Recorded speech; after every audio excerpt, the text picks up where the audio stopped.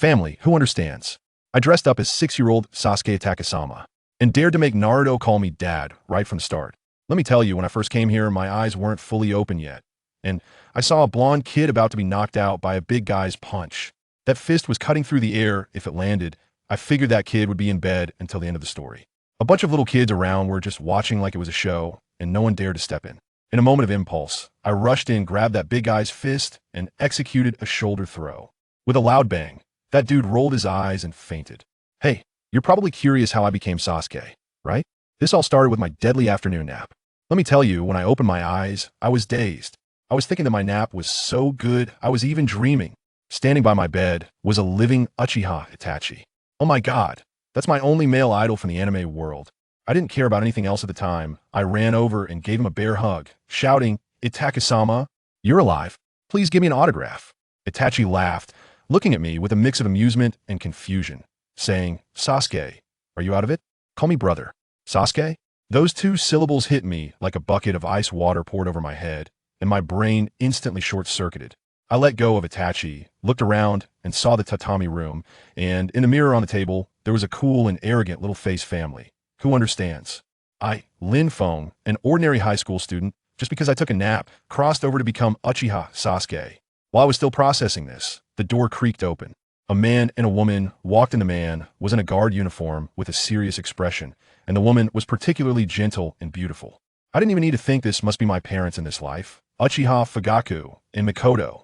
Looking at Mikoto's gentle smile, my nose tinged, and I almost couldn't hold back my tears. In my past life, I was an orphan, and I grew up hearing wild child without a father or mother. I dreamed of having a family. Now it's finally my turn for this boundless wealth.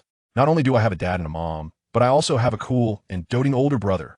I couldn't help it and trembled as I called out, "Dad." Mom, seeing my pitiful state, Mikoto thought I was still sick and pulled me in her arms, saying she'd make my favorite eggplant and fish rice balls for dinner. My dad, Fugaku, trying to act cool, said something like, "It's just a cold, no need to spoil him like that," but was quickly exposed by my mom with, "This morning, Sasuke had a high fever, and you were worried sick about him. If Itachi hadn't stopped you, you would have taken him to the hospital." My dad's face turned red, and he coughed awkwardly, stubbornly insisting I was just worried about him falling behind in his studies. Let me tell you, at that moment, my heart was so warm. This is what family is, something I could never have in my past life. From today on, I am Uchiha Sasuke. But this happiness didn't last 3 seconds before a thunderbolt struck my brain. I suddenly remembered that according to the plot, this warm home and these gentle parents would soon be wiped out by my beloved brother. This emotional roller coaster is something else. I bit my teeth quietly, lowered my head, and vowed in my heart, screw the plot. Since I'm here, I absolutely won't allow anyone to harm my family. Danzo, or the higher-ups of Konoha, whoever dares to touch my Uchiha clan will know why the flowers are so red. So, the urgent task is to gain power. That night, I pulled Itachi in the yard, pretending to chat but actually gathering information. After some subtle probing, I found out that I'm currently 6 years old and just started ninja school a few days ago, while Itachi is 11 and already in the Umbu. Calculating the time, it's only a little over 6 months until Shursui gets ambushed by Danzo and the Uchiha clan is exterminated. Time is tight. I must have the strength to match Danzo within 6 months, or at least the ability to stir things up. Protecting Shursui could turn everything around. With that thought, I turned my eyes and directly hugged Itachi's leg, starting to act cute. "Brother, teach me ninjutsu. What they teach at school is all theory, it's too slow. I want to be a genius ninja like you." At first, Itachi hesitated a bit, but after I showered him with compliments, saying things like, "You're my only idol, and I want to protect my family," made his brotherly vanity explode. He smiled and asked what I wanted to learn. Without hesitation, I shouted, "Shadow, clone technique." Are you kidding? That's Naruto's cheat. Sharing experiences through clones means practicing one day equals several days. For others, it's a divine skill for quick progression. I must get it. Itachi heard this and said it's a brank ninjutsu and a bit difficult. I patted my chest and promised to study seriously. Seeing my determination, he nodded in appreciation, crossed his hands to form seals, and shouted, "Shadow clone technique." With a bang, a clone identical to him appeared beside him. I was stunned. Wow. Seeing ninjutsu in person is 1,000 times more shocking than watching it on screen. So cool. Itachi explained the seals and chakra distribution to me, and I couldn't wait to try it myself. I formed the seals like he did and shouted, "Shadow clone technique." As a result, with a bang, a puff of white smoke appeared, And when the smoke cleared, there was a soft, limp figure on the ground that couldn't even stand up. Goodness, my shadow clone is basically malnourished. Itachi comforted me from his side, saying that it's great to produce one on the first try and that it's mainly because my chakra wasn't evenly distributed. What could I do? I practiced. I wouldn't believe it. Bang. Another paper doll-like clone. Damn it. Again. Bang. Still a soft shrimp. I refuse to believe I can't learn it. That night, our yard sounded like firecrackers, with bang-bang noises all night long. I don't even know how many times I failed, but in the end, I ran out of chakra and fainted. The next day, I woke up in bed, my whole body sore, but my spirit was very high. I quickly got ready, had a bite of the loving breakfast my mom made, and ran alone to ninja school. As soon as I hit the street, I heard a sweet voice calling me from behind. Sasuke, good morning. I turned around and saw a girl with pink hair. It was Sakura. Looking at this energetic and cute girl in front of me, and thinking about how she was hurt so badly by the second pillar in the anime, I made a decision in my heart. This world, Sasuke, will never hurt you again. I smiled at her. Sakura, good morning, let's walk together. Just that one sentence left Sakura stunned. Her little face flushed bright red, and she was so excited she couldn't even speak. I found her shy expression quite amusing. On the way, I got straight to the point. Sakura, I plan to graduate from ninja school in 3 months. Do you want to be in the same class with me? Sakura was dumbfounded, her mouth agape, with "Are you joking?" expression. She said, 3 months? How is that possible? Even Itakini took a year. I said to her with a special air of confidence, what is a genius? A genius is someone who works hard to the point of exhaustion. Kakashi-senpai graduated at 5. Graduating at 6 isn't asking for too much, right? Sakura, you're smart and cute. I believe in you. As long as you're willing to work hard, you can definitely do it. I want to be in the same class as you. The last sentence is the key point, so I patted her on the shoulder. Goodness, Sakura's face turned red all the way to her ears, her eyes sparkling as she nodded vigorously like a chick pecking at rice, clenching her little fists and swearing. Sasuke, I will work hard for you. Got it. Team 7 is officially formed. When we arrived at school, we found a large crowd gathered around the training ground. We squeezed in to take a look, and wow, isn't that my future good buddy, Naruto Uzumaki? He was confronting a big guy who was a head taller than him, apparently stepping in to help someone in trouble, but it looked like he was about to get beaten up. The senior named Taishan had a disdainful look on his face, mocking Naruto as a weakling. Naruto, with his fiery temper, couldn't take it and charged in with a roar. The result was predictable. As soon as their fists met, Naruto was sent flying, rolling on the ground for several meters. But what kind of person is our young master? The king of verbal battles with full perseverance. He got up, brushed off the dirt, and was still there making threats. Taishan, provoked and truly angry this time, threw a heavy punch straight at Naruto's chest. Just as Naruto was about to take that hard hit, I moved.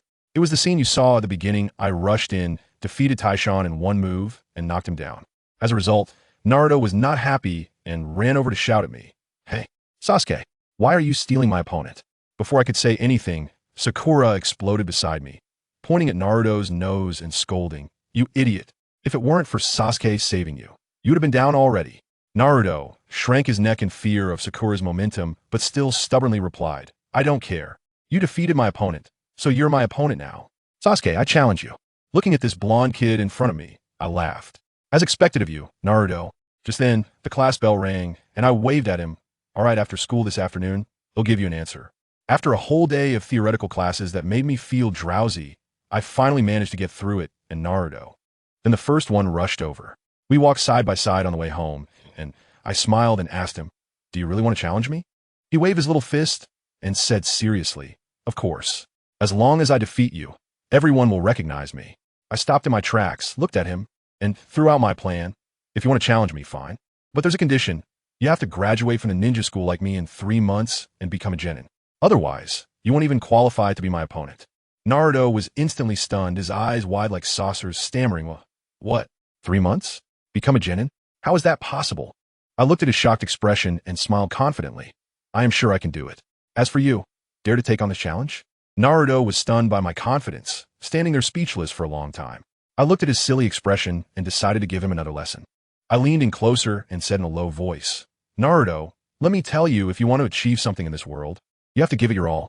If you get scared when faced with a hurdle, then you'll be a 5 for the rest of your life, understand? I paused for a moment, smirking as I added another jab. All right, Sakura is also planning to graduate in 3 months. She's taking on that challenge too. What? Naruto's eyes were about to pop out, and Sakura too. Yeah, I shrugged, so if you want people to respect you, you have to show your real skills. What good is just talking? If you can't even compare to Sakura, you might as well tuck your tail and live like a pathetic worm forever. Wow, my words hit the mark perfectly, and Naruto started trembling all over. His little face twisted in a scary expression. Let me tell you, even though this guy usually looks silly, his pride is incredibly strong. Sasuke, you bastard. He finally exploded, his fists cracking as he clenched them, his eyes burning with fire. I'm not afraid of any challenge. 3 months. I can graduate too. Yes, I thought to myself, giving a cheerful pat on his shoulder, and said with a smile, a man keeps his word. Don't try that with me. He shrugged off my hand. I'm going home to train. In 3 months, just watch how I'll outshine you. With that, he made a fierce remark and ran off, his back radiating a defiant spirit. Watching him run away, I smiled. Naruto, good luck. I can only help you this far. After dealing with Naruto, I turned to head home. Ever since the Nine Tails incident, our Uchiha clan had been moved from the center of the village to a corner, and it takes a long time to get home. When I saw the clan emblem of our fan all over the streets, I finally knew I was back in our territory. Just as I was strolling, a loud shout came from behind. Sasuke. I turned around and thought, wow, isn't this sure Sway? He was wearing a high-neck short-sleeve shirt, carrying a small tanto, and looking at me with a smile. I had been planning to find him in a few days, but I didn't expect him to come to me first. Unbelievable. Sure Sway. I quickly greeted him with a smile. He came up and patted me on the shoulder, asking warmly, Sasuke, how's it going at the ninja school? It's too basic. I replied honestly. I'm planning to graduate as soon as possible. Oh, you want to be like your brother? Sure Sway laughed. Itachi graduated in just a year. You better work twice as hard. I nodded and then got straight to the point. Sure Sway, can you teach me the body flicker technique? Sure Sway was taken aback for a moment and asked me back, why do you want to learn that? Do I even need to ask? I started counting on my fingers. The body flicker technique is a must-have for ninjas. It allows for both offense and defense. If you can win, you go in with a combo. If you can't, you just run away. It's simply a godly skill. Hee hee, you're pretty quick-witted. Sure Sway laughed at my reasoning and seemed to agree. Of course. So Sure Sway, teach me. I'm not afraid of how hard it is. I quickly expressed my determination. Sure Sway was very straightforward and agreed without much hesitation. All right, I'll first teach you the simplest body flicker technique. Once you master that, we can move on to more advanced techniques. Great. Let's not waste any time. Let's start now. I was incredibly excited. Let's go to the woods. There's plenty of space there. He led me to an open area by the river and took out a black belt from a scroll, handing it to me. As soon as I took it, whoa, I almost couldn't hold on. Why is it so heavy? This thing weighs at least 10 pounds. Put on first, Sure Sway said with a mysterious smile. Without saying a word, I tied it around my waist. He explained that this is a weighted training tool, currently weighing 5 kilograms, and it will be increased later. By breaking through physical limits this way, once I adapt, I can take off my belt and my speed will soar, making instant movement a natural outcome. Amazing.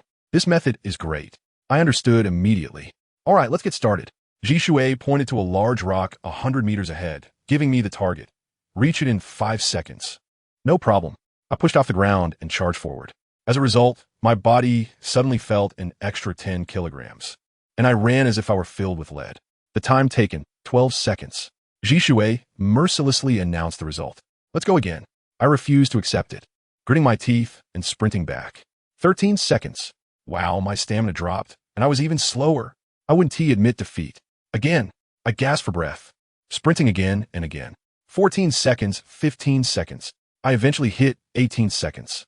The sky darkened, and after dozens of runs back and forth, I was completely exhausted, collapsing to the ground, sweating like it was raining, and panting like a broken bellows. Jishui walked over and smiled, saying, "That's enough for today. You did very well." I was so tired that my voice was hoarse. Today's performance was just too bad. When I practiced for the first time, I was even worse than you. He patted my shoulder to comfort me. I knew very well in my heart that he was encouraging me, but I still said, "Thank you, Itachi." Dragging my heavy steps home, after dinner and resting for a bit, I pulled my brother Itachi to practice shadow clone jutsu in the yard. Itachi was worried I would mess up and went over the key points with me again. Shadow, clone jutsu. I formed the hand signs and shouted. With a bang, a puff of white smoke appeared beside me, but the clone that came out was crooked and listless, like a wilted eggplant, and it dispersed in an instant. Again, I tried once more, but it was the same. After several consecutive failures, my mindset completely collapsed. Brother, I really am useless. I punched the trashy clone and shouted in frustration. Sasuke, take it step by step.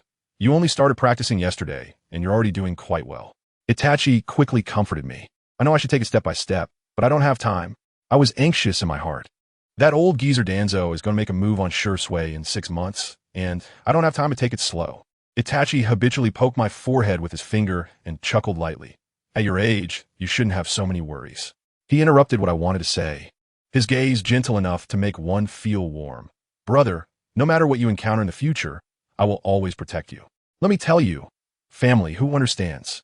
His words instantly reminded me of a scene I saw in my past life, when Obito said to me, in your brother's heart, your life is more important than the village. I felt a lump in my throat and couldn't help but hug him tightly. My voice choked. Brother, I will definitely work hard and won't let you bear all the pain alone. At that moment, I vowed that even if I died in this world, I would turn around my brother's tragedy. So let's continue to train. Although Itachi didn't understand the deeper meaning of my words, he still patted my head. With his comfort, the frustration in my heart instantly disappeared. I practiced Shadow Clone Jutsu tirelessly all night long. The next morning, just as dawn was breaking, I tied on that weighted training belt and sprinted to school, determined to train anytime and anywhere. As soon as I arrived at the training ground, I was shocked. That kid Naruto actually got there even earlier than I did. He was bent over, gasping for breath, drenched in sweat, and the target in front of him was filled with shurikens, clearly having practiced for a long time. This kid, after I PUA'd him, is training even harder than I am. I was just thinking when I saw him starting to make hand signs. Shadow Clone Jutsu. As a result, with a bang, the clone that came out dispersed in an instant. Damn it, I must learn this, he shouted angrily. I walked over with a smile. Naruto, you're quite early. He saw me and snorted coldly. I'm not a genius, but I understand that a slow bird should fly early. Even geniuses have to work hard. I changed the subject, but I just saw you practicing the shadow clone technique, and it seemed like you encountered some difficulties. Naruto's face turned red, and he stubbornly said, I just made the hand signs a bit too fast. I will definitely learn it. Haha, don't misunderstand, I laughed. What I meant to say is that E-rank ninjutsu is not suitable for you at all. You should learn something cooler, the multi-shadow clone technique. Multi-shadow clone? What rank is that? He looked confused. It's A-rank ninjutsu. I dropped the bombshell, and this technique consumes a huge amount of chakra. It's practically tailor-made for a chakra monster like you who has an endless supply. A-rank? That's amazing. Naruto was so excited, but then his face fell. But I can't do it. I'll teach you. I was just waiting for him to say that. Just form a Jin hand sign, and then evenly distribute your chakra. It's much simpler than your pathetic clone technique. Just one hand sign. I'll try it right now. He was so excited that he was about to form the hand signs on the spot. I quickly stopped him. Big brother, this is a forbidden technique. Do you want to get caught using it at school? Go practice at home. Oh, okay. I'll listen to you. He didn't ask much, and just believed me, and scratched his head a bit awkwardly. Sasuke, even though you were the opponent I want to defeat, thank you for teaching me ninjutsu. It's nothing. We might be companions in the future, and isn't it natural for companions to help each other? I casually replied. The word companions seemed to touch his heart, and he froze for a moment. I didn't say much more, just waved at him and went to the side to practice by myself. Looking at his back, which was filled with strength as he began to train hard again, I thought to myself, this investment is definitely a great deal. After school, I greeted Naruto and Sakura, then quickly rushed to the small forest where I had made an appointment with Shursui. He had already arrived. As soon as we met, I took a breath and said, Shursui, let's get started. It was another 2 hours of hellish training, and once again I experienced what it meant to be utterly exhausted. In the end, I crashed to the ground with a thud, having no strength left even to lift a finger. Shursui smiled and said I had made great progress. At this rate, I would definitely master the body flicker technique in 3 months. I was out of breath, feeling that the moment had come. I stared at him and suddenly asked in a low voice, Shursui, are we Uchiha planning a coup recently? Shursui's expression changed instantly, and he asked in shock, Sasuke, who did you hear that from? I overheard my dad and my brother talking at the door. I lied without changing my expression. He sighed and warned me not to say such things casually, as it would have a negative impact. I just blurted it out. I don't think there's anything wrong with a coup. The second Hokage, Tobirama Senju, holds a grudge against the Uchiha clan and established a police force, which, to put it bluntly, is just to monitor us. Now, the village has driven us to this corner. Isn't this just adding insult to injury? Jishui remained silent for half a day before saying that the coup would lead to war, causing blood to flow like rivers in the village. Do you have a way to stop it? I directly retorted. I already knew he would say that. He hesitated for a moment and said he had a plan and was preparing to discuss it with the higher-ups. A plan? Don't tell me it's something divine, right? I sneered in my heart and directly interrupted him. Plans can't keep up with changes. Jishuei, brother, I actually have a good idea. Oh, what is it? As long as someone from the Uchiha clan can become the 5th Hokage, won't all problems be solved? I bluntly threw out my plan. The team was stunned on the spot. I continued to analyze. Don't our people want respect and power? If one of our own becomes Hokage, don't we have all of that? What's the point of staging a coup? Becoming Hokage is not that easy. He poured cold water on me. I know it's difficult, but I believe in you and my brother. For the family, for peace, you can definitely do it. I stood up and looked at him with determination. Shuei was moved by my words. He admitted that my idea was good and that he would discuss it with Itachi and bring it up at the clan meeting. That's great. I was overjoyed and quickly decided to invest more. My idea was definitely feasible. So, Shuei, please don't report the coup to the Konoha higher-ups in advance. I directly left him speechless with my words, and he looked at me in disbelief. You even guessed my thoughts? I silently complained. Who would have guessed? I've read the script, but I continued to say, then just agree to my request for now. After serious consideration, he finally nodded and said, okay, as long as your idea can pass the clan meeting and stabilize the situation, I won't report it. That's great. I was so excited that I almost jumped up. Stabilizing the water surface is equivalent to cutting off the most important intelligence line of Danzo, and I successfully bought precious time. After bidding farewell to the still water, I dragged my exhausted body back home. Itachi had gone on a mission, and I was in the yard, continuing to struggle with the shadow clone technique. I lost count of how many times I failed, but just when I was about to lose hope, I formed the seals again, and with a bang, a shadow clone that looked exactly like me, full of energy, appeared before me. Finally, I learned it. I excitedly licked my lips with the shadow clone technique. My training speed could double. The next day, I got up early as usual to go to school, and I ran into Naruto and Sakura at the intersection.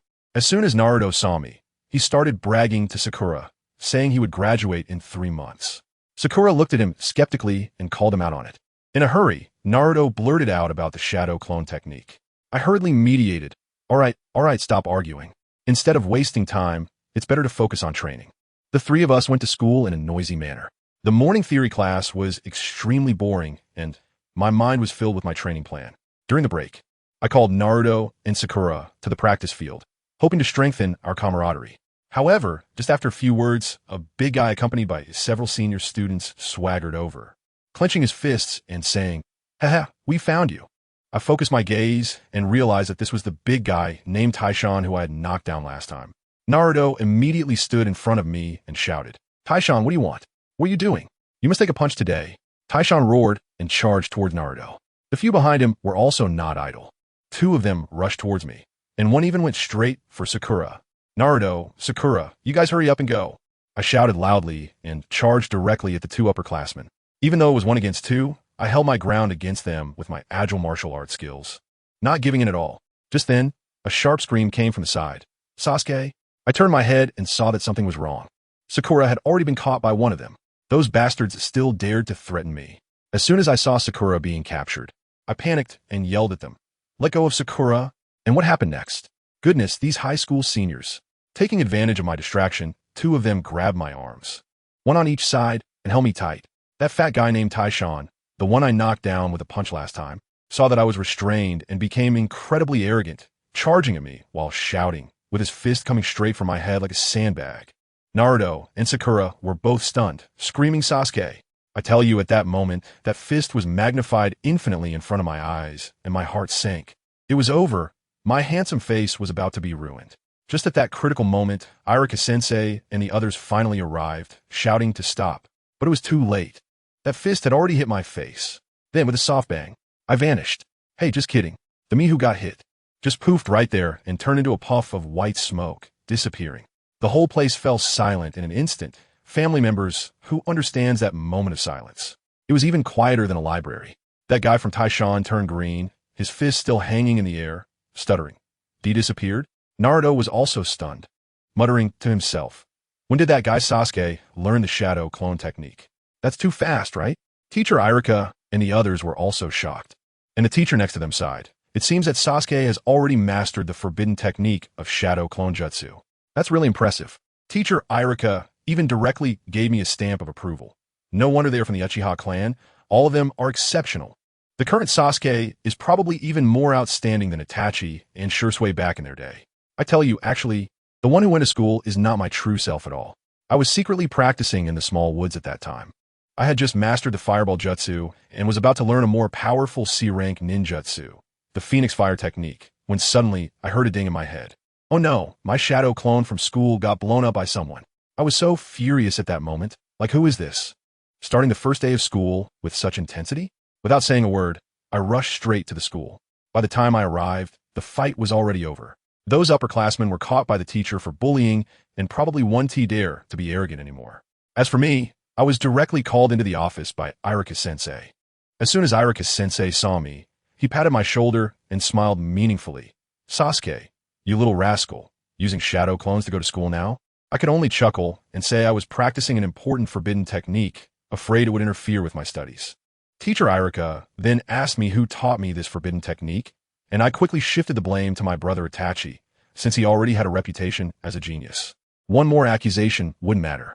The teacher then started to earnestly advise me, saying things like I was still young, didn't have much chakra, and shouldn't misuse forbidden techniques, emphasizing the importance of building a solid foundation and not blindly pursuing ninjutsu. As I listened, I suddenly had a thought and interrupted him. Teacher, I have something I want to ask you. Go ahead. I took a step forward and tentatively asked, I think I might not be able to stay at the Ninja Academy for a few more years. I want to graduate from the Ninja Academy early. Irika-sensei was stunned at that moment. His expression was like he had just heard me say I wanted to run for Hokage. He was dumbfounded for a long time and then asked me back, is someone bullying you? No, I shook my head quickly. It's me who wants to leave the ninja school early and become a real ninja. Teacher Irika looked at me with a serious expression, pondered for a long time, and then said, in theory, it's possible, but you have to meet the graduation standards and you need the approval of the third Hokage. As soon as I heard there was a chance, I immediately raised the stakes. Since it's allowed, I want to apply for early graduation in 3 months. As soon as I said this, Teacher Irika thought there was something wrong with his ears, looking at me with a mix of laughter and tears. Sasuke, are you joking with me? Graduating in 3 months? That hasn't happened since the ninja school was established. I'm not joking, teacher. I stood up straight, my face full of determination.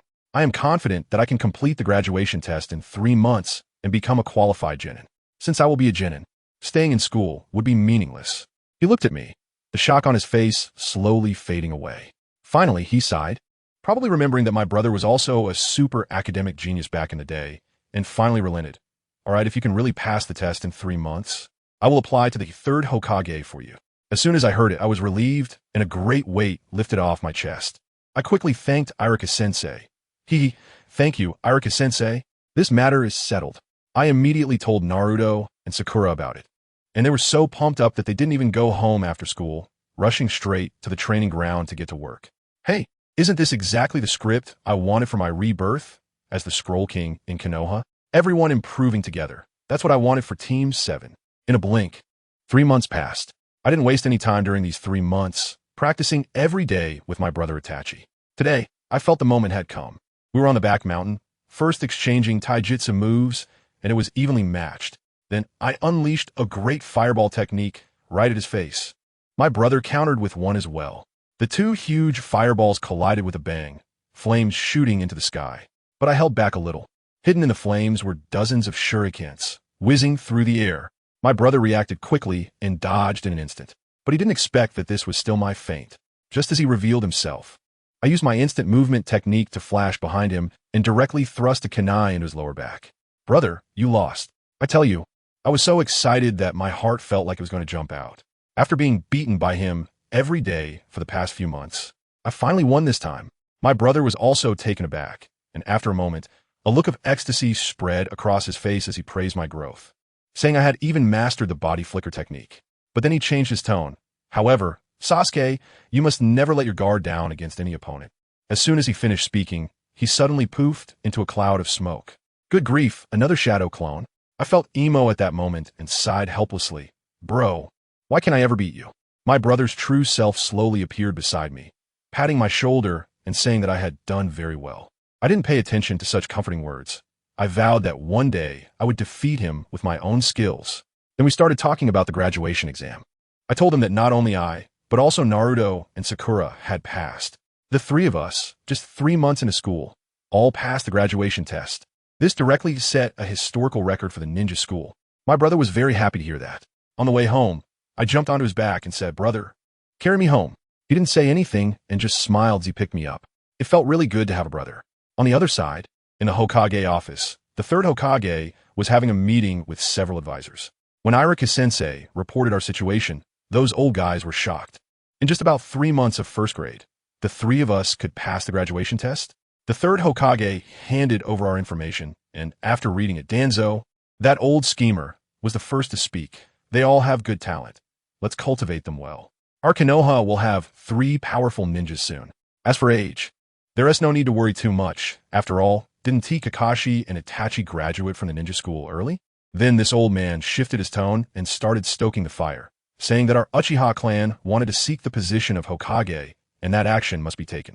The third Hokage wanted to resolve things peacefully, but Danzo slammed the table, saying that the position of Hokage couldn't be given to the Uchiha family.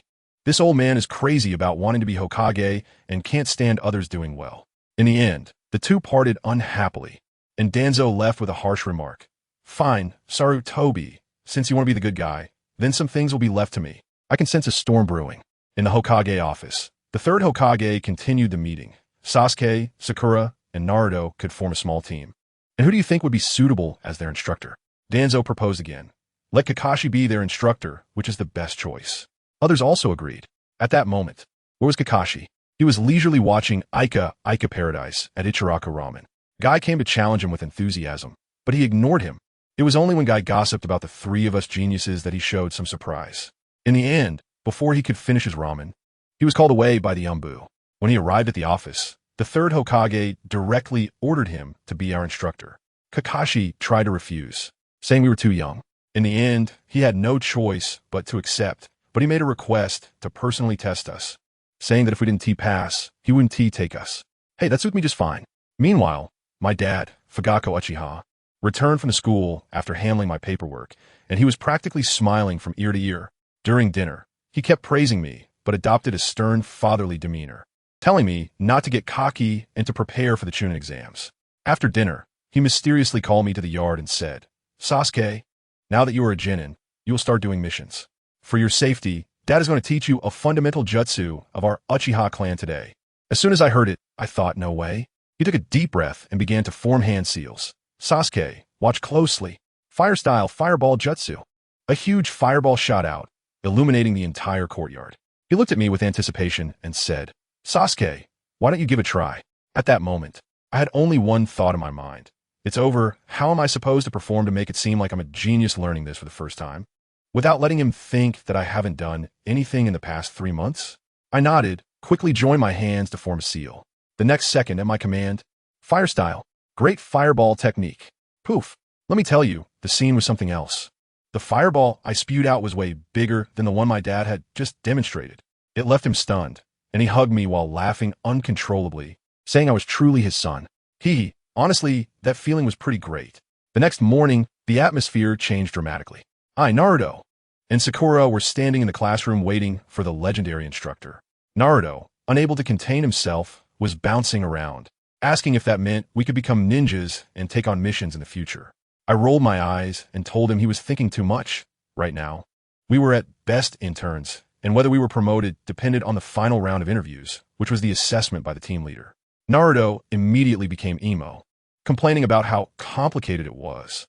Sakura, standing beside him, had that knowing look on her face, asking how the teacher would assess us. I thought to myself, I know this script well, and told them it was probably going to be the bell-stealing test, which would test our teamwork. When Naruto, the clueless one, heard this, he got all fired up, shouting that it was easy. He could use his shadow clone jutsu and send hundreds of Narutos to grab the bells. Sakura shot him down instantly, saying, "Do you think becoming a Jonin is as easy as picking cabbage? Family, who understands?" At that moment, I really thought Sakura was quite sharp. Just as those two were about to start arguing again, I quickly interrupted, saying, "Enough nonsense, follow my lead. I have a plan. No matter what he tests us on, we will definitely pass." I spent a few minutes laying out the tactics, and Sakura's eyes lit up with stars, nearly hanging on to me, saying I was so smart. Naruto, the jealous one, grumbled that why did he have to do the hardest work. I patted him on the shoulder and said, "Bro, you are the most crucial part of our plan. The success or failure depends on you." That kid immediately got pumped up, thumping his chest and saying he would go through fire and water for the team. "You see, I've got him under control." Just then, the door opened and a lazy voice drifted in. "Oh, you guys are here pretty early." I looked up and wow, silver hair, a black cloth covering his face. Finally, the moment of glory has come for me. Kakashi, the real deal. I was so excited I almost jumped up. Naruto and Sakura looked at me like I was crazy, saying, "Isn't he just a teacher? Why are you so hyped?" They don't understand. This is the complete assembly of Team 7. Kakashi was unfazed, chuckling as he asked us to introduce ourselves. Naruto was the first to jump in. The standard three-piece set. Loves ramen, hates instant noodles, wants to be Hokage. As for Sakura, she kept sneaking glances at me, stammering about her favorite person and future dreams. And when finally asked what she disliked, she straightforwardly said, "I dislike Naruto the most." Naruto was frozen on the spot. When it was my turn, I cleared my throat and directly stated my ultimate goal in this life. I am Uchiha Sasuke, and I will use my strength to protect every family member and companion. Kakashi seemed momentarily taken aback, probably reminded of Obito. Finally, he introduced himself, saying a bunch of things that amounted to nothing and just told us one name. Then his expression turned serious. "All right, tomorrow we have a brutal test at the training ground. If you can't pass, you'll go back to school and retake the course. Gather at 5 in the morning, and remember, do not eat breakfast." With that, he slipped away. I couldn't help but laugh inside. This classic PUA routine. Whoever falls for it is a fool. The next day, before dawn, the three of us were like fools waiting at the training ground. And what happened? We waited until the sun was high, nearly noon, before that guy finally sauntered in.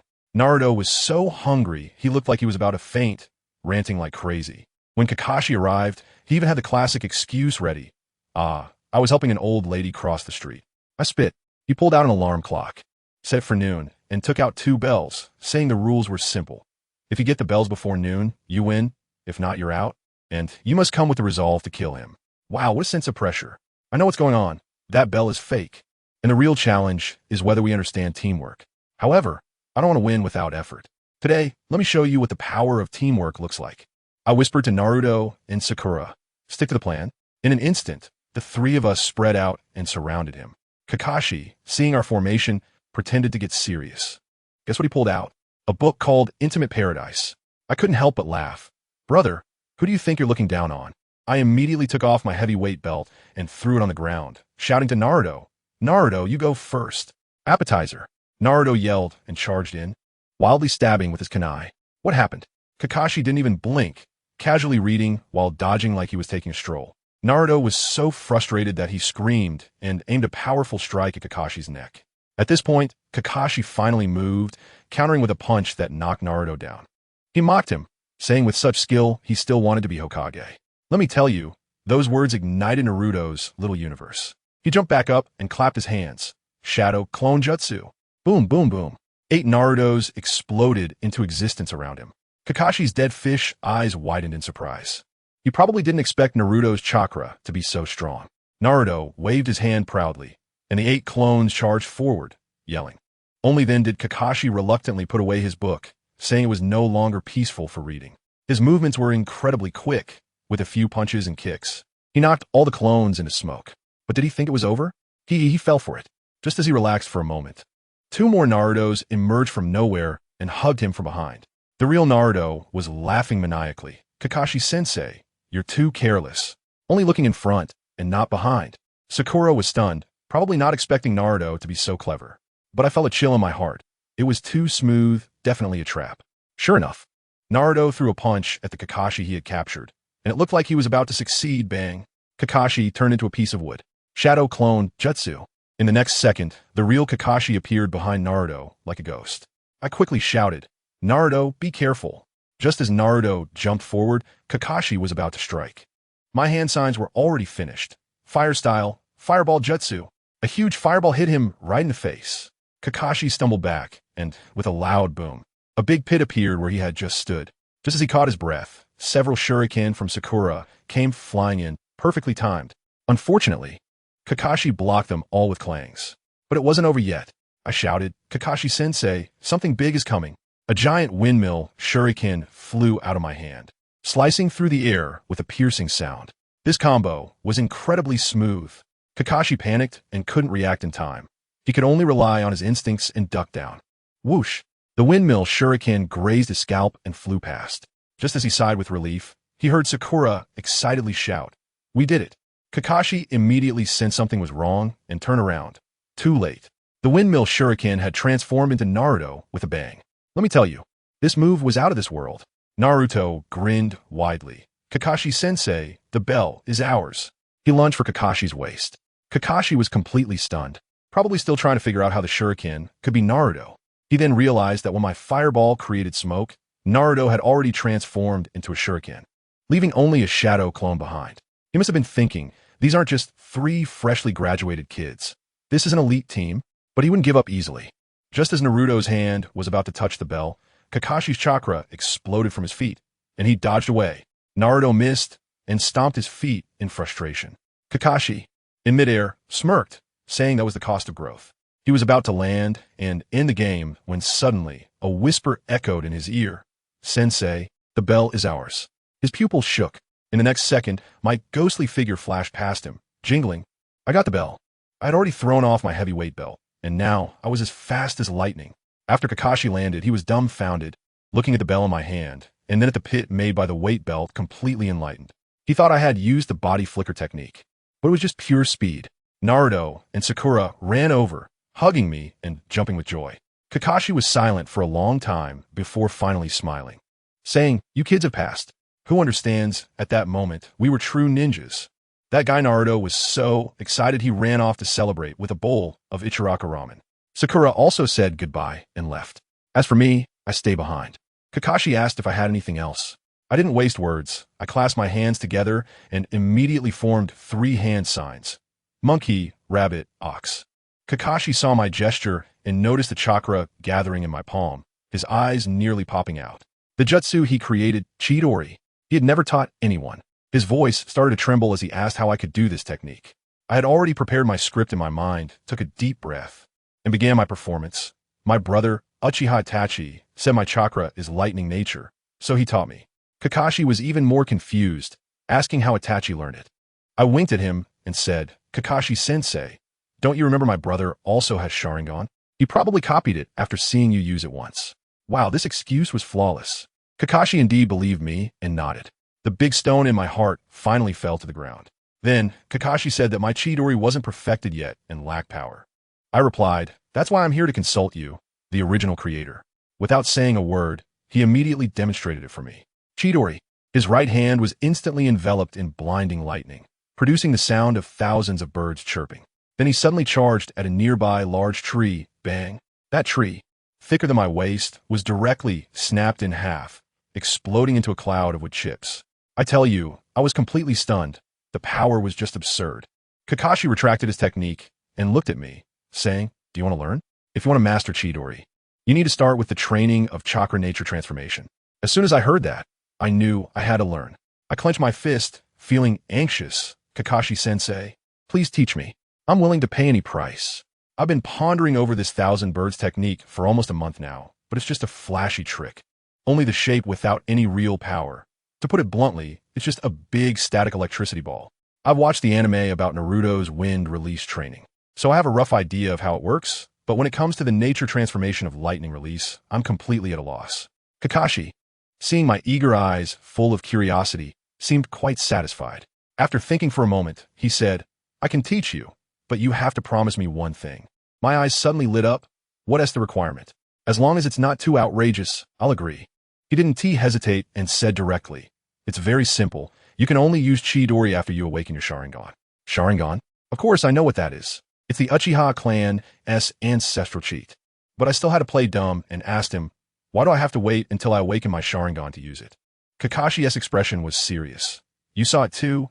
Chidori is powerful, but the sprinting speed is too fast, so fast that you can't even see your opponent counterattack.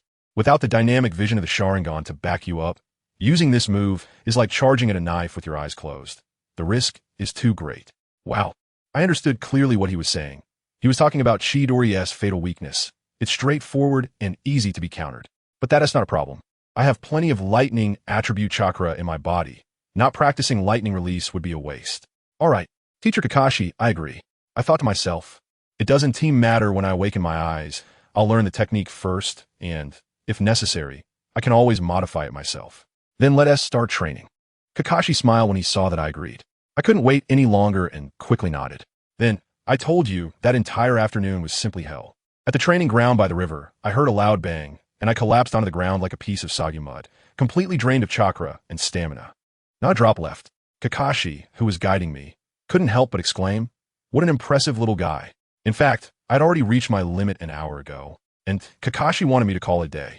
But I gritted my teeth and pushed through for another hour. Who understands that feeling of pushing oneself to the extreme? I even admire myself.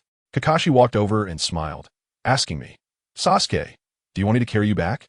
I shook my head and forced myself to say no. "No need, I'm not that weak yet."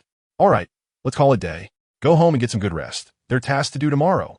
After he finished his reminders, he disappeared in an instant, probably to report to the third Hokage. As soon as he left, I immediately took out a specially made food pill from my pocket. This thing is simply a divine artifact. It not only fills your stomach, but also quickly restores chakra and health. Although it can be hard to digest if you eat too much, I couldn't worry about that right now. I swallowed it in one go and could clearly feel my strength gradually recovering. Sigh, having a mom is really great. Just as I started to feel a bit more alive and was about to stand up to head home, suddenly, with a loud caw, a crow landed on my shoulder. I felt a jolt in my heart. Oh no, I forgot. This crow is Shirsue's messenger, and we had agreed to meet in the afternoon at our usual spot. I quickly got up, not caring about how much my stamina had recovered, and dashed toward the Uchiha territory. When I hurriedly arrived at the usual place, I saw Shirsue boredly practicing shuriken throwing. I quickly apologized. "Shirsue, I'm late, I'm sorry." He was quite indifferent, putting away his shuriken and smiling. "Haha, it's fine. You look exhausted like a dog.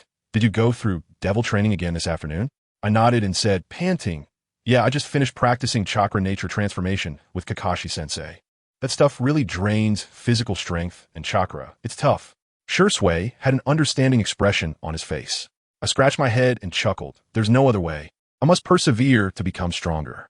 Jishue looked at my condition and said, "With how you are right now, it's not suitable to add weight to your belt. How about starting again tomorrow?" I directly shook my head in refusal. Tomorrow and tomorrow. How many tomorrows are there? Seize every moment to train. That's what makes a qualified ninja. Saying this, I took off the heavy belt around my waist. Shirsue looked at me, his eyes full of approval. "Sasuke, among the Uchiha clan, you are the most hardworking ninja I've ever seen. Hey, so-called geniuses are all forged through hard work, right? Look at my brother. His talent is better than mine, and he trains even more crazily than I do." I handed him the belt and said seriously, "Shirsue, you just asked me, but honestly, Sasuke, at such a young age, how do you have such a thirst for power?" I really wanted to roll my eyes at that moment and thought, "Isn't it all to protect you, you silly?" Well, of course, I couldn't say that out loud. After a moment of silence, I lowered my voice and said, "The relationship between the family and the village is too delicate right now. I want to become stronger as soon as possible to protect my family in case of any future conflicts." As soon as Jishue heard this, he immediately wanted to refute. "No way. The family won't have conflicts with the village. I will promptly." I interrupted him directly. "Jishue, face reality. Unless someone from the Uchiha clan can become Hokage, it's only a matter of time before our clan plots a coup. The higher-ups in Konoha must be aware of our thoughts, but their lack of response shows what? It shows that they fundamentally disagree. I suspect they have already made up their minds to eliminate us." I looked at him and said word by word, "These two forces will inevitably clash in the future. I don't want it either, but who can guarantee such things?" Jishue nodded after hearing this. After all, he had been part of the dark side and knew about the dirty dealings of the higher-ups. I seized the opportunity and threw out a crucial question. "Stop the water. Let me ask you, if the family and the village really come to blows, which side will you stand on?" He was instantly stunned and didn't know how to respond. I stared at him intently, emphasizing my tone. "Shirsue, you are a member of the Uchiha clan. You carry Uchiha blood. Your Sharingan was given to you by the family. When the people in the village come to slaughter our clan members, can you really stay indifferent?" "No way." He was flustered by my question and immediately shook his head. "I will protect the Uchiha clan members. I won't forget my identity." "Then remember what you said today." I felt a surge of joy in my heart. My verbal strategy was about to succeed. I continued to intensify my words. "I'm only 6 years old. but I already have the determination to protect our family. As long as I have breath in me, I won't let anyone harm our clan members. SHASUKE, I've always regarded you as an older brother, and I hope that in the future, we can fight for the Uchiha together. I don't even know where all this passionate talk is coming from, but it worked wonders. SHASUKE was left stunned by my persuasion, and without hesitation, he nodded. Sasuke, don't worry, I will protect the Uchiha clan with you. Done. I secretly celebrated in my heart. I've successfully brought a future big shot who would be targeted by Danzo into my camp. This move is simply a win. I smiled slightly and said, well, let's start our training. The next morning, our 7th squad gathered early. After all, it was our first official mission, and Naruto was so excited he could hardly contain himself. Even Kakashi, who is usually late, arrived on time today. All right, everyone, we have 2 missions today, Kakashi said, taking out a scroll and looking at the first one. Naruto impatiently asked, Kakashi-sensei, what is the mission? It better be something we can fight. Kakashi cleared his throat and smiled lightly. The mission is to clear the weeds from the Kawada family's flower bed. Huh. Naruto deflated immediately. Clearing weeds? Are you kidding me? Is this really a mission? Sakura also quietly said, this mission is so simple. I sneered to myself. It really is this kind of beginner village task I'd guessed early on. Kakashi started giving a pep talk. Don't complain. Any task can accumulate experience. For example, this weeding task, you need to observe carefully, don't pull out someone else's flowers. The 3 of us could only nod helplessly, understood. Then, we really spent the entire morning pulling weeds. 2 months later, this is Sasuke, arriving at point A. I whispered into the earpiece while hiding behind the wall. This is Sakura, arriving at point B. This is Naruto, arriving at point C. On the rooftop, Kakashi commanded, good. The target has stopped moving. Move out. Ah, watch me. Naruto was the first to rush out, grabbing the shadow tightly. Woof woof, I got it. Naruto shouted, holding a small black dog that was struggling desperately. Kakashi confirmed over the earpiece. Is it the lost little black tooth? I took a glance. There was a black circle on its neck, no doubt about it. Great, the mission to capture the lost pet, Black Tooth, has been successfully completed. Kakashi jumped down and said. Naruto finally exploded. Kakashi-sensei, aren't there any high-level missions? For the past 2 months, it's been nothing but weeding, babysitting, or searching for cats and dogs. Naruto was already going crazy. I couldn't help but agree. Yeah, continuing to do these tasks doesn't improve our skills at all. Kakashi sighed. I knew you guys would be unable to hold back. Let's go. I'll take you to see the Hokage. When we arrived at the Hokage building, the 3rd Hokage, holding a pipe, said slowly, your next mission is to procure sweet potatoes. No, Naruto exploded on the spot. We want to take on a more challenging mission. The 3rd Hokage started his usual spiel again. You are newcomers and need to accumulate experience from simple tasks. Naruto retorted directly. But we've already been doing boring tasks for 2 months. If it gotten stronger. I quickly voiced my support. With Kakashi-sensei here, even if we take on a C-rank mission, we can complete it. The 3rd Hokage fell silent for a moment, perhaps thinking I made a valid point, and finally relented. All right, I'll assign you a C-rank mission to protect someone. Really? Who are we protecting? Naruto instantly perked up. Soon, a man entered the room. The 3rd introduced him. This is Master Chienwei, a famous grilled fish master from the land of waterfalls. Grilled fish master? All 3 of us were stunned. The man politely explained that he came to Konoha to teach grilled fish techniques and needed an escort back to his country tomorrow. Upon hearing this, Naruto pounded his chest and vowed, no problem. I'll risk my life to safely escort the uncle back home. After accepting the mission, Kakashi told us to go home and prepare. My mom helped me pack, and I took the opportunity to find SHASUKE. After all, I would be away for several days and needed to say goodbye. In the evening at the training ground, I told him about the mission. He frowned. You're going to the land of waterfalls? He said that place has many waterfalls and also hides the Takigakure village, which has some powerful ninjas. I was quite excited to hear that. So mysterious, I could definitely need to experience it. Jisue asked me to go back early to prepare. No need for cultivation. How could I let go of this opportunity? With a grin, I said, it's fine if you don't want to practice, but before we leave, let's spar one more time. He reluctantly agreed. We both took our stances and instantly charged at each other. A series of clashing shurikens rang out, sparks flying everywhere. Let me tell you, Jisue's speed is terrifying. My arms went numb from the impact, and I had to grit my teeth and tough it out. I know that to win against him, I can't hold back. I jumped back and quickly formed hand seals. Phoenix fire technique. A series of fireballs flew towards him. An attack of this level can't hurt me. SHASUKE smiled confidently. And with A, he disappeared from the spot and appeared in midair, easily dodging. Sure, Sway, don't forget, I can use the technique too. I shouted loudly and next him, throwing a punch. As a result, with a bang, I ended up hitting a wooden dummy. Substitution technique. Sasuke, didn't I teach you this? You can't be careless in battle. Shirsue's real body appeared on the ground, smiling as he said. I smiled at him in the air. Shizuku, I've always remembered. As soon as I finished speaking, my body in the air suddenly turned into white mist with a bang. Shadow clone.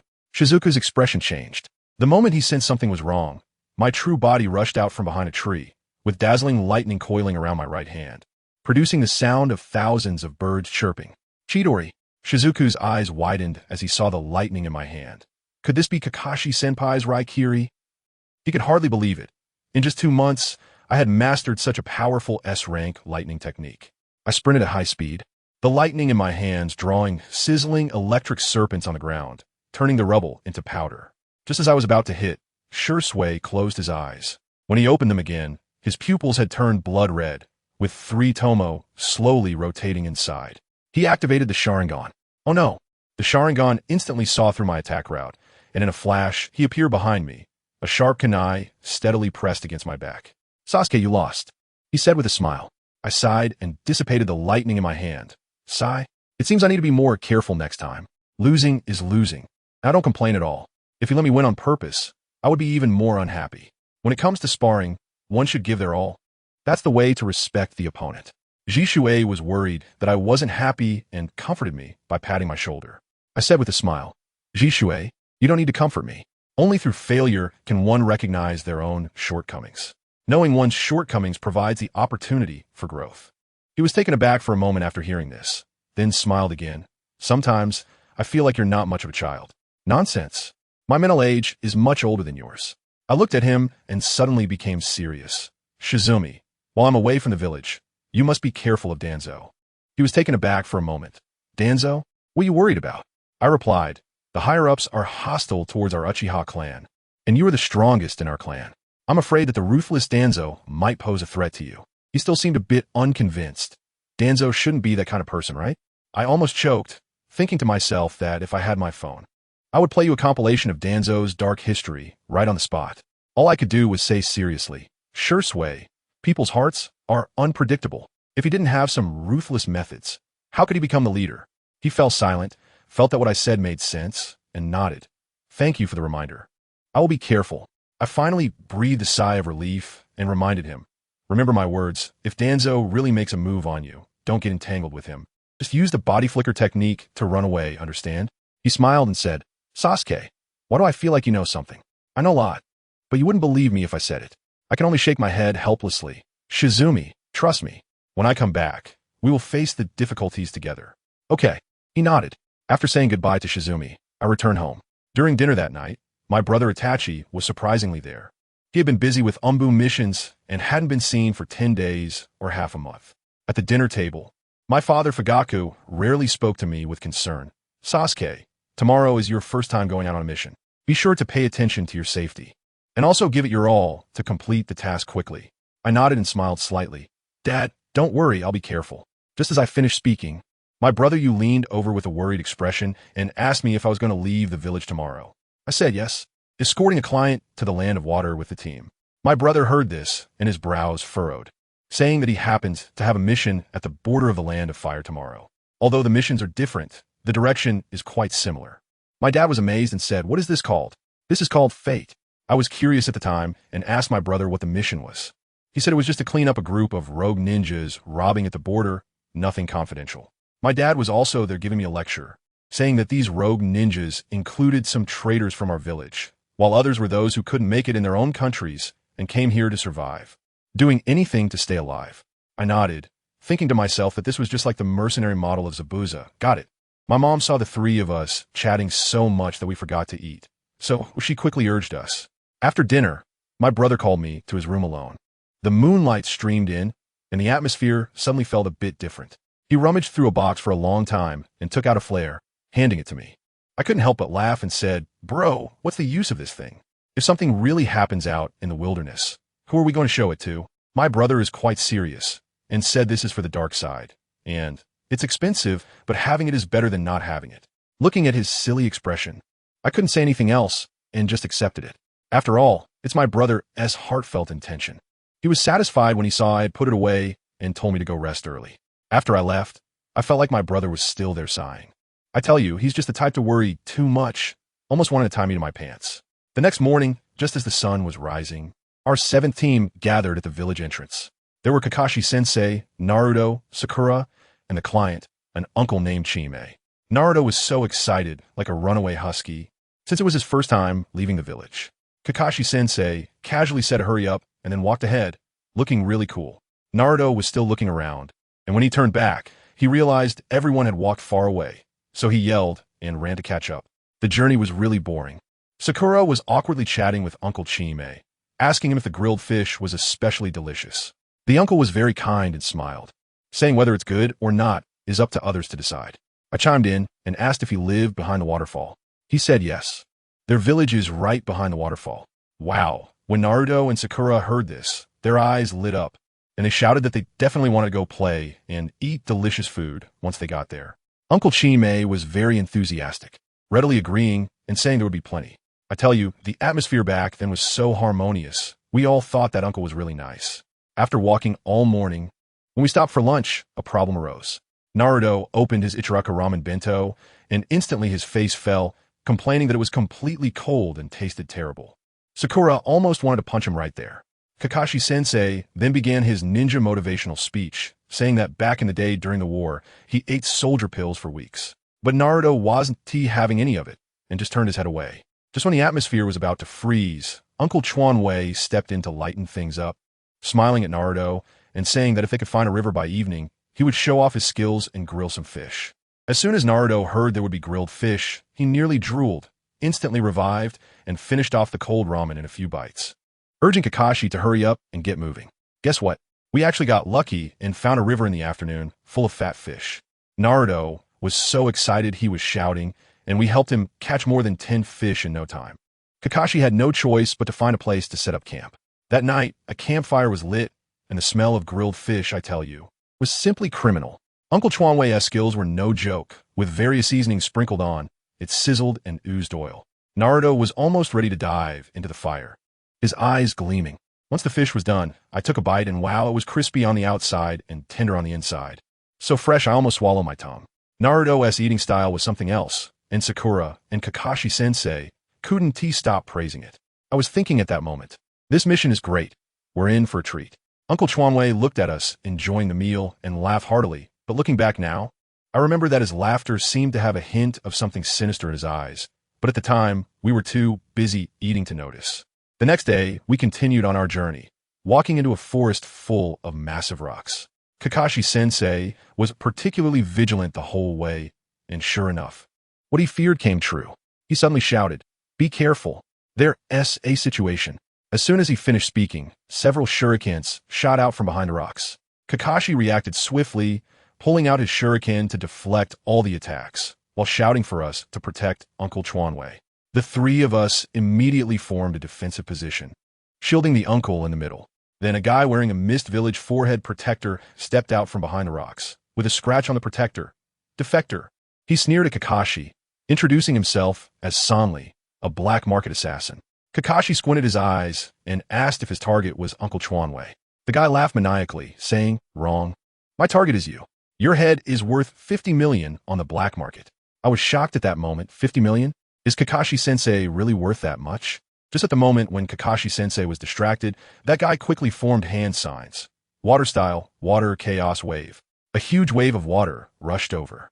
Kakashi-sensei remained calm under pressure and immediately countered with earth style, earth flow wall.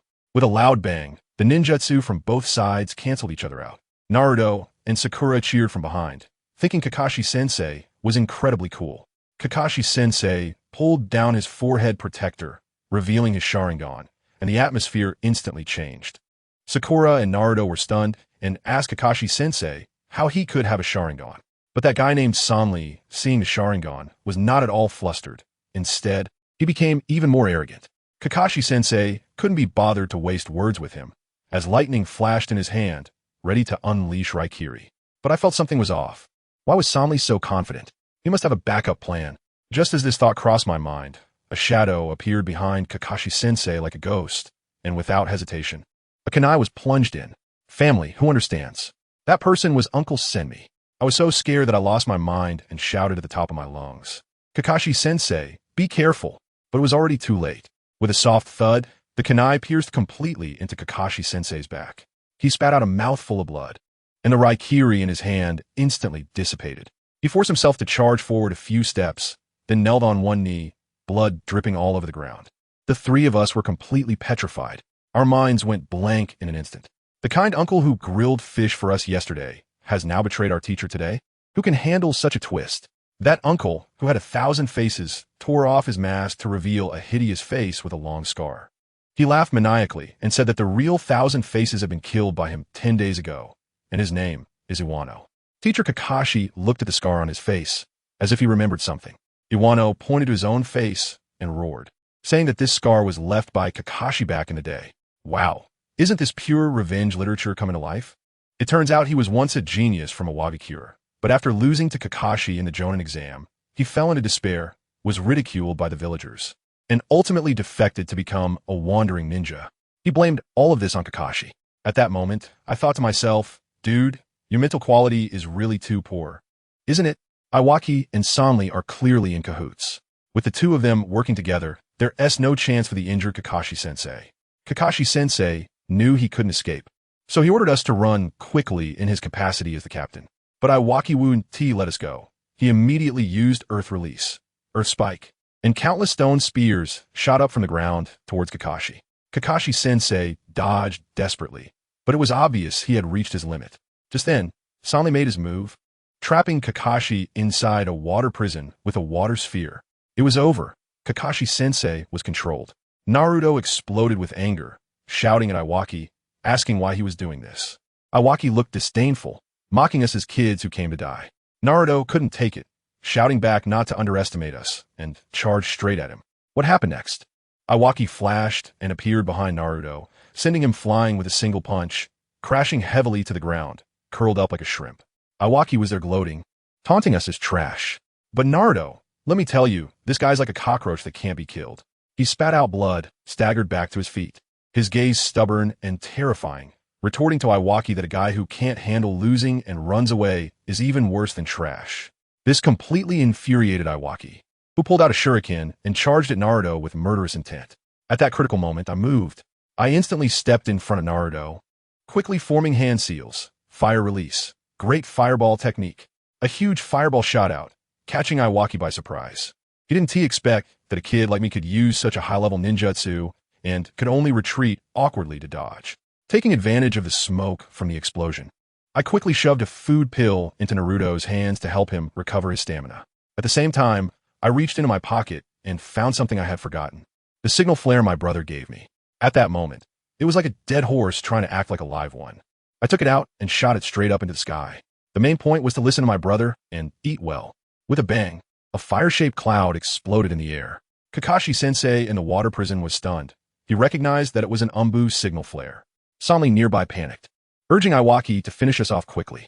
Iwaki grinned wickedly, preparing to deal the final blow.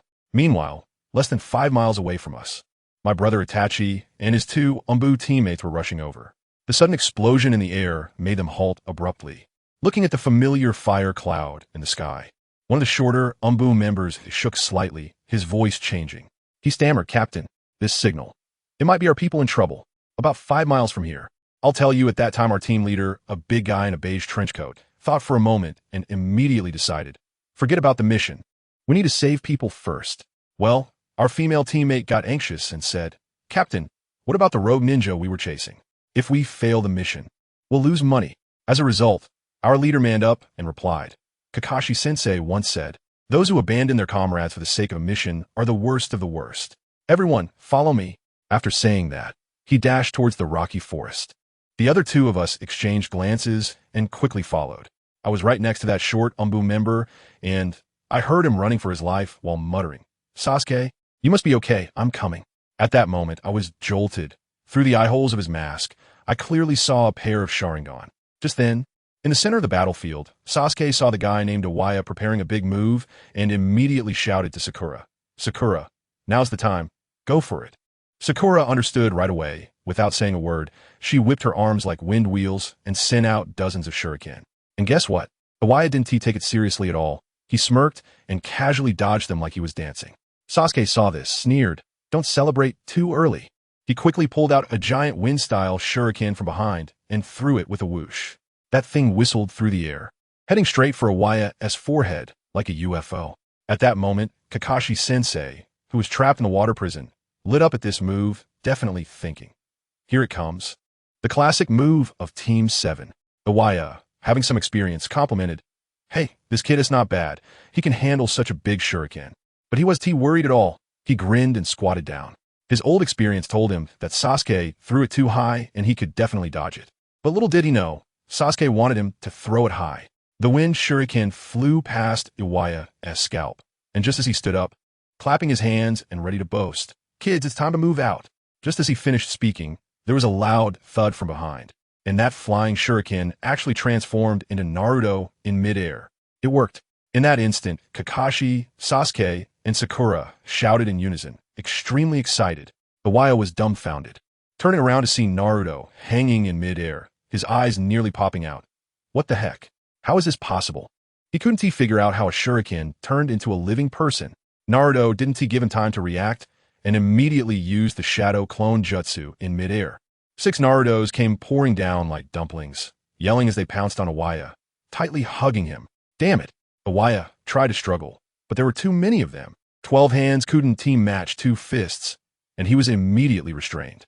As soon as Naruto's main body landed, he shouted at the top of his lungs, "Sasuke, it's your turn. I tell you, there's no need for him to shout. Sasuke has already prepared over there." The electric sparks crackled in his hand, and a silver lightning bolt exploded directly. The noise was blinding, like turning on a 10-level beauty filter. Chidori. Kakashi was stunned in the water prison, murmuring, "This kid is still using this move." Sakura's eyes were filled with stars, infatuated, saying, "Sasuke is just too handsome." Naruto looked on enviously, saying with jealousy, "Wow, such a cool ninjutsu. I must have Kakashi-sensei teach me next time." On the other side, another enemy, the one called Sanli, felt the terrifying energy from afar and hurriedly shouted, "Hey, Iwaya, be careful." Iwaya's face turned green at that moment. As a ninja, encountering is a natural counter. Even if he could petrify his body, he couldn't withstand this electric therapy. Sasuke's eyes were cold, and he said, "Anyone who harms my comrades must pay the price." Then he transformed into a beam of lightning and charged out. The speed, let me tell you, plowed a deep trench in the ground. As that bolt of lightning grew larger in Iwaya's pupils, he knew he couldn't dodge and could only brace himself to prepare the hand seals. Sasuke instantly appeared in front of him, his right hand carrying a world-destroying momentum, thrusting straight towards Iwaya's heart. However, just as he was about to stab, Iwaya's body suddenly turned into a puddle of mud. Sasuke's pupils shook. Before he could react, the Chidori in his hand slammed into the mud figure. With a loud bang, the mud figure was blown to pieces, and several of Naruto's shadow clones puffed away into white smoke. Oh no! Sasuke looked at the scattered mud and felt his heart sink. What a bummer, he fell for it. The villain actually used a Kakashi side in the water prison. Iwaya's practical experience was too strong. Just then, Iwaya suddenly appeared behind Naruto, and before Naruto could even react, he let out a scream, as if hit by an invisible truck flying out and crashing against a rock, knocking him unconscious instantly. "Naruto!" Sasuke shouted, ready to rush over. But an invisible force slammed into him. Sasuke coughed up a mouthful of blood and flew out like a kite with a broken string, rolling on the ground for dozens of meters before stopping. "Sasuke!" Sakura's heart broke as she cried out. Kakashi was nearly going mad in the water prison. He finally understood that Iwaya had used a stealth technique. Iwaya's figure slowly became visible, grinning sinisterly. "Hee, you should be proud to die under my camouflaged invisibility technique." But at that moment, bloodied Sasuke, murmuring the names of his family and comrades, surprisingly stood up shakily. Iwaya found it amusing, took out a kunai, and walked over step by step. As a result, Sakura suddenly dashed in front of Sasuke. She also drew a kunai, her voice cold as she said, "From now on, I won't let you hurt Sasuke." Who understands family? Sakura was really crying at this moment. Sasuke anxiously shouted from behind, "Sakura, "Get out of the way." But Sakura wouldn't listen and directly fought Iwaya. However, the gap in strength was too great. In just a few moves, Iwaya's kunai stabbed into Sakura's arm with a whoosh. Sakura gritted her teeth, enduring the intense pain and wanting to counterattack, but Iwaya kicked her heavily in the stomach, sending her flying while spitting blood. Sakura. Sasuke's eyes were bloodshot as he flew over and caught her in midair. Sakura looked at Sasuke and with her last bit of strength said, "Sasuke, I'm sorry. I try my best." Then she closed her eyes and fainted. Sasuke held Sakura, letting out a heart-wrenching scream. He looked at the unconscious Naruto, then at Sakura in his arms, and the whole world collapsed around him. Why? Why harm my comrades? Under the extreme pain, a dormant power within Sasuke awakened. He closed his eyes, formed hand seals again, and once more gathered up Chidori. At the same time, when he suddenly opened his eyes, his black pupils instantly turned blood red, with 2 black tomo added inside. The Sharingan had activated, but because the lightning of Chidori was too bright, and Sasuke was looking down, the rock ninja across from him didn't notice at all. He still thought Sasuke was at the end of his strength and was preparing to use his invisibility technique again. Sasuke charged forward with the lightning. The rock ninja chuckled, his body instantly phasing out, and once again circled behind Sasuke, throwing a punch down. He thought he was certain to win, but at the moment he threw the punch, Sasuke's body dodged at an incredible angle. Then his right hand stretched out, and with a whoosh, his hand, wrapped in lightning, precisely pierced through the rock ninja's heart. This reversal was so fast that no one could react. The rock ninja looked down at the hole in his chest, then raised his head to see Sasuke's fierce face. Finally noticing those blood-red eyes. The Sharingan. You were from the Uchiha clan? He finally understood. Invisibility? You play that in front of the Sharingan? This is like handing a pillow to a white-eyed wolf, purely looking for trouble. But it was too late to say anything. Sasuke pulled out his hand and delivered another punch to his chest, sending the rock ninja flying, dead beyond recovery. The whole place fell silent. At that moment, the previous Umbu squad finally arrived. One of them, wearing a mask, rushed towards Sanli without saying a word. Sanli was so scared that his soul almost left his body, quickly released his hold on Kakashi, and turned to run. He ran a distance, looked back to see no one chasing him, and just as he breathed a sigh of relief, a sudden sharp pain hit his chest. When he lowered his head, he found another masked figure had appeared in front of him, a knife piercing through his heart. Good, so fast. Sanli hadn't finished his words before he fell down. After defeating the enemy, Sasuke finally couldn't hold on any longer. His chakra was exhausted, and he felt his life slipping away. Before he fell, his last thought was, if only he could see his brother one last time before he died. Then, he really heard a familiar voice calling his name, and vaguely, he seemed to see Itachi's face before he completely lost consciousness. 5 days later, in Konoha Hospital, when Sasuke woke up, he was still a bit dazed. As soon as he opened his eyes, he saw Naruto, Sakura, and Kakashi surrounding him. That guy Naruto even mocked him. "Sasuke, you're so lame. You actually slept for 5 days. If it were me, I could have gotten up the same day." Sasuke smiled and asked what had happened. Kakashi told him that his signal flare had attracted the Umbu reinforcements, which saved everyone. Then Kakashi added, Itachi was also in that team. Sasuke was stunned. "Really, my brother?" Kakashi nodded and said, "That's right. You were able to come back from the brink of death thanks to Itachi. He carried you all the way back to Konoha without stopping, saving your life." Upon hearing this, Sasuke's eyes instantly turned red. After chatting for a while, Naruto excitedly mentioned that he was learning an A-rank jutsu called Rasengan from Kakashi and wanted to challenge Sasuke to a one-on-one fight when he recovered. After they left, Sasuke's parents came to see him, with his father Fugako looking proud and his mother Makoto bringing a lot of delicious food. Unfortunately, Itachi was on a mission and couldn't come with them. After sending his parents off, Sasuke was feeling bored when suddenly, a figure appeared by his bedside without any warning. Sasuke was startled, but when he saw who it was, he joked, "Body flicker technique truly lives up to its name. If you wanted to kill me, I would have died 100 times already." The person was Uchiha Shursui, who smiled and said, "Hee, Sasuke, I heard from Itachi that you risked your life to protect your comrades. However, surviving a great disaster brings blessings. Didn't you gain the power of the Sharingan during this crisis?" Sharingan? Sasuke suddenly remembered that when he counterattacked Iwaya, he seemed to be able to see through his invisibility. I really have a Sharingan now. After realizing this, Sasuke was so excited that he almost jumped out of bed. Shursui looked at his excitement and reminded him not to become arrogant. Sasuke quickly nodded in assurance.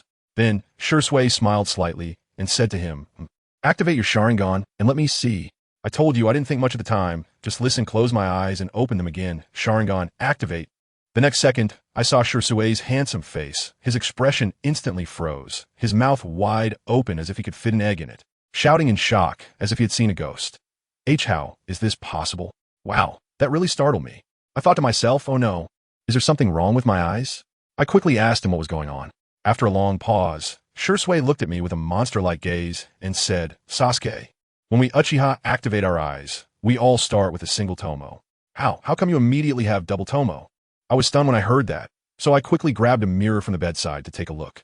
Holy crap, it's real. Those two red pinwheels in my eyes. There are two Magatama on each side. Does anyone understand this? Did I just skip the beginner tutorial? I clearly remember starting with a single Magatama in the original story. Could it be that I, as a time traveler, have a hidden benefit? Later, I realized that after half a year of intense training using shadow clones, my physical condition was no longer that of a little kid. Adding to that the intense stimulation from nearly dying, it seems quite reasonable that I would suddenly unlock a double Magatama, right? Just like Obito back then, who opened his double Magatama to save Rin. Shirsue saw my shocked face and quickly comforted me, saying, Sasuke, don't panic. Even though we don't know why, this is definitely a huge blessing for you. Do you know how long it takes for others to go from a single Magatama to a double? You just saved a big step. As soon as I heard that, I asked him without hesitation, what about the 3 tomo? Do you have to practice like crazy for that too? Let me tell you, I know very well that the 2 tomo is just the beginning. The 3 tomo is the complete form, the true starting state of the copying ninja. Jishue nodded and said that going from 2 to 3 is much harder than going from 1 to 2, without 10 days or half a month of hard training. Don't even think about it. As soon as I heard that, I got anxious, my brows furrowed so tightly they could squash a mosquito. The conflict between the Uchiha and the village was about to explode, and I had no time to waste. I jumped up from the bed, shouting, what are we waiting for? Let's hurry up and train. But the result was that I couldn't even last 3 seconds. Let me tell you, my legs went weak, and I fell back onto the bed with a thud, feeling like my whole body was falling apart. Just opening my eyes had drained my last bit of energy. Jishue beside me burst out laughing, saying that with my current condition, I needed to lie down for a few more days. I gritted my teeth and used the last bit of my strength to say to him, the day after tomorrow, in the afternoon at the training ground, I'll find you. After saying that, everything went dark and I passed out. The medical skills of Konoha are truly impressive. In just 2 days, I was fully revived. Early in the morning, I completed the discharge procedures and went straight back to the team. The 3rd Hokage probably got scared by the last incident, so he assigned us a bunch of D-rank missions. Naruto was going crazy, but there was nothing we could do. I didn't mind. After finishing the missions, I could go find Shirsue for special training. In the afternoon, Kakashi took us to practice tree, climbing, and chakra control. Perhaps because we had all experienced life and death.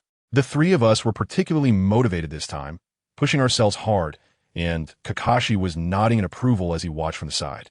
As soon as the training ended, I greeted them and headed straight to the training ground where I had arranged to meet Shirsue. Shirsue is really reliable. He was already waiting for me there. Seeing that I was in good condition, he didn't say a word and immediately gave me a baseline test for the body flicker technique. Half an hour later, the test ended. Shirsue once again showed that monster-like expression, took a deep breath, and said, Sasuke, your body technique's flicker speed is too fast. It's almost catching up to my teleportation technique. I secretly feel delighted. What is this? I still have a weight strapped to my waist. Family, I'm far ahead, okay? The hard training I've done for the past 6 months is not in vain. I took the opportunity and said to him, Jishue, teach me a set of body techniques again.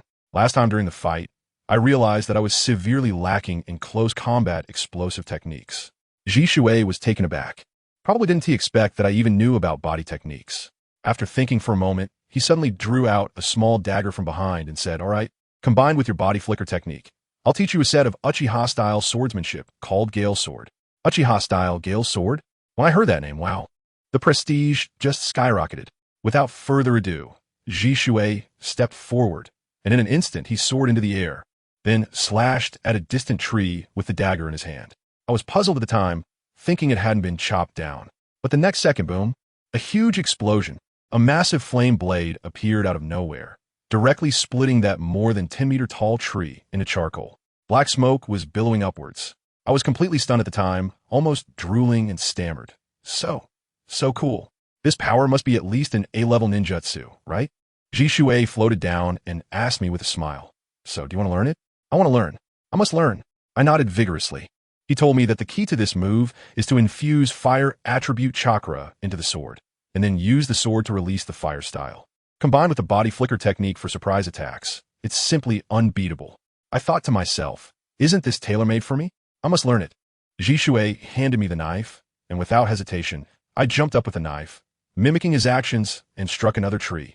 As a result, a small flame flickered on the knife, and then it went out with a puff. Shui reminded me from the side that my chakra supply was insufficient. I understand. It's not that easy. So I calmed down and practiced again and again. Fail, try again. Fail, try again. Just when I was exhausted and sat down on a rock to catch my breath, a familiar and warm voice came from behind. Sasuke, it seems you've fully recovered. I suddenly turned around, and it was my brother, Itachi Uchiha. In that moment, I really couldn't hold back anymore. I rushed up and hugged him tightly, my voice trembling. Brother, thank you. If it weren't for you, I would have been done for a long time ago. Itachi patted my back and smiled, saying, everything is in the past, and no matter what we encounter in the future, I will always protect you. Family, who understands the feeling of being protected by the gentlest brother in the world. He saw me practicing with Shirsue's knife, and took his own kunai from behind, saying, Sasuke, this knife is for you. I quickly refused, as the blade of the umbu is very important. As a result, Shirsue assisted from the side, saying that Itachi could always get another one from the umbu. Only then did I reluctantly accept it, and joked, then I'll consider this a birthday gift from you. Brother.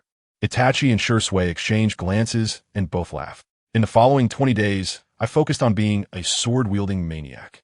Day and night. Whenever I had free time, I would draw my sword and slash wildly. Finally, on the evening of the 20th day, I leaped into the air once again and roared, Gale's sword. Boom!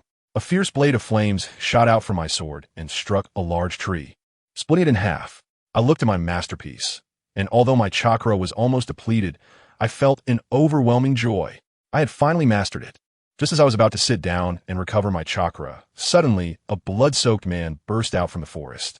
Upon seeing the headband on my forehead, he rushed over to me like I was a savior, handed me a box, and shouted, Are you a ninja from Konoha? Please deliver this to Lord Hokage.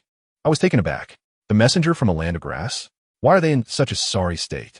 Before I could react, a series of whooshing sounds rushed past. I shouted in my mind that it was bad news and instinctively retreated, just as I left my original spot. Several kunai with explosive tags precisely embedded themselves in the ground around the messenger. The big guy knew he couldn't escape, and with his last ounce of strength, he threw a box towards me, shouting, You must deliver the box to the Hokage. Please. Boom! A huge explosion echoed throughout the forest, flames and dust shooting into the sky. When the smoke cleared, all that remained was a scene of devastation in the charred body of the messenger. A chill ran through me.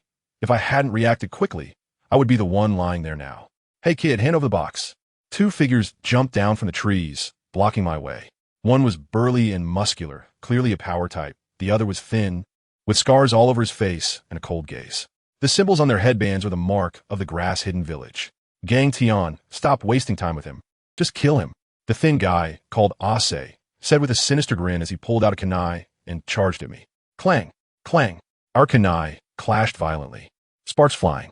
After a few exchanges, the thin guy realized I was tough to deal with, and with a cold smile, he quickly began to form hand seals. Ninjutsu, binding of grass. The grass beneath my feet suddenly came to life, growing 4 grass chains that tightly bound my legs. I tried to pull free, but I couldn't break free. This ninjutsu is so strange. I quickly drew the knife my brother gave me and slashed a few times to cut the grass chains. As a result, the skinny guy laughed even more sinisterly. Little ghost, it's all over. Witness my secret technique. Grass demon, descend. Roar. A huge monster made of grass suddenly appeared behind me, its thick arms tightly choking my neck, and I instantly felt it hard to breathe. However, I just laughed at that moment. Who understands family? Trying to use illusions in front of my double tomo, Sharingan? Isn't that like showing off a big knife in front of Guangong? The skinny guy thought he had succeeded and slowly walked in front of me, raising a kunai to stab my heart, mumbling, Little ghost, goodbye. Just as he was about to strike, I suddenly opened my eyes wide, my blood-red double tomo shining. Illusion. Break. My figure vanished like a ghost in front of him. What? He stabbed at empty air, his face filled with disbelief. In the next moment, I appeared behind him with a knife in hand and softly said, "If you're here in Konoha to kill, you must be prepared to be counter-killed." The long knife pierced through his heart. His companion, a burly man named Okada, didn't even raise his eyelids when he saw his comrade die. Instead, he looked at my Sharingan with great interest and said, "I didn't expect you to have those eyes." He took off his shirt, revealing his bronze muscles, and bluntly told me, "Kid, hand over the box in your hand. If the Hokage sees what's inside, our village of Kusagaki will be finished."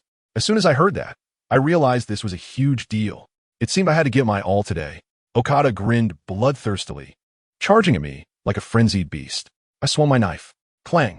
With a crisp sound, my knife struck him as if hitting a steel plate, leaving no mark at all. Goodness, is he physically immune? He countered with a punch, sending me flying several meters away. I spat out a mouthful of blood and quickly formed hand seals. Fire style. Great fireball technique. The massive fireball collided with him head-on. Boom! The shockwave from the explosion overturned the ground. I held the knife, gasping for breath, my chakra nearly depleted. But as the smoke and dust settled, Okada emerged unscathed, laughing triumphantly. Physical attacks are ineffective against me. He made a hand sign, earth release, mud board coffin. The ground beneath my feet suddenly cracked open, and several massive mud slabs slammed together, burying me alive. Everything was over. Okada sneered. However, a deep voice came from behind him. "It's not so easy to make me die." Okada turned in shock to see my face just inches away, and in my right hand was the crackling, lightning-gathering technique, Chidori. He instantly lost his nerve and shouted, "Don't kill me. I give up." "Ha! Do you think such tricks can make me let my guard down?"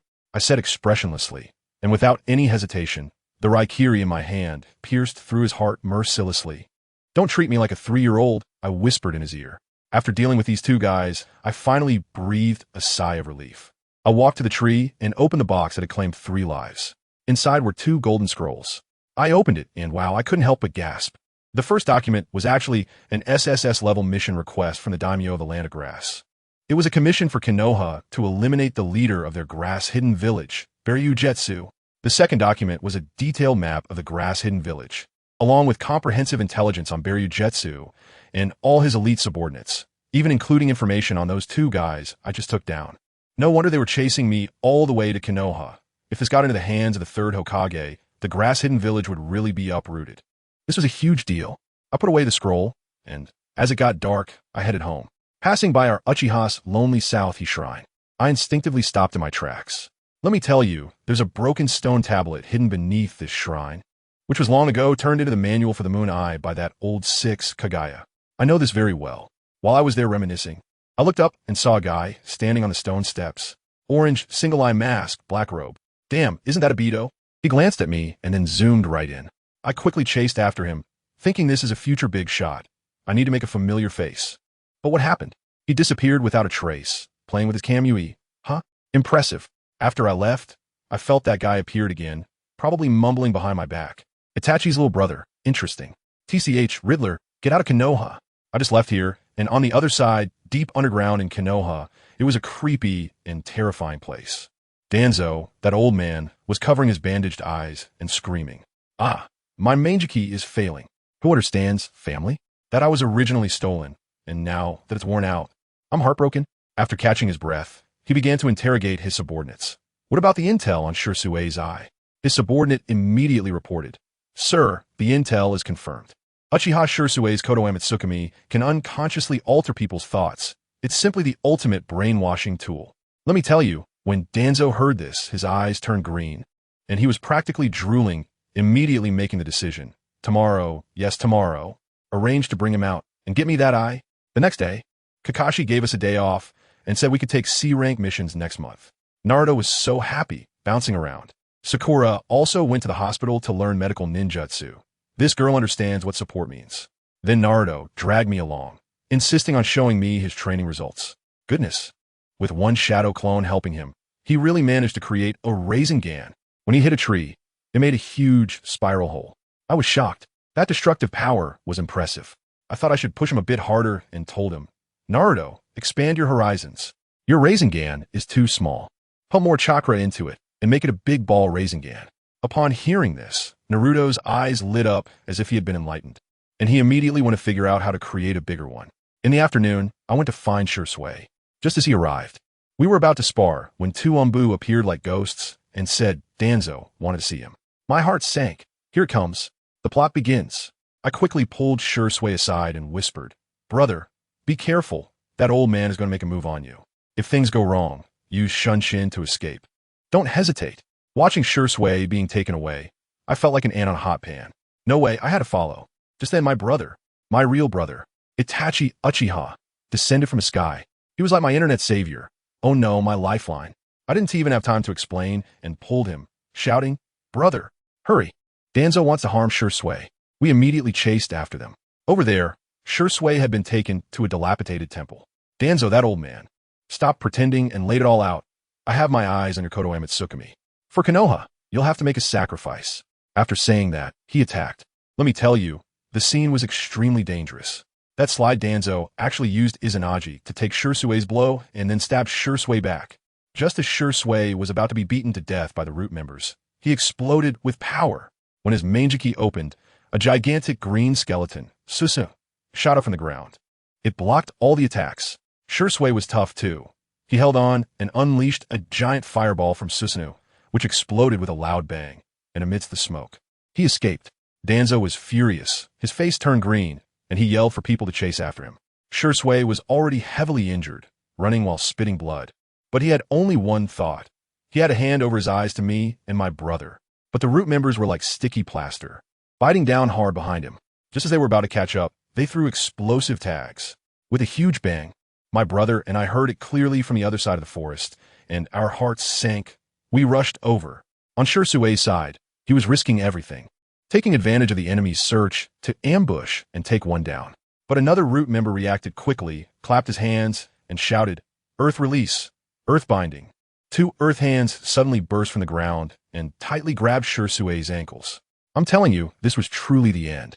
Shusui's chakra was already depleted. Otherwise, he wouldn't be resorting to close combat ambushes.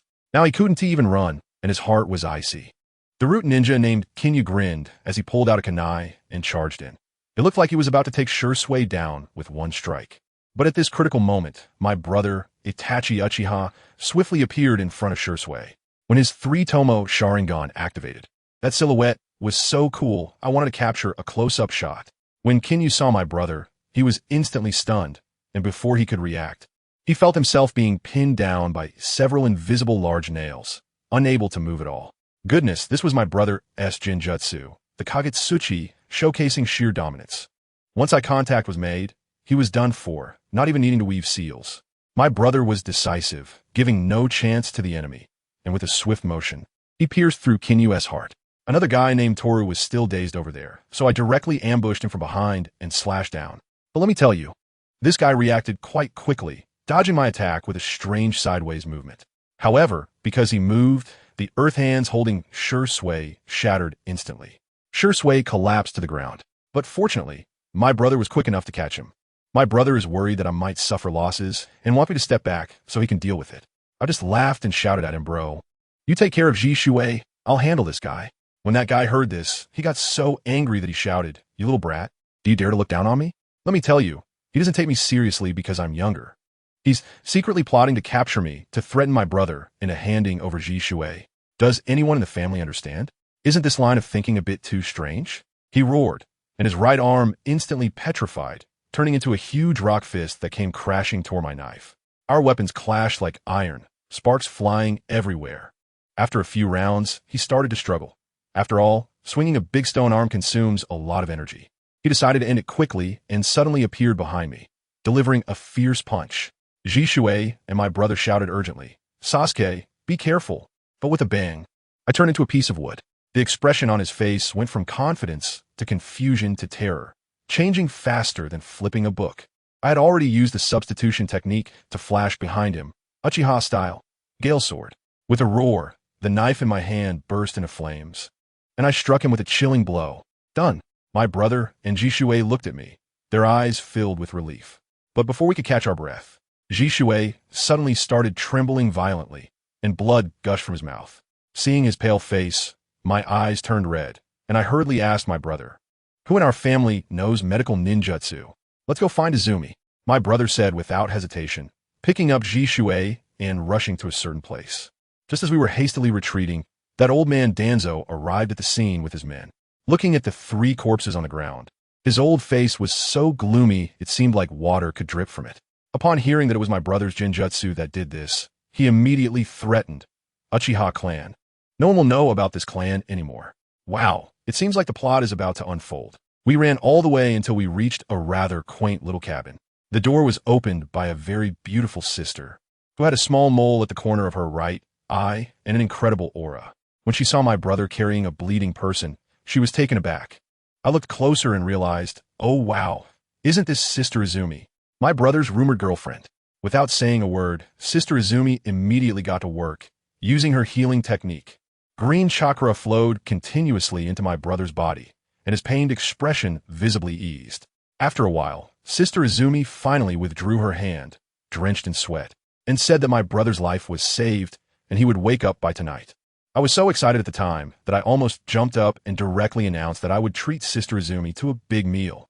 She joked with me that she had a big appetite, and I replied, as long as you're not afraid of gaining weight, you can eat for a whole day. When Sister Izumi went to the kitchen to get the 3-color meatballs she had just made, I quietly leaned over to my brother and asked him, bro, is this our future sister-in-law? To my surprise, my brother stubbornly insisted that she was just a friend, but his expression was clearly one of guilt. Meanwhile, that old fox Danzo had already gathered the Hokage and 2 advisors for a meeting. Oh no, I mean a secret meeting. He started off strong by revealing the bandage over his eye, exposing a blind Sharingan. Then he began his performance, saying that Shursui had called to meet him, but suddenly tried to use Kodoame Tsukumi to control him. He had no choice but to use Izanagi, sacrificing one of his eyes to escape. Let me tell you, his acting deserves an Oscar. When the 3rd Hokage and the 2 old advisors heard this, they were immediately shocked, although the 3rd Hokage was still somewhat skeptical, seeing that Danzo had sacrificed and I made the cost too high for him not to believe it at least a little. The 2 advisors, realizing that if the Uchiha took power, their positions would be at risk, immediately sided with Danzo, putting immense pressure on the 3rd Hokage. In the end, the 3rd Hokage sighed, tacitly agreeing. Danzo then revealed his most malicious plan, to have Itachi Uchiha, my brother, personally carry out the massacre of the Uchiha clan. That night, we helped the able-to-walk Shursui out of Sister Izumi's house. On the way, Shursui told us everything that had happened in the afternoon, that Danzo was trying to steal his eyes. I finally couldn't hold it in anymore and laid everything out to my brother and Shursui. I said that we treat the village as our home. But what about the village? Ever since the Ninetales incident, they've treated us like thieves. No matter how much we compromise, all we get in return is being ruthlessly abandoned. The facts are right in front of us. Danzo is even trying to steal our eyes. What good is holding on to such naive thoughts? My words completely awakened the 2 of them. Brother Jishui was the first to express his agreement, saying that what I said was right and that we should focus on protecting our own family from now on. My brother also nodded heavily, and the big stone in my heart finally fell to the ground. The next day, I even secretly ran to the Nanha shrine, hoping to find that mysterious masked man, Obito. I wanted to recruit him as our outside support. I foolishly called out for the masked man in the empty shrine for a long time, hoping to make a friend, but there was no response at all, and I felt so awkward that I could dig a 3-bedroom apartment with my toes. Just as I hadn't found any outside support, my brother ran into trouble. He returned from his patrol and was directly confronted by 2 members of the Root organization, who said that Danzo wanted to see him. In the dim underground base, there were pipes everywhere, and it felt eerie. That old man, Danzo, emerged from the darkness, got straight to the point, and directly told my brother, the village's higher-ups have decided to exterminate the Uchiha clan. My brother was completely stunned at that moment, his body shaking. Danzo seized on my brother's weakness and said, if the village takes action, your entire clan will die, including your precious little brother. But if you carry out this mission, I can spare your brother's life. Who understands what family means? Isn't this a blatant threat? Using my life to force my brother to kill his own clansmen. My brother was so angry that he clenched his fists, but in the end, he could only say that he needed time to think. That old bastard Danzo directly gave him one day. My brother couldn't care less, dragging his legs like they were filled with lead, and just walked away. That silhouette. I tell you, it was heartbreaking to see. As for me, I had just finished the underworld training arranged by Kakashi-sensei and was happily running to our Uchiha training ground. Wanted to ask Shursui to give me some special training to quickly turn my double tomo into a triple tomo. And guess what? As soon as I arrived, I saw my brother there too, and the two of them were huddled together whispering. I originally wanted to jump down and greet them, but a sentence that floated into my ear completely froze me on the tree. Shursui, the third, has already made up his mind to eradicate our Uchiha clan. And that old man Danzo wants me to act early, using the lives of the entire clan to exchange for Sasuke's life. Good grief. My mind exploded with a buzzing sound at that moment. Danzo's move is too vicious. Without bloodshed, he wants my brother to be the executioner while he reaps the benefits. Brother Shursui was so angry that he cursed right there, saying that these high-ranking officials are simply inhuman. Who understand, my friends? My fists instantly tightened, and my eyes were about to bleed from the strain. Danzo, you must die. This sentence has been playing on repeat in my mind for 800 times. Now, it's all gone to hell. The plot has rocketed forward, 2 whole years ahead of the original story. All those little plans I had for saving the clan have now turned into waste paper. Seeing my brother and Shursui sighing there with no way out, I can no longer hold back. I jumped directly down from the tree and made a surprise appearance. Brother, Shursui, I heard everything you said. Why should the lives of our Uchiha be held in someone else's hands? My brother was stunned at the time and asked me what I meant. I told him, stop talking nonsense. Hurry up and tell Dad about this, so he can immediately convene a family meeting to brainstorm. 3 cobblers can outsmart Zhuge Liang. Upon hearing this, Zhishui agreed immediately and said it was right, as this concerned the survival of the entire clan, and everyone had to discuss it together. So the 3 of us rushed to the police department in a hurry and informed my dad, Uchiha Fugaku, about this shocking news.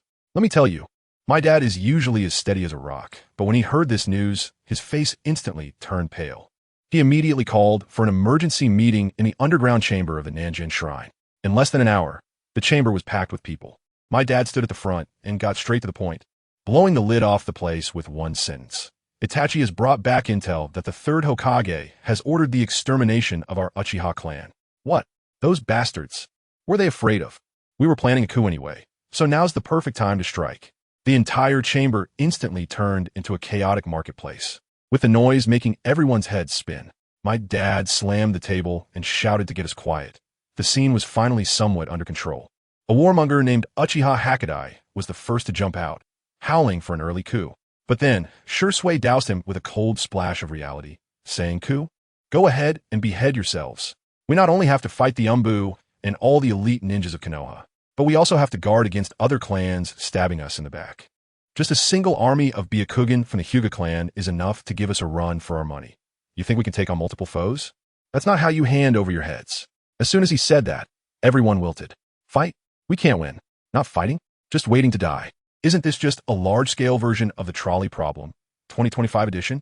Whether to fight or not to fight, everyone started to feel emo, worried about their wives and children, and concerned about the elderly at home. My father furrowed his brows in worry. As the clan leader, one wrong decision could lead to the destruction of our entire clan. So he dared not speak recklessly.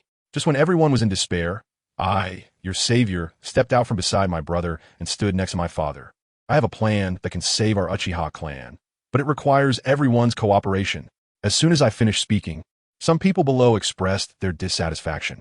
Who is this little brat? Get down. Yes, adults are talking. Kids should keep quiet. My father's face darkened. As a strict father, he felt I was being disrespectful and was about to scold me. I tell you, in the next second, the whole place fell silent. I directly activated my double Manjiki Sharingan and went live. Everyone was stunned, their jaws dropped to the ground, and my dad's eyes were about to pop out. He must have been thinking, is this still my silly son? I ignored their shock and focused my gaze on a scar-faced man in the corner. The moment I opened my eyes, this guy panicked, and his chakra flow was clearly off. Goodness, he was an insider who had activated a transformation technique. With this realization, I calmly spoke up. I didn't awaken my Sharingan to show off. I want to tell everyone not to underestimate the situation. In the ninja world, strength is paramount. With these eyes, I have the right to stand here and speak. As soon as I said this, no one dared to argue anymore. My father also realized what was happening and quickly tried to smooth things over, saying I was still young and asking everyone to be more understanding. With my father's support, I felt even more emboldened and directly threw out my core argument. Confronting Konoha head-on is like an egg hitting a stone. A coup is a dead end. Our only way to survive now is to escape. Leave Konoha and establish our own ninja village in another country. Establish our own ninja village. The entire place fell into a deathly silence. Everyone looked at me as if I were crazy, including my brother and Shursui. I ignored them and pulled out a golden scroll, saying this was the invitation from the daimyo of the land of waterfalls. He wants to replace their village leader, and we can take the opportunity to step in and establish a base in the land of waterfalls. Then I pulled out another scroll, which was a map of Takigakure and information on their ninjas. Shursui was the first to react, excitedly shouting, "This plan is amazing." But that guy named Hakadai jumped in to argue, asking if the Konoha upper-ups would just sit back and watch us leave. I had anticipated that he would ask this. So I directly revealed the plan I had prepared. We would set off the day after tomorrow at dawn, with my brother responsible for breaking the barrier. Then we would split into 2 groups, sending a small team to the Jiao Island Bridge as bait to attract the pursuers, while our main force would take the rocky forest route and head straight to the Land of Rains. My dad was taken aback, probably questioning life itself, wondering how his 6-year-old son could come up with such a meticulous plan. Ji Shuei-gu even declared on the spot that he would take on the daredevil mission to lure the pursuers. I added, "We're just temporarily leaving. Once we become stronger, we can still kill our way back to Konoha and reclaim everything that belongs to us." This statement ignited everyone's spirits. As long as the Green Mountains remain, we need not fear the lack of firewood. Seeing that the atmosphere was right, my dad quickly organized a show of hands for a vote. In the end, except for a few stubborn war hawks, it passed unanimously. After the meeting, everyone left, and the Scarface trader finally relaxed and slipped away. Only the 4 core members of our family remained in the secret room. My dad was still not at ease and said he wanted to see my scroll.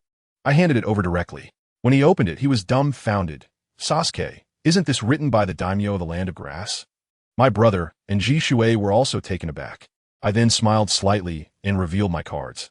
I had intentionally referred to it as the Land of Waterfalls because that Scarface man was a spy from the Umbu. I said it on purpose for him to hear. The 3 of them were instantly shocked, followed by a wave of fear. If I hadn't discovered this spy, our plan would have been completely exposed. I chuckled and said, "Actually, having this spy is quite good. He can help us mislead the higher-ups of Konoha, allowing my true plan to be executed perfectly. My real plan, of course, is to go to the Land of Grass. That spy will bring back false information, and Konoha will definitely send a large force to ambush the 2 routes to the Land of Waterfall, which will reduce the number of people chasing our main force." But my brother pointed out sharply that Konoha has tracking experts like Inuzuka and Aburame, and once they realize they've been deceived, they can quickly catch up to us. The only way is to send out 2 small teams to actually act as decoys on those 2 dead-end roads, buying us time with their lives. As soon as I finished speaking, Shursui was the first to step up. "I'll take 1 team." Shortly after, my brother also stood up. "The other team is up to me." Family, I almost cried at that moment. These 2 were truly risking their lives for me and paving the way for the entire Uchiha clan. In the end, we finalized the plan. The departure time was moved up from the day after tomorrow to tomorrow morning. My father was responsible for secretly notifying all the trusted clan members.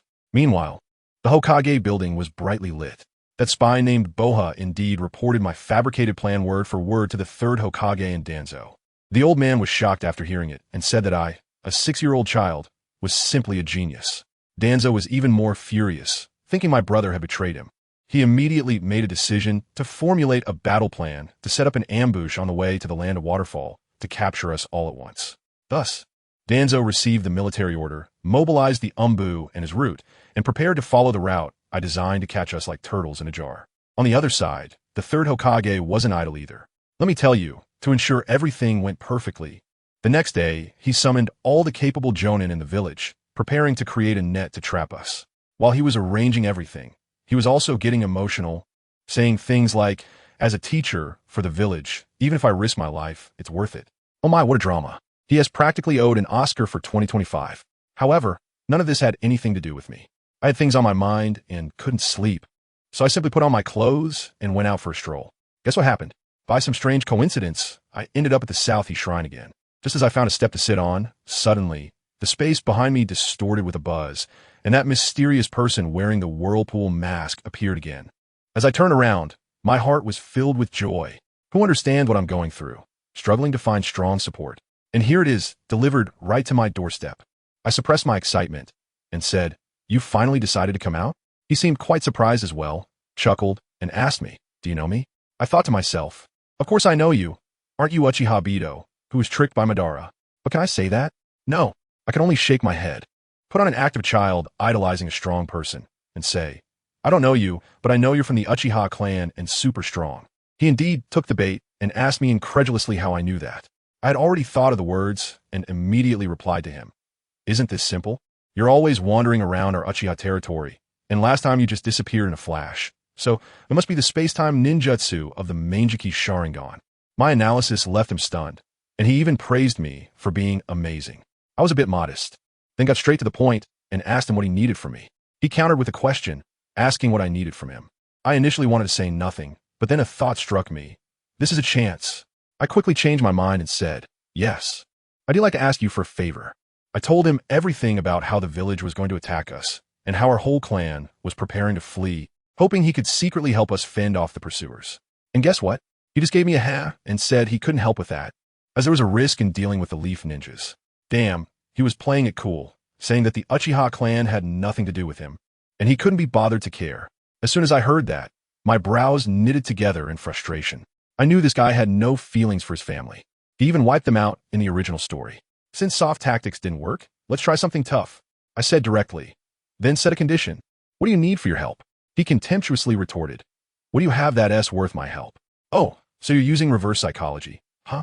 Without hesitation, I activated my double Sharingan, took a deep breath, and said firmly, the most valuable thing I have is these eyes. If you agree to help, I can give you one. I tell you, as soon as the words came out, he fell silent, and the look in his eyes behind the mask was definitely one of shock. He must have been feeling turmoil inside. A 6-year-old kid, willing to give up his Sharingan for the family? He couldn't wrap his head around it. He remained silent for a long time before finally squeezing out a sentence. Is it worth it for a boring family? I seize the opportunity and immediately start adding value. I say it's worth it.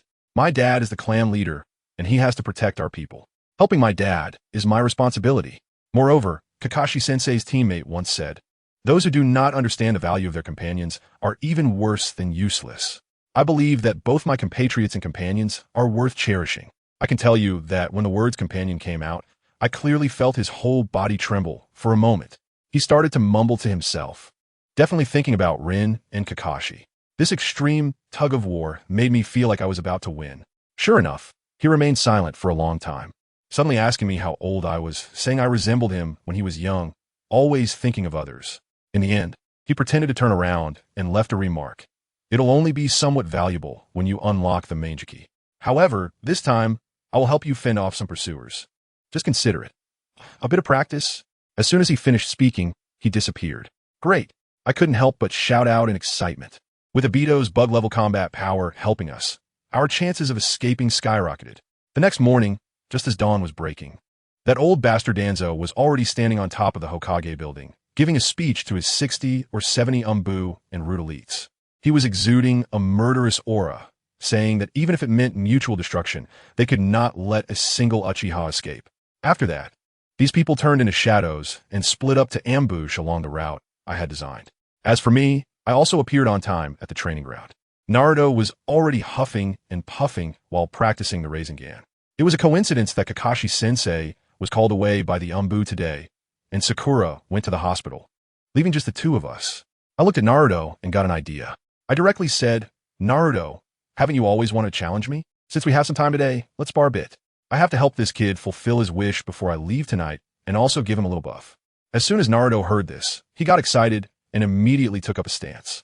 He used multiple shadow clones, and a dozen Narutos charged at me. I calmly formed hand seals and used a fireball jutsu to burn all his clones away.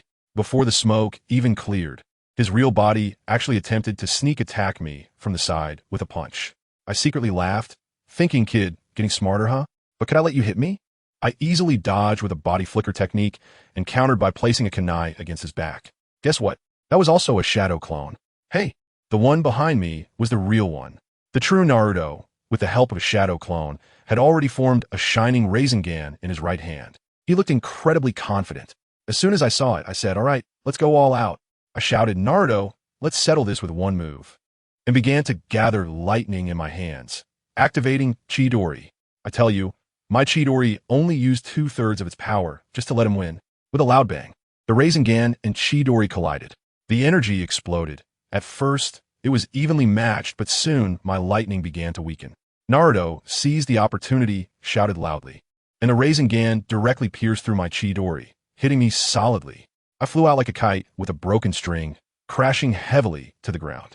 Naruto watched this scene, stunned, probably unable to believe that he really won. He hurried over to help me up, looking very concerned. I propped myself up to stand, touched my chest, and smiled at him. Naruto, congratulations, you won. Seeing his expression change from disbelief to ecstasy, I felt quite emotional. I patted his shoulder and said earnestly, Naruto, remember, don't care about others' opinions, believe in yourself, and you will definitely become Hokage. Kid, this is all I can do for you.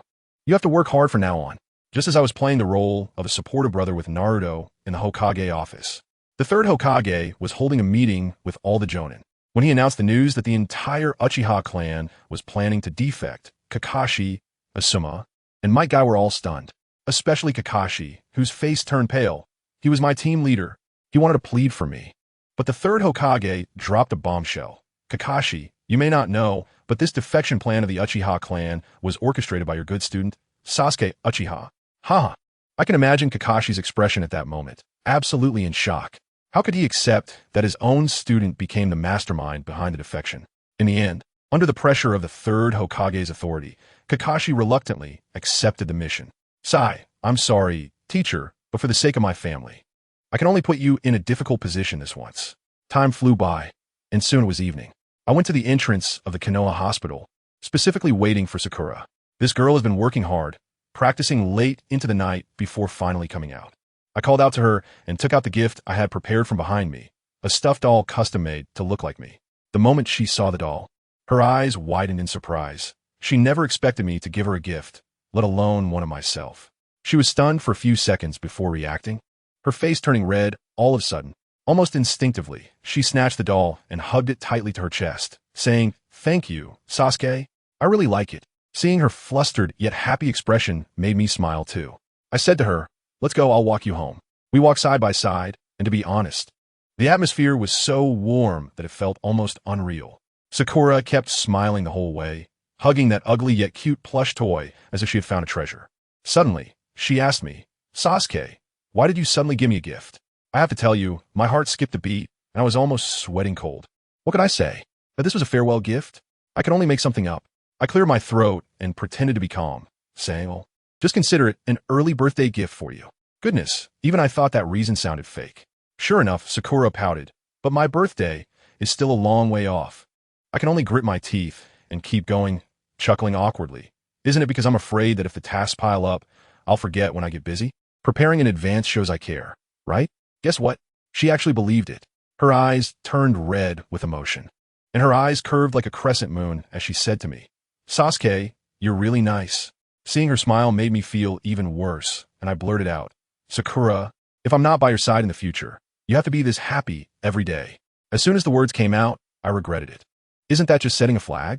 Sakura didn't catch the underlying meaning at all. She shook the plush toy in her hand and confidently said, "How could you not be by my side? You're always going to be here." I couldn't respond, just smiled. Family, who understands this? The last warmth before such a painful separation is even more heart-wrenching than being stabbed by a knife. Soon, we arrived at the bottom of her building. She deliberately walked slowly, but I knew this was it. She stopped, smiled at me, and said, "I'm home." In that moment, I really wanted to tell her, "Come with me." But I knew I couldn't. That wouldn't be love, it would only hurt her. I could only reach out my hand, awkwardly touch her forehead, then suddenly turn around and walk away without looking back. I was afraid that if I looked one more time, I wouldn't be able to leave. I tell you, once I got home, the atmosphere instantly shifted from a youthful romance to a military espionage blockbuster. In the yard, there were about 40 people standing in the dark, fully armed and exuding a murderous aura. My brother Itachi and Shursui were standing at the front of the line. These 40 people are the Uchiha's death squad. My father, Uchiha Fugaku, clad in armor, spoke in a deep voice like thunder. "Your mission is the heaviest. To act as bait and hold back the pursuing forces of Konoha. For the sake of the clan, I entrust this to you." The 40 men immediately knelt on one knee with a thunderous roar. "We swear to accomplish the mission." What a scene! It stirred my blood. At that moment, I wanted to rush forward and say I wanted to go too, but my brother and Shursui shot me a glance that sent me right back. "So I'm just a mascot, huh? Not allowed to do anything dangerous." My father asked a clansman named Yahweh beside him, "Is the spy dealt with? What about the others?" Yahweh immediately replied, "Don't worry, clan leader, that traitor has already been taken care of and won't wake up before tomorrow morning. The remaining 471 clansmen are all ready." My father looked up at the sky, his expression so complex that I couldn't understand it. He murmured, "All right, just wait until dawn." At dawn, the entire Kanahegakure village was sleeping like dead pigs. At the village gate, 2 guards were still yawning. But they didn't know that 4 hidden sentries were lurking on the rooftops. Those were the real eyes. And what happened? With a soft sound, a small stone rolled gently by. One sentry instinctively turned around, and when he looked back, a pair of blood-red Sharingan was already staring him in the face. The guy didn't even have time to let out a sound before he passed out. The other 3 sentries had the exact same outcome. In 4 minutes, all 4 sentries were silently dealt with. Immediately after, Sue's figure flickered, and the 2 visible guards at the gate clutched their throats and fell down. Creak! The gate of Konoha was opened from the inside by us. Then, let me tell you, that scene is something I will never forget in my life. On the originally empty street, a long line suddenly emerged. Over 400 people, men, women, and children, moving silently and orderly towards the gate. In just 5 minutes, the entire Uchiha clan had left the village. My father stood at the door and let out a long sigh. I hurriedly urged him, "Dad, let's go, don't dawdle." He nodded and said to my brother and Jishue, "I've taken the main group away. The rest is up to you." "Understood." The 2 replied in unison. My dad shouted at me, "Sasuke, let's go," and then turned around to join the main group. I quickly said goodbye to my brother and the others. "Brother, Jishue, take care." My brother gently patted my head and said, "Don't run around on the road. Listen to Mom and Dad." I obediently nodded and then quickly chased after the main group, watching the backs of our hundreds of people disappear into the moonlight. Brother Jishue took a deep breath and said to Itachi, "Itachi, we should go too." Then they took the 40-man suicide squad and split into 2 groups, disappearing into the darkness. We traveled through the forest overnight, everyone on edge. I walked at the end of the line, calculating the time in my mind. My brother and the others should be setting out soon, right? I spotted an opportunity, deliberately slowed my pace, and with a quick movement, I dashed into the nearby bushes. The plan worked. Just as I stood up from the bushes and looked at the retreating troops, I couldn't help but smile proudly. But before my laughter even faded, a shadow suddenly appeared in front of me. When I focused my eyes, I froze. Izumi, is that you? What are you doing here? Wow, I thought I was flawless, but I got caught right after stepping out. Uchiha Izumi crossed her arms and squinted at me, looking like she was interrogating a criminal. "Sasuke, are you trying to find Itachi? Wow, can she read minds? How'd she guess that?" "That's right, I'm going to find my brother. How could I let him go alone for something as dangerous as being bait?" Izumi sighed. Itachi already guessed you would try to run away halfway, so he specifically asked me to keep an eye on you. Well, as expected of my brother, even the worm in my stomach doesn't understand me as well as he does. I simply decided not to pretend anymore and took it as a default. Izumi began to persuade me earnestly. "Sasuke, let's go back. Itachi's mission is too dangerous, and he doesn't want anything to happen to you." I shook my head, my tone very firm. "It's precisely because it's dangerous that I must go. No, I absolutely won't let you pass." Izumi directly spread her arms to block me.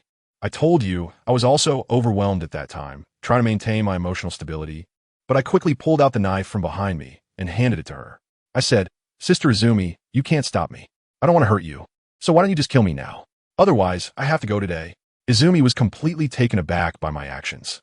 She probably thought I was going to attack her, but she didn't expect me to say that. Her voice started to tremble as she said, "Sasuke, why are you making things difficult for me?" I replied, "I'm not making it difficult for you. If something happens to my brother, there's no point in me living. If you kill me, it will all be over." She opened her mouth, but couldn't say a word. In the end, it seemed like she gave up and helplessly waved her hand. "All right, I'll go with you. At least I can apologize to Itachi. I know she actually wants to protect me on the way. Sister Izumi is a very powerful medical ninja and will definitely be useful at critical moments." I immediately smiled and said, "Thank you, Sister Izumi. Let's hurry." At 4 a.m, the door of the Hokage office was about to be smashed down. The 3rd Hokage was sleeping soundly when he was awakened by the shouts of the Umbu members. "Hokage-sama, it's bad. The Uchiha clan has all run away." In less than a minute, the 3rd Hokage rushed out wearing his clothes, his eyes wide open like copper bells. "What? They left early?"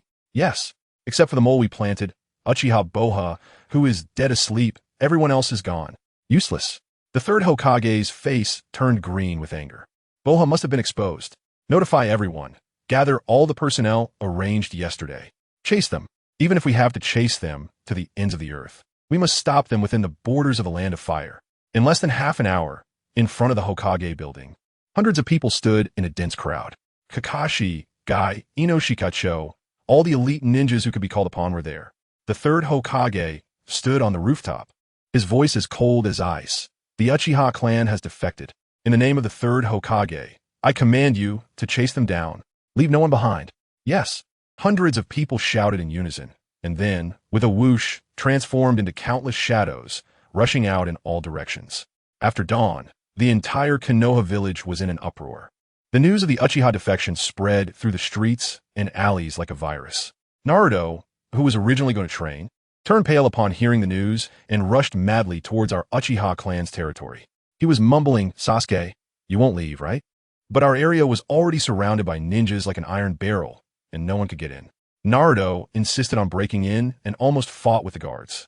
Just then, Sakura appeared and pulled him away. Naruto shouted in a panic, "Sakura, what are you doing? I need to find Sasuke." Sakura's eyes were red, clearly having just cried. She said, "Naruto, stop looking." Sasuke really left. She mentioned the gift I gave yesterday, and Naruto was stunned. He remembered that we had trained together yesterday, and he easily won against me. I tell you, in that moment, all the clues came together. That gift, that battle. It was all my final farewell. That fool Naruto finally understood everything. Sasuke, that bastard. He punched the wall hard. His hand was bleeding. I can't let others hurt him. Naruto was trembling all over, turning to leave. Sakura grabbed him. "Naruto, where are you going?" "To find Sasuke." Sakura was taken aback for a moment. Then her eyes became incredibly determined. "Then I'll go with you." On the other side, in the endless forest, my brother and his 20-member bait team were studying the map. They were circling around here, and my brother pointed at the map, saying the place was big enough and not easy to be discovered. But dragging it out until dawn would be too difficult. One of the tribesmen, named Fire Core, sighed. Just as he finished speaking, the tribesmen on guard suddenly shouted, "Watch out! Someone is approaching." Everyone instantly drew their knives, and the atmosphere became tense in an instant. And then I and Sister Izumi jumped down from the tree with a thud, and I happily waved my hand, saying, "Don't fight, we're one of you." My brother's expression when he saw us was just like he had seen a ghost. I ran up to him with a grin and said, "Bro, I finally found you guys." He completely ignored me, his face as dark as the bottom of a pot, and directly questioned Izumi. "What's going on?" Izumi was so scared that she didn't dare to look at him and whisper an apology. "I'm sorry, Itachi, I couldn't stop Sasuke." I quickly explained, "It's not Sister Izumi's fault. I forced her with a knife." "Sasuke, this is the first time my brother has gotten so angry at me. Do you know where this is? Are you here to seek death? Why are you being so disobedient?" I know he is worried about me, so I can only lower my head and say in a defeated tone, "Bro, since I'm already here, if you send me back, there will be enemies all along the way. It's better to stay and fight with you." My brother stared at me for a long time, and in the end, he had no choice but to nod helplessly. Just as we were about to continue moving, a hawk suddenly screamed from the sky, as if it had just awakened from an illusion, flapping its wings and flying away. "This is bad. We have been exposed." On the other side, the pig deer butterfly team. In the mountains, Boar's Head slowly opened his eyes. He had just used a technique to connect his spirit with the hawk. Narashikahiza immediately asked, "Did you find anything?" "Yes, the endless forest, about 20 people. They should be the rear guard." Akimichi CH Zue expressed some concern, "But we only have 15 people.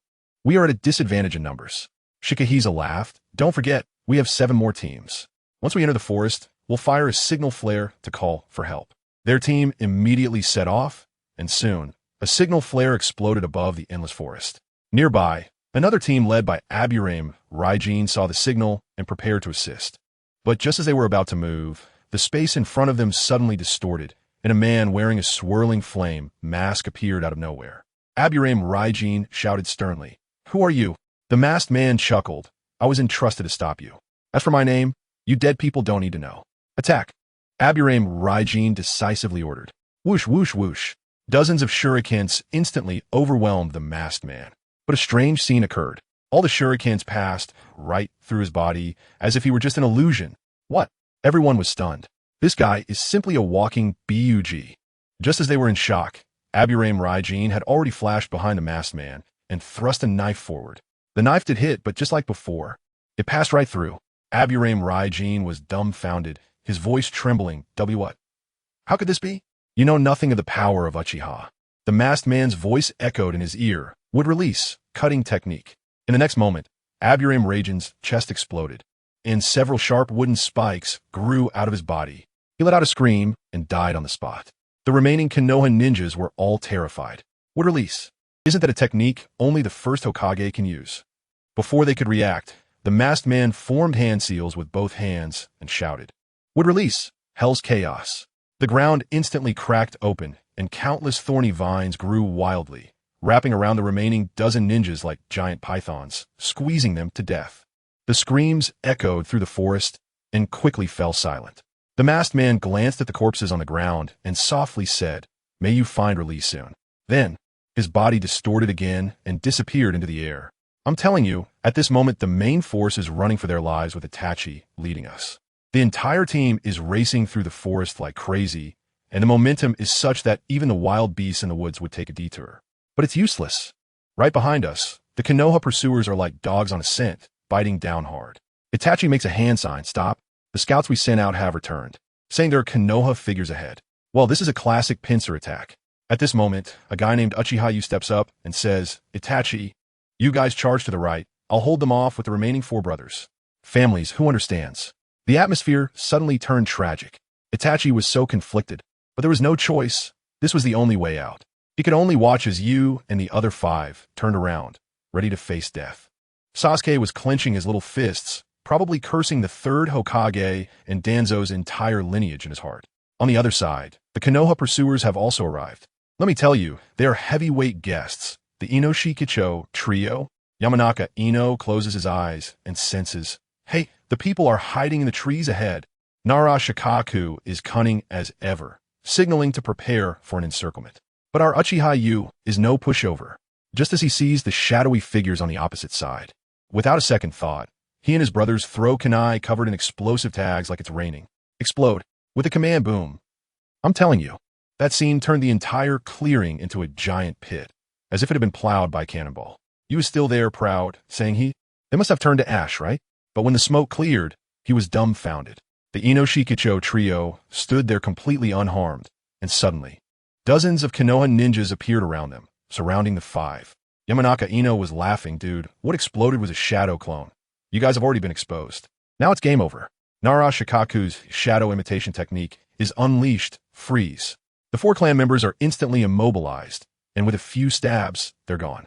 Uchiha eyes turned red, going berserk, and he unleashed a great fireball technique. But the opponents were even fiercer. 3 of them simultaneously used water release, extinguishing his flames. They were matching their skills perfectly, countering him effectively. Taking advantage of the mist, Nara Shikaku activated another shadow binding technique, and Uchiha was caught. 3 blades pierced through his body. Nara Shikaku saw that he was done for and withdrew the shadow. As a result, I'm telling you, he made the biggest mistake of his life. Uchiha, holding on to his last breath, roared, "For the Uchiha, I'll take you all down with me." Then he charged forward. Nara Shikaku focused and exclaimed, "What the hell? This guy is covered in explosive tags. He's a walking bomb." Boom! Another loud explosion. This time, it was a self-detonation. It took out 5 Konoha ninjas on the spot. Although the Inoshikaicho trio dodged quickly, they were still left in a mess. At this moment, Kakashi and Guy's team also arrived, and after some discussion, they continued the pursuit. Meanwhile, Itachi's side had been running for a while, but was blocked by another group. The leader was Yamashiro Aoi, a familiar face to Itachi, as they often chatted about raising crows before. Aoi immediately tried to persuade him to surrender, but Itachi ignored him and started fighting. You wouldn't believe it. Aoi had some tricks up his sleeve. A crow clone technique left everyone dazzled, making him feel like he stabbed Itachi. What happened? Looking down, the blade was stuck in his own chest. Itachi's figure slowly appeared behind him, and with a spin of his Sharingan, he said, "Always sorry. Illusion, my friend. You fell for an illusion." With the captain dead, the remaining members were no match for Itachi, who quickly took them out. On the other side, Sasuke was also in God mode, saving Sister Izumi, who was almost ambushed and casually teasing, "Are you okay, sis?" Making her blush. This kid has always been smooth. Although they won, they lost 4 brothers again. Just as they caught their breath, the army of bugs from Aburame Shibi's side caught up again. As if they had GPS, impossible to shake off. By dusk, Kakashi, Asuma, the Inoshikaicho trio, and Aburame Shibi, for elite teams, formed a massive encirclement. Now it was truly a dead end. At this moment, Uchiha Hayashi stepped forward and said to Itachi, "Captain, my brother sacrificed himself on a mission years ago. I understand that pain. You take Sasuke and go. I'll take 7 brothers and buy you some time." After saying that, he charged back without hesitation with 7 brothers. The outcome was predictable, as they were immediately surrounded by dozens of Konoha ninjas. Guy was shouting, "Hayashi, we were comrades. Why are you betraying the village?" Hayashi laughed in anger. "Betrayal? Who is betraying whom? We Uchiha risk our lives for Konoha, and in return, we are met with annihilation. Don't you have any self-awareness?" Naruto couldn't be bothered to waste words and shot back. "You guys were the ones who started the coup." Well, this conversation was going nowhere. Hayashi shook his head. "Let's do this." As soon as he finished speaking, Guy's green figure shot forward. Hayashi was no slouch either. With a quick movement, he leaped into the air, and his 7 brothers instantly followed, engaging the Konoha ninjas in mid-air, clashing with sparks flying everywhere. I tell you, it was chaotic when the fight broke out. But this guy he is really fierce. Even when surrounded by 2 Konoha ninjas, he quickly countered and took them down without any hesitation. However, he soon realized that relying solely on hand-to-hand combat wasn't enough. There were too many opponents. Gritting his teeth, he bit his finger and slammed it on the ground. Summoning technique. With a loud bang, white smoke dissipated, and suddenly, a blood-red giant eagle over 3 meters tall appeared out of thin air. The momentum was incredible. Without saying a word, he did a backflip and jumped onto the eagle's back, then poured his wind attribute chakra into it like charging a battery. I tell you, the eagle was already forming a fireball in its mouth, and with the enhancement of this wind attribute chakra, the fireball instantly expanded several times and began to rotate at high speed, resembling a small sun. Naruto, watching from below, turned pale and shouted at the top of his lungs, "Not good. Scatter. Everyone scatter." The people from Konoha felt it too. The energy fluctuation from that thing was terrifying, and they scrambled to retreat. But could the fire core let them escape? Standing on the back of the eagle, his face twisted in fury, he roared, "Fire style, great fireball storm." In the next second, that rotating little sun came crashing down like a meteorite, carrying a sense of destruction. Boom! I tell you, the forest within a 10-mile radius shook 3 times. The area struck was akin to a volcanic eruption, with scorching waves of fire spreading out in circles. The ground cracking open with huge fissures and trees turning to ashes instantly. Truly an apocalyptic scene. Shikaku, Kakashi, and the others, relying on their speed, appeared on trees dozens of meters away, staring at the devastation in shock, speechless. Yamato swallowed hard, his face turning pale. Fortunately, we retreated quickly. Shikaku's face was dark enough to drip water. He had witnessed this move during the Third Great Ninja War and never expected it to be used on his own people today. Kakashi glanced around. The bodies of their comrades were hanging on the trees and lying on the ground. At least a dozen. He quietly remarked, "The casualties are still too high." Shikaku sighed. There was nothing to be done. With such a wide-range attack, even a god couldn't save them. As the flames slowly dissipated, everyone looked at the fire core. Although he had unleashed a powerful move, it was obvious it took a massive toll on him, panting like a bellows. However, he couldn't care about his exhaustion now, because when he turned around, he was stunned. In the few seconds it took him to unleash his big move, all 7 of his Uchiha brothers had been dealt with by Guy, Asuma, and the others, their bodies scattered on the ground. Who understands the anger of watching your brothers die right in front of you? The fire core's eyes instantly turned red, but before he could explode in rage, the opposite Guy went berserk. He shouted, "The third gate, the opening gate, open." With a buzz, green energy erupted from Guy's body, his aura completely different, youth restored. The fire core saw this momentum and knew a hard fight was coming. His 3-tomo Sharingan activated instantly. Guy grinned. "Sharingan? I've sparred countless times with Kakashi. I've long since figured out how to deal with this." As soon as he finished speaking, Guy transformed into a green shadow and charged forward with a leaf whirlwind. With the gate open, his speed was inhuman, his legs nearly kicking out a sonic boom. But the fire core wasn't to be underestimated. Relying on the terrifying, dynamic vision of Sharingan, he managed to see through Guy's movements, blocking punches and kicks, clanging away, surprisingly holding his ground in a back-and-forth fight. The Konoha people nearby were dumbfounded, thinking, this Uchiha elite not only has insane ninjutsu, but also excels in taijutsu? The fire core flipped in midair and landed, shaking off his numb fists, secretly astonished. This bushy-browed guy is too strong in both power and speed. If it weren't for the Sharingan, I would have been down long ago. But guy was pumped up, laughing heartily. I haven't had such a passionate battle in a long time. With that, his momentum surged, and he shouted, "The 6th gate, the view gate. Open." Let me tell you, the chakra erupted. Guy's hair stood on end. The fire core's pupils constricted. Alarm bells ringing in his mind. This was bad. He couldn't let him hit. Just as he was about to hand sign, Guy smiled at him and said, "Sorry, I was just warming up with you." In the next second, he disappeared from his spot. Before the fire core could react, Guy's roar exploded in his ear. Morning Peacock. Guy's fists were so fast they created flames from the friction in the air. Countless flaming fist shadows, like a peacock spreading its tail, pounded against the fire core. The fire core felt as if he had been hit by dozens of trucks at once, spitting out blood mixed with internal organ fragments, screaming as he flew backward, plowing a trench several meters long in the ground before coming to a stop. When he stopped, his shirt was shredded into strips, his body covered in burn marks. Utterly disheveled, Shikaku, Kakashi, and the others quickly surrounded him. Shikaku shouted, "Don't attack, leave him alive. He has important intel." The fire core struggled. Hearing this, suddenly laughed. A particularly tragic laugh. Hee hee, you think you can get intel from me? Using his last bit of strength, he stood up, shouting to the sky, "I won't let you succeed." The fire eagle in the sky heard its master's call, let out a mournful cry, and then, without hesitation, a massive fireball came crashing down towards the fire core himself. Kakashi and the others were frightened and quickly dodged.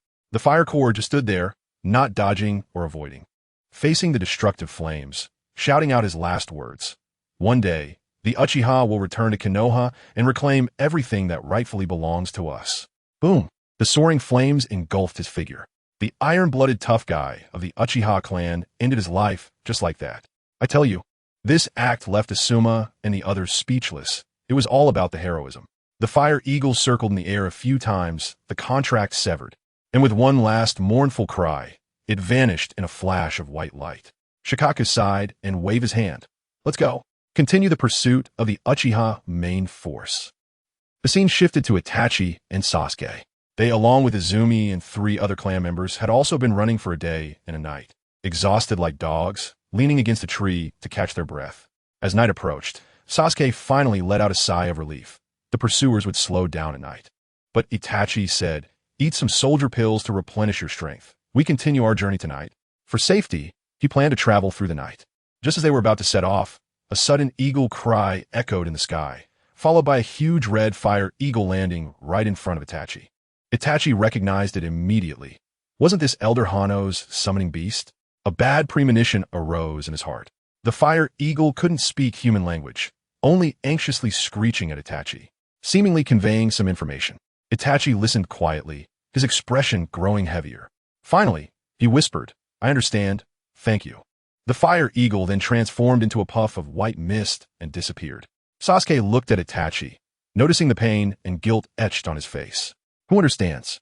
The fire core sacrificed himself to cover their retreat, and this guilt weighed heavily on Itachi's chest. Sasuke rushed over and asked, "Brother, what's wrong?" Itachi just shook his head, returning to his cold demeanor, and turned to leave. They ran all the way and finally reached a rocky forest near the border of a land of fire the next morning. Sasuke looked at the familiar surroundings and suddenly remembered something, smiling at Itachi. "Brother, if you hadn't arrived in time last time, I might have died here." Itachi also smiled slightly, about to speak when Izumi curiously asked Sasuke if he had been here before. Sasuke nodded. "Yeah, I came here with Kakashi-sensei on a mission, but we fell into an ambush." As soon as he mentioned the word ambush, Sasuke's mind buzzed, suddenly realizing, oh no, this place is off. Caught up in the chase, he had forgotten that Konoha would definitely set up an ambush on their route, being so close to the border. It was practically the perfect ambush point. Just as he was about to warn Itachi, shuriken with explosive tags flew in from all directions. Quick dodge. Itachi reacted quickly, shouting as he grabbed Sasuke and Izumi, rolling to the ground. Boom! A violent explosion suddenly occurred. The 3 of them managed to dodge, but the other 3 Uchiha clan members with them didn't even have time to scream before they were directly turned to ashes. The shockwave from the explosion still sent Sasuke and Izumi flying, leaving them disoriented. Itachi rushed over to help them up, but before they could steady themselves, they were surrounded by over 30 masked leaf ninjas. It was the Umbu and Root members. Itachi's expression darkened to the extreme. We are ambushed. He whispered to Sasuke and Izumi. Wait for me to clear a path with a great fireball. Take the chance to escape, and don't look back. Upon hearing this, Sasuke panicked. Brother, what about you? If we die together. I won't leave alone. Just as the brothers were arguing, a cold voice interrupted. No need to argue. None of you can escape. As soon as the voice fell, a mocking tone came from above. Attacking a few kids with so many people. Bullying the weak is not the Leaf style. Everyone looked up, and there stood a mysterious figure in a black cloak with an orange whirlpool mask, coolly perched on a giant rock. When Sasuke saw the mask, he nearly jumped up, excitedly shouting, You finally came? I thought you stood me up. But at this critical moment, the secret weapon you mentioned, Obito, has finally arrived. The Umbu captain, Kawaki, changed his expression and asked grimly, Who are you? Want to meddle in Leaf's affairs? Obito chuckled lightly, appearing completely unfazed. Is the Leaf village that impressive? 6 years ago, it was almost destroyed by a fox. Kawaki, furious, laughed in anger. Good, very good. This rock forest will be your grave. Obito ignored him and directly said to Sasuke, You guys go first. Leave this to me. Sasuke understood immediately, without a word. He formed hand seals and launched a great fireball towards the back of the encirclement. The Umbu members were startled by the sudden attack and quickly dodged. Taking advantage of the explosion's smoke, Itachi, Sasuke, and Izumi vanished in an instant. Kawaki was furious. Bastards. They ran away. Quick, chase them. But just as they were about to move, Obito's figure flashed and blocked everyone's path. Your opponent is me. Eliminate him, Kawaki decisively ordered. As his subordinates engaged Obito, he quickly formed hand seals and summoned a giant eagle, then jumped on its back with his 2 trusted aides, Shikaz and Shinmaku, and flew after them. Wow, this guy can even play Air Force. Obito was entangled by dozens of Umbu members and could only watch them fly away, cursing himself for being careless. However, looking at the group of oblivious Umbu before him, a bloodthirsty smile crept onto his face. Since you all want to die so badly, I'll send you on your way. A massacre is about to begin. Meanwhile, Sasuke, Itachi, and Izumi were sprinting through the rock forest. Itachi couldn't help but ask, Sasuke, do you know that masked person from earlier? Sasuke nodded, pretending to be mysterious. Yeah, I met him at the Minami Hachiman shrine. He's a master of our Uchiha clan. Itachi was bewildered. How come I didn't know about such a figure in our clan? Sasuke wanted to brag more, but just as he finished speaking, the sound of an eagle's cry came from above. Kawaki and his 2 aides landed directly in front and behind them, blocking their escape. What a slap to the face. There was no choice but to fight. Itachi shouted to Sasuke, Protect Izumi. Then he drew his sword and charged at Captain Kawaki. Sasuke turned to Izumi and said, Izumi, step back a bit. I can handle these 2 by myself. The 2 Umbu, Shikaz and Shinmaku, laughed in anger. Where did this arrogant kid come from? But before they could finish laughing, Sasuke stepped forward, and in an instant, he flew into the air, splitting into 2 shadow clones that attacked them from the left and right. Shikaz and Shinmaku were taken aback. What? Shadow clone jutsu? Just as Shikaz fumbled to block Sasuke's shadow clone, Sasuke's real body used body flicker technique to appear behind him, and with a swift thrust, his short blade cleanly pierced Shikaz's heart. The sequence was so fast from the clone to the flicker to the fatal strike that it left everyone stunned. Shikaz, the other Umbu, Shinmaku, watched helplessly as his comrade fell, his eyes instantly turning red, and his face twisted in anger and fear beneath the mask as he screamed and swung his blade at Sasuke. I tell you, that guy was like crazy at the time, charging over with a roar. But who is our Sasuke? A 6-year-old who has gotten used to living on the edge, with a cold expression that probably said just 2 words in his mind. Next, he held that small knife still dripping with blood. Didn't even look at the guy on the ground and charged straight at this guy named Shinmu. Shinmu panicked at that moment. Let me tell you, 2 against 1 with 1 getting killed. If this record gets out, the Umbu would lose face. He forced himself to calm down and clashed blades with Sasuke. But his heart was already shaken. On the other side, wow, Itachi's battle with his former colleague Chuanmu was truly spectacular. The 2 were like spinning tops, their blades flashing, fighting intensely. Chuanmu was also a crafty veteran. When he realized he couldn't win, he started playing psychological tactics, shouting at Itachi, Hey, your little brother is back there fighting for his life. Aren't you worried? He wanted to distract Itachi, but Itachi didn't even raise an eyebrow, calmly replying, Although Sasuke is small, he has enough to handle 2 Umbu. Chuanmu almost laughed out loud when he heard that. A little kid? What kind of joke is this? But before he could finish his sentence, he caught a glimpse of his partner, LinFeng, lying motionless on the ground. A pool of blood beside him. Chuanmu was completely dumbfounded, his mouth agape enough to fit an egg. Wah. What is going on? How did LinFeng? When Itachi saw his expression, he knew Sasuke was doing well. Feeling pleased, he politely advised, Chuanmu, give up, for the sake of our past as colleagues. I don't want to kill you. But Chuanmu was quite stubborn, sneering. I became the squad leader before you even joined the Umbu. You think you can kill me? Dream on.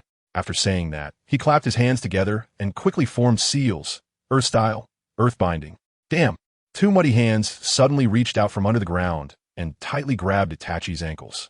Kawaki seized the opportunity, rushing in front of Itachi with a knife aimed at his heart. What happened next? With a poof, Itachi didn't bleed, but instead burst into a flock of crows. The crows flew everywhere, then reassembled into two identical Itachis not far away. Kawaki was stunned. Crow clones? He knew Itachi was a genius, but this was too impressive. Gritting his teeth, not wanting to believe in his bad luck, he made hand seals, earth style, earth spike. Countless sharp earth spikes shot up from the ground, piercing through the two Itachis completely. Guess what? Again, Yaya, a flock of crows, but this time it was even more outrageous, directly forming four Itachis. Kawaki was completely broken. Who understands what it feels like? How do you fight this? Does chakra grow on trees? Is there some kind of splitting going on? He felt icy all over, his mind in chaos, but he still shouted, I don't believe you can keep this up. Saying that, he pulled out a shuriken and used his ultimate technique. Shuriken Shadow, cloned jutsu. A shuriken instantly transformed into a rain of shurikens, shooting towards the four Itachis. As a result, the four Itachis didn't team move at all and let the shurikens turn them into a sieve. Then, you know what happened, Yaya? This time, 8 Itachis. Kawaki completely broke down. This guy was all about ineffective output. The more he fought, the more there were. Who could withstand this? He rushed up like crazy, slashing wildly.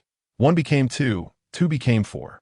By the time he was exhausted and out of breath, supporting himself with a knife, he looked up and saw, good grief, over 500 Itachis standing around him, a sea of black, like a concert.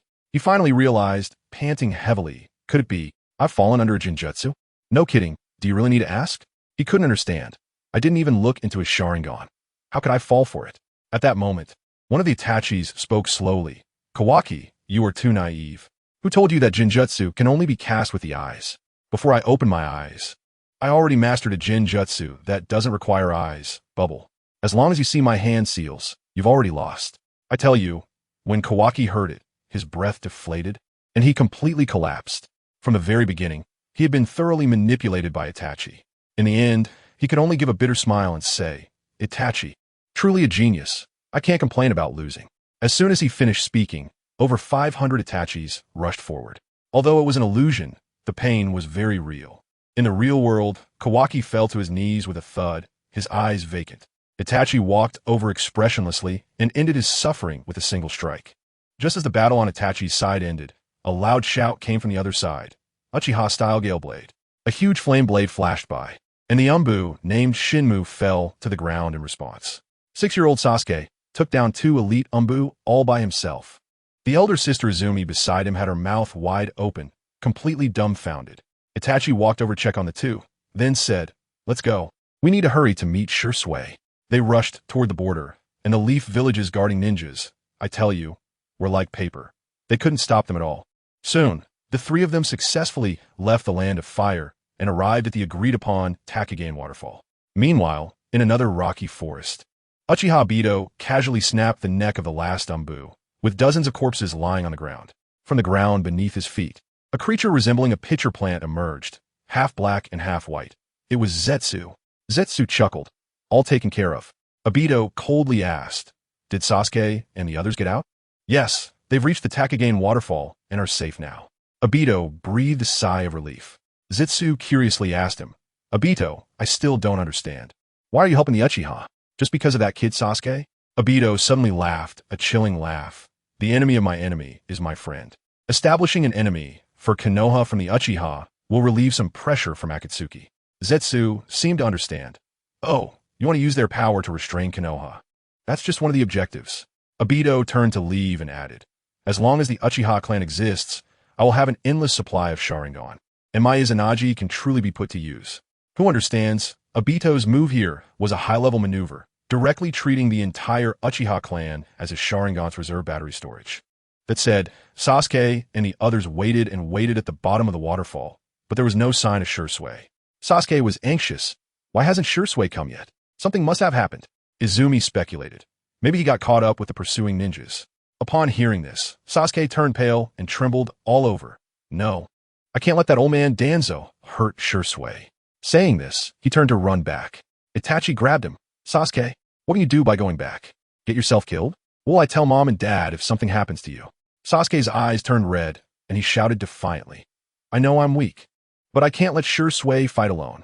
Itachi also became anxious and shouted. Do you know how many clan members died to let us escape? Can you face them if you go back now? Sasuke stared intensely at Itachi and asked word by word. Isn't that exactly why I must go save him? Why can others sacrifice for me, but I can't sacrifice for him? Is Shursui not our clansman? This sentence left Itachi and Izumi stunned. Seeing Itachi wavering, tears streamed down Sasuke's face. His voice choked with emotion. Brother, I know you're worried about me, but if I don't go save Shursui this time, I will never be happy in my life. That would be worse than death. I tell you, Itachi's heart at that moment felt like it was being pricked by needles. He couldn't stand seeing Sasuke cry the most. All reason and plans vanished. He took a deep breath and finally compromised. Let's go. Izumi was shocked. Itachi. Sasuke suddenly rushed into Itachi's arms, his voice hoarse as he said, Brother, thank you. Itachi patted his head gently and said, All right, if we want to save people, we need to hurry. So, the three of them turned around and rushed back to the land of fire. At this moment, on another road leading to the land of waterfall, there was a huge stone bridge called the Kakazaki Bridge. Shursui was running wearily on the bridge with the last 4 members of his clan. He was experienced and immediately sensed the eerie silence around him. The atmosphere was off. Just as he shouted for everyone to be careful, several masked heads suddenly popped up from the bridge. They were ambush Umbu hidden on the bridge. The 4 clan members didn't have time to react and were instantly pierced by shuriken, dying on the spot. Shursui's eyes turned red in an instant, and his kaleidoscope Sharingan activated. 5 Umbu jumped out from the bridge and charged at him, but as soon as they made eye contact, 2 of them fell mid-air, caught in a Jinjutsu. The remaining 3 lunged at him, and Shursui used body flicker to appear in mid-air, shouting, Uchiha style, sword leap flame. A blade of fire cut through the air and instantly pierced the chests of the 3. He took down 5 in one breath, but Shursui was also at his limit, leaning on his knees and gasping for breath. After a day and night of fighting, his stamina was nearly depleted. Before he could catch his breath, more than a dozen Umbu and root ninjas appeared at both ends of the bridge, surrounding him tightly. An old man, wrapped in bandages, stepped out from the crowd. It was Danzo. Danzo looked at him coldly. Shursui, give up. Your plan is destined to fail. Shursui sneered. It's still too early to conclude. The killing intent in Danzo's eyes nearly overflowed as he waved his hand, giving the order, attack. Be careful not to hurt his eyes. Those are my eyes. In another forest, Naruto's shadow clone happened to see Kakashi's team rushing through the trees in a hurry. The shadow clone disappeared with a bang, reporting the situation to the main body. Naruto immediately said to Sakura, My clone saw Kakashi-sensei. They must have clues. Let's follow them. The 2 quickly changed direction, chasing after Kakashi's team's trail. Meanwhile, in the rushing Kakashi's team, a sensory ninja suddenly spoke up. Captain Kakashi, 3 figures are approaching us. Kakashi's expression tightened, and he immediately signaled. 3 people? Let's hide.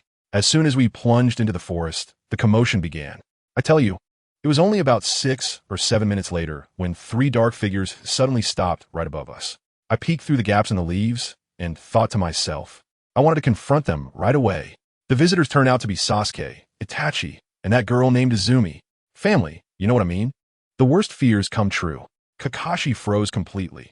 Now it was a master-student situation, and a life-and-death one at that. The 3 above also sensed something was off. Sasuke asked his brother, How many people are below? Itachi scanned the area with his eyes like a radar and replied, nonchalantly, about 11 or 12. As soon as Sasuke heard this, his Chinibu side kicked in. He pulled out a few shurikens and, with a fierce look in his eyes, said, You don't want to come out, huh? Fine, I'll invite you out. Just as he was about to make a move, we couldn't hold back any longer. Kakashi took the lead, and more than a dozen people revealed themselves with a whoosh, surrounding the 3 of them directly. Sasuke's gaze swept over us one by one, finally landing on Kakashi's face. In that moment, the air seemed to freeze, and he was dumbfounded. His mouth agape for a long time before he managed to stammer out, "Kakashi-sensei? I tell you, that scene was just unbelievable." Kakashi had a bitter expression on his face, sighed, and said, "Sasuke, I never expected that there would be a day when we stand on opposite sides." Sasuke also forced a smile. "I didn't expect it either. But, teacher, we are ninjas, we have no choice." Sigh. Kakashi was so conflicted, and, finally, as if he had made a tough decision, his voice trembled a little. "My mission is to bring you back. If you resist, I one T-hole back." As soon as those words were spoken, the atmosphere dropped to freezing point. But Sasuke instead smiled, looking particularly carefree, and turned to his brother.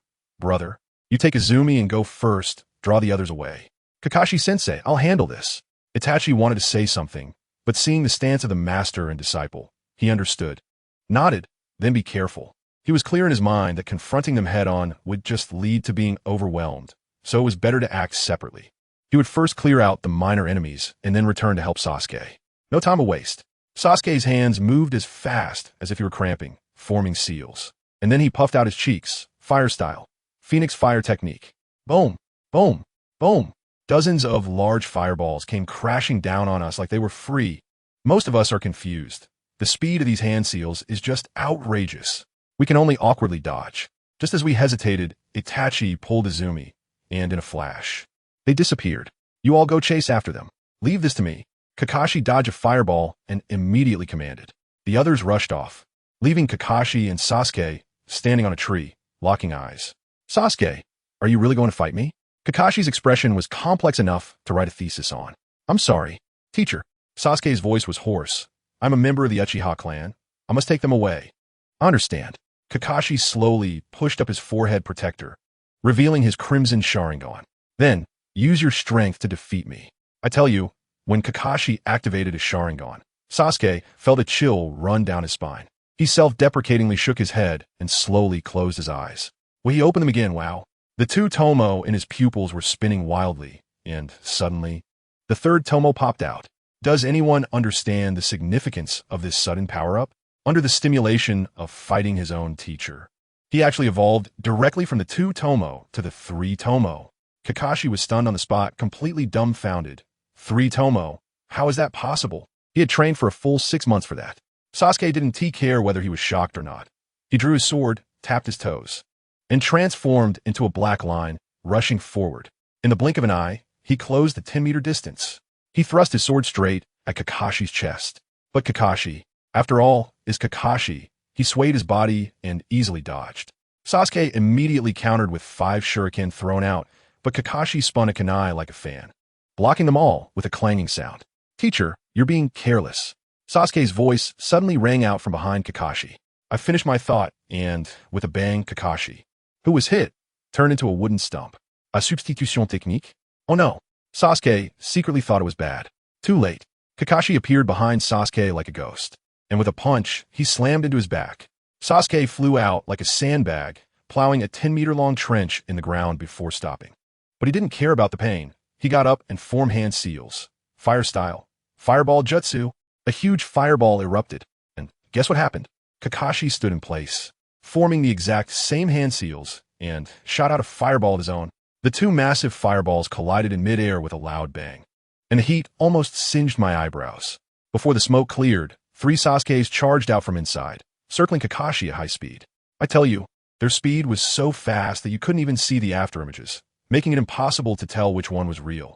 Kakashi took a look and thought, great, they're playing tricks. He quickly formed hand seals with both hands, lightning flashing around them. Lightning tiger strike. 3 lightning-infused wolf dogs lunged out. The 3 Sasukes, being stubborn, didn't dodge or evade, and went straight for it. With a whoosh, the lightning wolves pierced through their bodies, and all 3 turned into white smoke. Shadow clone. They were all decoys. Kakashi's heart sank, just as he wanted to retreat. The real Sasuke was already descending from the sky. In his hand, a massive fiery blade was forming. Uchiha style, Gale Sword. He slashed down. The pressure from that thing was incredible. Kakashi, pushed to the limit, quickly formed hand seals. Earth style, Earth Wall. A wall of earth, marked with a dog's head, shot up from the ground. Boom! With a loud crash, the earth wall shattered. Kakashi awkwardly darted out from behind the rubble, gasping for air. Sasuke landed back on the ground, his chest heaving violently as well. Both of them were quite worn out. But Sasuke didn't stop. He gathered all his chakra into his right hand, and the familiar crackling sound began. A blinding ray of lightning converging in his palm. Chidori. Kakashi's face turned pale instantly. Sasuke, are you going to use Chidori? Teacher, this is my last move. Sasuke shouted, transforming into a bolt of lightning and charging forward. Seeing that familiar light, Kakashi's mind flooded with memories of teaching Sasuke this technique and those days when Team 7 went on missions together. He suddenly smiled, as if feeling relieved. And then guess what he did? He actually gave up all defense, slowly closed his eyes, and just stood there, waiting for his student to kill him. What? Sasuke's pupil shrank. He understood. He desperately tried to retract the Chidori in his hand. But once the arrow is released, it's not so easy to take back.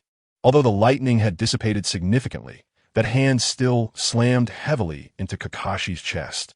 Kakashi flew out like a kite with a broken string, spraying a mouthful of blood upon hitting the ground. Kakashi-sensei! Sasuke's face turned pale as he rushed over to help him up, tears streaming down his face. Crying like a child, Kakashi, holding his wound, weakly urged him, "It's fine. Quickly, go find Itachi and the others. There are still people behind. If you don't leave now, it'll be too late. But your injury, I want to die. I know some medical ninjutsu." Kakashi forced a smile. Sasuke gritted his teeth, knowing this wasn't the time for sentimentality. He deeply bowed to Kakashi, then, holding back his tears, turned and vanished into the forest. Watching him disappear, Kakashi sighed and murmured, "Sasuke, since you're gone, really, don't come back. I tell you, the worst is yet to come." Sasuke had just walked a short distance when a shuriken suddenly shot out from the bushes, aiming straight for his vital points. Sasuke barely managed to block it, and before he could catch his breath, countless shurikens rained down around him like a storm. He relied on a Sharingan to dodge awkwardly and shouted in anger, "Who are you?" A figure slowly walked out, smiling at him. When Sasuke focused his gaze, his brows furrowed. This person was that ninja from Kakashi's team. What was his name? Miyake Kiki. That guy grinned in a strange manner and said, As expected, Lord Third was right. Kakashi really went easy on you. You were spying on Kakashi-sensei?" Sasuke instantly understood. Anyway, you're already dead, so it doesn't matter if I tell you. Lord Third was afraid Kakashi wouldn't be able to go all out, so he specifically sent me to join the team. Damn, so he's an undercover agent. Apure supervisor. Sasuke gritted his teeth in anger. That guy didn't give Sasuke any time to react. With a wind release, great breakthrough. A fierce wind blew so hard that Sasuke couldn't even open his eyes. Just as Sasuke raised his hand to shield his eyes, that person transformed into a flash and charged at him, thrusting a kunai fiercely towards Sasuke. Sasuke couldn't dodge and could only block with his left arm. With a hiss, the kunai pierced directly through his arm, blood gushing out. But this kid was tough. Despite the excruciating pain, he swung his right fist towards that guy's head. The two exchanged blows and were both knocked back. However, Sasuke was already severely injured, and his chakra was nearly depleted. After being hit by the opponent's wind release, vacuum sphere, he spat out another mouthful of blood and fell to the ground, unable to get up. The guy named Miyuki grinned menacingly, pulling out a knife and walking towards him step by step, exuding a murderous aura. Sasuke wanted to move, but his body wouldn't listen. He could only watch helplessly as the knife tip grew larger in his vision. Brother, farewell forever. He closed his eyes in despair. Just as the knife tip was about to pierce his heart, a thunderous roar echoed from above. Rasengan, Naruto, suddenly appeared out of nowhere, holding a small blue sun in his hand, and with a move from the sky, he slammed it solidly into the back of Miyuki. The guy let out a terrible scream, and his entire body was pinned to the ground, causing the earth to crack, and he passed out on the spot. Before Sasuke could react, another figure lunged at him. It was Sakura. "Sasuke!"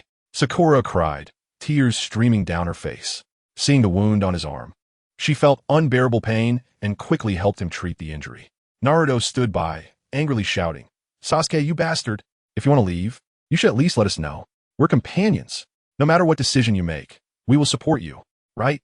Even if you get captured, we'll find a way to rescue you." I tell you, upon hearing this, Sasuke, a big man, instantly had tears in his eyes. He took a deep breath and said, "Naruto, Sakura, thank you." Just then, Itachi and Izumi also arrived. "I'm leaving now." Sasuke stood up. Sakura couldn't help but ask Sasuke, "Will you come back to Konoha in the future?" Sasuke looked at her, suddenly reached out, and hugged her tightly, whispering in her ear, "I will. Once things settle down, I will definitely come back." Releasing the blushing Sakura, he turned to Naruto and said, "Naruto, while I'm not here, please take good care of her for me." Naruto pounded his chest and promised, "Don't worry, no one will bully Sakura." Sasuke nodded heavily, no longer hesitating, and turned to leave with Itachi and the others, disappearing like lightning. Sakura stood in place, watching their disappearing figures, softly saying, "Sasuke, I will wait for you. I will also work hard to train.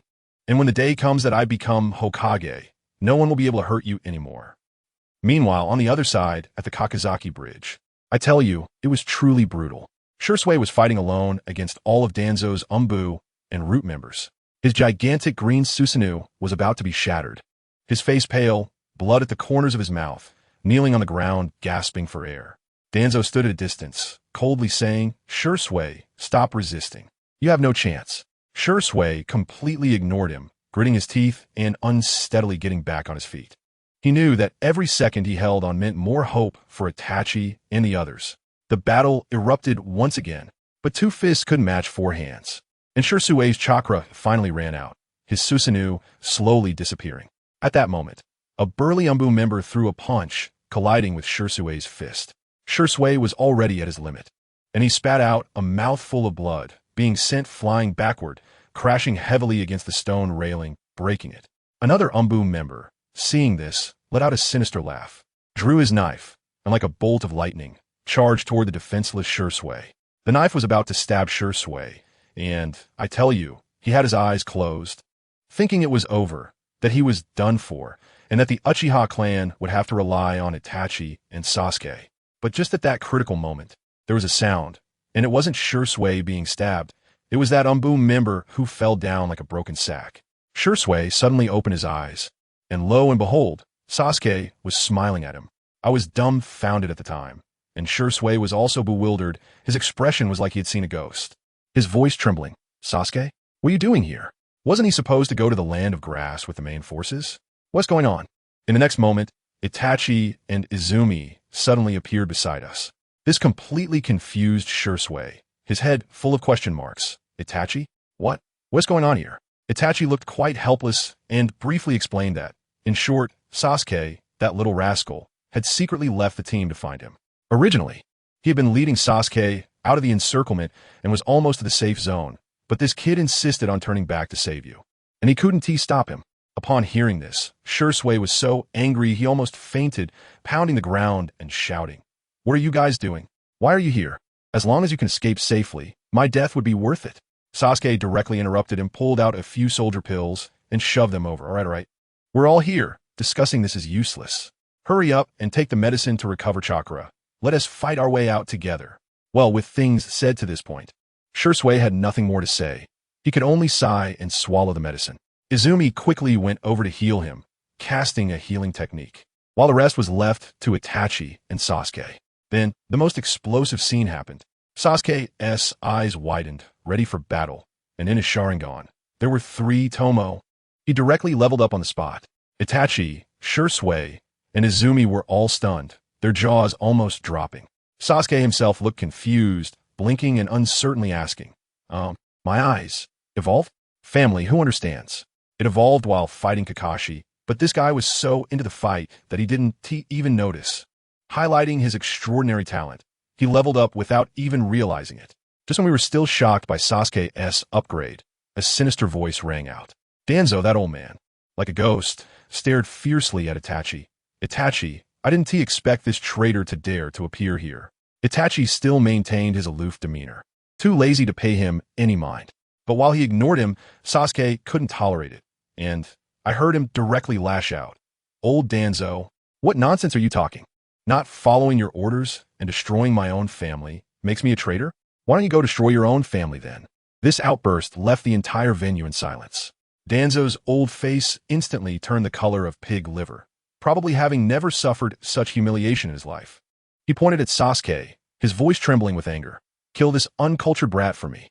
With a command, that bunch of Root and Umbu members pounced like rabid dogs. Itachi immediately activated his Sharingan and stood beside Sasuke, the two brothers back to back. The scene was incredible. Sasuke excitedly shouted, "Brother, let us go, and pulled out his sword to charge forward. In an instant, the entire bridge turned into a chaotic mess, with swords flashing and the smell of blood filling the air. I tell you, Danzo, that old bastard, is watching from the side, and the more he watches, the more alarmed he becomes. Sasuke, that kid, just activated his 3-Tomo Sharingan and can actually hold his own against the Umbu, even managing to counterkill one. Danzo's expression changed. He was filled with killing intent. This kid's talent is too terrifying. He must be snuffed out in the cradle today. Thinking this, guess what? That old man actually disregarded the rules of combat and jumped into the fray himself. He flashed forward and with a wind release technique, he slammed a punch right at Sasuke's face. Shursui saw this and panicked, immediately taunting, Danzo, are you not ashamed? Bullying a kid at your age? Danzo completely ignored him and intensified his attack. Itachi was entangled by 3 Umbu and couldn't get over, becoming increasingly anxious. To be honest, isn't it a dimensionality reduction attack for a seasoned Kage to fight against a kid who just activated his 3-Tomo? In just a few exchanges, Sasuke couldn't hold on anymore and was completely overwhelmed. What is even more outrageous is that one of the Umbu nearby seized the opportunity, clapped his hands on the ground, and shouted, Earth release, falling earth cover. I looked up and, good heavens, a huge green lid suddenly appeared in the sky with a whooshing sound, crashing down toward Sasuke. If it hit, he would be turned into a puddle of meat on the spot. Itachi had finally dealt with his opponent and was desperately shouting for Sasuke, rushing over with all his might. But it was too late. The big lid made a loud thud as it slammed into the ground, shaking the entire bridge. Dust billowed, and nothing could be seen. Shursui and Izumi were on edge. As the wind blew, the dust cleared, revealing just a broken piece of wood. Classic substitution technique. Where was the person? Those Umbu were still looking around. The next second, Sasuke appeared behind Danzo like a ghost, the small dagger in his hand gleaming coldly, and he thrust it forward. Everyone thought this would be a sure kill. That Danzo was doomed. But guess what? The knife passed through, and Danzo poofed into a gust of wind, disappearing. At that moment, I realized that this old guy's target all along wasn't Sasuke, but Itachi. Sure enough, Danzo's true form appeared beside Itachi, shouting loudly, Nara Shikaku, make your move. A member of the Nara clan's Umbu had been waiting, and his shadow quickly shot out, instantly pinning Itachi's shadow in place. Shadow, binding jutsu. Itachi was immediately unable to move. Sasuke finally understood that he had been used as bait. He shouted anxiously, brother, but it was already too late.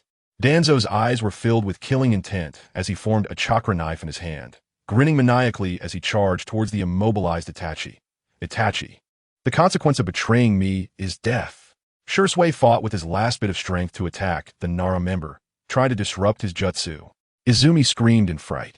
Just as Danzo's knife was about to pierce Itachi's heart, a shadow flashed by, unhesitatingly blocking in front of Itachi. It was Sasuke. He used his own body as a final shield for his brother. Sasuke, get away. Itachi's eyes instantly turned red, roaring. Sasuke turned to look at him, and to his surprise, a hint of a smile appeared on his youthful face. Thud! A muffled sound as Danzo's chakra knife ruthlessly and mercilessly pierced through Sasuke's chest. Blood bloomed like a red flower in an instant. Itachi was completely stunned, his eyes ready to burst, staring at this scene. Danzo pulled out his knife, spitting in dissatisfaction. Foolish brat, running to his own death. After saying that, he saw that Itachi's binding was lifted, and he didn't hesitate to retreat, taking a cautious stance. Sasuke's body slumped down, cradled in Itachi's arms. Sasuke, why did you do this? Itachi's voice trembled uncontrollably. Sasuke's face was pale, but the corners of his mouth still held a smile, as he said in a broken voice, I had to come here. I can't let brother bear the consequences. Brother, you don't have to bear anything. Itachi's tears fell heavily on Sasuke's face. Big brother, afraid. Can't go on. Sasuke looked at Itachi, using his last bit of strength to say, can you promise me one last thing? You must live. After saying this, his head tilted, his eyes slowly closing, completely still. Danzo laughed coldly not far away. Itachi, having your little brother die in your arms is painful, isn't it? This is the consequence of betraying Konoha. Itachi ignored him, reaching out his finger to habitually tap Sasuke's forehead, his voice hoarse to the extreme. Sasuke, forgive me. At that moment, I tell you, a surge of overwhelming malice and madness erupted from Itachi. He slowly stood up, and his Sharingan underwent a dramatic change. The three Tomo began to spin wildly, instantly connecting to form a bizarre, triangular shuriken pattern. The Mangeki Sharingan has awakened. Danzo's smiling face froze instantly. Turning pale, he knew he was in trouble. Everyone, attack. Take him down. Danzo shouted in terror. The remaining dozen or so Anbu charged forward with gritted teeth. Itachi stood there, motionless, and suddenly, blood tears flowed from the corner of his right eye. He softly uttered 2 words, Amaterasu. In the next second, the 3 Anbu at the front ignited in black flames. The fire was so sinister that no matter how they rolled on the ground or used water jutsu, it couldn't be extinguished. After a few screams, the 3 were burned to a crisp. The remaining Anbu were so scared their legs turned to jelly. What kind of monster was this? Danzo was equally astonished. He never expected that Itachi could use such a level of ocular technique right after awakening his eyes. Itachi remained expressionless, sweeping his eyes again. Amaterasu. Again, several Anbu ignited in black flames, turning to ashes amidst their desperate screams. The remaining stragglers, Itachi charged at them with his knife. Let me tell you, that was no longer a battle. It was a one-sided massacre. With the threat of Amaterasu, the morale of those Anbu was completely shattered, and they fell one after another like vegetables under Itachi's blade. Meanwhile, Izumi, holding Sasuke, was desperately using medical ninjutsu. Shursui anxiously asked her how it was going. Izumi was sweating profusely, her voice weak but determined. There's no injury to the vital organs. There's still a very faint heartbeat. I'm doing my best to save him. If it were someone else, they would have given up long ago in this situation. But she knew how important Sasuke was to Itachi. For Itachi, she would risk her life to gamble on this.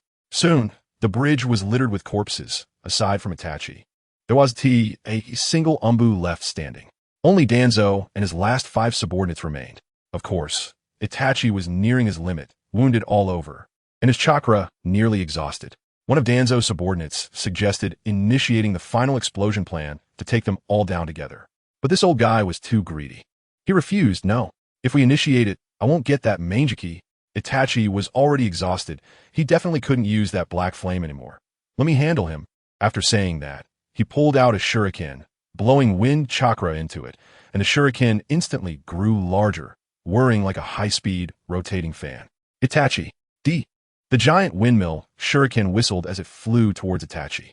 Itachi performed a nimble backflip to evade. However, Danzo flicked his finger, and the giant windmill split into 5 smaller shurikens, shooting towards Itachi from different angles. Itachi flipped in the air, firing a few of his own shurikens, clanging as he blocked all the attacks. But just as he landed, Danzo, playing his tricks, appeared in front of him like a ghost, taking advantage of Itachi's moment of weakness, and punched him hard in the chest. Thud! Itachi spat out a mouthful of blood, flying backward like a kite with a broken string for more than 10 meters. Danzo laughed sinisterly. Itachi, you have no chakra left, do you? If so, I'll send you on your way. After saying that, he quickly formed hand seals, puffing out a small tornado, which upon hitting the ground, swelled up in the wind, instantly transforming into a giant tornado several meters high, sweeping up debris from the ground and roaring towards Itachi. The tornado instantly swallowed the unsteady Itachi. But in the next second, something strange happened. With a rustle, hundreds of crows flew out of the tornado, scattering in all directions. It was the crow clone. Danzo's pupils suddenly constricted, his face filled with disbelief. Itachi had no chakra left, so how could he still use the clone jutsu? Could it be that punch, just now, was intentionally taken by Itachi? Just as he realized this, countless crows reassembled behind him into Itachi's form. Itachi activated the last bit of chakra in his body, putting his hands together to form seals. Fire style, Great Dragon Fire Technique. A massive fire dragon erupted from his mouth, carrying an aura of destruction, slicing through the sky and charging towards the defenseless Danzo. Danzo was so scared he nearly lost his mind, cold sweat pouring down. In this life-and-death moment, the last 2 Anbu beside him flew in front of him, shouting, Earth style, Earth flow wall. 2 thick earthen walls rose from the ground. Boom! The fire dragon crashed violently into the earthen wall, the fierce flames instantly causing the wall to crack, and then it exploded amidst the flying debris and flames. A figure was blown back and crashed heavily onto the bridge surface. After unleashing this final strike, Itachi's legs went weak, and he propped himself up with his hands, gasping for breath. Not far away, the figure that had been blown away was Danzo. He struggled to stand up, his clothes tattered, his face covered in blood, and a large gash on his waist bleeding profusely, looking as pitiful as a dog. Narashikaku rushed over with his last two subordinates. Danzo-sama, are you all right? Danzo ignored him, his chest heaving violently, glaring at Itachi with a look that seemed to want to devour him alive. Itachi, you actually forced me to this point. Itachi's brows furrowed slightly, his voice indifferent yet filled with power. Danzo, this is your own doing. I warned you. If you harm Sasuke, you will pay the price. Haha, the price? I tell you, that old guy was laughing like crazy, coughing up blood while pointing at Itachi, his eyes looking like he wanted to eat him alive, roaring. You want me to pay the price? There are plenty of people who want me dead. Who do you think you are? But you, kid, are the first one to make me this miserable. After shouting that, he dropped a harsh line. Even if I can't get your Sharingan today, you all won't survive. Let's blow this bridge to the sky. After saying that, this old guy took his few remaining subordinates and left without looking back. I was just in a daze when I heard Shui getting anxious. He originally wanted to chase after, but then Mizumi suddenly collapsed, having exhausted all her chakra, her face as pale as a sheet of paper. Shui was extremely anxious and said, Mizumi, if you can't hold on, then just stop. Don't sacrifice yourself. Guess what Mizumi said? For Itachi's sake. She gritted her teeth and insisted, no. For Itachi, I must save Sasuke. Family members who understands. This is literally risking her life. Chakra is like life to a ninja. Once it's depleted, a person is gone. Just when things were at a critical point, a miracle happened. Sasuke, who was almost gone, suddenly coughed a couple of times and moved his body. There's hope. Shui's eyes lit up. As long as he could pull him back from the brink of death, everything will be fine. But at that moment, Mizumi softly murmured that she couldn't go on, then closed her eyes and fainted. It was a disaster. Shui was on the verge of breaking down. What was going on? One was just starting to show signs of recovery, and the other collapsed. Now both were in danger. Just as Shui was about to go crazy, Itachi finally arrived.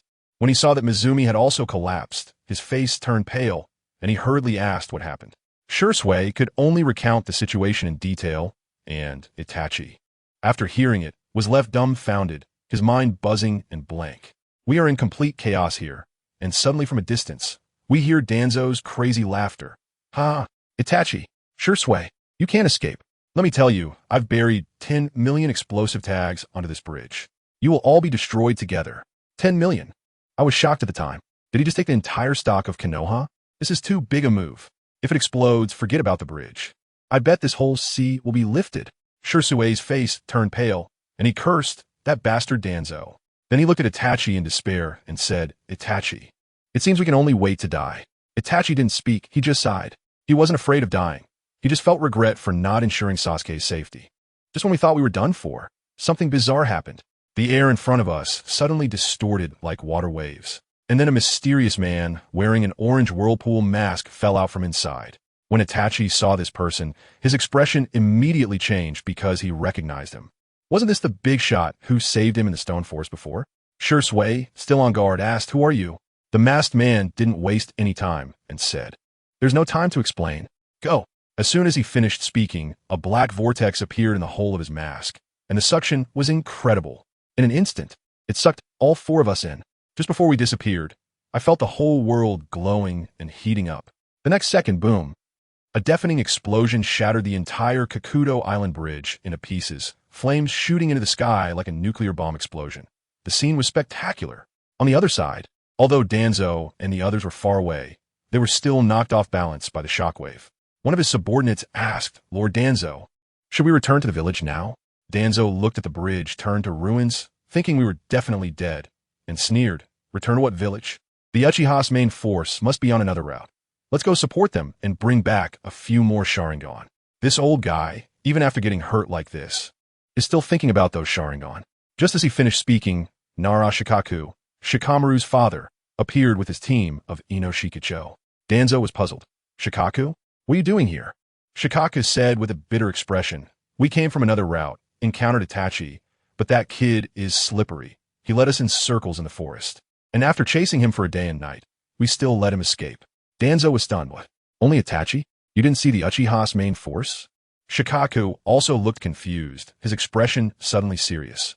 We conducted a net search and didn't see a single shadow. Could it be you didn't find anything on your side either? No, I was about to go your way to look for you. The two of them quickly realized the situation. Naruto gasped, his voice trembling. We might have been tricked. The Uchiha's main force didn't come this way at all. Both routes are decoys. Good heavens. Danzo's mind flashed back to Shirsue's meaningful words from earlier, and he was so angry he shook with rage, roaring, "We've been fooled. Notify all teams. Return to the village immediately. No matter which country they run to, we must annihilate them all." His furious demeanor was such that he slapped a nearby large tree in half. Meanwhile, we had been taken by the masked man to a hidden forest. Coming out from the alternate space, Shirsue looked at the masked man with admiration. Such powerful space-time ninjutsu. Itachi quickly expressed his gratitude. "Thank you, Senior, for saving us." The masked man waved his hand and pointed to the unconscious Sasuke and Izumi on the ground, saying solemnly, "Stop the nonsense. Saving them is the priority. Zetsu, come out." As soon as he finished speaking, I tell you, a black and white creature that looked like an Oreo with an yin-yang face suddenly emerged from the ground. Shirsue was stunned at the time, probably thinking about how there could be such abstract beings in the ninja world. The creature, named Zetsu, complained, "Looks like I'm going to lose a lot of chakra again." The masked man ignored him and directly ordered, "Use the spore technique to transfer chakra to them." I just learned that this white Zetsu was created by the original cells and has a powerful healing effect built into its chakra. Although Zetsu was reluctant, he still complied, walking over to Sasuke and Izumi, gently tapping their arms with his fingers. Then, a more bizarre scene unfolded. Two white humanoid figures slowly bulged up behind Sasuke and Izumi, looking just like clones of white Zetsu. Once those clones finished transferring chakra, they quickly deflated and eventually peeled off like a layer of skin. You have to admit, this technique really works. The pale faces of Sasuke and Izumi immediately regained some color. The masked man glanced over and said, "All right, they'll wake up soon." Itachi was so excited that he once again expressed his gratitude earnestly. I tell you, Itachi rarely asks anyone for help. Those two words of thanks carried a lot of weight. At that moment, the masked man could ask him to kill someone, and he'd probably be willing. The masked man nodded, took Zetsu with him, and vanished with a twist of his figure. Once they left, Shirsue couldn't help but ask Itachi, "Do you know him?" Itachi shook his head. "I don't know him, but Sasuke does. He single-handedly blocked over 30 Umbu when we were ambushed, allowing us to escape." Sasuke said he is also from our Uchiha clan. Upon hearing this, Shirsue gasped in shock. One person took down over 30 Umbu, and he managed to come back safely to save us? What kind of divine combat power is this? When did the Uchiha produce such a powerhouse? Itachi couldn't understand either, and could only say, he went to such lengths to save us. It must be related to our Uchiha clan. Just as they were pondering this, Izumi woke up. As soon as she opened her eyes, she saw Itachi's face close by, and she instantly blushed, softly saying, "I'm fine," before quickly getting up to check on Sasuke. After checking, she breathed a sigh of relief and smiled, saying, "Sasuke is fine. You should wake up soon." Everyone finally relaxed. Sure enough, not long after, Sasuke woke up from a nightmare. He dreamt that Danzo had stabbed Itachi, and he screamed as he sat up, drenched in cold sweat. When he opened his eyes and saw everyone there, he looked confused and asked, "Brother, Shirsue, Sister Izumi, are we all dead? Is this the Pure Land?" Shirsue was amused by him and gave him a light slap on the back of the head, saying, "What nonsense are you talking? You're just fine. Izumi risked her life to save you." Only then did Sasuke realize, feeling the strength in his body, and he laughed excitedly. "This is great. I'm not dead." Seeing how happy he was, Itachi walked over and said seriously, "Sasuke, don't do such foolish things next time. I'll bear any danger." Sasuke replied with an but judging by his expression, he would definitely still take risks for Itachi next time. Now that everyone was awake, Shirsue said, "Let us head to the land of grass and regroup with the main force." But Itachi frowned. "What worries me is that Konoha 1T let this go easily. They will definitely chase us to the land of grass." Hearing this, everyone's expressions turned serious again. At that moment, Sasuke chuckled and said, "I'm telling you, it's this kid who thinks faster than the Sharingan." He directly pulled out a trump card. "Brother, let us send a threatening letter to the Konoha high-ups. Just say that if they dare to act again, we'll sell all of Konoha as confidential information to other countries." Wow. This move to cut off the enemy's supplies is simply brilliant. Shirsue was immediately excited. "Sasuke, you're so smart. This plan will definitely work." Itachi nodded as well. The third Hokage cares the most about the village's safety, and this threat would definitely hit him hard. Without further ado, the four of us quickly wrote the letter and sent it out with a crow. After finishing all this, we finally set off for the land of grass. Meanwhile, in Konoha, news of the Uchiha's successful escape had spread throughout the land of fire, leaving everyone in shock. Soon, they also received intelligence about the Uchiha in the land of grass. In the Hokage's office, the third Hokage urgently summoned Danzo and 2 advisors for a meeting. Upon hearing that we were in the land of grass, Danzo excitedly slammed the table. Hizashi, what is there to discuss? They will definitely engage with the grass village now. We can send people to launch a surprise attack from behind, catching them off guard and annihilating them in one go. The third Hokage looked pained and said, chasing the Uchiha has cost us too much. We can't take risks any longer. But Danzo countered, the leader of the grass village, by Louis Wei, is no pushover. He can hold them off for a day, which is enough for us to arrive. The 2 advisors were swayed by his words and urged the third Hokage to eliminate the Uchiha completely. Just as the third Hokage was hesitating, an Umbu suddenly entered to report, Hokage-sama, there is important intelligence from Itachi. Danzo was instantly dumbfounded, his eyes nearly bulging out. What? Itachi? Didn't he vow to blow us all up? This slap in the face came too quickly. The third Hokage looked at him in confusion and then had the Umbu bring in the scroll. Upon opening it, he was so enraged that he threw the scroll on the ground. Danzo and the others were startled and quickly asked what happened. After a moment, the third Hokage finally spoke in a hoarse voice. We can't pursue any further. Itachi threatened us that if we continue to chase, he will leak all of the village's secrets to other countries. What? Danzo roared in anger, smashing the table into pieces with a single blow. But no matter how furious he was, there was no use. No one could bear the consequences of this. In the end, the third Hokage tiredly waved his hand, ordering an end to the pursuit. Once everyone left, he leaned back in his chair, feeling a tinge of regret, regretting why he had pushed the Uchiha to the brink.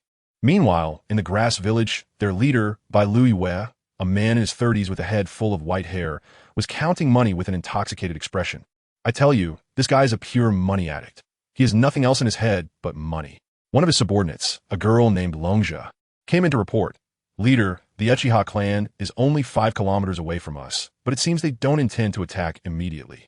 Bai Luiyue continued counting his money and said, they're waiting for someone, but they will definitely act tomorrow.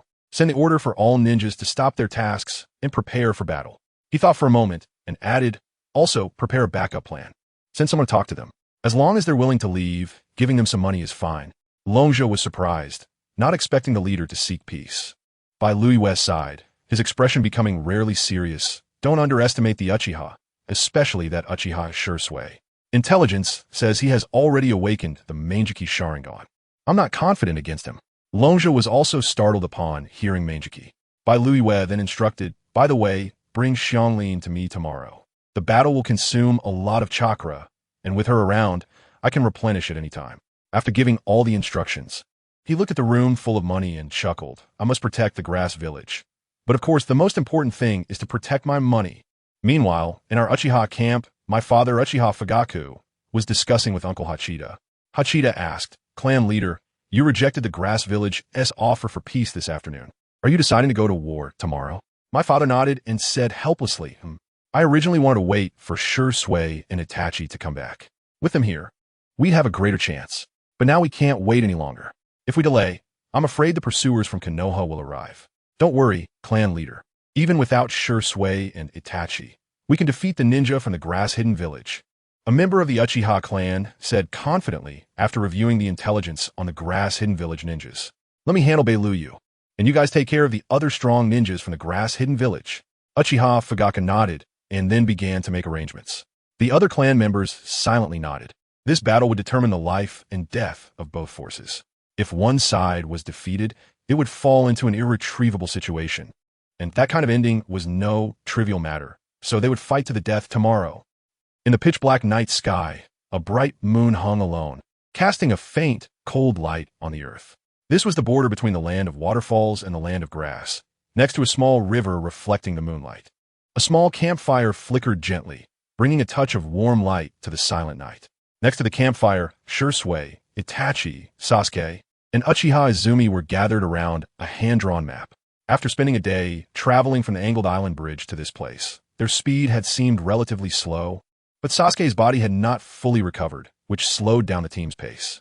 We should be able to reach the grass-hidden village before noon tomorrow. Shui pointed at the symbol for the grass-hidden village on the map and said with a light laugh, I wonder if our clan has taken down the grass-hidden village. Sasuke said with a dry smile. Even if we haven't taken down the grass-hidden village, Itachi has activated his Manjiki Sharingan. With his strength alone, he can conquer the grass-hidden village. Upon hearing this, Shui smiled lightly at Sasuke. What? Brother activated his Manjiki Sharingan? When did that happen? Hearing Shui's words, Sasuke was stunned. He knew that in the Naruto storyline, Itachi activated his Manjiki Sharingan only after witnessing Shui's suicide. He didn't expect Itachi to activate it without the sacrifice of a close person. That was truly impressive. It was after you fainted to protect Itachi from Danzo's fatal blow that he activated the Manjiki Sharingan.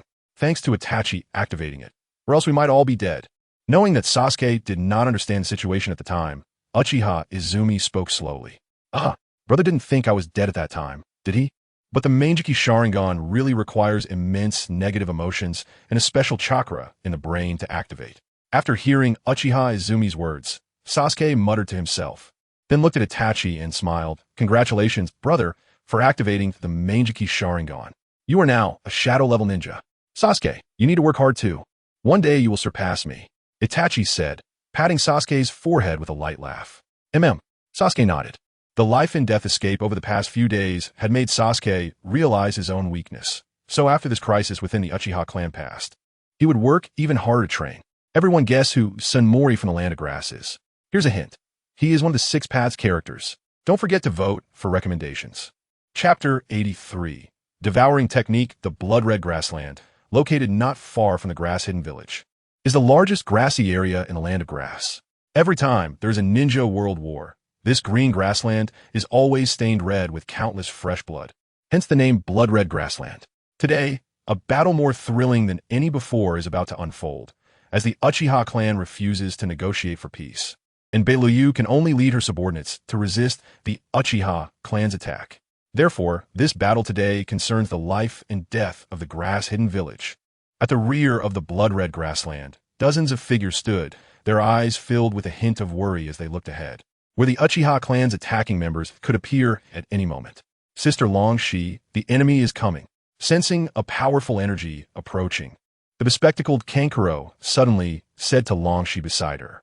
As a member of the Uzumaki clan, she possessed superhuman perception abilities.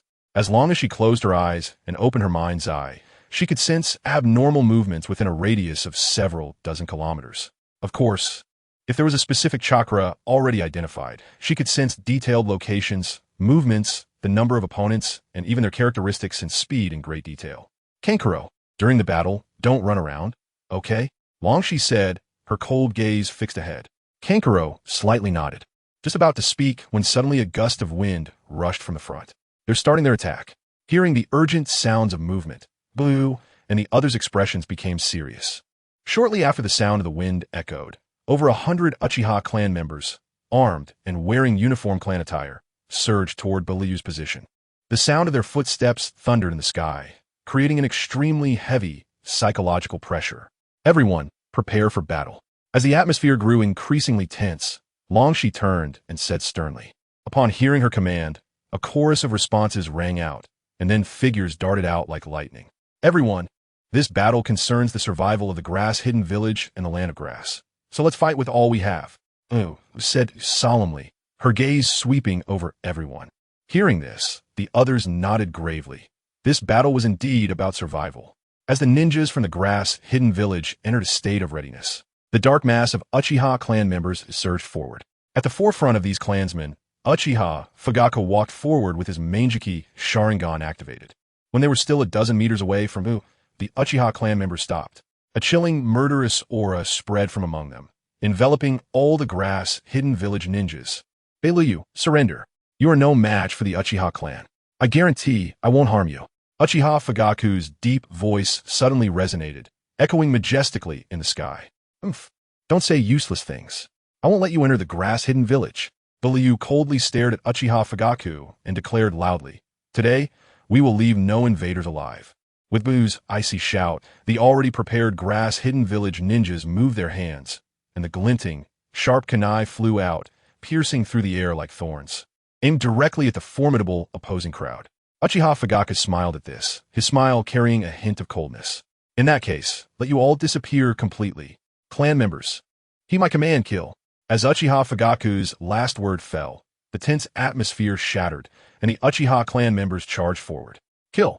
The grass-hidden village ninjas were not to be outdone. They activated their chakra and charged fiercely forward. Boom! Boom! Two terrifying forces clashed in the blink of an eye. And immediately, the sound of exploding tags and the energy ripples from ninjutsu echoed across the battlefield. Outside the chaotic battlefield, Beiliu stood alone, as no member of the Uchiha clan approached to kill him, for they all knew that this person must be dealt with by the clan leader personally. Beiliu, let me show you the power of the Uchiha clan. Staring at Beiliu, Uchiha Fugaku's Sharingan suddenly turned cold, and overwhelming chakra surged from his body, transforming into a gigantic energy skeleton. This energy skeleton was entirely red, its giant eyes fixated on Beiliu, a strange sense of pressure descending from the sky. Under this pressure, the other ninjas from the grass-hidden village engaged in battle also expressed their shock. Those familiar with Susanoo could clearly see that Fugaku's Susanoo had entered its second form, which allowed the use of exclusive weapons and ninjutsu. This form of Susanoo was optimal in terms of balance, and it could also utilize universal long-range attack ninjutsu.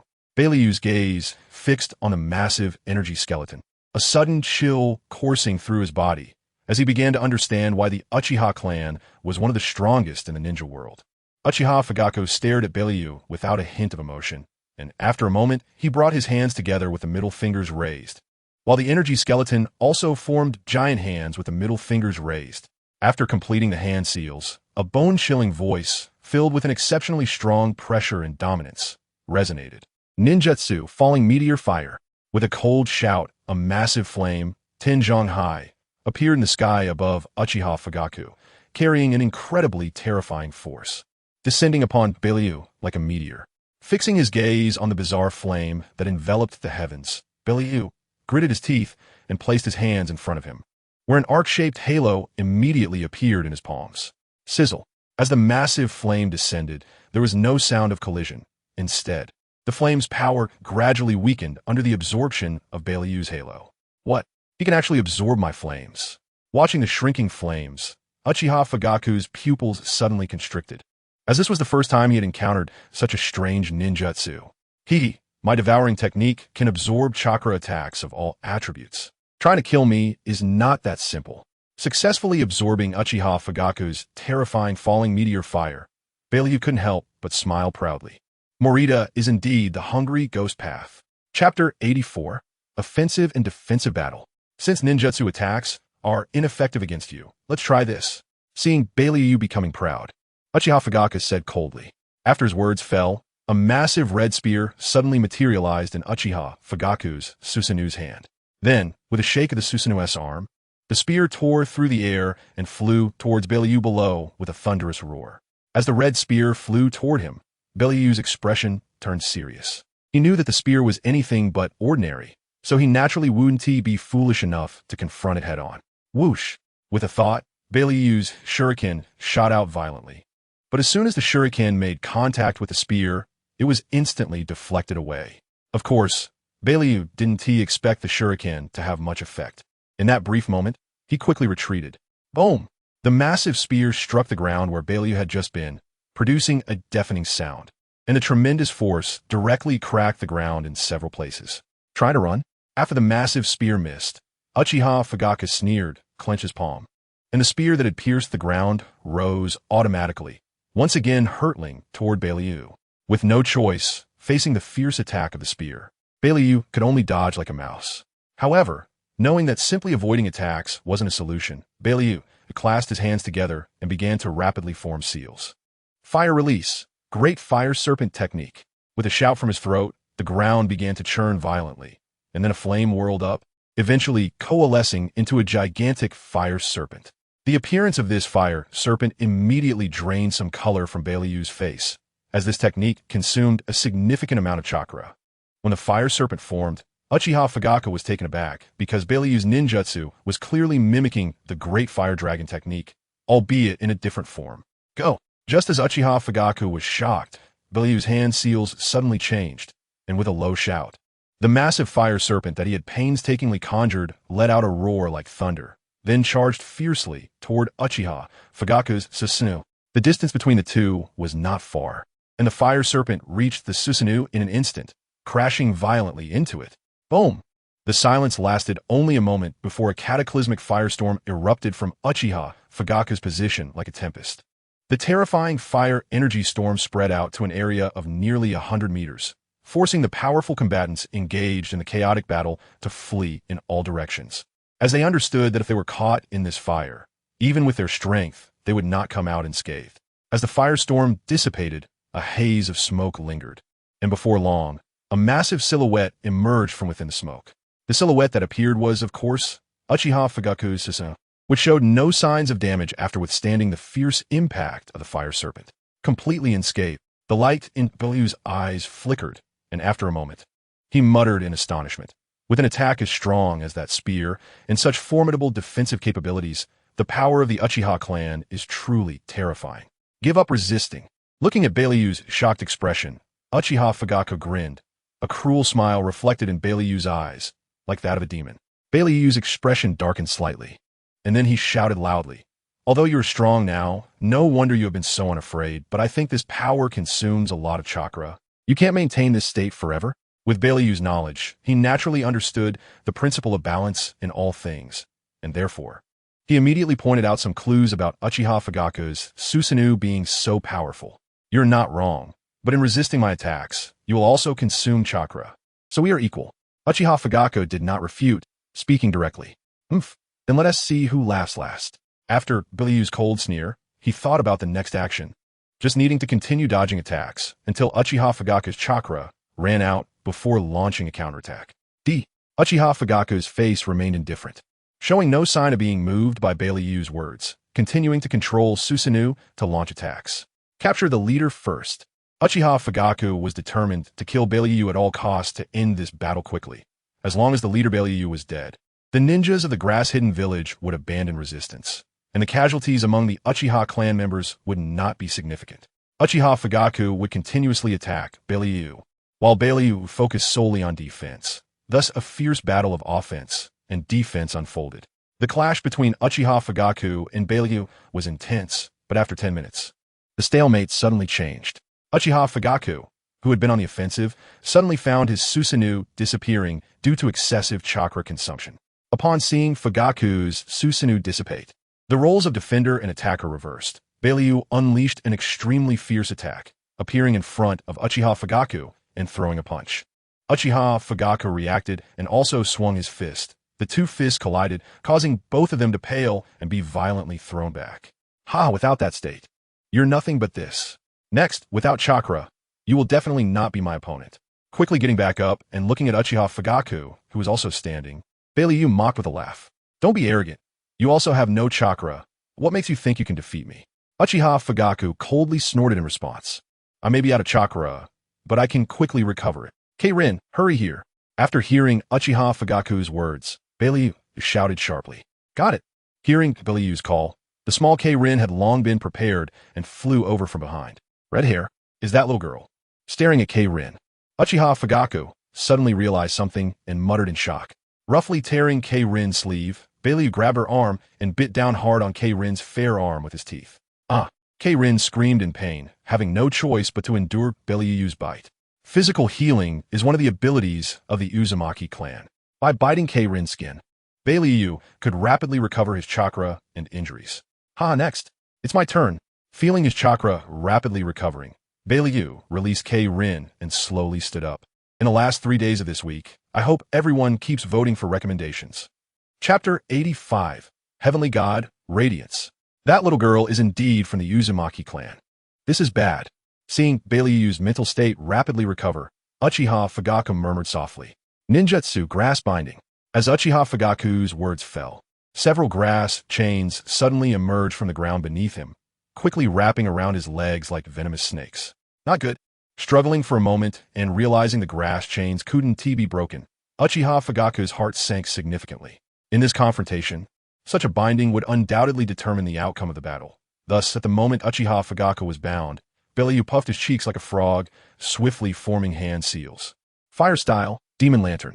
A burst of intense flames erupted from Beileyu's mouth, transforming into countless ghostly flames that rushed towards Uchiha Fugaku. Knowing he couldn't dodge, Uchiha Fugaku realized that if he was defeated by Beileyu, the morale of the Uchiha clan would undoubtedly be impacted, and this battle could very well end in failure for them. Sigh, I really was too careless. Uchiha Fugaku lamented in deep regret. Uchiha-style Gale Blade. However, just as Uchiha Fugaku was frustrated, a small figure flew out, followed by a massive flame blade that formed and blocked all the ghostly flames attacking Uchiha Fugaku. Sasuke? Recognizing the figure that landed, Uchiha Fugaku was initially stunned, then overjoyed as he saw Itachi, Shisui, and Uchiha Izumi appear beside Sasuke. They finally made it back. Uchiha Fugaku couldn't contain his excitement and laughed heartily. Seeing Shisui and Itachi arrive at such a crucial moment, the Uchiha clan members in battle erupted with overwhelming cheers. As Uchiha clan members, everyone knew that Shisui and Itachi were the top experts of the Uchiha family. Many clan members have been looking forward to their appearance in this battle, hoping they would lead the Uchiha clan to conquer the hidden grass village. Now that the people they had longed for had finally appeared, how could they not be thrilled? Itachi, I'll leave him to you. Go support the other clan members. After landing, Shisui smiled lightly at Beileyu. Understood. Nodding, Itachi did not hesitate and immediately drew his sword to join the battle, while Uchiha Izumi also sprang into action, helping injured Uchiha clan members. After Itachi and Uchiha Izumi moved, Sasuke came to Uchiha Fugaku's side at once, cutting the grass chains on his father's leg with his blade. Dad, you're injured. Sasuke glanced at Uchiha Fugaku with concern. It's just a minor injury, nothing to worry about. Uchiha Fugaku replied casually, glancing at the chaotic battlefield, saying, Sasuke, let us fight together. Hearing this, Sasuke smiled, looked up, and scanned the many hidden grass village ninjas with his slightly narrow dark eyes, saying with a grin, I want to let you down. Haha, just like my son. With a laugh, Uchiha Fugaku charged in a battle alongside Sasuke, engaging in a life-and-death struggle. Kid, who are you? For a battle of this level, I advise you to refrain from getting involved. I've seen plenty of proud young ninjas, but unfortunately, they all met a bad end. After Uchiha Fugaku left, Beileyu's gaze swept over Shisui. Then he spoke darkly. You don't need to worry about that. Drawing his blade, Shisui smiled lightly. Ignorant. Seeing Shisui still wanting to fight, Beileyu clasped his hands together to form seals, but before he could complete the hand seals, Shisui's figure had already appeared in front of him. Zulfust! Beileyu exclaimed in shock. Shisui's short blade cut through the air like a streak of black lightning, carrying a fierce gust of wind as it struck down at the unmoving Beileyu, the force so strong that even the air beneath the blade was completely expelled. The dull sound of the sonic boom resembling an explosion echoing from underground, heavy and eerie. The intense wind pressure forced Beileyu's clothes tightly against his skin, yet his face showed no sign of being affected by the fierce slashing of the short blade, nor did he evade. Swish! The short blade struck Beileyu, but instantly transformed him into a split scarecrow. A grass clone? Watching the scene before him, Shisui murmured softly, then activated his Sharingan. I knew you were up to something. Just as Shisui's blade struck Beileyu's grass clone, Beileyu's real body suddenly emerged from the grass in front of Shisui, aiming for Shisui's vital points and stabbing fiercely with a kunai. The kunai easily pierced Shisui's vital points, but Shisui did not scream in pain, causing Beileyu's expression to change. A hint of surprise just rose in Beileyu's heart, and then Shizuki's body transformed into dozens of crows, quickly scattering away. What is going on? After the crows flew away, they immediately disappeared. In an instant, a blood-red light burst forth, and Beileyu frowned, instantly looking up to see a huge blood-red full moon appearing, with a gigantic kaleidoscope Sharingan pattern in the center. Where am I? Looking around, Beileyu found himself as if he had entered another world, with no blood-red grasslands. Uchiha clan members, or Konoha ninjas in sight, only the desolate land beneath his feet and the enormous full moon above his head. You have fallen into my Jinjutsu. Koten Zanshuin radiance. Just as Beileyu was filled with fear and uncertainty, Shizuki's voice echoed in this world. No, I don't believe it. I can't have fallen into your Jinjutsu. After roaring in anger several times, Beileyu began to run across the desolate land, but no matter how he ran, that gigantic blood-red full moon remained above his head. In this Jinjutsu space, I can control everything. No power can resist this Jinjutsu. Shizuki's voice rang out again, and suddenly, The ground beneath Beilyu's feet began to tremble violently, then tore apart as if it were the end of the world, and Beilu fell into an unfathomable abyss. Accompanied by Beilyu's fall, the blood-red full moon exploded, turning into countless fragments that heavily crashed down on Beilu. Ah! A scream that could not be described in words echoed in this world. Chapter 86, Kaguya. It's over. Looking at Beilu, who was already trapped in the Jinjutsu, Shizuki did not hesitate to stab his vital point with a knife. After taking a fatal blow, Beilyu's face turned pale as he returned to consciousness from his spiritual world. And then he spurted a mouthful of blood, finally collapsing heavily to the ground, indifferently withdrawing the knife from Beilyu's corpse. Shizuki felt not a trace of fluctuation in his heart. He had long grown accustomed to the many ninjas dying at his hands. After eliminating the leader of the Konoha village, Beilu, Shizuki turned his gaze to the battlefield, observing the situation in the arena. It seemed that it was only because of Itachi, Uchiha Fugaku, and Sasuke's involvement that the balance was broken, allowing the Uchiha clan to gain the upper hand. However, even so, both sides were still locked in a fierce stalemate. The large-scale melee was like a meat grinder, with casualties on both sides. The sounds of fighting and screams converging together, ultimately reaching the sky, even faintly heard outside the blood-red grasslands. This meaningless battle should end as soon as possible. Frowning tightly, Shizuki shouted loudly, "Konoha ninjas, listen! Your leader is dead. Continuing to fight is meaningless. Those willing to surrender can become companions of the Uchiha clan. We will not harm you. Those who resist will only die." Under Shizuki's stern shout, the fiercely contested battlefield gradually quieted down, with gazes turning toward Shizuki. The Uchiha clansmen looked excited, while the Konoha ninjas appeared panicked. Beilyu's death, as the strongest of Konoha, dealt a significant blow to their morale. The leader is dead? If the leader is dead, then what are we fighting for? Some timid Konoha ninjas, after Shizuki's words fell, immediately threw down their weapons and quickly surrendered. In their eyes, nothing was more important than staying alive. Seeing someone take the lead in surrendering, those Konoha ninjas who were undecided also followed suit.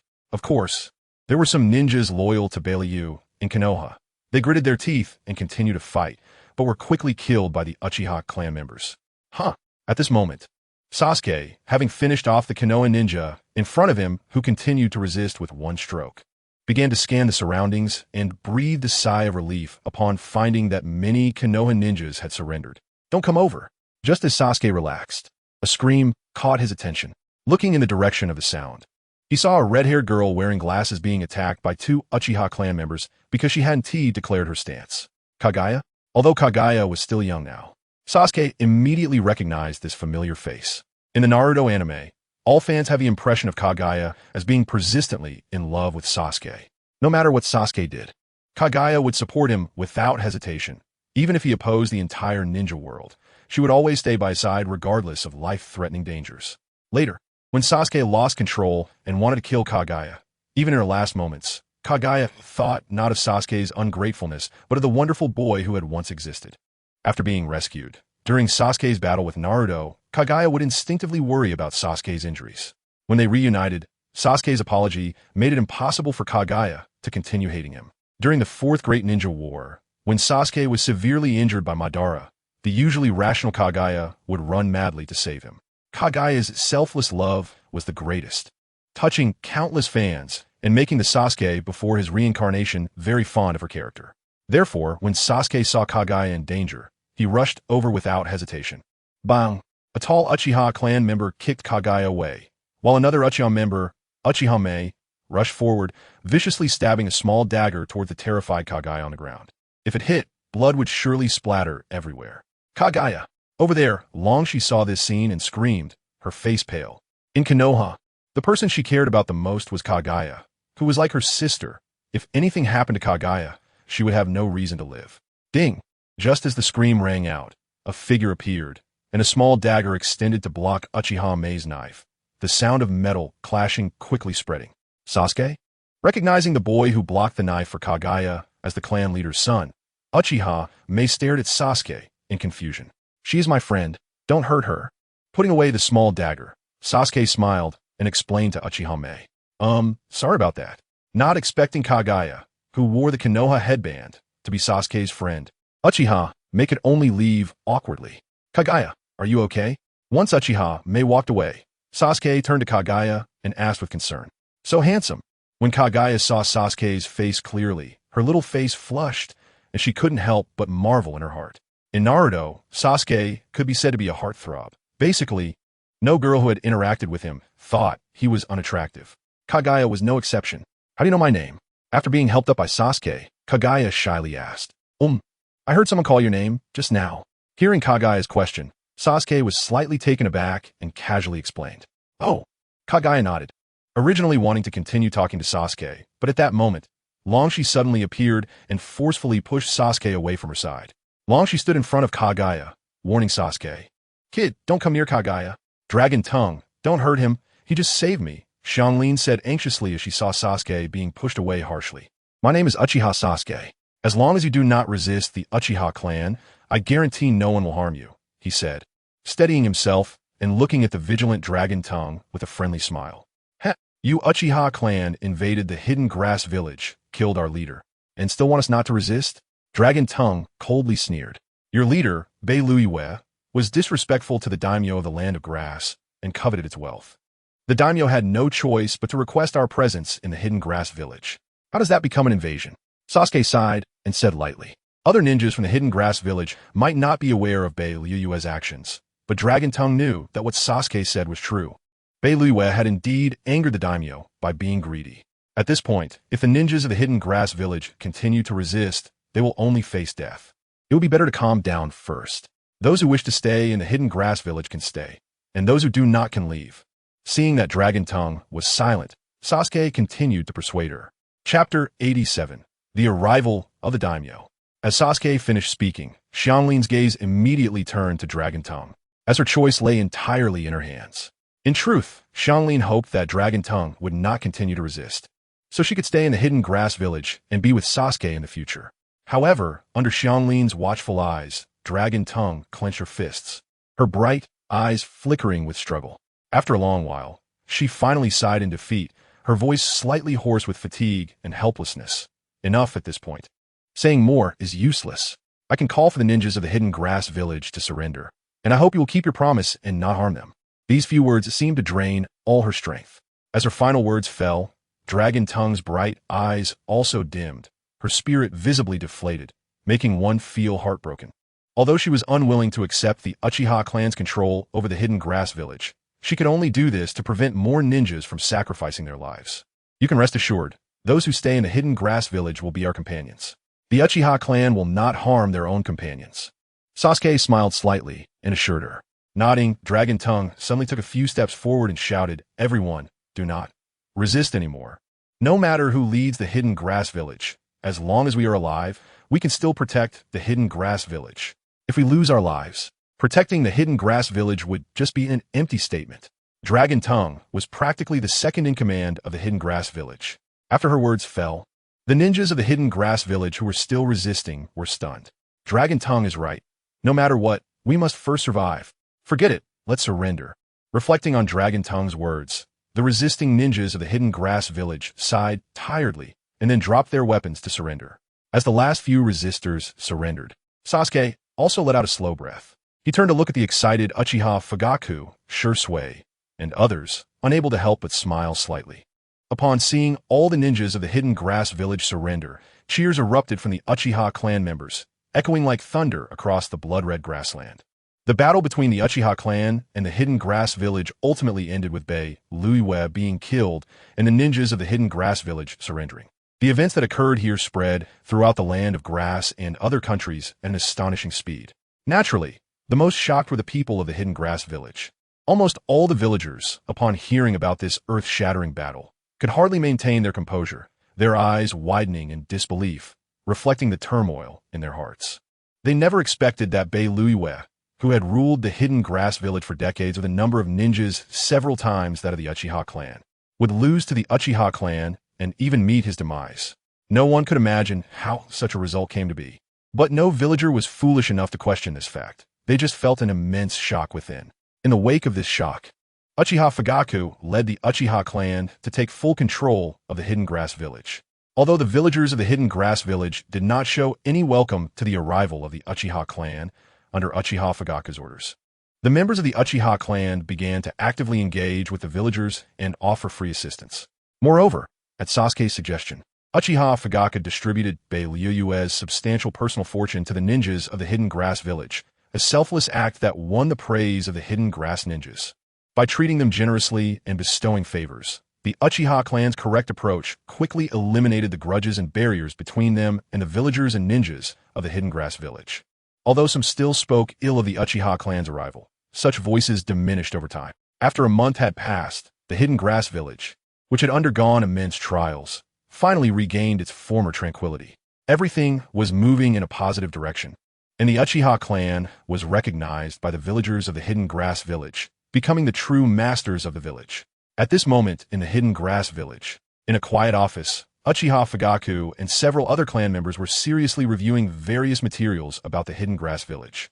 Since entering the Hidden Grass Village, Uchiha Fugaku had been tirelessly working. Although it was exhausting, he found great enjoyment in the feeling of being the leader of a village. Clan leader, the daimyo has arrived. A Uchiha clan member walked in with a smile, having opened the door. Upon hearing this, Uchiha Fugaku suddenly stood up and exclaimed, "Please come in." Hehe, clan leader Fugaku. There's no need for formalities. I came uninvited. A hearty laughter echoed from outside the door just as Fugaku's voice fell. As the sound approached, a middle-aged man wearing a fan-shaped hat and slightly plump in stature entered the office, escorted by two warriors, moving in at a leisurely pace. This middle-aged man was Oda, the daimyo who decided everything in the Land of Grass, including the leadership of the Hidden Grass Village. Seeing Oda enter, Uchiha Fugaku quickly stepped out from behind the desk, walking up hurriedly and respectfully saying, "I apologize for not coming out to greet you due to the busy affairs." Hehe, no need for such formalities. Oda replied with a faint smile. Uchiha Fugaku eagerly nodded, signaling the other clan members to step aside, and then said with a smile, "Daimyo, please take a seat." Oda appreciated Fugaku's respect, nodded with a smile, and without hesitation, walked over to sit in the central position. This is the reward for removing Bei-Liuyue. Oda took a stack of large bills from a nearby warrior and handed them to Uchiha Fugaku. Knowing that the Uchiha clan had already taken control of the Hidden Grass Village, Oda personally came to deliver money to build a good relationship with Uchiha Fugaku. It was also to fulfill the promise made in the mission scroll. There is no need for this. Helping you relieve your troubles is what we should do, Uchiha Fugaku said with a smile, pushing the bills back. Oda was taken aback when he saw Fugaku refusing the money. He knew that this amount was not small and could cover the expenses of all the ninjas in the Hidden Grass Village for half a year. "I won't take this money, but I have a small request, and I hope the daimyo can agree." Uchiha Fugaku continued without paying attention to Oda's confusion. "You may speak. I don't know what request Uchiha Fugaku will make." Oda took a deep breath and asked in a low voice, "I hope the daimyo can rename the Land of Grass to the Land of Heaven and Konoha Village to Ten Hidden Village, and also appoint me as the first generation of Ten Shadow." Without hesitation, Uchiha Fugaku said bluntly, "In Naruto, Cheyenne is from the Land of Grass. So mentioning Cheyenne doesn't necessarily mean she will be the last one. It's a new week, and I hope everyone can cast recommendation votes. Thank you." Chapter 88, Renaming. The renaming of the Land of Grass to the Land of Heaven and Konoha Village to Ten Hidden Village was not Uchiha Fugaku's idea, but the result of a meeting discussion. After all, the Uchiha clan came from Konoha Village, and no matter how they integrate, there will still be some gaps with Konoha Village. Even from the perspective of people from other countries, there would still be two factions referred to as Konoha Village and the Uchiha clan. To completely eliminate these gaps, the most effective method is to rename, fully integrating Konoha Village and the Uchiha clan into one. In the future, in the ninja world, there will only be the Land of Heaven and Ten Hidden Village, which will represent the current Konoha Village and the Uchiha clan. No problem. I agree to the renaming. Originally, Oda thought Uchiha Fugaku would make some difficult request, but unexpectedly, it was just a name change. Oda did not hesitate and directly agreed. For Oda, no matter what the name change is, he is the daimyo of this country. And as long as he can enjoy the country's taxes every year, everything is negotiable. Haha, then thank you, daimyo. Hearing Oda agree to the name change, Uchiha Fugaku felt very excited and then laughed loudly. Waving his hand casually, Oda smiled lightly. "It's just a small matter. If it weren't for clan leader Fugaku helping me get rid of Bei-Liuyue, I would still be imprisoned." Nodding, Uchiha Fugaku suddenly thought of something and said, "A month later, I will hold a grand inauguration ceremony for the Ten Shadow, in 10 Hidden Village. I will invite the shadows and leaders of various ninja villages to attend. I hope the daimyo can come too. That's no problem. As long as we can invite a shadow from one of the 5 great ninja villages, then 10 Hidden Village will be considered impressive. Oda was taken aback for a while after realizing that Uchiha Fugaku wanted to invite the shadows of other ninja villages, and after a deep breath, he bitterly smiled. In the ninja world, strength is paramount. And a small force like 10 Hidden Village does not even have a qualification to invite the shadows of the 5 great ninja villages. Of course, the shadows of the 5 great ninja villages would not lower their status to attend the inauguration ceremony of a small ninja village leader. Don't worry, daimyo. I will definitely be able to invite them. Although Uchiha Fugaku knew it was difficult to invite the shadows of the 5 great ninja villages, he had to do it because only with their presence could the identity of 10 Shadow be recognized. Otherwise, it would just be a self-appointed title, meaningless. Of course, among the 5 hidden villages, due to the relationship between the Uchiha clan and Konoha village, the Hokage would definitely not come. Then I wish clan leader Fugaku success. Oda stood up and smiled. I have some other matters, so I won't stay here for long. Clan leader Fugaku, you don't need to see me off. Just take care of the village matters. After saying that, Oda walked straight outside with the samurai following him. Watching Oda leave, Uchiha Fugaku ordered, call Shursui, Itachi, and the others over. Yes. Hearing the order, several Uchiha clan members immediately disappeared from the office. Thunder style, Thunder Tiger killing. In the training ground next to Konoha village, Sasuke quickly completed the hand signs with both hands and shouted loudly. Thunder flashed, and a huge thunder wolf suddenly materialized, then let out a crackling sound, like an angry tiger awakening from sleep, venting its terrifying power. After the Thunder Wolf appeared, Sasuke took a step forward, waved his hand, and the Thunder Wolf shadow fiercely rushed out, colliding violently with the giant tree in the distance. Boom! An earth-shattering sound suddenly exploded in the training ground. A powerful wave of thunder erupted from the giant tree, and then the giant tree was directly shattered into powder. All the rubble on the ground also turned to dust and scattered. Covering her ears, Cheyenne, not far away, stared with her mouth agape at the momentum caused by the attack. After a while, she swallowed hard and turned her gaze toward the giant tree. However, at this moment, the swirling dust completely obscured her view. A gust of wind blew, and the dust quickly dissipated, finally revealing the true appearance of the place attacked by the Thunderwolf. Gaping at the chaotic scene, Cheyenne was stunned for a moment, then slowly closed her eyes and took a deep breath, a wave of dizziness washing over her mind. Sasuke, the ninjutsu you practiced is so strong. Who taught you? Rubbing her chest lightly, Cheyenne walked to Sasuke's side and said, somewhat flustered. Looking at Cheyenne's shocked face, Sasuke smiled lightly and said, a teacher taught me in Konoha village. In fact, Thunder Tiger killing was a ninjutsu that Sasuke copied from his battle with Kakashi using a Sharingan. After countless practices over a month, Sasuke finally mastered this lightning-style ninjutsu. Sasuke is amazing. You can learn anything. Unlike me, aside from my special physique, I am of no use at all. After comparing herself briefly with Sasuke, Cheyenne said dejectedly, don't say that. Your perception ability is very impressive. Unable to help but rub Cheyenne's little head, Sasuke smiled. Really? Hearing Sasuke praise her, Cheyenne was slightly taken aback and then retorted, yes. Nodding with a smile, Sasuke particularly wished he had her perception ability. With it, he wouldn't have to worry about being ambushed by enemies in the future. Wow, Sasuke is really praising me. I have to tell Sister Ryusei. Waving her hand at Sasuke, Cheyenne suddenly jumped excitedly out of the training ground. Standing in place, Sasuke smiled as he watched Cheyenne suddenly leave, gently chuckling and murmuring, what a naive little girl. After murmuring, Sasuke was about to continue training when an Uchiha clan member quickly appeared. Sasuke, the clan leader is calling for you to the meeting room. The clan member who delivered the message said upon seeing Sasuke. Understood. Without hesitation, Sasuke quickly followed the clan member to the meeting room. The area of Konoha village is not as large as that of Konoha, and Sasuke arrived at the meeting room in just over 10 minutes. When he arrived, many people were already standing in the meeting room, including Shursui, Itachi, Ryusei, and others. One after another, some strong ninjas from Konoha village entered. When most of the people had gathered, Uchiha Fugaku said loudly, first, I want to announce something. The daimyo has agreed to the name change. From now on, there will be no land of grass, no Konoha village, only the land of heaven and 10 hidden village. Everyone in the meeting room was very excited about this outcome. After the name change, they would truly be companions, and they would have a common title, which is the Ninjas of 10 Hidden Village. School has started now, and the number of brothers voting for recommendation has decreased. So please help out if you can vote. Chapter 89, Special Mission a month later. I will take office as the first generation of 10 Shadow. I promised Daimyo that I would invite the Kage and leaders of other ninja villages to attend my inauguration ceremony. So I called you here to send you out in pairs to carry out this task.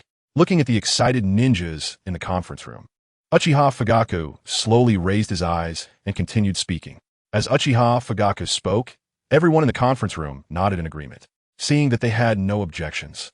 Uchiha Fugaku then announced his arrangements. This task does not involve any danger. Even in the event of war between two countries, envoys are not killed, let alone in the case of a friendly invitation like this. However, when Sasuke learned that he was assigned to go to the land of lightning with Rizetsu, he was a bit surprised. He initially thought Uchiha Fugaku would pair him with Itachi or Shursui. Of course, Sasuke was now relatively familiar with Rizetsu, so teaming up was not a problem. 3 days later, the forehead protectors of the Hidden Grass Village will be ready, and at that time, you will wear the new forehead protectors and set off according to the arrangements. Yes. Upon hearing Uchiha Fugaku's order, everyone in the conference room hurriedly responded. All right, if there is nothing else, you may leave. Hearing Uchiha Fugaku's dismissal, everyone in the conference room nodded and then stood up, bowing respectfully to Uchiha Fugaku before slowly exiting. The clan leader has unknowingly taken firm control of the Hidden Grass Village these days, and the ninjas of the Hidden Grass Village used to be willing to serve you. After the others left, Uchiha Hakadai smiled at Uchiha Fugaku. This is just the first step. The Uchiha clan's ambitions will not stop at the Land of Grass. Once we have complete control over the Land of Grass, the power of the Uchiha clan will surely surge, and by then, the surrounding small countries will have no other forces that can compete with us. Once we assimilate the other small countries, the establishment of the sixth great nation will be within reach, Uchiha Fugaku said with a faint smile, his eyes filled with immense ambition. The clan leader speaks rightly. Once we grow strong, it will leave those ignorant old folks in Konoha dumbfounded. Uchiha Hakadai's laughter followed closely after Uchiha Fugaku. A faint smile also appeared on Uchiha Fugaku's face as he waved his hand and asked, "How is my statue coming along?" The faces of every Hokage from Konoha are carved in a Hokage mountain, but Uchiha Fugaku does not want to imitate that. So he plans to erect a giant golden statue of the successive heavenly shadows in the central square of the Hidden Grass Village. As the first heavenly shadow, Uchiha Fugaku's statue will naturally be placed in the first position. In response, Uchiha Hakadai respectfully said, "The prototype of the statue has been completed, and now we just need to refine the details. Hakadai, it must be finished before my inauguration. Also, be sure to urge for the new forehead protectors." Uchiha Fugaku commanded. Understood. Uchiha Hakadai responded respectfully upon hearing Uchiha Fugaku's command. Bang! 3 days passed in the blink of an eye, and at this moment, in the quiet and lush woods on the outskirts of Konoha village, a sudden thunderous sound erupted, startling countless birds in the forest. The sight of the birds, taking to the sky in droves, felt reminiscent of a disaster approaching. Following that, the same loud sound continued to ring out. And in the training field, in just a few minutes, rows of thick giant trees were smashed down by Haruno Sakura's fists. After finishing her strength training, Sakura did not rest, but took out shurikens to practice throwing them along with kunai. Although she lacked the power of the Sharingan, Sakura possessed exceptional calculation and control abilities. Even if the target was hidden behind a wooden post, she could still hit it with her shurikens. After finishing her shuriken and kunai throwing practice, Sakura began her speed training again. The intense training consumed a lot of stamina, and after several hours, sweat dripped from Sakura's clothes, soaking the ground beneath her feet. The feeling of nearing her physical limit made Sakura dizzy, but she did not rest immediately and continued to push through. Sakura, once the relationship between the Uchiha clan and Konoha village eases up, I will come back. Take care. A gentle voice slowly echoed in her mind, gradually fading away. Yet Sakura's heart stirred intensely by this sentence, as if a phantom of Sasuke appeared before her. However, in an instant, that phantom quickly dissipated. Staring blankly at the vanishing image, after a moment, Sakura clenched her fists tightly, and her murmuring voice slowly rang out into the air. "Sasuke, when I become Hokage, no one will drive you out of Konoha village." After her words fell, Sakura seemed to forget her fatigue and continued her hard training. Kakashi-sensei, it's been a month, and Sakura has been training like this every day.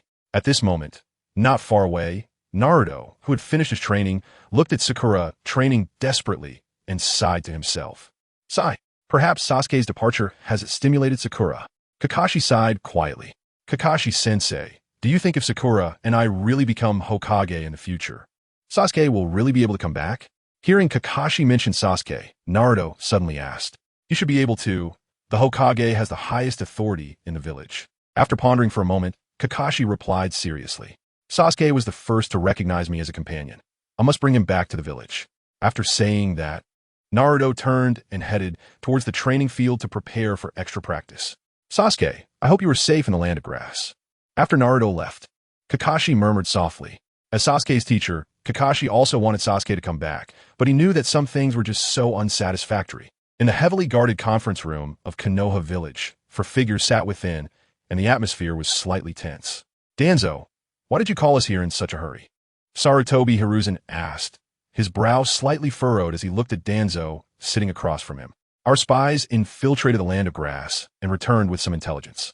Furrowing his brows, Danzo said in a low voice, according to the information, the land of grass, the hidden grass village has been renamed the land of heaven. The hidden heaven village, and Uchiha Fugaku will take office as the first heavenly shadow in a month. Moreover, he plans to invite the Kage of various ninja villages to attend his inauguration ceremony. Oof.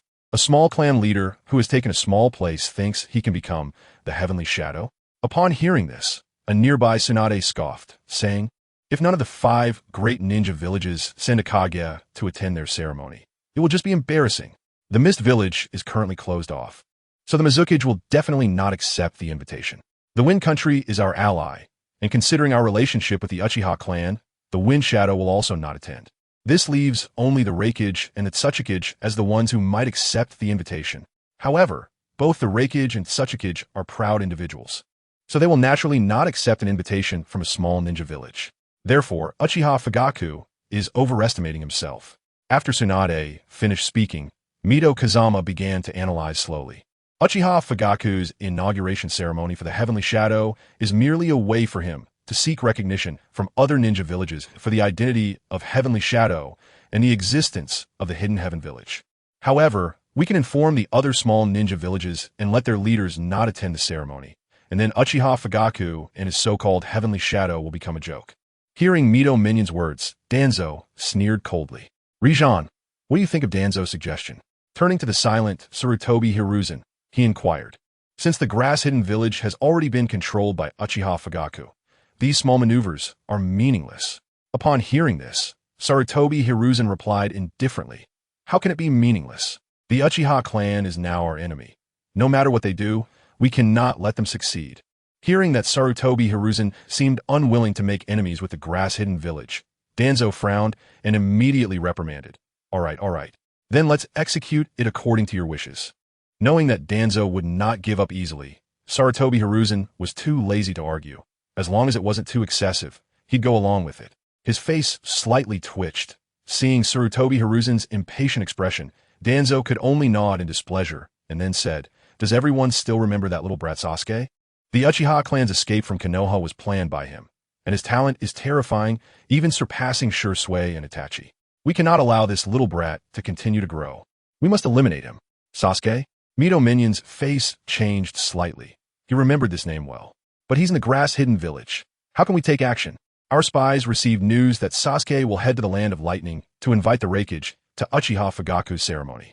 We can take action against him in the Land of Water. Danzo's eyes gleamed ominously as he spoke. No way. Sasuke is Itachi's beloved brother. If something happens to him, Itachi will definitely suspect us. By then, Itachi will leak Konoha's information, and our village will be doomed. As soon as Danzo finished speaking, Sarutobi Hiruzen immediately opposed. If it was just some small maneuvers, Sarutobi Hiruzen reluctantly agreed, but Danzo wanted to take such a risky action, and Sarutobi Hiruzen would naturally not agree. But Danzo originally wanted to say something, but Sarutobi Hiruzen had already stood up and shouted, no one can take action against Sasuke without my orders. As time goes by, the information Itachi holds about Konoha will eventually become ineffective, but before that happens, we must not act rashly. After leaving a harsh remark, Sarutobi Hiruzen turned and left the conference room. Sai, let's go. Seeing Sarutobi Hiruzen leave angrily, Narashikaka sighed and then left with Mito Minion. After they all left, Danzo's face turned slightly pale, and then he slowly clenched his fists, a glint of coldness flashing in his eyes. Sarutobi Hiruzen, you coward. Since you disagree, I'll act on my own. Yuli, this task is up to you. Make sure to take that little brat down. Understood. A masked female ninja standing behind Danzo responded. The next day, when the fiery sun broke free from the horizon, its warm rays instantly illuminated the winding streets of the Hidden Sky Village. At this moment, in a room, Sasuke held a forehead protector featuring the 3-tomo design. This forehead protector, customized with the Uchiha clan Sharingan, was the new forehead protector of the Hidden Sky Village. Although it was not as well made as Konoha's, Sasuke liked it very much. Putting the forehead protector on his head and donning a black cloak adorned with a fan pattern, Sasuke's delicate face took on an air of mystery. Grasping a small sword placed on the table, he flipped it, and with a slight sound, the small sword was tucked diagonally into his back. With preparations complete, Sasuke pushed the door open, said a simple goodbye to his mother, Mikoto Uchiha, and walked leisurely along the street toward the central square of the Hidden Sky Village. In the central square, the most eye-catching sight was the gigantic golden statue representing Uchiha Fugaku. Although it was still early, 2 sculptors were already diligently working on the statue. Dad, how impressive! Sasuke couldn't help but exclaim upon seeing the golden statue. I hope in the future, Shursui and brother can become the 2nd and 3rd Sky Shadows. Noticing that a lot of space was left next to the golden statue for the next Sky Shadow, Sasuke chuckled to himself. In Sasuke's view, Shursui and Itachi were the most likely and capable to inherit the position of the next Sky Shadow. Sasuke. However, just as Sasuke's laughter faded, a shout came from behind. Turning around instinctively, Sasuke saw the similarly adorned Kagaya and Risha approaching. Kagaya, what are you doing here? Sasuke had come here to wait for Risha to set off for the Land of Lightning, and he hadn't expected Kagaya to appear. Perhaps worried about making Sasuke angry, Kagaya lowered her head, hesitant to speak.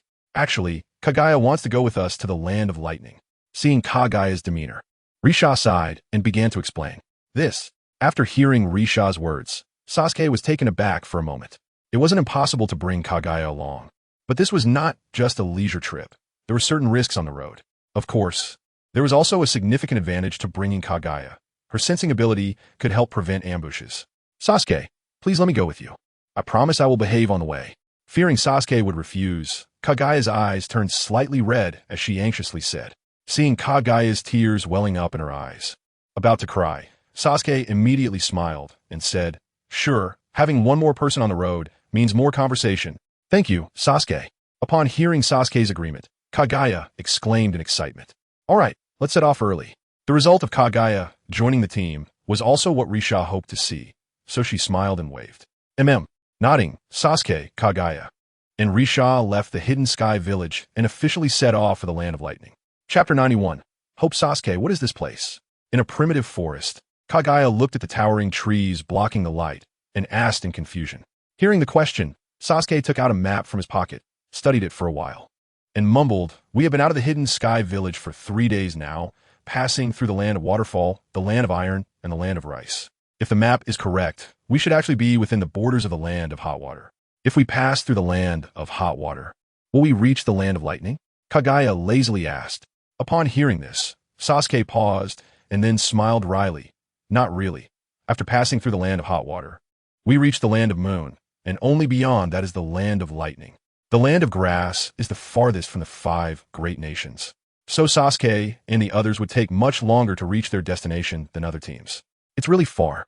I wonder if the Raikage will accept our invitation after we travel such a long distance to the Land of Lightning. Kagaya said with a hint of helplessness. We will do our best. Sasuke smiled, rubbing his nose. Actually, Sasuke wasn't confident about inviting the 4th Raikage AI to the Hidden Sky Village for the ceremony, considering AI was a muscular guy with a violent personality. If he didn't want to attend, no amount of persuasion would work. Boom! Just after Sasuke's laughter faded, the sound of an exploding tag echoed from not far ahead. It seemed something was happening. We need to be cautious. The experienced Rizetsu sensed that there might be ninjas fighting ahead, so she warned. Sasuke and Kara nodded, and the 3 of them slowly approached the explosion site. This was a clearing in the forest, and as a gentle breeze blew, the The smoke from the explosion quickly dispersed. When the smoke cleared, two figures appeared in sight. One figure was in a half-kneeling position, clothes torn and covered in wounds, especially on the right leg from which fresh blood flowed, staining the ground. The other figure held a short blade, trembling from rapid breaths. The forehead protector he wore displayed the symbol of the Cloud Village. Bakira, stop resisting. I won't let you, a traitorous ninja, escape. The figure holding the blade scolded as he fixed his gaze on the half-kneeling figure. As the words fell, the battered Bakira spat out a mouthful of blood, clearly having sustained severe injuries in the earlier battle. See, we were teammates before. Have you forgotten that I once saved you? You're now favored by the fourth Reikage, so why make it hard for me? The intense pain in his right leg made Bakira realize that the bone was likely shattered. He gritted his teeth and raised his head, staring at she not far away, shouting loudly, "From the moment you betrayed the Cloud Village, we are no longer comrades." With that, she charged at Bakira with the short blade, and infused with a thunderous force, he swung it fiercely toward Bakira's head. "Don't kill me. I'm willing to return to the Cloud Village with you." Looking at the glinting tip of the blade, Bakira's pupils shrank, and he hurriedly shouted. Swish! Just half a foot from Bakira's head, the short blade suddenly stopped, the energy contained within it causing Bakira's clothes to flutter. If you had this awareness earlier, you wouldn't have to suffer. She slowly withdrew the short blade, glanced down at Bakira, who was covered in blood and seemed to have lost the will to fight, then turned to leave. As Shi's body turned, a fierce look of resentment flashed in Bakira's eyes. Pressing his palms against the ground, a bolt of lightning shot from his sleeve, aimed straight at Shi's back. Without any suspense, the unprepared Shi let out a scream as the hidden arrow pierced through his back. After hitting Shi, Bakira quickly got up and clenched his fist to strike. "See, you forced me to do this." The venomous voice reached Shi's ears, and a wave of fear spread from his heart. Before he could shout anything, a powerful force erupted from the spot on his back. A mouthful of blood sprayed out, and Shi's body crashed to the ground as if struck by a bull. Thud! Thud! Picking up a short blade from the ground, Bakira walked step by step to the writhing Shi. "Bakira, I didn't expect you to be so despicable." She raised his head slightly, glaring at Bakira with gritted teeth. "Shi, don't blame me. As a ninja, you should know this world is cruel. To survive, I can only kill you. Farewell." With those final words, Bakira raised the short blade, aiming for Shi's head, ready to stab down. Whoosh!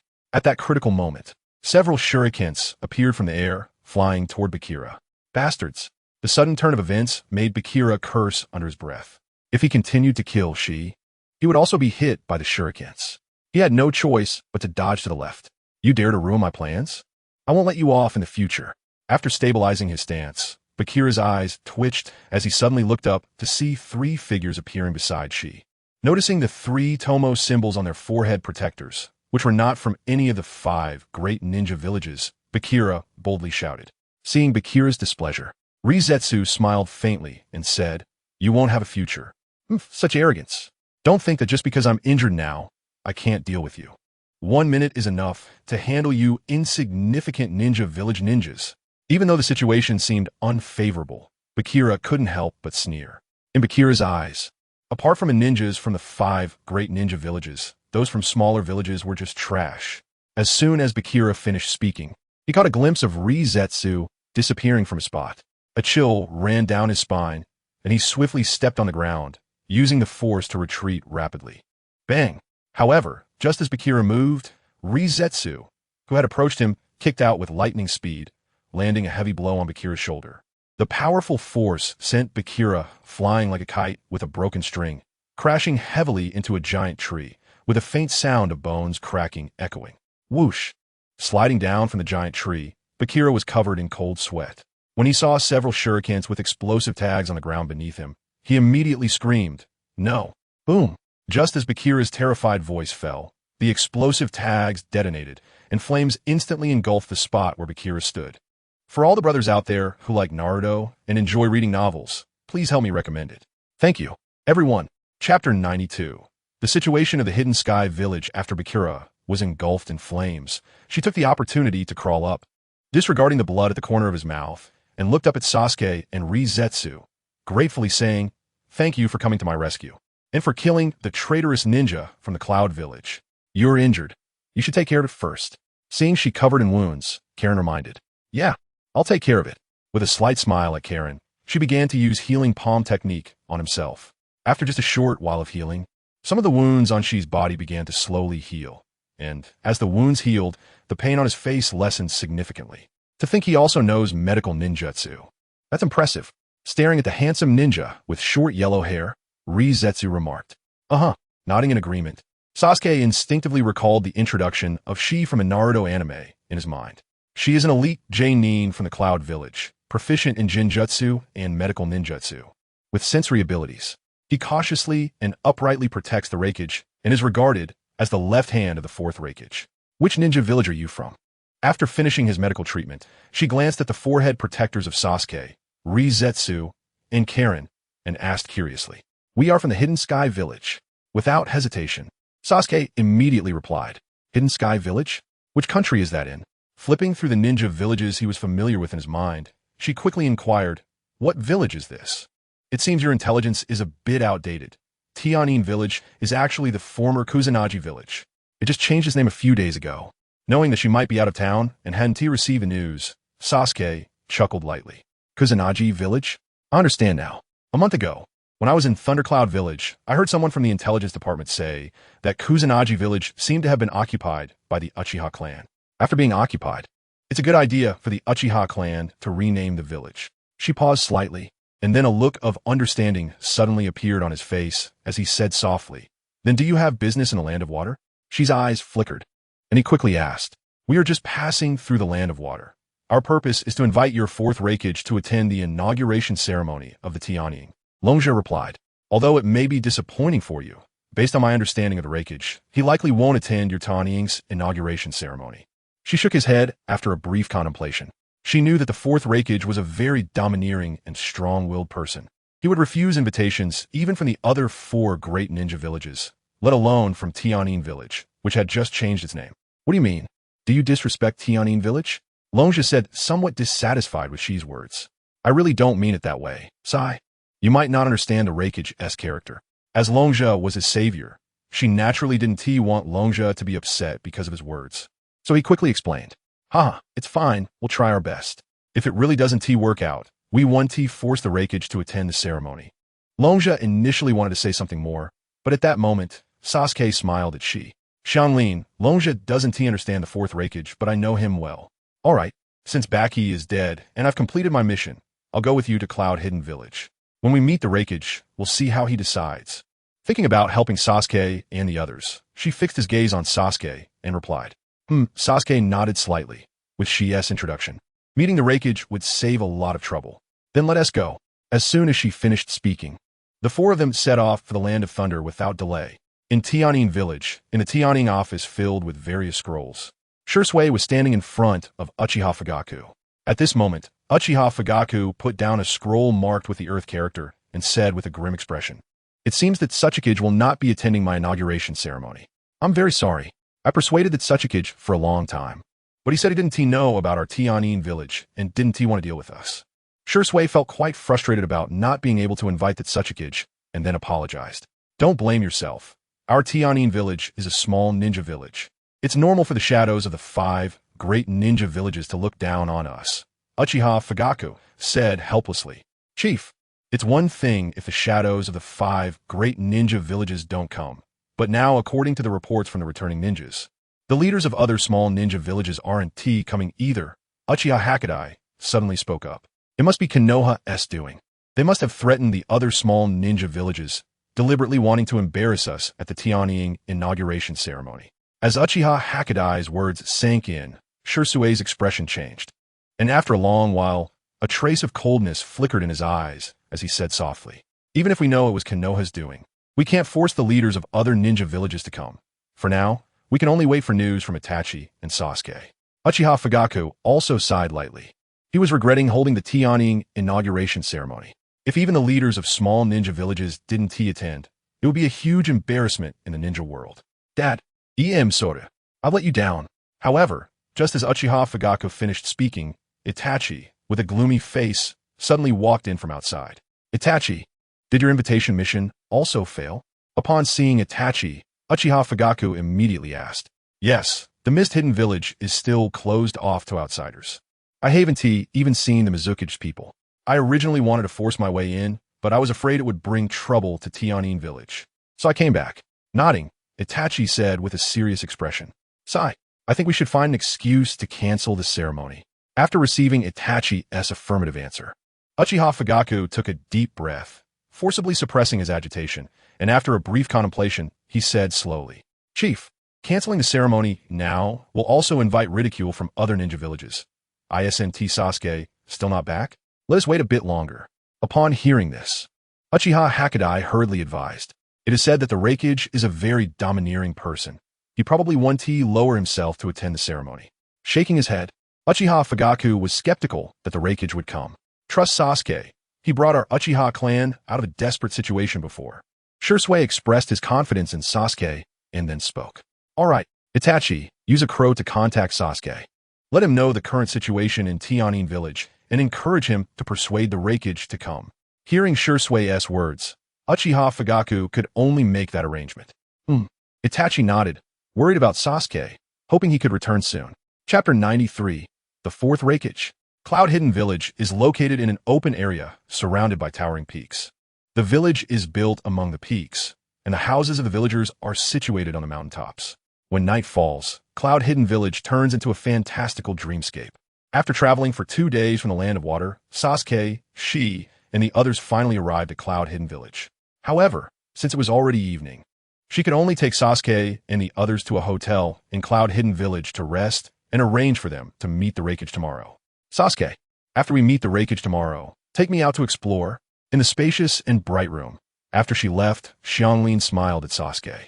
Being one of the 5 great ninja villages, Xianglin had never been to another ninja village in her life, so she wanted to invite Sasuke to go with her. No problem. Now, Sasuke had become quite the warm-hearted person. He smiled slightly and agreed to Xianglin's invitation. Wow, that's great. Xianglin exclaimed happily, blinking her bright eyes. With a gentle smile, Longzha looked warmly at Xianglin and playfully pinched her delicate face, saying, You've got Sasuke on your mind now. No way, Xianglin shyly replied.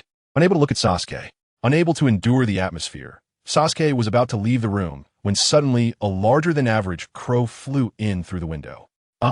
The crow cawed and landed on Sasuke's shoulder, then spat out a small scroll from its mouth. It's intelligence from Tianyin village. Catching the scroll, Sasuke immediately opened it to read carefully. Sasuke, is there something wrong? Seeing Sasuke's expression suddenly darken, Longzha hurriedly asked, concerned that something significant had happened in Tianyin village.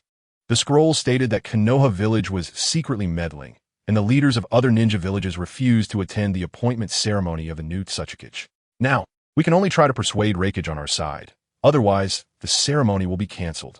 Closing the scroll, Sasuke frowned in response. The news has spread. If the ceremony is cancelled, other ninja villages will mock Tengaku village. It seems we really have to work hard tomorrow. Upon hearing Sasuke's words, Rize pondered for a moment and said slowly, Yes. Nodding, Sasuke could only pray in his heart that they could successfully persuade Raikage tomorrow.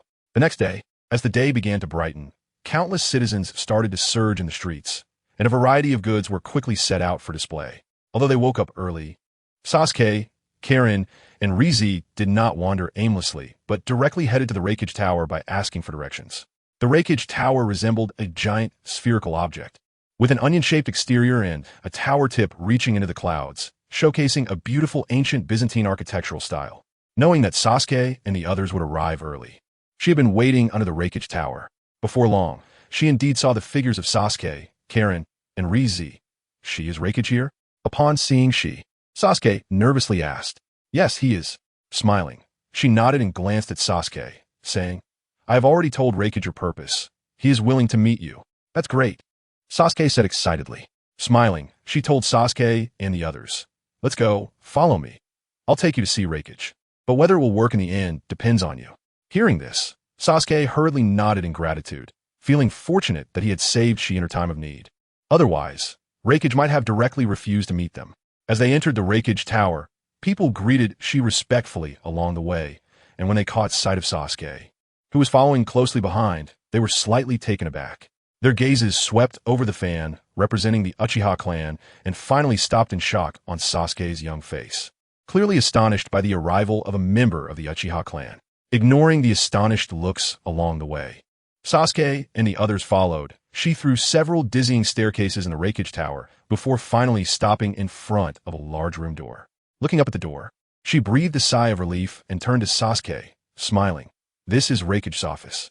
Before you go in, just a reminder, be prepared to be shouted at. Hearing this, Sasuke could only smile wryly and nod.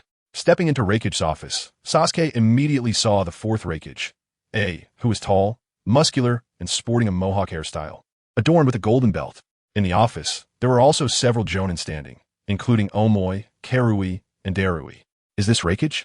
His chakra is terrifying. Just glancing at Reikage made Karen uneasy, as she sensed a terrible aura from the fourth Reikage. Lord Reikage, the ninja from Tengaku village has arrived.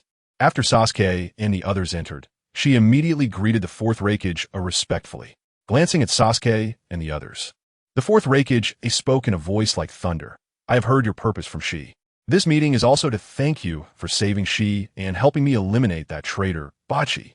However, gratitude aside, I am not interested in attending any appointment ceremony. Raikage-sama.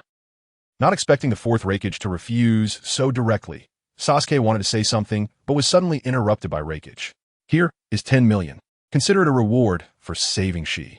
Taking out a thick stack of cash, the fourth Reikage added. Hey. We didn't come here for money. We are here to invite you, Lord Reikage, to Tengaku village. Staring at the fourth Reikage, Rizi shouted loudly.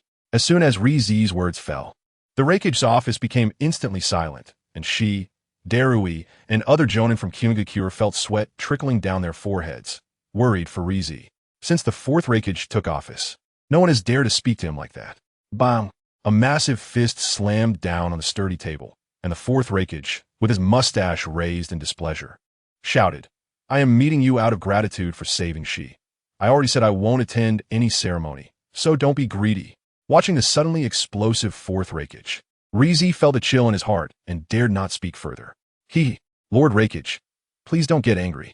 Seeing Reikage's volatile temper about to explode, she quickly waved her hand with a smile. Lord Reikage, may I ask why you are unwilling to consider attending our Tengaku's appointment ceremony? Coldly gazing at the domineering Reikage, Sasuke suddenly interjected. It's very simple. Your Tengaku village is too weak and has no ability to invite me to participate. Staring at Sasuke, the fourth Reikage said bluntly. I agree with what you said. In the ninja world, strength is paramount. However, I do not agree with your conclusion that Tengaku village lacks the ability. Hearing this, Sasuke replied calmly, deliberately keeping his voice low to avoid provoking Reikage.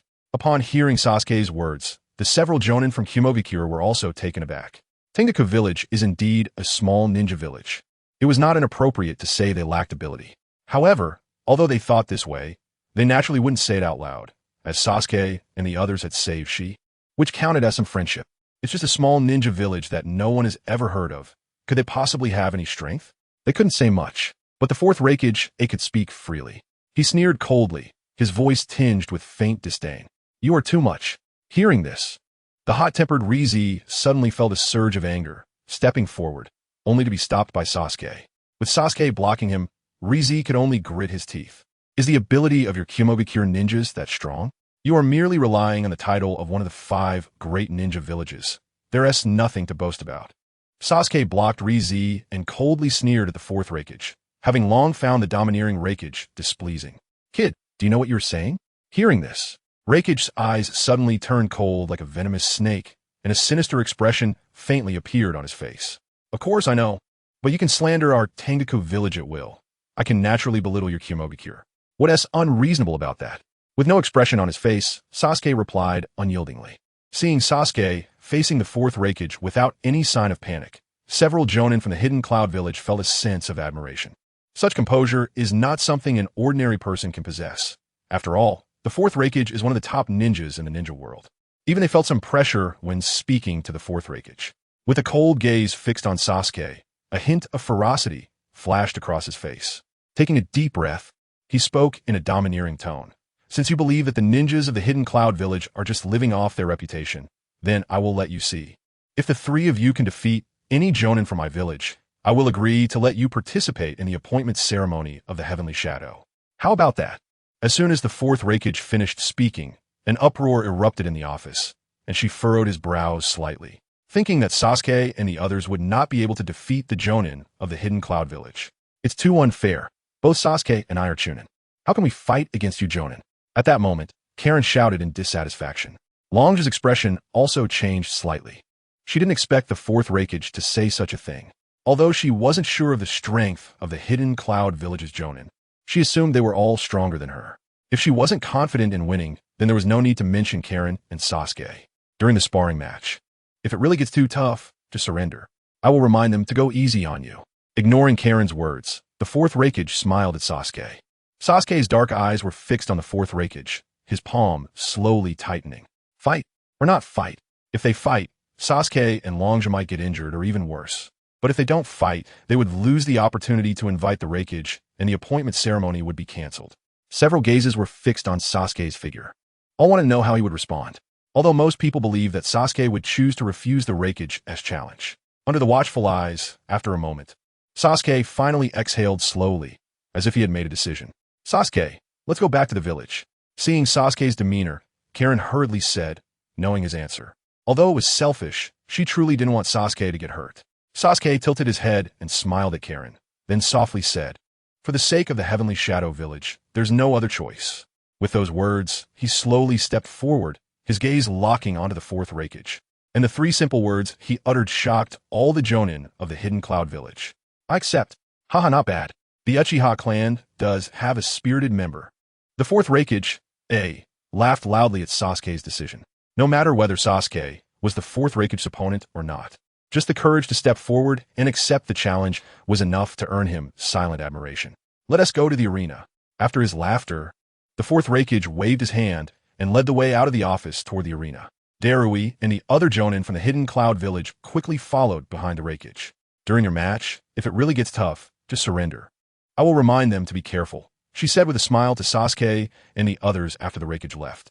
Thank you, Sasuke nodded in gratitude. It's nothing. Let us go. With a slight smile, she didn't linger and led Sasuke and the others to the arena. The arena was the most popular area in the Hidden Cloud Village. Generally speaking, such a slightly bloody place was rare in other ninja villages.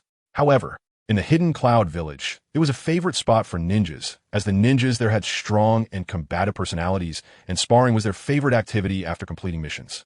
It must be said that it was precisely because of the existence of the arena that the combat abilities of ninjas from the Hidden Cloud Village were very strong. Therefore, during the Hinata Hayashi incident, the Konoha village had to give up on Hayashi due to the powerful strength of the Hidden Cloud Village. Every day, the arena was almost crowded with people, and the various shouts and cheers made the atmosphere extremely lively. Even from 100 meters away, one could clearly hear the noise. Today's arena was no exception, filled with countless figures. Looking around, it was all dark heads and the loud noise was like a cacophony, causing some who weren't used to it to feel a headache. When the fourth Raikage arrived at the arena, the noise quickly subsided because the ninjas present were surprised to see the fourth Raikage here. However, once they learned from the clearing ninjas that there was an outsider challenging the Jonin of the Hidden Cloud Village, they understood and stepped back, eagerly awaiting the exciting battle. Chapter 95, Samui. Samui, you will be the first to fight. After glancing at the now quiet arena, the fourth Raikage said calmly as he sat in his chair. Understood. Samui, not confused by being called out, nodded and quickly headed to the center of the arena. Samui was a well-known female Jonin of the Hidden Cloud Village. She was not only knowledgeable, but also very calm and careful in her work, thus earning the trust of the fourth Raikage. Of course, she also had a very attractive figure. Wow, it's Samui. She is one of the best Jonin in our Hidden Cloud Village. The crowd around the arena erupted in exclamations, not expecting the fourth Raikage to send Samui into the ring. Those guys from the Heavenly Shadow Village are somewhat unlucky, Karui sighed, speaking to Omoy and Darui beside her. The captain is very powerful, but what if the captain doesn't win? Everyone will laugh at her, and as her subordinate, I will also be laughed at. If I get laughed at, I will feel very sad, and being sad will make me in a bad mood. Omoy said, biting on a lollipop, sweat dripping from his forehead as he rambled on. Darui's expression remained calm. No one knew what he was thinking. After a moment, he softly said, let us wait until the match is over to draw conclusions. Although I also think Samui might lose, the ninjas from the Heavenly Shadow Village might win as well. The few people beside him nodded slightly, their gazes involuntarily shifting to where Sasuke, Longja, and Karen were. At that moment, there was a faint look of surprise on Sasuke's face, but he did not show any significant emotional fluctuations. Sasuke, I'll take her on. Seeing the fourth Raikage send Samui out, Longzhi said softly. Be careful. Sasuke had more confidence in Longzhi's strength, so he nodded and reminded her. Longzhi, you can do it. You must defeat her. Karen also encouraged Longzhi, smiling slightly at Sasuke and Karen. Longzhi didn't hesitate and immediately walked toward the center of the arena. This match is for sparring, so let us keep it light. Once Longzhi and Samui were on the field, she stood between them as the referee and smiled. Longzhi nodded, her gaze just crossing with Samui's, and both exchanged a look filled with unspoken meaning. For the sake of your heavenly shadow village, give it your all. As his gaze fell upon Samui, he suddenly spoke, his voice somewhat deep, carrying a sharp and domineering aura. I will get my all. With that, Longzhi drew the short blade from his back in response. Just as the words fell, a low shout suddenly rang out in the arena, and a blurry figure, exuding a fierce momentum, charged at the motionless Samui amidst countless intense gazes. In a battle with such a disparity, Longzhi dared to be the first to attack. And this courage made many people nod secretly in approval. The distance of several dozen meters was closed in the blink of an eye, and in an instant, the two were face to face with their eyes locking, the suppressed fighting spirit finally erupting completely. The two figures, under the watch of countless eyes, clashed like colliding meteors. Swoosh! The short blade in his hand sliced through the air like a streak of black lightning, carrying a fierce wind that made the space tremble. And it came crashing down towards the immovable Samui. The strength of the strike was so powerful that even the air beneath the blade was completely displaced. And the low sound of the sonic boom was like an explosion echoing from the depths of the earth, heavy and chilling. The intense wind pressure caused Samui's clothes to cling tightly to her skin, yet her face showed no sign of being moved by the ferocious strike of the short blade. With her blue eyes calmly watching the blade, just half a foot away from her head, Samui casually took a step to the left. The short blade fell, narrowly grazing Samui's shoulder without achieving any results. And in the moment of Longzhi's missed attack, Samui drew her short blade and swiftly swung it in the direction of the left. This seemingly casual attack perfectly interrupted Longzhi's plan to launch a second attack immediately. With the offensive cut off, Longzhi's momentum also momentarily halted. Cloud Flow, Flying Blade. Samui, being an elite Jainin, seized the opportunity while Longzhi was momentarily stunned. With a shake of her arm, the sharp short blade unleashed a cold and sharp wind, stabbing towards Longzhi's chest. Ding! Faced with this strike from Samui, Longzhi could only block with her short blade in a flash. Thud thud! As she blocked, the force transmitted from the blade surged like ocean waves, causing her body to tremble violently, and Longzhi hurriedly retreated. After dissipating the force from her hand, Longzhi finally raised her head with a serious expression, gazing at the seemingly indifferent Samui. It could be said that in the earlier exchange of blade techniques and physical prowess, her opponent's strength had firmly surpassed hers. Taking a deep breath of the slightly cool air, Longzhi's gaze fixed intently on the unmoving Samui. She knew in her heart that the longer the fight dragged on against such a powerful and vastly experienced opponent, the more unfavorable it would become for her.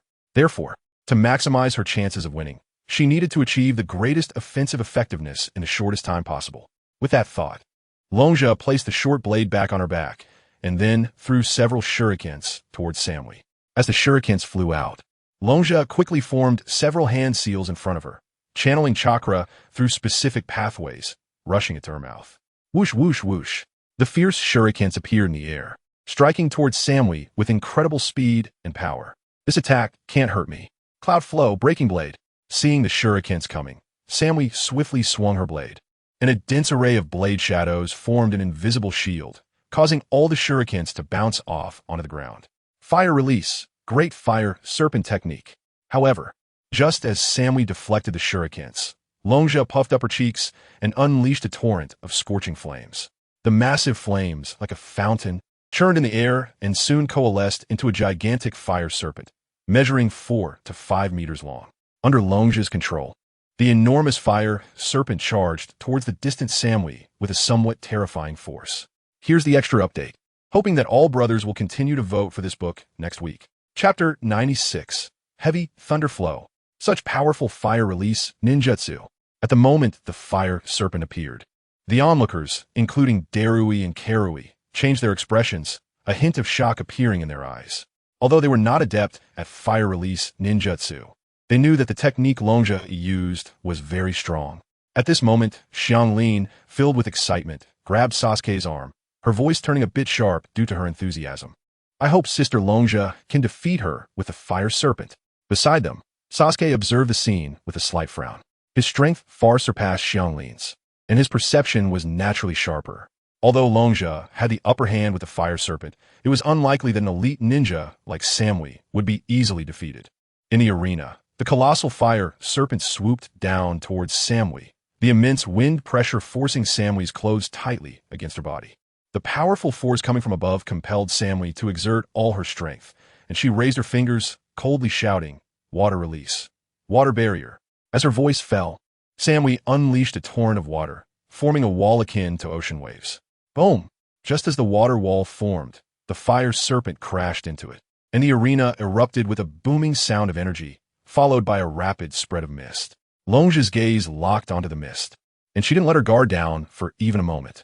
She understood that underestimating any opponent could pull her into an endless abyss, especially against an elite ninja like Samui. With her eyes unblinking on the mist, after a moment, the mist suddenly contracted, and Samui's figure darted out like lightning. At the moment this figure appeared, a chill surged in Longja's eyes, and silver light flickered at her feet as she moved, appearing like a ghost behind Samui. Then, through a punch, Longja's attack speed was incredibly fast, not giving Samui a chance to defend. In an instant, her fist collided violently with Samui's body. At that moment, the arena fell silent. Many people thought Samui would be injured. Thud! As her fist struck Samui, the anticipated outcome did not occur. Samui's entire body suddenly transformed into a cloud of white mist and vanished. The sudden turn of events made many realize instantly that the Samui they saw earlier was merely a shadow clone. Without seeing Samui fly out, Longja's face showed no surprise. Her eyes slightly closed. She then stepped lightly forward to a clear spot, a cold smile appearing at the corner of her mouth as she forcefully struck at the empty space in front of her. Bang! As her fist struck out, just as it was about to miss, Samui's figure eerily reappeared. In a rush, Samui used her arm to defend against Longja's fist, and a sudden burst of force forced her to retreat several steps. I am an elite Jainin from the Hidden Heaven Village, and I won't fall for your tricks. Longja raised her eyes and smiled slightly at the pale-faced Samui. In Longja's view, Samui would not be so easily hit by her, so she had already determined that it was a shadow clone, and the real body would take the opportunity to attack her. Hearing this, a hint of seriousness welled up in Samui's eyes as she said softly, "Your strength really surprises me." Longshi did not respond to Samui's sudden exclamation, merely raised her eyes and glanced at her, watching the lightning power slowly rising from her body, and murmured in her heart, "Is she finally going to show her true strength?" Samui slowly raised her arm, the lightning brilliance on her body becoming even more intense. Her gaze fixed on Longshi. "However, for the reputation of the Cloud-Hidden Village, I will do my utmost to defeat you." With that, as Samui's voice gradually faded, lightning glowed around her body like thousands of tiny lightning threads. The scene before them left the surrounding Cloud-Hidden Village ninjas with their mouths agape, and they could not help but whisper in astonishment. Could it be? Samui is going to use Heavy Thunder Flow? Heavy Thunder Flow? This technique would cover the entire body in lightning, launching from the body. It was not only a technique of absolute defense, but also one of attack. Sigh. I've been training for years and still haven't mastered it completely. Samui using Heavy Thunder Flow likely meant she wanted to end this quickly. As Samui unleashed that peculiar ninjutsu, many ninjas from the Cloud-Hidden Village began to whisper in astonishment. Longshi frowned slightly. She could sense Samui's suddenly increased aura of strength, with lightning enveloping her. A moment later, Longshi gathered chakra into a lightning blade in her hand, and strands of lightning energy danced unpredictably over the blade, resembling tiny lightning snakes. No matter what, it was better to strike first.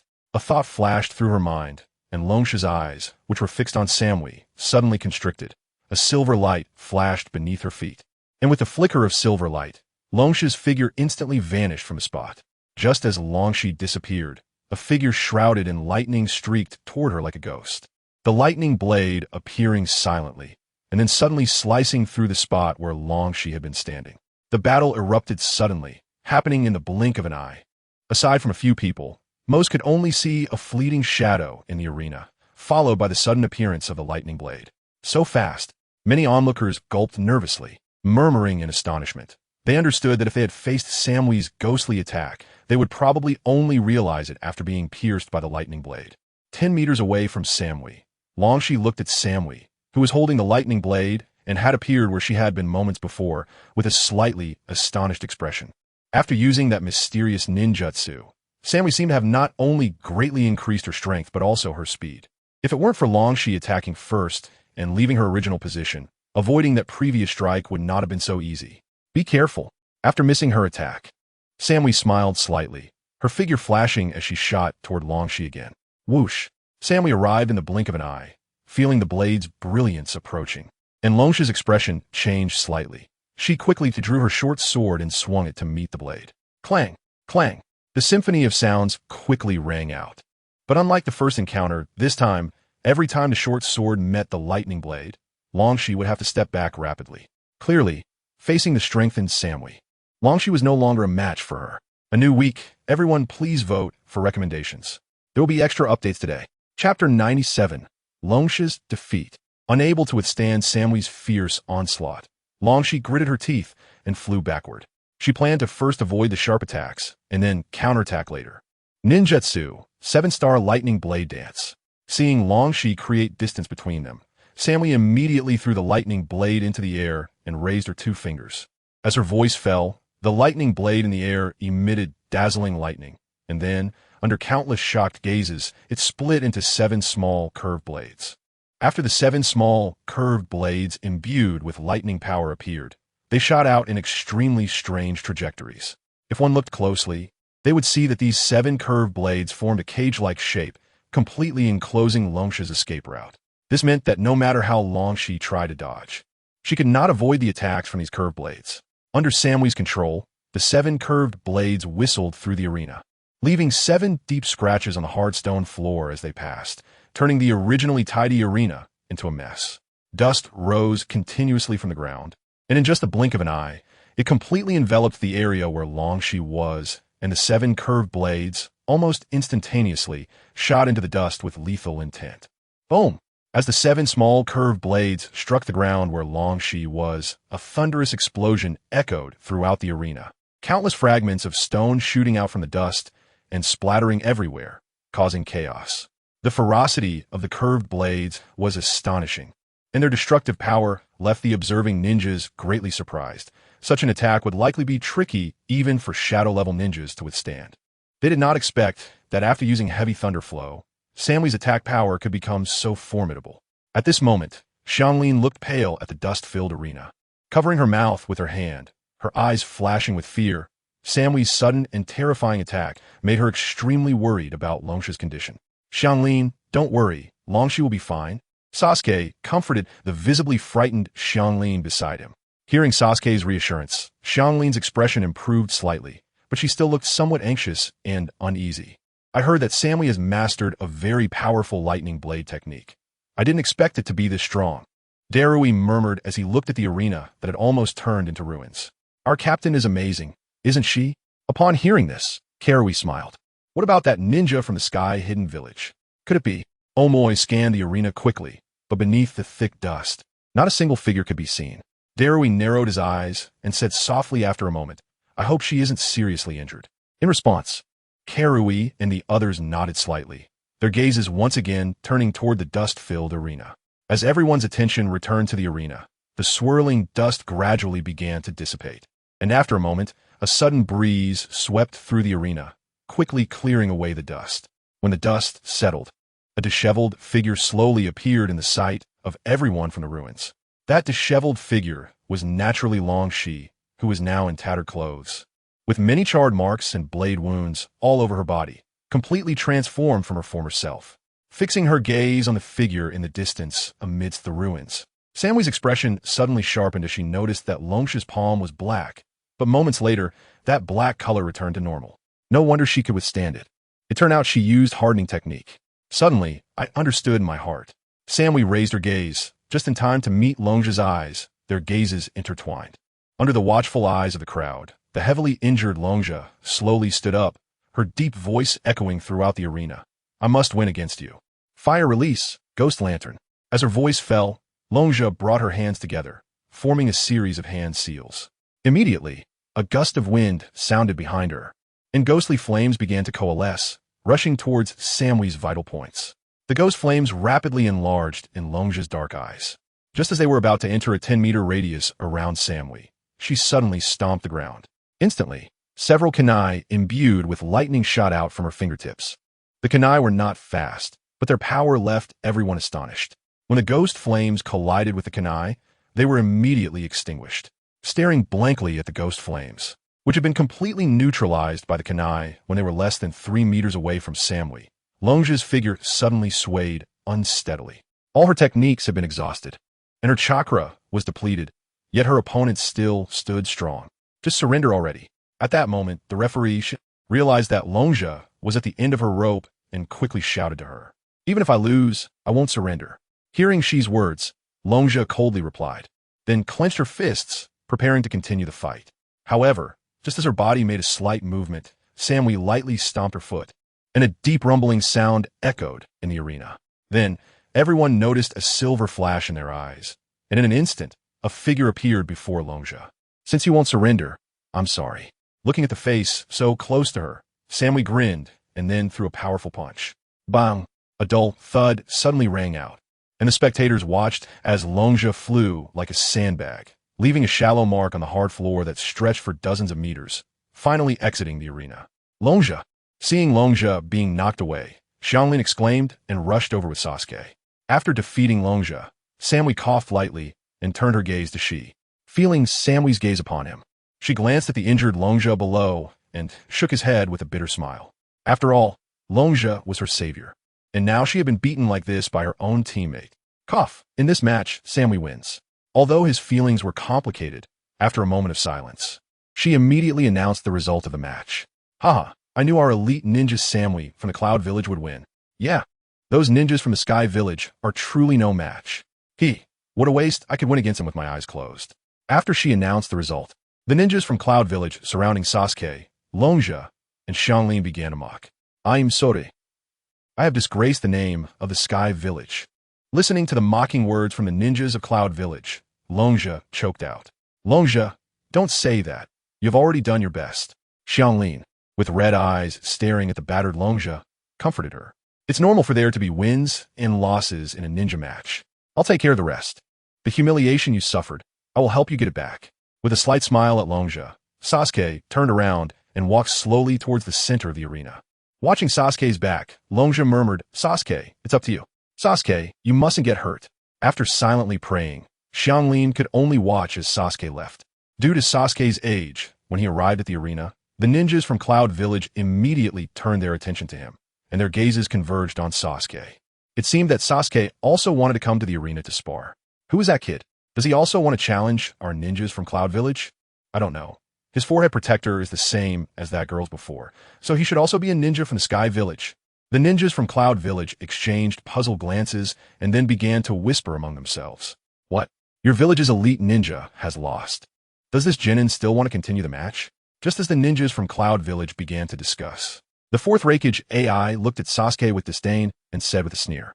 In the fourth Raikage AI's view, since Longja had already lost to Samwee, they should retreat and abandon the upcoming match to avoid further embarrassment. My mission is to invite Lord Raikage to the Sky Village, so I will not give up until my mission is complete. With a smile, Sasuke calmly responded. Upon hearing this, the fourth Raikage AI laughed loudly, his gaze fixed on Sasuke from a distance, saying dominantly, Since you want to seek death, I have no reason not to fulfill that wish. Karawa. The fourth Raikage had originally planned to send Karawa to fight, but he was interrupted by Sasuke's sudden voice. I heard that Darui is the #1 Jonin of Cloud Village, so I will challenge him. Sasuke's calm voice rang out, and in that moment, it spread across the arena like thunder, echoing loudly. The arena fell silent, and even the fourth Raikage AI, Samwee, and others stared in shock. What? Challenge Darui? Has this kid lost his mind? Hey, this guy really doesn't know the heights of heaven and earth. Challenging Darui is simply self-humiliating. That's right. This kid might not even be able to defeat me. What right does he have to challenge Darui?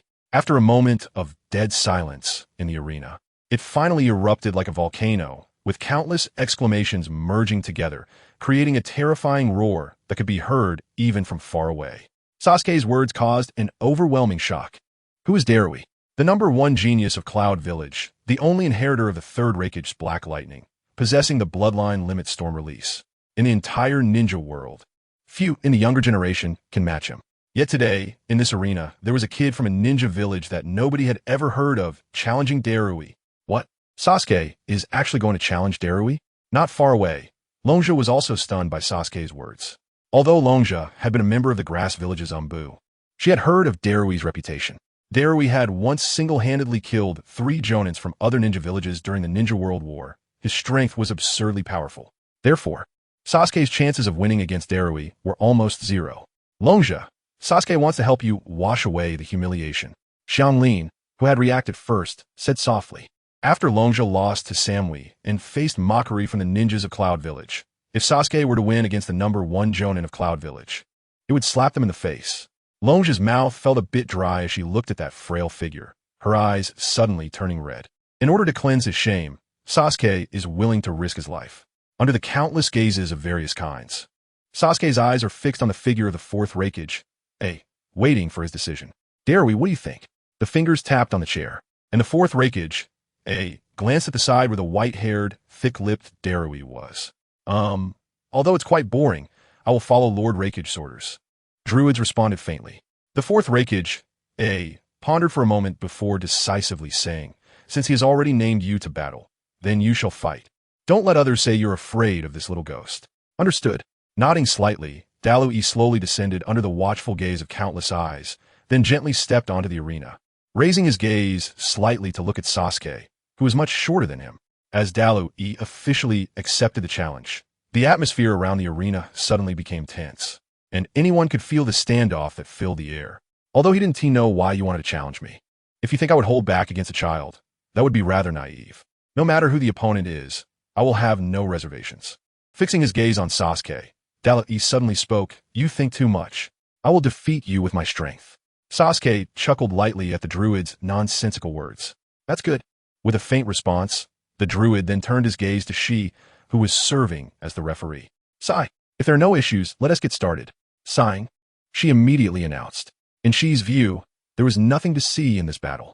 No matter how strong Sasuke was, after all, he was just a 7-year-old child. Facing Darui, who was not even a match for him, the only outcome for Sasuke could be summed up in one word. Lose. Fire style, dragon fire technique. As soon as she finished speaking, Sasuke's hands swiftly formed hand seals amidst the many astonished gazes, and then he puffed his cheeks, unleashing a straight line of blazing flames. Hiss! The blazing flames, under the gaze of countless eyes, tore through the sky and charged towards the druid. The fire roared forward, and the scorching wind seemed to push the air around it away and escape. The druid looked up at the rapidly enlarging flames in his eyes, and his face became extremely cautious. As mentioned before, the group has created 200,000 words. Here is the group number, 6526428879. Now you can join without any conditions. But in the future, you may need a subscription to get in. So those who want to join, hurry up. Chapter 99, Body Replacement Technique, Water Release, Water Chaos Wave. Looking at the flames that were already within reach, Darui ultimately chose not to evade. He quickly formed hand seals with both hands and then spat out a surging wave of water. Hiss! After the water waves appeared, they collided with the blazing straight flames in the air, eventually rising a mist at the point of collision. After neutralizing Sasuke's fire-style attack, Darui's expression turned cold, and a brilliant silver light suddenly burst forth. In an instant, his figure appeared in front of Sasuke like a ghost, his fists surrounded by lightning, producing a crackling sound as it fiercely struck towards Sasuke's chest.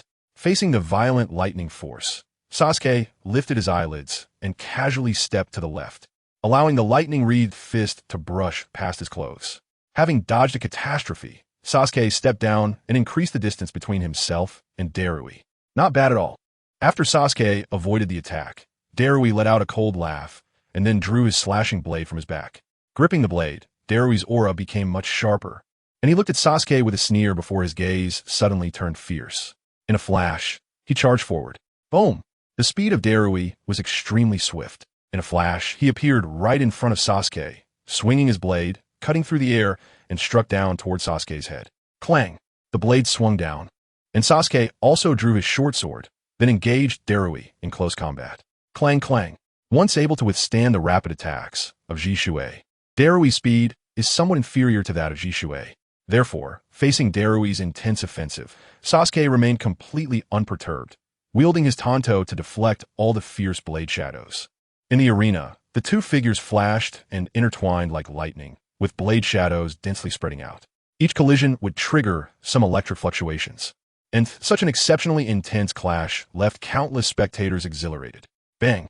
Once again, a shocking burst of lightning waves erupted as two figures intertwined, each leaving dozens of meters of marks on the ground. After a fierce battle, it turned out to be a tie. This little guy's strength is impressive. Watching the intense battle in the arena where no one could gain the upper hand, the fourth Raikage, also looked surprised. And beside him, Samui nodded slightly. Seemingly in disbelief, Sasuke's displayed strength had exceeded her expectations. If it were her, she might not even be able to withstand so many attacks from Darui. At this moment, Karui, standing beside the arena, couldn't help but press her hands against her chest where her heart was racing. Watching the thrilling fight between Sasuke and Darui had her heart in her throat.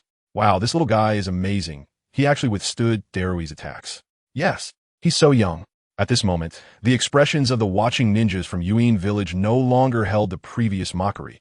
Instead, a heavy seriousness replaced it. Although Sasuke appeared very young on the surface, the combat power he displayed was already formidable. This match had indeed become somewhat interesting. Lightning release. Lightning ball. After multiple attacks were thwarted, a serious expression finally appeared in the druid's eyes, and the contempt in his heart was somewhat reined in. He then formed hand seals and let out a furious shout that suddenly echoed. As the sound fell, a ball of lightning gathered in the druid's hands, and then the lightning ball, infused with the power of thunder, slammed fiercely toward Sasuke's position. Knowing that the lightning ball contained immense power, Sasuke dared not remain in place. So he quickly leaped up to evade the incoming lightning ball. After he moved, the lightning ball could only smash into the ground. Boom! A low, explosive sound abruptly. A powerful energy rippling out from the point of impact, and on the surrounding ground, cracks spread like spiderwebs. Water release. Water whip. Not feeling discouraged by the failure of the lightning ball attack, the druid cast a gloomy glance at Sasuke, and with a movement of his hands, a water whip suddenly emerged from a puddle on the ground. Not good. In midair, Sasuke's body suddenly stiffened, and he hurriedly looked down, only to find that his feet had been bound by a water whip without him realizing it. This is bad. Sasuke is going to lose. Looking at Sasuke, who was bound and unable to move by the water whips, Longe's exclamation suddenly rang out. It was clear that in this clash, such a binding would undoubtedly determine the outcome of the victory. Sasuke. Listening to Longe's words, Xianglin clenched her hands tightly, her gaze fixed on Sasuke's figure with immense worry. Haha, Dali is so amazing. So easily bound, that little ghost. Bound by the water whip. This little guy has lost. He is indeed no match for the druid. I said long ago that he is not our druid's opponent. Darui is our strongest jonin. The druid's feigned attack using Thunderball, followed by the tactic of binding Sasuke with water whip, immediately drew admiration from the ninjas of the Hidden Cloud Village. What do you think? This competition should be over, right? Darui said lightly, his gaze fixed on Sasuke, who was bound in midair. Not necessarily. However, just as Darui finished speaking, Sasuke smiled faintly and then suddenly transformed into a stone, crashing heavily onto the ground. A substitution technique? Gazing at Sasuke, who suddenly turned to stone, a series of gasps echoed around the arena. Samui, Karui, and Omoi were also stunned by the scene before them. At the same time, a serious expression appeared on their faces, as it seemed they had greatly underestimated Sasuke from the Hidden Sound Village. At this moment, Darui in the arena wore a grim expression, his gaze slightly lowered, but suddenly he caught sight of a reflection in a puddle on the ground, his body instantly stiffening. And then he abruptly lifted his head. Uchiha-style Gale Sword. In the sky, Sasuke's shout echoed down, and the terrifying wave of energy finally erupted. Then a huge blade of flames, accompanied by a howling sound, slashed towards Druid. The hardboard, under the pressure of the sharp flame blade, actually cracked, spreading fissures all over. Boom! In the blink of an eye, no one could see how the druid faced the crisis. The flame blade instantly struck the druid's position, and in that moment of impact, a thunderous explosion sounded, shaking the heavens and the earth. Immediately, thick dust spread up from the arena, and the area struck by the flame blade had completely turned to ruins at this moment. Looking at the place that has almost turned into ruins, The surrounding stands are also enveloped in a dead silence. Sorry, I sent the wrong group number today, which caused many brothers to join the wrong group. Here is the official group number, 6526427789. Many girls have joined. Chapter 100, Lightning Release, Black Spot Difference. Under the gaze of countless, almost dull eyes, the swirling dust gradually dispersed, revealing the wreckage and rubble in sight, causing gasps to echo around the arena. At this moment, the spot where Darui once stood had completely turned into ruins, with a massive crater appearing in the center of the arena, surrounded by strange rocks. No one expected that Sasuke's flame blade could cause such terrifying destruction. This guy's ninjutsu is truly impressive. Darui stared blankly at the devastated area, and after a long while, he finally let out a deep breath and said with a bitter smile. Originally, the fourth Raikage had planned to send her into battle, but she did not anticipate that this seemingly 6- or 7-year-old kid would be so overwhelmingly strong. If she really had to fight Sasuke, she had no confidence in winning. Beside her, Samui also nodded in agreement, secretly wondering how this kid, at such a young age, managed to train to this level. The dust that rose from the deep pit gradually settled down, and finally, under the gaze of countless eyes, a silhouette faintly emerged from the pit. The figure that appeared was almost entirely enveloped in lightning armor, and upon closer inspection, even the face of the figure was indistinguishable. However, from the blurred shape, it could still be discerned that it was Druid amidst the lightning. With the lightning armor surrounding him, Druid leaped out of the deep pit and returned to the arena. It turned out that Druid had used the lightning armor ninjutsu to block the attack. Looking at the Druid that appeared in their sight, many ninjas from the Cloud Hidden Village instantly understood. Thunderbolt armor? Not far from Darui, Sasuke's eyes sparkled with light, and after a moment, he murmured in astonishment. As expected of the Raikage successor, you can condense lightning armor in an instant to block my Gale Blade. As the arena fell into silence, Darui suddenly trembled slightly, and then the lightning armor quickly began to fade. Moments later, it completely disappeared, and Darui reappeared in front of everyone's eyes. At this moment, Darui's clothes were somewhat tattered, and his face was pale, but his black eyes fixed on Sasuke, filled with undeniable shock. Before battling Sasuke, he thought he could win after a few exchanges, but he didn't expect Sasuke to force him to the point of using lightning armor. Although one should never underestimate any opponent, I still underestimated you. With a smile at the corners of his mouth, the Druid suddenly spoke. People are often deceived by superficial things, and ninjas are no exception. Listening to Darui's words, Sasuke smiled lightly and said, "You're right. So in the upcoming battle, if you don't surrender, I will use all my tricks to defeat you." After the words were spoken, Dalu's face gradually became serious. A powerful chakra erupted from his body like a volcano, spreading an even more intense aura than before. "Bring it on. Let me see how strong the ninjas of Cloud Hidden Village really are," Sasuke shouted loudly, not feeling afraid because of Druid's final words. "In that case, let's feel the power of Black Thunder." Druid did not hold back any longer. He slowly spread his hands, and a powerful and terrifying black lightning quickly gathered in his palms. In the blink of an eye, his palms became somewhat radiant, and an extremely strong wave spread out. Druid is about to use Black Spot. On the stands, watching Druid condense the Black Thunder, Sam sighed lightly and said, "To be able to force Druid to this extent, this little guy, even if he loses, is still honorable in defeat." Carrie nodded slightly. Black Spot is one of Druid's most powerful ninjutsu, and is generally not used lightly. Black Thunder? Darui might be using Lightning Release, Black Lightning. Around the arena, it was clear that many ninjas were quite familiar with Darui, and upon seeing his actions, they exclaimed in surprise. Longja and Xianglin furrowed their brows, their faces showing concern. Although they did not know how powerful this so-called Black Lightning was, they could sense how terrifying the condensed Black Lightning was. Black Lightning is an extremely powerful ninjutsu of Darui, with which he has previously killed 3 Jonin. Next to Longja and Xianglin, a ninja from the Hidden Cloud Village explained to the other puzzled ninjas. Hearing this, Longja and Xianglin, who were already quite worried, couldn't help but feel a jolt in their hearts, and their hands slowly clenched. Lightning Release, Black Lightning. Amid the many exclamations, Darui's palms became increasingly brilliant. The Black Lightning fluctuations powerful enough to make one's heart race. Just as the fluctuations reached their peak, he shouted coldly, pointed his palms at Sasuke, and swung down fiercely. Boom! With the strike of the Druid's dual palms, the dazzling Black Lightning instantly transformed into a thunderous Black Panther, which then shot out explosively. Above the black thunder leopard, there is an extremely strong electric energy, which fluctuates unpredictably, resembling a giant blade that can split mountains, sharp enough to chill the heart.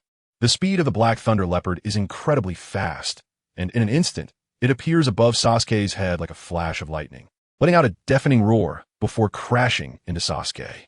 This collision distorts space directly, and faintly, strands of pitch-black spatial cracks appear. The power of this thunder is terrifying. Faced with the terrifying speed and attack of the black thunder leopard, Sasuke is slightly startled, and silver light suddenly appears beneath his feet. His body swiftly turns into afterimages and retreats in a flash, skillfully dodging the thunder leopard's lightning-like attack. At the moment Sasuke's figure disappears, the fourth Raikage's eyes widen in shock as he stares intently at Sasuke, exclaiming in astonishment, "Body flicker technique?" Bang! After Sasuke uses the body flicker technique to retreat, the thunder crashes heavily onto the ground, immediately producing a deafening sound that sends chills down the spine.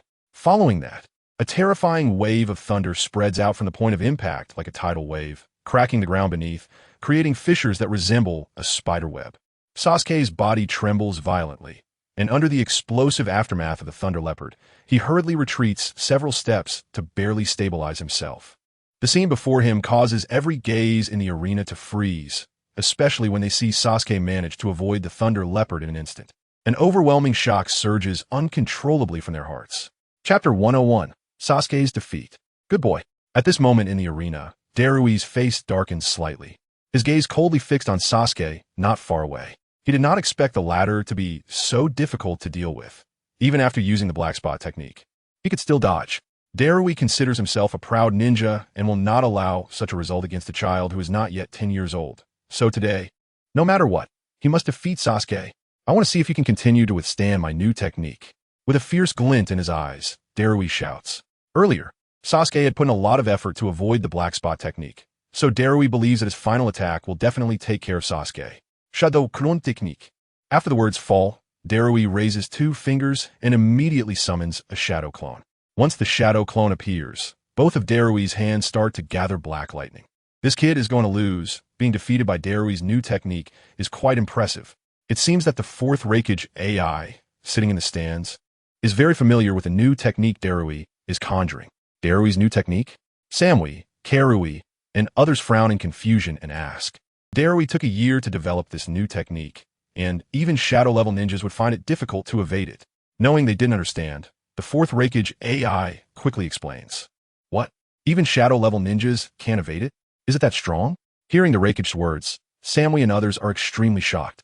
If Darui's new ninjutsu is really that powerful, how could Sasuke possibly withstand it? They then eagerly anticipate the appearance of Darui's new technique. Sasuke, quickly surrender, otherwise you really will die. Looking at Darui gathering that previous ninjutsu again, Rizetsu knows that exhausted Sasuke will find it hard to block it, so he quickly shouts at Sasuke in the arena. Sasuke! Rizetsu's frightening words make Karen tremble, and then she hoarsely calls out Sasuke's name, hoping he could surrender quickly. Huff! Ignoring Rizetsu's words, Sasuke looks at the rapidly gathering black lightning in his eyes, exhales lightly, his expression still calm and composed, while his hands quickly form complex hand seals. Even if you resist, it won't work. Lightning release, double black spot technique. Seeing Sasuke forming seals, Darui coldly shouts, his hands swirling with black lightning like a rainbow, gathering at an incredible speed, finally transforming into 2 black thunder leopards. As soon as the 2 thunder leopards appear, they create a sharp, ear-piercing sonic boom, slicing through space like lightning, shooting directly at Sasuke. Wherever the thunder leopards pass, they leave behind deep scars.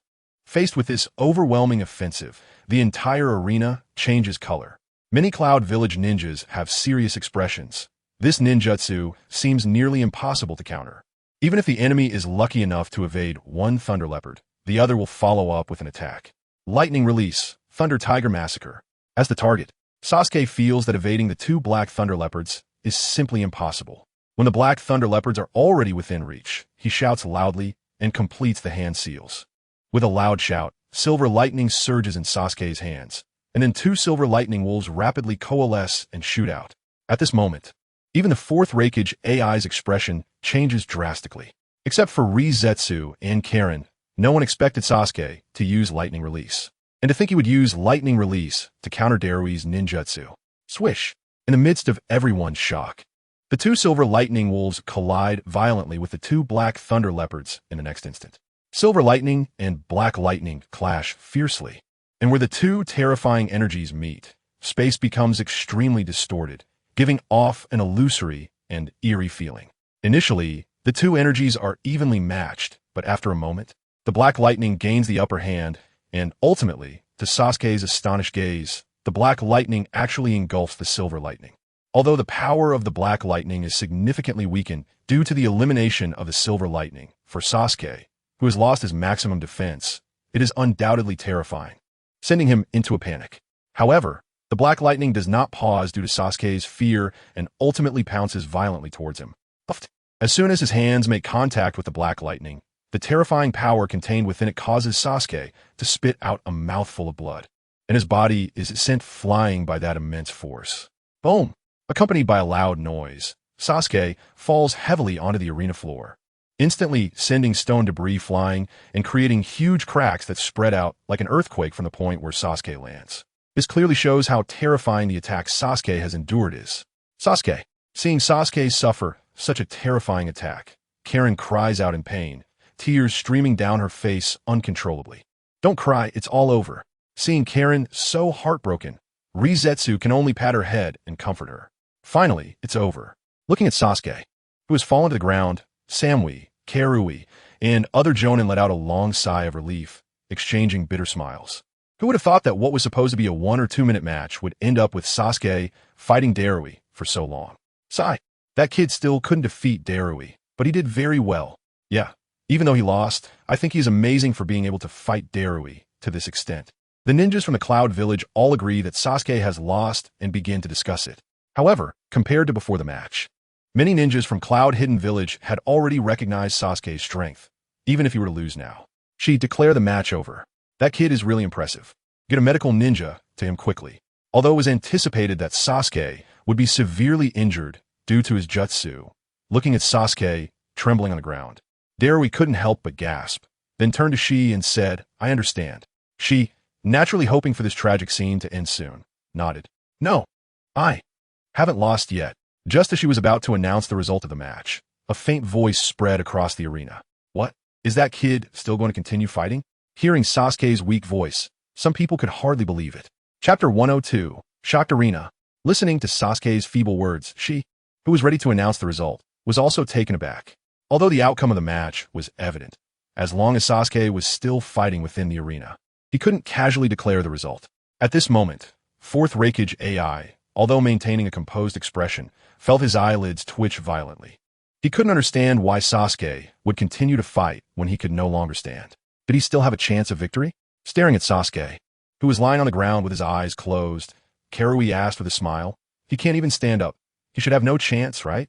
Hearing this, Samui sighed lightly beside her. For the sake of the Hidden Heaven Village, I will not give up. Supporting himself with his hands on the ground, Sasuke attempted to stand up despite his severe injuries. Hearing Sasuke's hoarse voice, Darui's pupils slightly constricted, and he slowly shook his head, reminding him, after being attacked by the black spot, and in your current condition, you definitely can't stand up. As soon as Darui finished speaking, Sasuke, who had just managed to rise slightly, almost instantly collapsed back to the ground. Looking at the defeated Sasuke, Darui did not mock him, knowing that standing up would lead to this outcome. Give up. Your will has already moved me. I will persuade Lord Raikage later. Seeing that Sasuke was still trying to stand, Darui said in a deep voice. Darui was a rather lazy person and wouldn't normally speak much, especially to an opponent. But he truly appreciated Sasuke's unyielding spirit. How could I just give up? Kneeling on the ground, Sasuke gasped for breath. Then, under Darui's astonished gaze, he trembled and slowly stood up again. As Sasuke's body slowly rose from the ground, his clothes were immediately soaked in blood, with drops of blood falling to the ground, pooling into a puddle beneath him. Even if you stand up, what can you do? You can't defeat me at all, and as long as I use any jutsu, you'll be knocked out of the arena. Looking at the glaring red puddle in front of him, Darui took a deep breath and said in a low voice. Hearing Darui's words, Sasuke, who had already stood up, slowly closed his eyes. In that instant of closing his eyes, Sasuke suddenly remembered Uchiha Itachi, Uchiha sure sway, and those clan members who sacrificed themselves to help the Uchiha clan escape from Konoha. The Uchiha clan had finally established the Hidden Heaven Village. So Sasuke didn't want to disappoint those spirits who sacrificed themselves for the Uchiha clan. At the same time, he wanted to prove one thing to everyone present. Even if the Hidden Heaven Village was a small ninja village, its ninjas had the strength to fight against the elite of the 5 great ninja villages. Therefore, even facing the 4th Raikage, Sasuke had to win this battle. As thoughts surged like a tide in his heart, the previously motionless Sasuke raised his head and suddenly opened his eyes.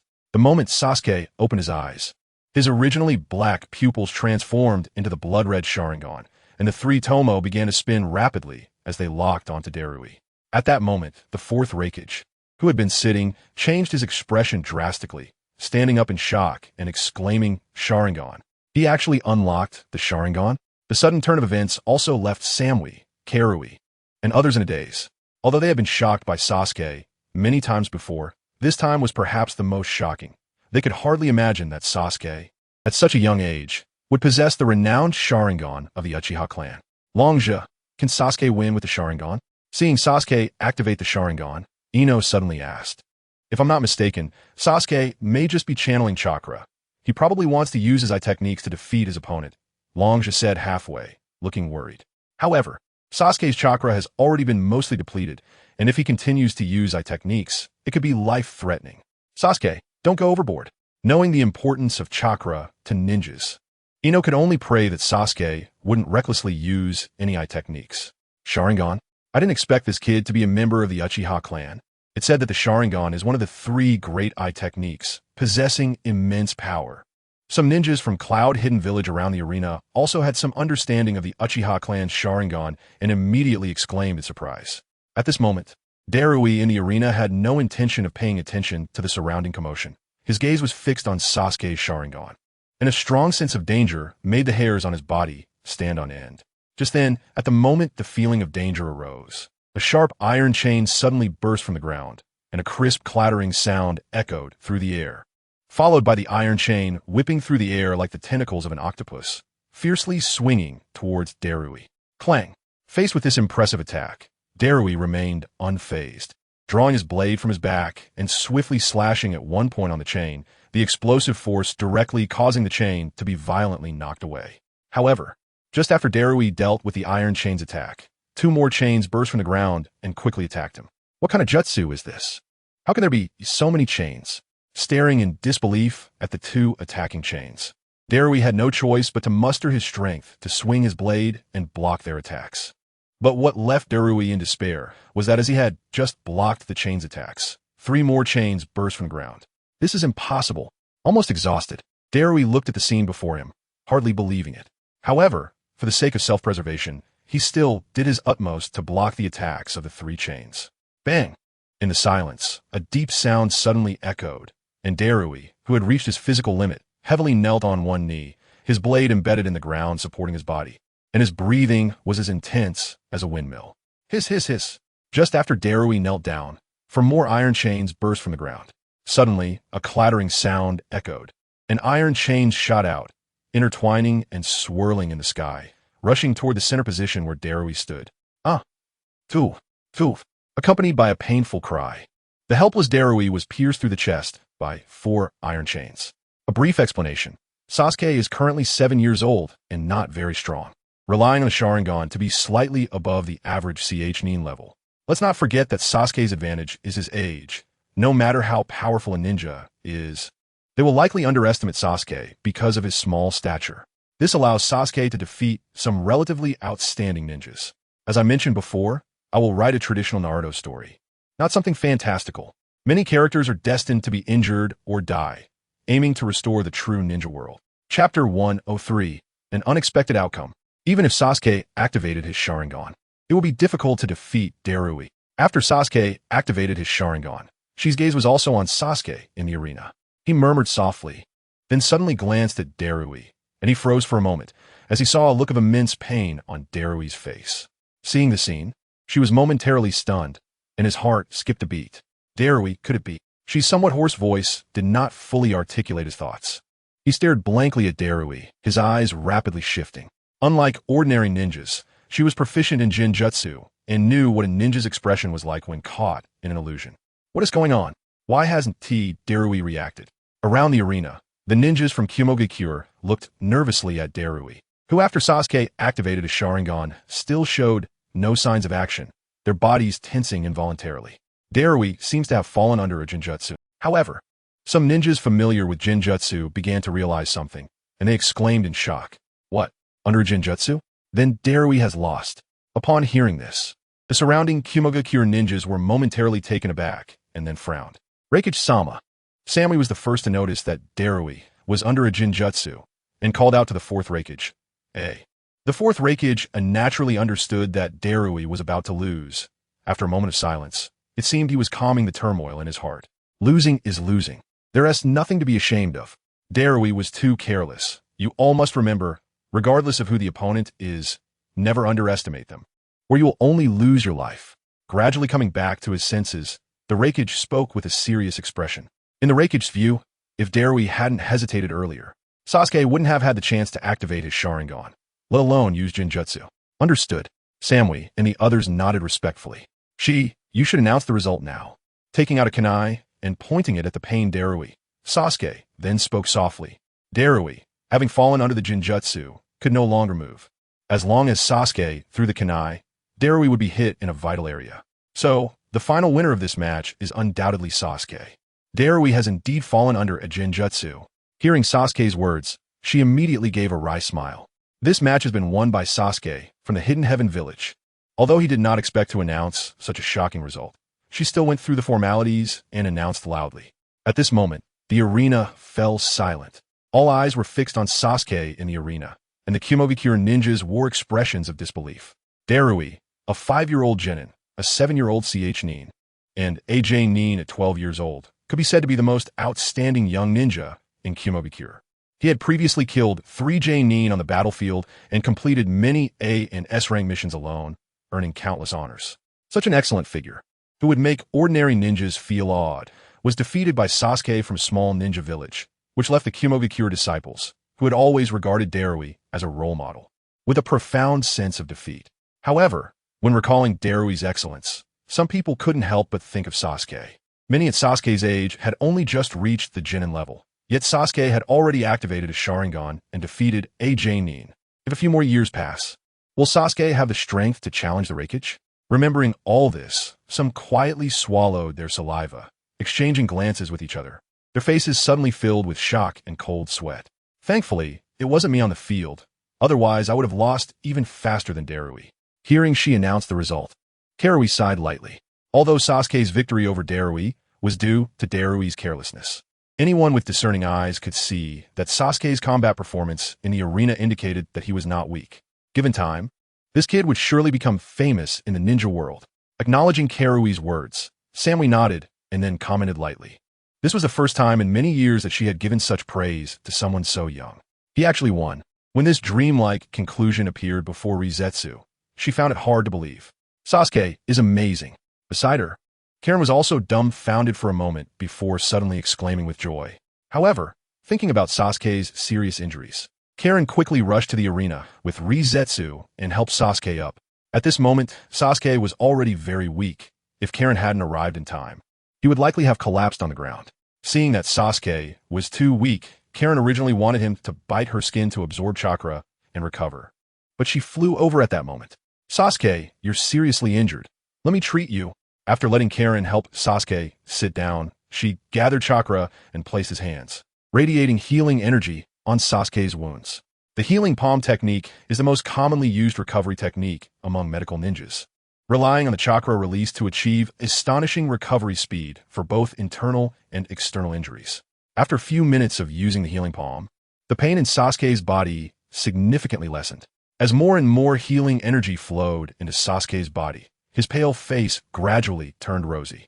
Your medical ninjutsu is truly impressive. Seeing this scene, Karen exclaimed happily. She felt relieved.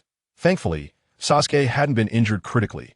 Otherwise, treating him with healing palm would have been very troublesome. Thank you. After the brief treatment, feeling his body had recovered significantly, Sasuke smiled faintly at compared to saving my life, what I did is nothing. Withdrawing his hands, she chuckled lightly. Hearing this, Sasuke didn't act overly polite and slowly stood up. As Sasuke stood up, the imposing fourth Raikage quickly approached with a group of ninjas following him. Kid, well done. Staring at Sasuke, the fourth Raikage directly praised him. It was merely a fluke victory. I hope Raikage-sama will abide by the previous agreement. Sasuke chuckled lightly, reminding the Raikage. Don't worry, I always keep my word. Knowing what Sasuke was concerned about, the fourth Raikage didn't hesitate and said firmly, Then thank you, Raikage. With this statement, Sasuke felt more at ease. It no longer mattered that the other Kage would not attend the ceremony for the new Ten Shadow. As long as the Raikage could go, their village of Tianin would maintain its reputation and not be ridiculed by other ninja villages. Chapter 104. Crisis approaches. After the competition ended, Sasuke and the others returned to the hotel. The news of Sasuke's impressive victory over Darui quickly spread like wildfire, leaving many villagers in Kumogakure dumbfounded. Although they might not be familiar with ordinary ninjas, most villagers were well aware of Darui's strength, and they truly couldn't believe he had been defeated. As a result, many villagers began to inquire about the details, eventually learning about the entire battle process from a ninja who was present. In an instant, Sasuke, the outsider from the Tianin village, became the topic of discussion among the villagers. As the center of attention, Sasuke was not idle. He had already sent the information about the Raikage's invitation back to Tianin village through a crow. It wasn't that Sasuke wanted to show off his achievements.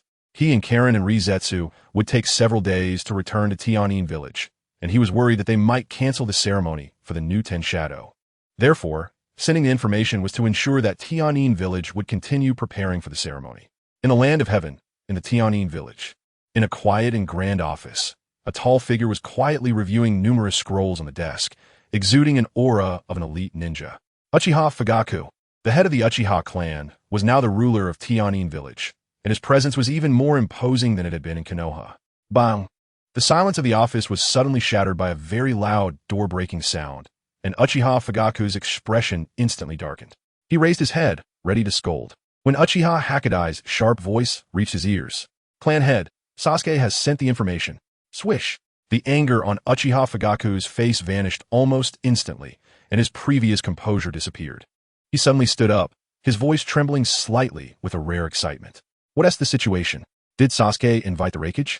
Clan head, Sasuke said the Raikage agreed to attend the ceremony for the new Ten Shadow. Uchiha Hakadai replied with ecstatic joy, trembling.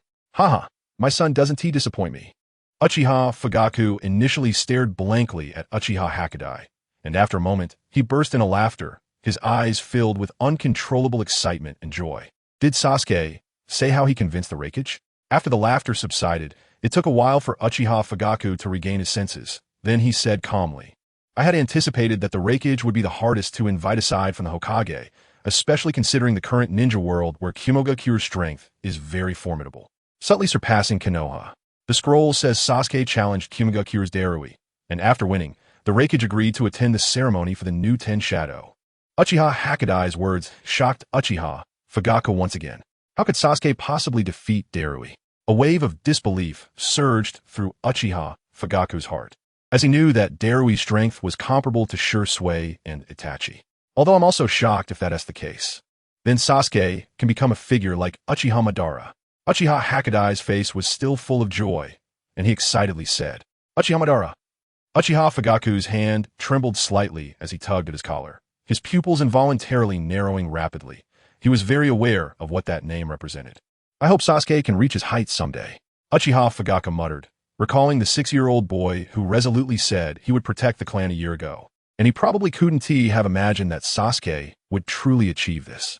Clan head, since the Raikage will attend the ceremony, should we spread this news? After Uchiha Fugaku finished speaking, Uchiha Hakadai suddenly asked, Of course we should spread it. We need the other ninja villages to know that our Tianin village also has strength. Once our Tianin village's strength gradually increases, we will eliminate all those little ninja villages that look down on us. Uchiha Fugaku's eyes narrowed slightly, a hint of killing intent subtly spreading. Yes, Uchiha Hakadai's heart trembled, then he quickly retreated. At night, in the dark forest of the land of soup, a campfire was slowly rising, like a beacon in the darkness. A man wearing a shirt with wave patterns, a skull necklace around his neck, with fish-like eyes and thick lips, was looking at a map by the firelight, then said indifferently, Tuli, We are now in the dark forest. This is the necessary path from the land of soup to the land of iron. Let us hunt here. Tuli had red hair with red stripes all over his forehead, and his forehead protector was engraved with a stone pattern, but it was slashed by a scar. Like the man with fish-like eyes, Tuli also wore a skull necklace. Xing Shui, I'll follow your lead, Tuli said in a low voice without hesitation. The two of them were wandering ninjas who had to take on dangerous assassination missions to avoid starving to death. Then what person? Xing Shui was about to reveal his plan, but sensed a ninja approaching from nearby, then instinctively stood up and asked coldly. After Xing Shui stood up, Tuli also quickly drew his short blade, ready for battle. As wandering ninjas who had killed too many people, they naturally attracted many enemies, so they had to be wary of any vengeful ninjas. Don't worry, I'm here to make a deal. A masked female ninja slowly walked out of the darkness and said softly, Hee, our reward is not low. Upon learning the purpose of the female ninja, Xing Shui knew business had come knocking, and he relaxed, smiling. I heard you are the famous assassination ninjas in the land of soup, so the price is naturally not a problem. The female ninja had some understanding of them and spoke up. Speak, who do you want to kill? Upon hearing this, Xing Shui did not continue to waste words and straightforwardly said, 3 ninjas from Tianyin village, one of whom, Uchiha Sasuke, must be eliminated. He tossed a detailed information scroll over, and the female ninja said viciously. After receiving the scroll and opening it, the first thing Xing Shui saw was Sasuke's image. 5 million. This is the deposit. After you complete the task, there will be another 15 million, taking out a thick stack of cash. The female ninja threw it on the ground and turned to leave. Hey, you are our employer. At least leave a name. Seeing the female ninja leaving like that, Xing Shui asked, Yuli. Accompanied by the brief 2 words, Yuli's figure quickly disappeared into the dark forest. Thank you to the brothers for the rewards. Also, thanks to all the brothers who have been voting and following the updates. Chapter 105, Rescue. The land of the moon is located between the land of hot water and the land of lightning. Although it is just a small country, the land of the moon also has a village called the Moon Hidden Village. After the Third Great Ninja War, several elite ninjas from various ninja villages grew tired of the life of fighting and killing. So they fled to the land of the moon and established the Moon Hidden Village. Like other small ninja villages, as long as they do not attack the Moon Hidden Village, the ninjas from a Moon Hidden Village will not cause trouble.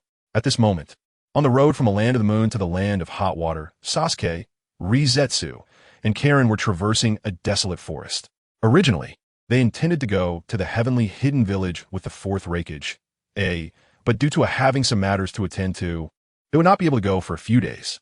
So after spending a day in the cloud hidden village, Sasuke and the others set off back to the heavenly hidden village ahead of schedule. The dead trees in the desolate forest were all poplars, and the dead poplars lay scattered across the land like the corpses left by war. The bizarre dead trees twisted and turned like a soaring dragon, dancing wildly, leaving people in awe. Sasuke, the cloud hidden village is so big. I want to come back and play next time, Karen suddenly said happily, scanning the surrounding dead trees. There's nothing to be envious of. The heavenly hidden village will also become a large ninja village. Sasuke replied with a smile. Really? Karen asked. Of course.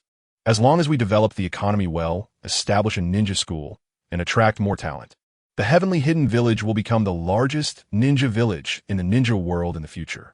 Sasuke nodded, elaborating on the future plans for the heavenly hidden village. I hope that day comes soon. It's a very proud thing to be a ninja from a great ninja village, Karen said with great anticipation. What's wrong? Sasuke asked, noticing that Rizetsu had suddenly stopped while talking to Karen. Someone is coming. Rizetsu frowned slightly, looking ahead. Not long after Rizetsu spoke, Sasuke saw a short figure desperately supporting a fainted figure, who was holding a huge execution sword.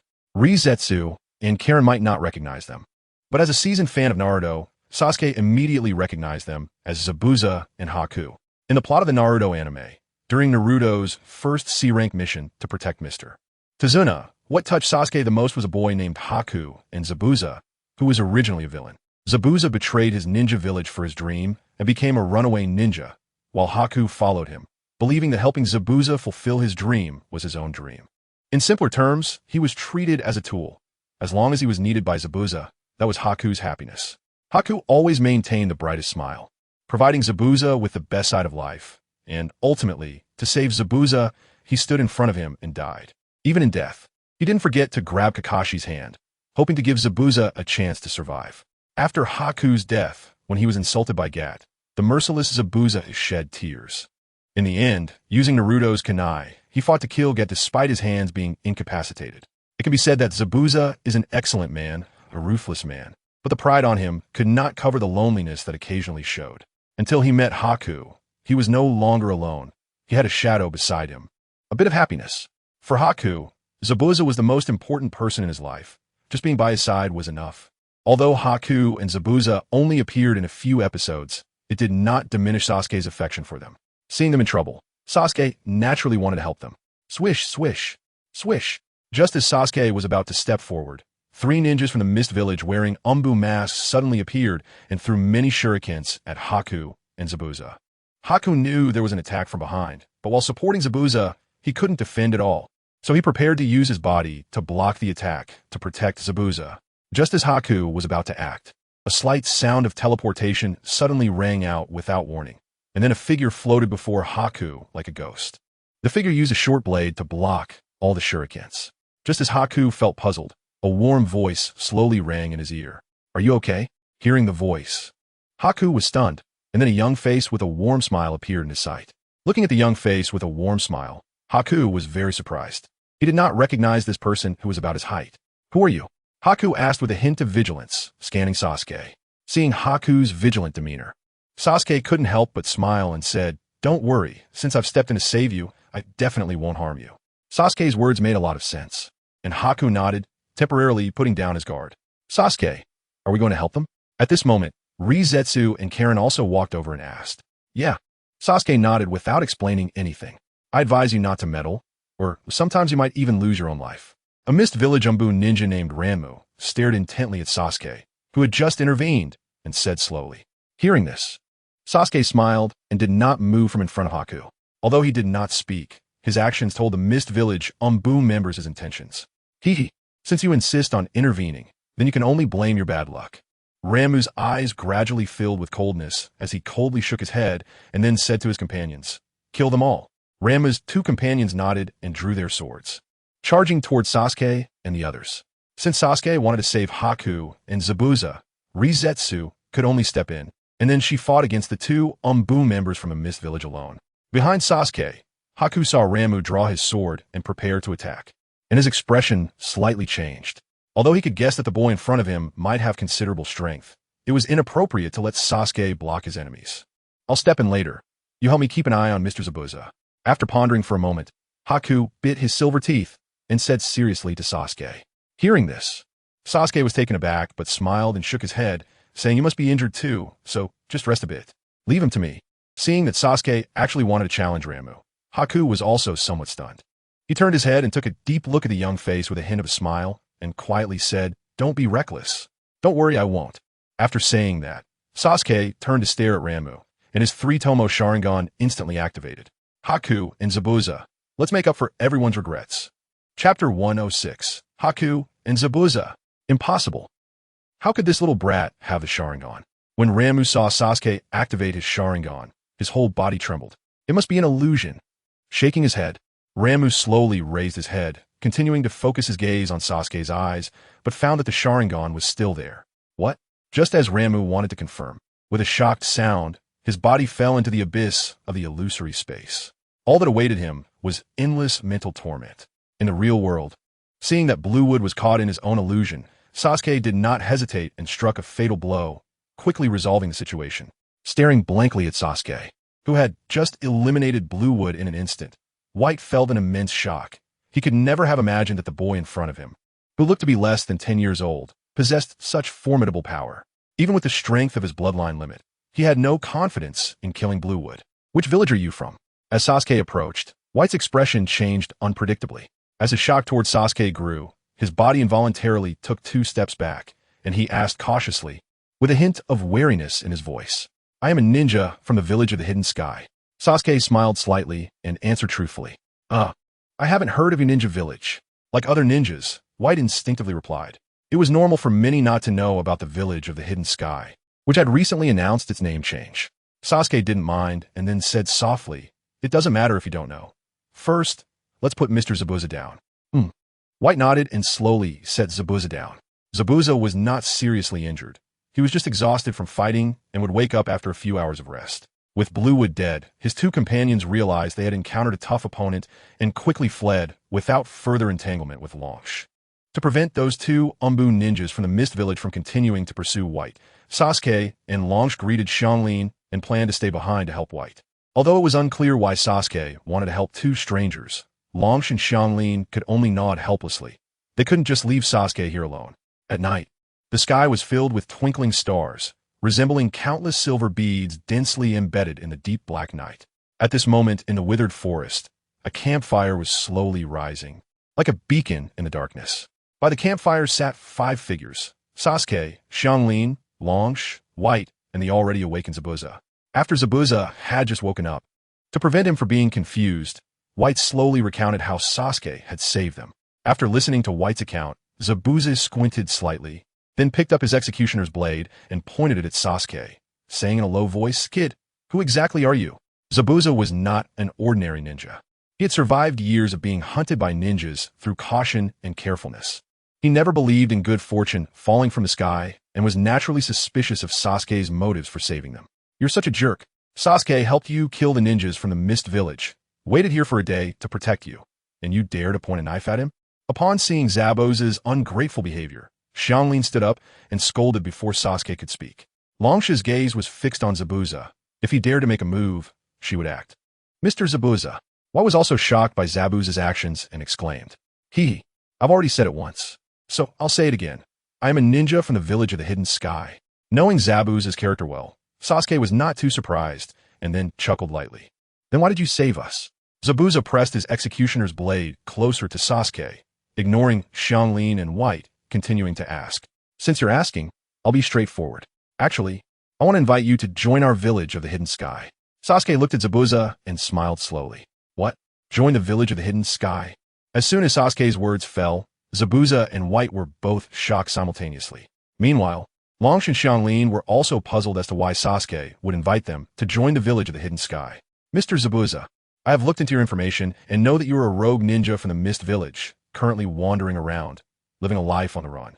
Why not join our ninja village?" Ignoring their shock, Sasuke intertwined his fingers and spoke casually. "You take me in. Aren't you afraid of retaliation from the Mist Village?" Zabuza suddenly asked. "You may not know, but the village of the Hidden Sky was formerly the village of the grass. Our Uchiha clan left the Leaf Village and went to the village of the grass. Since we aren't afraid of the Leaf Village, we naturally won't fear the Mist Village." Sasuke calmly replied, looking directly at Zabuza. Although taking in Zabuza could bring trouble to the village of the Hidden Sky, Sasuke believed that the Mist Village would not easily go to war with the village of the Hidden Sky, just because of Zabuza. After all, the Mist Village's strength had gradually weakened due to its cruel rule. "Mr. Zabuza, we ninjas are also human and will have feelings. If you don't consider yourself, you should at least consider your subordinates. If I hadn't acted today, you might all have been dead." Seeing Zabuza silent and lost in thought, Sasuke continued to persuade him. Hearing Sasuke's words, Zabuza sheathed his large sword and then slowly stood up. "Thank you for your kindness, but I have grown accustomed to a free life, so I do not wish to join your ninja village. Additionally, you saved me today. Consider it a favor I owe you, and I will repay you in the future." Although Sasuke's words touched Zabuza, he still declined the invitation. "White, let's go." After speaking, Zabuza did not waste any more words and slowly turned to leave. "Thank you for your help." Seeing Zabuza about to leave, White quickly stood up, bowed to Sasuke and the others, and then hurriedly followed behind Zabuza. Sigh. Seeing Zabuza and White leave, Sasuke sighed. He truly wanted Zabuza and White to join the village of the Hidden Sky, as it might change their tragic fate. But Sasuke also knew that Zabuza was a very proud ninja and would not be easily persuaded by him. "Sasuke, it's fine if such a cold-hearted person doesn't join us." Seeing Sasuke seem down because Zabuza did not agree to join the village of the Hidden Sky, Xianglin murmured, Some things shouldn't be judged by their surface. Mr. Zabuza is a ninja I greatly admire." Hearing this, Sasuke smiled, then gazed at the disappearing figures of Zabuza and White until they completely vanished. Note, at this time, Sasuke is 7 years old, and White and Zabuza are not yet in the Land of Waves. Chapter 107.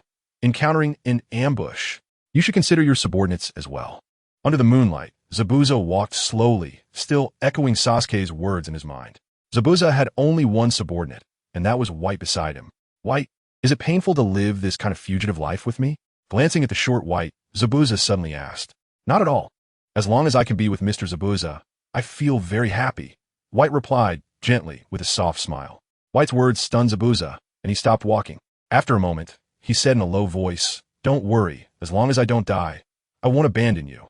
After saying this, Zabuza continued walking. Mr. Zabuza, where should we go now? Following closely behind Zabuza, White casually asked.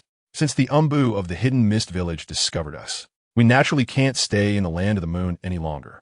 Let's head to the Land of Iron. It's a relatively wealthy country that will be beneficial for our development. After thinking for a moment, Zabuza then made arrangements. Bai nodded. No matter where Zabuza went, he would always follow. This is a small waterfall peak near the border of the Land of Iron and the Land of Hot Water. A waterfall resembling a galaxy thunders down from the peak, crashing into the lake below.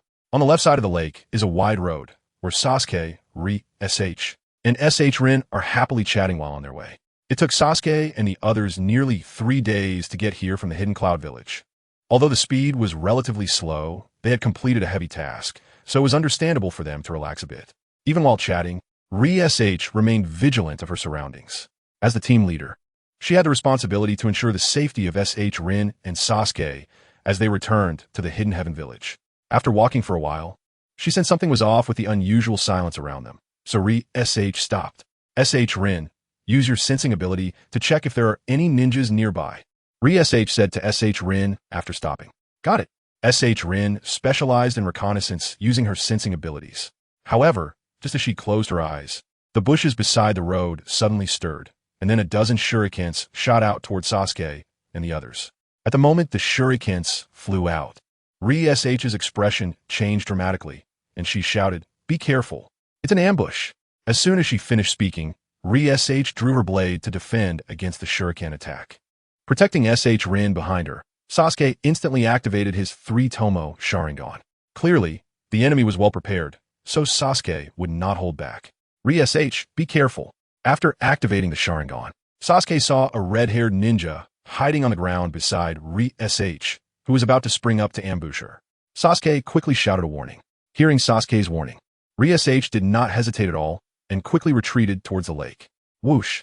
Due to the force of her retreat, Ri SH slid across the lake surface for several meters before coming to a stop. Breathing a sigh of relief, she raised her head and saw that a red-haired ninja had appeared where she was standing just moments ago. If it weren't for Sasuke's warning, Ri SH would have been ambushed. Whoosh! However, just as Ri SH relaxed, a figure suddenly flew out from the lake, wielding a massive long blade, accompanied by a dark shadow and an overwhelming gust of wind, slicing down heavily towards Ri SH. When the giant blade was just half a foot above Ri SH's head, her body moved as if blown by a gentle breeze, lightly stepping back, while the giant blade grazed past her face, the force of which blew her hair back. Having narrowly escaped another danger, Ri SH lightly tapped the water surface and quickly retreated to create distance. Not bad reflexes. Seeing Ri SH barely avoid his attack, Hashizui chuckled. Who are you? Ri SH glared at Hashizui, her voice stern. We're hired ninjas, doing jobs for others for money, Hashizui said with a sinister smile, resting the giant blade on his shoulder. Then who is your employer?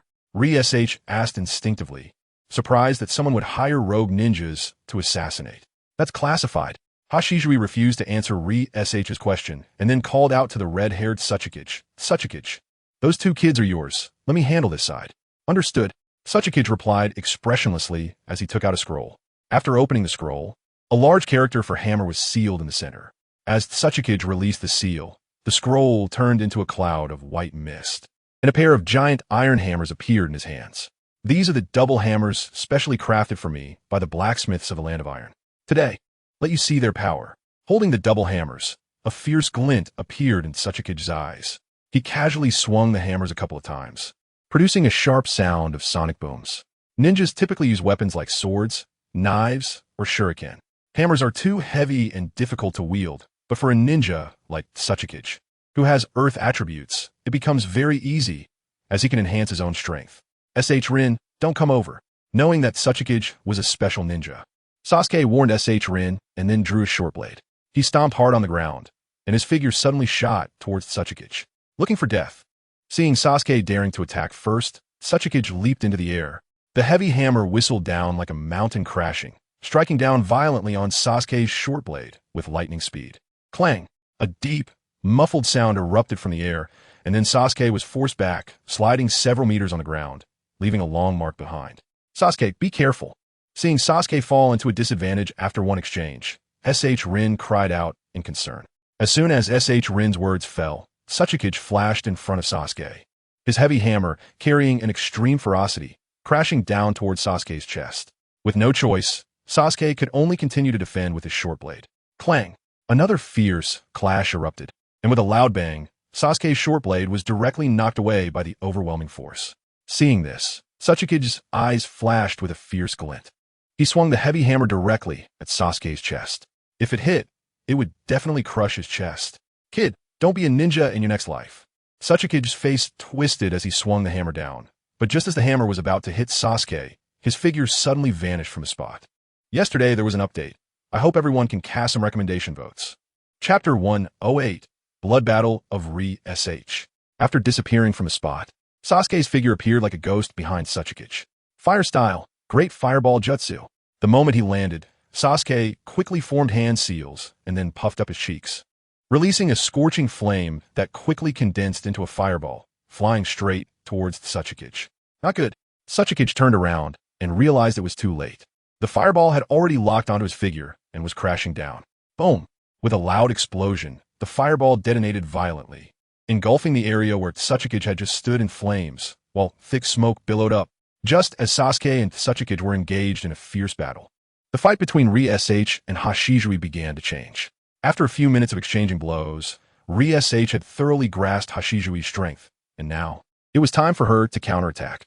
Lightly stepping on the water surface, Re-SH leaped into the air. Stabilizing her position, she immediately took out 5 kunai with explosive tags and quickly threw them at Hashizui. Such an attack can't kill me. Seeing the kunai flying towards him, Hashizui smiled slightly. The arc-shaped water wall immediately enveloped him. Bang! At the moment the water wall formed, all the shurikens fell down, and then, as if countless bombs had been thrown in, numerous water columns shot up into the sky from the surface of the water, bursting open like a torrential downpour had begun beneath the lake. Was it resolved? As he fell back to the water surface, not paying attention to the droplets landing on him, Longjin noticed that the figure of Xing Shui had disappeared, and then murmured softly. However, just as Longjin finished speaking, a massive water column shot her high into the air. The impact from the water column made Longjin feel as if a thunderclap had exploded in her mind, and in that instant, she was almost in a dazed state. Although her moment of confusion lasted only a fleeting second in a battle between strong opponents, that instant could be perilous. As the moment of confusion that passed through her mind vanished like lightning, Longjin's heart skipped a beat. She clearly understood the price of losing focus at such a critical moment. Longjin's prediction was not wrong. Just as she regained her clarity, Xing Shui's figure appeared like a ghost above her head. Holding a giant knife, Xing Shui made no fancy moves, but simply swung down with immense power towards Longjin's head. The energy contained in the giant knife tore through the air, and the sharp sound of wind and the low rumble of sonic booms converged, making Longjin feel an involuntary fear of this attack, causing her not to dare to defend herself. However, this feeling of dread lasted only a moment in Longjin's heart before she forcibly shook it off, hurriedly turning to evade the vital points. Although she avoided the critical hit, the tip of the knife still grazed her back, drawing a bloody wound that instantly stained the water's surface red. Hee, give up resisting. I have the advantage of water. You cannot defeat me. Standing atop the water column, Xing Shui looked at the disheveled Longjin and said smugly, even if I die, I won't let you easily obtain the bounty. Coldly staring at Xing Shui, Longjin quickly formed hand seals with both hands. Fire release, ghost lantern. Accompanied by a cold shout, numerous ghostly flames appeared beside Longjin, and under her command, they densely surged towards Xing Shui. Ignoring the ghost flames, Xing Shui swung his giant knife, instantly creating a wave of water that rose to a height of 10 feet. Sizzle. Unsurprisingly, the ghost flames collided with the wave and immediately turned into a mist. Fool! Water extinguishes fire. How dare you use fire ninjutsu to attack? Although unable to see what was happening in front, Xing Shui knew from the sound of the mist forming that the ghost flames attack had failed, and then he sneered coldly. Whoosh! However, just as his mockery fell, dozens of shurikens suddenly shot out from within the remaining wave, darting towards Xing Shuai below like lightning. Shurikens. The sudden attack caused the cold smile on Xing Shuai's face to stiffen. Trapped. Xing Shuai's scalp tingled. He understood that the seemingly fierce ghost flames were not Longzha's real killing move, but rather these shurikens that followed.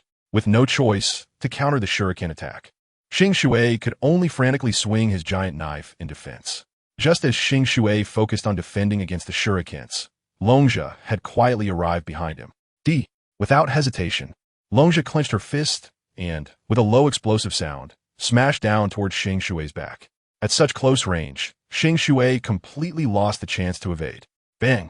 In an instant, Longzha's fist broke through the barriers of space, hitting Xing Shuai's back with unmatched force, and as her fist twisted, an overwhelming force surged out. A sharp pain shot through Xing Shuai's back, and his shocked face turned a strange shade of red. Moments later, unable to hold back, he spat out a mouthful of crimson blood, his body flying out as if struck by a bull, and finally landing heavily on the nearby water surface. Splashing up a spray, looking indifferently at the severely injured Xing Shuai, Longzha had no intention of stopping, although this surprise attack was effective. It was merely an ordinary blow and could not completely finish off Xing Shuai. For Xing Shuai, Longzha was determined to kill. If he did not die, she would. Thinking this, a cold light flashed in Longzha's eyes, and she dashed out, sprinting towards Xing Shuai like lightning. As she charged, she also drew the small dagger from behind her. She had been too hurried to use it before, but this time she would not miss the opportunity. I won't let her succeed. Longzha's movements were also noticed by Xing Shuai. He was a tough guy and disregarded the pain in his body, letting out a fierce roar as he summoned all his chakra, then raised 2 fingers. In an instant, he was in front of Xing Shuai. Aiming the knife at his heart, Longzha shouted coldly. Sizzle. The anticipated scene of bloodshed did not occur. As Longzha's knife pierced through Xing Shuai, his body rapidly transformed into a transparent liquid. Water clone? The scene before Longzha shocked her immensely, but just as she prepared to search for Xing Shuai's real body, a knife made of condensed water pierced through her chest. Chapter 109. Life and Death Decision. Looking at the smoke rising from the explosion of the fireball, Sasuke instantly spotted 2 dark figures flying out and quickly retreated. Boom! Accompanied by a loud noise.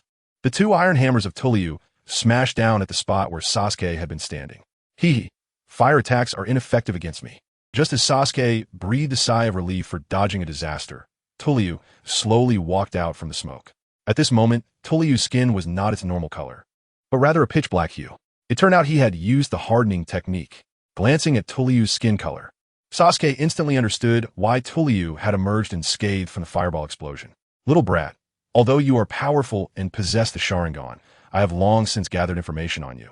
So no matter how you struggle, you cannot escape death. Looking at Sasuke, not far away, Tulliu spoke. No need for more words. If you want to kill me, you have to rely on your abilities. Listening to Tulliu's words, Sasuke replied coldly. Ungrateful little brat. Murmuring softly, Tulliu then clasped his hands together and quickly changed his hand seals. Earth release, black mud swamp. The moment he completed the hand seals, Tulliu shouted sharply. As the shout echoed, Sasuke's body suddenly froze, and he hurriedly looked down, only to discover that the ground beneath his feet had inexplicably transformed into a mass of black mud. Struggling to pull his feet free, Sasuke was shocked to find that this strange black mud contained a significant pulling force, and the more he struggled, the stronger the suction became. Let's see how you escape now. With a maniacal laugh, Sasuke's pupils slightly constricted as he saw Tulliu pick up an iron hammer from the ground, his figure quickly shooting out towards him. Sasuke.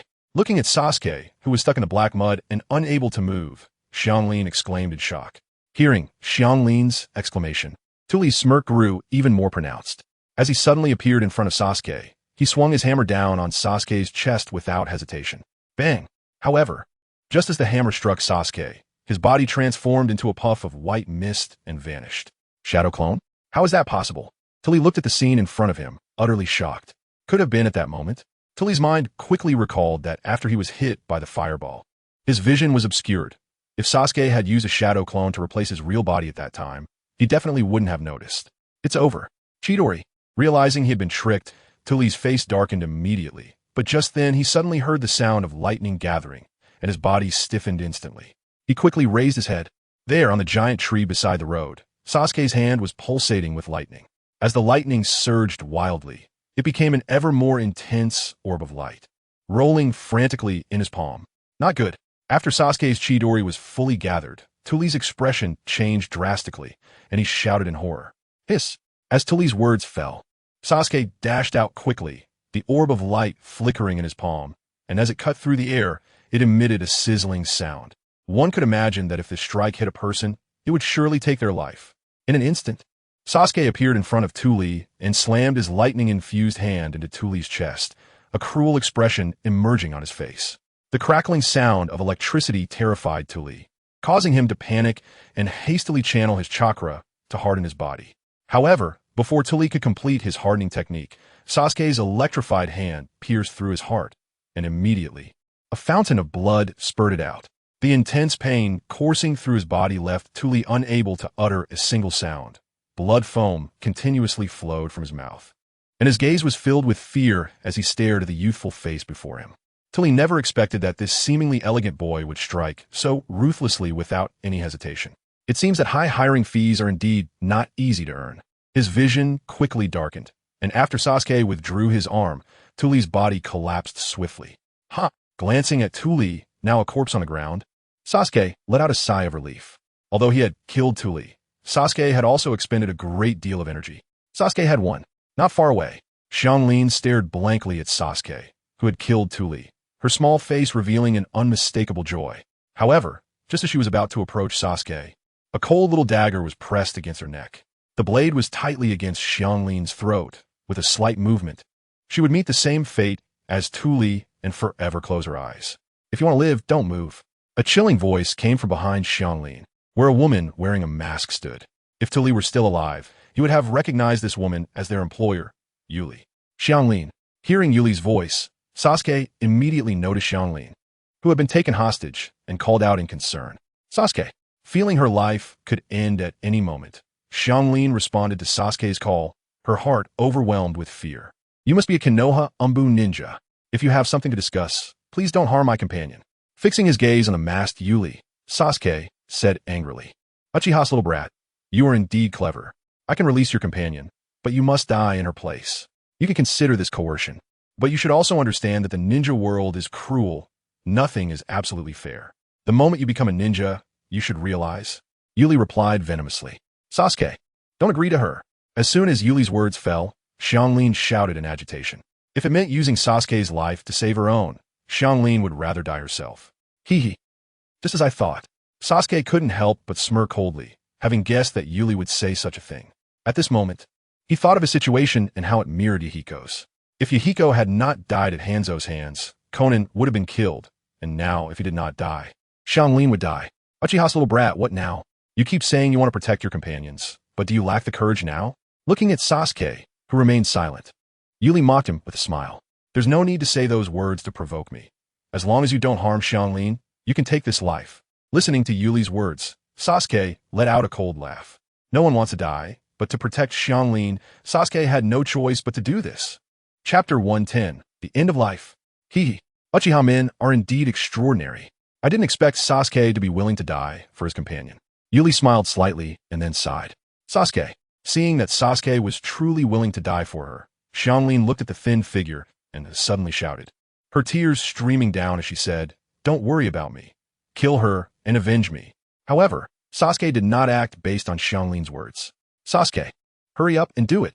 Also worried that Xianglin's words would truly change Sasuke's mind, Yuli immediately formed hand seals with one hand and summoned 2 shadow clones. As soon as Yuli's 2 shadow clones appeared, they drew out their small daggers and flew toward Sasuke from both sides.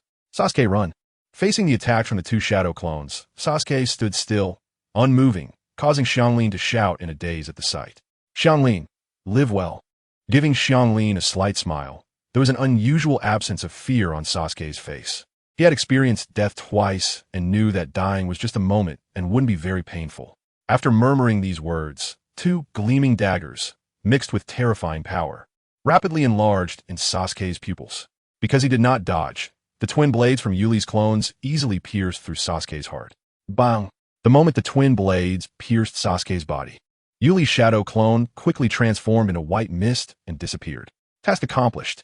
After successfully killing Sasuke, Yuli also let out a sigh of relief and then lowered the knife that had been pressed against Xianglin's neck. Sasuke. At that moment, seeing Sasuke pierced by the twin blades, countless threads of blood instantly wrapped around Xianglin's eyes as she shouted Sasuke's name loudly. Immediately, Xianglin rushed towards the already kneeling Sasuke, tightly embracing him. Sasuke, why did you do this? It's not worth it for me. Looking at Sasuke in her arms, Xianglin's eyes turned blood red, filled with despair. Xianglin, don't be sad. When I came to the ninja world, I knew I would leave like this. Sasuke looked up at Xianglin and said softly, his voice exceptionally gentle.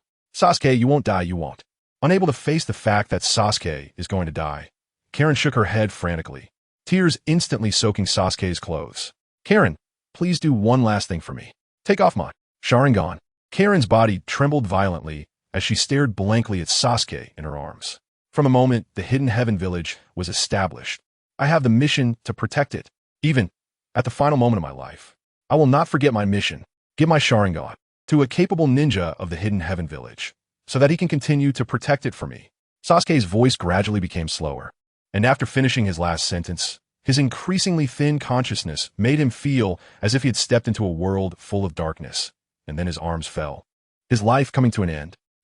Feeling Sasuke's body gradually losing warmth, Karen cried out in despair, her screams echoing far and wide, containing a heart-wrenching pain that was indescribable. Since living is worse than death, then I will send you on your way. Hearing Karen's painful cries, Yuli, who originally planned to let Karen go, flashed a hint of malice in his eyes, then took out a few shurikens and threw them at Karen. Swish, swish, swish. The shurikens moved at incredible speed, instantly turning into shadows of blades that enveloped Karen's petite body. As the shurikens approached, Karen took a deep breath and slowly closed her eyes. With just a slight movement, she could avoid the shuriken attack, but Karen did not want to resist. At this moment, she just wanted to die together with Sasuke. Swish! However, just as Karen's eyes were about to close, a sharp sound of breaking wind suddenly rang out from above, and a figure rushed down with astonishing speed, ultimately forming an ice mirror in front of her at the moment the shurikens were about to strike. Clang, clang, clang. The shurikens hit the solid ice mirror and then bounced back to the ground. The ice mirror that had completed its defensive task shattered in an instant. Haku. Turning around to glance at the figure in front of her, Karen immediately recognized him as Haku, who Sasuke had saved a few days ago. What? Do you want to be a hero? At this moment, Yuli looked at the short Haku, standing in front of Karen with a dark gaze, a mocking smile curling at the corners of his mouth. I won't let you continue to harm my benefactor. Haku looked up at Yuli in the distance and said firmly, Hee, the youth nowadays are getting more and more arrogant. Let's see what you can do to save her. After saying that, Yuli stomped his foot on the ground, and his figure shot towards Haku like lightning. Faced with Yuli's attack, Haku naturally did not dare to be slow, quickly forming hand signs with both hands. Sharp ice spikes rapidly condensed above his head, creating a series of whistling sounds as they flew towards Yuli in midair. In midair, looking at the overwhelming ice spikes, Yuli brought his hands together and quickly completed the hand signs. Fire release, great fireball technique. As the hand signs were completed, Yuli spat out a scorching flame from his mouth, which then condensed into a ball and smashed towards the incoming ice spikes. Boom! With the explosion of the fireball, all of Haku's condensed ice spikes melted in the intense heat. The attack thwarted, Yuli temporarily fell back to the ground. Since the smoke from the fireball explosion did not dissipate immediately, he could only wait for the smoke to clear before launching another attack. Secret technique, Magic Mirror Ice Crystal. However, just as Yuli was waiting for the smoke to clear, a cold voice rang in his ear, and then he found himself surrounded by a dense array of ice mirrors. The Magic Mirror Ice Crystal is a secret technique of the Yuki clan, which uses moisture to create ice mirrors and employs the mirror's reflections for super speed movement.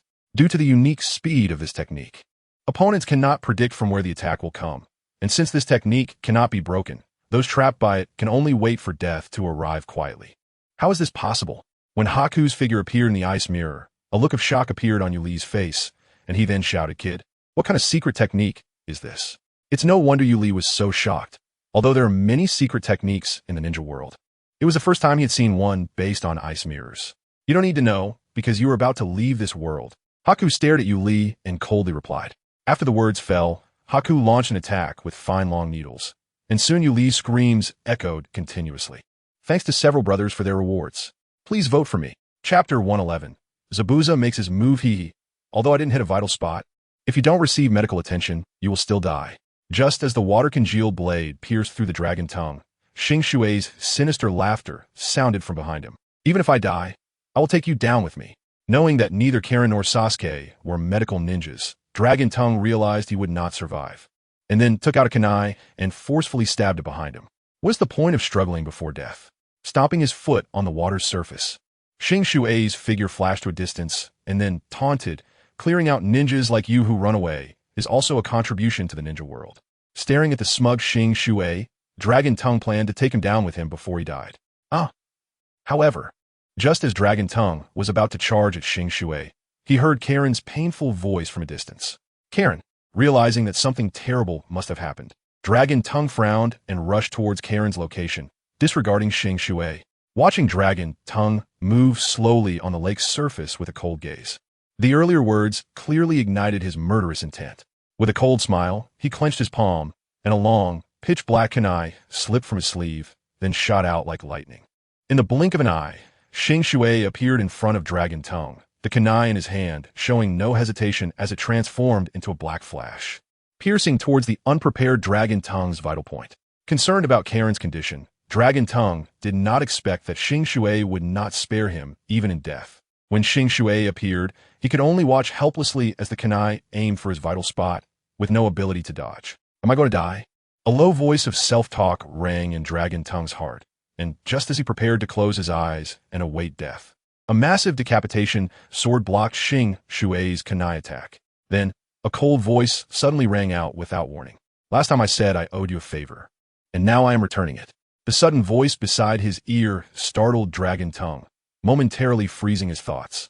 And then his eyes widened in shock as he suddenly realized that the person in front of him was Zabuza, the demon of a mist, who had been saved by Sasuke a few days ago. You are Zabuza Momochi of the Mist Village? At a glance, he recognized that the sword blocking his kunai was the decapitation sword. And then looking at Zabuza, Xing Shui asked in shock, I didn't expect you to know my name, but you can't escape death. With a cold smile, Zabuza shook his arm, and the decapitation sword quickly lifted. Swish!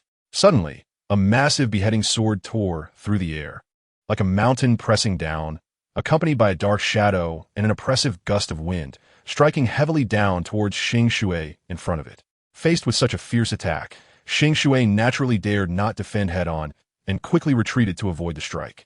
Zai Bujan was too strong, so she could only call on Tu Lu to retreat and find an opportunity to strike back. She never expected Zai Bujan would appear at this critical moment and even come to aid Long Shi. Considering Zai Bujan's strength, Xing Shui murmured to herself. Swish! Following her thoughts, after dodging the beheading sword's attack, Xing Shui didn't hesitate and turned to flee. Trying to escape? It's not that easy. Seeing Xing Shui attempt to flee, Zai Bujan snorted coldly, quickly forming hand seals with both hands. Water release, water dragon bullet technique. The hand seals were completed in an instant, and with Zai Bujan's command, a gigantic water dragon emerged from the surface of the lake, charging towards the fleeing Xing Shui with a devastating momentum. Soon, the water dragon caught up with Xing Shui, diving down towards her with immense pressure, pressing her clothes tightly against her body. The powerful force from above made Xing Shui, who was trying to escape, let out a helpless sigh. Even in her peak condition, it would be difficult to dodge this attack, let alone now while injured. Boom! The gigantic water dragon finally reached her head and smashed down onto the resigned Xing Shui's body, causing the entire lake to tremble and water to spray into the sky. Looking at the water splashing up, although she didn't see Xing Shui's body, Long Shi knew that under such a powerful ninjutsu, Xing Shui would undoubtedly perish. Zai Bujan is so strong. No wonder Sasuke invited him to join the Hidden Heaven Village. Turning to look at the relaxed Zai Bujan, Long Shi couldn't help but exclaim, Let's go check on those two kids. Ignoring Long Shi's shocked expression, Zai Bujan placed the beheading sword on his back and said in a low voice, All right. Nodding, Long Shi didn't hesitate and quickly followed Zai Bujan to where Xiang Lin was located. When they arrived at Xiang Lin's location, Long Shi immediately saw Xiang Lin holding Sasuke, her eyes red from crying, and by standing beside her with a sorrowful expression. Long Shi, Sasuke did this for me. Hearing the footsteps, Xianglin turned to look at Long Shi, tears streaming down her face, unable to finish her sentence. Sasuke, he... Squatting down and glancing at the two small blades at Sasuke's heart, Long Shi finally understood why Xianglin was in so much pain. Xianglin, don't be sad. Sasuke might still be saved. Gently placing Sasuke, who was in Xianglin's arms, on the ground, Long Shi took a deep breath and said, Sasuke can still be saved? The air seemed to freeze at Long Shi's words. Even Zaibujan was left with his mouth agape, staring blankly at Long Shi. After a long pause, the air gradually resumed its flow, and after experiencing the earlier confusion of their thoughts halting, Xianglin, Bai, and Zaibujan all regained their senses, feeling a wave of absurdity wash over them. Sasuke can be resurrected? This was simply unbelievable, if there really was a resurrection technique. The former Kages of the 5 great ninja villages would have been revived long ago. Long Shi, are you joking? Xianglin opened her mouth, her voice unconsciously becoming a bit hoarse. Although she held a completely incredulous attitude towards Long Shi's previous words, for some reason, as she asked the question, a glimmer of hope surged in her heart. As long as Sasuke could come back to life, Xianglin would be willing to do anything. The dead cannot be resurrected. No matter how advanced medical ninjutsu is, it won't work.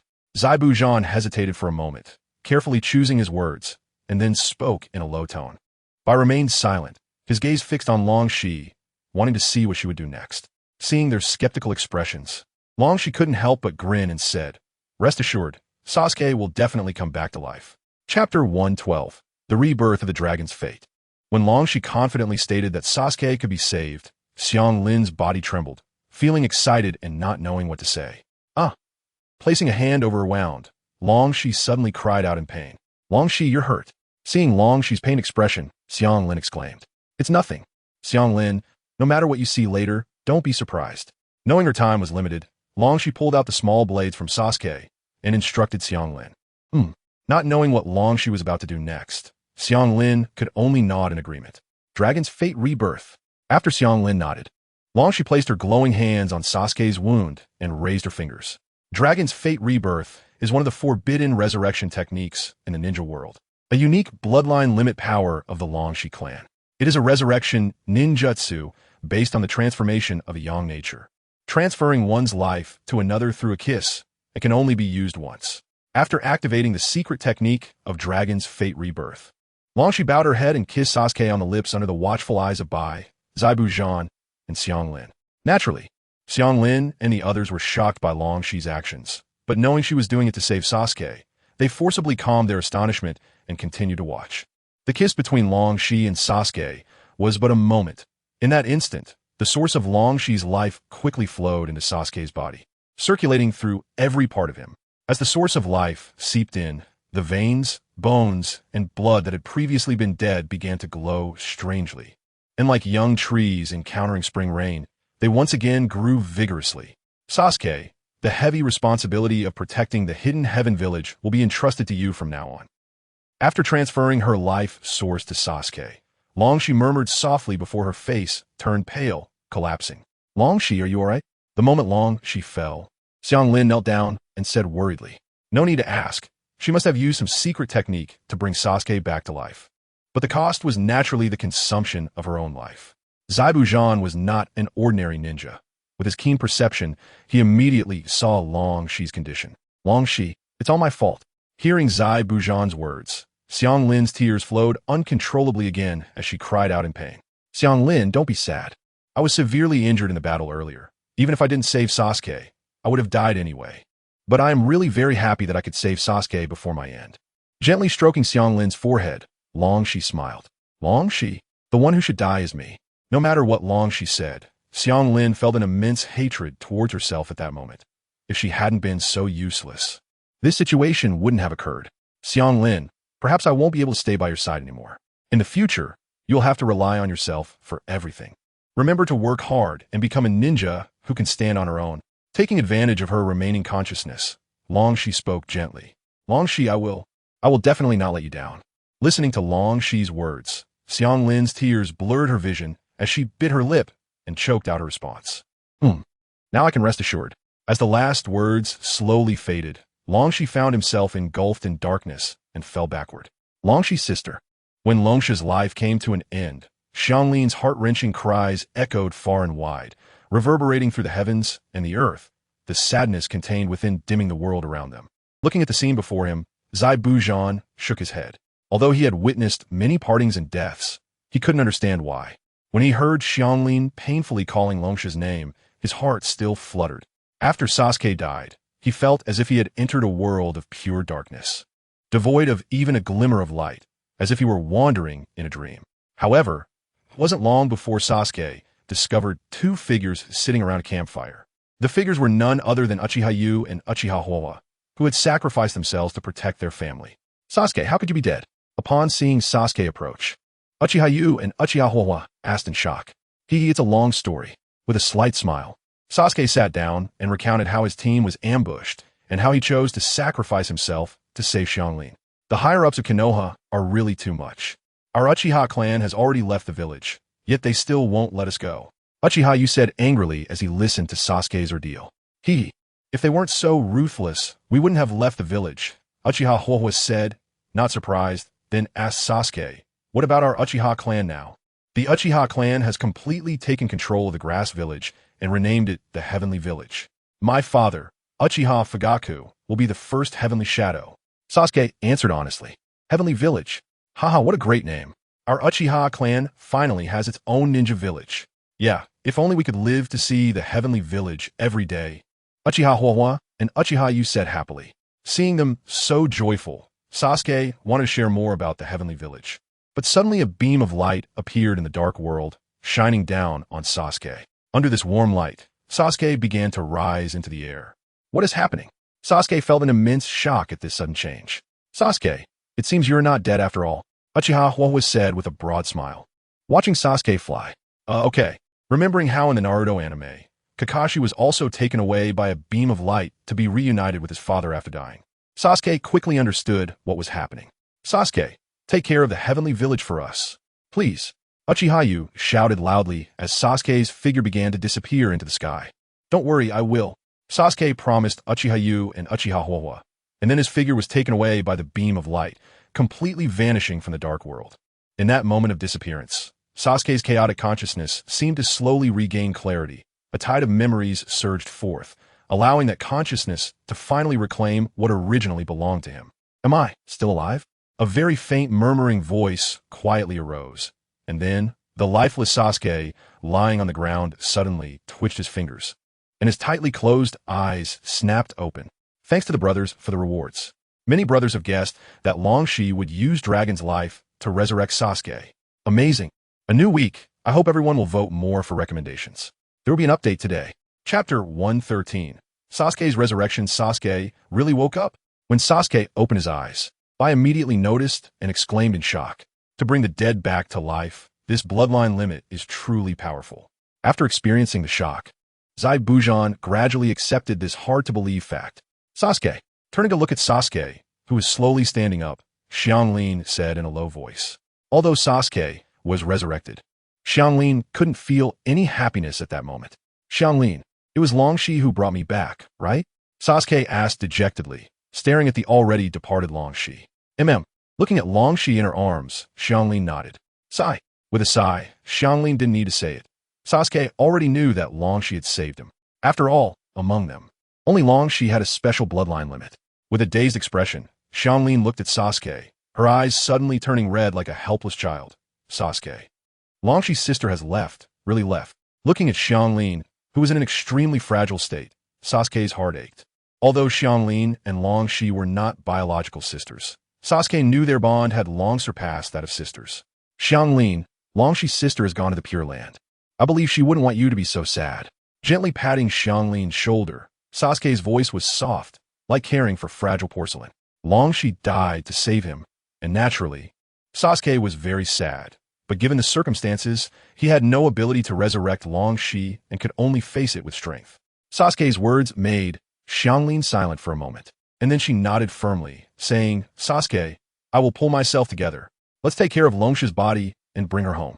Sasuke said softly. What he and Xianglin could do now was only to take Longshi back to the Heavenly Village for burial. Nodding slightly, Xianglin followed Sasuke's instructions, took out some wrapping cloth from her pocket, and carefully wrapped Longshi. Bye, Zabujan-sensei. I didn't expect to meet you here.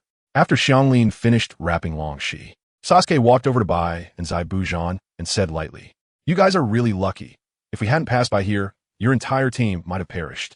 Zabujan said in a deep voice, "Thank you very much." Although Sasuke was unclear about how Zabujan and Bai defeated Sukiyu and Xingshui, he would not doubt Zabujan's words and expressed his gratitude. "No need to thank us.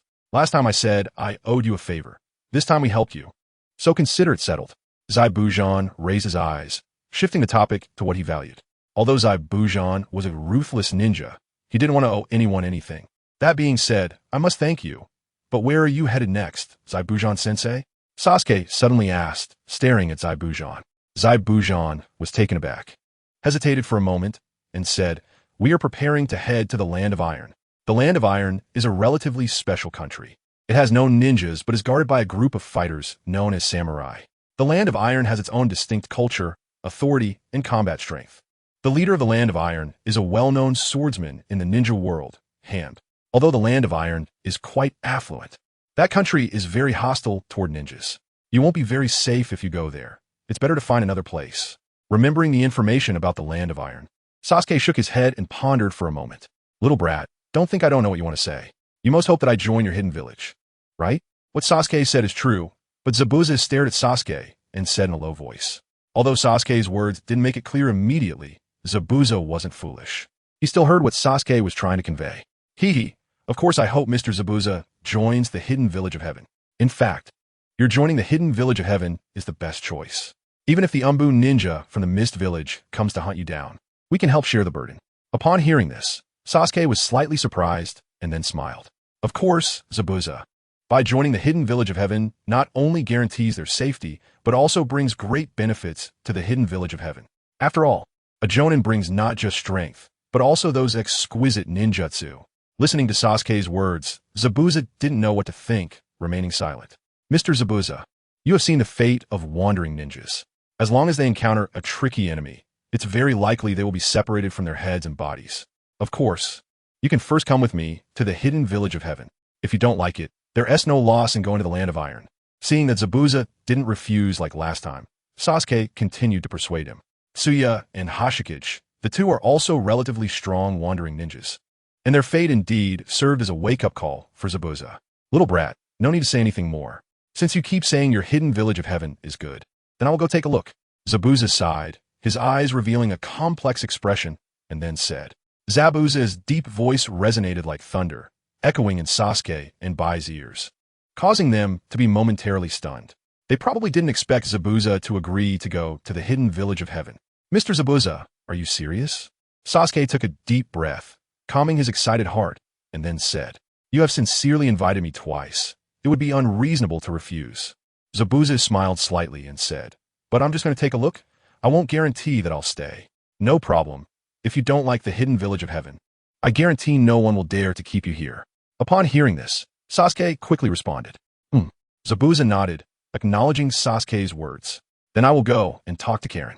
Since Zabuza and Bai are going to the Hidden Village of Heaven, they naturally have to go with Sasuke and Karen, so Sasuke needs to inform Karen in advance. "Bai, do you know why I want to go to the Hidden Village of Heaven?" After Sasuke turned to leave, Zabuza suddenly asked Bai. "Mr. Zabuza, I'm very sorry." Shaking his head, Bai really didn't understand why Zabuza, who had been wandering for many years, was willing to return to a ninja village. The ninja village is an important place of belonging for ninjas. When ninjas complete their tasks and return to their ninja village, they always do so with the happiest smiles. The ninja village I long for is a place full of harmony and love, where companions can protect each other. I originally wanted to create such a place in the Mist Village, but unfortunately I failed. After becoming a wandering ninja and experiencing so much, I feel that there won't be such a place in the ninja world. However, seeing Sasuke, that little brat willing to sacrifice himself to save his companions today, and that female ninja named Risha also willing to sacrifice herself to revive Sasuke, I think the Hidden Village of Heaven might be a good ninja village. So I'm willing to take a look, hoping it will be the place I yearn for. Staring at Sasuke's back, Zabuza took a deep breath and then spoke slowly. Of course, there's one more thing that Zabuza didn't say, which is that he also wanted to take Bai to a safe place. After listening seriously to Zabuza's words, Bai was silent for a moment and then said earnestly, Mr. Zabuza is my place of belonging. No matter where you go, I will follow you. Without speaking in response, Zabuza nodded under Bai's gaze. After Karen wrapped Risha in cloth, the four of them, including Sasuke and Zabuza, set off with Risha, embarking on the road to the land of heaven. Although they encountered the incident of Risha's sacrifice on the way, they spent 2 days crossing the land of iron and the land of waterfall, and finally returned to the hidden village of heaven. Extra update. I hope all brothers vote for recommendations every day to support me. These days, I've been staying up late to write this novel, and I've started to get headaches and feel nauseous. I don't know how long I can hold on, but I will keep writing for you. I've mentioned before that this book will be very close to Naruto. The ninjas around the main character will have sacrifices. The ninja world is very cruel, and it's impossible for the enemies to always be weaker than the main character's side. Chapter 114. The Anger of Sarutobi Hizen, when Sasuke and the others returned to the hidden village of heaven. The news of Risha's sacrifice quickly spread, shocking the entire village. Risha was a native of the grass village, and her kind and helpful nature made everyone in the village fond of this girl with a green headscarf and white hair. Therefore, when a village chief Uchiha Fugaku held a funeral for Risha, almost everyone in the village, whether ordinary villagers or ninjas, came to attend. After the funeral, when everyone left the cemetery, each person inexplicably remembered Risha in their minds. Perhaps as Uchiha Fugaku said at the funeral, although Risha has left, she sacrificed herself for the hidden village of heaven and will forever live in everyone's hearts. After others left, Karen, dressed in black, still stood in front of Risha's tombstone. Looking at Karen's appearance, Sasuke couldn't say a word and just quietly waited beside her, not knowing how long it had been. Fine rain began to fall from the sky, making the cemetery appear hazy and desolate. Suddenly looking at Sasuke, who had been with her and was now wet from the rain, Karen's nose turned red, and she couldn't help but let the tears fall in large drops. Then she choked and said, "Sasuke, am I really useless? If I hadn't acted willfully and followed you to the land of thunder, this wouldn't have happened. It's all my fault.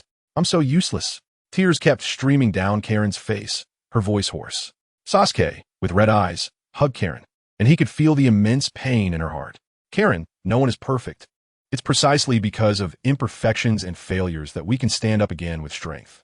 I believe this kind of strength is true strength.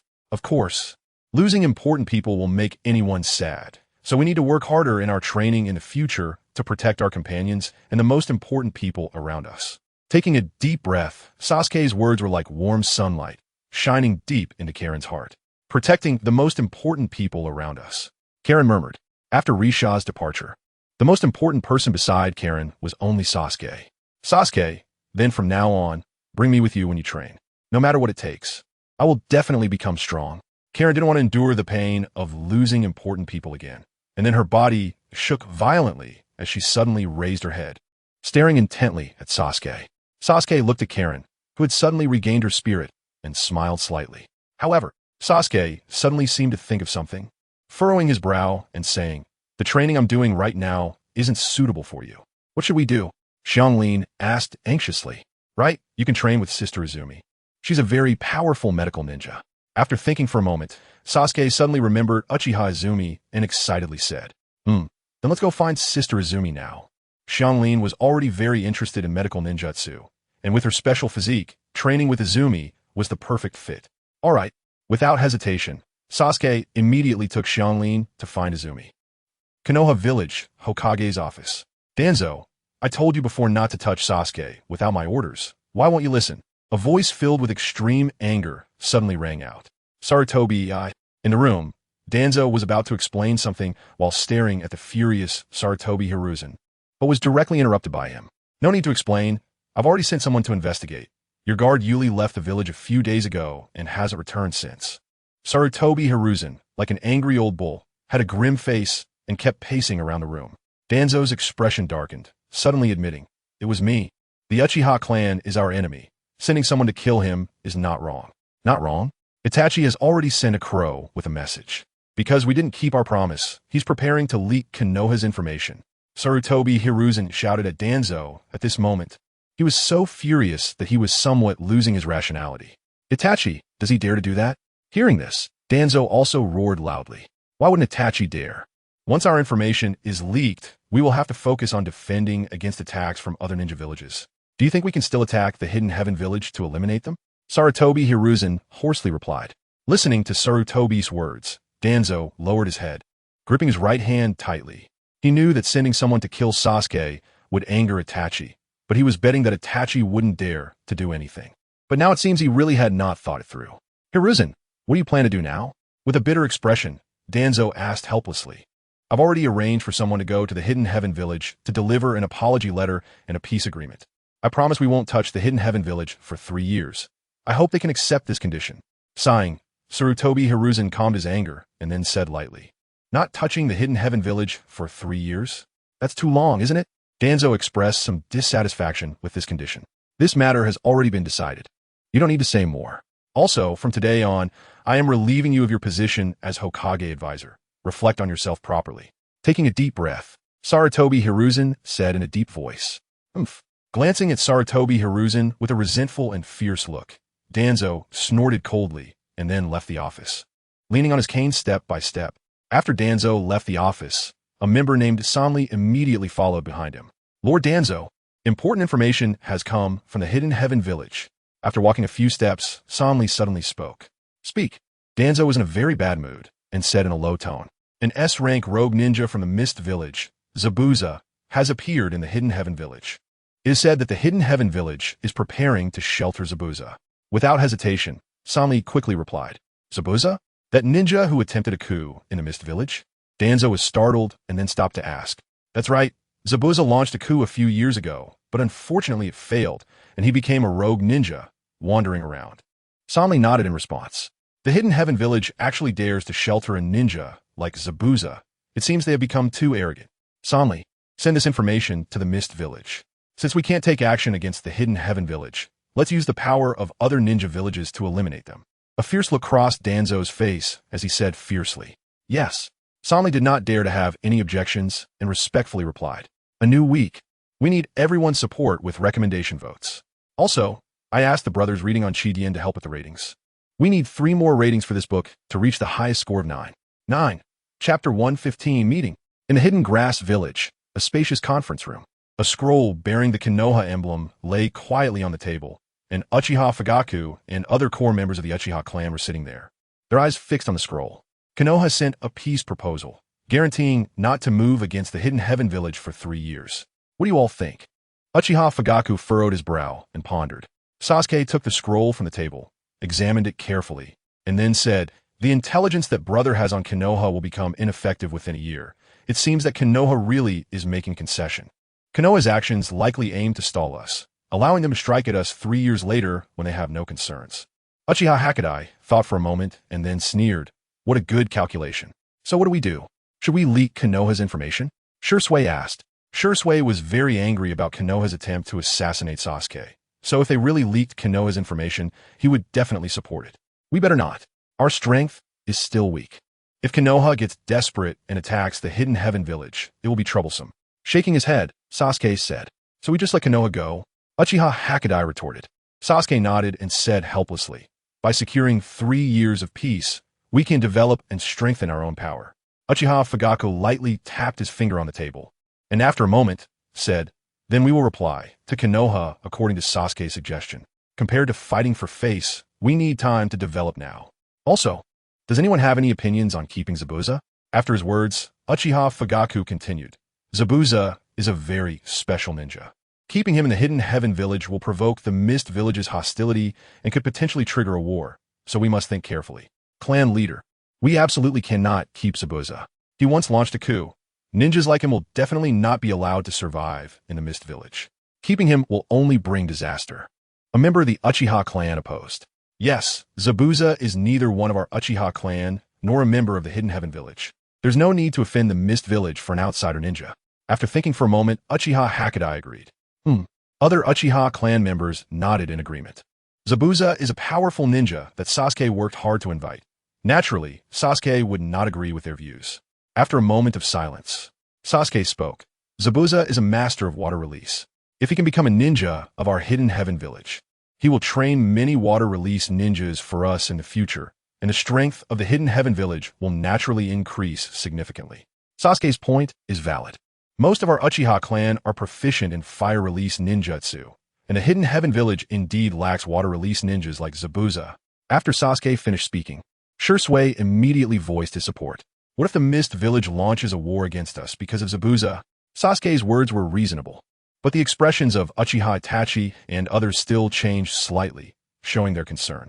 I thought about this issue before recruiting Zabuza, but I believe that the Mist Village is unlikely to initiate a war. First, we are quite far from the Land of Water, and they would need to solve the supply problem if they wanted to wage war. Second, our ability to retreat completely from the Leaf Village would make them wary, and they would also consider whether it is worth risking a failed war for someone like Zabuza.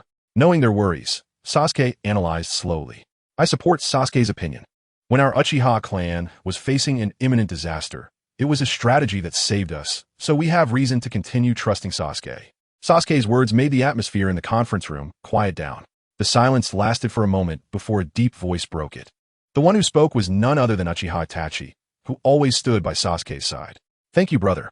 Receiving Itachi's support made Sasuke very happy. And then he smiled at Itachi. Listening to Itachi's words, Uchiha Fugaku, with a contemplative expression, suddenly spoke up. Since everyone has different opinions, let's vote as usual. Raise your hand if you agree to keep Zabuza. Perhaps Itachi's words had an effect. The vast majority of clan members ultimately chose to stand by Sasuke. Agreeing to keep Zabuza. All right, since everyone agrees to keep Zabuza, from now on he will be our companion, and we must not abandon him at any time. After the voting ended, Uchiha Fugaku announced publicly. Everyone nodded in agreement. There is nothing more. You can all disperse. Having resolved two major issues, Uchiha Fugaku also breathed a sigh of relief and waved his hand. As Uchiha Fugaku's words fell, the people in the conference room began to leave slowly. Sasuke, stay behind. When most people had left and saw that Sasuke was about to leave with Itachi, Uchiha Fugaku suddenly called out to Sasuke. Brother, please wait for me outside. Sasuke smiled slightly at Itachi and walked over to Uchiha Fugaku, asking, Dad, is there something you need? I met Zabuza last time and we talked. It seems he hasn't made up his mind to join the Hidden Sky Village and is still hesitating. Uchiha Fugaku stated directly without beating around the bush. Yeah, elite ninjas like Zabuza may not want to stay in a small ninja village even if we are willing to keep him. Sasuke responded seriously. Then you should try to persuade him when you have time. It would be best if he could stay, but we can't force him if he doesn't want to. Sighing, Uchiha Fugaku knew that forcing someone is not sweet, and then he said softly, I understand, thinking about how to persuade Zabuza to join the Hidden Sky Village. Sasuke finally nodded in agreement. The Land of Water consists of many islands, with mountains all over and mist lingering. The Mist Village is hidden deep within the mountains, making it seem far from the enemy. The Mist Village, as its name suggests, is mysterious and elusive. The village is located in a valley among towering mountains, with an irregular layout influenced by the terrain, either built along the mountains or lying by the water. The building where the Mizukage resides is built on a foundation of large stones, with huge stone arches situated at a high point against the mountain, allowing a complete view of the entire village, which is also a form of respect for the Mizukage. When Danzo's intelligence about the Hidden Sky Village sheltering Zabuza reached the 4th Mizukage, Yagura immediately convened an emergency meeting in the conference room of the Mizukage building. Thank you for the rewards, brothers. Please vote for recommendations. Chapter 116, Tirumime. In the spacious and bright conference room of the Mizukage building, sitting in the main seat was a man with silver hair and purple eyes, with a scar under his left eye resembling a stitched mark. Although he looked somewhat childlike, no one in the Mist Village dared to be disrespectful to him, as he was the 4th Mizukage who could perfectly control the Three Tails. I received intelligence that the rogue ninja Zabuza has been sheltered by the Hidden Sky Village. What should we do next? Glancing at the high-ranking elders of the Mist Village on both sides, Yagura said coldly, how dare this small Hidden Sky Village shelter Zabuza? They are completely underestimating us. I suggest we launch a war and attack the Hidden Sky Village. An elder with a scar on his face spoke directly. Mo, don't be impulsive. The Hidden Sky Village is quite far from us, and it's complicated to initiate a war. Opposite the scarred elder, a bald old woman holding a peculiar cane said lightly, Distance is not an issue. We can communicate with the Land of Waterfall to store supplies there. Upon hearing this, the elder named Mo continued, The Land of Waterfall is close to the Land of Grass. If the Mist Village establishes a base in the Land of Waterfall, we can engage in a protracted war against the Hidden Sky Village. It is said that the Hidden Sky Village is currently controlled by the Uchiha clan, who possess the power of the Sharingan. Is it worth it to rashly initiate a war for Zabuza? Just then, another white-haired elder spoke up. The fourth Mizuki Jigura glanced at him and coldly said, "A ninja like Zabuza, who fantasizes about overthrowing the regime, must die, no matter the cost." Hee. Since the Mizuki has said so, I have no further comments. Knowing Yagura's personality, the white-haired elder coughed awkwardly and smiled a bit unnaturally. "Mizuki." The bald old woman sighed and said, "Since the incident with the 7 ninja swordsmen, the strength of the Mist Village has greatly diminished. If we must eliminate Zabuza, we can first send someone to the Hidden Sky Village to deliver a letter of challenge, threatening them to hand over Zabuza. If they are unwilling to hand him over, we can initiate a war then." Nodding, an elder supported the proposal. Water Elder's plan is acceptable, and the Hidden Sky Village is going to hold a ceremony for their new Mizuki in a few days. We can deliver the letter of challenge at the ceremony, which will undoubtedly put tremendous pressure on the Hidden Sky Village, allowing us to capture Zabuza without bloodshed. All right, then let us execute Water Elder's plan. If the Hidden Sky Village is unwilling to hand over Zabuza, we will destroy them. Seeing that the other elders had no objections, Yagura said with authority, "Then who should we send to deliver the letter of challenge?" After Yagura's words fell, Elder Mo frowned and asked, "Why not let Kisame go? With his abilities, he should be able to complete this task." The white-haired elder suggested after thinking for a moment. "Kisame is currently on an important mission and cannot leave. So, it seems we can only send Terumi Mei." Water Elder hesitated for a moment before slowly saying, thinking of Terumi Mei's terrifying bloodline limit. The elders present couldn't help but shiver. Then it's decided, regardless of who goes, just deliver the letter of challenge. Not wanting to continue arguing over such trivial matters, Yagura directly ordered. "Good." The other elders nodded in agreement, and with that, the meeting ended as Yagura left. In the deep mountains next to the mist-hidden village, the endless, lush green stretches to the horizon. A gust of wind blows, causing the mountains to rustle. At this moment, in a spacious area of the deep mountains, a beautiful female ninja with emerald green eyes and brown, cross-long curly hair, with her right eye covered by her hair, is forming hand signs with both hands. Dissolution technique, dissolution monster technique. As she completes the hand signs, a corrosive liquid immediately spews from her mouth. The liquid splashes onto a giant rock not far away, and under the strong corrosive effect, the giant rock quickly melts and collapses. In the mist-hidden village, and even in the ninja world, there is only one person who can use the dissolution ninjutsu, and that is Terumi Mei, who possesses a bloodline limit. Although some ninjas can use the melting ninjutsu, dissolution ninjutsu and melting ninjutsu are not the same. Melting ninjutsu is a technique formed by the combination of fire and earth chakra, resulting in magma or volcanic rock, while dissolution ninjutsu condenses a highly corrosive viscous liquid. In comparison, dissolution ninjutsu is stronger. However, dissolution ninjutsu's power is still not strong enough. It seems that stronger boiling ninjutsu needs to be developed. Melting the giant rock in an instant would naturally satisfy other ninjas, but Terumi Mei shook her head, muttering in dissatisfaction. "Finally found you." Just as Terumi Mei was about to continue training, an elderly voice came from behind. "Elder Mizuki, what brings you here?" Terumi Mei turned around and found that the person was Elder Mizuki, leaning on a cane, and she asked in confusion, "I have a special mission to assign to you." Elder Mizuki said lightly, taking out a scroll with a mist-hidden village emblem on its surface. "What mission?" After receiving the scroll and putting it away, Terumi Mei asked seriously. "The scroll you just received is a declaration of war. In a few days, the Heaven-Hidden Village will hold the inauguration ceremony for the new Heaven Shadow. At that time, you will deliver the declaration of war to the first-generation Heaven Shadow, Uchiha Fugaku." Elder Mizuki replied slowly after taking a few steps with his cane. "A declaration of war? Are we really going to war with the Heaven-Hidden Village?" Hearing this, Terumi Mei frowned. Under the harsh rule of the fourth Mizuki, the Mist-Hidden Village is already in a state of fear, severely weakened. So Terumi Mei strongly opposes launching a war at this time. Sigh. Their intelligence indicating that Zabuza Momochi, that rogue ninja, has been sheltered by the Heaven-Hidden Village. The fourth Mizuki certainly won't let Zabuza go. Your purpose in going to the Heaven-Hidden Village this time is to threaten them with the declaration of war, to force them to hand over Zabuza.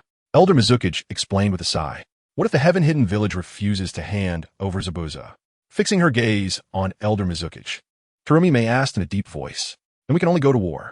Elder Mizuki stated firmly, then added, actually like you, I do not wish for the Mist-Hidden Village and Heaven-Hidden Village to go to war.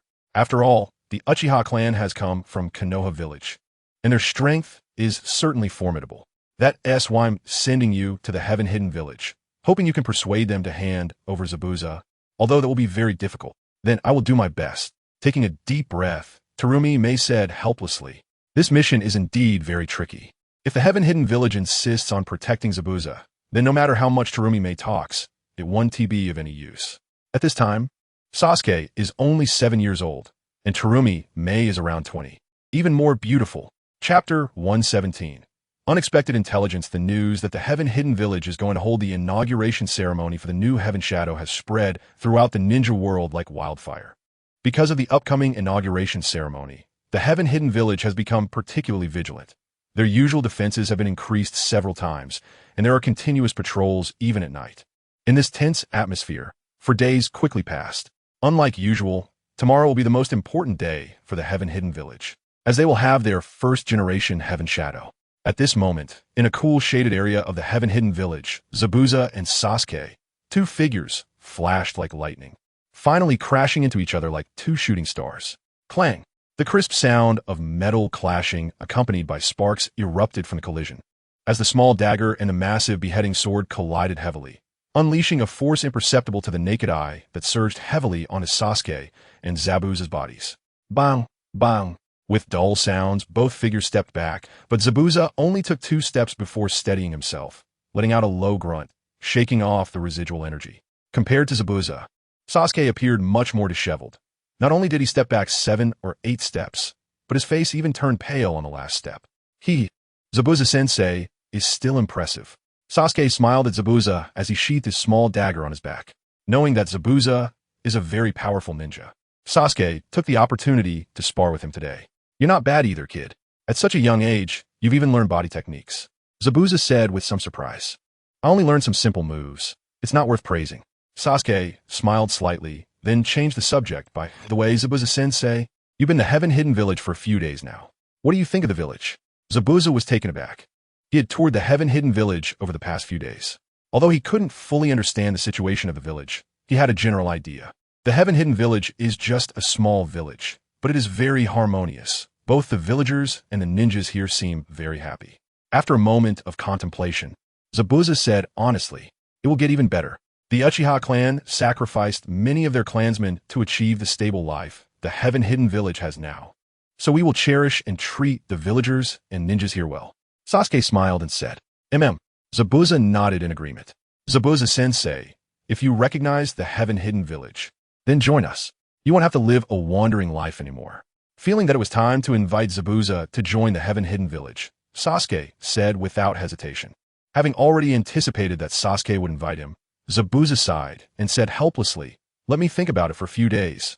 In fact, Zabuza also quite liked the Heaven-Hidden Village, but he didn't know why he didn't feel a strong desire to join.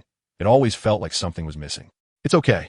Joining the Heaven-Hidden Village is indeed a significant decision that requires careful consideration. Hearing Zabuza's response, Sasuke felt a little disappointed, but he quickly adjusted and smiled. Don't worry, I will make a decision in the next few days. Knowing that not joining the Heaven-Hidden Village and staying here would bring trouble to the village, Zabuza added, Sasuke nodded, originally wanting to chat with Zabuza a bit longer when suddenly a ninja from the Heaven-Hidden Village appeared in front of Sasuke. Sasuke, the Raikage has arrived. Lord Heaven Shadow wants you to come and meet the Raikage.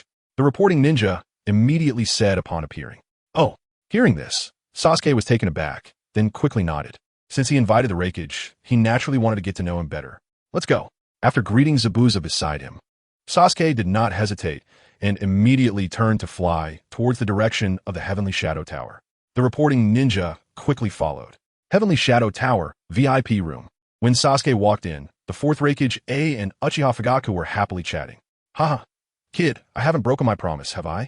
The 4th Raikage A laughed loudly as he looked at the incoming Sasuke. Thank you very much for coming to the Hidden Sky Village, Lord Raikage. After giving a slight smile to the person behind Raikage, he then responded. Head of the Uchiha clan. No, I should call you Heavenly Shadow now. I really admire you for raising such an excellent child as Sasuke. who could defeat the Jonin of my hidden cloud village at such a young age. Turning to Uchiha Fugaku, the fourth Raikage pointed at Sasuke and praised him. Hearing Raikage praise Sasuke like this, Uchiha Fugaku was very pleased, and his vanity was greatly satisfied. He then chuckled and said, Sasuke just happened to win. If he wants to become an excellent ninja, he still has to work hard.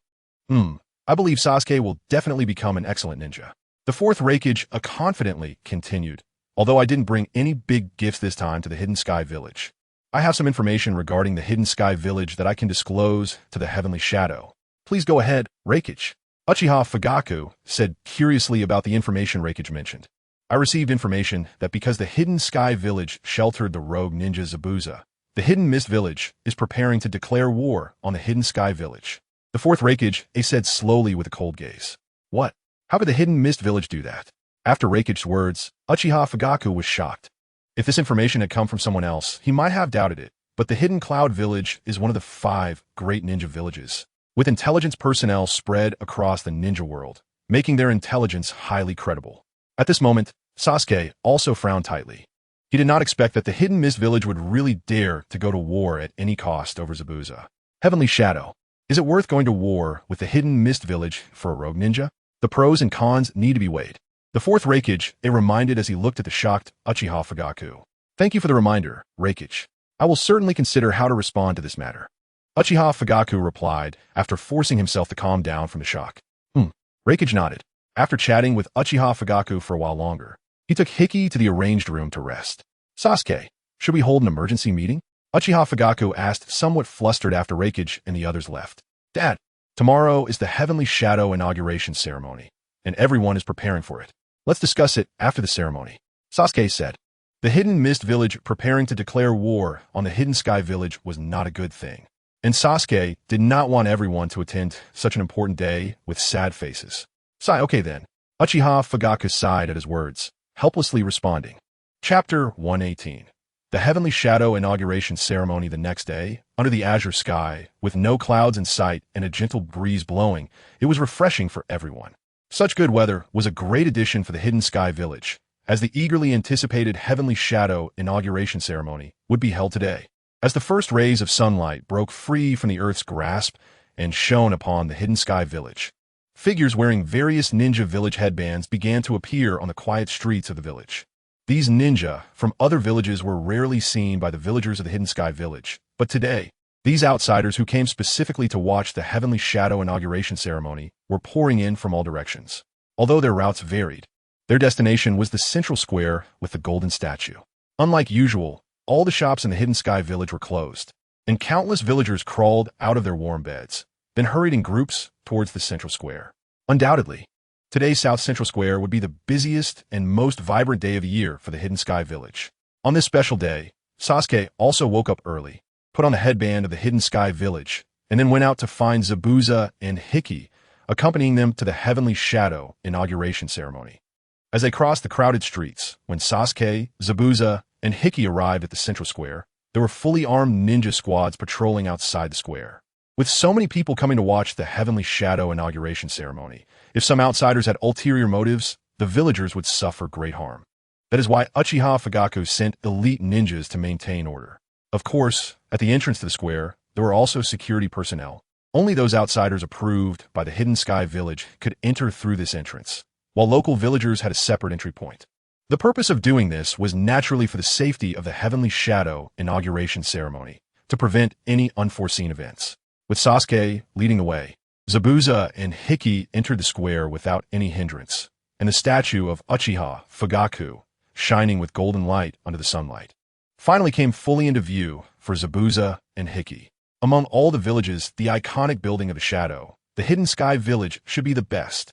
Standing still, Zabuza gazed at the dazzling statue of the first Heavenly Shadow and couldn't help but shake his head in admiration.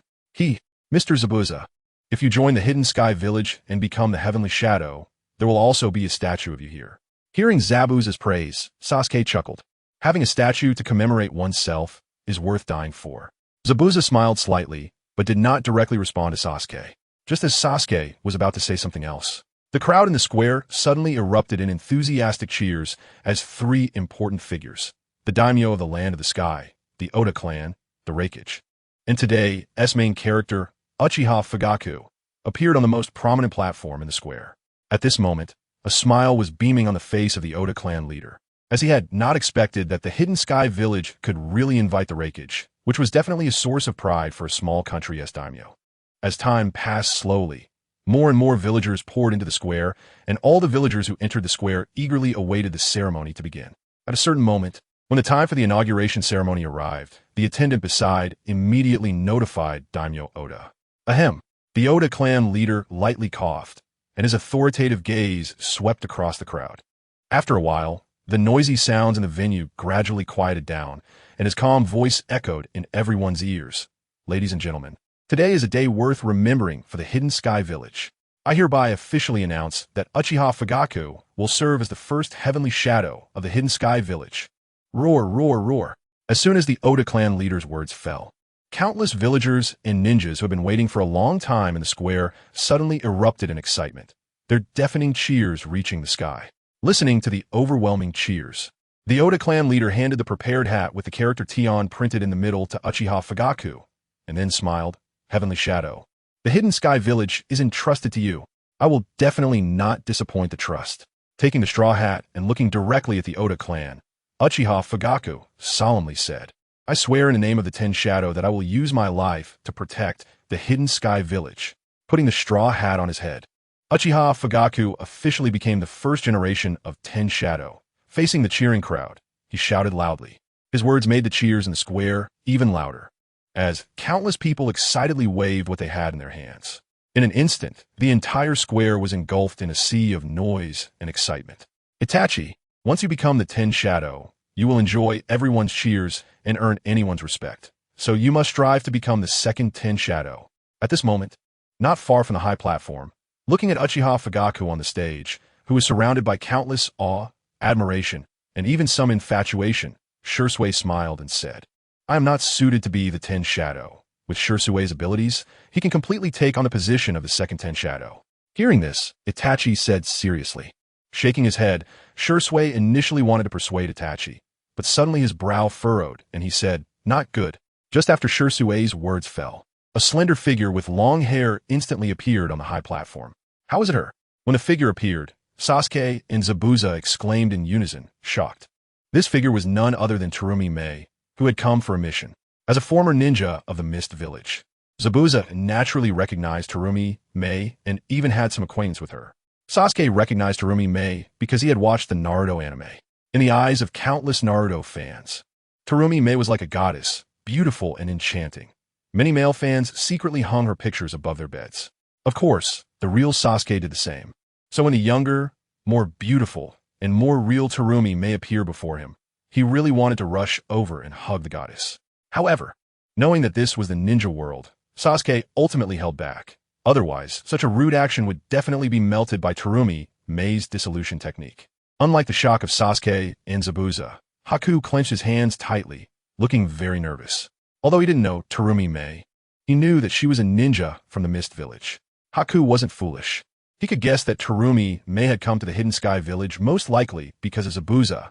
Therefore, he began to mobilize the chakra within him, preparing for battle. If the Hidden Sky Village was going to hand over Zabuza, he would fight to the death to let Zabuza escape from the Hidden Sky Village. Thanks to LinFeng for the reward. Please vote for recommendations. Chapter 119. Accepting the Challenge. Who is it? The moment Terumi Mei appeared, Uchiha Fugaku and the Reikage guards simultaneously drew their short swords, standing in front to protect their leader. No need to be nervous, I mean no harm. Surrounded by several guards, Terumi Mei felt no fear and smiled calmly. You are a ninja from the Mist Village, right?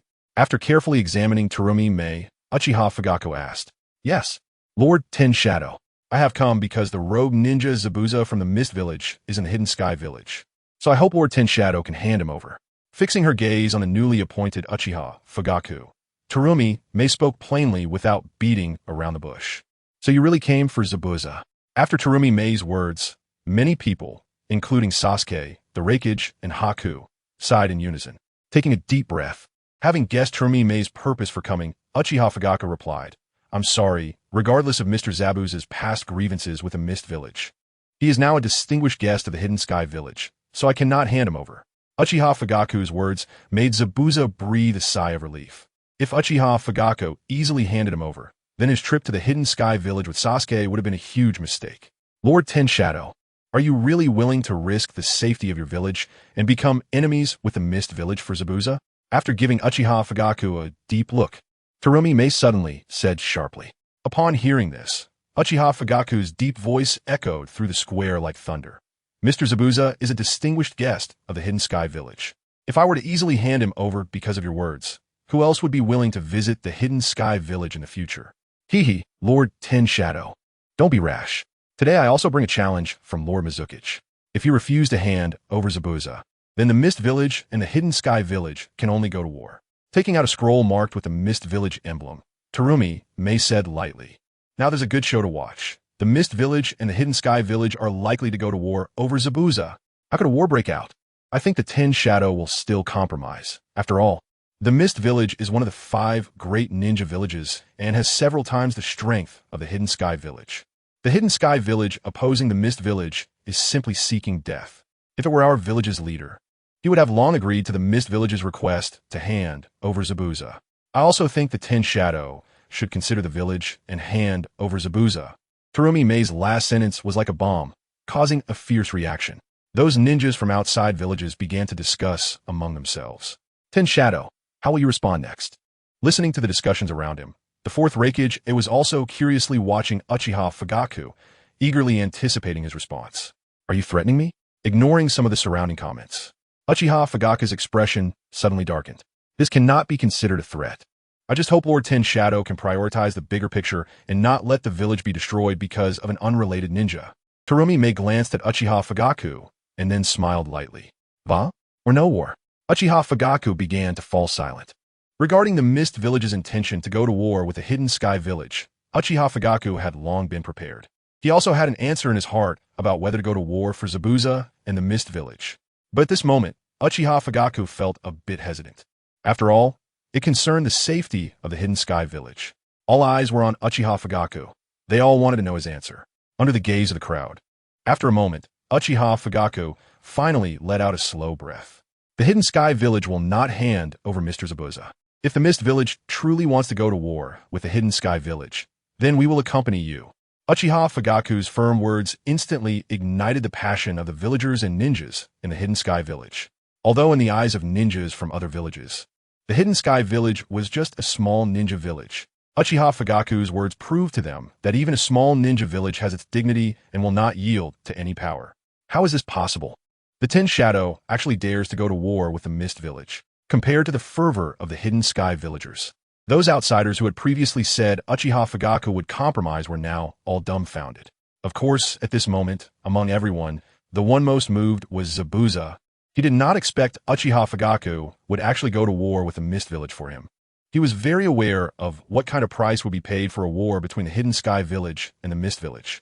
Mr. Zabuza, I said before that the Hidden Sky Village would protect your safety. I have not gone back on my word. Looking at Zabuza beside him, Sasuke smiled and said. The words of Sasuke left Zabuza momentarily stunned. After a while, he took a deep breath and slowly raised his head. To his surprise, moisture welled up in his long dry eyes. Since that's the case, we can only meet on the battlefield. On the high platform, Madarumi shook her head and handed the letter of challenge to Fugaku Uchiha. Naturally, Madarumi felt immense regret at Fugaku Uchiha's answer. Although she hoped he would surrender Zabuza, she had to face reality. Sighing, she transformed into a cloud of white mist and quickly disappeared from the high platform. After Madarumi left, the ceremony for the new Hokage continued. Despite the unexpected turn of events, the atmosphere in the square did not become chaotic. Instead, the shouts of the crowd became even more fervent. In the afternoon, in the spacious and bright office of the new Hokage, Fugaku Uchiha was slowly flipping through a scroll in a quiet atmosphere. After the Hokage inauguration ceremony ended, Fugaku Uchiha sent off the Reikage and the Oda clan and began to immerse himself in work, dealing with various matters of the Hidden Mist Village. Suddenly, the crisp sound of the door opening broke the silence, and a voice came into the room.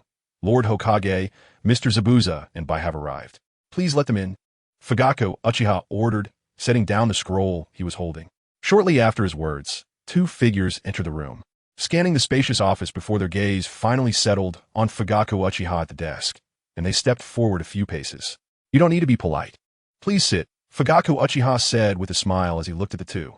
Lord Hokage, we have only one purpose for coming to see you this time. We want to join the Hidden Mist Village, Zabuza said directly, without beating around the bush. Chapter 120. Zabuza's shock. Zabuza's desire to join the Hidden Mist Village was not a whim. He really liked the place. Moreover, today during the ceremony, Fugaku Uchiha's willingness to go to war with the Hidden Mist Village to protect him made Zabuza decide on this choice that would affect his entire life. Mr. Zabuza, I naturally welcome your joining the Hidden Mist Village, but you must think it through. Becoming a ninja of the Hidden Mist Village means you must protect the village with your life, Fugaku Uchiha said, feeling very happy about Zabuza's decision, and then smiled. Rest assured, Lord Hokage, although I once staged a coup in the Hidden Mist Village, the situation at that time under the 4th Mizukage rule was very dire, and I was left with no choice. After joining the Hidden Mist Village, I will certainly do my best to protect it. Zabuza replied resolutely without hesitation. Good. I believe that after you join the Hidden Mist Village, you will make a significant contribution, Fugaku Uchiha said with a slight sigh of relief upon hearing Zabuza's words. After speaking, he turned around and took out 2 headbands from the drawer, handing them to Zabuza and Bai. Holding the headbands, Zabuza and Bai felt a strange emotion swell within them. After wandering for so many years, they finally had a sense of belonging. Zabuza, the Hidden Mist Village is going to establish a dark squad of about 50 people, and you will be the captain responsible for all affairs of the dark squad, Fugaku Uchiha announced solemnly, looking at Zabuza, who bowed his head in silence, lost in thought. Fugaku Uchiha's voice was undoubtedly like thunder, exploding in Zabuza and Bai's ears, leaving them momentarily stunned. The fact that Fugaku Uchiha allowed them to join the Hidden Mist Village was already a very good outcome. But now he was also preparing a hand over the Dark Squad to Zabuza, which was simply unbelievable. It is important to note that the Dark Squad is a significant department in any ninja village, usually overseen personally by the village leader. Internally shocked, Zabuza responded after a moment. Lord Hokage, I just joined the Hidden Mist Village, and you are giving me the Dark Squad? Isn't this? I know you are a very capable ninja, and I believe you can handle the Dark Squad's work. Of course, you won't disappoint me. Fugaku Uchiha interrupted before Zabuza could finish his sentence, smiling. Originally, Fugaku Uchiha planned to assign the Dark Squad to Shursui or Itachi. But considering they would be carrying out many important tasks and the workload would be heavy, he decided to heed Sasuke's suggestion and let Zabuza take charge. Since Lord Hokage believes in me, I will certainly not let you down, Zabuza said, feeling he could not refuse since Fugaku Uchiha had said so. Here is the information on ninjas of CH9 level and above in the Hidden Mist Village. You can select Dark Squad members from it. Once you have made your selections, just hand the list to me, Fugaku Uchiha said with a sigh of relief upon seeing Zabuza agree, handing over scroll. Rest assured, Lord Hokage, I will start selecting Dark Squad members today and get back to you as soon as possible. Zabuza replied immediately after taking the scroll. If you encounter any difficulties, feel free to come to me, Fugaku Uchiha said softly. Zabuza nodded and said to Fugaku Uchiha understood. I will take my leave now. Go ahead, Fugaku Uchiha said, and as soon as he finished speaking, Zabuza did not linger, leaving the Hokage's office with Bai. Sighing, Fugaku Uchiha gazed at the 2 quickly disappearing figures, a glimmer of light flashing in his eyes as he reflected, I hope Sasuke is right. In the days following the Hokage inauguration ceremony, the news that Zabuza would go to war with the Hidden Mist Village spread like wildfire to many other ninja villages. This shocking news left many people stunned, while also making them begin to speculate on the next moves of the Hidden Mist Village. After all, the Hidden Mist Village is one of the 5 great ninja villages and would never tolerate provocations from small village. In the meeting room of the Mizukage building in the Hidden Mist Village, several elders sat quietly, their gazes filled with apprehension as they looked at the 4th Mizukage sitting at the head of the table, not daring to make a sound. Have our ninjas who went out on missions returned to the village yet? The silence in the meeting room lasted for a while before Yagura slowly lifted his gaze and spoke calmly. As Yagura spoke, all the elders in the meeting could not help but straighten up, and Elder Mo, after hesitating for a moment, replied, Mizukage, Kisame, and Suigetsu have not yet returned to the village. Didn't I say that returning to the village to prepare for battle is the top priority? How can they still be dragging things out like this? Hearing this, Yagura frowned slightly and said, send a message to them. They must return to the village within 2 days, or they need not return at all. Understood. Elder Mo quickly responded to Yagura's command. Nodding, Yagura then turned his gaze to Elder Mizu and asked, Elder Mizu, how is the preparation of supplies going? In response, Elder Mizu replied, the supplies have been prepared and are just waiting for negotiations with the hidden waterfall village to be finalized before they can be delivered. At this point, she paused slightly and hesitantly said, however, it seems that Takigakure wants to remain neutral and does not want to provide us with a place. If Takigakure provides a location for Kirigakure to store supplies, it will offend a Mechagure. Although Kirigakure is not afraid of a Mechagure, Takigakure is worried about retaliation from Mechagure. Let's send someone to Takigakure, and if they still refuse our request, we will declare war on them first. Upon hearing Elder Shuei's words, Yachikura said coldly, I understand. Elder Shuei nodded. The ceremony for the new Amicage is said to be attended by the Reikage himself, so it seems that a Mechagure and Kumogakure have a good relationship. One elder also spoke, expressing concern that Kumogakure might intervene if Kirigakure goes to war with a Mechagure. Since a Mechagure dares to declare war on Kirigakure, we must eliminate them at all costs. Other ninja villages should not dare to intervene, and if any other ninja forces are truly foolish enough to do so, we will deal with them as well. Yachikura said as his gaze slowly swept across the room. Hearing this, the other elders nodded in agreement. After finishing the instructions, Yachikura leaned back against the soft chair, waved his hand, and said, in that case, let's each do our part. Once everything is ready, we will officially launch an attack on a Mechagure. Hearing Yachikura's dismissal, several elders quickly nodded, then stood up, bowed to Yachikura, and slowly exited the meeting room. Thanks to Lin Xingmu and Du's family boss for the reward. Today is National Day. Hope everyone has fun. Chapter 121, Intelligence. The ninja world has experienced 3 great wars so far, each with different causes, but generally speaking, each nation fights for its own interests. It can also be said that the ninja system and the mutual slaughter among ninjas have created many ruthless ninjas. Wars born out of hatred generate new hatred due to war, and this cycle continues, with endless fighting and endless wars. Of course, during wars, some ninja villages do not wish to participate, but end up being caught up in them. Just like the current Takigakure. They do not intend to get involved in the conflict between a Mechagure and Kirigakure, but are threatened by Kirigakure. For this reason, the village chief, Sekawa, specially summoned the only 2 Nin in the village, Shuei and King Tachuan, to discuss countermeasures. Ahem, Kirigakure wants to use Takigakure as a base to store supplies. If we refuse, Kirigakure will declare war on us. What should we do now? In a bright and clean room in Takigakure, Sekawa coughed a few times and then asked, Sai, with our strength, we definitely cannot resist Kirigakure. We should just go along with their arrangements. King Tachuan shook his head and sighed. King Tachuan is right. If we oppose Kirigakure, it would be like seeking death, Shuei agreed. Well then, reluctantly nodding, Sekawa could only accept their advice and agree to Kirigakure's request. How has Shuien's child, Shumu, been recently? After addressing the village matters, Sekawa's gaze fixed on Shuei as he suddenly inquired. Shumu is very sensible and practices very diligently. He will definitely become an excellent leader for our Takigakure in the future, Shuei responded quickly with a slight smile. Ahem, my health isn't great, so the responsibility of protecting the village and guarding the hero's water will have to be entrusted to Shumu. I hope you can assist him well, Sekawa said softly, his face turning pale after a few more coughs. Don't worry, Chief. We will definitely do our best. Shuei and King Tachuan replied in unison. All right, if there is nothing else, you can go back. Feeling a bit tired, Sekawa waved his hand and said wearily. Hearing Sekawa's words, King Tachuan and Shuei did not linger and slowly left the room. After leaving the room, Shuei did not head home directly like King Tachuan, but instead found a secluded spot, took out a blank scroll, and wrote something on it. Once finished, he found a ninja named Shinshur and handed the scroll to him. Deliver this scroll to the Amicage.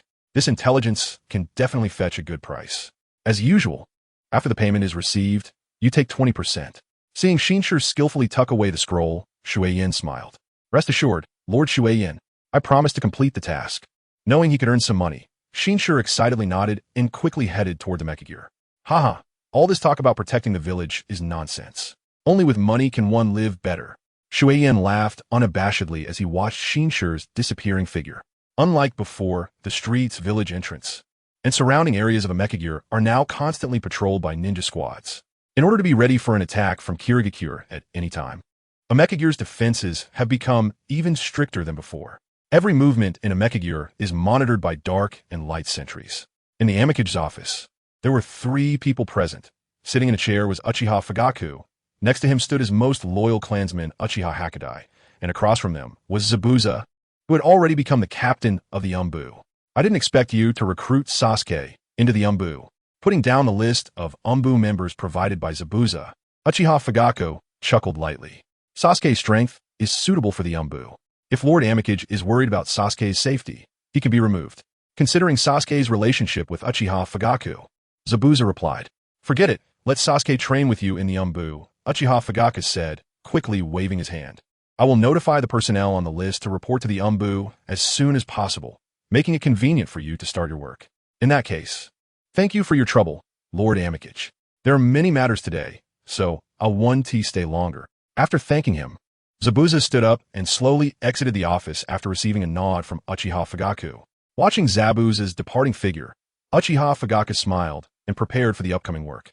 "Lord Amikage, a ninja from Takigakure requests an audience."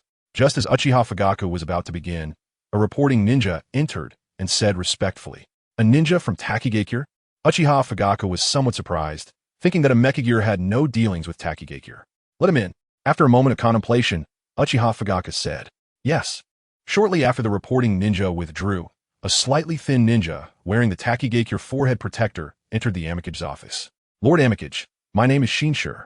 This is an intelligence scroll that Lord Shueyin from Takigakure asked me to deliver to you." Fixing his gaze on the seated Uchiha Fugaku, Shinshure took out the scroll and said respectfully, "An intelligence scroll?" Taking the scroll with confusion, Uchiha Fugaku glanced at Shinshure and then opened the scroll to read it carefully. Upon seeing the contents of the scroll, Uchiha Fugaku's expression changed dramatically, and he immediately asked Shinshure, "Can you guarantee the accuracy of this intelligence?" "Lord Shueyin's intelligence is 100% accurate." Shinshure confidently replied without hesitation. "I can pay you for your reward, and if it's true, I can add another 8 million later." Uchiha Fugaku threw a stack of cash to Shinshure from a drawer. "Then thank you, Lord Tianying," Shinshure excitedly said as he accepted the money. "All right, if there's nothing else, you can leave." Uchiha Fugaku waved his hand, still unsettled by the contents of the scroll. "Chief, what information did he provide?" After Shinshure left with a smile, Uchiha Hakadai asked curiously. "The information scroll says that Kirigakure is preparing to store supplies for the war in the Takigakure of the Land of Water." Uchiha Fugaku slowly replied upon hearing Uchiha Hakadai's question. "What? Such important information?" Uchiha Hakadai was very shocked after Uchiha Fugaku finished speaking.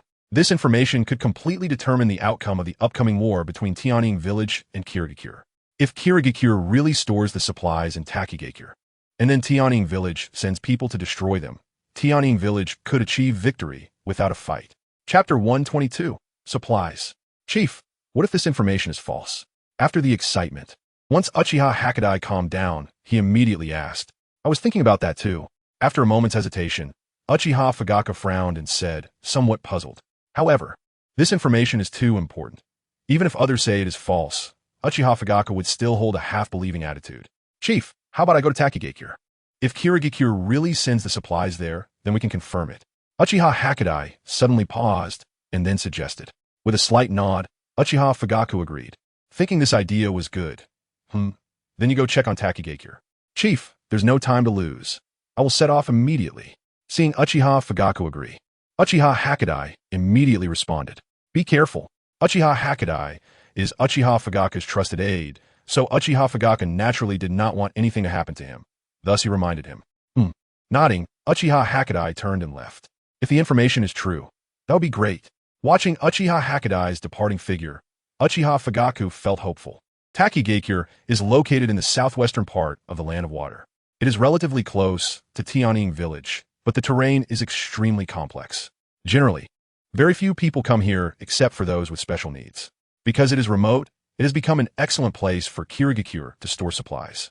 At this moment, on the road to Takigakure, a dozen carts loaded with supplies are slowly moving. The sun is high in the sky, and the hot sunlight makes the surrounding guard ninjas sweat profusely. From their forehead protectors, it is clear that they are all ninjas from Kirigakure. Yuli, one of Kirigakure's jonin, although not as famous as the 7 ninja swordsmen, ranks high among the jonin in strength. His presence here to guard the cart team shows how much Kirigakure values this batch of supplies. Walking at the forefront, Yuli cautiously looked around. Although he knew there would be no danger in this place, he still had to prevent strangers from approaching. After all, the location of the supplies is sensitive information that cannot be disclosed, even if some people do not know what is in the carts. They're not allowed to be nearby. Fortunately, the journey went smoothly, and an hour later, the convoy arrived at Takigakure, and Yuli let out a sigh of relief. The entrance to Takigakure is located between two towering black boulders. There's a wide road, several feet wide, but at this moment, there are many ninjas from Kirigakure present, obviously there to greet the convoy. Yuli, you've worked hard. As the car team slowly approached the entrance, the captain among the greeting ninjas, mate, immediately smiled at Yuli. Kirigakure is too far from here. If we don't transport the supplies here in advance, it will be difficult for us to fight against Tianying village. Yuli responded with a sigh. Nodding, mate asked, have all the supplies been transported? Not yet.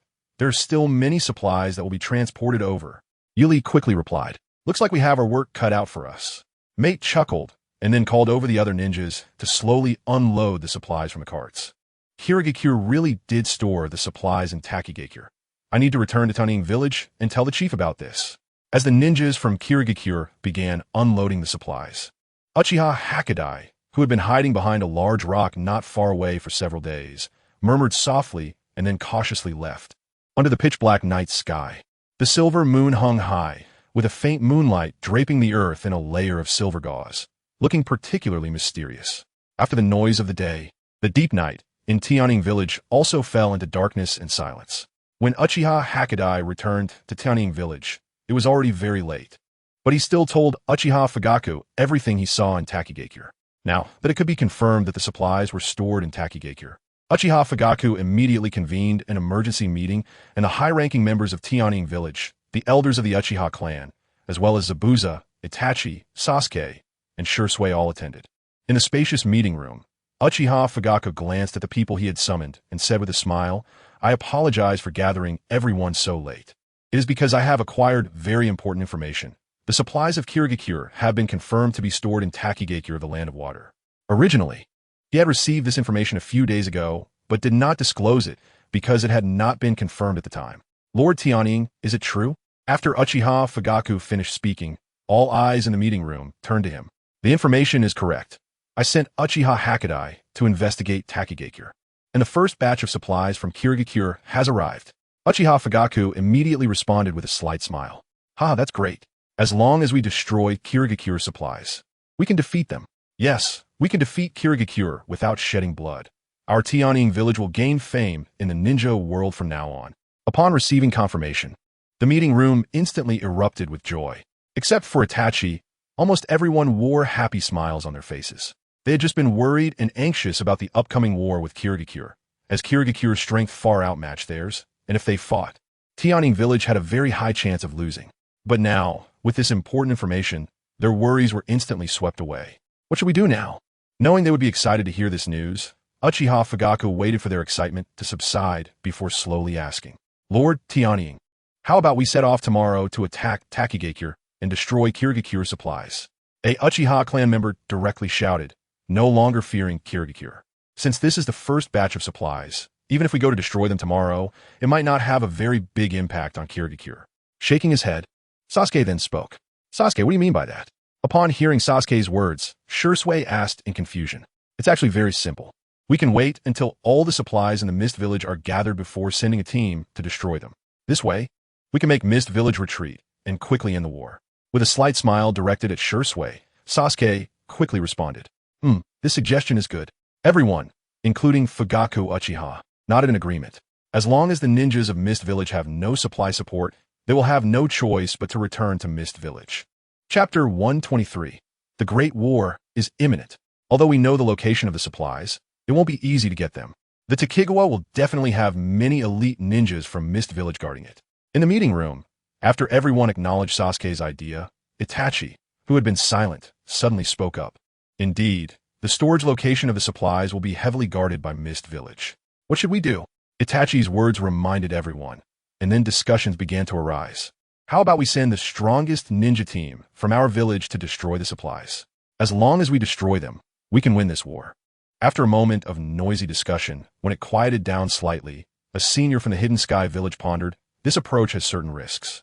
If the strongest ninjas leave, Mist Village may launch a fierce attack, and we could be in trouble if we can't hold out.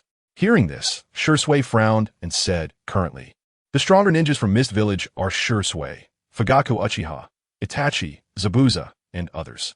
If Shursui, Itachi, and Zabuza go to Takigawa, leaving only Fugaku Uchiha, it will be really difficult for Hidden Sky Village to hold out. Of course, this doesn't mean Fugaku Uchiha is weak. It's just that Mist Village has too many strong ninjas, and one Fugaku Uchiha is simply not enough. Destroying the supplies is something we must do, but how can we succeed without sending our strongest ninjas? The senior stared at Shursui and continued, Uncle Hakadai, how long does it take for Hidden Sky Village to reach Takigawa? Listening to their conversation, Sasuke suddenly asked Fugaku Uchiha. Fugaku Uchiha was taken aback, then thought for a moment and replied, it may take about a day. A day? Sasuke murmured, then slowly said, with Hidden Sky Village's strength, we should be able to withstand Mist Ninja's attacks for a day. However, to be cautious, we should deploy ambush teams and various traps around the village to delay their advance. At the same time, the team heading to Takigawa for the supply destruction mission must return as quickly as possible within a day for reinforcement. Once the Mist Ninjas attacking Hidden Sky Village learn that the supplies have been destroyed, they will surely abandon the attack and retreat. Hearing Sasuke's plan, the others nodded slightly. Although what Sasuke proposed wasn't the best solution, Hidden Sky Village could only do this for now. Seeing that no one objected, Fugaku Uchiha softly said, then let's arrange things as Sasuke suggested. Taking a deep breath, Fugaku Uchiha added, the war with Mist Village will start within the next 2 or 3 days. I hope everyone will put all their energy into protecting the village. It's getting late. You all should go back and rest. Yes. In response, everyone present quickly agreed, exchanged glances, and then gradually left the meeting room. As everyone exited, the meeting room fell silent again. Fugaku Uchiha sat in his chair, and after a while, he said to Hakadai Uchiha, beside him, Hakadai, bring me the map of the area around Hidden Sky Village. I need to think about how to arrange the ambush team. Chief, it's so late. Aren't you going to sleep? Hakadai Uchiha asked with confusion. Others can rest, but as the leader of the village, I must formulate the most advantageous battle plan at this critical moment for Hidden Sky Village's survival. Shaking his head, Fugaku Uchiha said solemnly, I understand. Fugaku Uchiha's dedication touched Hakadai Uchiha, and he nodded before going to get the map, not trying to persuade Fugaku Uchiha to rest. All he could do was accompany his leader. After the meeting, Sasuke and Itachi walked home side by side under the moonlight. Brother, do you think we can defeat Mist Village? Sasuke suddenly asked Itachi, resting his hands behind his head. If we can't destroy Mist Village's supplies, we definitely can't win. Itachi replied very seriously after a brief pause. Sai, it sounds simple, but actually destroying Mist Village's supplies is really difficult. Sasuke sighed, feeling a bit of a headache. Don't think too much. As long as I'm here, I won't let you charge in a battle. Gently patting Sasuke's forehead, Itachi said softly. Sasuke nodded. By Itachi's side, he felt incredibly secure no matter where he was. Sasuke, how's your practice with the Jinjutsu bubble going? Itachi asked after walking a few steps.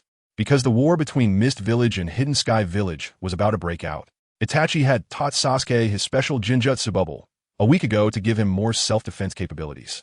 Brother, I've been practicing these past few days, and I should be able to master it in a few days. Sasuke quickly replied. The bubble is a very powerful non-D jutsu Jinjutsu, and Sasuke knows the importance of this technique, so he's been practicing diligently whenever he has free time. Although his talent isn't as good as Itachi's, after a few days of effort, he is very close to mastering it. Now many ninjas know that the Sharingan has the ability to activate Jinjutsu, and when fighting against those of us with Sharingan, they won't look directly into our eyes. At this time, the bubble can play a significant role. Hearing Sasuke's answer, Itachi explained patiently. Thank you, brother. I will practice hard. Sasuke said with a happy smile while looking at Itachi. Seeing the smile on Sasuke's face, Itachi also revealed a rare smile. The two brothers chatted and laughed as they slowly walked towards home. The next day, in Mist Village, at a huge training ground. At this time, more than 900 ninjas stood neatly in the center of the training ground. Each of these ninjas had at least reached the CH Nin level. They were all summoned because they would represent Mist Village in the distant battle against Hidden Sky Village. In front of these ninjas stood several figures, among them a tall figure with a face resembling a shark and golden pupils. Although his appearance was unusual, every ninja from Mist Village recognized this tailless tail beast, Kisame. Kisame is a trusted subordinate of the owner of the Hoshigaki clan, and for many years has been faithfully executing unimaginable dark tasks for the Mist Ninjas, including killing comrades during missions. This time he was selected as the captain of the expedition, which is also a recognition of him. To Kisame's right stood the blue-haired Ao, who wore a black eye patch. Ao is a sensory-type ninja who participated in the Third Shinobi World War and obtained a Byakugan during the battle. And with his rich combat experience, he was also selected as a captain this time, just like Kisame. Chapter 124. The Discontent of Hoshigaki Kisame. The Mizukage has arrived. The quiet training ground soon erupted with excitement as the fourth Mizukage, Yakura, wearing a straw hat, appeared on the high platform accompanied by several elders. All eyes were instantly filled with deep reverence, focused on Yakura. Standing on a high platform, Yakura looked down at the young ninjas with burning eyes, and his domineering voice resonated in everyone's ears. As ninjas of the Hidden Mist Village, they were no strangers to the dangers and brutality of war. This time, we will wage war against a reckless little ninja village. I won't say much. I hope you can defend the honor of the Hidden Mist Village with the enemy's blood. As Yakura's words fell, over 900 ninjas shouted out, followed by a chorus of low growls that echoed throughout the arena. Hidden Mist Village will surely win. Hidden Mist Village will surely win. The low growls reverberated, shaking the sky and causing the blood within their bodies to boil. Seeing the scene, a smile appeared on Yakura's face, and he then ordered, "If you are ready, let's set off. We, the Hidden Mist Village, will be here waiting for your triumphant return." Upon hearing Yakura's command, the team leaders, Kisame and Ao, stepped forward and turned to their teammates. "Let's go." After scanning the surroundings, they waved their hands, and their deep voices resonated, and as their voices fell, they charged forward, their figures flashing out. Whoosh! As they moved, 900 figures surged forward almost simultaneously. A sudden rush of wind piercing through the air, and then a large group, like a dark cloud, swiftly headed outside the Hidden Mist Village. The cost of provoking the Hidden Mist Village is annihilation. On the high platform, Yakura watched the rapidly departing figures, and a hint of malice flickered in his eyes. I can't understand why Kisame was chosen to lead the team into battle. In a room of a tall building in the Hidden Mist Village, Suigetsu, one of the 7 ninja swordsmen, expressed his dissatisfaction as he watched the ninjas depart from the training ground through the window. Suigetsu wielded the sword Kubikirib-ch, a large blade wrapped in bandages, with a deep blue blade covered in barbs underneath. This sword possesses life and can absorb the opponent's chakra during battle to deliver it to its owner. Don't let the Mizukage hear this, or there will be consequences. Hearing this, Mei Terumi, sitting next to Suigetsu, whispered. Today, Mei was wearing combat gear which, while lacking her usual charm, added a wildness to her appearance. It's just that Kisame is my subordinate. My abilities surpass his. Why should he lead the expedition? Suigetsu replied, still dissatisfied after hearing Mei's words. The higher-ups have their arrangements. Elder Mizukage called us here, so there must be a more important task assigned to us. Mei, who was meticulous in her thoughts, responded after glancing at Suigetsu. No important task can compare to leading an expedition against the Hidden Cloud Village. Suigetsu shook his head, lamenting. Who says there isn't? However, just as Suigetsu finished speaking, an elderly voice sounded. Upon hearing the voice, Suigetsu and Mei quickly turned around to see Elder Mizukage walking in slowly with a cane. Elder Mizukage. The two greeted him respectfully. You're the most outstanding ninjas in the Hidden Mist Village besides the Mizukage. The village did not assign you to the front lines this time because there is a more important task for you. This task is directly related to the victory of the village in the war against the Hidden Cloud Village. After finding a seat, Elder Mizukage spoke slowly. Related to the victory of the war? Both Mei and Suigetsu were shocked by the last sentence of Elder Mizukage. That's right. Elder Mizukage nodded and then said softly, although the Hidden Mist Village's strength is several times that of the Hidden Cloud Village, we cannot be 100% sure of defeating them, because the expedition requires supply storage, which is a critical point for us. The people of the Hidden Cloud Village are not foolish. They will find ways to locate our supplies and send teams to destroy them. Once the supplies are destroyed, we will lose this war. Hearing this, Mei and Suigetsu nodded simultaneously, fully aware of the importance and value of supplies in war, and that the enemy would not overlook this point. Elder Mizukage, then what is our task? Is it to protect the supplies? With a quick mind, Mei suddenly asked. That's right. Your task is to go to the land of Rice's Kaze Valley to protect the supplies. Elder Mizukage looked at Mei with appreciation and smiled lightly. Kaze Valley in the land of rice.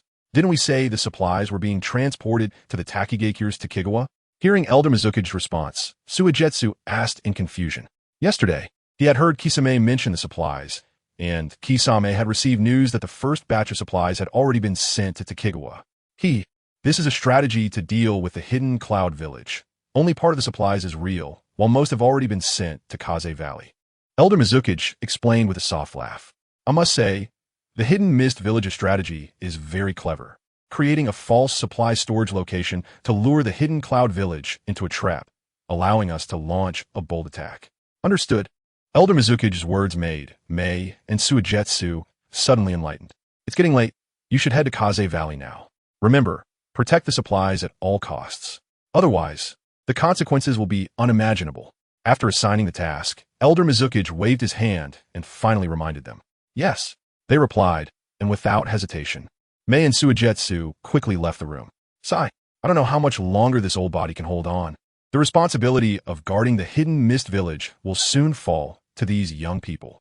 After the two left, Elder Mizuki sighed and then, leaning on his cane, slowly left the room. In the empty training ground of the hidden cloud village, Sasuke and Karen stood facing each other. Karen, I'm going to start. With a slight smile at Karen, Sasuke quickly began to form hand signs. Nodding, Karen's gaze focused on Sasuke's hands. Jinjutsu bubble. As Sasuke cast the Jinjutsu, the world around Karen instantly changed from the training ground to a desolate desert. Release. However, after Karen was caught in the Jinjutsu, Sasuke immediately channeled his chakra into her body to dispel the Jinjutsu, as it can cause significant mental harm. Chapter 125. Ao's Proposal. Sasuke, you're amazing. You can cast Jinjutsu without relying on a Sharingan. After Sasuke dispelled the Jinjutsu, Karen exclaimed in admiration. This Jinjutsu is called Bubble. It was taught to me by my brother, and it can be activated just by forming hand signs. Listening to Karen, Sasuke smiled slightly and explained. Sasuke, I want to learn too. Please teach me this illusion. I want to become a powerful ninja like you, Xiangling pleaded. Sure. Without hesitation, Sasuke nodded. Although he knew that the bubble technique was unique to Itachi, he believed that Itachi wouldn't be angry even if he found out that Sasuke was teaching it to a ninja from their village. Sasuke, you're so nice. Xiangling exclaimed excitedly as she hugged Sasuke, thrilled that he was really willing to teach her the bubble technique. Xiangling, you. Being tightly hugged by Xiangling, Sasuke felt a mix of emotions and didn't know what to say. After the excitement, Xiangling realized that hugging Sasuke like this was somewhat flirtatious. A blush appeared on her delicate, fair face, and she quickly released him, shyly lowering her head. Sasuke, you're here. The atmosphere became a bit awkward. Just as Sasuke was about to tell Xiangling that he needed to continue his training, a deep voice suddenly rang out. Sasuke turned around and saw Zabuza and Haku walking over. Sasuke, Captain Zabuza might be looking for you, so I'll head to Sister Izumi first. With a somewhat unnatural expression, Xiangling softly said, All right. Understanding the thoughts of a young girl, Sasuke smiled and nodded. He greeted Zabuza and Haku, and without lingering, Xiangling quickly left. Captain, did you need something? After Xiangling left, Sasuke smiled at Zabuza. Now, that Sasuke was a member of the Umbu, and Zabuza was the captain of the Umbu.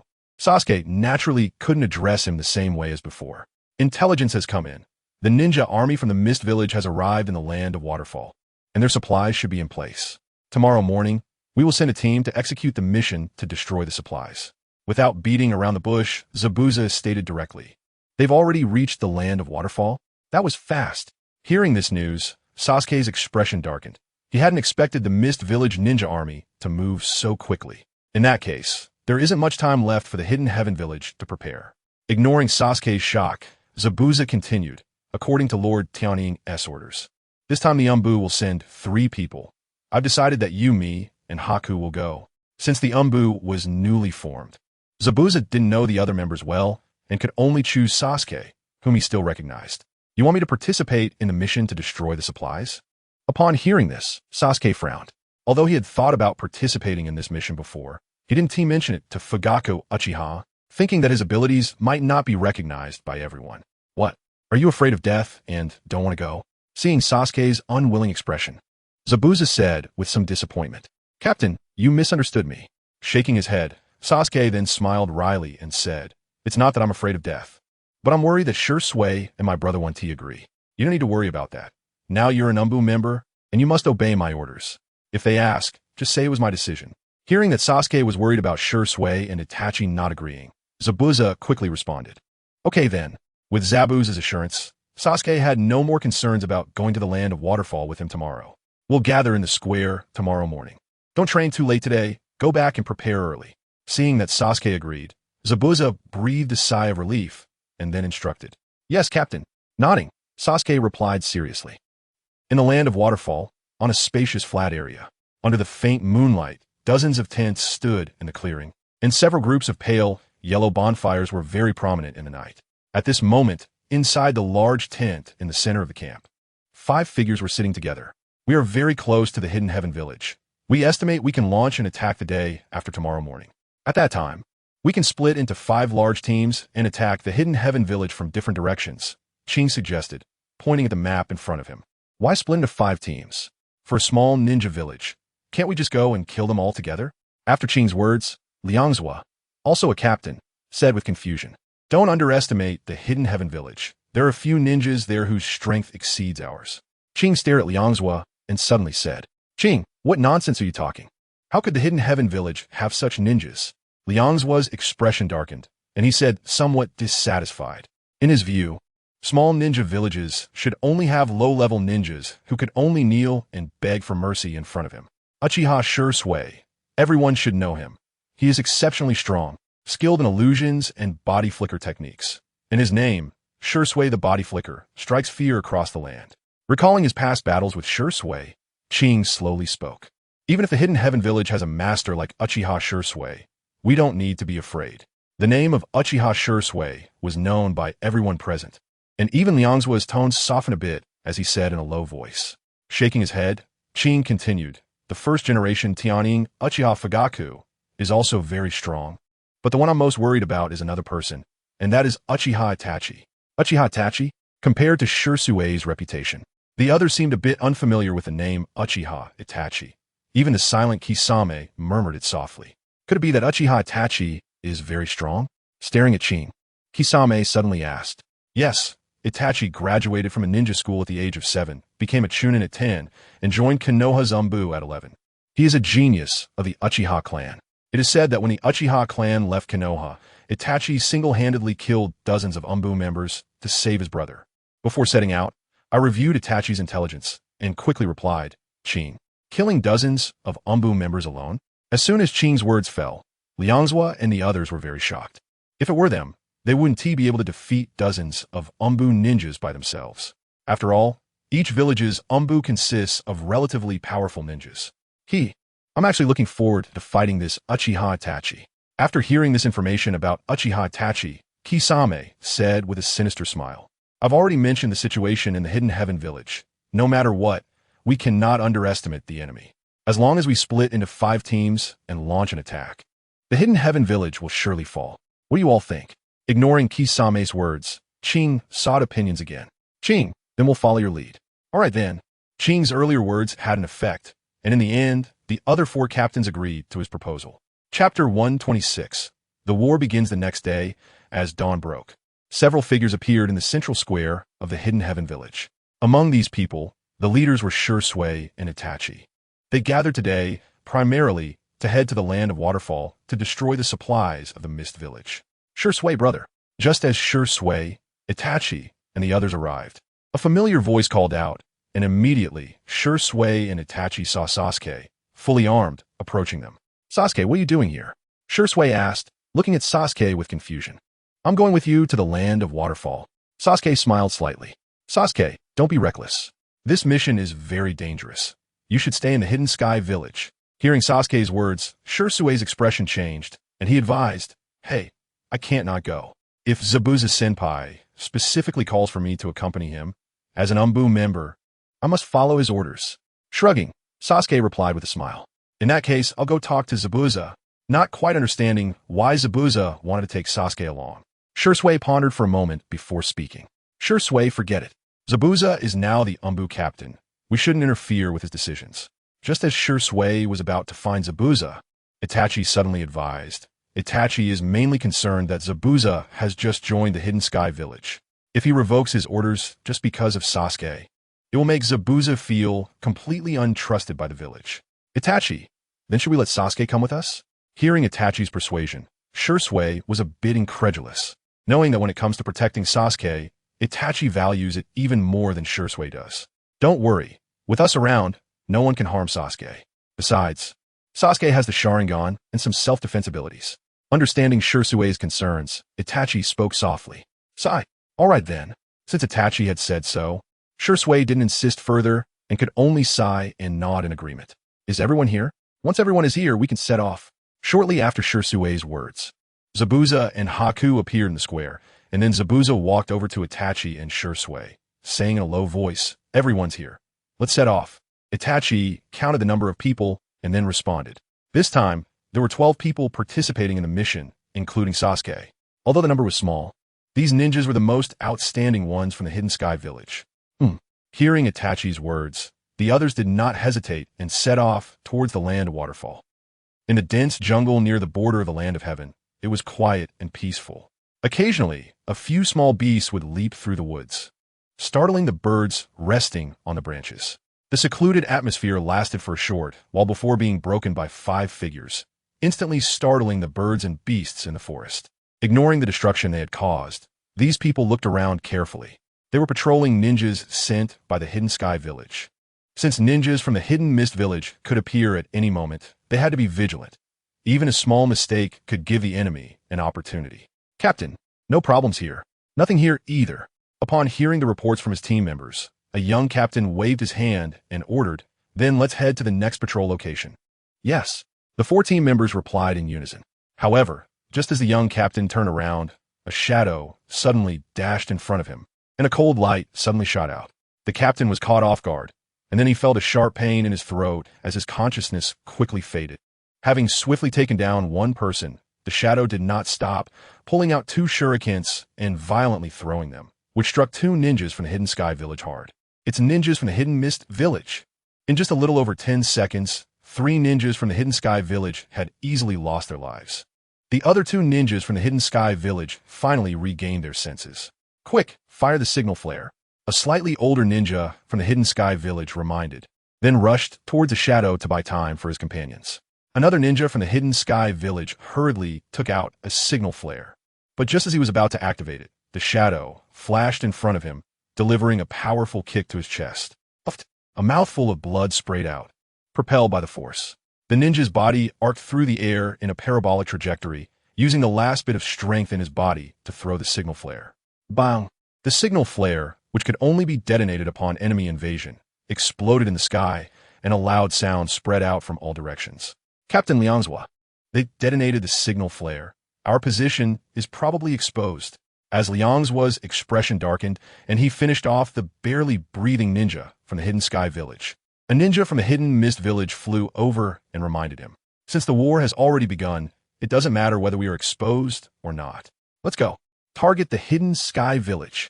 Liangzhua's eyes coldly swept ahead as he waved his hand and swiftly moved forward. Behind Liangzhua, over 100 fully armed ninjas from the Hidden Mist Village emerged, closely following him. To the east of the Land of Heaven, on a peaceful meadow, over 100 figures suddenly appeared, led by a ninja wearing a black eye mask, Qing. Hurry up and keep up, as they needed to join the other 4 teams to attack the Hidden Sky Village and feared delaying their schedule. Qing occasionally shouted to remind the team behind him. However, not long after they started running, a scream suddenly erupted from Qing's team as many shurikens and kunai flew out on the grass. A dozen unprepared ninjas from the Hidden Mist Village were hit. Byakugan, taking off his eye mask, Qing immediately activated his Byakugan and scanned the surroundings. There are enemies. Everyone prepare for battle. In Qing's Byakugan vision, he saw dozens of ninjas from the Hidden Sky Village hiding beneath the grass, and then he loudly warned. Hearing Qing's reminder, all the ninjas from the Hidden Mist Village drew their weapons, knowing they had been discovered. The ninjas from the Hidden Sky Village hiding beneath the grass rushed out without fear, drawing their short swords as they charged towards the ninjas from the Hidden Mist Village. Their task was very simple, to stop the ninjas from the Hidden Mist Village from advancing. Although they were outnumbered, they could only execute their mission with their lives. Kill them all, leave no survivors. Seeing the suicidal attacks of the ninjas from the Hidden Sky Village against the ninjas from the Hidden Mist Village, Qing gritted his teeth and shouted harshly. Yes. Hearing the order, The ninjas from the Hidden Mist Village immediately surrounded the ninjas from the Hidden Sky Village and began a bloody massacre. Chapter 127. Uchiha Fugaku's Decision. LearnsShadow. Ninjas from a Hidden Mist Village have appeared at the eastern border. The quiet office of the shadow was broken by a panicked voice. Gather everyone, prepare for battle. For this day, Uchiha Fugaku had long been prepared. He removed the shadow cloak from his body and put on battle gear, then said in a deep voice, "Yes." The reporting ninja respectfully nodded and then quickly exited. LearnsShadow. Urgent information. Ninjas from the Hidden Mist Village have appeared at the western border. What? How can ninjas from the Hidden Mist Village appear in two directions? Upon hearing this news, not only Uchiha Fugaku, but even Uchiha Hakadai beside him was very shocked. LearnsShadow. A squad of ninjas from the Hidden Mist Village has appeared in the north. Ninjas from a Hidden Mist Village have appeared in the south. However, before their shock could settle, several reporting ninjas entered simultaneously to report the situation. Clan leader. It seems that the ninjas from the Hidden Mist Village have divided their forces into 5 squads, attacking from 5 different directions. Furrowing his brows, Uchiha Hakadai quickly reminded, "This is bad." At this moment, Uchiha Fugaku's face showed a hint of paleness. There were only over 500 ninjas in their Hidden Sky Village, and now the Mist Village's ninja army was attacking from 5 different directions. If they also divided their forces to defend in 5 directions, they might not be able to hold any of them. But if they didn't do this, the Hidden Sky Village would be surrounded, with even more severe consequences. Taking a deep breath, Uchiha Fugaku forcibly suppressed the agitation in his heart and said helplessly, "The Hidden Sky Village probably can't hold out." What? What does the clan leader plan to do? Uchiha Hakadai said with a bitter smile, feeling somewhat at a loss. Slowly walking to the window, Uchiha Fugaku slightly closed his eyes, seemingly lost in thought. Seeing Uchiha Fugaku fall silent, everyone in the office also took the initiative to remain quiet. Their gazes were tightly focused on Uchiha Fugaku. At this moment, every move he made affected the safety of the entire village. After a moment, Uchiha Fugaku opened his eyes, slowly scanning Uchiha Hakadai and the others, and said, "Leave 100 ninjas in the village, and split the rest into 5 teams to resist the Mist Village ninjas in various directions. Clan leader, if we do this, we won't be able to hold any of the 5 directions." Uchiha Hakadai reminded upon hearing Fugaku's decision. "There is no other way. We can only hold on for dear life until Itachi and Shursui return." Uchiha Fugaku said helplessly, shaking his head. "All right then." Nodding in acknowledgement, Uchiha Hakadai quickly left the office with several reporting ninjas. Once Uchiha Fugaku's order was given, the entire Hidden Sky Village began to move. Half an hour later, except for the ninjas left behind, over 400 ninjas gathered in the spacious square, divided into 5 teams, ready to go. After giving numerous instructions, Uchiha Fugaku soon appeared in the square. Hundreds of Hidden Sky Village ninjas stood here, armed and ready. They seemed to know what they would be doing today, their bodies radiating a fierce aura, like a tiger descending from the mountains. "Ninjas will die one day, but not today. For the sake of our village, we must fight to live on and never let the enemy step into the village, even a single step." Uchiha Fugaku's deep voice stirred the blood of the ninjas in the square. "We will defend the village to the death." Hundreds of ninjas shouted in unison.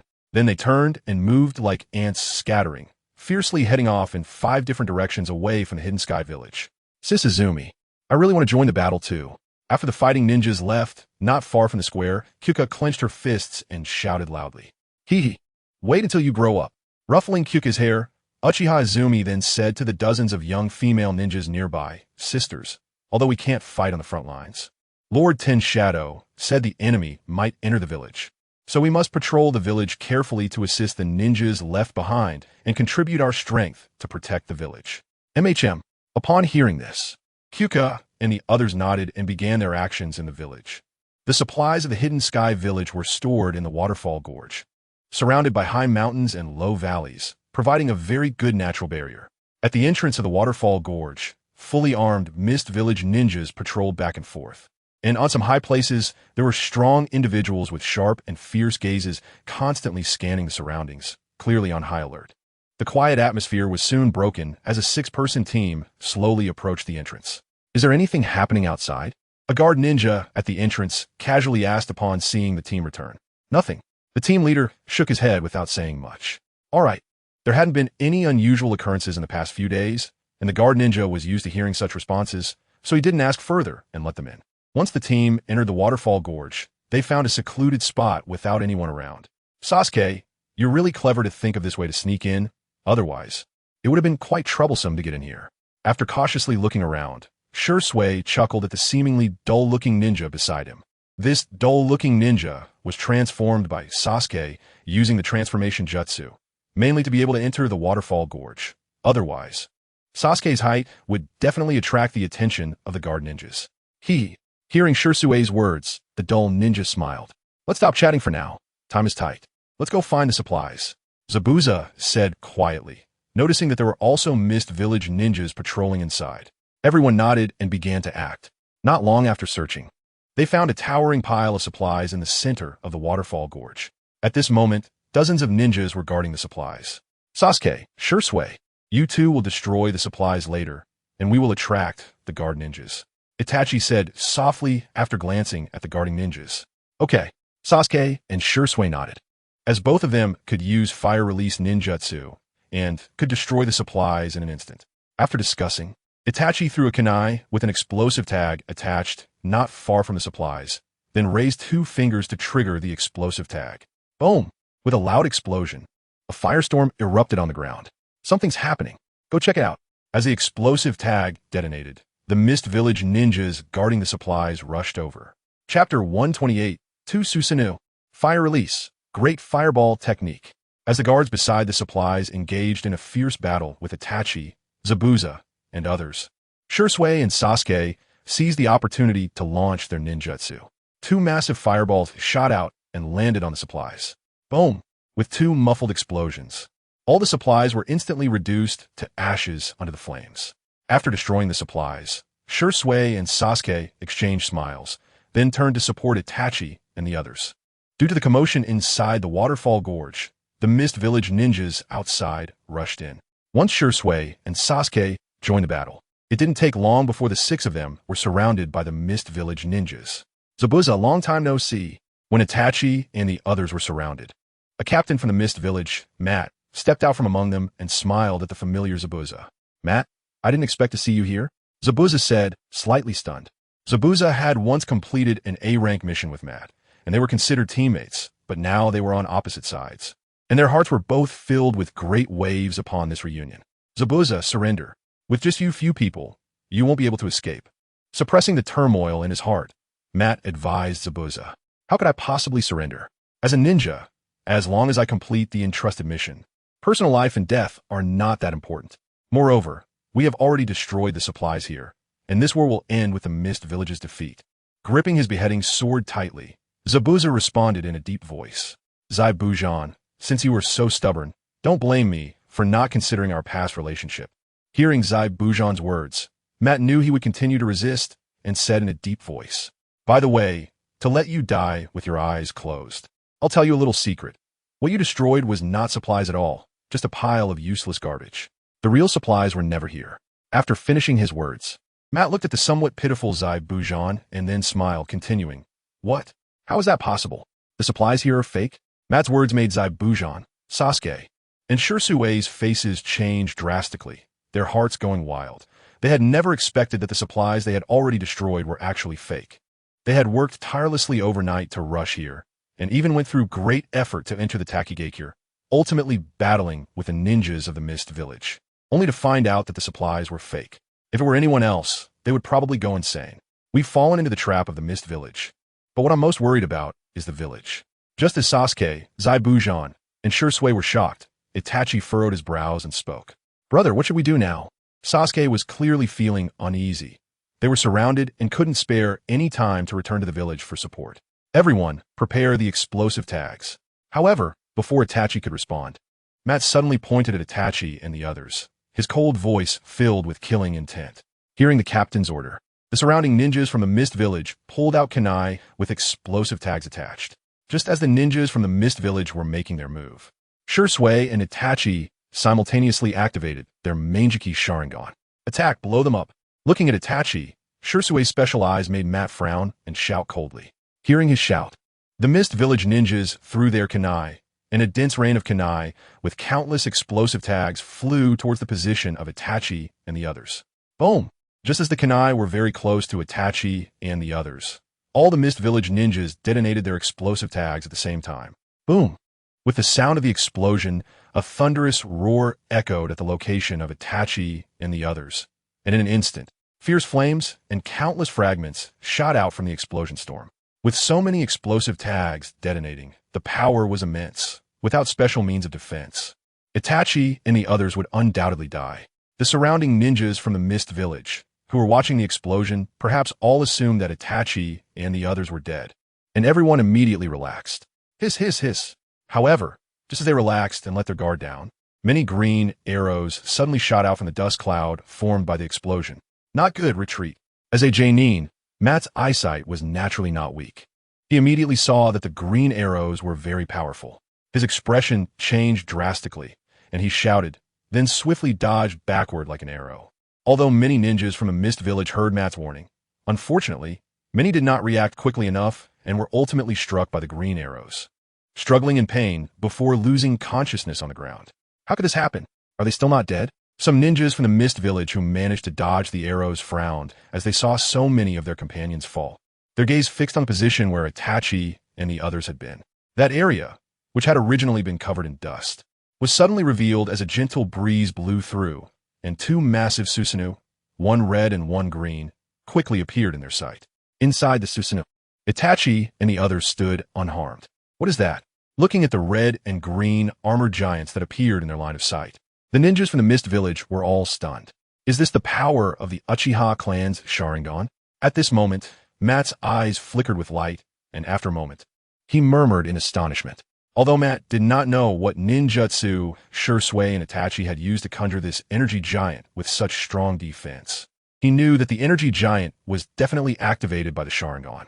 After all, when the ninjas from a Mist Village pulled out their kunai, Shursui and Itachi merely had a change in their eyes and did not even perform hand seals. The idea that Susanoo could be activated by the Sharingan was naturally wrong. Matt was not a member of the Uchiha clan and did not know that the Sharingan could evolve, and only by evolving to the Manjiki Sharingan could one activate Susanoo. The village is in grave danger. We need to break out quickly. I'll deal with that, Captain, and the rest is up to you. Activating Susanoo consumed a lot of chakra, and after withstanding the deadly explosion of the explosive tags, Itachi immediately closed Susanoo, with the dispersal of Susanoo around him. Itachi's gaze fixed on Matt not far away, and then he said in a low voice, "Okay." Acknowledging Itachi's words, Shursui, Zaibujan, Sasuke, and the others nodded and launched a fierce counterattack. Since Shursui had used Susanoo to eliminate a portion of the Mist Village ninjas earlier, their current battle would not be as strenuous. Chapter 129, Itachi's Battle. Just as Shursui, Zaibujan, and the others made their move, Itachi drew his tanto and charged at Matt. Seeing Itachi attack, Matt did not hesitate, pulling out his sharp kunai and confronting Itachi head-on. Clang, clang, clang. In the arena, two blurred figures intertwined, and the sound of metal clashing quickly rang out. Both Itachi and Matt were battle-hardened ninjas, and such simple attacks could not easily defeat each other. After entangling with Itachi for a few minutes, a vicious glint suddenly appeared in Matt's eyes as he shouted in his heart, "Die!" With the shout, the kunai in Matt's hand shot out directly towards Itachi's heart, showing no mercy. If he were unfortunate enough to be hit, Itachi would likely be killed on the spot. Itachi's expression turned cold, his arm shook, and the tanto spun, instantly appearing before him to block the kunai. The force contained in the kunai forced him to retreat 2 steps. After stabilizing his footing, Itachi raised his head only to find that Matt was beginning to form hand seals. With a sinister smile directed at Itachi, Matt then said triumphantly, "Let me show you my ninjutsu." After finishing his words, Matt quickly formed hand seals. As Matt was forming the seals, Itachi's Sharingan spun rapidly, and then Itachi followed suit, forming hand seals alongside Matt. If one looked closely, they would see that the hand seals Itachi formed were exactly the same as Matt's. Water release, water tornado. After completing his hand seals, Matt shouted loudly. Suddenly, a powerful stream of water burst forth from the ground in front of him, swirling violently, and finally slammed towards Itachi like a tornado. Water release, water tornado. However, just as Matt's ninjutsu was completed, Itachi's ninjutsu was also unleashed. Another powerful stream of water erupted from the ground, coalescing into a tornado shape and charging towards Matt. Boom! Without any suspense, the two identical water tornadoes collided, and in the massive sound of impact, countless water columns erupted, splashing down like a torrential rain. How is this possible? How could he use my ninjutsu? Ignoring the raindrops soaking his clothes, Matt's body trembled violently, and a look of shock surged in his eyes. He originally thought he could kill Itachi with the water vortex, but he didn't expect Itachi to also use a water vortex to block his ninjutsu. It's important to note that the water vortex is a technique that Matt has, and he has never shared it with anyone. Could it be the power of the Sharingan again? Slowly raising his head when he saw those special eyes, Matt's tone was filled with shock as he said word by word, "Fire release. Great fireball technique." Just as Matt suddenly realized what was happening, Itachi shot out a scorching flame from his mouth, which then condensed into a ball and smashed towards Matt. Matt originally wanted to use water release for defense, but the fireball arrived in the blink of an eye, forcing him to stomp his foot and temporarily retreat. Not good. After Matt got up, he suddenly noticed that Itachi had disappeared from his line of sight, and his heart sank heavily. Just when Matt felt something was wrong, Itachi's figure appeared behind him, and then Itachi took out a shuriken, aiming to stab at Matt's vital points. At such a close distance, Matt had completely lost the chance to dodge. However, when Itachi's shuriken pierced through Matt's body, he suddenly transformed into a water clone, which then split into countless water vines, quickly entangling Itachi. As an elite ninja from the Mist Village, I won't be defeated. At the moment Itachi was entangled by the water vines, Matt's real body slowly emerged from a puddle of water on the ground. Then he smiled at the unchanged expression on Itachi's face. Is that so? Just as Matt's words fell, a deep voice followed closely. Hearing this deep voice, Matt froze for a moment, then looked at the entangled Itachi, only to find that Itachi had lowered his head and was not speaking. This is impossible. With a sudden change in his gaze, Matt turned around and found another Itachi standing not far away, staring at him with a Mangeki Sharingan, which left him in shock. The Itachi entangled by the water vines transformed into dozens of black crows and flew away, and then Matt collapsed helplessly to the ground. Having been caught in Itachi's Jinjutsu the moment he turned around, "Tell me the location of the supplies." Quickly arriving beside Matt, Itachi seized the opportunity to extract information about the supplies. At the same time, Zabuza, Shursui, and others were also engaged in a fierce battle with the Mist Village ninjas, gradually reaching a boiling point. Needless to say, the powerful Shursui and Zabuza completely crushed their opponents, with many Mist Village ninjas dying at their hands. Sasuke, having fought against Jonin before, found it easy to handle some Chunin now. However, the situation on Haku's side was a bit dire. Perhaps due to the significant consumption of stamina and chakra, Haku's strength, speed, and evasion had drastically decreased, leaving him completely at a disadvantage against his opponent. Huff, huff. He gasped for breath, pulled out a few Senbon, and threw them at his opponent, but such a simple attack was easily dodged by the other side. Haku's opponent, having recognized that Haku was already at his wit's end, snorted coldly and transformed into a shadow, rushing towards Haku. Boom! Just as he closed the distance to less than 5 meters from Haku, a shadow suddenly shot in. The Mist Village ninja was startled, halted his charge, and quickly retreated 2 steps. As he retreated, the shadow crashed heavily to the ground, and when the Mist Village ninja glanced over, his expression changed. It turned out that this shadow was actually his comrade who had fought against Zabuza earlier. A wave of horror swept through his heart as he quickly looked up, only to see Zabuza standing next to Haku, wielding the decapitating sword. "Are you okay?" Zabuza asked casually, his gaze fixed on the Mist Village ninja, whose face was grim. "I'm fine." Haku swayed his body, biting his pale lips tightly. "Leave him to me, you rest for a bit." Zabuza could easily see Haku's exhaustion and softly said, preparing to raise his decapitating sword and charge in. "No, Mr. Zabuza, I can still fight." Haku took a deep breath, a hint of color returning to his pale face. Before Zabuza could respond, he summoned the little chakra he had left and charged fiercely at the Mist Village ninja. If Zabuza were to take action, how could Haku still be Zabuza's tool? Therefore, Haku was determined to defeat his opponent, even if it cost him his life.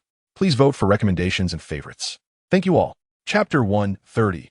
Zabuza's decision. Just as Haku charged at the Mist Village ninja, the ninja let out a miserable scream and suddenly fell. After he fell, Dakura and 5 elite ninjas from the Heavenly Hidden Village appeared. Dakura and his team were originally supposed to meet Itachi outside the ravine, but upon hearing that a battle had broken out inside, they rushed in to assist, thinking that Itachi and the others have been discovered while destroying supplies. You've worked hard. Leave the rest to us. Seeing Haku's tired face, Dakara smiled slightly and then joined the battle with the other team members. With Dakara and the others joining, the Heavenly Hidden Village quickly turned around their disadvantage in combat power. After Itachi extracted the information and killed Matt, he also joined the fight. And the Mist Village ninjas soon found themselves unable to withstand the pressure, with the remaining few who survived choosing to flee. After the Mist Village ninjas escaped, Itachi glanced at the team situation. Although a few were injured, no one had died, and he couldn't help but breathe a sigh of relief. Itachi, were the supplies destroyed? At this moment, Dakara put away his weapon and walked over to Itachi to ask. The supplies here were fake. Shaking his head, Itachi replied truthfully. What? The supplies were fake? Hearing Itachi's words, not only Dakara, but also the 5 elite ninjas from the Heavenly Hidden Village who had just arrived were extremely shocked. They understood very well the importance of this batch of supplies to the Heavenly Hidden Village if they were not destroyed. The war between the Heavenly Hidden Village and the Mist Village would be hard to fight. What should we do now? Dakara asked anxiously, looking at Itachi. Just now, I gathered information from that captain. In fact, the supplies of the Mist Village ninja army are hidden in the land of Soup's Little Wind Valley. Listening to Dakara's question, Itachi pondered for a moment before slowly saying, Little Wind Valley? Upon hearing this, Zabuza murmured, then spoke up, I've been there before. It's not far from here. In that case, let's set off for Little Wind Valley. Learning the true hiding place of the supplies made Shui a bit excited, and he loudly suggested, Yes, we can set off right now. The other members of the team nodded in agreement with Itachi. We can't go to Little Wind Valley. However, when the other team members thought Itachi would agree, he shook his head and rejected Shui's suggestion. Why not? Yeah, as long as we destroy the supplies. We can win this war. The other team members found Itachi's decision hard to understand and expressed their excitement. Sai, have you all forgotten about the village? The village is currently under siege by the ninja army of the Mist Village. If we don't hurry back, we won't be able to protect the village. Seeing Itachi remain silent and not respond, Sasuke sighed and explained. After Sasuke finished speaking, the excited team members quieted down, although they were not present. They could imagine the scene of the Heavenly Hidden Village being attacked by countless enemies. Then let's return to the village. Even if we can destroy the supplies in the Little Wind Valley, if the village is destroyed, then everything will be meaningless. Although they really wanted to destroy the supplies in the Little Wind Valley, Daka weighed the pros and cons and finally said helplessly, The team members, including Shui, nodded. Daka's words made sense. As long as the village still stood, with their strength, they could still fight against the Mist Village ninja army. If the village were gone, even killing the Mizukage would be meaningless. If there are no other suggestions, then let's head back to the village. The situation in the Heavenly Hidden Village is urgent, and Itachi didn't want to waste time, so he ordered. Wait a moment. Just as Itachi and the others were about to leave the Waterfall Gorge, Zabuza suddenly spoke up. All the members of the squad turned their attention to Zabuza, unsure of what he wanted to do. I'll go to the Little Wind Valley alone to destroy the supplies. Taking a deep breath, Zabuza said heavily, What? You alone? Upon hearing this, the expressions of the others suddenly froze. It is well known that the true hiding place of the supplies must be guarded by elite ninjas from the Mist Village. And with Zabuza's strength alone, he would likely not return. Mr. Zabuza, I'll go with you. Bai's face showed a look of urgency. She knew that if Zabuza went alone to the Little Wind Valley, he might never come back. Bai, you should return to the village with them. This is an order from me. Knowing that Bai would say this, Zabuza firmly replied, then continued to speak to Itachi and the others. With you all here, even if I'm one person short, the village will definitely be able to hold on. Lord Tianyin trusts me very much, so I will do whatever it takes to destroy the supplies of the Mist Village. In fact, Zabuza also knew what the outcome of going to the Little Wind Valley would be, but he was now a ninja of the Heavenly Hidden Village, and he had to protect his village. Moreover, this war was also caused by him, so he wanted to personally end it, even if the price was his life. Zabuza. Hearing Zabuza's words, Itachi, Shui, Daka, and the others were deeply moved, unsure what to say. Among the squad, the ones who should least sacrifice themselves for the Heavenly Hidden Village were naturally Zabuza and Bai. After all, they had only recently joined the Heavenly Hidden Village and had not formed many bonds. But Zabuza was not afraid of life and death, and was willing to go to the Little Wind Valley alone. This sense of righteousness was enough to prove that Zabuza was not the cold-hearted and extremely cruel rogue ninja that others claimed. The surroundings fell silent for a moment, and Sasuke, who had been paying attention to Zabuza's actions, suddenly spoke up with a serious expression. Captain Zabuza, it's not safe for you to act alone. I'll accompany you. Sasuke, what are you doing? Sure, standing nearby, was taken aback by Sasuke's actions and quickly said, if anything happened to Sasuke, it would be a huge loss for the Uchiha clan. Itachi's brow also furrowed, clearly not understanding why the usually composed Sasuke would suddenly act this way. Don't worry, Sure. Brother, we're just going to destroy the supplies, not to throw our lives away. There won't be any problems. Facing the many doubtful gazes, Sasuke smiled and said. Hearing this, Itachi hesitated for a moment, then said to Zabuza, Sasuke wants to go with you, what do you think? It's fine for Sasuke to come with me. Thinking that Sasuke sometimes had clever ideas, Zabuza nodded slightly. Taking a deep breath, Itachi closed his eyes briefly, then opened them again, regaining his usual calm demeanor. He slowly said, then the task of destroying the supplies is entrusted to you too. In fact, Itachi didn't want Sasuke to take risks, but he Sure and the other team members needed to return to protect the village. The only ones who could help Zabuza were Sasuke and Bai, who were not very strong. After all, their return to the village wouldn't have much impact. And since Zabuza didn't want Bai to follow, the only option left was for Sasuke to go. Chapter 131, Deteriorating Situation. Without delay, Captain Zabuza, let's set off. After Itachi agreed, Sasuke hurriedly said. Sasuke knew that the sooner they destroyed the supplies, the quicker the war would end, and the casualties in the heavenly hidden village would not be so severe. Nodding and glancing at Bai, whose expression was somewhat complicated, Zabuza did not speak further and turned to leave. Sasuke, be sure to be careful. Even if the supplies aren't destroyed, it doesn't matter. Seeing Sasuke was also about to leave, Sure reminded him. Upon hearing this, a smile appeared on Sasuke's face, and he nodded slightly, then followed Zabuza, quickly disappearing into the waterfall gorge. All right, the matter of the supplies is entrusted to Zabuza and Sasuke. Our current task is to return to the heavenly hidden village as quickly as possible. After Sasuke and Zabuza left, Itachi said softly. Without hesitation, the other team members responded. Captain, I want to find Mr. Zabuza. However, just after the other team members responded, Bai, who had been struggling internally, suddenly spoke up. Her gaze fixed on Itachi. Then go, but be careful. It was clear that Bai wanted to follow Zabuza, and Itachi was slightly taken aback before he said softly. Thank you, Captain. Bai had originally thought Itachi would disagree, but she didn't expect him to agree so readily. She was stunned for a moment, and, after a few seconds, she came to her senses and expressed her gratitude. Let's go. For Bai's thanks, Itachi merely smiled slightly. Nodding, Bai stepped forward and chased after the direction Zabuza had left. Although she had received Itachi's approval, Bai did not dare to directly catch up with Sasuke and Zabuza. She could only follow behind them. Let's go. After handling Bai's request, Itachi waved his hand and quickly led the remaining team members away from the waterfall gorge. This is a vast area of shattered rocks in the land of heaven, with mountains of various sizes rising like camel humps around. A faint malevolent aura emanated from the peaks, shrouding the heavens and the earth. At this moment, in this area of shattered rocks, a strong smell of blood continued to waft out, with cold corpses lying haphazardly beside the scattered stones. Hiss! At that moment on the battlefield, after stabbing the last heavenly hidden village ninja in the heart with a short blade, Kisame quickly retracted the blade. Captain, the battle is over. After the unwilling heavenly hidden village ninja fell, a ninja named LinFeng flew over to Kisame and said in a low voice, How are casualties? Sheathing the short blade back into its scabbard, Kisame casually asked. Close to 100 members sacrificed.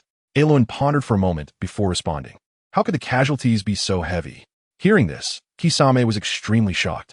It is known that the group of heavenly hidden village ninjas that Kisame encountered was only about 100 ninjas, and now they had lost so many.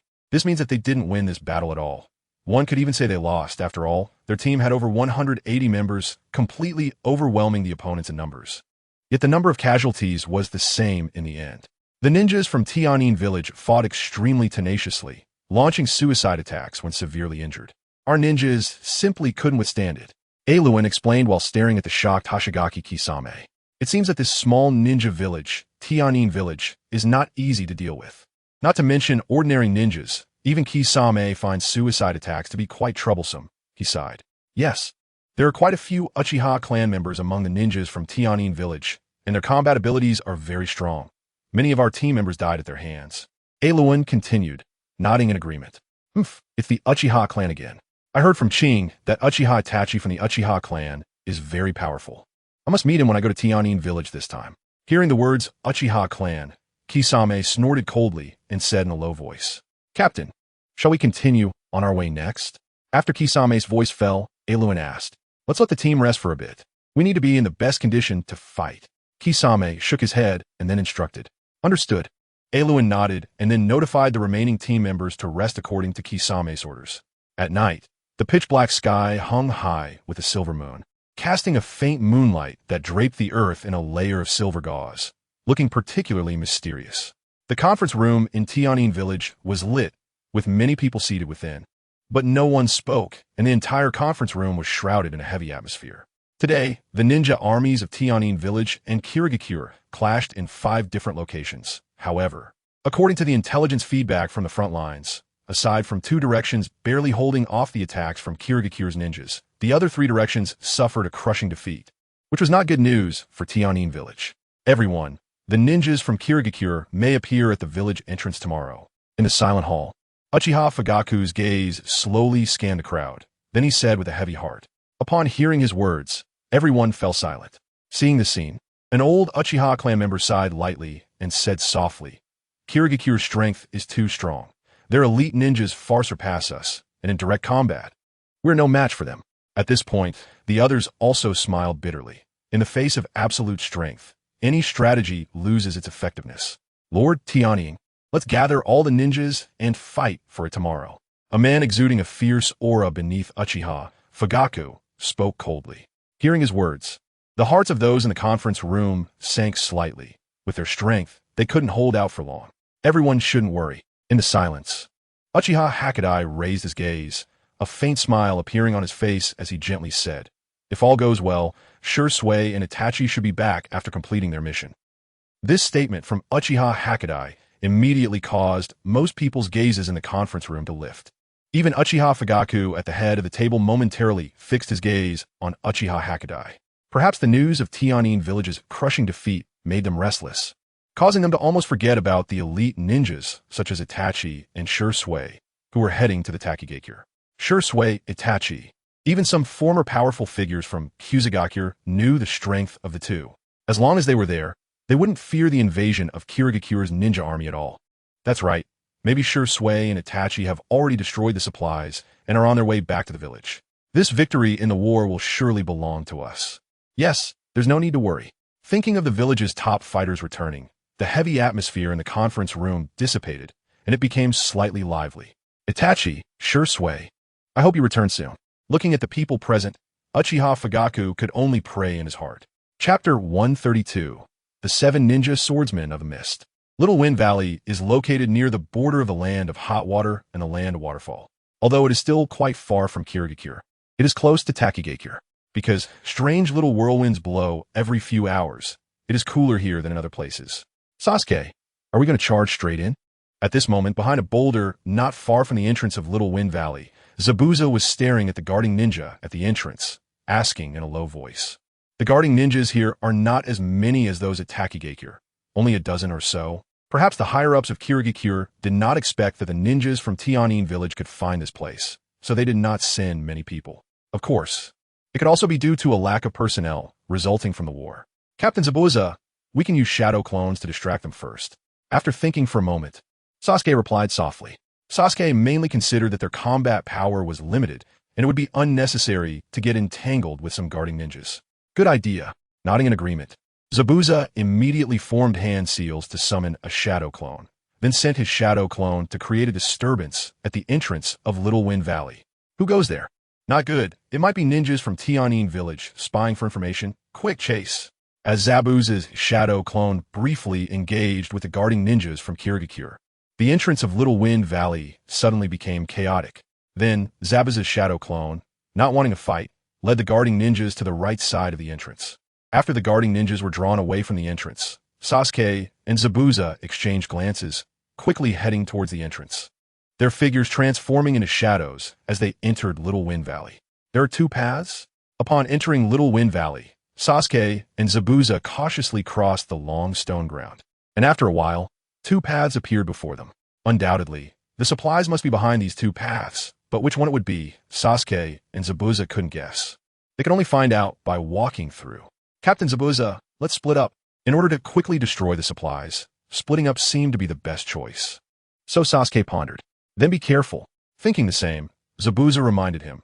Then without further ado, he swiftly dashed towards the left path. Glancing at the disappearing figure, Sasuke began his actions, his feet pressing against the ground as he transformed into a shadow and rushed towards the other path.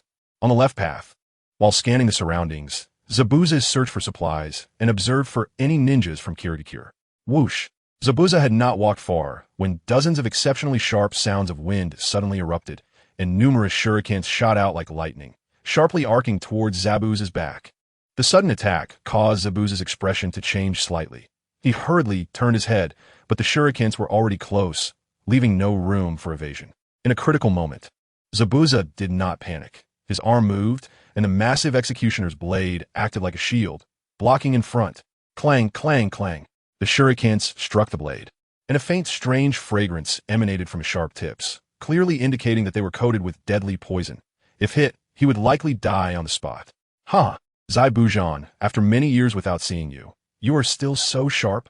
As Zaibujan's expression turned cold, suddenly laughter echoed, and when he turned his head, he saw a long-haired man with a terrifying face grinning at him from not far away. Sujetsu asSasuke, how is it you? Upon seeing the man in front of him, Zaibujan immediately recognized him as a member of the 7 ninja swordsmen, the wielder of the sword Samahata, Sujetsu asSasuke. I'm just as surprised as you are. But right now, I don't have time to reminisce. As a guard ninja of supplies, I must eliminate you, the intruder. Drawing out Samahata from his back, Sujetsu asSasuke fixed his gaze on Zaibujan, a sinister smile splitting his lips, revealing his white teeth. He, the once legendary 7 ninja swordsman, who would have thought we would meet in battle now. Seeing Sujetsu asSasuke preparing to attack, Zaibujan lamented sadly. Don't mention the 7 ninja swordsmen. You, a traitor, have no right to speak of them. After these words fell, Sujetsu asSasuke's figure suddenly flew forward, gripping Samahata tightly as he slashed down at Zaibujan. Zaibujan's pupils constricted, slowly exhaling as he moved his body to the left, creating distance just as Samahata reached above his head. I betrayed because I wanted to change cure to cure. I don't think what I did was wrong. Dodging Sujetsu asSasuke's strike, Zaibujan's expression turned serious. You've already betrayed the village. Now you're a ninja of the Hidden Heaven village. There's nothing more to say. I'm going to kill you and take your beheading sword back to the village. With a cold snort, Sujetsu asSasuke suddenly slammed down and with a loud explosion, his body transformed into a shadow and reappeared in front of Zaibujan. Following that, Sujetsu asSasuke unleashed a fierce assault on Zaibujan, like a volcano erupting. Facing Sujetsu asSasuke's attack, Zaibujan did not show any weakness, swinging the beheading sword to counterattack. Sizzle. The two were evenly matched, and after a prolonged battle that yielded no results, their figures intertwined and retreated, each sliding back several meters upon impact. Water style, water burst wave, stabilizing his stance. Sujetsu asSasuke shouted coldly and unleashed a massive wave of water. As Sujetsu asSasuke completed his jutsu, the area where he and Zaibujan stood instantly transformed into a sizable lake. This jutsu's greatest feature is that it benefits water-style ninjas in combat. I want to lose to you in water combat. With both feet on the water surface, Zaibujan coldly replied to Sujetsu asSasuke, who was also floating on the water. Ignoring Zaibujan's words, Sujetsu asSasuke quickly formed hand seals in front of him, channeling chakra through specific pathways at high speed. Not good. Seeing Sujetsu asSasuke forming hand seals he was familiar with, Zaibujan was startled and quickly joined his hands to form seals as well. Water style, water dragon bullet technique. With Sujetsu asSasuke's light shout, the lake's water surged like a fountain, churning in the air. Moments later, it coalesced into a massive water dragon over 3 or 4 meters long, roaring silently into the sky. After the roar, the water dragon, under Sujetsu asSasuke's control, launched a terrifying assault on Zaibujan, who was still forming seals. Chapter 133, Goddess. Water style, water wall. Slowly raising his head, Zaibujan gazed at the menacing giant water dragon, hastening his hand seals, and then shouted. As his shout echoed, a massive water wall rose from the lake beside him, encircling him without any gaps. Boom! The enormous water dragon finally reached Zai Bujan's head and crashed violently against the water wall. Instantly, the lake trembled, and water splashed into the sky. At the moment the water spray peaked, it burst apart violently, and countless droplets fell from the sky, forming a continuous curtain of rain. The rain curtain poured down from the sky, enveloping the entire lake, with the sound of splashing echoing continuously. Has he been taken down? Fixating on the spot where Zai Bujan had been, Suigetsu H-Zuki muttered softly when he found no trace of him. Sizzle. Just as Suigetsu H-Zuki's words fell, Zai Bujan's figure suddenly burst through the lake's surface, propelled by a column of water, and charged towards Suigetsu H-Zuki, wielding the beheading sword. Such an attack is completely useless. Seeing Zai Bujan rushing forward, Suigetsu H-Zuki smirked slightly, then drew Samahata, preparing to leap up for a direct confrontation with Zai Bujan. Water style, water chain. However, just as Suigetsu H-Zuki intended to act, Zai Bujan in midair suddenly raised 2 fingers to activate a jutsu, and several chains made of water quickly bound Suigetsu H-Zuki. What? How is this possible? Suddenly bound, Suigetsu H-Zuki's expression changed drastically. It's over. Fixing his gaze on the immobile Suigetsu H-Zuki, Zai Bujan showed no mercy, his arm shaking as he swung the beheading sword down. Watching the beheading sword rapidly enlarge in his vision, Suigetsu H-Zuki's lips curled into a sneer as he taunted Zai Bujan. Do you think you can kill me like this? Samahata, it's up to you. In a moment of crisis, Samahata broke free from Suigetsu H-Zuki's grasp, and without anyone controlling it, it pierced through the bandages to reveal its spikes, then shielded itself in front of him like a barrier. Ding! The sudden turn of events meant that Zai Bujan's sword missed its target, instead striking the spiked Samahata. Samahata, well done. Devour the chakra. Seeing Samahata make contact with the beheading sword, Suigetsu H-Zuki immediately exclaimed with excitement. When Samahata is very close to or in contact with an enemy's body, weapon, or physical chakra, it will devour the opponent's chakra. Even chakra at the level of tailed beasts is not enough to satisfy Samahata's hunger. As Suigetsu H-Zuki's words fell, Samahata revealed a large mouth and began to consume Zai Bujan's chakra. This is bad. Knowing Samahata had the ability to devour chakra, Zai Bujan felt the chakra being drained from his body and quickly pulled back the beheading sword, retreating swiftly. Once Zai Bujan had retreated, Samahata severed the water chains binding Suigetsu H-Zuki and transferred the absorbed chakra back to him. Haha, with Samahata here, no one is my match. After absorbing chakra and feeling the fatigue vanish, Suigetsu H-Zuki laughed triumphantly. TCH, I was careless. Staring at the laughing Suigetsu H-Zuki, Zai Bujan muttered to himself. Previously, during their battle, both had expended similar amounts of stamina and chakra. Now, with Zai Bujan's chakra drained and Suigetsu H-Zuki's replenished, Zai Bujan would be at a disadvantage in the ensuing battle. Just as Zai Bujan and Suigetsu H-Zuki were fiercely engaged in combat, Sasuke was still cautiously searching for supplies down the right path. Executing such an important task alone, it's definitely a lie to say I'm not afraid. But Sasuke had no choice. He could only grit his teeth and continue onward. Strange, why are there no ninjas from the Mist Village here? After walking for a while without spotting a single ninja from the Mist Village, Sasuke suddenly voiced his confusion. Logically, a place with supplies should be heavily guarded. Could it be that my brother's information is wrong? The supplies aren't in the Small Wind Valley? Shaking his head, Sasuke dismissed this idea again. If the supplies weren't in the Small Wind Valley, then it wouldn't be so coincidental for some guard ninjas to appear at the entrance. Is there no one left in the Hidden Rain Village? They actually sent a little kid like you over. However, just as Sasuke was puzzled, a soft voice rang out behind him. Hearing the voice, Sasuke immediately turned around. A graceful figure appeared in his line of sight. A beautiful woman suddenly appeared, wearing battle armor, her curvy body voluptuous and exquisite beneath it. Her brown, crossed long curls casually draped down from her fragrant shoulders, cascading down between her slender waist. Sasuke's gaze swept over her nearly perfect figure, finally resting on her beautiful face, and his heart trembled sharply. Seeing this woman in person, Sasuke finally understood why Konan was the goddess of many male fans. For a woman like this, it seems the only words to describe her are stunning. If you came to target the supplies, I advise you to go back. You're too small, and you're quite handsome. I wouldn't want to kill you. Her beautiful eyes glanced at the dazed Sasuke, and Konan teasingly said with interest, Thank you. My mission is to destroy the supplies, so I won't leave.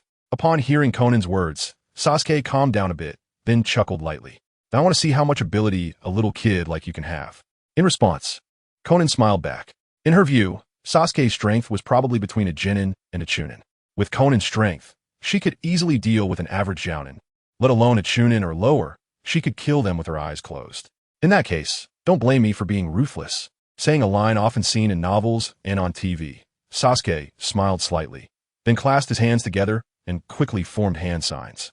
Fire style, great fireball technique.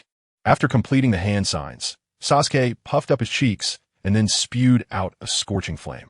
Once the flame appeared, it quickly coalesced into a sphere, then, with its intense heat, it smashed fiercely toward Conan. This little kid is not simple. Seeing that Sasuke completed the fire-style ninjutsu in an instant, Conan was also taken aback. Then she stepped back quickly. Boom! Just after Conan left her previous position, the enormous fireball crashed down, and the moment it hit the ground, it exploded, sending countless flames surging out and thick smoke rolling. Chapter 134. Sasuke versus Conan as she fell back to the ground. Conan's gaze was fixed tightly on the smoke that had risen due to the explosion. A ninja of her level would naturally not be careless. Hiss! Sure enough, just as Conan landed, 3 clones of Sasuke, each wielding a short blade, suddenly burst forth from the smoke, then charged toward her in 3 different directions. This kid even knows the shadow clone technique? Looking at the 3 Sasuke, Conan was once again shocked. It should be noted that in the Mist Village, even some Chunin wouldn't know such ninjutsu. However, the shock was only for an instant, as Conan took out a few shurikens and quickly threw them. Whoosh, whoosh, whoosh. The shurikens flew out like meteors, and with precise angles, they struck the 3 Sasuke that were dodging. Bang! Under Conan's watchful gaze, the 3 Sasuke that were hit by the shurikens quickly transformed into white mist and disappeared. This kid actually used shadow clones to attack? Is he testing me? Gazing at the bizarre scene before her, Conan couldn't help but murmur softly. In elite ninja battles, they often use shadow clones to test their opponent. But for a ninja of Sasuke's age to understand such a sophisticated combat method was truly unexpected for Conan. Lightning style, lightning wolf strike.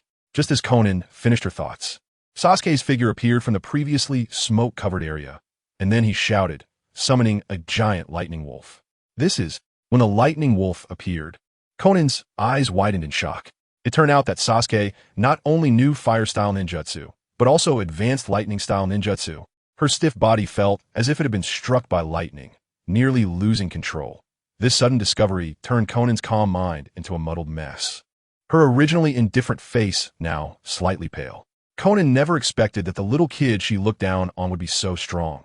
The gap between them felt like a chasm, leaving her dizzy as if dreaming. Go! Ignoring Conan's shock, Sasuke's arm trembled, and the giant lightning wolf transformed into a bolt of lightning, charging toward Conan at lightning speed. Melt style, melt monster technique. The lightning wolf's speed was too fast. In a moment of panic, Conan had no choice but to use her bloodline limit's power to activate the melt monster technique. After forming the hand signs, she spat out a sticky and highly corrosive magma that enveloped the charging lightning wolf, ultimately solidifying it. The power of the bloodline limit is truly formidable. Watching his lightning wolf, which consumed a large amount of chakra, be so easily neutralized by the melt monster technique, Sasuke couldn't help but sigh inwardly. Little kid, although using the melt-style ninjutsu against you isn't very fair, I have acknowledged your strength. From now on, I will go all out. Staring at the slightly dazed Sasuke, Conan said seriously, Hee. Then I want to see how big the gap is between me and a goddess. Upon hearing this, Sasuke smiled slightly and then released the seal on his wrist. After breaking the seal, a giant wind shuriken appeared in Sasuke's hand. Goddess? Hearing these 2 words, Conan was taken aback, unable to understand the meaning of the modern term. But just as she was lost in thought, Sasuke threw the wind shuriken in his hand. Since Conan was prepared, she could easily dodge the wind shuriken, but her moment of distraction had already caused her to miss the opportunity. Cunning little kid. Looking at the wind shuriken that was already in front of her, Conan muttered resentfully, and with her hands coming together, she quickly completed the hand signs, directing her hands toward the ground. Earth style, earth flow wall. With Conan's cold shout, a sturdy earthen wall rose up in front of her, and then the incoming wind shuriken struck hard in the middle of the wall.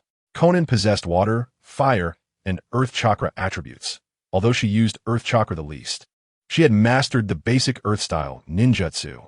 Seeing his attack blocked again, Sasuke was not discouraged, as he understood that it was impossible to achieve success so easily against a ninja of Conan's caliber. It's all or nothing. Drawing the short blade from his back, Sasuke gritted his teeth, and then his figure quickly vanished from the spot. What? Using the earth wall to block the attack of the wind demon shuriken, Terumi May had no time to catch her breath before sensing a figure approaching. When she turned around, she found Sasuke's figure appearing like a ghost above her back. Uchiha-style Gale Blade. In midair, Sasuke took advantage of the momentary pause to swing the small blade in his hand, and a huge flame blade appeared, then slashed towards Terumi May. At such a close distance, Terumi May had completely lost her chance to dodge, and her face was covered in shock. Forgive me. Looking at Terumi May, who was bound to be heavily injured by the flame blade, Sasuke whispered in his heart. In fact, Sasuke did not want to hurt Terumi May, but if he did not defeat her, he would not be able to destroy the supplies, so he had to be ruthless. After Sasuke's whisper fell, Terumi May, struck by the flame blade, suddenly transformed into a water clone, then from high to low, turned into a puddle of water. Water clone? How could this be? Sasuke felt an immense shock at the sudden change. He had seen all of Terumi May's movements and had not noticed that she had the chance to form a water clone. Could it be that she formed it at that moment? However, recalling the scene when Terumi May summoned the earth wall, Sasuke suddenly realized. At that time, the earth wall was blocking the view, and in that instant, it was completely fine for Terumi May to gather a water clone to replace her body. And Sasuke just happened to not notice it. Hiss, hiss, hiss. However, just as Sasuke realized this and was about to land, 8 water chains suddenly erupted from the ground around him and flew towards him from different directions. This is bad. If it were just 4 or 5 water chains, Sasuke could rely on his agile movements to cope, but with 8 water chains attacking simultaneously, Sasuke's heart sank a lot. Once bound by the water chains, his battle with Terumi May would basically be declared a failure. At this critical moment, Sasuke's eyes suddenly changed. The 3-Tomo Sharingan appeared, and he had originally intended to use the Sharingan as a trump card, but now he had to activate it early. The Sharingan spun rapidly, revealing the entanglement paths of the 8 water chains, and Sasuke used body flicker technique to dodge left and right, successfully avoiding disaster. Little brat. No wonder the Hidden Mist Village sent you. It turns out you were a member of the Uchiha clan and possessed the power of the Sharingan. After Sasuke relied on the Sharingan to evade the binding of the water chains, Terumi May's figure slowly rose from a puddle of water on the ground. Chapter 135. The Power of Bubbles. Since you have heard of the Uchiha clan's name and know the power of the Sharingan, then give up resisting. Looking at the revealed Terumi May, Sasuke grinned. Hee, little brat, although your strength is not bad, your mentality is still that of a child. Hearing Sasuke's words, Terumi May couldn't help but chuckle. As a guardian ninja of the supplies, even if Terumi May were to die in battle, she would still protect the supplies, and naturally would not be intimidated by Sasuke's identity as a member of the Uchiha clan. If you insist on blocking me, then I will let you witness the true power of the Sharingan. Knowing that Terumi May would not be persuaded by his words, Sasuke smiled slightly and then activated the Sharingan. As far as I know, the Sharingan has the ability to cast illusions. But if you think you could defeat me with illusions, you are too naive.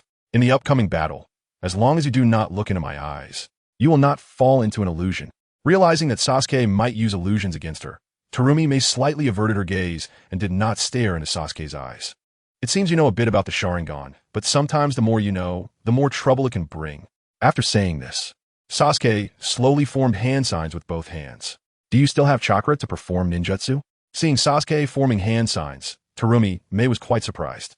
In her previous battle with Sasuke, she had consumed almost half of her chakra, and based on that calculation, Sasuke should have exhausted all of his chakra by now. Illusion bubble. However, just as Terumi May was puzzled, Sasuke's light shout rang in her ears. What? In the next moment, Terumi May felt the world spin, and her entire reality changed.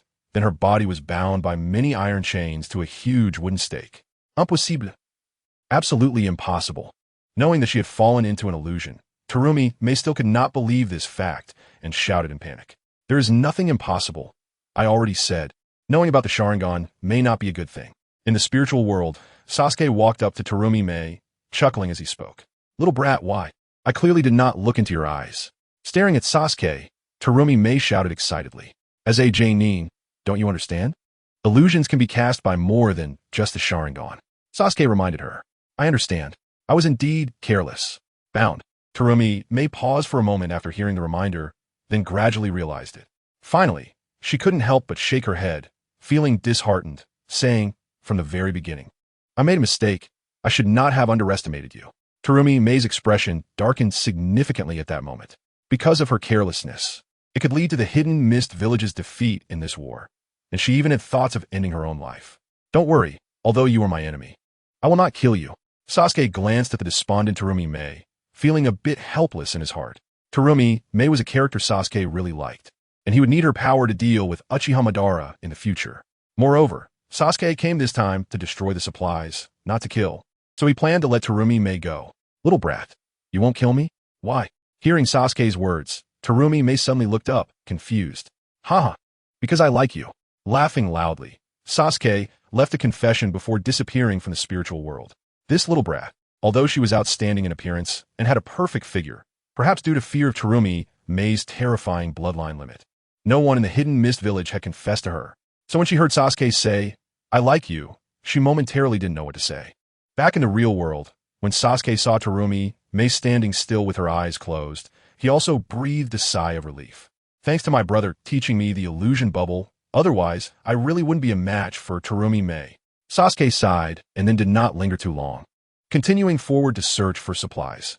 Just as Sasuke controlled Terumi May with the illusion, the battle between Zabuza and the Watermelon Mountain Puffer Ghost was also nearing its conclusion. Unlike Sasuke's situation, after Zabuza's chakra was devoured by the Hashigaki, he was completely at a disadvantage. Several attacks not only failed to injure the Watermelon Mountain Puffer Ghost, but instead, he was wounded by the Watermelon Mountain Puffer Ghost.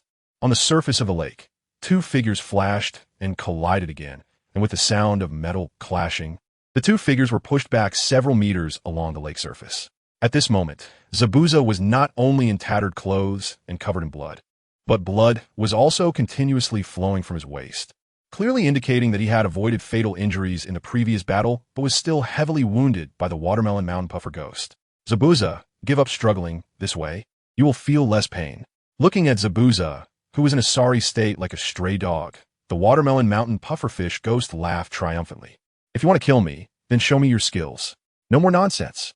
Zabuza raised his head and said in a low voice, Then I'll send you on your way. With a chilling gaze fixed on Zabuza, the Watermelon Mountain Pufferfish Ghost sneered and then raised two fingers. Water release. 3 water pillars. As soon as he finished speaking, 3 enormous water pillars suddenly surged up from the lake surface around Zabuza and crashed toward him.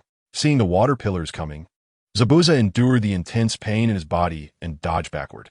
However, due to his injuries, his speed was still a bit slow, and in the end, he was slightly grazed by one of the water pillars and sent flying, taking advantage of your weakness to claim your life. The Watermelon Mountain Pufferfish Ghost didn't give Zabuza any time to recover, gripping his sword tightly and lunging at the dazed Zabuza. Zabuza, go meet those guys in hell. With a slight dizziness clouding his mind, Zabuza could only watch helplessly as the Watermelon Mountain Pufferfish Ghost charged at him, unable to evade at all. Lord Tenzu, I will disappoint your expectations. Watching the rapidly enlarging sword in his vision, Zabuza's mouth slowly formed a bitter smile, and his eyes quietly closed. Just as the sword was about to hit Zabuza, a sudden faint sound echoed, and then a white ice wall abruptly appeared in front of Zabuza, right under the astonished face of the Watermelon Mountain Pufferfish Ghost. The sword pierced into the ice wall, but lacked the force to break through and became stuck in the middle. When the sword embedded itself into the ice wall, Zabuza, who had his eyes closed waiting for death, suddenly trembled all over and then abruptly opened his eyes, filled with disbelief as he looked at the figure that had appeared beside him. Haku, why are you here? Staring with trembling eyes at Haku, who had just intervened. Zabuza's face was covered with incredulous shock. It's a new week. I hope everyone votes more. Chapter 136. Destroying Supplies, Mr. Zabuza. Let's deal with the enemy first. Haku smiled slightly at Zabuza without further explanation, then formed a hand seal with one hand. Water release. 1,000 killing water feathers. As the hand seal was completed, a whirlwind of water suddenly rose from the lake beside the Watermelon Mountain Pufferfish Ghost, transforming into countless shurikens that shot densely toward the Watermelon Mountain Pufferfish Ghost. Damn it! Seeing the countless shurikens coming, the Watermelon Mountain Pufferfish Ghost had no choice but to let go of the stuck sword and retreat while skimming over the lake surface. Having anticipated that the Watermelon Mountain Pufferfish ghost would choose to retreat, Haku's figure suddenly appeared behind him and formed seals once more. Secret technique. Magic mirror ice crystal. As Haku finished speaking, countless ice mirrors immediately coalesced around the Watermelon Mountain Pufferfish ghost. What kind of ninjutsu is this? Staring at the rectangular ice mirrors surrounding him, the Watermelon Mountain Pufferfish ghost exclaimed in shock. The magic mirror ice crystal is a secret technique of Haku, using moisture to create mirrors of ice and utilizing the reflections to move at super high speeds. Due to the unique speed of this technique, the opponent cannot predict from where the attack will come. Thus, the Watermelon Mountain Pufferfish ghost, trapped by this technique, could only wait quietly for death. You will pay the price for hurting Mr. Zabuza. Haku, reflected in the ice mirrors, coldly stared at the shocked Watermelon Mountain Pufferfish ghost, then without mercy, directly used the shurikens in hand to launch an unavoidable attack. Oh, no! With the Watermelon Mountain Pufferfish ghost's painful scream, his life was also brought to an end. Creak, creak, as if sensing the death of its master, the sword stuck in the ice wall struggled violently, letting out a special sound as if it were crying. I know you like to follow ninjas with special chakra. I will find you a new master in the future. Glancing at the Watermelon Mountain Pufferfish ghost's corpse, Zabuza murmured, then used his sword to shatter the ice wall and retrieve the sword. As a member of the 7 ninja swordsmen, Zabuza naturally knew that this sword ranked first among the 7, but he didn't want to forcefully possess it. After all, the sword had a spirit of its own and would only obey commands from a ninja it liked. If someone else forcibly held it, it would be no different from an ordinary sword. Mr. Zabuza, why don't I see Sasuke-kun? After defeating the Watermelon Mountain Pufferfish ghost, Haku walked over and saw Zabuza rewrapping the sword with bandages, then asked, "All right, I almost forgot about that kid. Let's hurry." Upon hearing Haku mention Sasuke, Zabuza paused, then quickened his movements, swiftly wrapping the sword before leaving with Haku. At the innermost part of the small wind valley was a spacious area where supplies were piled up like small mountains. Whether the Mist Village could win this war depended on this batch of supplies. To that end, the higher-ups of the Mist Village dispatched the Watermelon Mountain Pufferfish ghost, and the elite Jonin Terumi made to guard it. When can we leave this broken place? Soon. With our village's strength, we can settle the Hidden Heaven Village in a few days.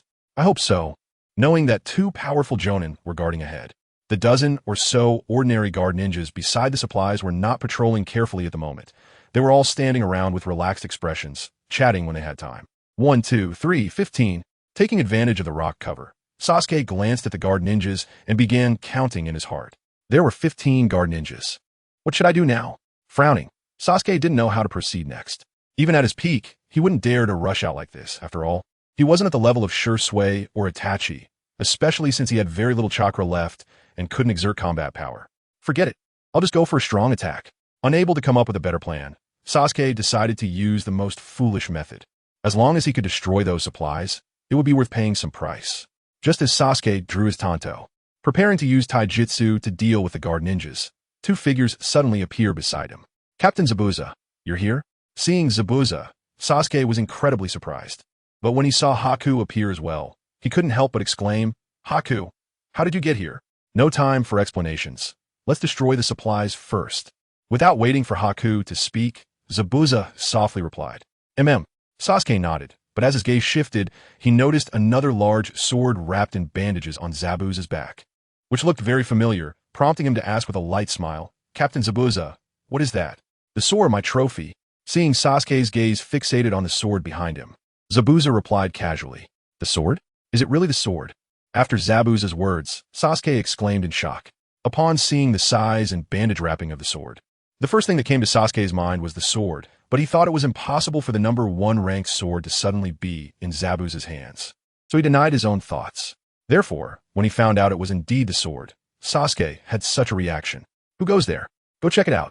Sasuke's shocked shout exposed their location, and the guarding ninjas immediately rushed towards them upon hearing the sound. "Sorry, I got too excited." Seeing Zabuza and Haku looking at him with puzzled expressions, Sasuke could only smile awkwardly. Let's get to it. There are no godlike opponents, only pig-like teammates. This saying applies well to Sasuke. He shook his head helplessly. Then Zabuza drew his executioner's blade, choosing to face the guarding ninjas head-on. Sasuke and Haku nodded, and without further hiding, they revealed themselves and engaged in battle with the guarding ninjas. Although the guarding ninjas had the advantage in numbers, their strength was average. Even without using jutsu, Zabuza and the others quickly overwhelmed them in the skirmish. Zabuza, leave one or two alive, concerned that Zabuza might kill all the guarding ninjas. Sasuke reminded him during the fight. Understood. Knowing that leaving survivors was to send information about the destroyed supplies to the Mist Village's ninja army, Zabuza nodded. The battle quickly ended, and when the last guarding ninja fell, Sasuke, Zabuza, and Haku, exhausted, approached the supplies. Let's end this war quickly. Staring at the supplies for a long time, Zabuza took a deep breath and sighed. Fire style, fireball jutsu. Although he didn't have much chakra left, he had enough to perform a fireball jutsu. Without hesitation, Sasuke joined his hands to form the hand seals. Boom! With a loud explosion, the supplies on the ground were finally reduced to ashes by the flames. Chapter 137, Blood Battle to the End. Thunder rumbled. Dark clouds loomed over the entrance of the Hidden Sky Village, and low thunder echoed from within, eventually resonating across a 100-mile radius. Accompanying the thunder, the ninja army from the Mist Village, led by several captains, quickly approached the village entrance. At this moment, many ninjas from the Hidden Sky Village looked solemnly into the distance, knowing that the Mist Village's ninja army was about to arrive. Everyone took a long breath. Then their gazes slowly shifted to the forefront, where a tall figure stood proudly. Is it finally here? Uchiha Fugaku's eyes fixed on the figures appearing in the distance, his cheeks reflecting a coldness symbolizing decisiveness in battle. Patriarch, if we can't hold them off, you should take some clansmen and leave. I'll hold the rear, Uchiha Hakudai said softly beside Uchiha Fugaku. To live like that is worse than dying in battle. Uchiha Fugaku shook his head and replied solemnly. Just as Uchiha Fugaku's words fell, the Captain Kisame, along with Gyu and Ao, appeared one after another. Then, a voice filled with mockery sounded through the heavens. Ninjas of the Hidden Sky Village, war is brutal. If you don't want to die, get the hell away. Hearing those unpleasant words, Uchiha Fugaku's hands slowly clenched, his cold voice echoing in everyone's ears at the village entrance. Everyone, we have no way to retreat, because behind us is our village. If you still have blood in your hearts, pick up your weapons and fight to the end. Roar. Fight to the end. The cold voice instantly reddened the eyes of all the ninjas from the Hidden Sky Village. A tremor of excitement spread from deep within their hearts, ultimately transforming into a deep roar that suddenly echoed in the sky. Fight to the end. As the low growls of the Hidden Sky Village ninjas reverberated in the air, an exceptionally fierce atmosphere suddenly spread. At this moment, there was no sign of fear on the faces of the Hidden Sky Village ninjas as they prepared to face the Mist Village's ninja army. Instead, there was a strong madness, a kind of unshakable hatred surging within them. Gyu looked at the imposing ninjas from the Hidden Sky Village from a distance, a smirk of mockery appearing on his lips. Then he coldly waved his hand. Attack. Boom. As soon as his voice fell from behind him, the dark mass of Mist Village ninjas erupted with the sound of drawing short blades, their unfriendly gazes locking onto the front. Behind Gyu, the elite ninjas surged forward, followed closely by the ordinary ninjas like a tide. Kill. Uchiha Hakudai looked at the Mist Village ninjas pouring in like a tide. A low roar echoed from his throat. And in the next moment, he was the first to leap forward. Boom! As the ninjas from both sides charged forward with reddened eyes, the tense atmosphere of the battlefield was instantly shattered, and the air was filled with a thick intent to kill and the sounds of battle. Under several gazes filled with seriousness and shock, the two torrents collided with a bang. Bang! At the moment of impact, a wave of murderous intent spread, and then a surge of powerful chakra erupted, unleashing various sharp ninjutsu that were unleashed at that moment, striking fiercely at the enemy ahead. At this time, there was no room for mercy. The moment they attacked, it was a brutal clash. Kisame looked coldly at the colliding torrents, then turned his gaze to Uchiha Fugaku and said, I very much look forward to fighting that Heavenly Shadow. Leave him to me. Can you handle the Heavenly Shadow by yourself? Is that okay? He's the head of the Uchiha clan, Gyu said with a playful smile to Kisame. Just watch the show, Kisame exclaimed lightly. Then his figure darted out like a stream of light towards Uchiha Fugaku. Swish! In the middle of the battlefield, Uchiha Fugaku coldly swung his short blade, directly slashing down several Mist Village ninjas that charged forward. The number of ninjas from the Hidden Sky Village was far lower than that of the Mist Village ninjas, and, as the village leader, he had no choice but to join the battle. No need to go. Your opponent is me. after dealing with the surrounding enemies. Just as Uchiha Fugaku was about to assist other Hidden Sky Village ninjas, Kisame's figure suddenly appeared, blocking his path. "You're the captain of the Mist Village's ninja army?" Uchiha Fugaku's cold gaze pierced through Kisame. "Hee, that's right." Kisame smiled and nodded. Just in time. Killing you will strike a blow to your ninja's morale." With a cold snort, Uchiha Fugaku didn't waste any more words. His figure moved like a ghost, appearing next to Kisame, the sharp short blade carving strange arcs, sweeping towards Kisame's vital points like a storm. Facing Uchiha Fugaku's onslaught, although Kisame maintained a calm expression, he was also on high alert. As the head of the Uchiha clan, Uchiha Fugaku had no doubt experienced countless battles. His combat experience was strong, so Kisame didn't dare to underestimate him. He quickly drew his weapon from his back and spun it like a windmill, deflecting Uchiha Fugaku's fierce blade strikes. As Uchiha Fugaku and Kisame engaged in battle, the entrance of the Hidden Sky Village was already filled with extreme chaos. All the slightly capable ninjas from the Hidden Sky Village were mobilized, and both sides clashed fiercely, resulting in an intense and brutal battle that erupted instantly. In the fierce exchanges, strong warriors often fell victim to their opponents, who seized the opportunity to deliver fatal blows. Even some elite ninjas struggled to protect themselves. A single misfortune could lead to being surrounded by a dozen enemies, resulting in severe injuries or even death being a common occurrence. "We are almost at the Hidden Sky Village. Hurry up." In the woods about 5 to 6 kilometers away from the Hidden Sky Village, 9 figures dashed forward like shooting stars, the low rumble of their high-speed movement causing panic among many wild beasts. Shizuku's expression was tense as he looked towards the direction of the Hidden Sky Village, where the skies seemed to be filled with a bloody scent. "Lord Tianning, you must hold on."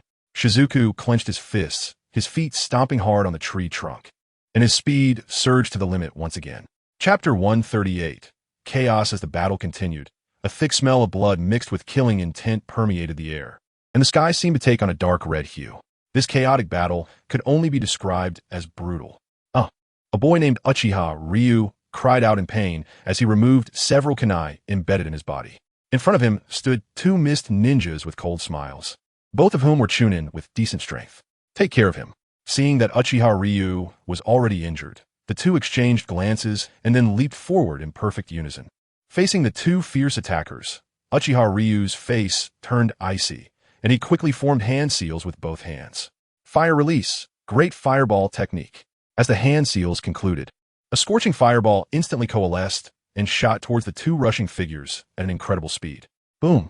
The fireball exploded upon hitting the 2, the violent force sending them flying, rendering them unconscious as they crashed to the ground.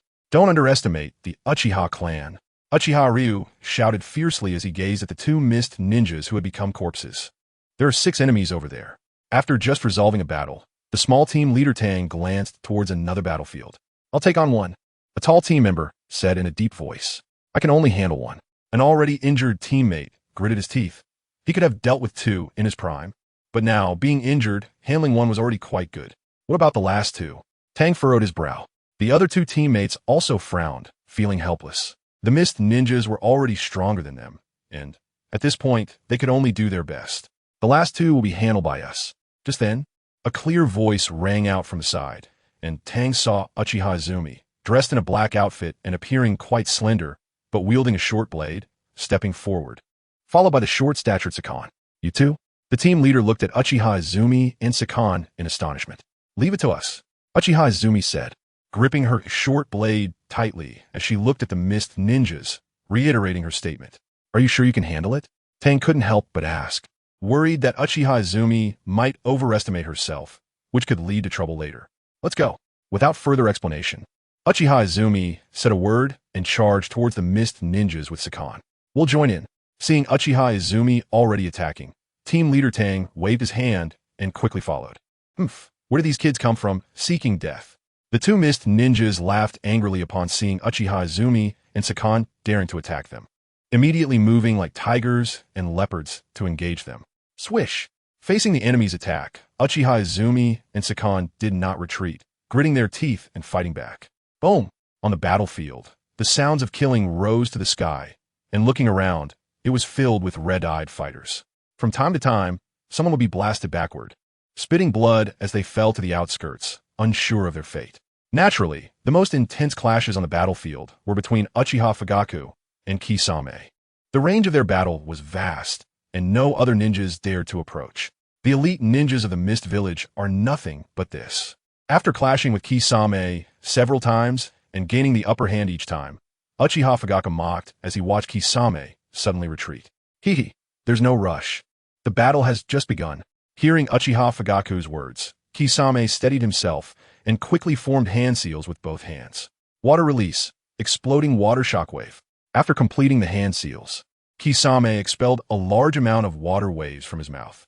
These waves surged rapidly, forming a water lake in the area where he fought with Uchiha Fugaku. To create such a large water lake, this person's chakra is quite immense. Glancing around and realizing he was already in the center of the water lake, Uchiha Fugaku couldn't help but exclaim, "In a water domain, no one can be my opponent." On the surface of the water lake, Kisame smiled lightly at Uchiha Fugaku, whose expression had slightly changed. "If you think you can defeat me by relying on the water domain, you're mistaken."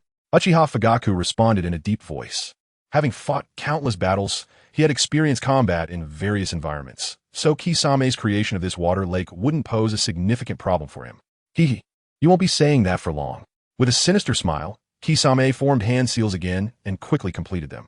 Water release, water shark bomb technique. In an instant, as he completed the hand seals, Kisame shouted, and a shark made of chakra shot out, charging towards Uchiha Fugaku. Zulfast.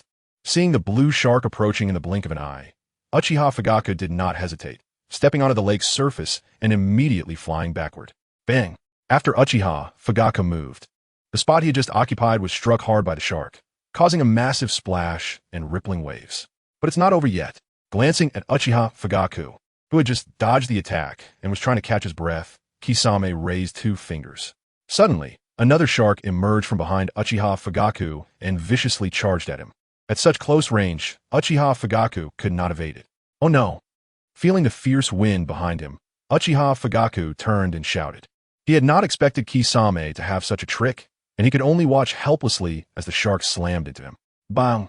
The surface of the water lake erupted with a loud noise, and under the attack of the shark, Uchiha Fugaku's body was pressed deep into the water lake. This battle is almost over. Water release, 5 sharks. Sensing the position of Uchiha Fugaku, Kisame's expression twisted as he struck the water surface with one hand, instantly creating 5 sharks made of chakra. Underwater, facing the attack of the 5 sharks, Uchiha Fugaku remained calm and quickly dealt with them using his own means. However, what frustrated Uchiha Fugaku was that once the sharks were dealt with, they would reappear as if they couldn't be killed. In fact, this ninjutsu was Kisame's unique skill. As long as his palm did not leave the water's surface, the 5 shark-shaped water bullets underwater could regenerate repeatedly to attack the enemy until they were bitten to death. It seemed he could only use Susanoo. Tired of the dull battle with the sharks, as the 5 sharks continued to charge, Uchiha Fugaku's eyes changed, and the powerful Manjiki Sharingan activated. Chapter 139. Arriving, it seems Kisame is going to win. Just as Kisame launched the 5 shark attack ninjutsu against Uchiha Fugaku, AO, who was watching from a distance, said with a smile, "What a joke. He's really trash. His strength might not even be as good as our village's CH Nin. I didn't expect Uchiha Fugaku to be suppressed by Kisame so quickly underwater," Rid mocked. Boom! However, just as Rid's voice fell, the surface of the lake suddenly erupted as if countless bombs had been thrown in, shooting up numerous water columns that soared into the sky. The water columns burst open, as if a torrential downpour had begun beneath the lake. The rain lashed against the surface of the lake, creating a crisp sound. Then, under the gaze of AO and Rid, a massive red energy skeleton slowly rose, its overwhelming aura radiating from its surface like a sword piercing the endless sky above. Wah! What is that?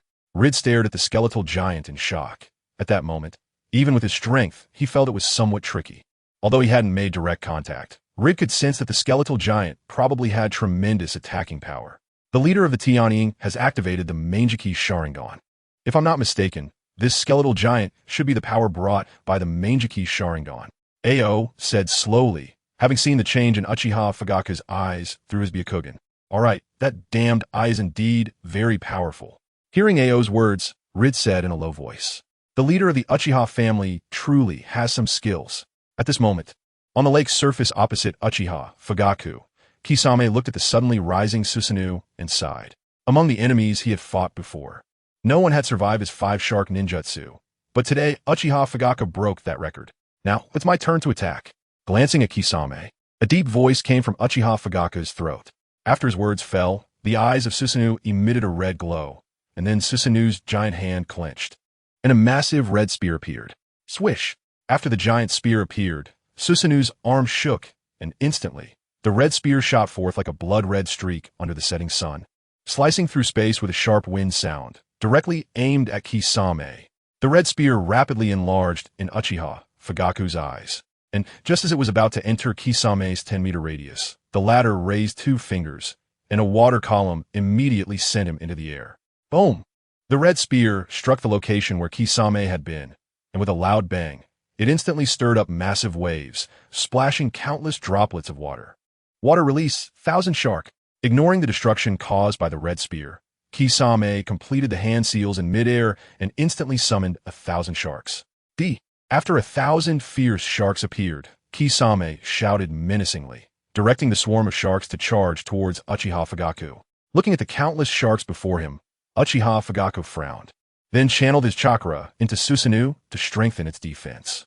Uchiha Fugaku did not evade. The next moment, the sharks crashed into Susanoo. Boom, boom, boom. The sounds of impact echoed continuously. On the vast surface of the lake, countless water columns shot up into the sky, creating a spectacular scene.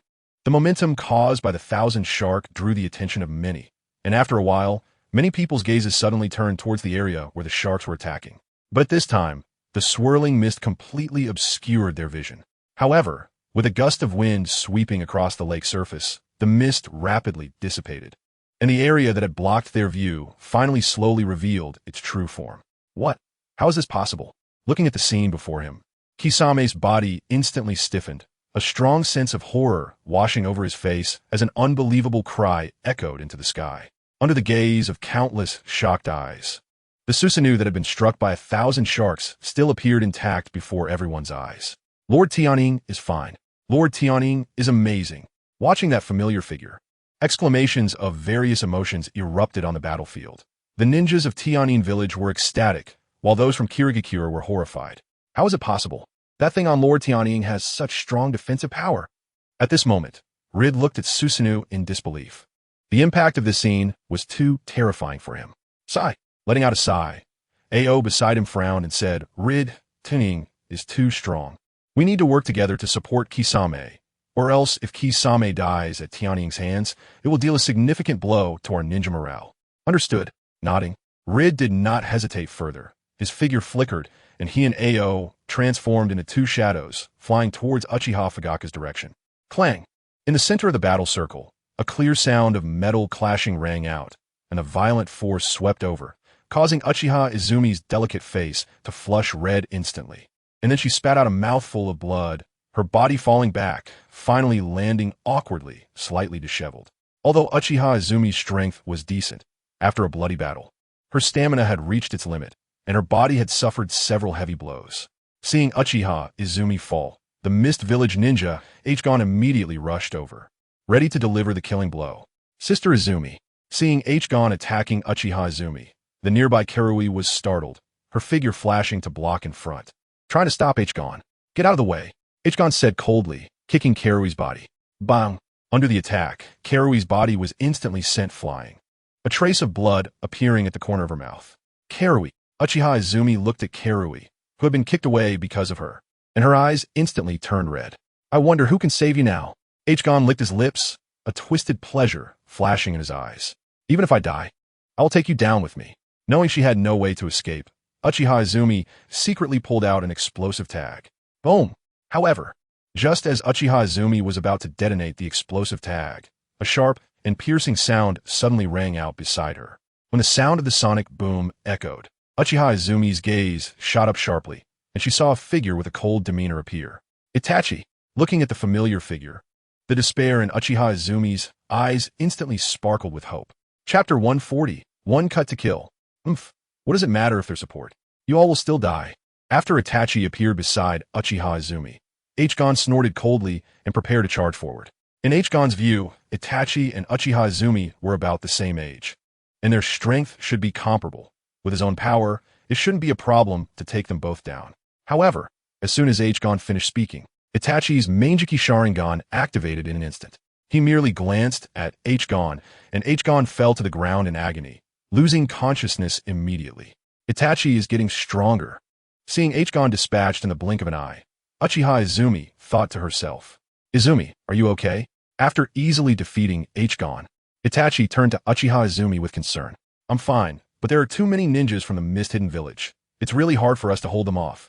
Shaking her head, Uchiha Izumi looked at the surrounding battlefield, where the ninjas from the Sky-Hidden Village were still fighting desperately, and then spoke softly. Without Uchiha Izumi saying anything, Itachi also knew how much pressure the ninjas from the Sky-Hidden Village were under to hold back the forces of the Mist-Hidden Village. "You rest for a bit. Leave the rest to me." Nodding, Itachi replied softly. Uchiha Izumi looked at the bloodshot in Itachi's eyes, realizing that he must have been rushing here in a frenzy. "You've worked hard. Be careful." Although she knew Itachi was very tired, in the face of life and death for the Sky-Hidden Village, they could only rely on Itachi to act. Finally, Uchiha Izumi looked at him with concern and said gently, Itachi responded and did not hesitate any longer. He drew his tanto and charged into the other battle circles, beginning a frenzy of killing. He, finally unable to resist, wanted to team up against me on the surface of the water. When Uchiha Fugaku reappeared in everyone's sight, he raised his head to look at two figures flying in from not far away, then sneered. After Uchiha Fugaku's laughter faded, Ao and Gyuza quickly appeared beside him. "Hey, what do you mean? I already said I would handle him alone." Seeing Ao and Gyuza come over, Kisame shouted in dissatisfaction. "Kisame, the thing he is covering him is too strong. You can't handle alone." Gyuza replied upon hearing Kisame shout. "Who said that? Give me some time, and I will definitely take him down." In response, Kisame shouted with a grim expression. "Kisame, don't act on impulse at this time. If this attack on the Sky-Hidden Village fails, Lord Mizukage will definitely blame us." After glancing at Kisame with some impatience, Ao's low voice also rang out. TCH. Although he was very unhappy with Ao's interference in his fight with Uchiha Fugaku, Ao's words had an effect, and in the end, Kisame could only grit his teeth and stop talking. "Let us move." Removing his eye patch to activate his Byakugan, Ao shouted and began to mobilize his chakra to prepare for battle. "I want to see what qualifications you have to be called the Sky Shadow." Upon hearing Ao's shout, Gyuza stepped on the water surface and charged toward Uchiha Fugaku. Boom! However, just as Gyuza was about to strike, an extremely piercing sonic boom suddenly resonated through the air above the lake, and a blue figure swiftly appeared. "Gyuza, be careful." Ao's expression changed upon witnessing this sudden scene, and he shouted in a deep voice, "Whoosh!" However, as his voice fell, the terrifyingly fast blue figure came crashing down like a meteor from afar. And before Gyuza could react, a powerful fist struck him hard in the chest. Bang! The sound of the fist colliding echoed in the ears of every observer. And then they saw Gyuza's figure slide across the water surface and was only stabilized with great difficulty by Ao. "It's Shursui. He is back." At a battle circle near the lake, Uchiha Hakadai looked at the blue figure with surprise in his eyes, excitedly saying. The blue figure that charged into the battlefield seemed to have a magical power, causing the originally chaotic battlefield to calm down significantly. With both sides' ninjas locking their gazes on that figure, under the gaze of countless eyes, the blue light around that figure gradually retracted, finally transforming into a young figure, the famously known Shursui of the shinobi world. However, at this moment, his face was filled with a chilling malice, and when he glanced at Kisame, even the latter felt a hint of coldness in his heart due to Shursui's special Manjiki Sharingan. "Kisame, Gyuza, retreat for now. We are not Shursui's opponents." At this moment, upon seeing Shursui appear, Ao advised, "Retreat now?" Gyuza was taken aback, unable to believe what Ao said. Right now, the ninjas from the Sky-Hidden Village and the Mist-Hidden Village are engaged in intense combat. If the ninjas from the Mist-Hidden Village retreat, they will definitely be pursued by the ninjas from the Sky-Hidden Village. Shursui is really strong. Let's retreat for now and discuss our strategy before attacking again. Knowing that retreating wasn't ideal at this moment, but feeling somewhat helpless, Ao said, If you're afraid of death, don't come to the battlefield. I will never retreat." Gyuza, already displeased at being punched by Shursui in front of so many ninjas from the Mist-Hidden Village, was even less willing to back down now. So he snorted coldly and charged at SasSasuke. Water release, great water blade. Soaring into the air, Gyuza quickly formed hand seals to complete the jutsu, and a massive water blade was conjured, then brutally struck down toward SasSasuke's head. SasSasuke, be careful. He is the captain of the Mist Hidden Village's ninja army, and should have some strength. Seeing the water blade coming down, SasSasuke did not prepare to defend. And Uchiha Fugaku quickly shouted a warning.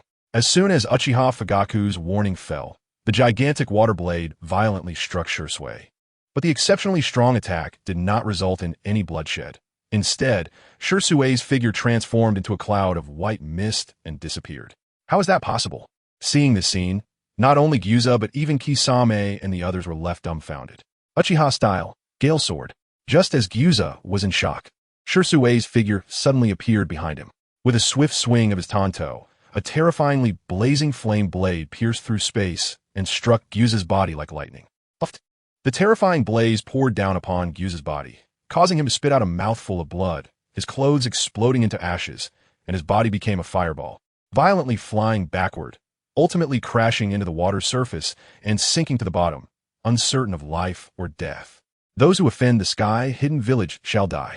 After dispatching the arrogant Gyuza with one strike, SasSasuke raised his head, his gaze sweeping over the fiercely battling circles, his shocking voice resonating like thunder in the sky.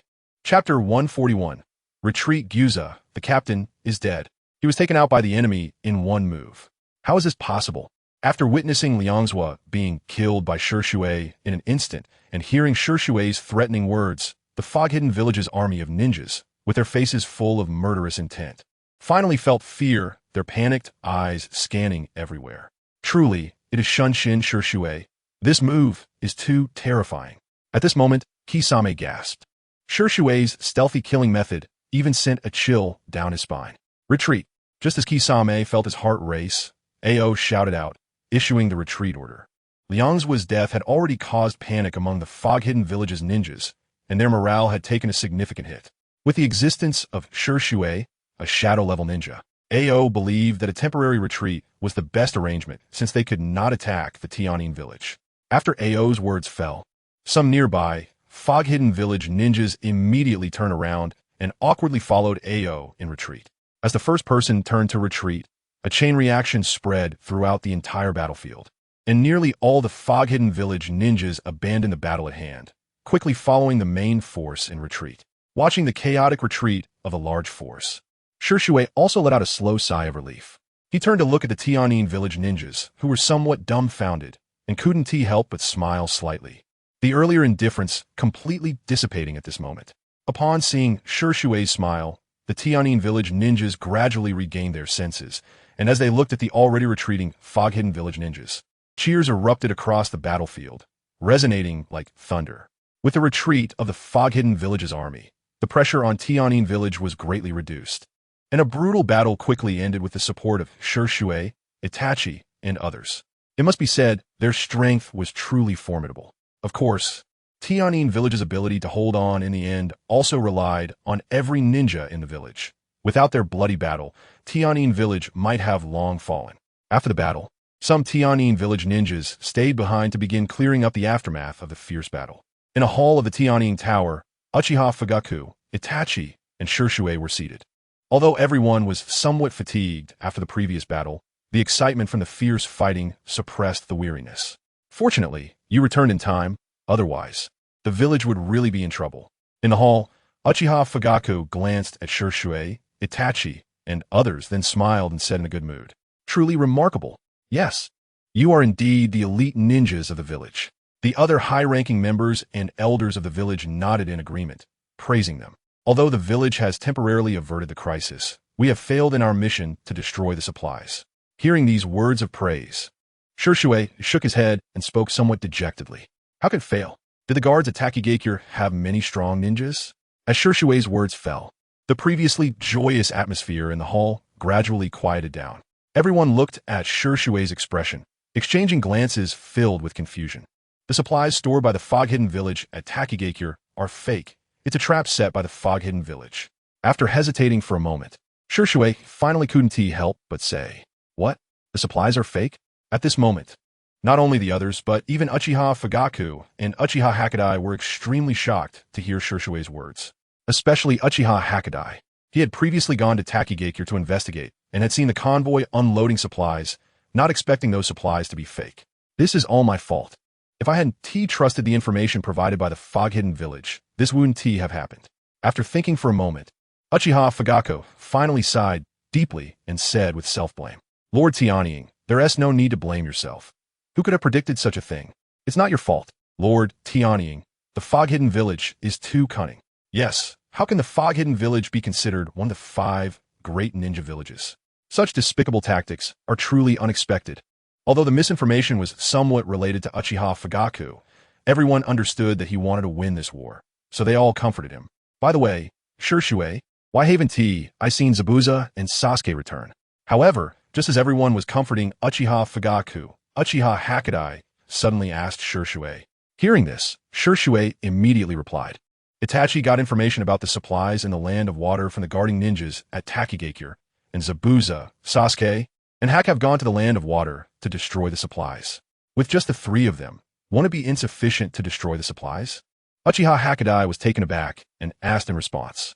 Without a doubt, Uchiha Hakadai knew that the land of water must be heavily guarded by elite ninjas from the fog-hidden village. If Shirshue, Itachi, and the others went too, they might have a chance.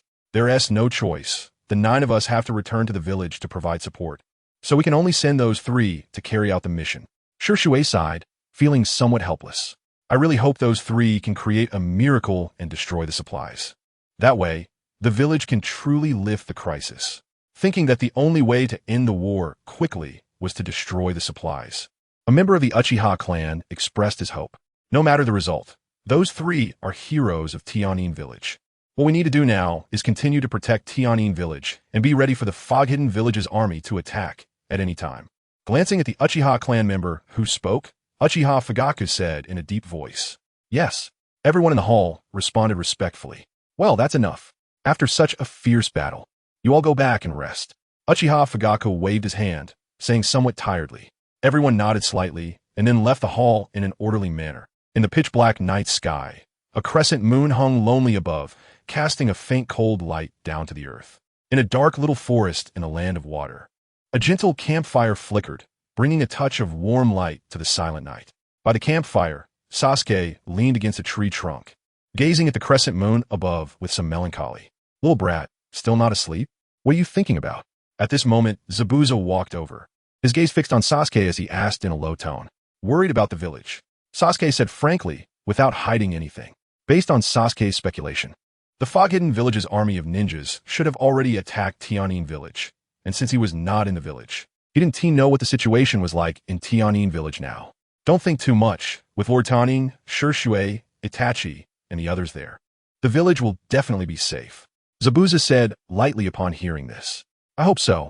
Sasuke smiled slightly, praying in his heart that the village was indeed, as Zabuza said, safe and sound. Chapter 142.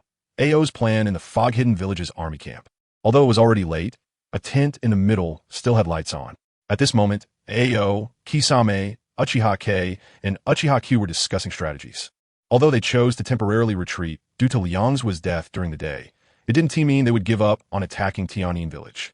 To destroy Tianin Village, we first need to deal with those top ninjas in Tianin Village.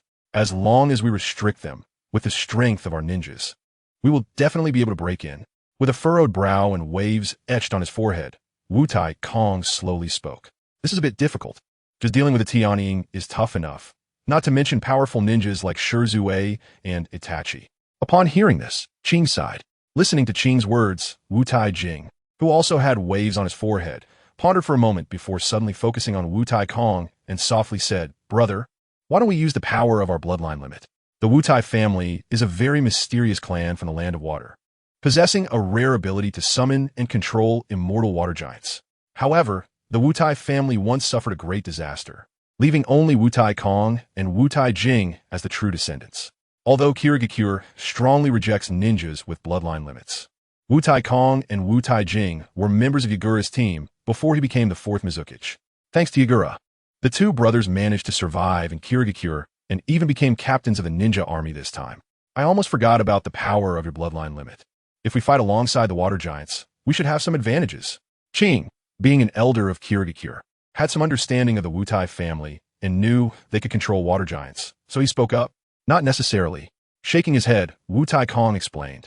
Although the water giants are very destructive, once we summon them, our bodies cannot move. In other words, only one of you can fight while the water giant is summoned? After Wutai Kong finished speaking, Kisame immediately asked.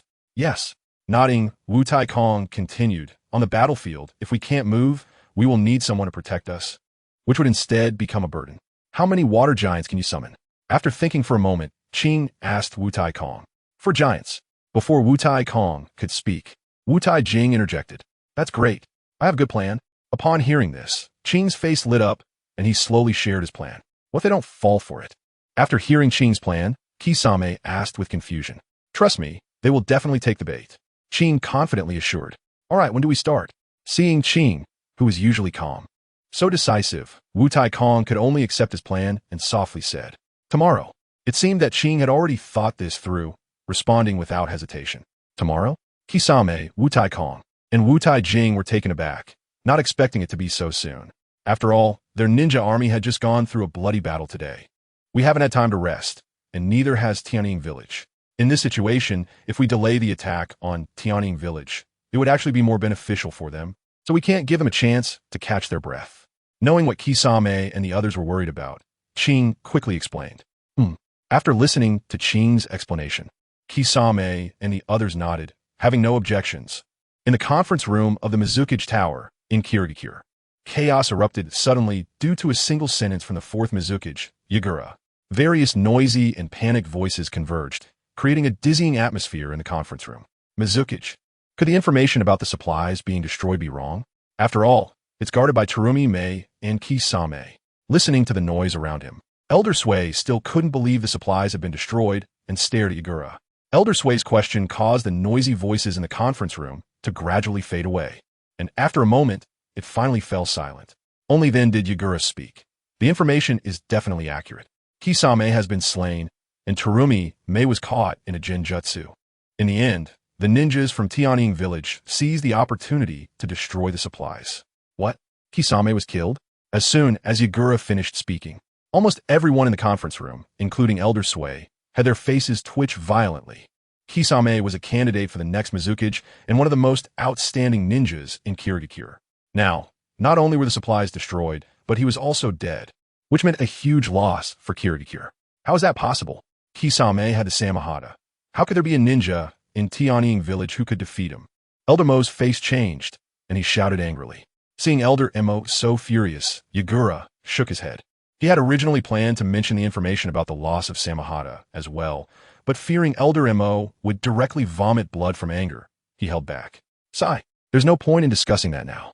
The supplies have been destroyed, and we need to send information to Qing and the others. Regardless of how the battle is going on their side, we need to let them retreat quickly. Sighing, Elder Sui spoke again.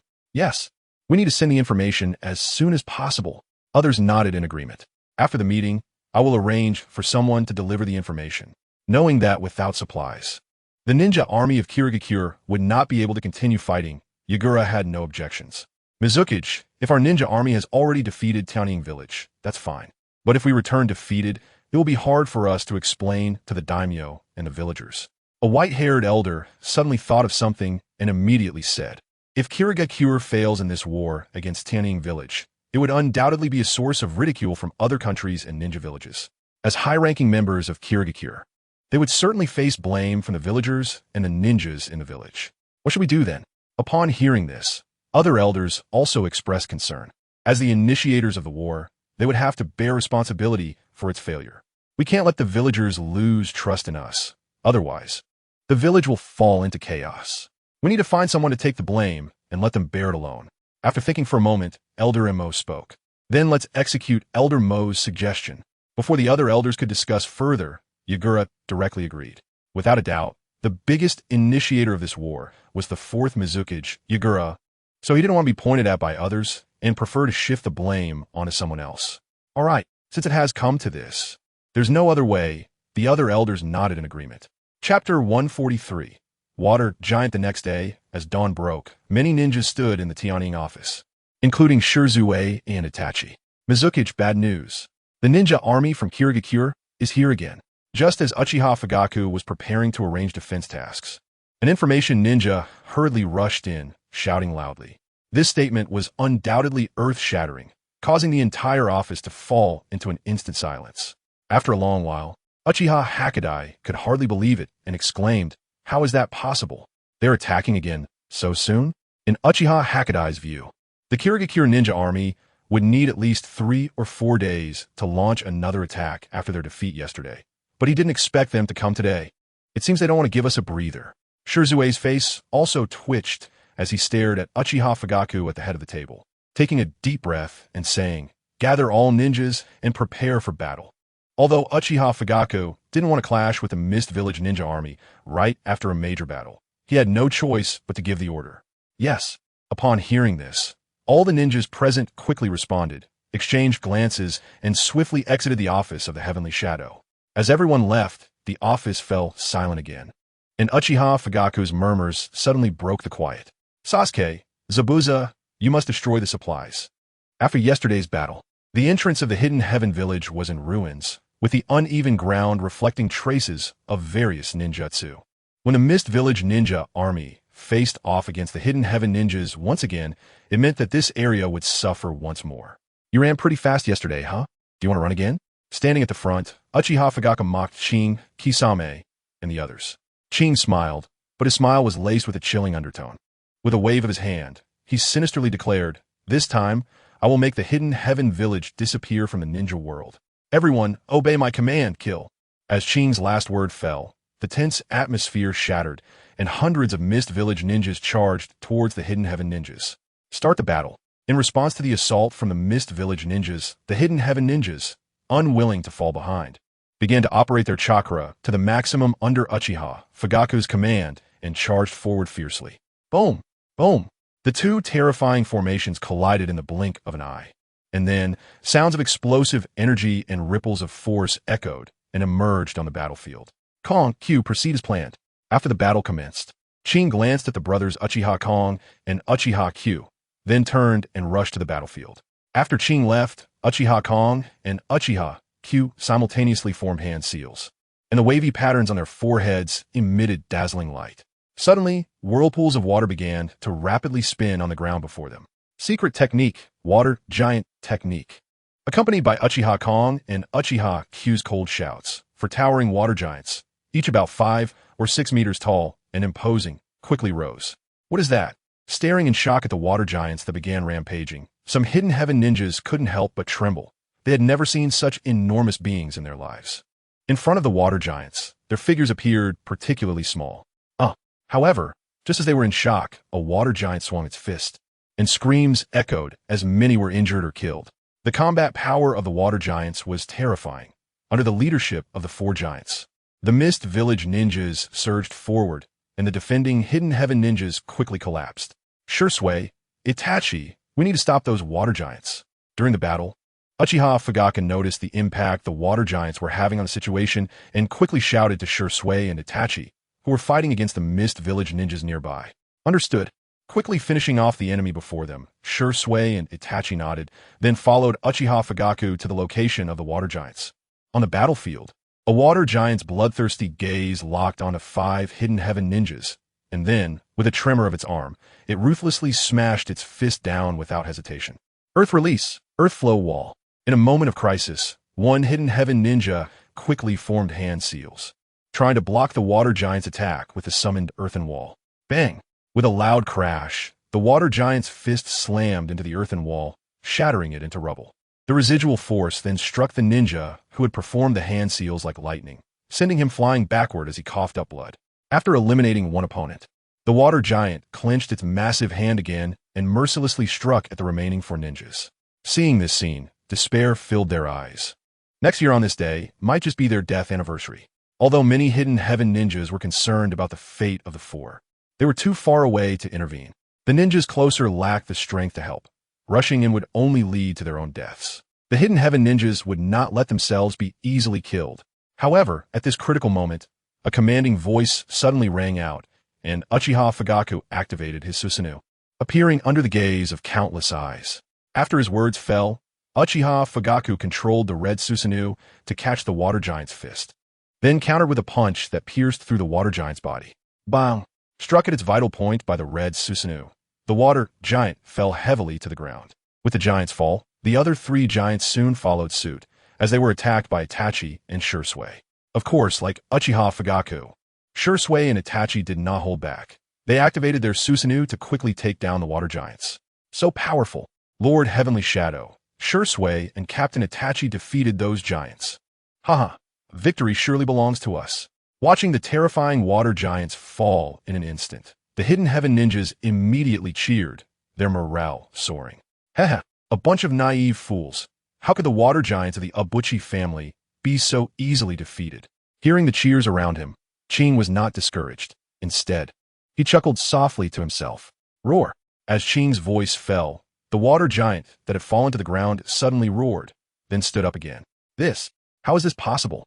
Seeing the water giant they had knocked down rise again as if resurrected, Uchiha Fugaku and Shisui's body stiffened, a thick shock washing over their faces. And incredulous exclamations rang out. Chapter 144. Trap in a Trap. Why did the giant come back to life? Staring at the resurrected water giant, gasps of astonishment filled the battlefield, and the Hidden Heaven ninjas were in shock. How is this possible? The water giant was clearly struck at its vital point. At this moment, even Itachi found it hard to believe as he looked at the water giant he had just knocked down, murmuring to himself, Boom! However, just as Itachi was puzzled, the water giant swung its fist again, launching an attack at Itachi. The Susanoo had incredible defensive capabilities. Itachi ignored the fist striking against his Susanoo and instead controlled it to swing the large sword in its hand, aiming to slash at the water giant.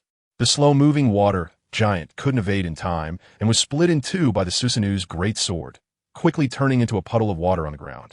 However, in Itachi's view, that puddle of water began to swirl like a fountain in the blink of an eye, and soon, the water coalesced into the same water giant as before. It really can't be killed. After the Susanoo cut the water giant in half, Itachi had been worried that the water giant would reassemble, and now that concern had become a reality. What on earth is going on? Why can't it be killed? If this continues, we'll be in trouble.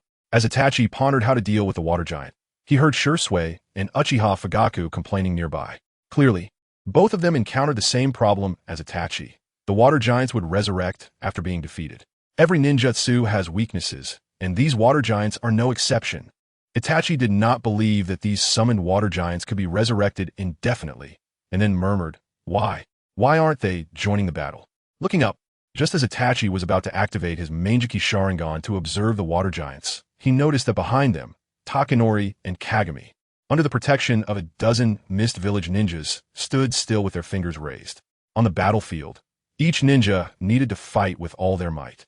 And as the team leader, he had to lead his team in a battle. The strange behavior of Takanori and Kagami naturally caught Itachi's attention. Could the water giants be under their control? Itachi's gaze flickered, and after a moment, he seemed to have thought of something, then quietly said, Father, Shisui, to defeat the water giants, we must first eliminate the users of this technique. Suspecting that Takanori and Kagami were the ones performing the technique, Itachi called out to Fugaku and Shisui, and then retracted his Susanoo, swiftly flying towards Takanori and Kagami's position. Got it. Hearing Itachi's hint, Fugaku and Shisui nodded in realization. Then they also retracted their Susanoo and rushed forward after Itachi. Stop them. Seeing that Itachi and the others had reached Takanori and Kagami's location, Aoi quickly commanded, Yes. In response, the guard ninjas beside Takanori and Kagami wasted no time and engaged in a fierce battle with Itachi, Shisui, and Fugaku. Water release. Water surge wave. Facing Shisui, several Mist Village ninjas quickly formed hand seals, then unleashed a large amount of water waves in an attempt to block Shisui's advance. However, just as they completed their ninjutsu, Shisui had already appeared behind them, the blade of his short sword glinting, followed by a deep sound as it cut through flesh, and blood sprayed forth, filling the air with a metallic scent. After Shisui dealt with those Mist Village ninjas, several others charged at Itachi. Fire release. Phoenix fire technique. Itachi showed no change in expression as he faced the incoming attacks from all directions. With a hand movement, dozens of flames erupted from his mouth, crashing into the unsuspecting Mist Village ninjas. A Accompanied by several screams, the Mist Village ninjas hit by the flames quickly collapsed to the ground, unconscious. Although the guard ninjas were numerous, they were simply not on the same level as Fugaku, Itachi, and Shursui. After only 2 or 3 minutes, they were all eliminated. As long as we kill them, the water giants should disappear. After taking down the last guard ninja, Fugaku let out a sigh of relief as he focused on Takanori and Kagami, who stood before him with their fingers raised and eyes closed.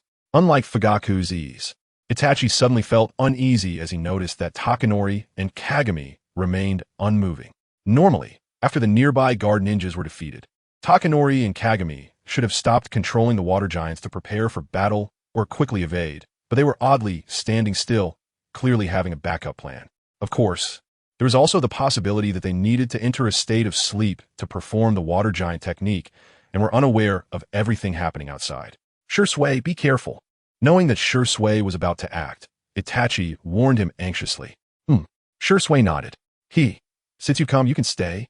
Just as Shursui prepared to take action against Takanori and Kagami, Takanori suddenly opened his eyes and said with a sinister smile, "Boom!" After he spoke, Takanori and Kagami's bodies rapidly expanded, and when they reached their limit, they exploded into a massive arc of water, which then fell down. Not good. Quickly break out. The scene unfolded in the blink of an eye, and by the time Itachi, Shursui, and Fugaku reacted, it was too late. The arc of water had already surrounded them. Once the arc of water successfully trapped Itachi and the others, Takanori and Kagami's figures quickly appeared outside the water curtain. Then they placed their hands on the wall of the water curtain, using chakra to maintain this massive water prison. Don't struggle. Trapped by our ninjutsu, water heaven prison. You will never escape. Feeling the movements inside the water curtain, Kagami laughed triumphantly. Initially, Itachi, Shursui, and Fugaku wanted to break free, but a strong water pressure surged in, interrupting their attempts.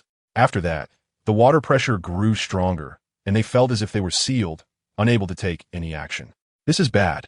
The Hidden Heaven Village is truly going to be destroyed. Realizing that the Mist Village ninja army would launch a terrifying offensive now that he, Shursui, and Itachi were trapped, and that the Hidden Heaven Village would certainly not be able to withstand it without them, Fugaku felt an overwhelming sense of despair. Damn it! Like Fugaku, both Shursui and Itachi felt a sinking sensation in their hearts, regretting their impulsive actions. But regret was of no use. It couldn't change anything. Chapter 145. Dakalai. The chaotic battlefield became eerily quiet at this moment, with numerous shocked gazes sweeping back and forth across the massive water curtain. The face of the 8th Uchiha became exceptionally grim in an instant. He never expected that the strength of the clan leader, Shursui, and Itachi would lead to their capture. Lord LearnsShadow, the enemy has trapped us. What should we do? Looking at Fugaku trapped in the water curtain, after a moment of rationality returning, all the Hidden Heaven Village ninjas began to accept this difficult reality. With their leader captured, they felt panicked and did not know what to do. In contrast to the panic of the Hidden Heaven Village ninjas, the Mist Village ninjas erupted in thunderous cheers, fully aware that winning this battle was no longer in doubt. Good. Seeing Fugaku, Shursui, and Itachi trapped in the water curtain by Takanori and Kagami, Aoi was stunned for a moment before suddenly bursting into laughter. The ecstasy on his face was indescribable. This plan was meticulously designed by Aoi, aimed at trapping Fugaku or Shursui. He never expected to trap the 3 strongest ninjas of the Hidden Heaven Village at once. This outcome would undoubtedly drive the planner into a frenzy of joy. Everyone, with the 10 Shadow captured, they have no strength left to resist us. Charge into the Hidden Heaven Village with me. After his laughter, Aoi shouted, leading the Mist Village ninjas in a fierce assault. Kill! Hearing Aoi shout, the Mist Village ninjas charged toward the Hidden Heaven Village ninjas, who were already in disarray. 8th, you command the brothers to hold the line. I'll go rescue Lord LearnsShadow. At the critical moment of life and death for the Hidden Heaven Village, Dakalai, an elite ninja of the Hidden Heaven Village, calmed down and shouted as he charged toward Takanori's position. Hearing the shout from Dakai, Uchiha Hakadai was taken aback for a moment, and then his eyes immediately turned red. He knew that once Dakai went, he might never come back. Ninja of Tianin Village, we fight to the last moment and cannot let the enemy enter the village. Quickly suppressing his emotions, Uchiha Hakadai shouted sternly, stop them. Upon hearing this, Uchiha clan members beside him took the lead and blocked all the rushing ninjas from Kirikiri. We will fight to the death. hearing Uchiha Hakadai's urgent and stern shout. The other ninjas from Tianin village also came to their senses, exchanging glances as if they were reminded of the consequences of the Kirigakure ninjas entering the village. They gritted their teeth and fought desperately against the rushing ninjas from Kirigakure. The chaotic battle resumed, and the smell of blood filled the air. Both sides were fighting fiercely, and the sounds of blades piercing flesh were particularly jarring. Accompanied by several screams, Dakai eliminated a few Kirigakure ninjas blocking his path. And then he did not stop, continuing to approach the position of Wu Tai Kong. Quite capable to have made it this far. However, just as Dakai was only a dozen meters away from Wu Tai Kong, the tall figure of Kisame appeared in front of him, blocking his way. No more nonsense. Anyone who obstructs me from rescuing Lord Tianin will die.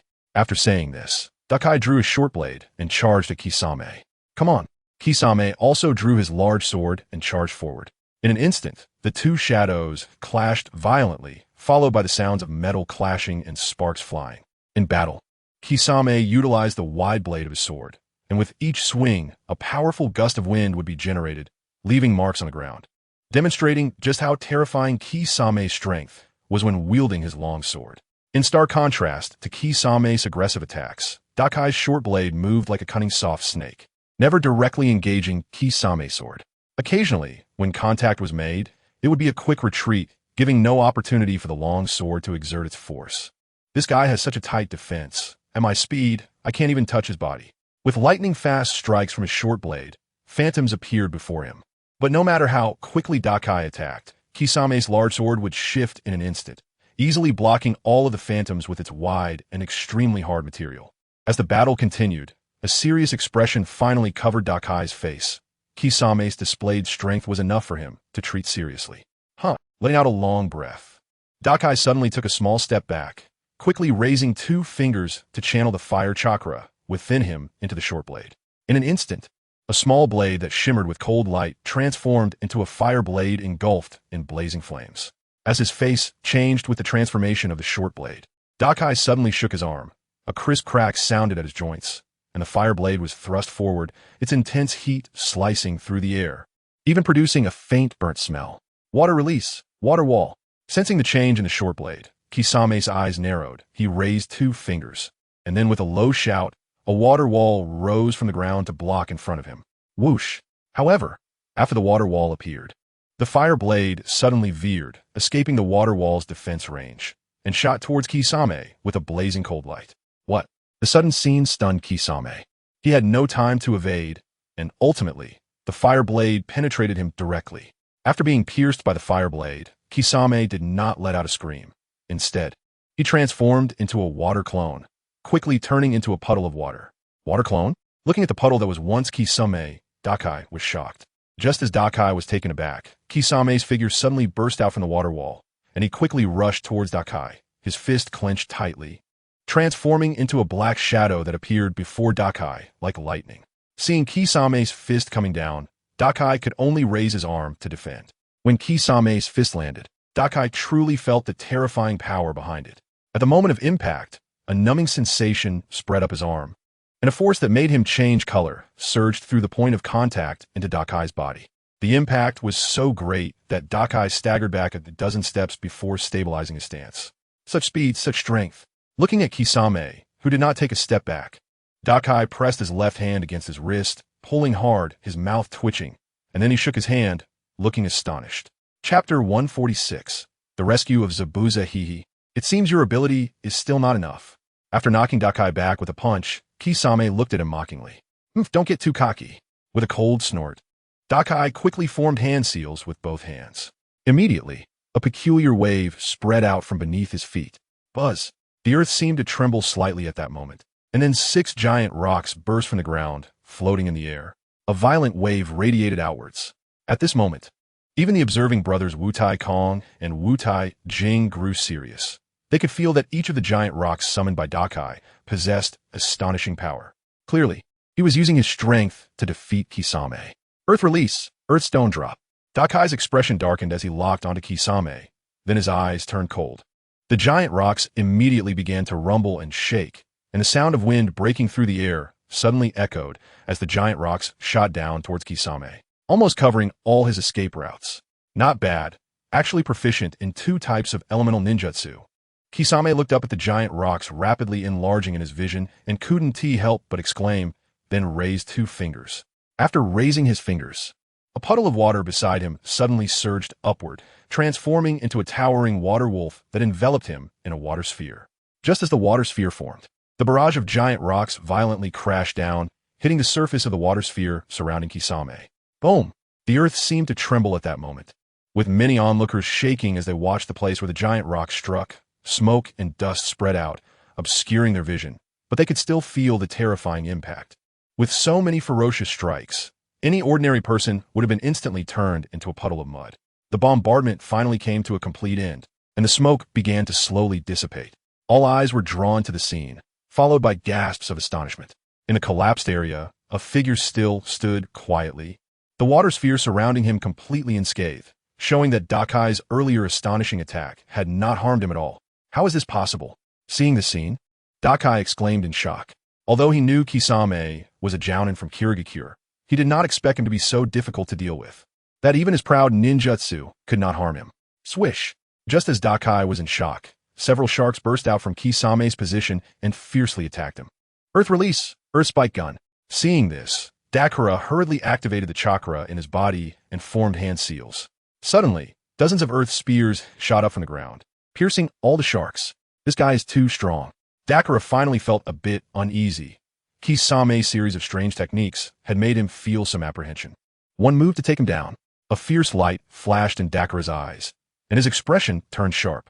As he changed his hand seals, a cold shout echoed. Lightning release. Lightning leopard kill.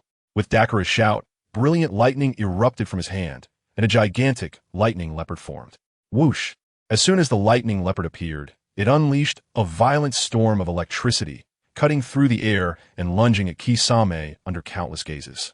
The lightning leopard roared as it approached, the fierce wind seeming to force the surrounding air to retreat, casting a massive shadow over Kisame. Looking up at the rapidly enlarging lightning leopard in his vision, Kisame's face turned extremely grim.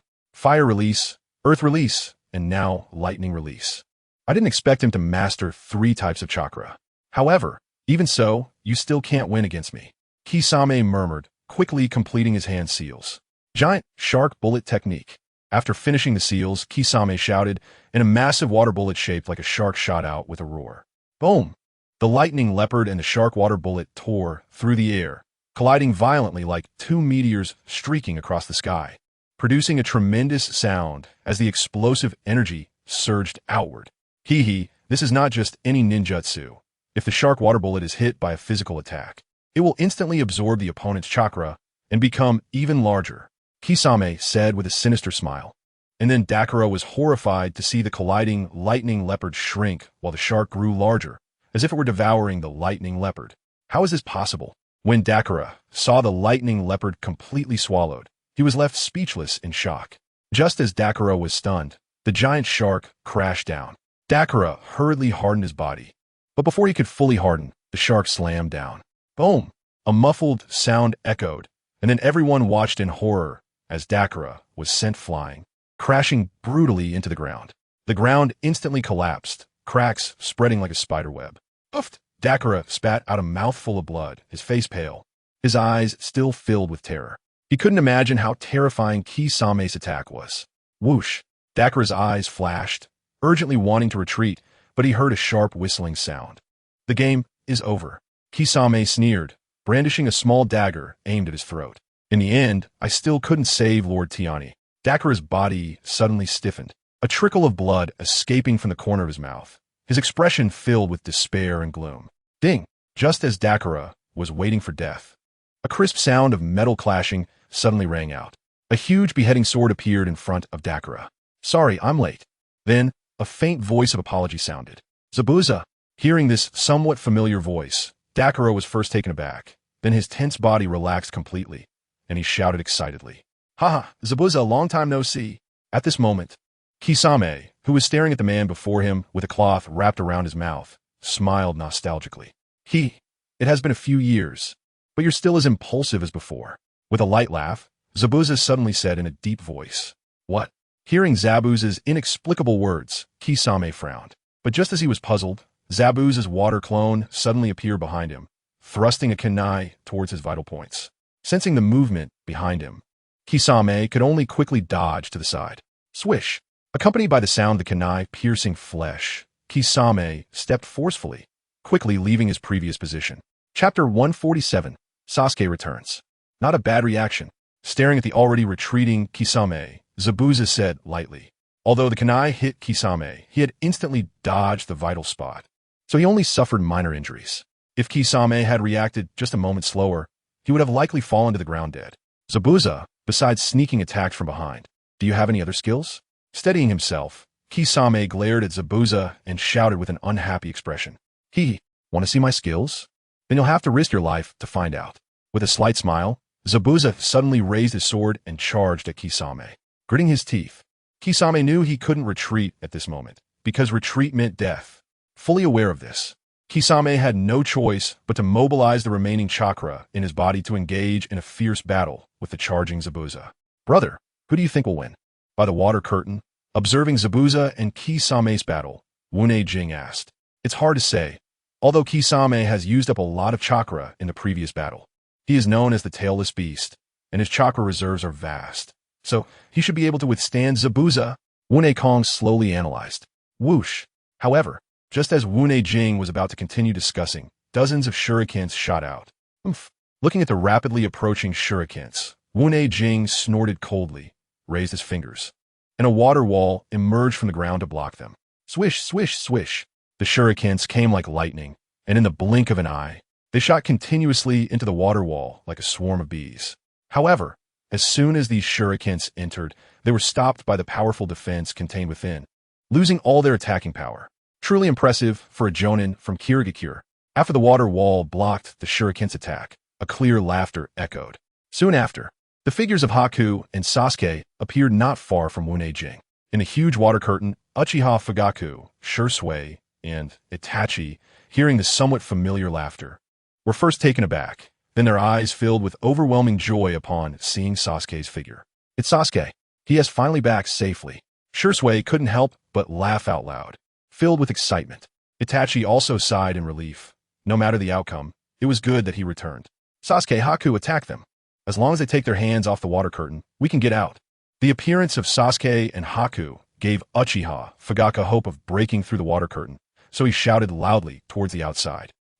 Hearing Uchiha Fugaku's voice, Sasuke nodded with a smile. If Uchiha Fugaku, Shursui, and Itachi could come out, the favorable situation for the ninja army of Kirigakure would be completely reversed. Thinking of this, Wune Kong said solemnly, Jing, I can maintain the water curtain alone. You block these two little brats. After his words, Wune Kong placed his other hand on the water curtain wall. A person maintaining such a large water prison consumes a lot of chakra, but there is no way around it. Wune K must let his younger brother fight. Don't worry, brother. I'll take care of them in just a few minutes. Looking at the short stature of Haku and Sasuke, Wune Q felt they were just ninjas coming to their deaths. He smirked mockingly and slowly withdrew his hand from the water curtain. Taking a few steps forward, Wune Q stopped about 10 meters in front of Sasuke and Haku. His gaze, like ghostly flames, fixated on them, and said, Are you two working together, or will it be one after the other? Glancing at Wune Q, Haku then turned to Sasuke and whispered, Let me go first.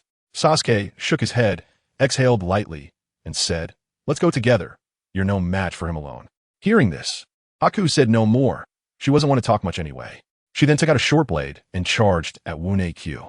Seeing Haku attack first, Wune Q coldly chuckled and quickly formed hand seals. Water release. 1,000 condensing water needles. With the completion of the hand seals, countless white water needles shot out from Wune Q's mouth, raining down on Haku. The sharp sound of the needles slicing through the air was deafening, causing a slight tingling sensation on the scalp. The white water needles seemed unremarkable, but the fierce wind they carried was terrifying. Even a single one could probably kill an ordinary ninja, showing that this small thing was not as harmless as its size suggested. Seeing the overwhelming white water needles, Haku didn't dare to be careless. She quickly formed hand seals, and many ice spikes began to form. Due to their larger size compared to the water needles, the ice spikes flew out like a net, intercepting the water needles, but they still suffered the impact, and the completed ice spikes eventually fell to the ground. Water release. Water condensing wind shuriken. Noticing that the water needles were dealt with, Q let out a cold laugh, changed his hand seals, and then shouted sharply. As his voice fell, a shuriken made of condensed water flew out from a puddle on the ground, instantly growing larger, and then mercilessly sliced towards Haku's head. What?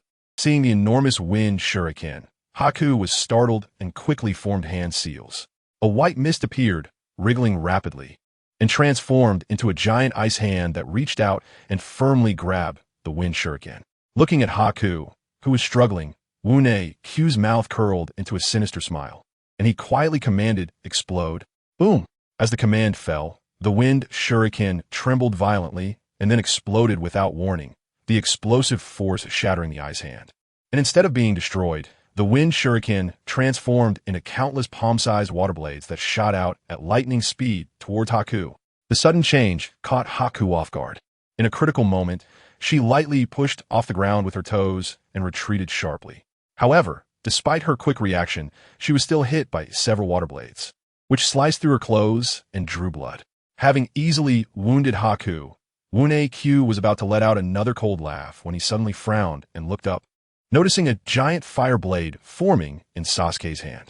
He sensed a rather impressive energy. As Q's gaze shifted, Sasuke's hand seals suddenly solidified, a fierce look flashing in his eyes as he internally shouted, "Uchiha style, Gale Sword." Taking advantage of Haku's earlier delay, Sasuke unleashed a powerful attack, knowing that his opponent was a J-nin and needed to be taken seriously. Chapter 148, Water Release. Water Dragon Whip, feeling the already formed fire blade. Even Q's eyes flashed with surprise. Despite Sasuke's young age, he was able to execute such a powerful attack. This little brat was not ordinary. Just as Q was astonished, the fire blade, with its searing heat, came crashing down, with a cold gaze fixed on the fire blade now before him. Q did not dodge. His pride as a J-nin would not allow him to flee from a child. With a thought, a water pillar surged up from the ground, condensing into a massive water shield that blocked in front of Q. As the water shield appeared, the fire blade struck it, creating an earth-shattering explosion that echoed like thunder. Boom! The sudden explosion caused the surrounding ninjas to be momentarily stunned. When they regained their senses, they looked up to see a massive fireball rising like a mushroom cloud, while Q's figure was nowhere to be found. It was clear he had been engulfed by the terrifyingly violent energy of the blazing flames. After executing his attack, Sasuke's face was slightly pale. Although he had a decent amount of chakra now, using the Uchiha style, Gale Sword still required a significant amount of chakra. Fortunately, it was no longer like before, where one use would deplete most of his chakra. Haku moved beside Sasuke, anxiously watching the spot where Q had been, and warned, "Sasuke-kun, be careful. Your attack was powerful, but defeating him is impossible." Sasuke nodded slightly. He understood that the Uchiha style, Gale Sword, could handle some chunin. But Q was a real J-nin. It wouldn't be so easy to take him down, under the gaze of dozens of eyes. The flames generated from the collision of the fire blade gradually dissipated. As the flames cleared, a figure appeared in everyone's view. At that moment, Q's clothes were still neat, and even his hair was not disheveled at all. His ghostly eyes coldly stared at Sasuke, and his words carried unabashed mockery. "Little brat, don't think that just because you've mastered some ninjutsu, you can run amok." As soon as he finished speaking, a surge of murderous intent erupted from Q's eyes, and his gaze locked on his Sasuke, his body suddenly trembling before he vanished mysteriously. At the moment Q disappeared, both Sasuke and Haku's expressions changed. Sasuke stomped down hard, and his figure vanished from a spot. Just as he disappeared, a kunai shot out from thin air, but landed empty. What a slippery little brat. After a missed attack, Q's murderous intent intensified. However, before he could attack Sasuke again, a fierce energy suddenly approached from behind. Water release, water surge wave. Feeling the attack from behind, Q let out a cold snort. A turbulent wave of water coalesced and slammed into Haku, who was preparing to sneak attack, sending her flying and crashing to the ground. Ignoring Haku's well-being, Q's body trembled, and he turned, glaring fiercely at Sasuke, clearly holding a grudge against him for his earlier attack. Looking at the white figure that had been knocked away, then glancing at the grinning Teuchi Kagami, Sasuke's face twitched. and a hint of madness gradually surged in his pitch-black eyes. Taking a deep breath, he quickly joined his hands to form seals. Fire style, great dragon fire technique. After completing the hand seals, Sasuke opened his mouth, and a scorching flame erupted, quickly forming the shape of a giant dragon, which then charged fiercely toward the pursuing Takeuchi Kagami. This little brat has quite a few attack methods. As he watched the fire dragon approach, Takeuchi Kagami couldn't help but sigh slightly, then concentrated his chakra in his mouth and spat out a massive wave of water to counter the fire dragon. Hiss! As the fire dragon and the water wave collided in midair, a thick mist quickly spread out at the point of impact, obscuring the line of sight for both Takeuchi Kagami and Sasuke. Staring unblinkingly at the mist, after a moment, the mist suddenly shrank, and then 4 figures flashed out of it like lightning, surrounding Takeuchi Kagami. Shadow clones? It's indeed hard to tell which one is the real body, but it doesn't matter. It won't help if you all attack together. Glancing at the 4 Sasukes, Takeuchi Kagami revealed a cold smile, then raised 2 fingers. Whoosh! As Takeuchi Kagami's voice fell, the 4 Sasukes drew their short blades and charged at him. Water style, water dragon whip. Just as the 4 Sasukes leaped into the air, Takeuchi Kagami shouted coldly.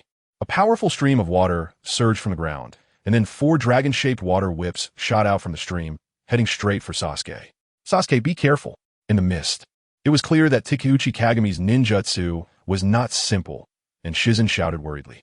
The 4 Sasukes, seeing the water dragon whips flying toward them, immediately dodged and charged at Takeuchi Kagami.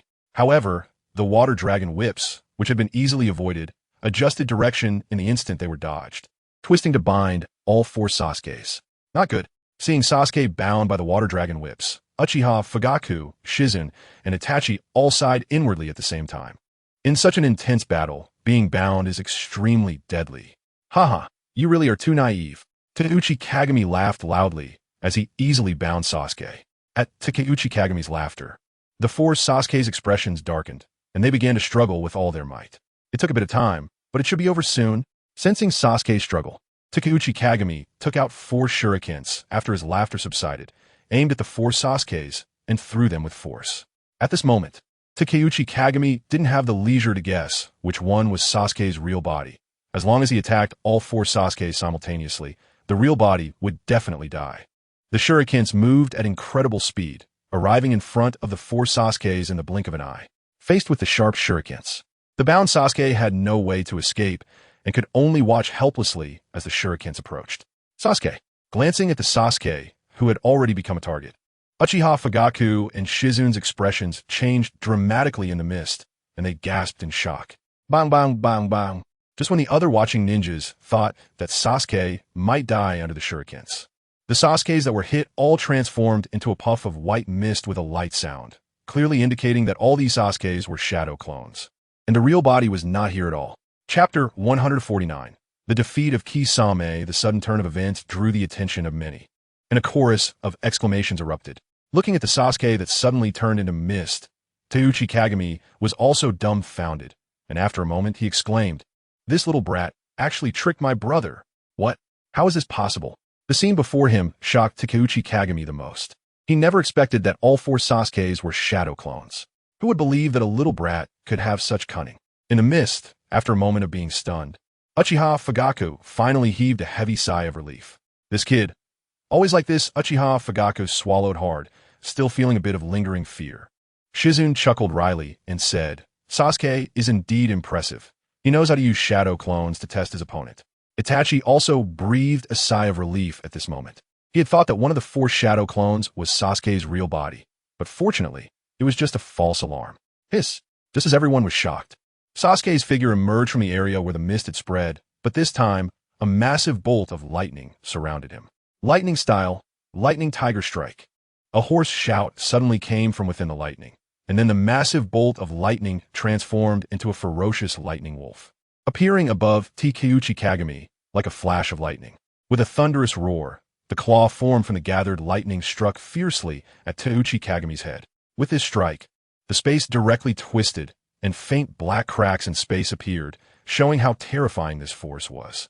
Faced with the terrifying speed and attack of the lightning wolf, Takeuchi Kagami, caught off guard, was greatly shocked, and could only hastily defend himself.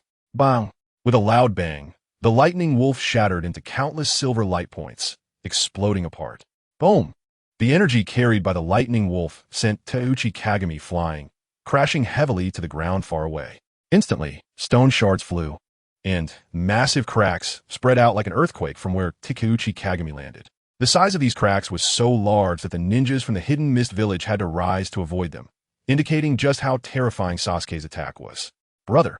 Seeing Takeuchi Kagami being hit so hard by the lightning wolf, Teuchi's pupils contracted, and his face twisted in a terrifying manner. If he weren't maintaining the mist, he would want to rush over and tear Sasuke apart right now. The Takeuchi family only had him and Takeuchi Kagami left, so he valued his brother greatly and couldn't stand to see him harmed in any way. What? Just as Takeuchi was furious, he suddenly heard a whistling wind behind him. Startled, he turned his eyes and saw dozens of shurikens shooting toward him. The one attacking Teuchi was naturally Haku. Seeing that Sasuke had already defeated Takeuchi Kagami, could only attack Takeuchi in an attempt to rescue the trapped Lord LearnsShadow. The speed of the shurikens was extremely fast, reaching behind Takeuchi in just a few breaths. This is bad. Teuchi was horrified by this scene, and the only thing he could do was quickly leave his original position. However, that would cause the mist to lose its effect, allowing Uchiha Fugaku Shizen and Itachi to emerge from inside. Forget it, preserving my life is more important. After a brief moment of thought, Teuchi ultimately decided to abandon maintaining the mist, and his figure flashed as he quickly flew toward Teuchi Kagami's position. Just as Takeuchi left the mist, the battle between Zabuza and Kisame had entered a fevered state. Water style, water shark bomb technique. Knowing that Zabuza's chakra was nearly exhausted, Kisame launched another ninjutsu against Zabuza. After summoning a dozen sharks, they viciously pounced toward Zabuza. Seeing the water shark bombs rushing toward him, Zabuza could only swing his decapitating blade to defend. But there were too many shark bombs, and their force was immense. After blocking the last water shark bomb, Zabuza's decapitating blade flew out of his hand due to loss of strength. Without the decapitating blade, what do you have left to rely on? Kisame naturally would not miss such an opportunity. With a light shout, he stomped his foot on the ground, and with a loud bang, his body almost instantaneously shot to Zabuza's side. Then he pulled out a kunai and stabbed forward. As their gazes met up close, Zabuza suddenly chuckled lightly. Then, in Kisame's slightly constricted pupils, Zabuza removed the sword skin bound by bandages from behind him. Ding! Accompanied by the sound of metal clashing. The kunai in Kisame's hand struck the blade of the sword skin. Kisame, don't you have a lot of chakra in you? Let's see how much you have left.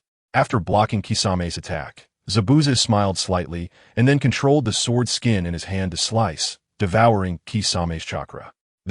How is this possible? After Zabuza's words fell, Kisame immediately felt his chakra being drained. Staring at the familiar large blade before him, Kisame suddenly thought of something. Sword skin, chakra absorption slash. After absorbing Kisame's chakra, Zabuza let out a cold shout, and the spikes on the sword skin pierced through the bandages, then slammed into Kisame's body. A scream erupted, followed by Kisame's figure being sent flying backward, his feet dragging deep marks on the ground for nearly 10 meters. Finally, he crashed heavily into a large rock, shaking it violently and splitting it in two. Leaning against the rock, Kisame's legs went soft, collapsing down. His palms pressed against the ground. Blood dripped from the corner of his mouth. His breathing was rapid, like a wheezing sound.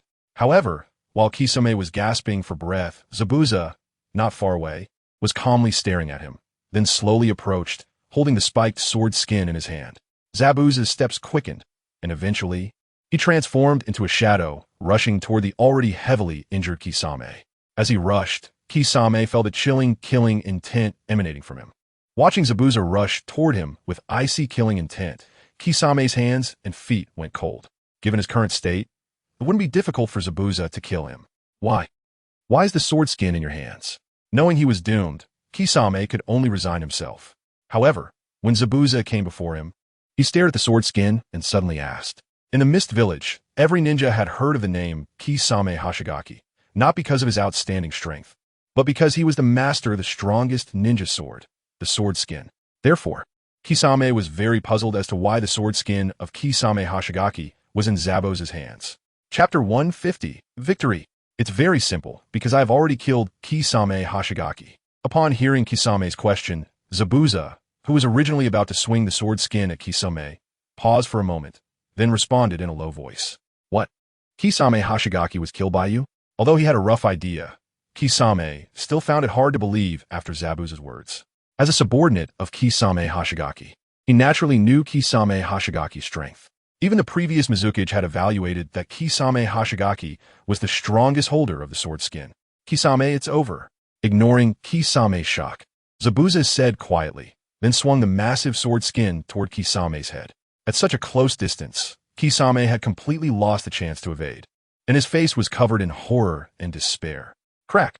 However, just as the sword skin was a mere finger's distance from Kisame's head, it suddenly stopped, making a unique sound. Sword skin, what are you doing? Zabuza shouted, struggling to control the sword skin. The halt in the attack on Kisame was not Zabuza's intention, but the sword skin resisted Zabuza's command. Zabuza felt very puzzled by this sudden behavior of the sword skin. Crack! Cuddling close to Kisame, the sword skin made a sound again.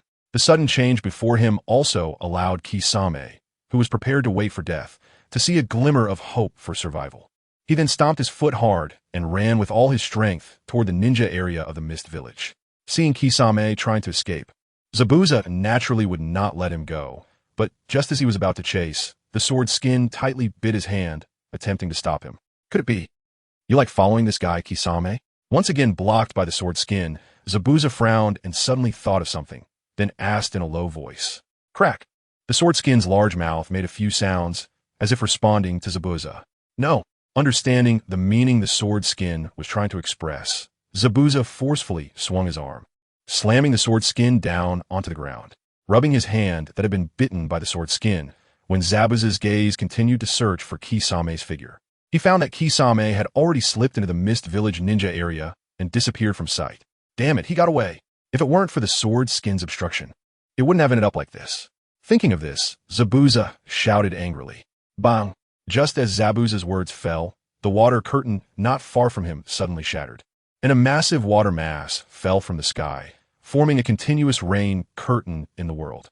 The rain curtain slammed down onto the ground, creating a crisp, dripping sound, and all eyes on the battlefield were tightly focused on the sky.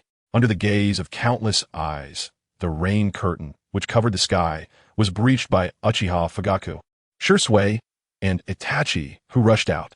Great! Lord Raikage is out. I see Lord Raikage too. We succeeded? Hearing the thunderous cheers from other battle circles, Uchiha Shinden was momentarily stunned, staring blankly at the figures of Uchiha Fugaku and the others. As long as they were there, the Hidden Mist Village still had hope to hold on. The Hidden Mist Village is saved. Moments later, the daze on his face gradually transformed into ecstasy. Uchiha Shinden and the others exchanged glances, their spirits surged, and they couldn't help but laugh heartily.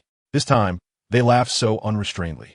In contrast to the joy of the Hidden Mist Village ninjas, Ao's expression was extremely grim. No one expected that this originally favorable situation would suddenly turn into this.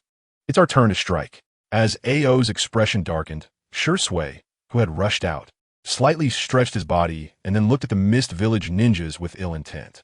Upon seeing Shursui's gaze, the Mist Village ninjas, who had previously appeared ferocious, took a few steps back in panic, vividly recalling how Shursui had instantly killed Ryo the day before. Fire style, great dragon fire technique.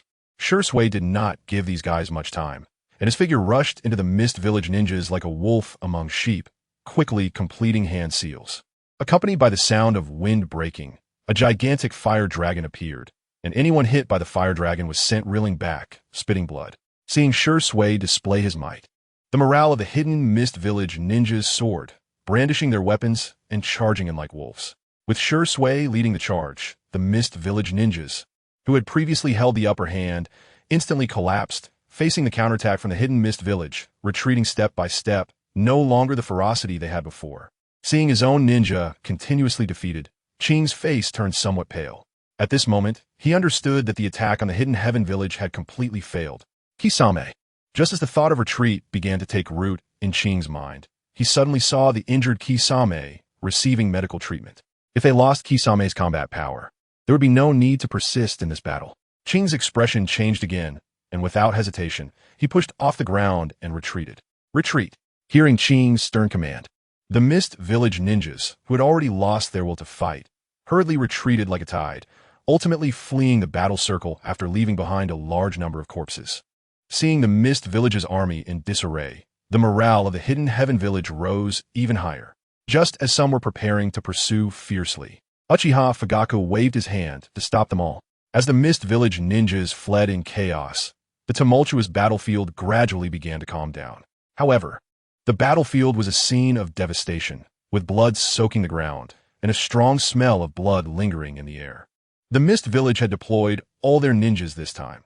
Although they were eventually pushed back, it was clear that the Hidden Heaven Village also suffered some casualties. Despite the casualties, it was an unavoidable outcome. As the Mist Village ninjas completely collapsed, deafening cheers of victory erupted on the battlefield. The fierce battle at the village entrance naturally stirred the hearts of countless villagers in the Hidden Heaven Village. When the Hidden Heaven ninjas, led by the Shadow of Heaven, defeated the Mist Village army once more, countless villagers surged into the streets in jubilation. The greatest contributors to this victory were Zabuza, Sasuke, and Haku. If they hadn't arrived in time to rescue the trapped Uchiha, Fugaku, Shursui, and Itachi, the Hidden Heaven Village would likely have faced a massacre today. Upon learning that Zabuza, Sasuke, and Haku had also destroyed the Mist Village's supplies before returning, the ninjas of the Hidden Heaven Village were immensely excited, and Uchiha Fugaku publicly awarded them the title of Heroes of Hidden Heaven. In no time, the names of Zabuza, Sasuke, and Haku echoed throughout the entire Hidden Heaven Village. Chapter 151. The Kagaya Clan Tianing. If I don't wash your Hidden Heaven Village in blood, how will I have the face to return to the village? In the camp, some guard ninjas shrank their necks upon hearing Qing's furious roar from within the tent. It seemed that this time, he was truly filled with murderous intent. Inside the tent, the table was shattered into pieces, and Wu Nei Kong and Wu Nei Jing had cold expressions, their eyes filled with a frenzied, killing intent. This disastrous defeat had cost the Mist Village many ninjas. Qing, there's no need to rage. The war won't end so quickly. We need to think long-term, Kisame said, taking a deep breath and speaking in a deep voice. Indeed, our advantages still remain. As long as we come up with a good plan, we can surely defeat the Hidden Heaven Village. Wu Nei Kong nodded in agreement. Qing's chest heaved violently for a moment before he slowly sat down, his furious emotions slightly easing. Captain Qing, Yeren has arrived. Just as Qing sat down, pondering how to attack the Hidden Heaven Village, a guard ninja reported. Yeren, the elite Jonin of the Mist Village, is the personal bodyguard of the 4th Mizukage, Yagura. Why is he here? Qing and Kisame were taken aback. But realizing Yeren must have urgent business from the village, Qing immediately said, "Let him in. Everyone, due to the destruction of supplies, Lord Mizukage has ordered you to command the main forces to return to the village quickly." After being allowed to enter, Yeren, dressed in black, directly addressed Qing and the others. Silence ensued. The atmosphere, which had just been suppressed by Qing's rising fury, seemed to freeze at that moment, and the entire tent fell into silence. You, say that again?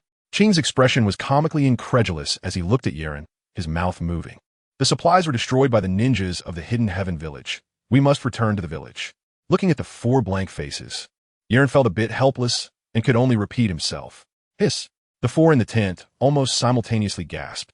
They never expected that just moments ago, they had been discussing bloodily attacking the Hidden Heaven Village, and now they were being forced to return empty-handed. This huge contrast was hard for them to accept. They knew that the Mist Village had deployed nearly 1,000 ninjas this time. If they couldn't even destroy a small ninja village, it would become the biggest joke in the ninja world. Returning to the village like this would be too regrettable. The Hidden Heaven Village is almost on the verge of collapse. After a moment of silence, Wu Nei Jing suddenly spoke. Yes, give us some more time. We can definitely take down the Hidden Heaven Village. Qing nodded and said solemnly, staring at Yeren. It was clear that they were unwilling to return to the village like this. Alas, I understand your feelings, but this is Lord Mizukage's order, and you must execute it. Besides, the supplies of the main forces are almost exhausted. If we don't return to the village quickly, there will be greater trouble. Hearing this, Yeren sighed lightly and then spoke slowly. But, originally, Wu Nei Jing wanted to continue speaking, but he was ultimately interrupted by Wu Nei Kong. Yeren is right. Our supplies can only allow us to return to the village. It makes no sense to launch another attack on the Hidden Heaven Village. All right then. Seeing that Wu Nei Kong also said this, Qing, Kisame, and Wu Nei Jing could only nod in agreement and consent to retreat. After Qing, Kisame, and the other captains issued the order to return to the village, the Mist Village ninja army began to dismantle the tents and set off one after another. Compared to the spirited ninja army they had been before, this group now appeared bitter and disheartened.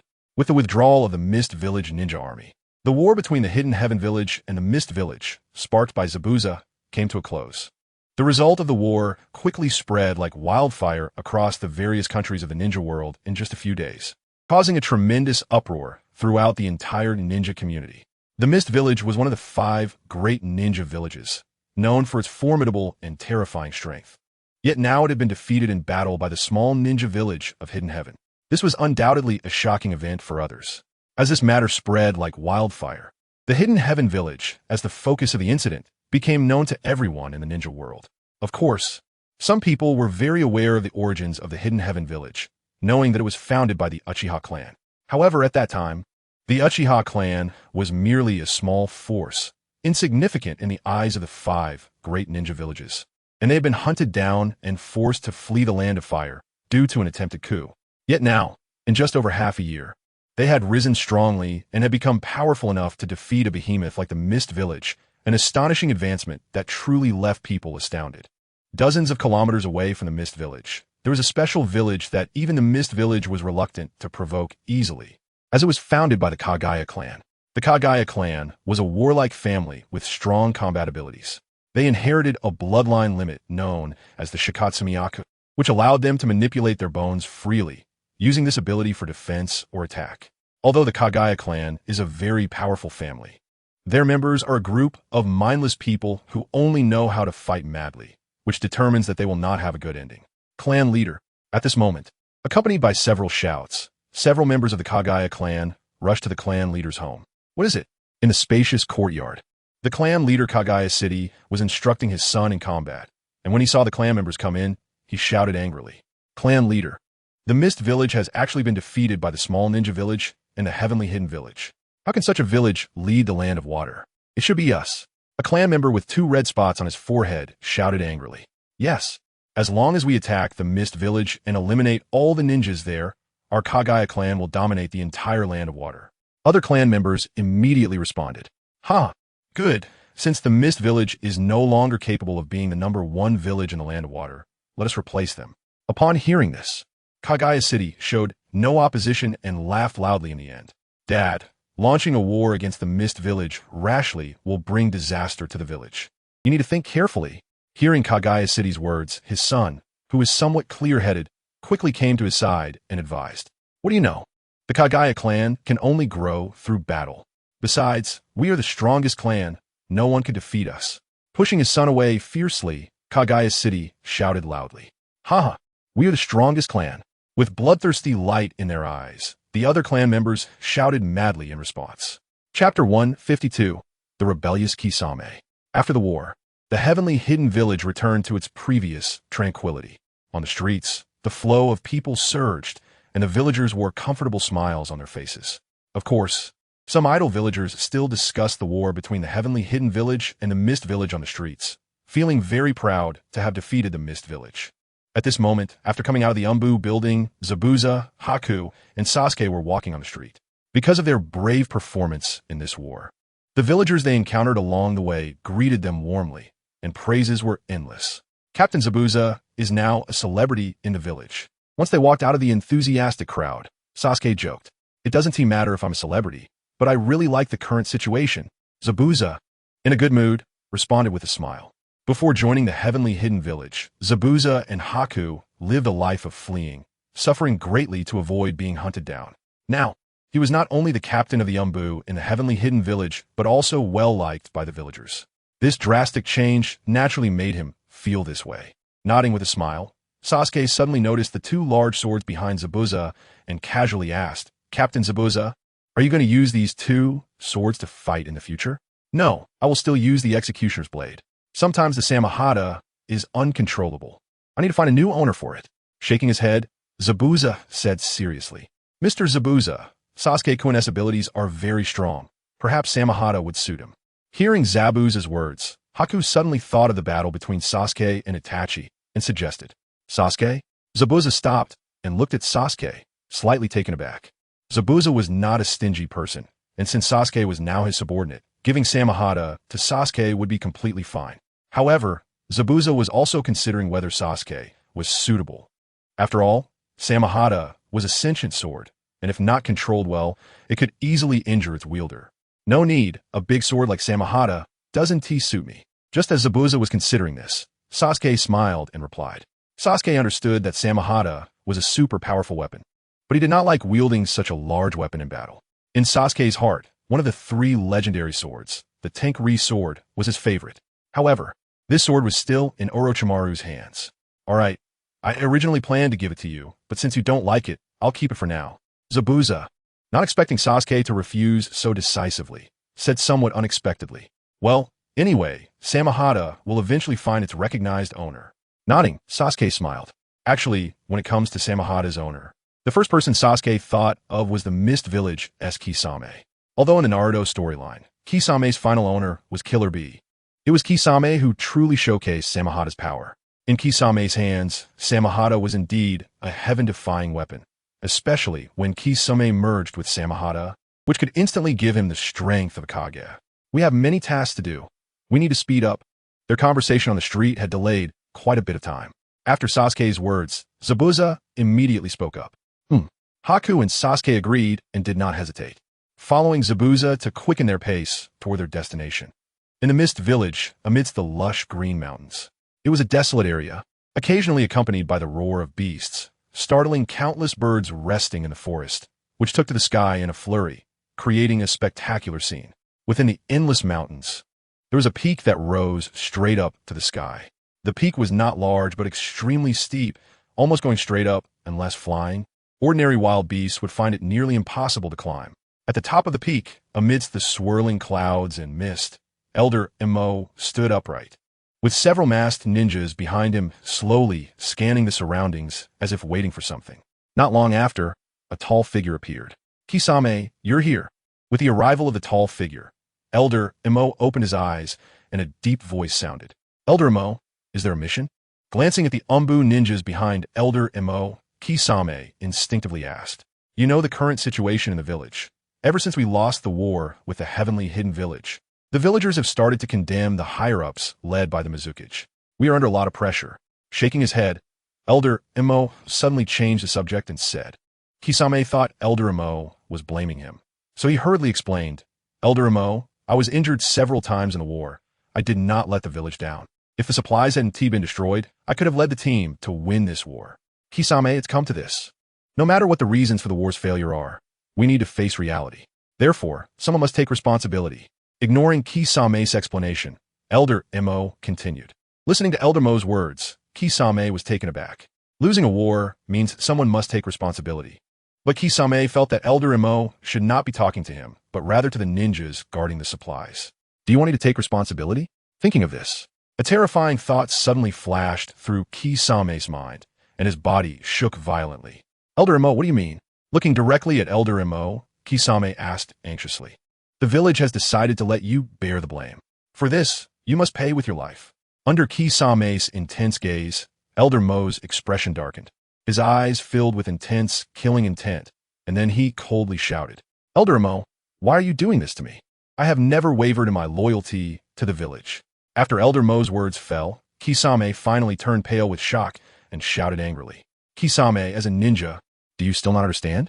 For the benefit of the village, you must sacrifice at any time. Elder Emo said coldly, I, Kisame, can fight and die for the village, but I absolutely will not accept such an insult. With his fists clenched tightly, a fierce light suddenly shot from Kisame's eyes. Attack!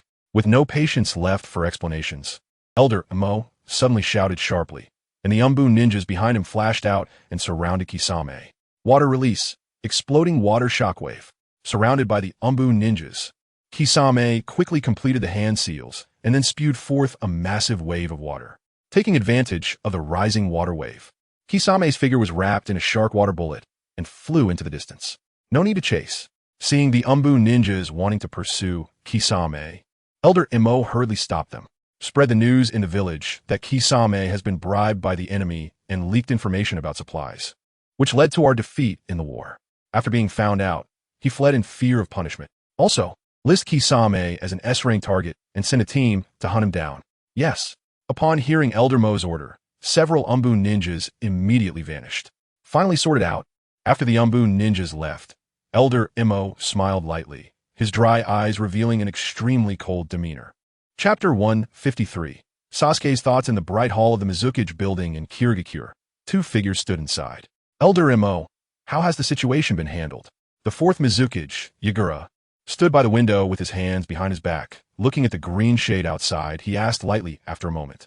Lord Mizukage, the news of Kisame fleeing in fear of punishment has been sent out.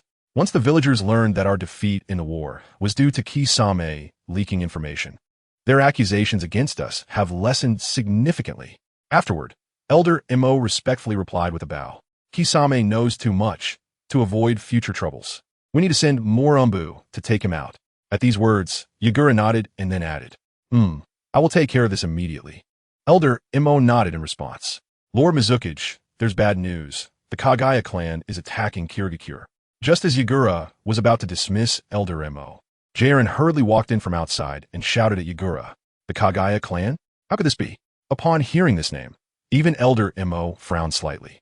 Within a radius of several hundred miles from Kirigakure, there are many family powers, and this so-called Kagaya clan is one of the more famous ones. This clan is known for their bravery and ruthless methods. This foolish clan must have learned of Kirigakure's defeat in the war and thought we were severely weakened, which is why they launched an attack. The fourth Mizukage Yagura sneered. Lord Mizukage, what should we do now? Elder Mo looked at Yagura and instinctively asked. Yagura's gaze gradually turned cold as he pondered for a moment and said, Gather the ninjas in the village and prepare for battle. This time I will personally lead the charge. Once we repel the Kagaya clan, we'll send a ninja squad to their village and completely eradicate this foolish clan. Yes. Not expecting Yagura to take action personally, both Elder Mo and Jaren immediately responded. After Yagura issued his orders, the entire Kirigakure began to mobilize. Before long, countless ninjas had gathered and rushed to the battlefield outside the village. The ninjas of Kirigakure, led by the fourth Mizukage Yagura, swept through like a flood, and the members of the Kagaya clan they encountered were basically slaughtered. The Kagaya clan attempted to invade, but Kirigakure responded in the harshest way possible. The Kagaya clan's combat power was strong, but the number of Kirigakure ninjas was overwhelming, and with many elite ninjas participating in the battle. The Kagaya clan suffered heavy losses and retreated within just one day. Although the war between the Kagaya clan and Kirigakure was brief, the battles that took place quickly spread to neighboring countries. On the streets of Haino-kuni, the busiest place every day is the Matsushima dumpling shop. This shop makes dumplings that taste particularly good, attracting not only villagers but also many ninjas who come to sit down, eat, and chat after completing their missions. Knowing that Itachi likes dumplings, Sasuke, who had just received his mission payment today, invited Itachi to the Matsushima dumpling shop for a feast. With Itachi's aloof personality, he would definitely refuse if someone else invited him, but he never turned down his younger brother. Brother, today I'm treating, so don't hold back. Sitting by a window, Sasuke smiled lightly at Itachi. Since Sasuke said so, I want to be polite. Itachi replied with a light smile. Has something big happened with the Kirigakure that fought against us recently? As Sasuke and Itachi were waiting for the dumplings to be served, a low voice suddenly came from a nearby table, catching Sasuke's attention. What happened? They had an internal conflict yesterday. The Kagaya clan from the land of water attacked Kirigakure. The Kagaya clan has gone mad? How dare they attack Kirigakure with just their clan's strength? You don't understand. The Kagaya clan possesses the Shikatsu Miyako bloodline limit, and their combat power is very strong. But they are probably in for a big trouble. They provoked Kirigakure, and it's said that the Mizukage intends to annihilate their clan. The conversation from a nearby table made Sasuke's face change dramatically. Will that Kagaya clan really be wiped out? I don't know. Accurate news will probably take a few days to come. The information ninja shook his head, lowered his head to eat dumplings, but suddenly froze. Slowly raising his head to look at a boy who appeared in front of him. The latter was the hero of the village, Sasuke, whom he naturally recognized. So he smiled and said, Sasuke, what a coincidence, you're here too. You just said the Kagaya clan attacked Kirigakure? Is it true? Ignoring everything else, Sasuke directly asked. It's true. We received the information this morning. The information ninja nodded affirmatively. Sasuke's expression gradually darkened as he suddenly thought of the plot in Naruto. where the Kagaya clan was wiped out shortly after attacking Kirigakure, leaving only Kimimaro alive. Thinking of Kimimaro, Sasuke felt an inexplicable pain in his heart. Like Haku, Kimimaro had a rare and powerful bloodline limit. But Kimimaro was less fortunate than Haku. While Haku, despite being used, found true feelings, Kimimaro was merely used. Orochimaru took Kimimaro in as the ideal vessel, but Kimimaro viewed Orochimaru as the very meaning of his existence, fighting for him until the last moment of his life. Sasuke, what's wrong? Seeing Sasuke return with a heavy heart, Itachi asked in confusion. Brother, I want you to come with me to the land of water. Suddenly having an idea in his heart, Sasuke spoke up. To the land of water? Upon hearing Sasuke's words, Itachi looked even more puzzled. I made a friend while following Kakashi-sensei on a mission in the land of water, and now he's in danger. I want to help him. Knowing that I need to give Itachi a good reason to be persuaded, Sasuke thought for a moment and said something nonsensical. To put it simply, Sasuke's trip to the land of water this time is to bring Kimimaro to the hidden heaven village before Orochimaru does. Regardless of whether Kimimaro's long-standing illness can be cured. As long as he can live happily for a few more years, Sasuke will have no regrets. Although going to the land of water is dangerous, I will accompany you to repay you for your hospitality this time. Itachi suddenly teased, staring at Sasuke's anxious face. Thank you, brother. You are the best. Knowing that Itachi agreed to his request because he cared about him, Sasuke felt touched. Hurry up and eat the dumplings. Once we're done, we can set off. Itachi pointed to the steaming dumplings on the table and looked at Sasuke gently, smiling. Nodding, Sasuke didn't waste any time and enjoyed the delicious food with Itachi. Chapter 154. The Fury of Kisame Lingu is located on an island in the central part of the land of water, over 100 kilometers away from the hidden mist village. The entrance to Lingu is narrow, with dense branches extending out on both sides, and rocky piles obscure the valley, making it seem hidden. Brother, it's really not possible without a guide. I should have called Zabuza. At this moment, Sasuke stood some distance from the entrance and muttered to Itachi beside him. The two of them had been traveling from the hidden heaven village for 3 days and still had not reached their destination, which could be considered very inefficient. Of course, this couldn't be blamed on them since they had never been to the Kagaya clan's village and could only rely on inquiries along the way, which indeed wasted a lot of time. Don't worry, we're getting close to the hidden mist village, and the Kagaya clan's village must not be far off. Hearing Sasuke's words, Itachi smiled to comfort him. All right. Although he was very worried about Kimimaro's condition, Sasuke could only nod and then enter the valley, quickening his pace. After rushing for about an hour, they passed through the valley, and their line of sight suddenly opened up. A stream flowed through the gravel, and on the other side appeared a dense forest. Just as Sasuke and Itachi were about to enter the woods, a violent wave of energy and sounds of battle suddenly erupted in the forest like thunder. Hearing this sound, Itachi's expression changed slightly, and he fixed his gaze on the center of the woods, where the fierce energy was emanating from. Sasuke, there may be a battle ahead. We need to be careful. Itachi turned his head and reminded Sasuke. Although, with Itachi there, he wasn't afraid of encountering ninjas from the hidden mist village. Sasuke understood the principle that caution is the key to safety. So he nodded and followed Itachi into the woods slowly. In the dense forest, the thick branches and leaves blocked the scorching sunlight, and occasionally, some light spots pierced through the gaps between the leaves, casting a beautiful pattern of light spots on their faces. At this moment, the forest was quiet, with only the distant low growls of some unknown wild beast echoing through the woods, lingering in the air.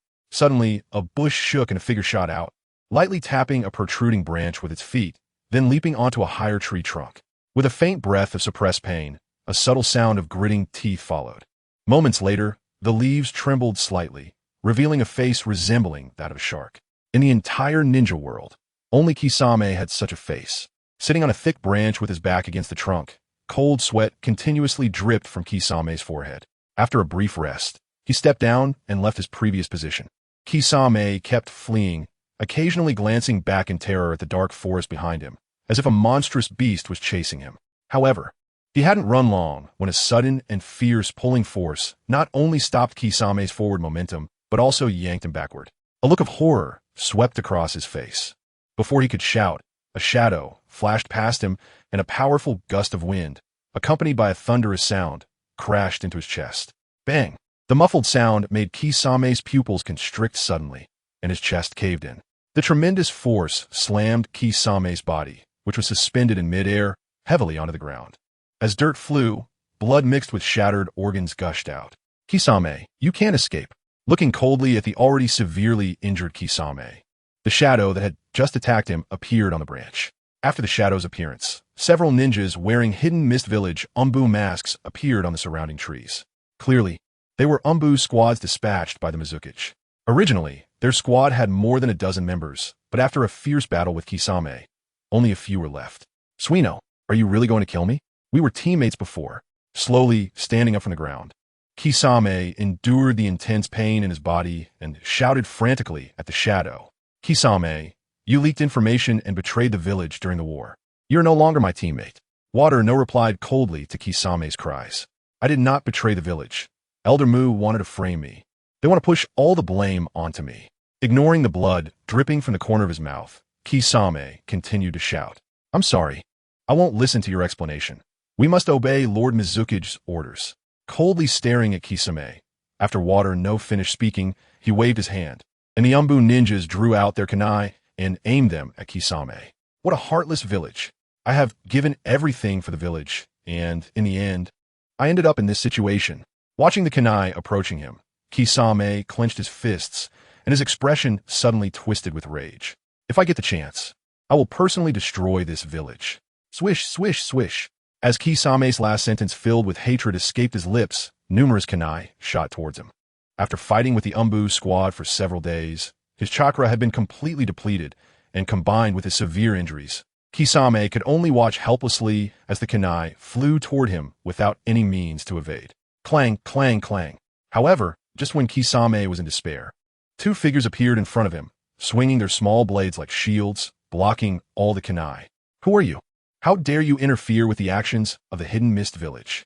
Water No glared at the two figures who had suddenly blocked the kunai, speaking in a stern voice. Brother, there's no need to waste words with them. Just go for it. Ignoring Water No, Sasuke quietly spoke to Itachi beside him. To be safe, you should not participate in the battle.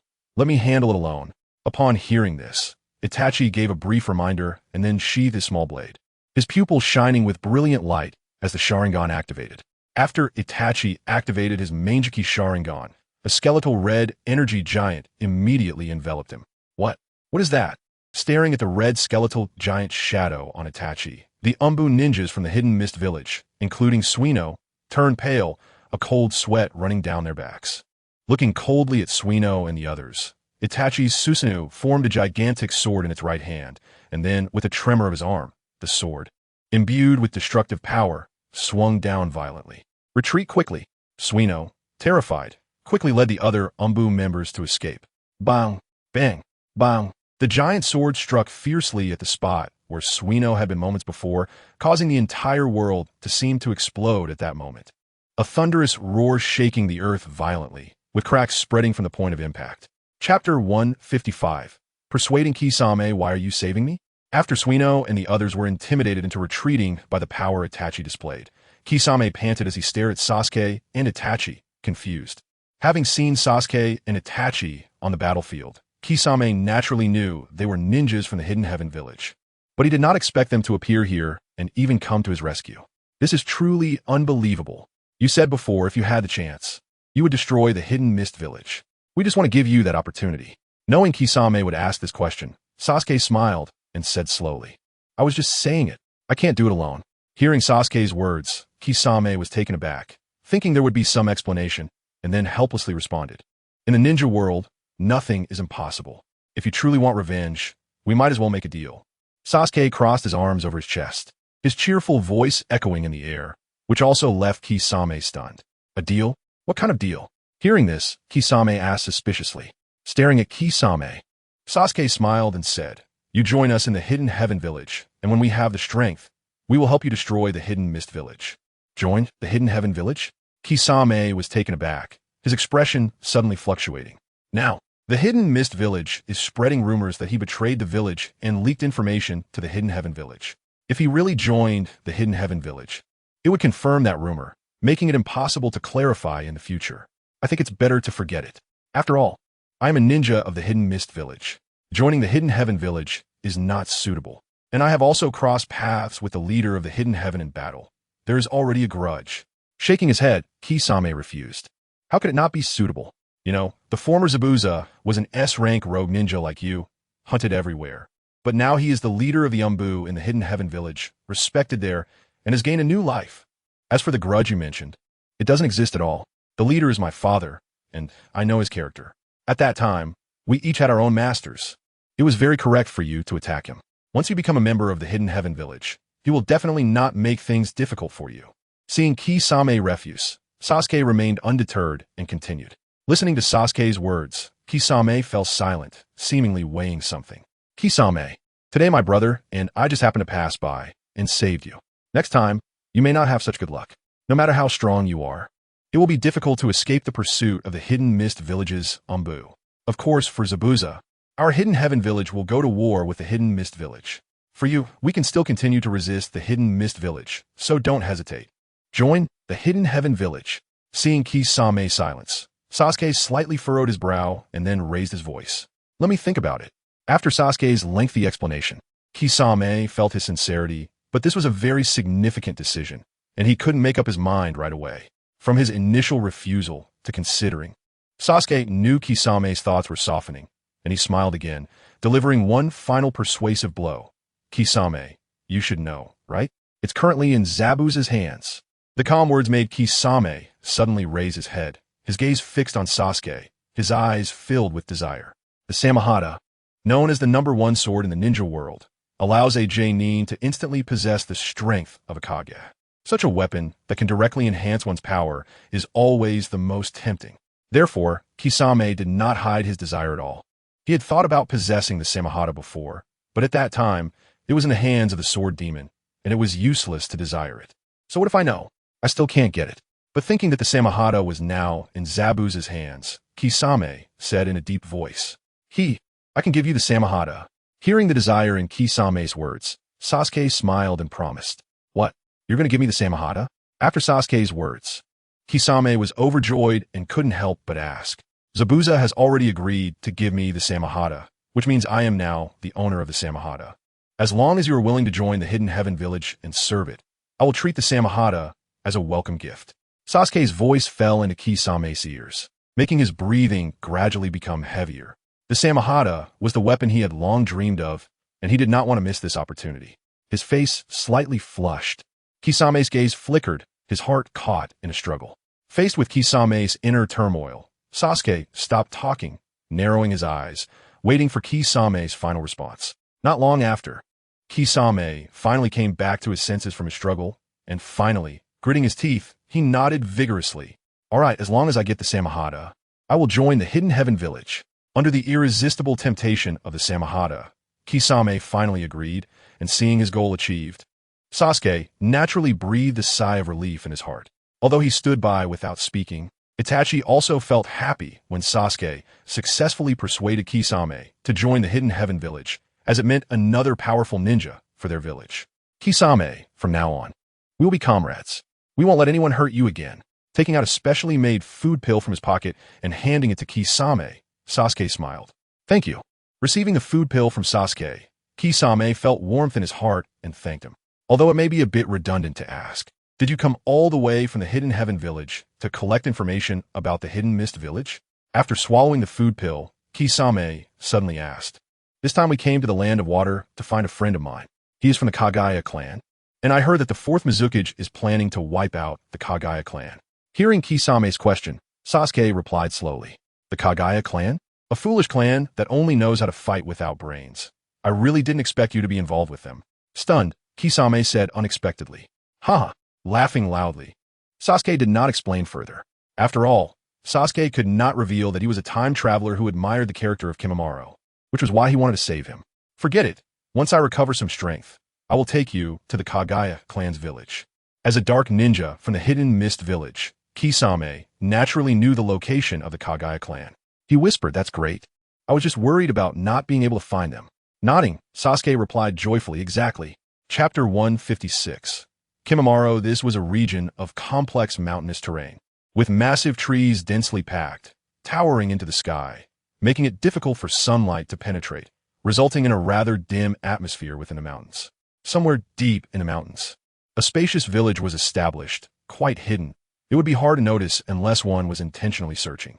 Of course, some markings around the village made it clear that this was indeed the village of the Kagaya clan. The entire village was very quiet. Yet many clan members were passing through, moving silently and swiftly along the paths, creating a tense atmosphere without any sign of panic. At the center of the village, a high platform stood tall, with hundreds of clan members quietly and orderly standing beneath it. Other than the sound of the gentle breeze rustling through clothes, there was only the faint sound of footsteps. In the quiet atmosphere, suddenly a figure shot in from the distance, stopping at the base of the high platform, reporting in a deep voice, "Chief, we have received news that ninjas from the Hidden Mist Village have mobilized. Has the Hidden Mist Village finally taken action against us?" Kagaya said in a detached tone from the platform. After the last failed attack on the Hidden Mist Village, Kagaya knew they wouldn't let the Kagaya clan off so easily. How many ninjas are surrounding our village this time? Although he heard such disturbing news, Kagaya's expression remained unchanged, his emotionless eyes scanning the clan members below. He said lightly, "At least 500 ninjas and the elite ninjas from the Hidden Mist Village are also here," the clan member reported without hesitation. "The more, the better. Let them witness our strength." Kagaya smiled ominously, then waved his hand lightly. His indifferent voice resonated throughout the area. "The assassination team, set out. Leave none alive." "Ha, good." Almost half of the Kagaya clan members below licked their lips in excitement. Then their figures flickered as they dashed through the shade of the trees, eventually leaping out of the village and disappearing into the vast forest. They had no doubt about their seemingly fatal fate because the blood in their veins flowed with the essence of battle. As long as they could fight, they cared little about life or death. Other clan members stayed back in the village. Yes, the remaining clan members responded in unison, then swiftly darted into various dark corners of the village, waiting for the battle they longed for to arrive. As dusk approached, the afterglow of the setting sun draped the earth in a layer of red gauze, looking very dazzling. At this moment, 3 figures were hastening down a path in the forest side by side. "Kisame, how much further?" As they got closer to the Kagaya clan's village, Sasuke's unease grew stronger, and after walking a few minutes restlessly, he couldn't help but turn to Kisame and ask, "Don't worry, we're almost there." Kisame replied with a slight smile. However, just as Kisame finished speaking, countless piercing screams suddenly erupted from not far ahead, echoing through the forest and sending chills down their spines. Something's wrong. When Kisame heard the screams, Sasuke also heard them, his expression darkening as he forcefully stomped the ground and raced toward the Kagaya clan's village. Although the Kagaya clan's assassination team inflicted significant losses on the Hidden Mist Village's ninja forces, the latter, leveraging their numerical advantage, finally broke into the village at dusk. They then engaged in fierce confrontations with the Kagaya clan members inside the village. Boom! A powerful chakra erupted from the elite ninja, Raz, smashing a Kagaya clan member in front of him, causing him to spit blood and fly back. Raz then raised his foot again with a sinister grin, aiming to stomp down on the head of a Kagaya clan member who looked horrified. If he succeeded, it would surely mean death. Whoosh! Just as Raz was about to bring his foot down, a sharp whistling sound suddenly rang out. He reflexively grabbed a shuriken, looking up to see a slightly frail boy standing not far in front of him, his eyes fixed intently on him. "Kimimaro, take him out." The clan member on the ground shouted fiercely after being saved. The Kagaya clan really is a warlike family. Does this little brat want to join the fight? Raz casually discarded the shuriken, kicking the speaking clan member aside, then grinned at Kimimaro. Without any further words, Kimimaro drew a bone knife from his left arm as a weapon, then stepped forward, quickly charging at Raz. Cherry Blossom Dance.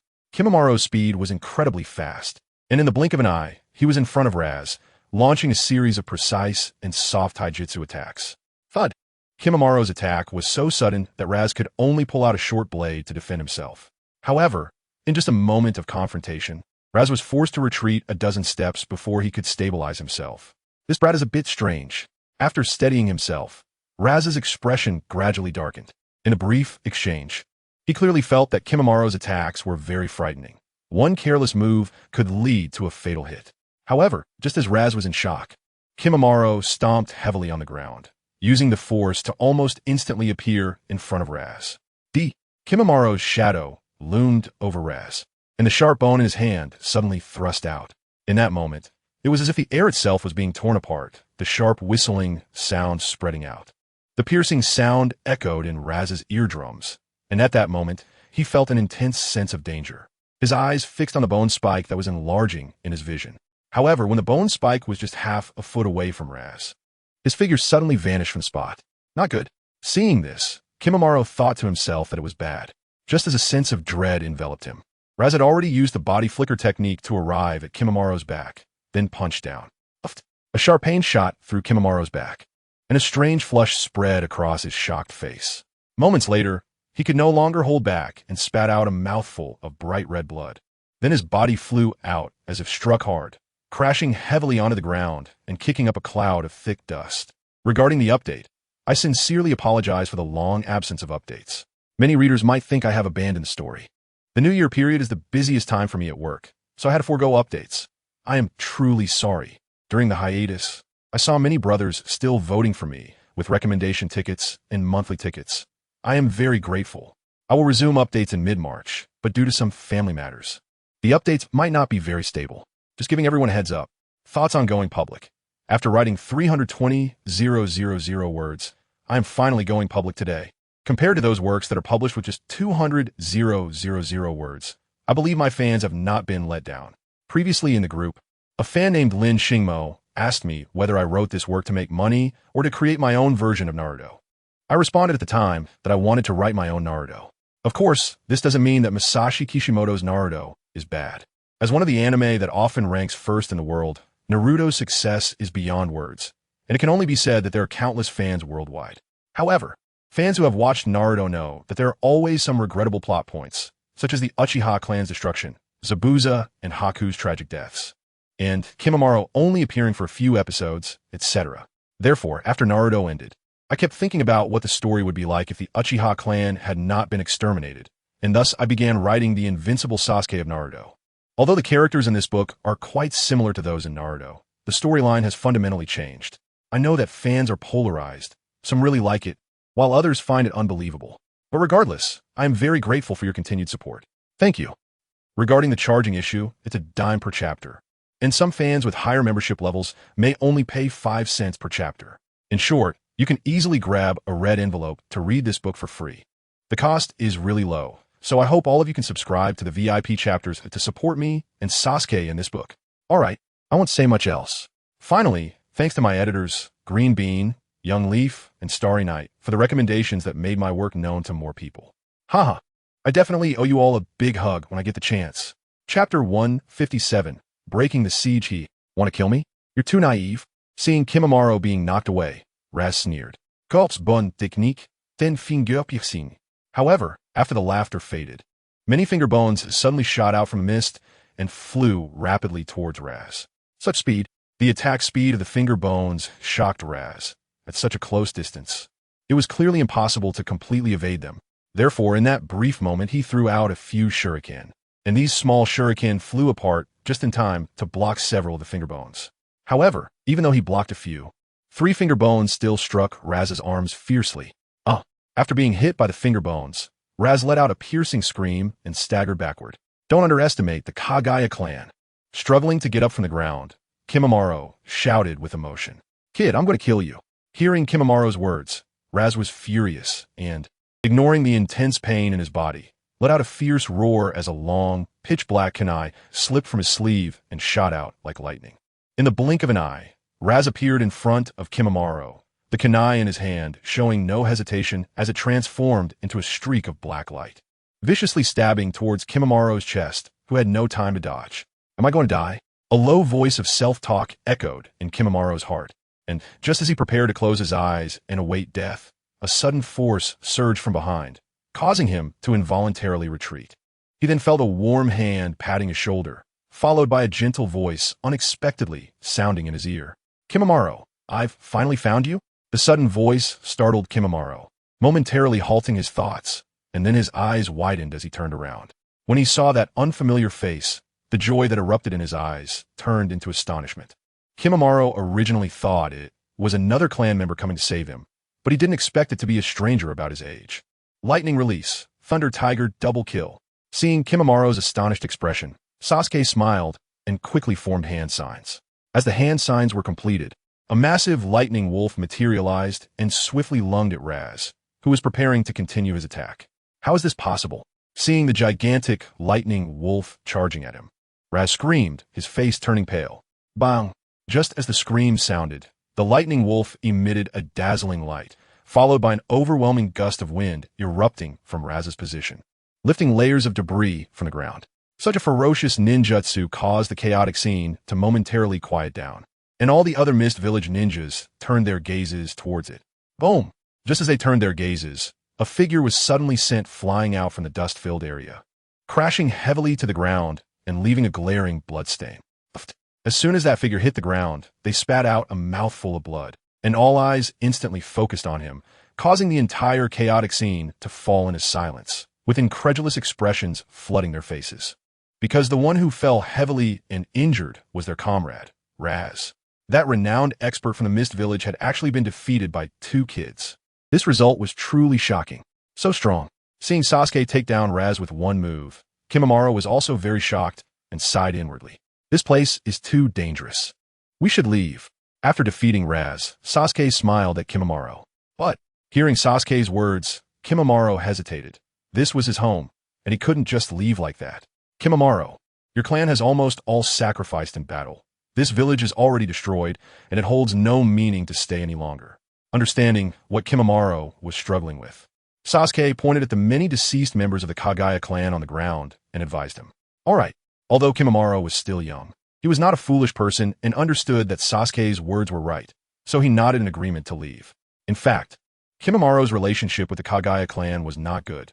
He had always been viewed as a human shield and weapon by his clan and kept under house arrest.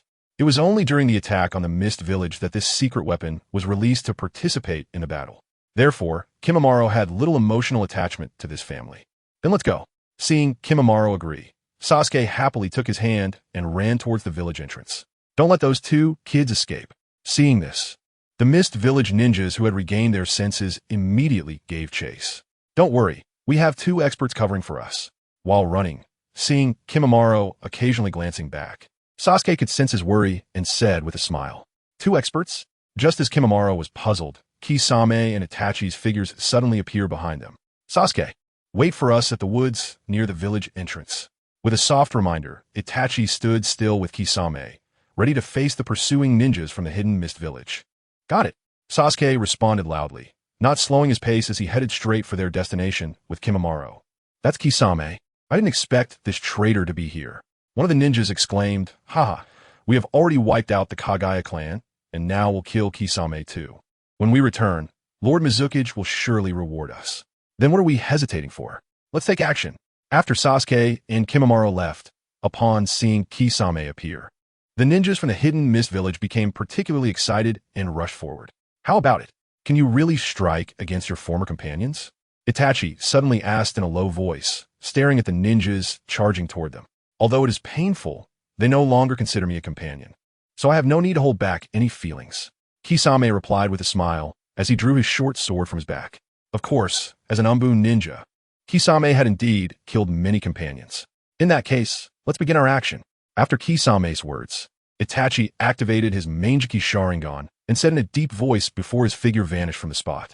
After seeing Itachi take action, Kisame also swung his short sword, commencing a bloody massacre. Chapter 158. Shomu. The sky gradually descended over the mountains, darkness enveloping the woods, with branches and leaves stretching out like ferocious beasts. As night fell, the trees gradually fell silent, with only the distant sounds of mercenaries fighting and the faint rustling of small animals. In the silent woods, 2 figures suddenly sprang out and stopped in a spacious area. Under the moonlight, it became clear that they were Kimimaro and Sasuke. Sasuke exhaled heavily, leaning weakly against a nearby tree. At this moment, wiping the cold sweat from his forehead, Kimimaro felt completely drained from the previous intense battle. After resting for a while, their gazes suddenly met, and they both smiled slightly. Let's introduce ourselves. I am Uchiha Sasuke, from the Heavenly Country, the Hidden Heaven Village. Sasuke was the first to speak. Heavenly Country, Hidden Heaven Village? Aren't you from the Water Country? Kimimaro asked in surprise. No. Sasuke shook his head and denied it directly. Since you are not from the Water Country, how do you know my name, and why did you come to save me? Kimimaro instinctively asked, staring at Sasuke. Originally, when Sasuke called his name, Kimimaro wanted to ask this question, but due to the urgent situation, he held back. This question was indeed difficult for Sasuke to answer. So he chuckled lightly and said, "That no longer matters. Just understand that you are my companion now, and I will never let anyone harm you again." Companion? Hearing this word, Kimamaro's heart was suddenly touched. Since he became aware, no one had ever called him a companion. "Kimamaro, come with me to the Hidden Heaven village. There, you will find more companions who care about you. It will be your true home." Looking at the dazed Kimamaro, Sasuke continued. Without any hesitation, Kimamaro nodded in agreement. Surprised by Kimamaro's quick response, Sasuke was taken aback for a moment, feeling a sense of unexpected joy. "Sasuke-kun is my lifesaver, so wherever Sasuke-kun goes, I will follow." Seeing the expression on Sasuke's face, Kimamaro smiled slightly and explained. Chuckling while touching his nose, Sasuke's purpose for coming to the water country was to take Kimamaro away. So now that Kimamaro agreed to go to the Hidden Heaven village, he was naturally very happy. After a brief introduction, Sasuke and Kimamaro sat down together and chatted warmly, discussing everything as if they were longtime friends. However, their conversation didn't last long, as Itachi and Kisame soon found them. "Brother, are you okay?" Seeing Itachi's clothes stained with blood, Sasuke asked with concern. How could Itachi be in trouble with his abilities? He's too strong. If it comes to a fight, I wouldn't be his opponent. Kisame responded to Sasuke's question. Having often heard Ao talk about how powerful Itachi was, Kisame had wanted to personally test his skills. And now that he had fought alongside Itachi and witnessed his abilities, he realized how terrifying Itachi was. "Of course, my brother is an incredibly strong ninja," Sasuke exclaimed proudly. "It's getting late. Let's find a suitable place to rest. We'll set off back to the village early tomorrow morning." Hearing Sasuke's praise, Itachi shook his head helplessly and said calmly, "All right." Sasuke and the others had no objections and then followed Itachi as they slowly disappeared into the woods. At night, under the moonlight, the Hidden Mist village became quiet and hazy. However, in a dense forest next to the Hidden Mist village, an extremely intense panting sound suddenly emerged. Zooming in, a 10-year-old boy was seen practicing with a kunai in a clearing. This boy was named Shomo. Although he was very young, the villagers of the Hidden Mist village all knew him, as his father, Shikaku, was the village chief, and he would one day become the new leader of the Hidden Mist village. Not bad. As Shoma hit the target with his kunai, a voice came from the side. He quickly turned his head and saw Shikaku, dressed in ordinary clothes, standing under a large tree. A rare smile appeared on his usually stern face. "Dad!" Shomu exclaimed in surprise, not expecting Shikaku to come check on his training so late. Shikaku nodded, approached Shomu, glanced up and down at him, and with a rare smile, said, "Sweat can prove your hard work. Good job. Dad, I will keep working hard." Shomu replied with a grin. Cough, cough. After coughing a few times, Shikaku sighed. "I don't want to put too much pressure on you, but my condition is getting worse. For the future of the Hidden Mist village, you must be capable." "Dad, I understand. I will never disappoint your expectations." "That's good." "It's already late," Shikaku said, looking at Shomu, who was drenched in sweat. "Let's stop training for today and practice again tomorrow." Shoma nodded. He was indeed at his limit, and continuing to train would be detrimental to his health. However, just as the father and son were about to leave, a sharp sound of wind suddenly pierced the air, and dozens of sharp kunai shot out from the trees like lightning, aimed directly at their vital points. The sudden attack caused Shikaku's expression to change slightly, and he quickly turned his head, but the kunai were already close at hand, impossible to evade. In a moment of crisis, Shiyin remained composed and quickly formed hand seals.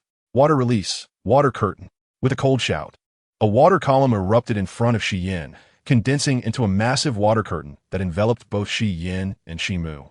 Hiss, hiss, hiss. After the water curtain formed, the shurikens struck against it, but their force was neutralized, causing them to fall to the ground. After the shuriken attack failed, several ninjas wearing the headbands of Tianin village suddenly appeared before Shiyin and Shimu. "Who are you?" After the water curtain fell, Shiyin glared at the ninjas in front of him and shouted coldly, "We are ninjas from Tianin village. You previously aided Wuyin village in opposing Tianin village, and Lord Tianin sent us to eliminate you." After Shiyin's words, a purple-haired man among the Tianin ninjas said in a deep voice, then charged at Shiyin. Chapter 159. Conspiracy. Seeing the purple-haired man rushing towards him, for some reason, Shiyin felt his skin tighten at that moment. "Shimu, you go first. I'll hold him off." Realizing that the ninjas in front of him were likely elite ninjas, Shiyin could only shout urgently, "Dad, I can't just leave you here." Shimu hesitated, feeling uneasy about leaving Shiyin alone. "Don't worry about me. Hurry and go." Seeing Shimu still standing there, Shiyin urged again, Knowing that staying would only be a burden, Shimu gritted his teeth and turned to run away. After Shimu left, Xian let out a sigh of relief and then engaged in a fierce battle with the purple-haired man and the other ninjas without any reservations. Not long after running, Shimu was about to exit the woods and reach the edge of the village. However, just as Shimu felt excited, a loud explosion suddenly erupted beside him, and, at the same time, a shadow shot out towards him like lightning. The figure rushed in an instant, spinning in the air, and delivered a heavy kick to Shimu's body, sending him flying in an arc and crashing heavily to the ground. A mouthful of blood spurted out as Shimu had yet to react when a foot landed on his chest. The assailant's faint laughter slowly echoed. No need to run. Coughing violently, blood mixed with his cough as Shimu finally regained his senses. After coming to, Shimu pulled out a shuriken, gripping it tightly, and quickly thrust it towards the assailant's calf. Before the shuriken could hit, the assailant stomped heavily on Shimu's chest and shot back. After the assailant left, Shimu stood up, pale and unsteady. Seeing Shimu get up, the assailant drew a short blade and shot forward, appearing in front of Shimu in the blink of an eye, with a slight tightening of the short blade in hand, infused with fierce energy. He slashed down at Shimu with a powerful strike. Raging water blade. The sharp wind pressure made Shimu's already pale face turn even worse. He hurriedly channeled chakra from within, forming a water blade, and rushed to meet the attack head-on. As soon as the water blade made contact with the short blade, the immense force caused Shimu's body to suddenly sink, his feet sinking deep into the ground. Lightning release, lightning strike. Watching Shimu gritting his teeth in a stalemate, the assailant coldly laughed and infused lightning chakra into the short blade. Hiss! As a current surged from the short blade, a look of horror appeared on Shimu's face. He quickly released the water blade and retreated. Little brat, pretty capable. Seeing Shimu dodge in time, the assailant stomped the ground, and with an explosion his figure flashed behind Shimu, letting out a cold smirk as he spun his right foot half a circle. Finally, with fierce energy, he delivered a heavy kick to Shimu's back. Once again struck hard, Shimu's pale face became even more ghastly. A mouthful of blood gushed out, and his body rolled like a tumbling gourd. He rolled several meters on the ground, extremely embarrassed. I have no grudges against you. Please don't kill me. After rolling several times, Shimu finally staggered to his feet, looking up at the assailant, his voice hoarse. The assailant slightly shook his head and said softly, "As ninjas, our mission is to execute tasks, and my task is to kill you." With that, the assailant tightened his grip on the short blade, turning into a shadow infused with fierce energy, and dashed toward Shimu like lightning. Boom! The short blade ruthlessly pierced into Shimu's chest in his terrified gaze. Instantly, his eyes bulged, blood flowed from the corner of his mouth, and his frail body slowly collapsed. Such a pity. After ending Shimu's life, the assailant murmured and then dropped a Tianyin village headband on the ground before vanishing into a shadow. Not long after the assailant disappeared, a panting Xian arrived at the scene. After a bloody battle, he was covered in wounds and in a very sorry state. Originally, Xian wanted to hurry back to see if Shimu had safely returned home, but when his gaze fell on the corpse on the ground, he suddenly stopped. Shimu. Suddenly, Xian's face turned pale as he looked up and let out a mournful cry. The shout was so loud that it alerted some guard ninjas in the village. When they arrived, they saw Xian holding Shimu's corpse, crying out in pain. In his sorrow, he inadvertently noticed the Tianyin village headband on the ground. Connecting it to the headbands worn by the ninjas he had encountered earlier, Xian finally understood. Picking up Shimu's lifeless body, Xian walked out of the woods with indifference, his voice filled with a chilling resentment echoed, "Tianyin village. I will make you pay in blood." In a spacious underground room in Konoha village, the entire space was dark gray, giving an extremely oppressive feeling. Inside the underground room, there were several massive black stone pillars, each adorned with numerous bizarre inscriptions, faintly shimmering with some light, blinking like countless eyes, eerie and solemn. Tap! Top! At this moment, accompanied by the sound of footsteps, a figure slowly emerged from the darkness of the underground room. Lord Danzo. Upon seeing this figure, several members of the Root organization simultaneously knelt respectfully. "Lee, how did it go?" Glancing at them, Danzo asked in a low voice. "Lord Danzo, we have followed your instructions and pretended to be ninjas from Tianyin village, eliminating the only son of Xian, the leader of Takian village." Hearing Danzo's question, Lee, with purple hair, quickly responded. Upon hearing this, Danzo narrowed his eyes and continued to inquire, "What actions has Takian village taken?" We have received intelligence that Shi Yin is gathering ninjas and preparing to wage war against Tianyin village. Without hesitation, Li continued.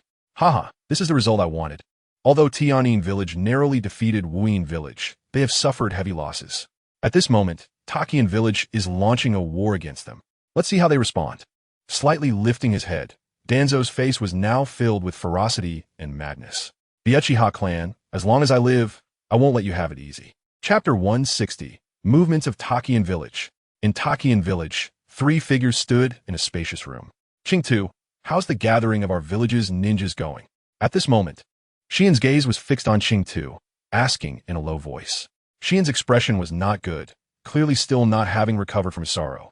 There are 208 ninjas in the village, and now we have gathered 160, with several others on their way back, Qingtu said slowly. How long will it take for the remaining ones to return to the village? Xian continued to inquire. I think 2 days should be about right. Qingtu paused for a moment, then estimated. In that case, we will attack Tianyin village in 2 days. Taking a deep breath, Xian forcefully suppressed the killing intent in his heart and spoke in a cold voice. If all the ninjas in the village were gathered, Xian wanted to attack Tianyin village today and wash it in blood to avenge his son, Shimu. Sigh. After a sigh, looking at the murderous Xian, Qingtu remained silent for a while and said, Chief, is it appropriate for us to recklessly wage war against Tianyin village? Shouldn't we investigate further? Yes.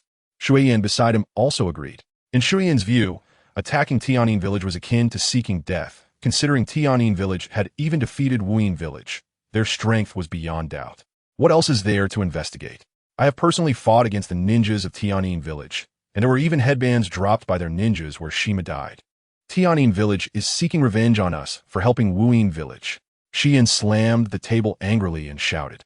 Seeing Xian so furious, Qingtu forced a smile and then spoke. Chief, many ninjas are unaware of what this gathering is for.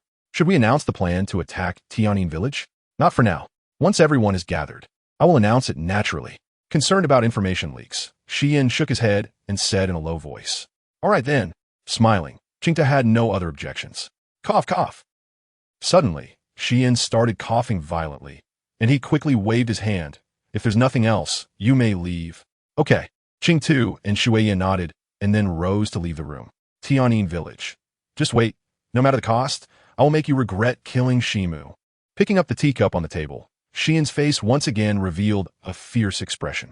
With a shake of his hand, the teacup shattered with a loud bang. Shuiyan, do you think we really need to go to war with Tianyin village? Who has a better chance of winning?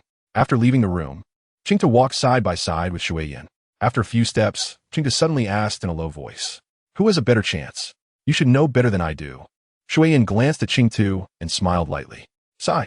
Actually, I also know that Takian village is bound to lose this war, but you see, the chief is determined to take revenge on Tianyin village, so we can only fight to the death. Qingtu sighed, feeling somewhat helpless. Of course, Takian village is our home. As ninjas, we must fight for our home at all times. Shuiyan nodded solemnly. With your words, I feel a bit more at ease. Hearing Shuiyan's declaration, Qingtu smiled and then parted ways with Shuiyan, heading towards his home. If you want to die, go ahead. I won't accompany you. Watching the gradually disappearing figure, Shuiyan suddenly sneered and then made his way toward the village entrance. After 2 days, Itachi, Sasuke, and the others finally returned safely to Tianyin village from the land of water. Upon learning that Kisame and Karui were willing to join Tianyin village, Uchiha Fugaku was very excited and specifically summoned several high-ranking members and elders to the conference room to welcome Kisame and Karui. From now on, Kisame and Karui will be ninjas of Tianyin village. We are all comrades now. Regardless of past grievances, let's not mention them again. In the conference room, after Kisame and Karui introduced themselves, Uchiha Fugaku said solemnly. Of course, these words were specifically spoken for Kisame, as he was previously their enemy in the war. Understood. The others in the conference room nodded, realizing Uchiha Fugaku's intention was not to make things difficult for Kisame. Kisame, last time you almost died at my hands. I must say you are very lucky, Zabuza said, looking at Kisame, who was standing beside Itachi, in a low tone. Haha, if you hadn't ambushed me, you wouldn't have been able to wound me so easily. Kisame responded with a smile. Then we should spar sometime. Snorting coldly, Zabuza suddenly took the sword from his back, handed it to Kisame reluctantly, and said, Originally, This was a gift for Sasuke, but he said the sword suits you better. Huh. The sword seemed to be excited by Kisame's chakra. I finally got the sword. Taking the sword from Zabuza, Kisame's face was filled with joy, his right hand tightly gripping the long handle of the sword, his eyes fixed on the broad blade, a trace of excitement flashing through his dark eyes. If it weren't for Sasuke promising to give the sword to Kisame, he might not have agreed to join Tianin village, which shows the attraction of the sword to Kisame. All right, if there is nothing else, let us disperse. Seeing Zabuza generously give the sword to Kisame, Uchiha Fugaku smiled and then said softly. However, just as everyone was preparing to leave the conference room, Uchiha Hachi suddenly rushed in front of Uchiha Fugaku and quickly said, "Clan leader, Takian village is preparing to attack Tianin village." What? Takian village is preparing to attack us? How could this be? Uchiha Hachi's words were like a stone thrown into a calm lake, immediately stirring up waves in the conference room, including Itachi, Shursui, Sasuke, and others who felt extremely shocked. Tianin village had just finished a war with Wuyin village, suffering serious injuries and needing to recuperate. If a war broke out with Takian village now, Tianin village's strength would undoubtedly be weakened. Hachi, is this information reliable? Realizing the seriousness of the situation, Uchiha Fugaku took a deep breath and asked, "Clan leader, this information was given by Takian village's elite ninja, Shueyin. He is downstairs waiting to see you." Uchiha Hachi quickly replied, "Shueyin?" Uchiha Fugaku furrowed his brows, recalling something, and then said angrily, "It's him. Does he still dare to come? I remember the last time the supplies information was also provided by him, which almost led to the destruction of Tianin village." Chapter 161, Discussion, Lord LearnsShadow. The information that the supplies were hidden in the Waterfall Gorge was deliberately leaked by the higher-ups of the Hidden Mist village. Therefore, the information he provided to you at that time was not a deception. After hearing Uchiha Fugaku's words, Kisame pondered for a moment, then spoke up. Among those in the meeting room, Kisame had the clearest understanding of the supply information, so when he said this, no one doubted him. Deliberately leaked, which means that this Shueyin was unaware. Uchiha Fugaku fixed his gaze on Kisame and asked with confusion. Even the leader of the Waterfall Hidden Village, Shoyin, was deceived. A J-nin like him would certainly not know that the supplies hidden in the Waterfall Gorge were fake. Nodding, Kisame affirmed, "Hakadai, bring him up." After hearing Kisame's words, Uchiha Fugaku nodded and then said softly, "All right." Uchiha Hakadai nodded and then turned to leave. Not long after, he returned with Shueyin, whose face was filled with flattery, to the meeting room. "Lord LearnsShadow, I am Shueyin, a J-nin from the Waterfall Hidden Village." At Uchiha Hakadai's gesture, Shueyin immediately introduced himself to Uchiha Fugaku. Is it true that your Waterfall Hidden Village is preparing to attack our village?" Nodding, Uchiha Fugaku directly got to the point. "Absolutely true. Our leader Shoyin is gathering ninjas, and the attack will begin in 2 days." Shueyin did not hide anything and said very affirmatively, "Then I don't understand. Why does your leader want to attack the Hidden Heaven Village?" At this moment, Sasuke suddenly asked, "Yes, why would the Waterfall Hidden Village declare war on the Hidden Heaven Village?" Upon hearing Sasuke's question, others were also puzzled. The Hidden Heaven Village and the Waterfall Hidden Village had no enmity. Even if last time the Waterfall Hidden Village helped the Hidden Mist Village, the two villages had established a grudge. But according to normal logic, if there was to be retaliation, it should be the Hidden Heaven Village attacking the Waterfall Hidden Village. The Waterfall Hidden Village had no reason to start a war against the Hidden Heaven Village. The only one who could clarify the doubts was Shueyin. So everyone turned their gaze towards him. Feeling so many eyes on him, Shueyin also felt uncomfortable and slowly explained, "A few days ago, a group of ninjas claiming to be from the Hidden Heaven Village attempted to assassinate Shoyin. In the end, they failed but killed Shoyin's only son. So Shoyin is very angry. Nonsense. Our ninjas from the Hidden Heaven Village must go through my approval for any missions. I did not issue a task to assassinate your leader." After Shueyin finished speaking, Uchiha Fugaku directly denied it. "It seems that someone is deliberately framing us, trying to provoke a war between the Hidden Heaven Village and the Waterfall Hidden Village." Organizing his thoughts, Shurzue reminded, "Who would frame us? Could it be the Leaf Village? It could also be the Mist Village." Upon hearing Shurzue's words, the people in the meeting room began to discuss one after another. However, at the scene, with the Hidden Heaven Village's ninja headbands left behind, it was already too late to say anything. "Our leader will not listen to those explanations." Shueyin sighed as he had already guessed that the assassination of Shoyin was not done by the Hidden Heaven Village. Who would leave something like a headband, which exposes their identity at the scene. It was clearly done on purpose. In fact, Sho Yin was not foolish. He just lost his rationality due to the death of his son, Shimoku. Since Sho Yin is determined to start a war, what should we do now? Are we really going to fight the Waterfall Hidden Village? Upon hearing this, Uchiha Fugaku frowned. Uchiha Fugaku was not afraid of the Waterfall Hidden Village. He just did not want to end up in a situation where both sides suffered losses, allowing hidden enemies to take advantage. At this moment, Shirzue's expression was slightly gloomy. If that's the case, the Hidden Heaven Village is likely to fall into a bitter battle again, a situation he obviously did not want to see. Killing 1,000 and losing 800 ourselves, we better not engage in battle with the Waterfall Hidden Village, or else there will be hardly any ninjas left in the village. Uchiha Hakudai thought for a moment and then spoke. The foundation of the Hidden Heaven Village is already thin, and after the battle with the Hidden Mist Village, it cannot withstand any more turmoil. So what should we do? We can't just let the ninjas from the Waterfall Hidden Village directly invade, can we?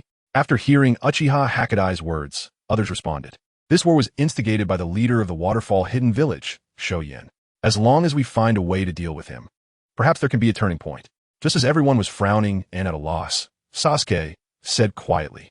Sasuke, what do you mean? Seeing that Sasuke might have a good solution, Shirzue quickly asked, fixing his gaze on Sasuke. Sasuke smiled and then said lightly, Shirzue, have you forgotten the power of the Manjiki Sharingan? As long as you cast a Jinjutsu on Sho Yin and control him, it will be fine. That's a good idea. As long as we control Sho Yin and make him order not to attack the Hidden Heaven Village, it will be fine. Yes. This way we can resolve this crisis without any losses. As soon as Sasuke's words came out, others nodded in agreement. Sasuke is impressive. After a sigh of admiration, Shirzue suddenly felt relieved in his heart, and there was an undeniable joy on his face. With Shirzue's powerful eye ability, controlling Sho Yin should not be difficult.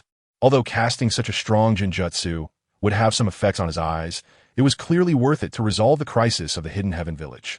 Although Sasuke's idea was good, the Waterfall Hidden Village was said to be hidden behind the waterfall, making it hard to find. Moreover, after the assassination attempt, Sho Yin would definitely have tightened security, so it would also be somewhat difficult to control him. After pondering for a moment, Zabuza suddenly spoke up. Captain Zabuza, don't worry. As long as he can help us, that's enough.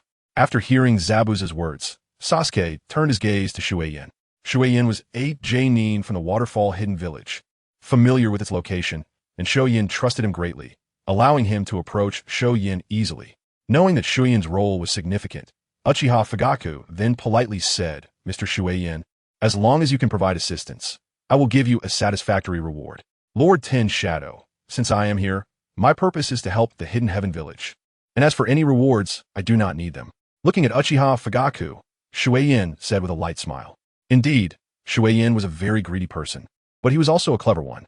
He knew that with the strength of the Hidden Heaven Village, it would eventually swallow the Waterfall Hidden Village, which meant that Uchiha Fugaku would be his future leader. Now, the future leader needed his help.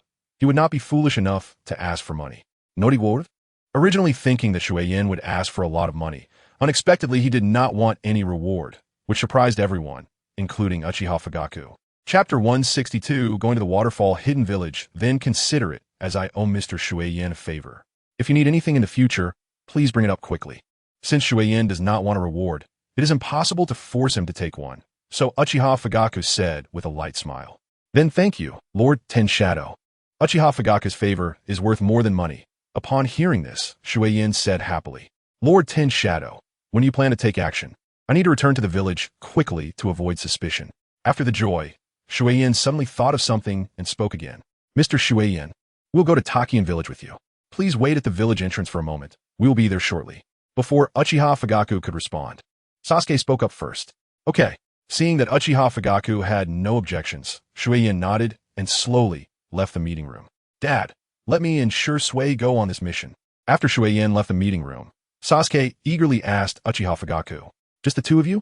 Uchiha Fugaku asked with concern, feeling that it was not very appropriate for Shirzue and Sasuke to go to Takian village alone. 2 people are enough. Having more would just complicate things. Sasuke smiled and continued, once we control the leader of Takian village, I have a bold idea. What bold idea? Not only Uchiha Fugaku, but everyone else in the meeting room was also curious about Sasuke's thoughts. I want to completely annex Takian village to strengthen our strength in Tianin village. After Sasuke's words, Uchiha Fugaku and the others were all shocked. This idea was not just bold, it was quite audacious. It is known that Takian village is special, having ancestral hero water that can increase a ninja's chakra by dozens of times, which has led all 5 great ninja villages to want to annex Takian village. But due to various reasons, they have not succeeded, indicating that annexing Takian village is not a simple matter. Even if we can control Shiyuan, it doesn't necessarily mean we can make Takian village merge into Tianin village. After thinking for a moment, Uchiha Fugaku said with a serious expression. Nearby, Uchiha Hakadai and Zabuza nodded solemnly. Sasuke was thinking too simply, and executing it would certainly be very difficult. Takian village is different from other ninja villages. The ninjas and villagers in the village highly respect their leader. Otherwise, the leader's position wouldn't be hereditary. Knowing they would question his idea, Sasuke explained with a smile. Sasuke, are you saying that the people in Takian village will absolutely obey whatever Shiyuan says? Uchiha Fugaku asked instinctively. Yes, I believe as long as Shiyuan proposes to merge Takian village into Tianin village, the ninjas and villagers of Takian village will agree. Of course, nothing is absolute. But even if we fail, we won't lose anything. And if we succeed, Tianin village will truly rise. Sasuke slowly said as he glanced around the meeting room. Sasuke, once Shursui uses his Manjiki Sharingan to control Shiyuan, you should boldly execute your plan. Moved by Sasuke's last statement, Uchiha Fugaku disregarded others' opinions and directly announced. As the leader of Tianin village, Uchiha Fugaku naturally hoped for the village's expansion, with the number of ninjas doubling. So even if there was a glimmer of hope, he wanted to seize it. I understand. Shursui, let's go. With Uchiha Fugaku's support, Sasuke smiled and then left with Shursui. I hope Sasuke can succeed. Watching Sasuke and Shursui leave, everyone in the meeting room hoped they could handle Shiyuan. In Takian village, within a quiet room, there were sudden violent coughing sounds. Leader, Shuiyin has been gone for a day, and there's still no sign of him. Qingtu reported truthfully, staring at the coughing Shiyuan. Did he tell you where he was going? Upon hearing this, Shiyuan's expression changed dramatically, and he quickly asked. No. Qingtu shook his head. Then where could Shuiyin have gone? Taking a few steps, Shiyuan murmured anxiously. With the imminent war against Tianin village, Shuiyin's absence was surely impactful. After all, Shuiyin was a high-ranking ninja in Takian village with strong combat capabilities. Leader, could it be that Shuiyin has defected to Tianin village? A sudden bad premonition arose in Qingtu's heart as he glanced at Shiyuan beside him and frowned. How could that be? Shuiyin is absolutely loyal to me. After Qingtu's words, Shiyuan trembled and exclaimed. Leader, I'm just speculating, but with our battle against Tianin village approaching, we must consider any sudden situations. Hearing this, Qingtu replied in a low voice. Feeling that Qingtu's words made sense, Shiyuan nodded and then said fiercely, if Shuiyin really betrays me, I will never let him go. Takian village. A hidden village concealed by a massive waterfall, although surrounded by 4 nations. Its unique geographical location has never been invaded by other countries. Although Takian village is just a small ninja village, it is home to many famous ninjas, such as Kakazu and the Seven Tails Fu. Tianin village is not far from Takian village, and after a day's journey, Shuiyin brought Shursui and Sasuke to the outskirts of Takian village. At this moment, following Shuiyin, Sasuke skillfully navigated through the dense thorns in the woods. After rushing for a while, the view in front suddenly opened up, and the roaring sound of the waterfall made him feel ecstatic. Breaking free from the last giant tree's obstruction, Sasuke looked at the scene before him and couldn't help but take a deep breath. In Sasuke's view, a massive waterfall like a silver ribbon crashed down from a high peak. The water splashed against the boulders and mist filled the sky. The entrance to Takian village is just behind this waterfall. Follow me. With a slight smile at Shursui, Shuiyin turned and dove into the waterfall. Without hesitation, Shursui and Sasuke quickly followed into the waterfall. Behind the waterfall was a massive cave, in the middle of which were many circular water mouths. One of these water mouths led to Takian village. To the left of Takian village was a forest. I will arrange for our leader to meet in the forest, and you can act there. Quickly walking to a large water mouth, Shuiyin suddenly reminded them. Okay.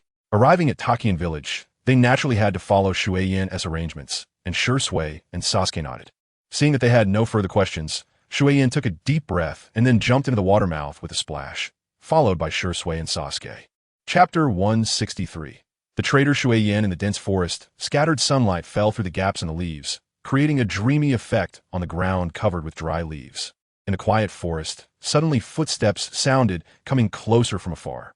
Moments later, 5 figures slowly appeared, led by the leader of Takian village, Shi Yuan, followed by his guards. After walking for a short while, Shi Yuan and the others arrived at a clearing, where Shui Yin stood alone in the middle. "Leader, you're here." Seeing Shi Yuan approaching slowly, Shui Yin smiled. "Shui Yin, if you have something to discuss, you can say in the meeting room. Why come here? Also, where have you been all this time?" Staring at the smiling Shui Yin, Shi Yuan hurriedly asked. "Leader, since you're already here, I won't hide it any longer. I went to Tianin village this time." Taking a deep breath, Shui Yin then spoke in a low voice. "What? You went to Tianin village?" Although King Touching had previously guessed that Shui Yin had gone to Tianin village, Shi Yuan never believed that Shui Yin would do such a thing. So when Shui Yin spoke these words, Shi Yuan was extremely shocked. "Chief, in order to prevent Longyin village from being destroyed by war, I went to Tianin village to verify whether the person who assassinated you was a ninja from Tianin village. As a result, Lord Tianin told me that he didn't do it at all, so I think you misunderstood." Ignoring Shi Yuan's shock, Shui Yin slowly explained. "Shut up. Don't look for excuses. You're definitely siding with Tianin village out of fear of death. I really didn't expect Longyin village to produce a traitor like you." Pointing at Shui Yin, Shi Yuan shouted angrily. Since you say that, then I will take on this role of a traitor." With a cold snort, Shui Yin stopped wasting words and suddenly shot several shurikens at Shi Yuan. "Be careful. Protect the chief." Seeing this scene, the guards behind Shi Yuan changed their expressions, and the 4 of them immediately stood in front, blocking the shurikens. Not expecting Shui Yin to directly attack him without any sentiment, Shi Yuan stepped back 2 paces and glared at Shui Yin ferociously, saying, "Shui Yin, you're looking for death." After his words fell, dozens of figures flew out from the woods behind Shi Yuan, quickly surrounding Shui Yin. "Shui Yin, you traitor, how dare you harm the chief?" Among those figures, King Touching appeared, angrily shouting at Shui Yin. "So you have already begun to suspect me." With a sinister gaze sweeping around at the ninjas, Shui Yin finally understood. "Shui Yin, I was assassinated in this forest before, so I was prepared before the meeting. Your foolish attempt to kill me is simply impossible." Seeing Shui Yin's shocked expression, Shi Yuan smiled coldly, his expression growing even more sinister. "You have a backup, don't I have one?" As his words fell, Shui Yin turned around in front of the many astonished gazes and politely shouted toward the woods. "Ji Shui, there has been a change in the situation, and I may need your help." Upon hearing Shui Yin's words, everyone was stunned, and even Shui Yin's expression changed as he immediately turned his gaze to that location. There, 2 figures quickly emerged and landed beside Shui Yin. "Ji Shui, leave Shi Yuan to you, and I'll handle the rest." After landing steadily on the ground, Sasuke drew out his tanto and reminded. "Understood." Ji Shui nodded, locking his gaze on Shi Yuan. "Attack!" At this moment, saying anything else was meaningless. With Shi Yuan's cold shout, the ninjas from Longyin village, who had long been watching closely, gripped their weapons tightly and charged at Ji Shui and the others with fierce expressions. Seeing the ninjas from Longyin village rush over, Sasuke, holding his tanto, leaped into the crowd. With each swing of the tanto, it left a trail of blood. Seeing his companions fall so quickly, a ninja named Luwu could no longer hold back. With a furious shout, he pounced on Sasuke like a hawk, wielding a large knife that created a sharp, oppressive wind as it slashed toward Sasuke's head. Clang! Although caught in the battle, Sasuke remained vigilant. Therefore, when Luwu suddenly attacked, Sasuke sensed it and quickly angled his tanto to accurately strike the blade's tip. The 2 forces collided violently, creating a powerful gust of wind. After a direct clash, Sasuke nimbly stepped back a few paces, while Luwu spun in midair and landed on the ground.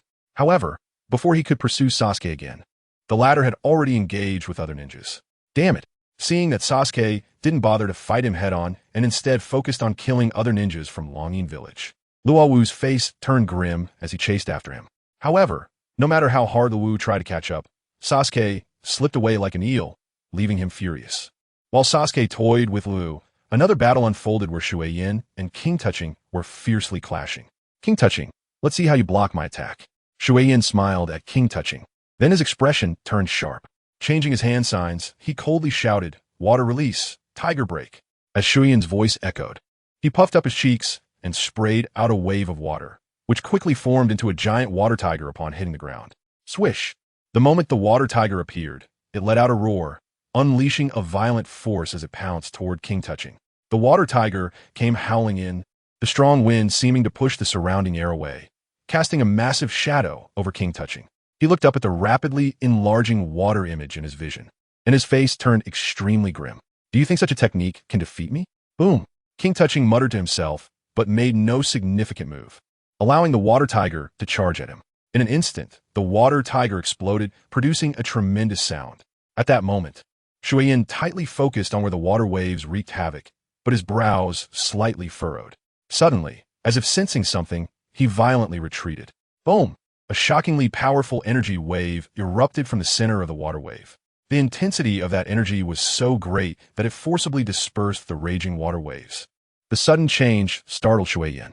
He quickly looked over and saw a figure resembling a giant ape slowly emerging from within the water waves. Giant ape transformation. Seeing King Touching transform so quickly, Shuiyin couldn't help but exclaim. Chapter 164. Giant Ape Transformation. Giant Ape Transformation is a bloodline limit ability of King Touching, allowing him to turn into a giant ape man. After becoming a giant ape man, not only does his strength increase, but his speed and resistance to blows also become stronger. However, there is a price for this power.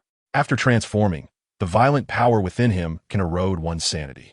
Once his mind is covered by this violent power, King Touching will become lost in slaughter, unable to awaken, and at that point he will undoubtedly be a puppet. Shuiyin, you traitor, today I will tear you apart. With red eyes surging, King Touching looked at Shuiyin with a fierce and venomous gaze. Upon hearing this, Shuiyin's gaze flickered, his expression sinister as he focused on King Touching, who was covered in blood streaks, with no trace of human emotion in his eyes, only pure slaughter. Shuiyin grinned and said, Now you look no different from a beast that only knows how to kill. But since that's the case, I will play the butcher and slaughter you. Earth Release, Earth Tomb. Accompanied by a shout, Shuiyin suddenly raised both fingers, and a massive rock flew up from the ground. Go! With a flick of his finger, the rock came crashing down like a mountain, heavily smashing toward King Touching. Oof! Watching the massive stone shadow coming toward him, King Touching let out a cold snort, not dodging, but charging straight at it. At the same time, he tightly clenched his fists and slammed against the falling rock. Bang, bang, bang! The deafening sounds erupted in the arena, and the fierce collision left even Sasuke, who was in the midst of battle, dumbfounded. After transforming into a giant ape, Chengtu's overall strength has clearly skyrocketed, especially his power, which has become incredibly strong. With a punch, even the massive rocks are forced back inch by inch. Huge cracks spreading out from the rocks. Such powerful strength. Seeing this, Shuiyin's face flashed with surprise. It was the first time he had seen someone able to withstand such colossal rocks purely with strength. Shuiyin, no matter how much you resist, it's useless. Under the relentless pounding of Chengtu's fists, the rocks quickly shattered into rubble, accompanied by Chengtu's maniacal laughter. I don't believe I can't kill you. After seeing the rocks destroyed, Shuiyin's eyes reddened. If he couldn't kill Chengtu, he would be killed by him. He had no choice but to fight back. Earth Release, Earth Dragon Bullet Technique. After forming hand seals, Shuiyin shouted, and the ground trembled as if an earthquake had struck. A dragon's roar echoed, and then a massive earth dragon emerged. Beneath the earth dragon, Chengtu, who had swelled in size, appeared extremely small, and the crimson in his eyes faded slightly under the dragon's pressure. Come on. However, at this moment, there was no way to retreat. After transforming into a giant ape, Chengtu's rationality was clearly overshadowed, and he took the initiative to charge at the earth dragon. Not expecting Chengtu to attack first, Shuiyin could only stand behind the dragon, colliding fiercely with Chengtu. Bang! A thunderous sound reverberated, and an energy shockwave erupted. Both Shuiyin and Chengtu were sent flying as if struck hard, crashing heavily onto the ground, and huge cracks spread out behind them. Shuiyin spat out a mouthful of blood, his eyes filled with rage and panic. He looked not far away, where Chengtu had already stood up from the ground, his body covered in bloodstains, blood continuously flowing down, making him look like a bloody figure. His blood-red eyes emitted an endless ferocity, instilling fear. At that moment, the latter seemed completely oblivious to his injuries. The excruciating pain was all ignored, as if he were an unflagging battle machine. This bastard! Shuiyin's gaze darkened, and he couldn't help but roar inwardly. Now, even he felt a bit of fear from Chengtu. However, Chengtu paid no attention to his emotions, allowing blood to drip from his body. His crimson eyes locked onto Shuiyin, licking the blood from the corner of his mouth, the smile on his face growing more ferocious and bloodthirsty. I can't keep fighting him like this. Shuyan's gaze flickered. The current situation had slipped out of his control. He never expected to be forced into this position by Qingtu. Gritting his teeth, he retreated rapidly, and, as he did, a kunai with many explosive tags appeared in his hand. Swish! But just as he retreated, the blood-covered Qingtu charged at him again. The fierce assault targeted all of Shuyan's vital points.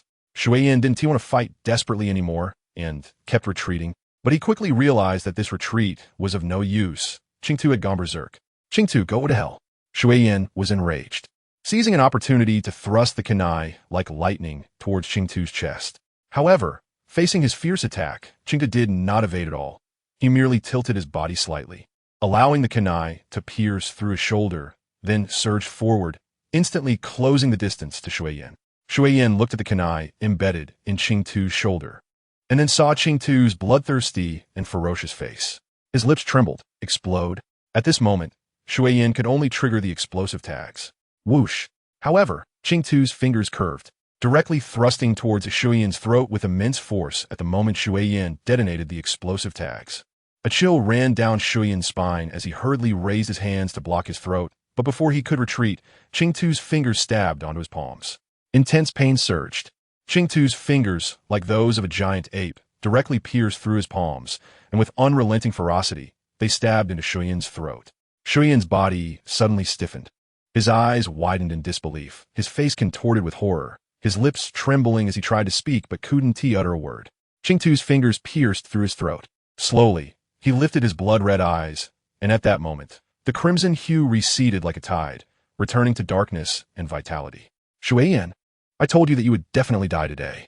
Qingtu, with his blood-soaked face, smiled at Shuyan, from whose mouth blood continued to flow, speaking in a hoarse voice. Boom!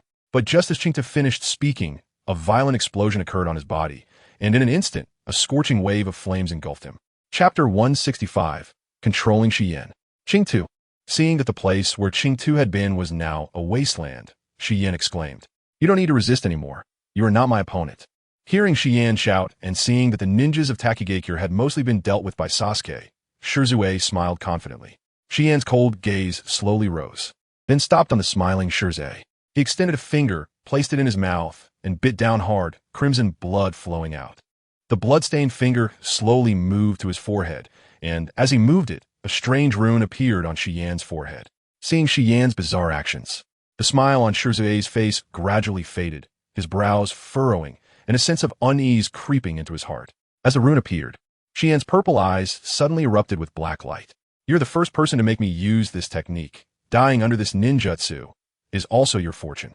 As Shiyan's words fell, a terrifying black light surged forth from his body, enveloping the surroundings. In the blink of an eye, it covered half the sky, casting a shadow that looked incredibly frightening. Roar! The black light surged wildly around Shiyan, and under Shirzue's shocked gaze, it gradually transformed into a colossal elephant, entirely black as ink, standing tall as if the entire world was beneath its feet. With that, Shiyan clearly did not intend to give Shirzue any time. After issuing the attack command, the giant elephant let out a deafening roar that shook the heavens. The elephant charged forth, its lights swirling, crashing down like a catastrophic force that trembled the earth, carrying terrifying power as it charged towards Shirzue. Bang bang! Wherever the giant elephant passed, the ground below was torn apart, creating massive rifts. Under the impact of the giant elephant, it seemed that anything would crumble to dust. To use Jinjutsu in front of the Uchiha clan, you are thinking too simply. However, facing the giant elephant's attack, Shirzue smiled, then directly activated his Manjiki Sharingan. Jinjutsu Rebound.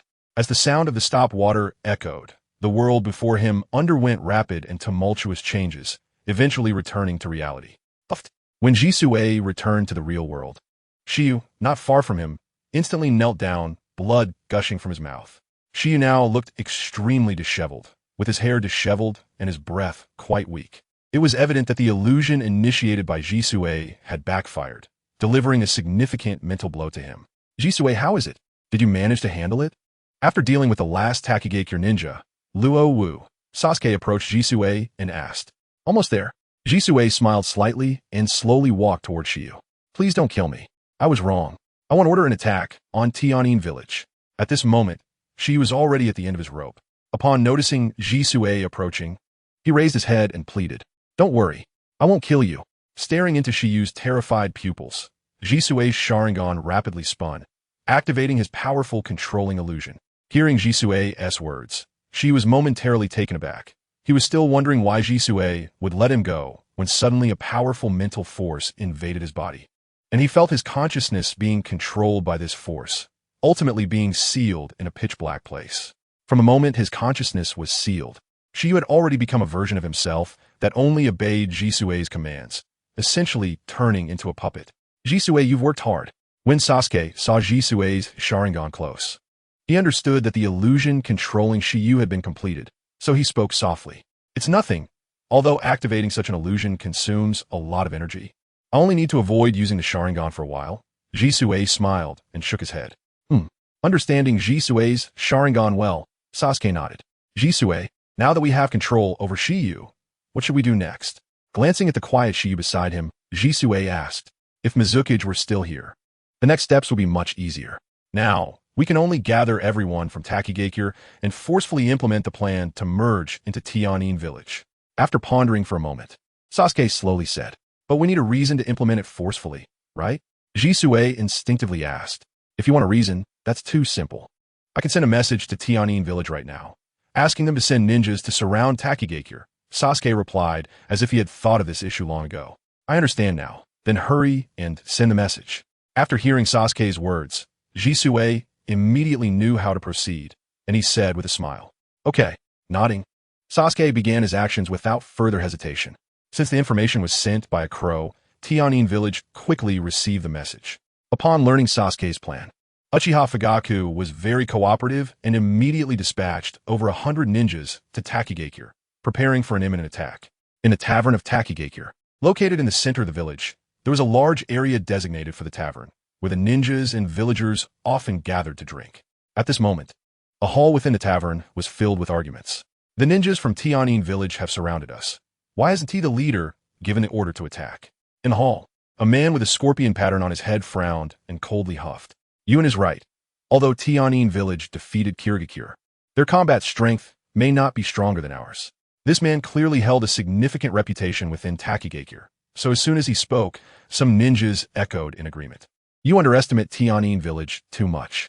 That village was established by the Uchiha clan, a clan that possesses the Sharingan. We cannot possibly defeat them. Moreover, as far as I know, the leader may decide to merge our village into Tianin village to protect the village, and he will officially announce it tomorrow." However, just as they finished speaking, an older ninja suddenly spoke up. "Merge into Tianin village? Then won't we become part of Tianin village? This is too sudden." Sighing, another man slowly said, "Now, we can only quietly wait. Tomorrow, we will know the leader's decision." The others in the hall could only smile wryly and nod in agreement. Chapter 166. Announcing the decision the next day. As the first rays of morning light shone upon Takigakure, the village square became lively. The villagers and ninjas who received the order got up early and headed to the square, knowing that their leader, Shiyu, would announce a significant decision today. This decision concerned the fate of Takigakure and their own future. As time passed, nearly all the villagers had gathered, and finally, under the watchful eyes of the crowd, their leader, Shiyu, appeared in the square. "We have seen the leader." Upon seeing Shiyu appear, the people of Takigakure quickly greeted him respectfully. Shiyu nodded slightly, flashed, and appeared on a tall stone platform in the square, then loudly proclaimed, "Everyone should know that the ninjas from Tianin village have surrounded us. I know that, like me, you are not afraid of the ninjas from Tianin village. However, we must consider our families. If we die in battle, who will protect them? Therefore, I have decided to merge Takigakure into Tianin village so that everyone will not suffer any harm." Upon hearing these words, many people felt a shock in their hearts. Although they had heard some news about this earlier, hearing Shiyu announce it in person still stirred them. The next day, as the first rays of morning light shone upon Takigakure, the village square became lively. The villagers and ninjas who received the order got up early and headed to the square, knowing that their leader, Shiyu, would announce a significant decision today. This decision concerned the fate of Takigakure and their own future. As time passed, nearly all the villagers had gathered, and finally, under the watchful eyes of the crowd, their leader, Shiyu, appeared in the square. "We have seen the leader." Upon seeing Shiyu appear, The people of Takigakure quickly greeted him respectfully. She nodded slightly, flashed, and appeared on a tall stone platform in the square, then loudly proclaimed, "Everyone should know that the ninjas from Tianyin village have surrounded us. I know that, like me, you are not afraid of the ninjas from Tianyin village. However, we must consider our families. If we die in battle, who will protect them? Therefore, I have decided to merge Takigakure into Tianyin village so that everyone will not suffer any harm." Upon hearing these words, many people felt a shock in their hearts. Although they had heard some news about this earlier, hearing Shiyu announce it in person still stirred them.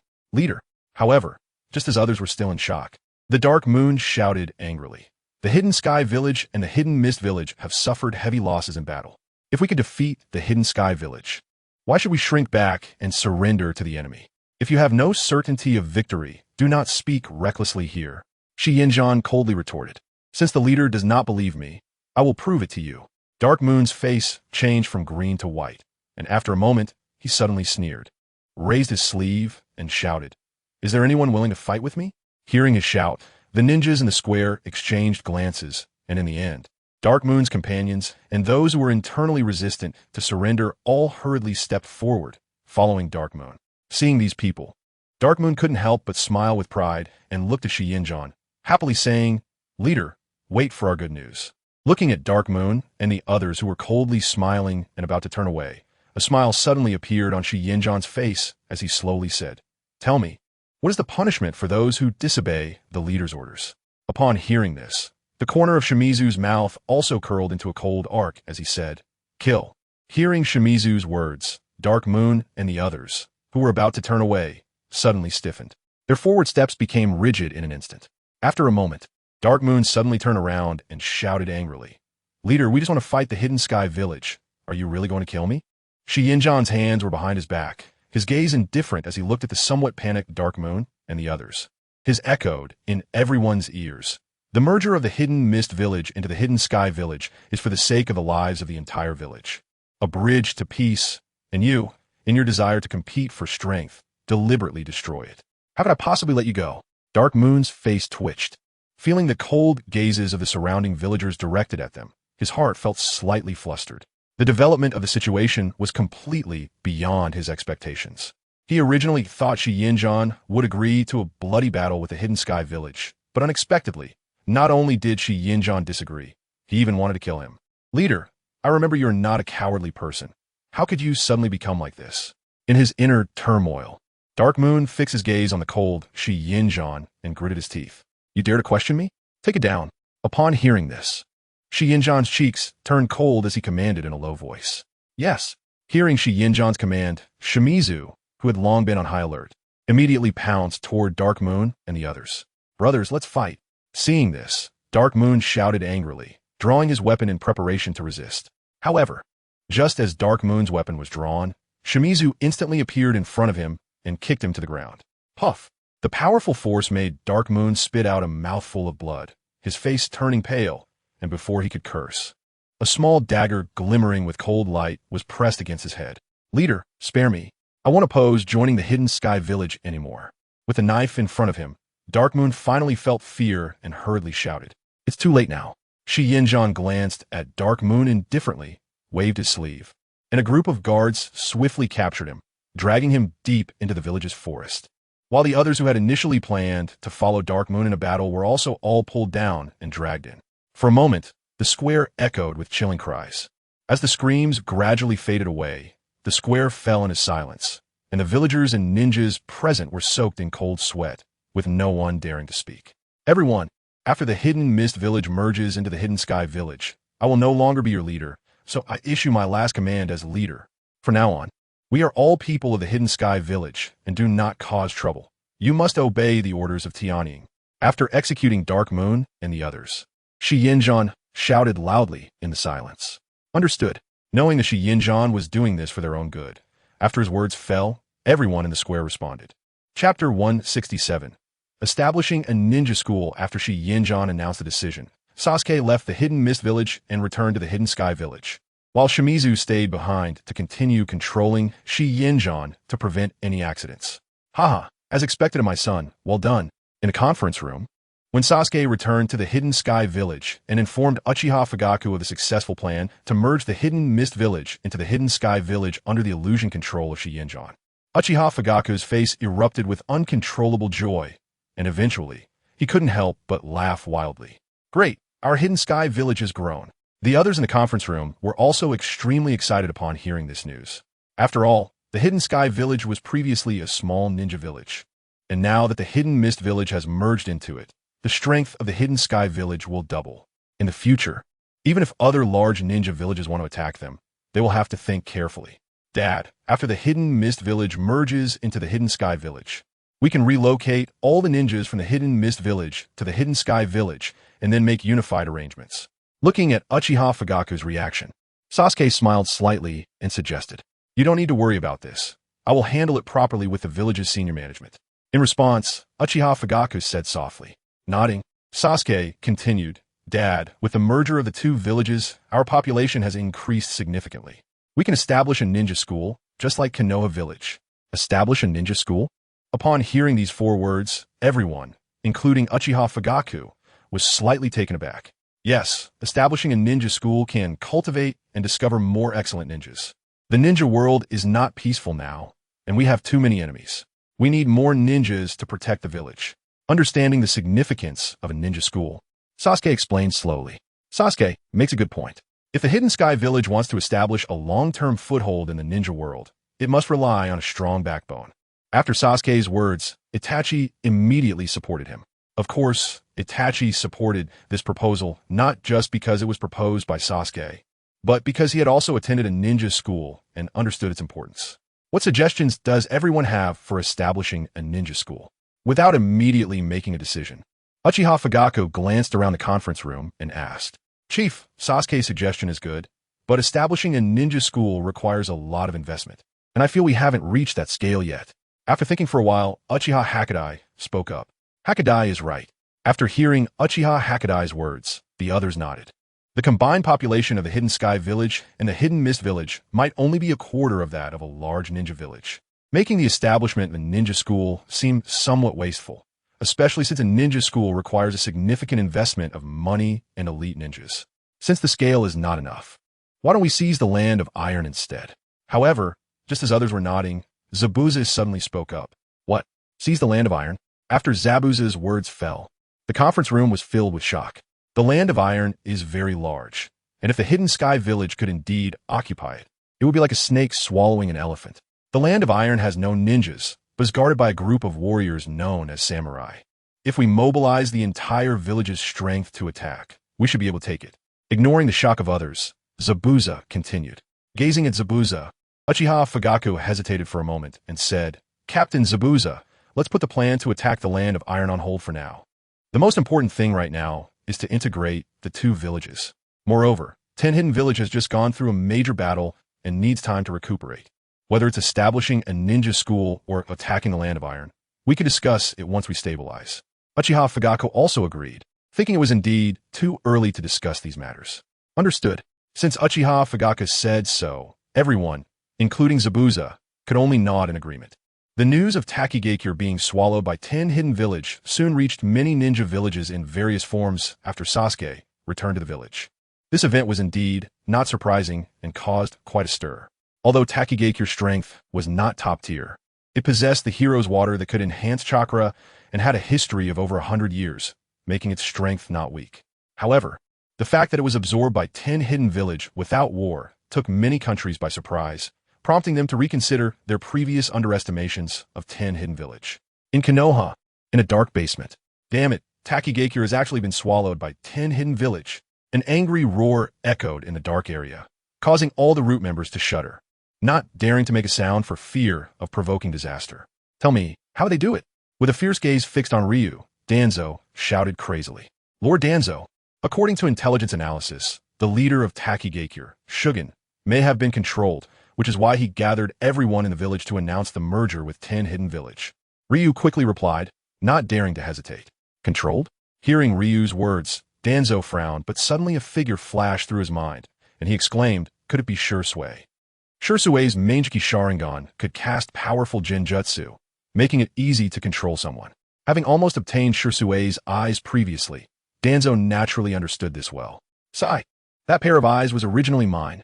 Thinking of such immense power that could take a village, Danzo couldn't help but lament.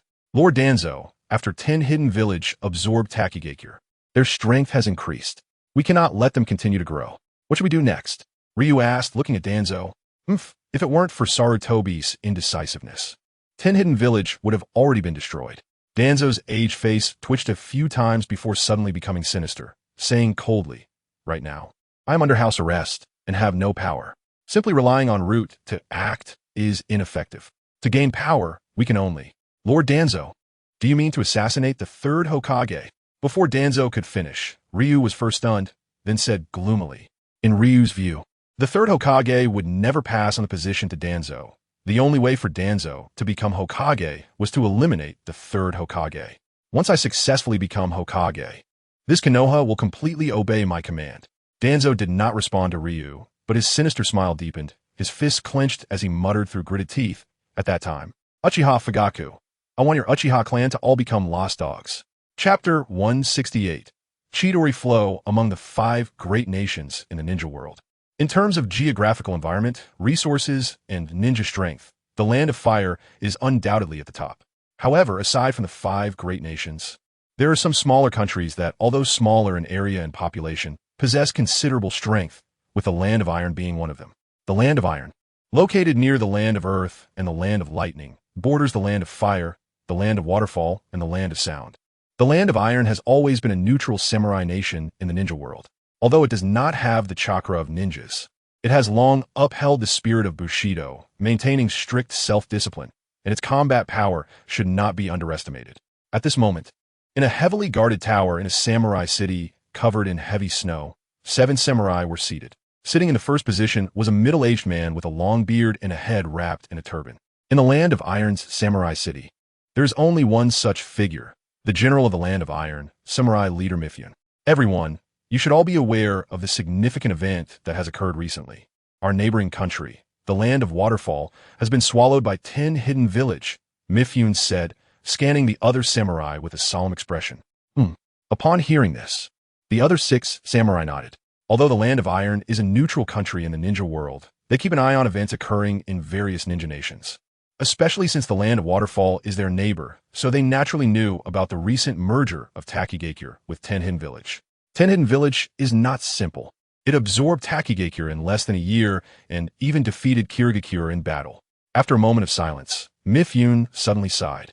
Sir, it said that the Uchiha clan established 10 Hidden Village, and their rapid expansion is likely an attempt to confront Konoha.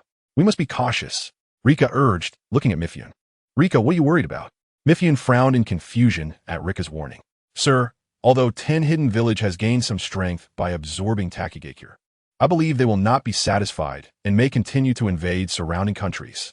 Rika responded swiftly without hesitation. Are you saying that 10 Hidden Village might target us? An elderly man asked with a pale face, trembling slightly. As the elder's words fell, everyone in the conference room, including Mifune, was shocked. We are a neutral country. 10 Hidden Village shouldn't target us, right? After a moment of silence in the conference room, a voice finally spoke up.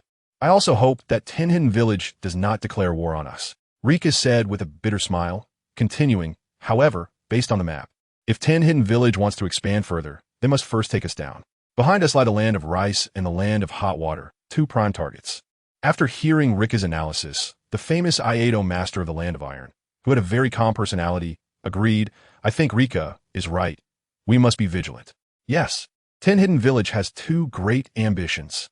The other samurai also nodded in agreement. In that case, let's immediately send people to 10 Hidden Village to gather intelligence. If 10 Hidden Village truly intends to invade the Land of Iron, we absolutely cannot let them succeed. After thinking for a moment, Mifune's eyes flickered, and he said coldly, yes. Hearing Mifune's resolute words, everyone responded in support. Time passed like sand, and in the blink of an eye, more than 6 months had gone by. During these 6 months, many events occurred in 10 Hidden Village, among which the most sensational was the death of the former leader of Takigakure, Shugen, due to illness. However, after Shugen's death, the former ninjas and villagers of Takigakure, aside from feeling some sadness, did not take any other actions. Under the arrangement of the new leader, Uchiha Fugaku, They lived more securely in Ten Hidden Village. In Ten Hidden Village, in a spacious forest. A figure moved like a fierce tiger, and with the swing of its arms, even the dry leaves on the ground began to dance. Bang, bang, bang. The figure dashed forward and delivered a powerful punch that struck the nearby tree, the immense force causing the tree to uproot and fly away, kicking up a cloud of dirt before crashing to the ground. Jummer really impressive. Not far away in an open area, Xianglin, dressed in a white shirt, laughed upon seeing the fallen tree. Xianglin, you're here. Upon seeing Xianglin, Jummeru stopped his training and walked over, smiling. He had been in Tianin village for 6 months and had made many friends there. Since he often carried out missions with Sasuke, he naturally became familiar with Xianglin, who frequently clung to Sasuke. Jummeru, you've been working hard lately. You're training every moment. Looking at the out-of-breath Jummeru, Xianglin teased. I have no choice. In a few days, our village might go to war with the Iron Country, so I must train hard to protect Sasuke when the time comes. With a bitter smile, Jummeru explained, going to war with the Iron Country? Is it confirmed? Hearing this, Xianglin was taken aback and asked. I heard it from Sasuke. What he said should be very accurate. Jummeru replied with a smile, fixing his gaze on Xianglin. I see. Oh, by the way, why haven't I seen Sasuke? After Jummeru's words, Xianglin glanced around and suddenly asked. Sasuke is training over there at the training ground. I'll take you to find him. Knowing the purpose of Xianglin's visit, Jummeru gently said. Okay. Xianglin nodded and followed behind Jummeru toward the training ground where Sasuke was. At the training ground, there were many dense boulders, and Sasuke sat cross-legged on one of the stone platforms, his eyes tightly closed and a sheen of sweat visible on his body, indicating he had just undergone intense training. After a moment of recovery, he leaped down from the stone platform, his body straight as a spear, his expression serious as he slowly formed a complex hand seal in front of him. As the hand seal was completed, a special aura seemed to spread out. Sasuke's hand seals changed rapidly, and in just a few breaths, he formed several complex seals in succession, and as he did so, the chakra in his body quickly flowed throughout. Chidori stream. Accompanied by the completion of the hand seal, a loud shout suddenly erupted from Sasuke's mouth. Hiss! As the shout fell, brilliant lightning erupted around Sasuke, and immediately, the surrounding boulders were sliced apart, stone fragments flying everywhere. Breathing heavily, Sasuke looked at the nearly completely shattered stone platform with a flushed face, an uncontrollable joy swelling in his eyes. After months of hard training, he had finally succeeded in unleashing the Chidori stream. Chapter 169. The Eve of War. Chidori stream is a nature transformation improved from the basic Chidori, releasing Chidori from the body, and it is an A-rank lightning-style ninjutsu that combines attack and defense, much more powerful than the simple Chidori. Now that he had mastered Chidori stream, the next step should be to train the Chidori sharp spear. Glancing at the surrounding rubble, Sasuke murmured to himself. In the Naruto anime, Chidori sharp spear is a lightning-style ninjutsu created by Sasuke, changing the form of Chidori with a much larger attack range than Chidori. Although its power is not as strong as Chidori, its advantage lies in the increased attack range, making it an upgrade to Chidori stream, capable of paralyzing enemies. Sasuke! However, just as Sasuke was about to continue training, a familiar voice called out, and he saw Xianglin and Jummeru quickly approaching. What brings you here? Seeing them, Sasuke smiled slightly. It's in a few days. I missed you. Leaning directly against Sasuke's arm, Xianglin pouted. Xianglin's straightforward personality had grown more uninhibited after spending so much time with Sasuke, losing her earlier shyness. Seeing Jummeru's teasing gaze, Sasuke shook his head helplessly and said to Xianglin, we'll be heading to the battlefield in a few days, so we need to train hard these days. Sasuke, can you take me with you to the Iron Country? Upon hearing this, Xianglin said earnestly. Xianglin naturally hoped to protect Sasuke on the battlefield, just like Jummeru. Take you with me? Sasuke was taken aback, then scratched the back of his head and chuckled. Xianglin, we're not going on a vacation. The battlefield is very dangerous. It's better if you stay in the village. Sasuke is underestimating me again. I've already mastered the medical ninjutsu that Sister Izumi taught me, and I can heal many companions on the battlefield. Hearing Sasuke's response, Xianglin immediately became unhappy and said somewhat petulantly, Xianglin, that's not what I meant.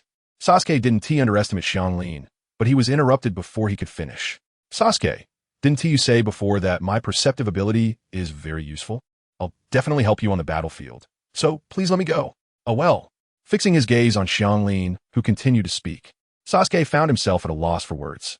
Jummeru, can you help me persuade Sasuke? Seeing Sasuke's silence, Xianglin turned to Junmaru, who was standing by with a goofy smile. For help. Sasuke, I think you should take Xianglin with you. Otherwise, she won't be able to train properly these days. Not wanting Xianglin to really get angry, Junmaru could only tease Sasuke. Sasuke smiled. He understood Junmaru's intention. So he chuckled and said, Xianglin, whether you can go to the Iron Country or not is not up to me. As long as Sister Izumi agrees, then you can follow me. Thank you, Sasuke. Sister Izumi will definitely agree. As soon as Sasuke finished speaking, Xianglin immediately shouted excitedly. Given the relationship between Uchiha Izumi and Xianglin, Sasuke knew that Izumi would agree to Xianglin going to the Iron Country. Although he didn't really want Xianglin to participate in the war, he felt quite helpless. Let us go. I'll treat you to a big meal. Having trained all morning, Sasuke was hungry, and he waved his hand grandly. Sasuke is so nice. As a foodie, Xianglin readily agreed with both hands and then followed behind Sasuke, excitedly bouncing toward the village. Standing in place, Junmaru smiled as he watched the carefree Sasuke and the adorable Xianglin, gently smiled and murmured, as long as I have breath, I will not let anyone harm you.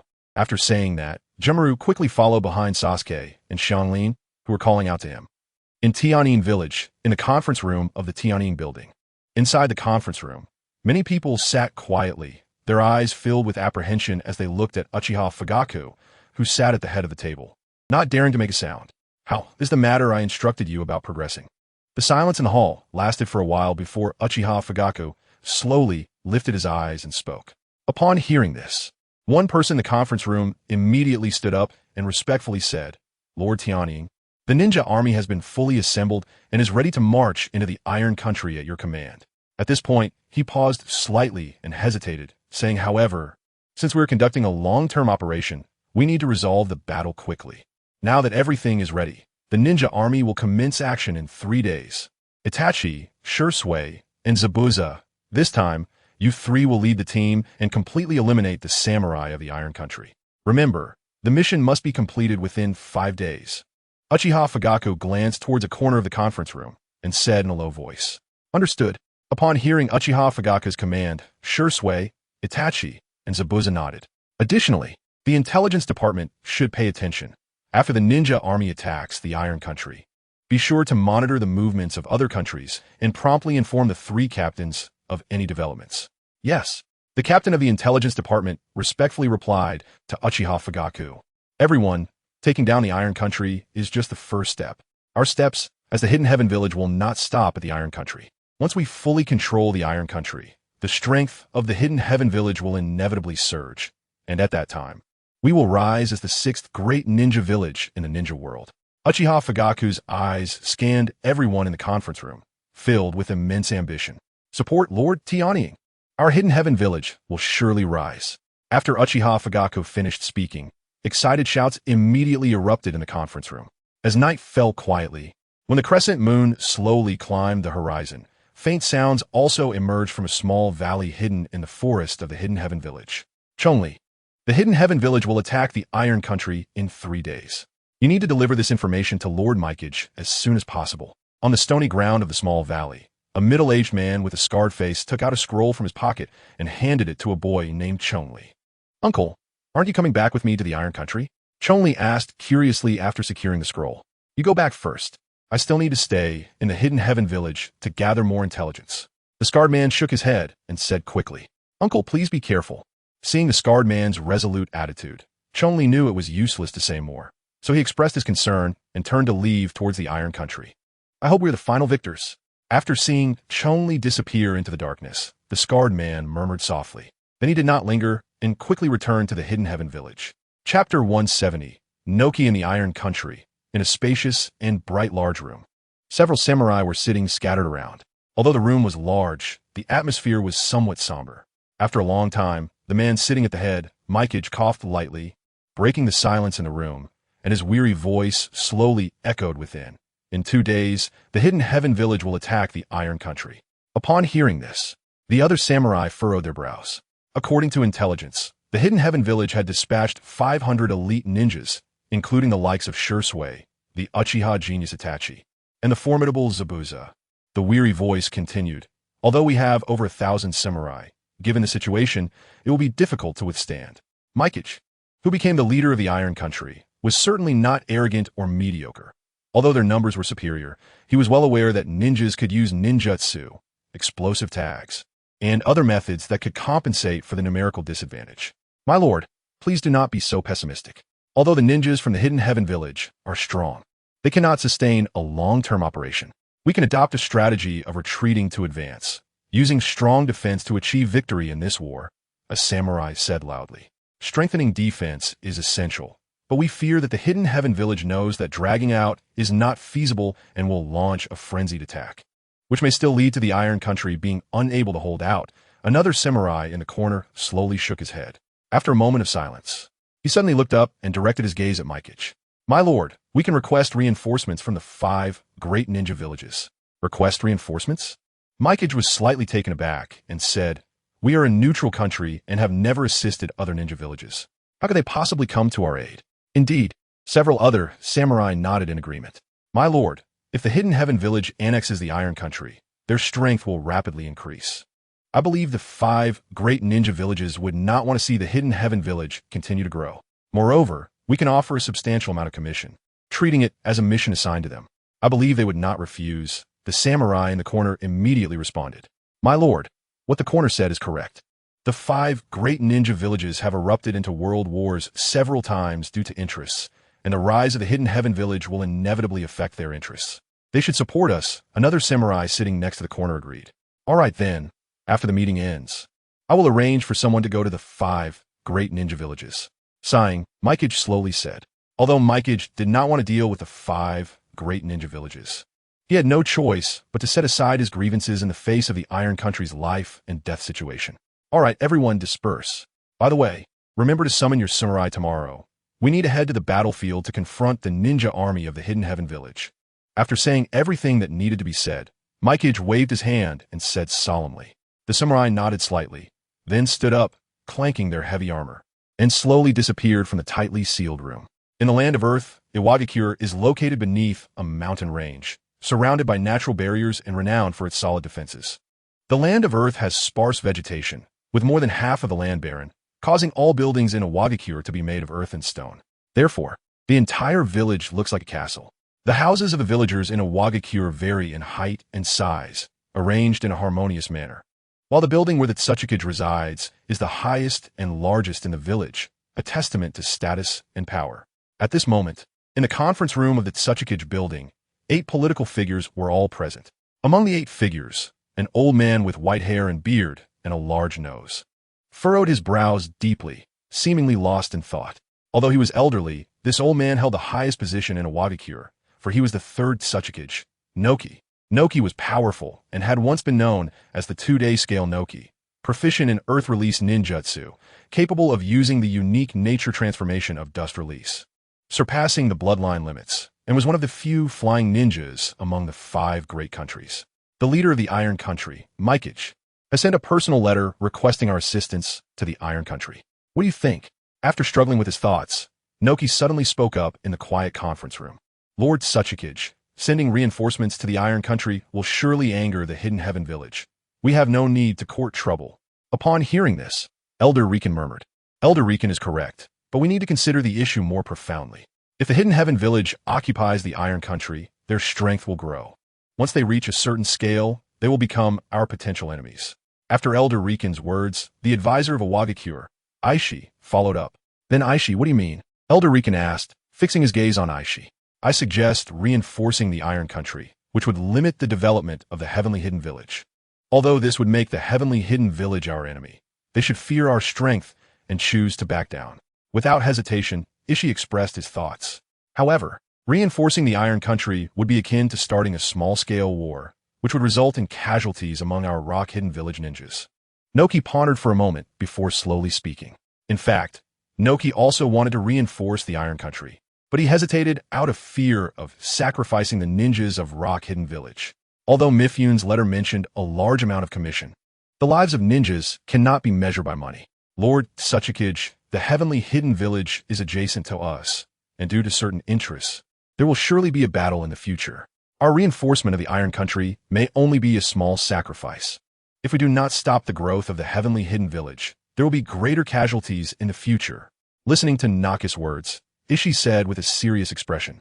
That may be true, but if we become enemies with the Heavenly Hidden Village, then Cloud Hidden Village, Leaf Village, Mist Hidden Village, and Sand Hidden Village will undoubtedly benefit.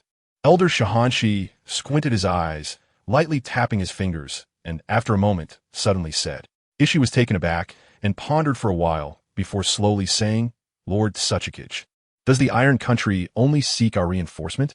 I'm not very sure, but from Mifyun's letter, it seems he should be seeking reinforcement from more than just Rock Hidden Village. Noki replied seriously. I believe Mifyun would not place his hopes solely on Rock Hidden Village. He should have sought help from all 5 great ninja villages. In that case, we can wait and see if the other ninja villages reinforce the Iron Country. If they do, then we won't need to reinforce them, Elder Shahanshi said with a smile. Cunningly, I agree with Elder Shahanshi's statement. Others also supported Elder Shahanshi. All right then. Seeing that most of the officials agreed, Noki could only nod slowly. Ishi fell silent and then nodded quietly, but he still hoped to reinforce the Iron Country as soon as possible to avoid any accidents. Chapter 171 var. Time passed quickly like sand slipping through fingers. Calculating the days, there was only one night left until the Heavenly Hidden Village Ninja Army would set out. In the spacious hall of the Uchiha Fugaku family, Itachi, once on the battlefield, must protect Sasuke. While preparing combat items for Itachi and Sasuke, Uchiha Makoto instructed Itachi. Mom, don't worry. I now have the strength to protect myself, so you won't have to worry. Sasuke smiled first before Itachi could respond. Itachi, this attack on the Iron Country is very important for the Heavenly Hidden Village. You must give it your all. Ignoring the conversation between Uchiha Makoto and Sasuke, Uchiha Fugaku crossed his arms over his chest and said authoritatively, I understand. Itachi nodded, responding with his usual cold demeanor. In a quiet attic of the Heavenly Hidden Village, Zabuza, what do you think our chances of winning this time are? In the room, Haku looked at Zabuza, who was sharpening his decapitation sword by the window. Hearing Haku's voice, Zabuza turned around and said in a deep tone, talking about that is meaningless. Only the battlefield will yield results. Haku silently nodded. This great battle would determine the fate of the Iron Country and the Heavenly Hidden Village. In such a war, if one side loses, they would fall into an irrecoverable abyss. Such an outcome is no child's play. Under the moonlight, in a training ground, Dance of the Willows, accompanied by a shout, Kimamaro's figure flashed in the moonlight, like a butterfly in the wind, as his bone spikes danced, creating gusts of wind. Although tomorrow he would head to the battlefield, Kimamaro felt no fear. Instead, he persisted in training. At the same time, many rooms in the attics of the Heavenly Hidden Village were lit. Tonight would surely leave many sleepless. When the first light of dawn broke through the clouds and shone upon the Heavenly Hidden Village, the empty streets began to fill with people. At this moment, in the huge square, hundreds of ninjas from the Heavenly Hidden Village stood silently, a strong smell of blood lingering in the air. Anyone timid would feel a chill just by looking. Among these ninja troops stood top ninjas like Shursui, Zabuza, Kisame, and Itachi, quietly standing, an unusual oppressive atmosphere enveloping the square. Is everyone ready to fight bloodily for the village? The quiet atmosphere was suddenly broken by a gust of wind, and Uchiha Fugaku's figure suddenly appeared on the steps, addressing the crowd with authority. Ready! The low roar echoed, shaking the sky and causing the blood within people's bodies to boil. Sasuke, among the ninja army, exhaled deeply. Even he couldn't help but feel a surge of excitement. All right, let's go. Uchiha Fugaku looked around and then waved his hand, his deep voice resonating. With his words, hundreds of figures almost simultaneously surged forward. The rapid sound of wind breaking through the air was piercing, and then a large group of people, like a dark cloud, swept away towards the outside of the Heavenly Hidden Village. The Iron Tower Fortress, located on the border of the Iron Country and Land Waterfall, is a magnificent fortress that has stood for over 100 years since its establishment. Despite numerous battles, it has left little mark on this massive fortress, demonstrating its terrifying sturdiness. Now, a battle more thrilling than any before is about to unfold at the Iron Tower Fortress. And countless eyes are focused on it, because everyone knows that if the Heavenly Hidden Village Ninja Army can take this place, they will charge straight into the capital of the Iron Country. Thus, this battle is crucial to the life and death of the Iron Country. Outside the Iron Tower Fortress is an endless expanse of forest. Standing high on the fortress, one can observe any movement in the forest, but now, this area is shrouded in dense mist, under which many encampments can be vaguely seen. In the center of the fortress stands a cluster of majestic halls, and in the middle of these halls is an especially grand main hall. At this moment, many people are seated inside, yet no one speaks, and the entire hall is enveloped in a heavy atmosphere.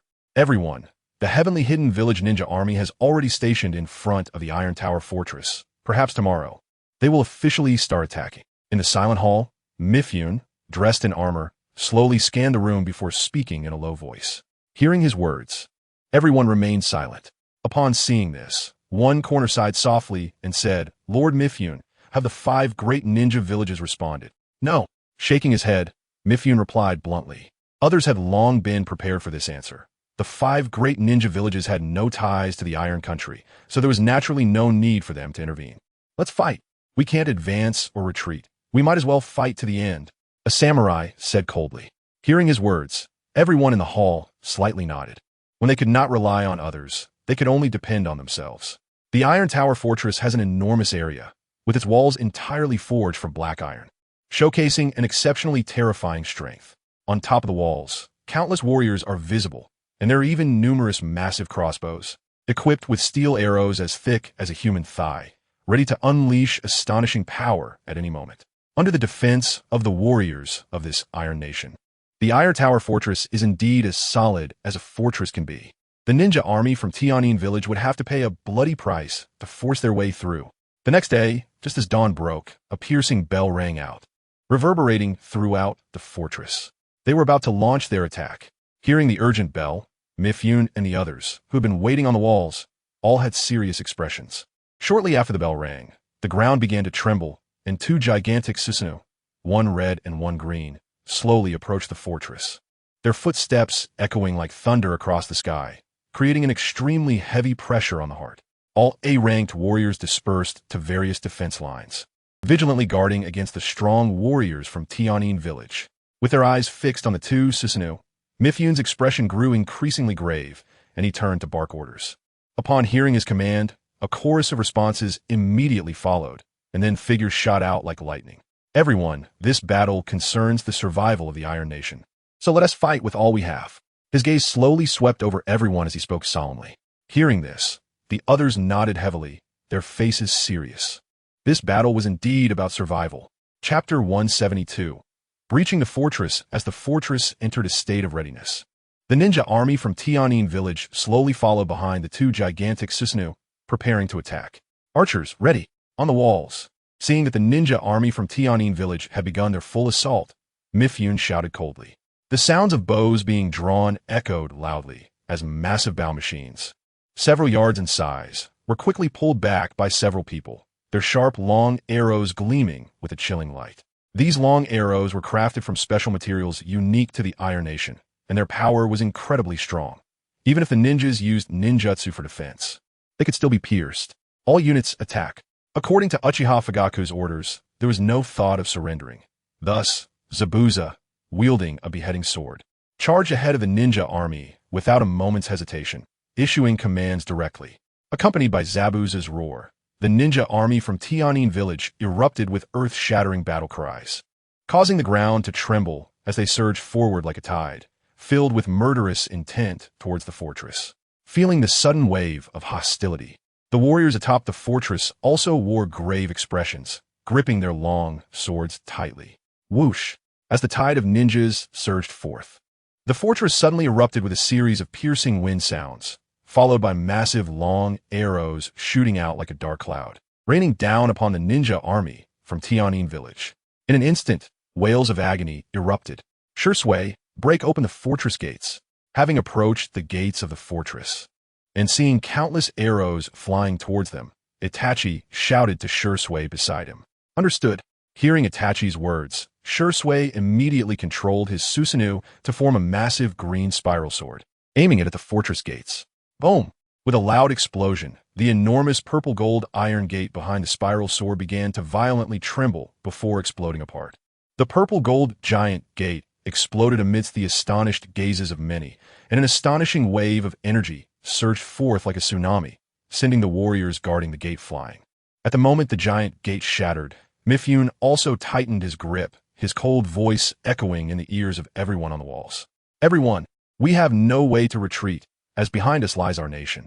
If you are still warriors, then take up your long swords and fight the enemy to the death. Roar. Fight to the death. His cold voice instantly reddened the eyes of all the Iron Nation warriors, a thrilling excitement spreading from deep within, culminating in a low, thunderous roar that rang out in the sky. Advance. Behind the Susanoo, seeing the giant gate finally breached, Zabuz's face broke into a sinister grin as he waved his hand. Commanding. With Zabuz's command, the previously obstructed ninjas from Tianyin village roared and charged into the fortress, rushing towards the warriors on the walls. Kill. Watching the dense figures coming with overwhelming murderous intent, Mifune suddenly drew his long sword from his waist, slashing it out, instantly killing several of the leading ninjas from Tianyin village. Boom! As Mifune's cold shout fell, figures leapt up from the walls, ruthlessly clashing with the ninja army from Tianyin village, and in an instant, the sounds of battle echoed throughout the land. Kumamoto, no need to protect me. Focus on killing the enemy. As the ninja army stormed into the fortress, Sasuke shouted to Kumamoto beside him as he drew his short sword. Understood. Kumamoto nodded in response, ready to follow whatever Sasuke commanded. After seeing Kumamoto nod, Sasuke charged into the midst of the Iron Nation warriors, swinging his short sword, each slash leaving a trail of blood. Bang! Compared to Sasuke's attack, Kumamoto was evidently more intimidating. His body covered in bone spikes crashed into anyone in his path, causing their chests to cave in and blood to spurt everywhere, the sharp bone spikes creating a bloody scene. Wherever he went, it was a landscape of corpses. Within the fortress, in one battle zone, a massive firestorm erupted like a mushroom cloud, suddenly appearing in the sky, the earth-shattering explosion causing countless people's ears to ring, and the violent temperature spreading from above brought expressions of horror to many faces. At the moment, the pale blue mushroom cloud rose. The figure of the elite ninja Dakara from Tianyin village plummeted from the sky like a ball struck by a heavy hammer, crimson blood raining down like a vivid blood rainbow. Although the warriors of the Iron Nation did not possess ninjutsu, some A-ranked warriors were equivalent to Jonin and possessed significant combat power. After killing several A-ranked warriors, Dakara, exhausted, was finally hit and severely injured. Brothers, take him down. Seeing Dakara plummeting toward the ground, several warriors from the Iron Nation drew their swords and shouted, "This is the end." Glancing at the warriors below, Dakara, feeling dizzy, knew that he would be treated like a target upon landing, and despair filled his heart. However, just as Dakara was about to give in to despair, a sudden sound of slicing wind rang out, and a figure appeared beside him at high speed, grabbing him and saving him from a fate of landing with countless blood holes. Taken to a safe place, Dakara, who had been waiting for death with closed eyes, suddenly trembled all over and then abruptly opened his eyes. His gaze was filled with disbelief as he looked at the tall, black figure beside him. Gyuki? Filled with disbelief, Dakara exclaimed. He never expected that Gyuki would save him. It was indeed a shock for Dakara, considering that during the war between the Hidden Sky Village and the Hidden Mist Village, the two had fought fiercely, and Dakara had almost died at Gyuki's hands. There's nothing to be surprised about. Now I'm a ninja of the Hidden Sky Village, and you're my comrade. So, of course, I will come to your aid, Gyuki said with a slight smile at Dakara before rushing off to continue battling the samurai of the Land of Iron. Gyuki, thank you.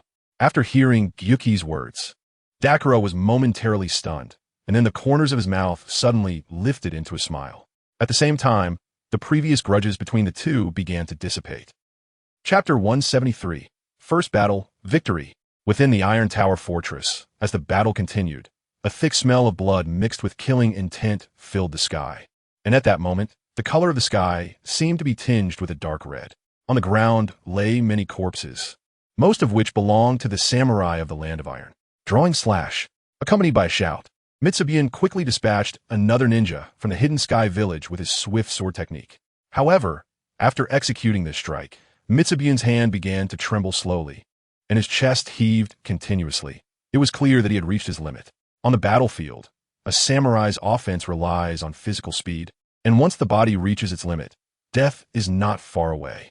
Mitsubian, the fortress may not hold, using his sword to steady himself. As Mitsubian tried to catch his breath, Rika and others rushed to his side and said urgently, there were only about 700 to 800 samurai defending the Iron Tower Fortress, and their defensive strength was not very strong. Mitsubian originally thought the ninja army from the Hidden Sky Village would conduct a tentative attack. But he never expected that they would launch a fierce assault on the very first day, making it impossible to hold. Glancing at the others, Mitsubun sighed and said in a detached voice, "Withdraw to the capital." Upon hearing this, everyone was taken aback. A retreat would be a severe blow to morale. Mitsubun. Some people hurriedly spoke up, filled with doubt. I said retreat. Now.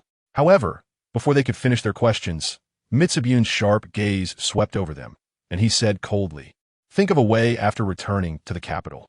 Under that piercing gaze, everyone felt a chill run down their spines, and they quickly swallowed their words of doubt, dispersing to relay Mitsubun's orders to every corner where the samurai were located. When Sasuke, Kimimaro, and others atop the fortress saw the samurai suddenly retreating like a tide, they were stunned for a moment, looking at each other, unsure of what had happened.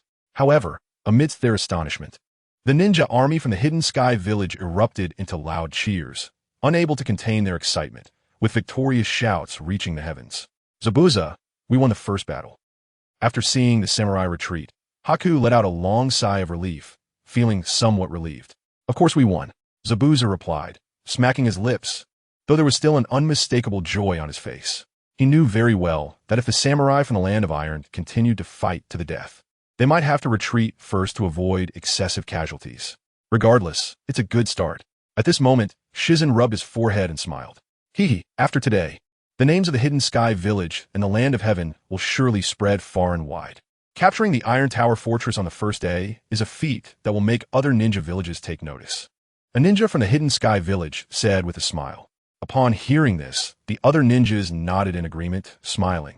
After the battle ended, the news that the ninja army from the Hidden Sky village had captured the Iron Tower Fortress on the first day spread like wildfire throughout the ninja world. In no time, various countries and ninja villages were discussing the matter. In this great battle, the name of the Hidden Sky village naturally reached everyone's ears once again. And taking advantage of this, the Takigakure, which had merged into the Hidden Sky village, felt a sense of pride, speaking with outsiders with a bit more confidence.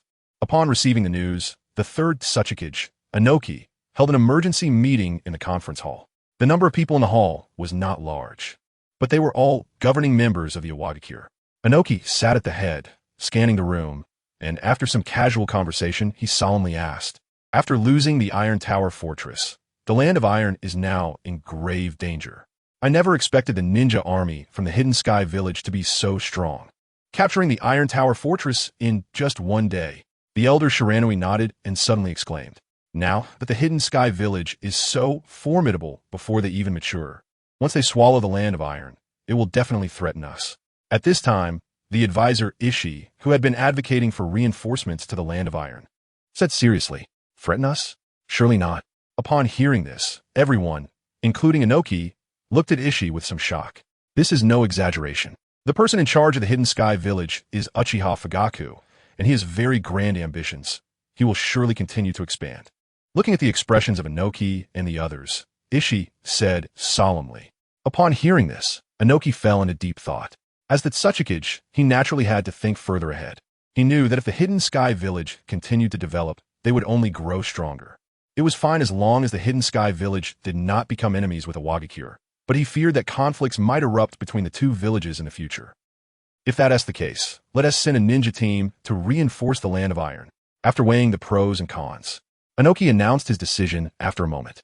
"Lord Tsuchikage, I do not oppose reinforcing the Land of Iron, but we will have to sacrifice quite a few ninjas. The Land of Iron should pay more to compensate." Generally, Inoki's decisions would not be opposed, but the conference hall fell silent for a moment before Elder Shiranui suddenly spoke up. Looking at Elder Shiranui, Inoki asked, "So how much do you think is reasonable?" "Double the amount promised by the Land of Iron." Seemingly having calculated this long ago, Elder Shiranui replied with a smile. Indeed, Elder Shiranui is clever. There is no such thing as a free lunch. Yes, the Land of Iron should definitely pay more. The other officials nodded in agreement. In fact, Elder Shiranui's actions were akin to looting in a time of fire, but everyone knew that to preserve the Land of Iron, Mitsubun would surely agree. "All right, then I will immediately send someone to notify the Land of Iron. As long as they agree to the demand for double payment, we will send a ninja force to reinforce them." Inoki shook his head helplessly at the greed of Elder Shiranui and the others, then agreed. "Lord Tsuchikage, it will take a day to get a reply from the Land of Iron. We can send the ninja force out first. Otherwise, It would be bad if we delay important matters. Ishi reminded, also concerned that the Hidden Sky Village's ninja army might attack too fiercely for the Land of Iron to withstand. You're right, Ishi. After Jing Shi finished speaking, the Yimu nodded in agreement and then ordered Elder Fan, after the meeting ends, immediately gather 300 ninjas and have 2 elite jonin lead them to the Land of Iron. Rest assured, Lord Sasuke, I'll take care of this. Elder Fan stood up and responded respectfully.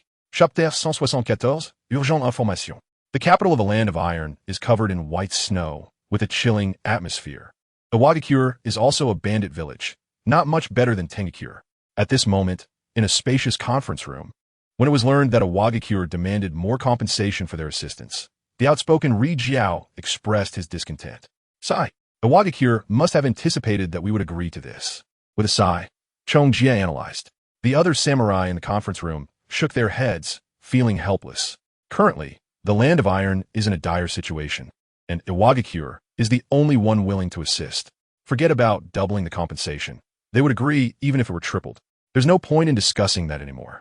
I have already agreed to Lord Sasuke Yimu's request, and the reinforcements from Iwagakure are already on their way. Now, what we need to do is to hold the capital until Iwagakure's reinforcements arrive, perhaps due to the blow from the defeat at the Iron Tower Fortress battle. Sanchuan's expression was not good. After a moment of silence, he said in a deep voice, Lord Sanchuan, according to intelligence, the ninja army from Tengakure has resumed their march toward the capital after a day of rest. To buy some time, we should arrange for samurai to launch surprise attacks along the way. After Sanchuan finished speaking, a samurai immediately suggested, I agree with this proposal. No matter what means we use, we must disrupt the advance of the Tengakure ninja army. Chong Jie nodded in agreement. Kong Ye, you will be in charge of the surprise attacks against the Tengakure ninja army, Sanchuan ordered, fixing his gaze on Chong Jie. Before the reinforcements from Iwagakure arrive, Sanchuan knew that stopping the Tengakure ninja army's advance was the most important task, so he assigned this task to his most trusted subordinate. I promise to complete the task. Kong Ye confidently replied. In fact, such tasks are very simple, using the terrain to launch an attack and then retreating afterward. This flexible harassment tactic would leave the Tengakure ninja army helpless, no matter how strong they are. We lost the first battle, and the morale of the samurai is bound to be low. You all should take some time to encourage the samurai and prepare for the final battle. After nodding, Sanchuan suddenly thought of something and said to Ri Jiao and the others, Understood. Without needing Sanchuan to say more, as samurai leaders, they naturally knew what to do, and thus Ri Jiao and the others promised. The pale moonlight spilled down from the sky, draping the Dorn Mountains of the Land of Iron in a thin veil of silver. From time to time, low beast roars echoed in the air. In the middle of the Dorn Mountains, the camp of the Tengakure ninja army was stationed. Even in the dead of night, the camp was brightly lit, with fully armed ninjas patrolling back and forth. In some high places within the camp, sharp-eyed ninjas were on watch, their keen and ruthless gazes scanning the darkness surrounding the camp. At this moment, in the central area of the camp, a tent larger than usual stood tall, where several figures were gathered around a table discussing. Today, we have been continuously attacked by the samurai of the Land of Iron. It seems they want to stop us from approaching the capital. Looking at the map, Ji Shui frowned and slowly said, The Land of Iron should know we cannot engage in a prolonged battle, so they're trying to delay us with this method. Sasuke nodded slightly and spoke. Lord Tenyu ordered us to take the Land of Iron within 5 days, and now 2 days have already passed. Regardless of what methods they use, we need to speed up. Upon hearing this, Zai Bujan's face darkened. Listening to their conversation, Itachi also fell into deep thought, contemplating a solution. If there were no samurai harassing us on the way, the Tengakure ninja army could reach the vicinity of the capital in just 1 day. The current situation was quite frustrating. However, just as Itachi was pondering, an information crow suddenly flew in from the outside, flapping its wings. When the information crow reached Itachi, it suddenly transformed into a puff of white mist, and then an intelligence scroll fell from the mist. Catching the falling intelligence scroll, Itachi didn't hesitate and quickly opened it to read. Brother, what's the situation? Seeing Itachi's expression suddenly turn very gloomy, Sasuke's heart skipped a beat, and he asked, We may have to retreat. Iwagakure has already dispatched a ninja force, and they're preparing to reinforce the Land of Iron. What? Iwagakure is reinforcing the Land of Iron? How is that possible? Upon hearing Itachi's words, the tent was filled with shock. No one expected such a turn of events. Under normal circumstances, with the strength of the Tengakure ninja army, it wouldn't be a problem to take the Land of Iron, but now that a Wagakure has intervened, Itachi could only lead the ninja army back, as the reinforcements from a Wagakure would be stronger than them, leaving them with no chance of victory. Sigh. No wonder the Land of Iron sent out samurai to ambush us on the road to buy time. It turns out they were waiting for a Wagakure's reinforcements. With a sigh, recalling the ambush that happened today, Ji Shui suddenly remarked, "Are we just going to return to the village like this? How do we face Lord Tenyu? How do we face our fallen comrades?" Ignoring Ji Shui's words, Zaibu Zhan's expression changed instantly, clenching his fists tightly, his eyes cold. "Zaibu Zhan, I understand what you mean, but do you think we have the strength to defeat the enemy right now?" Knowing that Zaibu Zhan, who had a strong character, was unwilling to retreat, Itachi immediately retorted. This, stumped by Itachi's words, Zaibu Zhan didn't know what to say for a moment. Although he wasn't the smartest ninja, he could guess the outcome of a battle with a Wagakure's reinforcements against the Land of Iron. It could be a Pyrrhic victory, or it could lead to complete annihilation, but the latter scenario was undoubtedly the most probable. "Zaibu Zhan, the situation has changed. This is not something we can control. Even if Lord Tenyu were here, he would probably order a retreat, so there's no need to dwell on it." Taking a deep breath, Ji Shui advised.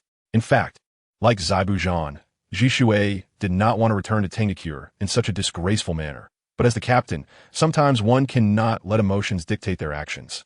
They must consider the bigger picture. Upon hearing this, Zaibu Zhan clenched his fists tightly. Although he was very reluctant to retreat, he had no choice but to do so, which made him feel very tormented inside. Actually, we can choose not to retreat. Due to an urgent piece of intelligence, the atmosphere in the tent suddenly fell silent. It wasn't long before Sasuke's voice rang out inside the tent. Chapter 175. Reinforcements. After Sasuke's words fell, all eyes in the tent instantly turned to him. "Kid, do you have a good plan?" Anxious, Zaibu Zhan was momentarily taken aback, then quickly asked. "The reinforcement troops from Wagakure are still on their way, and we can send a small team to intercept them, while the rest continue the attack on the Iron Country." Without hesitation, Sasuke replied. Inside the tent, upon hearing Sasuke's words, many people's expressions changed slightly. Itachi's face tightened, and he exchanged a glance with Shursui, speaking in a deep voice. "The reinforcement troops from Wagakure are led by 2 elite jonin, and their strength is formidable. A small team of dozens will find it hard to hold them off. Moreover, if we send out a small team, our overall strength will be weakened, making it difficult to take the Iron Country." Hearing this, Sasuke nodded. He knew what Itachi was saying, but given the current situation, if they did not want to retreat back to the village, they had to take the risk. "If it really comes to it, I'll lead the team. Even if it costs me my life, it will buy you time to secure the Iron Country," Zabuza said suddenly after a moment of silence.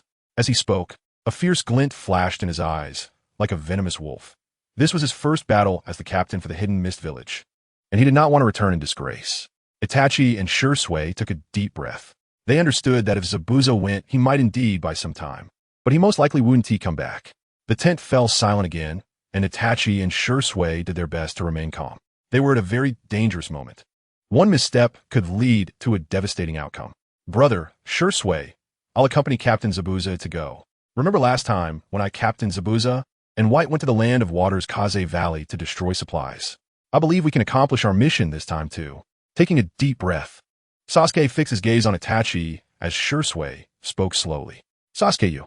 Itachi and Shursui were slightly taken aback, not knowing how to respond to Sasuke's support for Zabuza and his decision to go with him to intercept Iwagakure's reinforcement troops.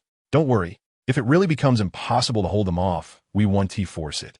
Knowing that Itachi and Shursui would be worried about their safety, Sasuke added, "All right, then I will immediately select some excellent ninjas to go with you." Looking at Sasuke, who stood tall like a spear, Itachi finally no longer hesitated and said in a deep voice. Shursui, upon hearing this, frowned slightly but ultimately nodded silently. Itachi was decisive. Once he made a decision, he immediately informed the others. Soon, about 60 capable ninjas from the Hidden Mist Village gathered outside the camp, ready for action. To minimize casualties, Itachi intentionally included several medical ninjas in this small team. Among them was Karen, who volunteered to join. Although she knew that blocking Iwagakure's reinforcement troops was dangerous, Karen did not hesitate to be with Sasuke. "Follow me." Under the moonlight, looking at this team that might not return, Zabuza said, "No more nonsense," raised his hand, and took the lead, sprinting towards the distance. Sasuke, be careful. Looking at the somewhat slender, yet increasingly reassuring figure of the young boy, SasSasuke shouted. Rest assured, we will definitely come back safely. Sasuke did not turn back, only raised his arm towards the back, and then along with the other ninjas followed Zabuza, exuding a mur de aura. Watching the group quickly disappear, Itachi, SasSasuke, and the others clenched their fists. Next, they needed to rush to the capital of the Iron Country and launch a fierce attack. The Cold Fog Mountains are located in the northwest region of the Iron Country. This place can be considered one of the more famous locations in the Iron Country, as it has an extremely dense natural chill that causes fog to shroud the mountains year-round. Although the environment of the Cold Fog Mountains is harsh, it is a necessary passage for merchants from various countries traveling to the Iron Country, so the roads within the mountains are often bustling with caravans. However, due to the war in recent days, merchants have halted their activities and the roads in the Cold Fog Mountains appear somewhat quiet. But this tranquility did not last long before it was quickly broken. Gradually, some black dots appeared on the road. After a while, as the black dots approached, it turned out to be a ninja troop of several hundred people.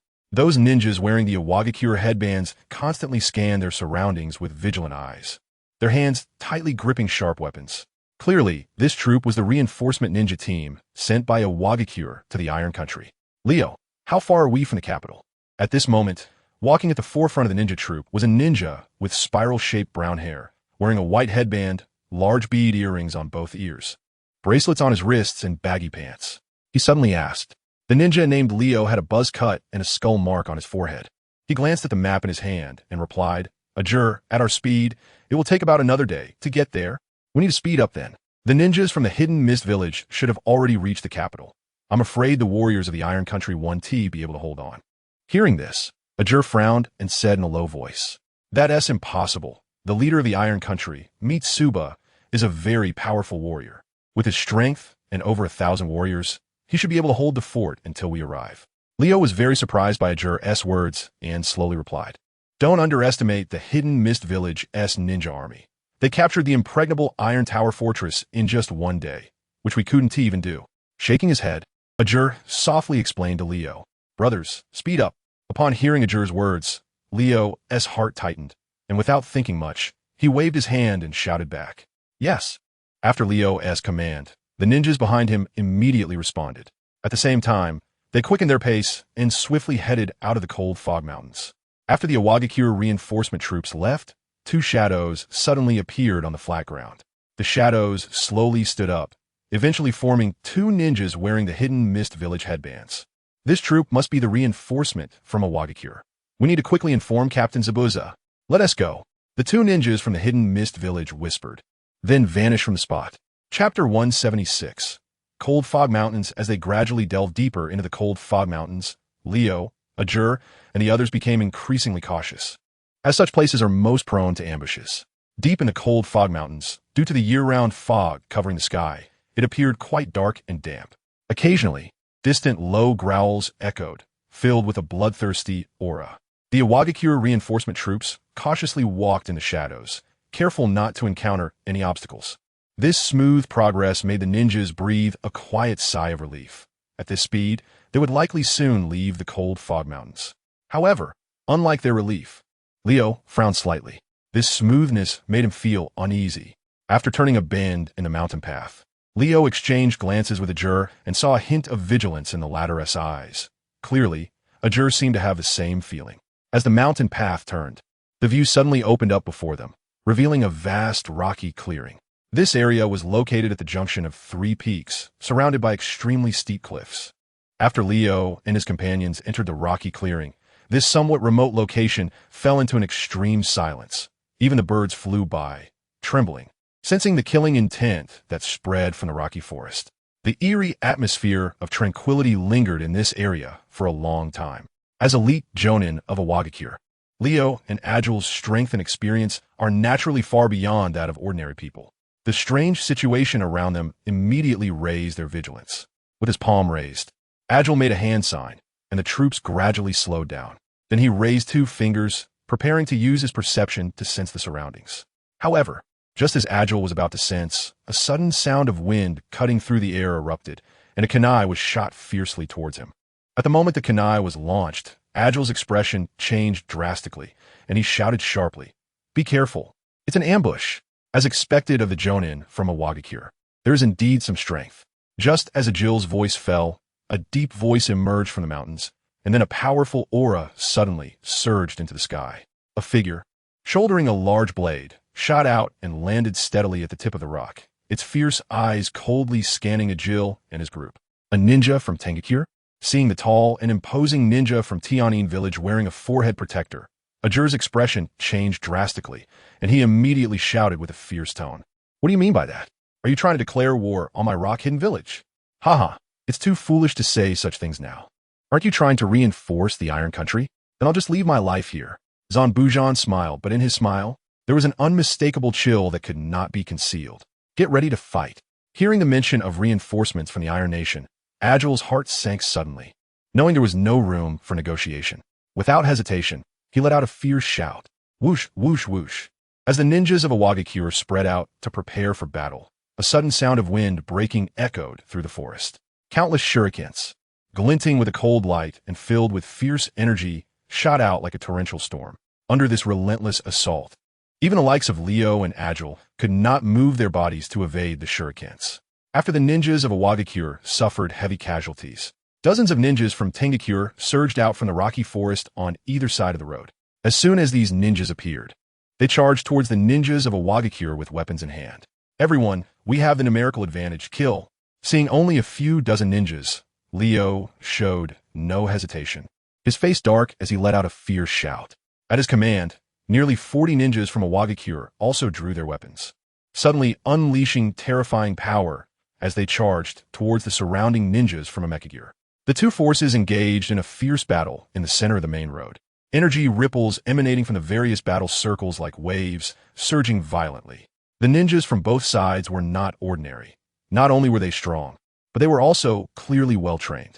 As they clashed, there were no huge sounds, yet the undercurrent of life and death struggle was palpable, with occasional faint sounds of weapons piercing flesh, followed by splattering blood.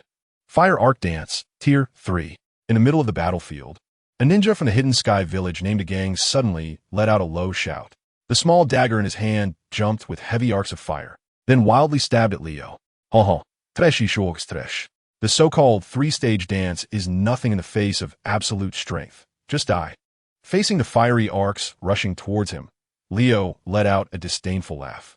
He clenched his massive fist tightly, and chakra began to gather frantically on it, quickly condensing into an energy-infused gauntlet.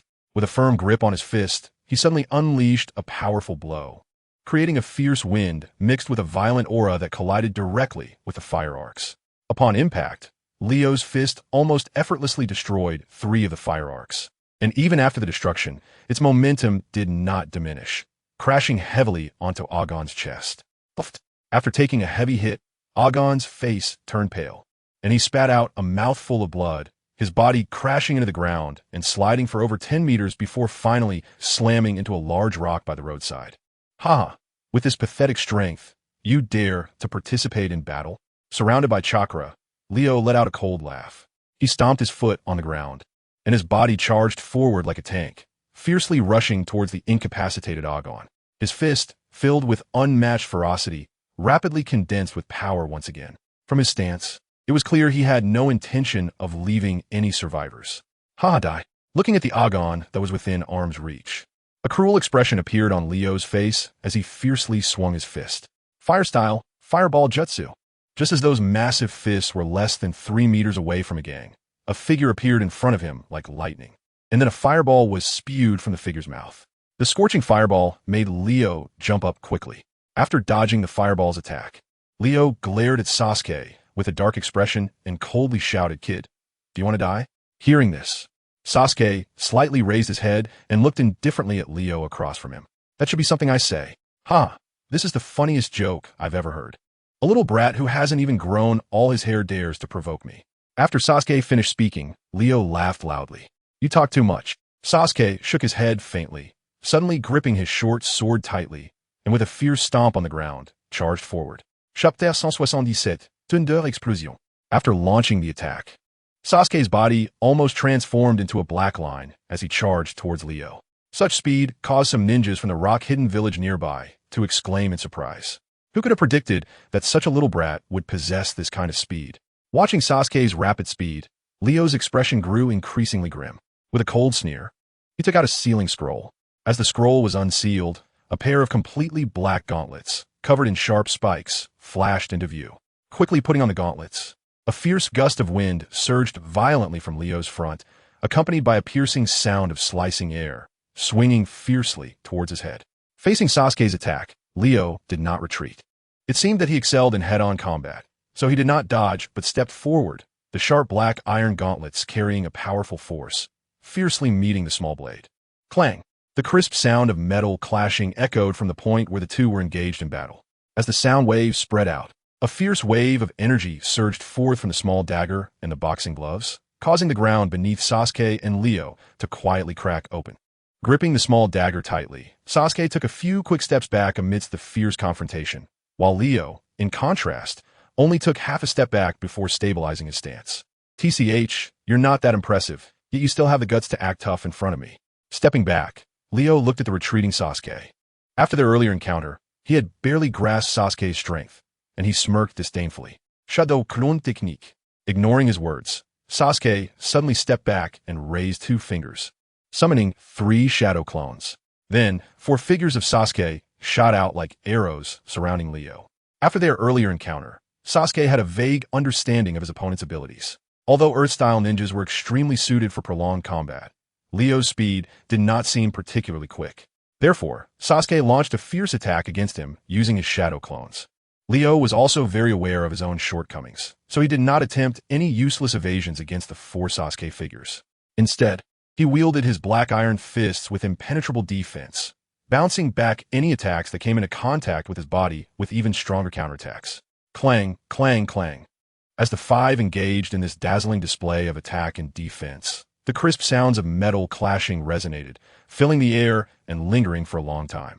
As the battle grew more intense, Leo, who had initially looked down on Sasuke due to his age, began to feel a bit surprised. His greatest pride was his endurance in battle. Yet this young man in front of him had chosen to confront him head-on from the very beginning and seemed to have endured without a scratch. Let's make it quick. Being delayed by a little brat for so long would be embarrassing if it got back to Awagakure. A thought flashed through Leo's mind, and his expression gradually became fierce. Clang! The fist smashed the small dagger again, and the sharp spikes on the boxing glove had dulled significantly by now. Little brat, it's over. Withstanding Sasuke's strike, Leo suddenly threw away his fist and quickly formed hand seals with both hands. Earth-style Earth Spike. As Leo's commanding voice fell, numerous spikes made of earth suddenly burst forth from the ground, densely flying towards the 4 Sasuke. The attack from the earth spikes was very sudden, and the 3 Sasuke had no choice but to shield one of them to allow for a retreat. Seeing one of the Sasuke quickly back away, Leo guessed that was the real body, and in an instant, his figure vanished from the spot, appearing right in front of the real Sasuke. Brat die. Seeing Sasuke in front of him, Leo was incredibly shocked. He grinned, a sinister look appearing on his face, and then he tightly clenched his fist and slammed it down hard on Sasuke's head. Bang! A fierce fist quickly struck, but when it hit Sasuke's head, it simply passed through as if empty, and Sasuke transformed into a puff of white mist and vanished. What? How is this possible? I didn't expect this Sasuke to be a shadow clone. Leo was incredibly shocked. Chidori. However, just as Leo was shocked, the 3 Sasuke who had previously defended against the earth spikes transformed into one. Sasuke's true body quickly formed hand seals, his gaze fixed on Leo like a venomous wolf.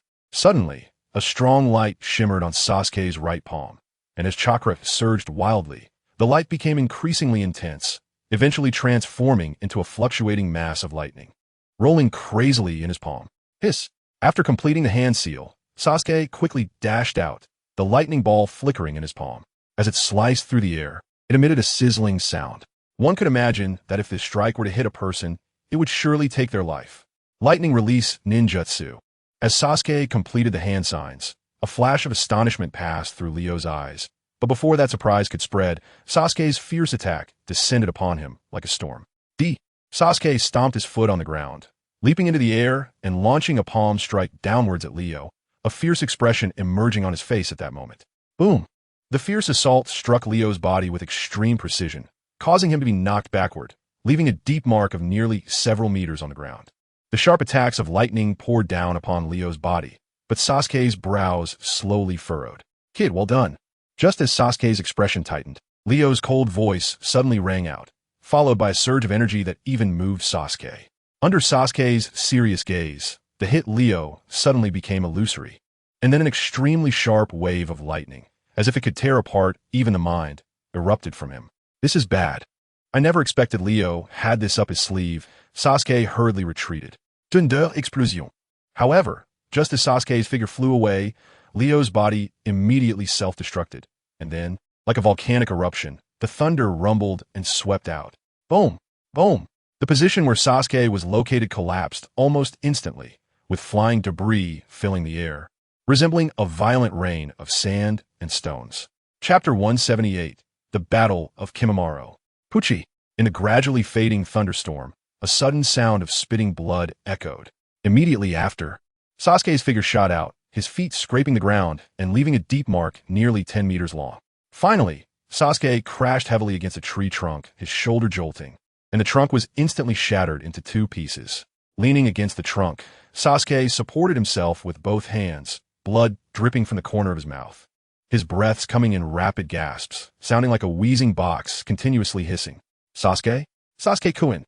The gaze swept over the extremely disheveled figure, and not far away, Xianglin and Jumaro's expressions changed dramatically, gasping in shock. They never expected that the usually shrewd Sasuke would end up in such a miserable state. Trembling all over, Sasuke stood up, a fleeting look of luck flashing across his pale face. If he hadn't activated the lightning attribute chakra within him to defend himself, he would definitely have died under Leo's lightning explosion. "Kid, you actually managed to survive? That's really impressive." However, just as Sasuke stood up, a deep voice echoed, and then a figure enveloped in lightning appeared within his line of sight. Looking at Leo, who was completely shrouded in lightning, Sasuke's pupils suddenly constricted in shock as he exclaimed, "He is still alive."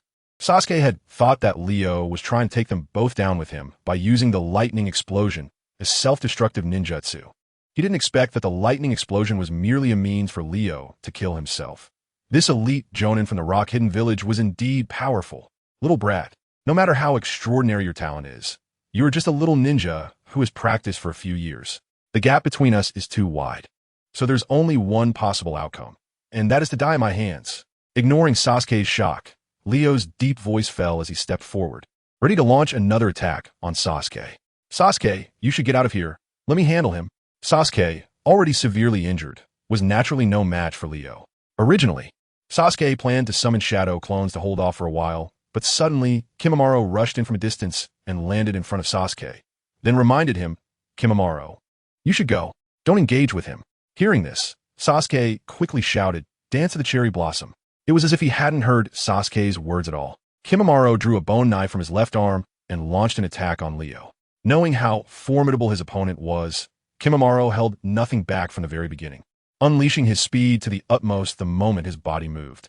In just a distance of a few meters, Junma Lu swiftly approached, fiercely stabbing at Leo with the bone knife in his hand, the sharp bone spikes appearing particularly chilling. "Dance of the Willow." A low growl emerged from Junma Lu's throat. This attack was almost the strongest he could unleash in a short period of time. In the face of Junma Lu's extremely fierce assault, Leo's expression remained largely unchanged, his eyes fixed intently on the rapidly enlarging bone knife in his vision, while his palms slowly curled into claws crackling with lightning. Hiss! The double claws of the Leo scroll suddenly shot out like a flash of lightning, directly colliding with the bone blade. The two clashed for a while, and finally, Leo's fingers transformed into a strange arc.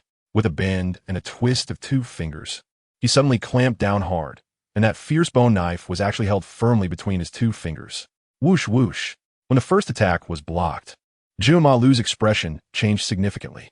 He quickly waved his arm and thrust out the bone knife again, but the force was stronger than the first time. "It's useless." With his eyes slightly squinted, Leo's figure flickered as he once again neutralized Junmaru's taijutsu attack.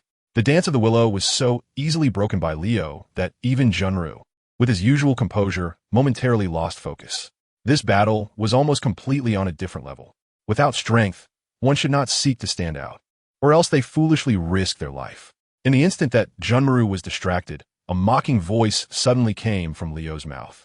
Lightning release, lightning strike. As Leo's voice fell, Junmaru sensed a powerful lightning strike coming at him in an instant, and immediately, the fierce and unmatched lightning struck his chest hard. His face turned slightly pale, and a mouthful of fresh blood gushed out. Junmaru's body scraped along the ground and crashed heavily into the rocks. Even worse than Sasuke before. Bastard. Although it was anticipated that Junmaru would be severely injured by Leo, when Sasuke saw Junmaru crash against the rocks, his eyes almost instantly turned blood red. His fists were tightly clenched, and the sound of grinding could be heard slowly. At that moment, he had only one thought in his mind. He wanted to kill Leo. Hey, little ghost. Don't think that just because you have some talent in your ninja village you can be arrogant. You still don't understand the cruelty of the ninja world. Seeing Sasuke like this, Leo let out a cold sneer. However, Sasuke paid no attention to Leo's words and then said to Karen, "Karen, take good care of Jugo."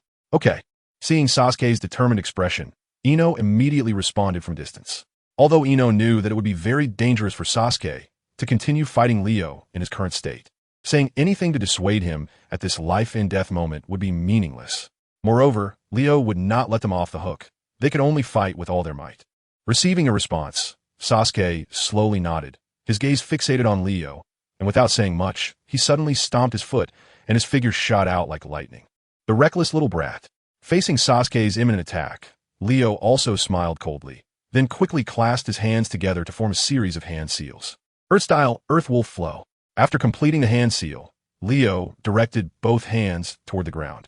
In an instant, dozens of dirt wolves, formed from condensed black soil, burst forth from the ground, surrounding Sasuke and then fiercely lunging at him. If he were to be torn apart by so many dirt wolves, it would definitely be difficult to escape. It was clear that Leo intended to use this move to completely end Sasuke. Sasuke had a very clear understanding of the pack of dirt wolves' assault. With a slightly blood-red gaze, the red light flickered in his eyes, but unexpectedly, he showed no signs of evasion. Instead, he seemed to be waiting for the pack's arrival. Has he given up resistance in despair? Seeing Sasuke not making any moves under the attack of the wild wolves, Leo laughed. What? How? Is this possible? However, before Leo's laughter had faded, he suddenly screamed. In an instant, more than a dozen coyotes collided with each other, and the prey that was supposed to be caught in the middle, Sasuke, had vanished without a trace. Chapter 179, Chidori Flow. Just as Leo was shocked, his expression suddenly changed again, and he turned around abruptly, only to see Sasuke suddenly appear behind him. Don't underestimate the ninjas of the Hidden Sky Village. Looking at the panicked expression on Leo's face, Sasuke's lips curled into a smile, and the small dagger in his hand fell like a setting sun, crashing down with a roar. Uchiha-style Gale Sword. In an instant, under the gaze of more than a dozen astonished eyes, a massive blade of flame, accompanied by a scorching wave of heat, smashed violently onto Leo's body. Boom! With a loud bang, an unmatched fierce energy erupted in an instant. An intense pain spread from Leo's mind at that moment, as if his head was about to be torn apart. The strong Leo couldn't help but let out a mournful howl, his body falling towards the ground like a bird that had lost its wings. Captain Leo. When Leo's figure fell in a disheveled state, some Awagakure ninjas fighting nearby immediately gasped in surprise. They had not expected that the powerful Leo would be beaten so badly. In contrast to the astonishment of the Awagakure ninjas, Kankuro and Kinshiki let out a heavy sigh of relief at that moment, reaching out to wipe the cold sweat from their foreheads, clearly showing that they were extremely tense as well. At this moment, amidst the dozen astonished gazes, the disheveled Leo also spat out a mouthful of blood, his eyes filled with disbelief. He couldn't imagine that Sasuke could actually injure him head-on with his own strength. That little brat. The excruciating pain in his right leg made Leo realize that the bone in that leg was most likely shattered. He couldn't help but grit his teeth and curse, then lifted his head, glaring resentfully at Sasuke not far away. He vowed that he would definitely kill this little brat. However, just as he was gritting his teeth and releasing the resentment in his heart, Sasuke, not far away, was staring at him calmly. Then, holding the small dagger in his hand, he began to walk towards him slowly. Sasuke's steps grew faster and faster, until he transformed into a shadow, rushing towards the already heavily injured Leo. As he charged, Leo felt a chilling, killing intent emanating from him. Watching Sasuke rush over with a cold, killing intent, Leo's hands and feet turned cold, and the resentment in his eyes was finally replaced by panic. Given his current state, it was not impossible for Sasuke to kill him. What are you all still doing? Stop that kid for me. At this critical moment, Leo suddenly shouted to the rock-hidden village ninja beside him. Although it was somewhat embarrassing to ask his teammates for support, preserving his life was the most important thing. Yes. Hearing Leo's order, the ninja from Awagakure, standing next to him, immediately responded. It's too late. Just as they were preparing to act to stop Sasuke, he let out a fierce shout. In an instant, his hands came together to complete the hand signs, and then brilliant lightning surged wildly in his hands. As more and more lightning began to swirl, Sasuke swung his palm fiercely, followed by a shout that echoed amidst the thunder. Chidori stream. In an instant, silence fell, and the area where Leo was located suddenly erupted like a volcano that had been suppressed for countless years, unleashing a tremendous force as it spat out dozens of powerful silver arcs of electricity. Wherever the arcs passed, the hard ground was almost completely devastated. The arcs twisted like silver snakes, moving so fast that it was hard for anyone to react. Others could only catch a glimpse of the silver flash before witnessing the deep ravines that appeared with loud, crackling sounds, resembling fields plowed by oxen. Then, everyone heard a deafening explosion. Bang! In another battlefield, two figures swept through like a whirlwind, leaving no one daring to obstruct their path. The clash between the two Jonin was such that even the residual energy was beyond the capability of ordinary ninjas to withstand. Zabuza and Agile had been locked in a fierce battle for quite some time, but due to their similar strengths, it was difficult to determine a victor in the short term. However, after such a prolonged struggle, both of them had sustained numerous injuries, and their momentum was not as fierce as before. The prolonged engagement had taken a significant toll on them. Captain Leo is dead. When a gasp sounded from not far away, the two steady figures suddenly stumbled, and then, almost in an instant, their peripheral vision turned to another direction, where a cold corpse appeared on the ground before their eyes. What? When the two people's gazes fell upon that lifeless body, they almost simultaneously swallowed hard. Agile's face turned pale. He never expected Leo would die at the hands of a shinobi from the Hidden Heaven village. It's worth noting that even in the Hidden Stone village, Leo was considered a top-ranking jonin, and even Inoki, the Tsuchikage, often praised his abilities. Of course, it wasn't just Agile who found this unbelievable. Even Zabuza needed to take a couple of deep breaths before accepting this somewhat surreal fact. He originally thought that Sasuke could simply delay Leo, but he never anticipated that Sasuke would choose the most straightforward and decisive way. Hey, your companion is dead. In order to distract Agile, Zaibujan suddenly mocked with a laugh. Agile's expression darkened as he stared at Zaibujan. Suddenly, he smiled strangely and said, "You shouldn't be so happy about this. With you ninjas, you definitely won't be able to stop our reinforcements from the Land of Iron. I already said that I wouldn't let a ninja from a Wagakure go to reinforce the Land of Iron. You all have to die here." Upon hearing this, Zhanling said coldly, "Humph, let's see who dies here first." Agilson smiled calmly. After his words fell, Agile's chakra quickly gathered on his arms, shimmering brilliantly, scattering like electric currents accompanied by a rumbling low sound. This posture was precisely Agile's proud lightning release technique, Reiku, an A-rank ninjutsu. When unleashed by Agile, it was as if thousands of thunderbolts surged forth, creating an intimidating momentum. Hiya! Agile stomped his foot heavily on the ground, his figure resembling a stretchable mass of light as he charged towards Zabuza with lightning speed, creating a deep crack several feet wide in the ground along his path. Watching Agile's nearly all-out attack, Zabuza showed no intention of retreating. Instead, he clasped his hands together and began to form a complex series of hand signs. Chapter 180. Continuous Blood Battle. Water Release. Water Dragon Bullet Technique. Quickly completing the hand seal, Jean-Ko suddenly unleashed a massive water dragon. Once the water dragon was formed, without any hesitation, it surged forward, creating a deep sound explosion as it violently crashed into the light sphere above Agir. Boom! A powerful blast of air erupted in the battlefield, turning the surrounding rocks into powder at that moment. The mighty wind spread out, even knocking the nearby ninjas away, causing them to clumsily land in different positions. Bang! As everyone was knocked away, in just a few breaths of time, the location where Jean Bujan and Agile were standing turned into ruins amidst the thunderous roar. The open space outside the battle circle became extremely chaotic all at once, with both sides' forces immediately rushing towards the ruins after touching down. Everyone understood that the victory or defeat here held decisive significance. Nonsense. Just as everyone was staring, a figure suddenly shot out of the dust-filled ruins in a disheveled manner, finally stumbling to the ground, swaying unsteadily, covered in blood. No more, Lord John. Upon seeing the silhouette that emerged from the shadows, the ninjas of Hidden Sky Village were instantly overjoyed. However, before the joy on their faces could fully unfold, a disheveled figure suddenly sprang up from the ruins, thrusting a sharp kunai fiercely toward the already precariously standing Zabuza's vital points. He was still alive. The sudden scene shocked the ninjas of Tianyin Village, their expressions changing dramatically. When they saw the cold-faced person, shouts of anger immediately erupted. However, Agile paid no attention to their shouts. He was very aware of the importance of Zabuza to the ninjas of Tianyin Village. As long as he could take Zabuza's life, the ninjas of Tianyin Village would undoubtedly collapse. Agile's speed was astonishing. In the blink of an eye, he appeared before the extremely weak Zabuza, his kunai slicing towards the latter's neck under the horrified gazes of the ninjas from the Hidden Mist Village. Sizzle. A deep voice pierced through the flesh, blood gushed out. And Aji Air's swinging arm suddenly halted. He slowly lowered his head and gazed at the ice needle that had appeared out of nowhere, piercing diagonally from his waist into his chest.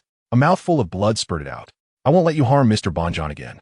After Agile fell to the ground unwillingly, Bai, who was already covered in wounds, weakly stared at Agile's corpse and said. However, as soon as he finished speaking, Bai's body quickly collapsed to the ground. In fact, Bai's body had already reached its limit. He only held on until the last moment to save Zai Bujan. Seeing Bai fall, Zai Bujan, who had already stood up, flashed a look of heartache on his face, and then he spoke in a deep voice. Your captain is dead. Do you still dare to stay here? The roar was like a muffled thunder, rolling endlessly across the horizon, echoing throughout the entire mountain range. Under such a fierce shout, the ninjas of Awagakure were all in a state of panic. Leo and Agile, as the strongest members of this reinforcement team, their deaths would undoubtedly deal a significant blow to the morale of these people. Lord Suchikage commanded us to reinforce the Land of Iron, even if the captain sacrifices himself. We must complete the mission. That's right. Just when the ninjas of Awagakure were feeling anxious, a sudden loud shout rang out, followed by a chorus of voices in agreement. The ninjas of Awagakure were, of course, different from the ninjas of small villages. Some of them had participated in the Ninja World War and had experienced all kinds of sudden situations. Therefore, it was impossible for Zabuza to scare them away. Kill. Under the leadership of seasoned ninjas, the ninjas of Awagakure adjusted their mindset and then surged towards the ninjas of Amagakure like a tidal wave. Mixed with the sounds of battle, they were seeking their own demise. Looking at those Awagakure ninjas who refused to listen to warnings, Zabuza no longer wasted words, sneering coldly before raising his executioner's blade to confront the dwindling ninjas of Amagakure. While the bloodshed here had not yet ended, another battle was about to begin elsewhere. In the capital of the Land of Iron, the most prosperous city in the entire country, the daily flow of people reached a rather terrifying number. However, today, the atmosphere in this bustling city was particularly oppressive, with an underlying sense of an impending storm. This feeling was naturally caused by the sudden gathering of many samurai within the capital, which undoubtedly signaled to all residents that significant troubles were about to fall upon them. Among the populace, there were those who were well informed, and thus, rumors began to circulate that the ninjas of Amagakure were about to arrive. Once these rumors spread, they immediately caused quite a stir in the city, with discussions arising about whether the Land of Iron would truly see the end of the samurai era. Amidst the rising rumors, the atmosphere in the samurai headquarters loft, located in the center of the city, was exceptionally tense. Hasty figures moved back and forth within the loft, as all samurai had been summoned back from various locations, fortifying the building's defenses to an extreme degree. As people darted around the loft, the spacious conference hall at its center was filled with a heavy atmosphere. The attendees were all core personnel of the Land of Iron, but at that moment, most of their faces looked grim. Have the ninjas of Amagakure arrived outside the city? A man with a furrowed brow asked in a low voice. Upon hearing his question, all eyes in the hall suddenly turned to the man seated at the head of the table, Mifyun, whose elderly face was now marked by seriousness. Facing the gazes of the crowd, he slightly nodded and said, Yes, they will probably rest for a night, and tomorrow they will truly make their move. Although the answer was somewhat expected, many still turned pale at Mifyun's confirmation. Don't panic. As long as the reinforcements from Awagakure arrive, we will surely defeat the army of Amagakure. Seeing the expressions of the crowd, Kai quickly reassured them. Logically speaking, the reinforcements from Iwagakure should be on their way. But why haven't we heard any news? A samurai questioned in confusion. Iwagakure is one of the 5 great ninja villages and won't easily break their promises. I believe the reinforcements must still be on their way. Teake responded slowly, frowning. The others nodded. If the reinforcements from Iwagakure encountered any mishaps at this moment, it would be disastrous for the Land of Iron. Boom! Mifune sighed, just about to speak, when suddenly a thunderous explosion echoed across the sky of the capital of the Land of Iron. Chapter 181. The decision of Rin. The explosion rolled on endlessly, drawing the attention of the entire city upwards. At that moment, amidst the source of the explosion, a dozen ninjas wearing forehead protectors appeared. They were the ninjas of Amagakure. The sudden turn of events caused the entire city to erupt in gasps of shock. In the loft of the samurai headquarters, many people also noticed the commotion outside, and their faces turned pale. Mifune, surrender quickly. Shortly after the explosion, a cold and indifferent voice boomed throughout the city. Mixed with a massive amount of chakra, Mifune, Rika, Kai, and others rushed out of the hall, their expressions grave as they looked towards the direction of the voice, where Shui and Itachi appeared under the protection of Susanoo. Lord Mifune, what should we do now? A samurai, who had witnessed the destructive power of Susanoo, asked in a deep voice. What else can we do? Since they don't want to surrender, then we shall fight to the death. Mifune snorted coldly, a chilling aura surrounding him, and under this aura, the malice in his eyes deepened. Everyone obey my orders. If you encounter the ninjas of Amagakure, there is no need to report kill. Rika shouted coldly, his voice echoing throughout the loft. Observing Rika's composed command and his swift stabilization of the chaotic situation, Mifune slightly nodded. He then narrowed his eyes, coldly gazing at the locations of Shui and Itachi, his fists slowly tightening in his sleeve. Amagakure, you wish to seize the Land of Iron? I will not let you have your way. After the samurai of the Land of Iron mobilized, a synchronized shout erupted from behind the massive Susanoo, causing the panicked residents to see the ninjas pouring out from a certain direction, leaping over the city's buildings. Hiss! I didn't expect Amagakure to send so many people this time. It seems Lord Mifune is in grave danger. Many people gasped as they watched the ninjas of Amagakure dart across the buildings like fleas, feeling a mix of regret and indignation. Having ruled the Land of Iron for many years, the people of the capital naturally hoped for Mifune to triumph over the invading ninjas of Amagakure. The army of ninjas from Amagakure surged like a torrent, ultimately converging on the positions of Shui and Itachi. As soon as Shui and Itachi gave the order, they would launch a fierce attack. After the ninjas of Amagakure charged into the city, Mifune, Rika, and others quickly surrounded them with an even larger regiment of samurai. Mifune, do not stubbornly resist. You should be aware of the combat power of our ninjas from Amagakure. Continuing to fight will only lead to your defeat. Ignoring the imposing samurai surrounding them, Shui, in his Susanoo form, fixed his gaze on Mifune and shouted loudly, "Don't waste your breath. The samurai of the Land of Iron will not fear any enemy." Mifune shouted back. Hearing this, Itachi's expression darkened instantly. He then turned to Shui and said, Shui, Sasuke, Zabuza is still holding off the reinforcements from Iwagakure. We cannot waste any more time. Let us make our move. Shui understood that further persuasion was futile. Under the watchful eyes of countless gazes, he slowly raised his hand, and in an instant he swung it down. At the moment his palm fell. A cold shout filled with killing intent echoed through the sky. The ninjas of Amagakure, heed my command, begin the battle. As Shui's command fell, the ninjas of Amagakure, already prepared for battle, drew their weapons and charged like fierce tigers descending the mountain, filled with a murderous aura, rushing towards the surrounding samurai. A life-and-death battle was about to unfold. Boom boom, the violently surging chakra waves swept across the heavens and the earth.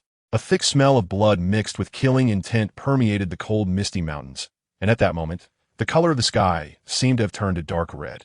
In the rocky land of the Hanwu Mountains, it has now become a graveyard, with the bodies of the ninjas from Tianyin village and Iwagakure scattered everywhere, along with severed limbs, a scene that can only be described as tragic. Zabuza were already surrounded. At this moment, in a battlefield piled high with corpses, Sasuke, pale and covered in wounds, fixed his gaze on the Iwagakure ninja not far away and said in a low voice, "Cough. I understand. We should take our last step." Hearing this, Zabuza coughed out a large amount of blood, then slowly stood up with the support of his executioner's blade. After a bloody battle, Zabuza's team was left with only 5 people: Sasuke, Karen, Agon, and the unconscious Haku. Meanwhile, the Iwagakure reinforcements still had over 150 ninjas, and with Sasuke, Karen, Agon, and Zabuza exhausted and seriously injured, it was impossible for them to break out of the encirclement. Death awaited them. It's not over yet. Zabuza, Sasuke, you can bite my arm and absorb my chakra? With chakra, we still have hope. Understanding that Zabuza's last step meant a mutual destruction with the ninjas of Tianyin village, the frail Karen suddenly stood up, pulling back her sleeves to reveal her white wrists. Although Karen knew that the chakra she provided could not reverse their fate of death, as long as there was a glimmer of hope, she wished for Sasuke to survive. As Karen's words fell, Zabuza, Karen, and Agon all turned their eyes to her, not expecting that even at this moment, she had not given up. Karen, you. Sasuke, with a serious expression, did not know what to say for a moment. Sasuke was deeply moved by Karen's actions. After all, she had already consumed a large amount of chakra to heal them, and if she were to have more chakra absorbed, her life would be nearly at an end. Please, don't hesitate. Come on. Seeing Zabuza and the others hesitate, Karen's eyes filled with tears as she clenched her fists and shouted. They have no ability to resist anymore. Rush in and take them down. Everyone charge. Just as Karen's shout echoed, the ninjas from Iwagakure prepared to finish off Zabuza, Sasuke, and the others, with some of the closer ninjas already drawing their kunai and rushing forward. In this situation, even Zabuza and Sasuke would struggle to absorb Karen's chakra in time. After a few months, I'm updating again. Thank you to my brothers and sisters who have been supporting me. I will repay you with the most exciting plot. Some readers may not understand the storyline of this book. I want to clarify again that we watched the anime when Sasuke is 12 years old, while the Sasuke I write is at the age of 6. You could say that the storyline of Naruto has been completely altered. The main plot of Naruto is the Uchiha clan's extinction, while this book writes about the Uchiha clan escaping from Konoha with Sasuke's help to establish Tianyin village. So this is a brand new Naruto. Chapter 182, No Way Out. Zabuza, I'll buy you time. As the Iwagakure ninjas were about to kill them, Agon shouted and charged towards them. Haha, looking for death. Take him out. Several Iwagakure ninjas, seeing Agon come forward to deliver himself, unhesitatingly aimed their long knives at Agon's chest. PFF. The sound of several long knives piercing through flesh rang out, and Agon became the target of the Iwagakure ninjas without any suspense. Agon. Seeing this scene, Sasuke cried out in pain. Although he hadn't known Agon for long, he had a great fondness for this honest and straightforward ninja from Tianyin village. Struggling to lift his head, the pressure from the knives on his body made Agon's form slightly lean. With a slight shift of his feet, Agon took a deep breath, paused for a moment, and then shouted, although I'm not an outstanding ninja, I still want to protect my comrades. As his voice fell, Agon pushed forward like an old cow against the Iwagakure ninjas, and finally, under countless gazes, explosive tags lit up on his body. Boom! A massive roar echoed throughout the Hanwu Mountains at that moment. Like the fury of a thunder god, it shook people's hearts, causing involuntary fear and trembling. After the huge sound, flames erupted like a volcanic explosion. Instantly, a firestorm howled out, sweeping towards the Iwagakure ninjas as if divine fire had descended. With the spread of the firestorm, screams quickly rang out, and some Iwagakure ninjas who were unprepared were immediately engulfed by the flames, turning to ashes. A few meters away from the firestorm, feeling the scorching heat wave spreading, the lucky Iwagakure ninjas couldn't help but feel dry in their throats. Damn, this guy actually hit explosive tags. Ready to die with us? Some Iwagakure ninjas swallowed hard, their shock evident on their faces. They thought that Zabuza, Sasuke, and the others had no power to fight back, yet they never expected Agon to counterattack at the last moment. At this moment, the gazes of the Iwagakure ninjas all focused on the area where the flames burned, and with such close-range explosions, no one dared to continue charging in to kill Zabuza, Sasuke, and the others. As time slowly passed, the raging flames finally began to fade. The sight that appeared before their eyes, filled with destruction, astonished many Iwagakure ninjas. Karen, you've worked hard. Just as the Iwagakure ninjas were shocked by the destruction caused by Agon, a low voice suddenly echoed. And then everyone saw Sasuke and Zabuza slowly standing up. Compared to their previous weak state, Sasuke and Zabuza now exuded an extremely fierce aura, as if they had completely recovered. Sasuke, Zabuza, let's go. After transferring her chakra to Sasuke and Zabuza, the collapsed Karen quickly closed her eyes and fell unconscious like Haku. Sasuke, we have no way out or any chance of survival left. Every kill is a gain. You understand what I mean, right? Glancing at the unconscious Karen, Zabuza picked up his executioner's blade from the ground and said in a deep voice, Captain, I never planned to leave here alive. As his gaze slowly swept over the numerous Iwagakure ninjas, 3 blood-red Tomo suddenly appeared in Sasuke's eyes. So, I will use my life to defend the victory of Tianyin village. After his words fell, Sasuke drew the kunai from his back and, with a stomp of his foot, charged swiftly towards the Iwagakure ninjas. What a reckless little brat. Watching Sasuke engage in battle with the Iwagakure ninjas in an instant, Zabuza smiled slightly and then rushed into the midst of the Iwagakure ninjas, starting a massacre, the capital of the Land of Iron. As the battle between the samurai of the Iron Country and the ninjas of the Hidden Sky village commenced, chaos erupted within the city. The sounds of explosive tags detonating were incessant, and waves of energy generated by ninjutsu swept across the sky, shooting in all directions. Meanwhile, the number of corpses on the ground continued to rise. Although the samurai of the Iron Country outnumbered the ninjas of the Hidden Sky village, their combat effectiveness was far inferior, resulting in even heavier casualties for the samurai after a fierce battle. At this moment, Shizuku, who was engaged in a duel with Mitsuba, noticed that Mitsuba was gradually exhausting his strength and smiled, saying, Mitsuba-senpai, why cling so stubbornly? Hearing Shizuku's mocking words, Mitsuba's lips twitched slightly and in a sinister tone. He replied, Kid, don't get too cocky too soon. The one who laughs last is the true victor. Taking advantage of your words now will only make your next defeat even more tragic. Shizuku smiled faintly, glancing around, and said with a smirk, but unfortunately, the tide has already turned in our favor. You won't be able to hold out much longer. Upon hearing Shizuku's words, Mitsuba's gaze suddenly shifted to the nearby chaotic battlefield where Koji and Rika were clearly engaged in an intense fight with Itachi. He didn't expect that the Uchiha genius Itachi would be so strong, able to fight against Koji and Rika to such an extent. But if that's the case, our samurai of the Iron Country will increasingly be at a disadvantage. What should we do? Why hasn't the reinforcements from Iwagakure arrived yet? Just as Mitsuba's thoughts raced, a scorching gust of wind suddenly shot towards him, prompting him to snap back to reality. He swung his long sword to defend against it, and, at the same time, Shizuku's calm laughter reached his ears. Mitsuba-senpai, you mustn't get distracted at a time like this. If something unexpected happens, the Iron Country will collapse. Less nonsense.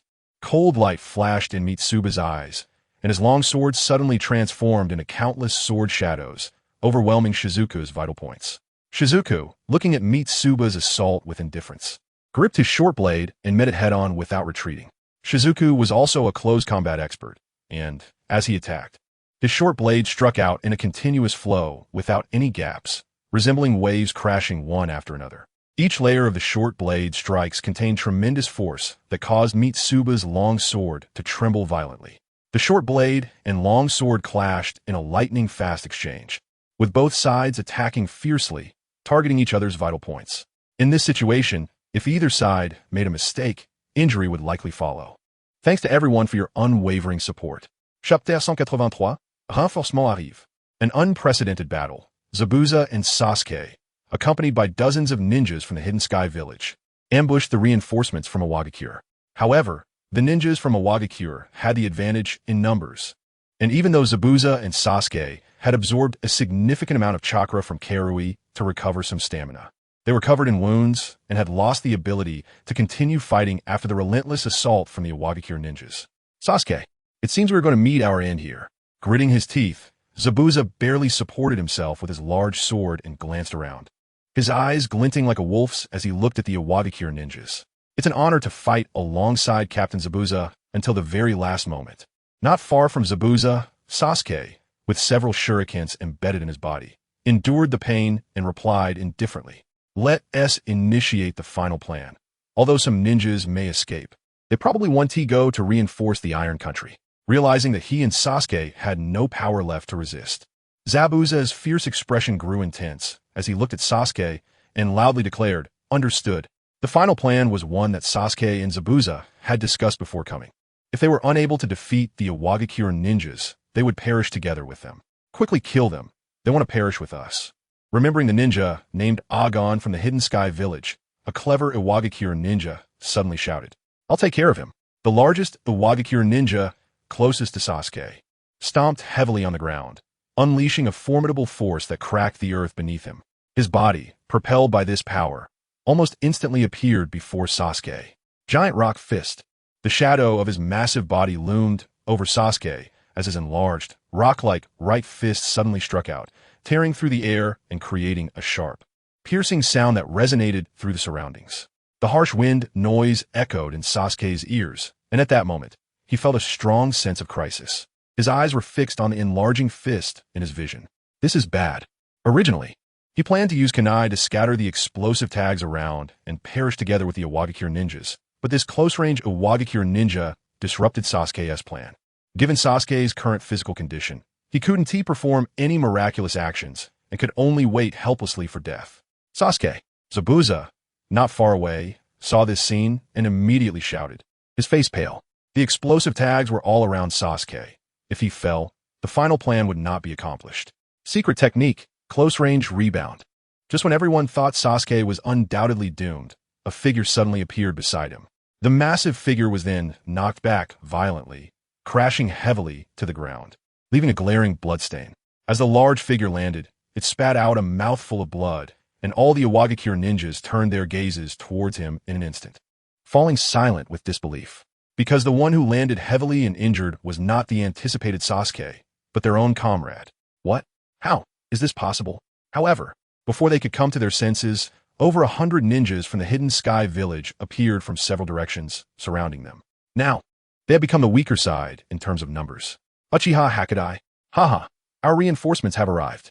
The sudden change in the situation left Zabuza dazed for a moment before he burst into laughter, his face filled with uncontainable joy. The figure who had saved Sasuke, with brown short hair and unique patterns around his eyes, was none other than Uchiha Hakadai, a capable subordinate of the Hidden Shadow. Sasuke, are you okay? After repelling the enemies, Uchiha Hakadai immediately turned to Sasuke with concern. It was evident that there was a hint of respect in Hakadai's gaze during the journey. He had thought that Zabuza, Sasuke, and the others would be completely annihilated given the significant disparity in strength. But he hadn't expected Zabuza and Sasuke to hold off the Iwagakure reinforcements so tenaciously. Mifine, Unkleakidai. What brings you here? Having narrowly escaped death, Sasuke naturally felt relieved and then asked with confusion. Upon learning that Iwagakure had mobilized a large force to reinforce the Iron Country, Lord Hidden Shadow immediately dispatched the guarding troops and ordered me to come to reinforce. Hakadai continued, thanks to you for ambushing the reinforcements. Otherwise, our plan to seize the Iron Country would surely have failed. Hearing Hakadai's words, Sasuke smiled and said, we are all ninjas of the Hidden Sky Village. Doing anything for the Hidden Sky Village is our duty. Sasuke, Captain Zabuza, you all take some time to rest. The next part is up to me. After calling over a few medical ninjas to treat Sasuke, Zabuza, and the others, Uchiha Hakadai activated his Sharingan, and his expression turned extremely grim. You ninjas from Iwagakure, relying on your strength, surrounded and killed the ninjas from Tengakure. Today, you won't be able to return alive. Hearing Uchiha Hakadai's furious words, the Iwagakure ninjas couldn't help but shrink their necks. It seemed that this time, they might not make it back. Uncle Hakadai, forget it. Let them go. Just as the other Tengakure ninjas were waiting for Uchiha Hakadai's order to attack, Sasuke suddenly spoke up. Hey Sasuke, what are you saying? We've lost so many comrades. How can we let them go? Zabuza thought Sasuke was mistaken and frowned, quickly stopping him. Uchiha Hakadai and Zabuza shared the same expression, looking at Sasuke in confusion, seemingly not understanding. Sai, Konoha and Kirigakure are now our enemies. If we wipe them out completely, provoking Iwagakure into a strong retaliation, we might not be able to withstand their combined forces. Sasuke sighed and slowly explained. In fact, Sasuke also wanted to eliminate those trembling Iwagakure ninjas. But considering Tengakure's current situation, he had to give up. Sometimes, in the face of absolute power, one must bow their head. Just like their Uchiha clan. They also wanted to stay in Konoha, but they couldn't compete with the higher-ups of Konoha, which is why they had to leave their hometown in search of another path. After listening to Sasuke's explanation, Zabuza's chest heaved violently for a moment. Then he slowly sat down, his furious emotions slightly calming down. Indeed, Tengakure has too many enemies right now. You tell that Sachikage for me. Don't think Tengakure is easy to bully. If you offend us again, we will never let it go. Get lost. Uchiha Hakadai, being a rational person, naturally understood the reasoning behind Sasuke's words, and, in the end, he could only helplessly address the Iwagakure ninjas. Quickly retreat. Hearing Uchiha Hakadai's stern shout, the Iwagakure ninjas, who had already lost their will to fight, hurriedly retreated like a tide, eventually scrambling into the deep mountains. Chapter 184, Itachi's Battle. Swoosh. The chaotic battle continued in the capital of the Land of Iron, with the smell of blood permeating the air. Both the samurai of the Land of Iron and the ninjas of Tengakure were fighting fiercely, their eyes turning red with rage. The sounds of blades piercing flesh were jarring. Teaki. In the center of the capital's battle circle, the expression of Rika became increasingly dark. At a certain moment, he suddenly shouted, and at the same time, an extremely brilliant energy radiated from his blade, instantly condensing into a dazzling light sphere, sending out a sharp energy wave that made one's scalp tingle. Although the samurai of the Land of Iron couldn't use ninjutsu, they could still infuse chakra into their swords to enhance their power, similar to Asuma's chakra blades. Flash! Flash! As Rika infused chakra into his sword, CH Kai's blade also burst with brilliant light, and then both shouted simultaneously. They each slashed their swords, creating a dazzling arc of light that struck forward, like two massive beams of light, directly aimed at Uchiha Itachi's head. In that instant, even Uchiha Itachi felt a strong sense of crisis rising in his heart. His Sharingan flickered rapidly, and his body paused for a moment as the orange-red Susu surged with a massive energy shockwave, erupting instantly. The sudden impact sent the unprepared CH Kai flying. Seizing the opportunity, before CH Kai could regain his footing, Uchiha Itachi controlled the Susanoo, swinging its massive red sword, instantly piercing through CH Kai's body in midair. This change happened in the blink of an eye. Uchiha Itachi, who had just been in a state of crisis, had, in an instant, activated his Manjiki Sharingan to eliminate the danger. Then, Uchiha Itachi lightly flicked his arm, and CH Kai's body fell from the long sword, crashing heavily in front of Rika. Teaki. Rika's face twitched violently as he looked at CH Kai, who lay there with wide eyes, seemingly unable to close them even in death. In his rage, he also felt a chill in his heart. Is this the power of the Uchiha clan's Sharingan? Rika trembled inside, facing the strongest attack from the two of them. Uchiha Itachi not only survived, but also found the opportunity to kill CH Kai. This ability was simply terrifying. Next, it's your turn. Uchiha Itachi slowly raised the large sword in his hand, his voice low, carrying a chilling indifference. Every ninjutsu has its flaws. I assume using Uchiha Itachi's technique consumes a lot of chakra. I must try to drag this out. Looking at the massive Susanoo, Rika's body bristled with cold hair. Sensing a strong smell of death, he planned to retreat. Caw. However, just as Rika was preparing to rise, dozens of crows suddenly appeared behind him, transforming into a clone of Uchiha Itachi. How is that possible? When did he? Could it be that at that time? A scene flashed through Rika's mind of Uchiha Itachi forming hand seals before the Susanoo appeared, and he immediately shouted in horror. In that critical moment of life and death, Uchiha Itachi still had the presence of mind to prepare to assassinate him. What kind of ninja could do that? It's over. As the words fell, the knife in the clone's hand swiftly pierced through Rika's heart. The entire process was clean and decisive, without a hint of hesitation. The view before him quickly turned dark, and as blood spurted from Rika's mouth, his hazy yet resentful voice reached Uchiha Itachi's ears. Our Land of Iron will never lose. When Iwagakure's reinforcements arrive, you will all die. Bang! The sound of the body hitting the ground coincided with the disappearance of Uchiha Itachi's clone. In that moment, many samurai from a Land of Iron turned their gazes towards the battlefield, and when these gazes landed on Rika and CH Kai's corpses, a wave of shock surged through their hearts. They clearly couldn't believe that the two top experts of the Land of Iron had tragically died at the hands of Uchiha Itachi. Sasuke, you must hold on. After killing Rika and CH Kai, the massive Susanoo disappeared from Uchiha Itachi's body, who was now hunched over, panting wearily. The Manjiki Sharingan is a powerful ocular technique, but such great power also comes with a huge cost. Excessive chakra consumption is one of its negative effects. Uchiha Itachi naturally understood that using the Manjiki Sharingan had many downsides, but he was determined to end this battle quickly to find Sasuke. Lord Rika, Lord Ch Kai, they're both dead. As cries of alarm came from afar, Mifune, who was in a fierce battle with Uchiha Shursui, suddenly staggered, and then, out of the corner of his eye, he quickly turned to another direction, where two cold corpses lay on the ground. How is this possible? Sambion's face turned pale. He knew the abilities of Rika and Ch Kai, yet he never expected that the two of them would not only fail to kill Uchiha Itachi, but also end up being taken down by him. Sambion, I told you long ago that you couldn't stop our Hidden Heaven village. Surrender and lay down your weapons. Uchiha Shursui said slowly, not surprised by Itachi's victory over Rika and Ch Kai. Sambion's expression darkened as he stared at Uchiha Shursui. Suddenly, he smiled oddly and said, "Don't be too happy too soon. Do you think I have no backup? The reinforcements from Awagakure are about to arrive, and by then, you won't be able to leave this capital." It seemed that the reinforcements from Awagakure were already near the capital, and Sambion unreservedly revealed the secret of the Iron Country's reinforcements. Reinforcements are coming. Just as Uchiha Shursui was about to retort, a samurai shouted, looking into the distance. At the end of the capital road, a cloud of dust suddenly rose, and the sound of hurried footsteps turned into a faint wave, spreading toward them. "Ha! The Awagakure reinforcements are here. Our Iron Country is saved."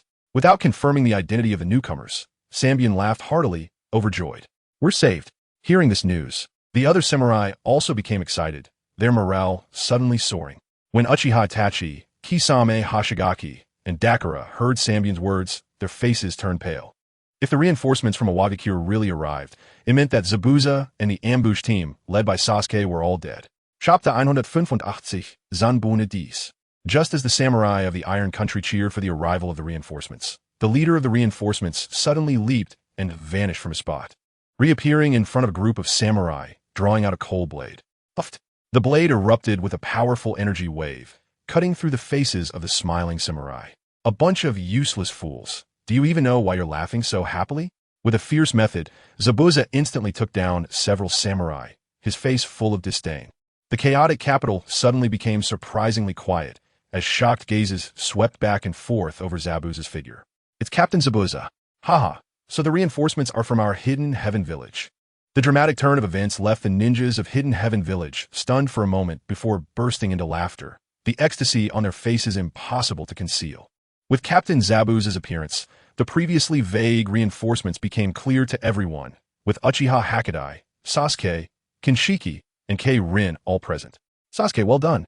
Seeing Sasuke's energetic appearance, Uchiha Itachi's worries were swept away, and an unparalleled pride surged in his heart. Relying on a small number of teammates to successfully ambush the Awagakure reinforcements was truly a great achievement in Itachi's eyes.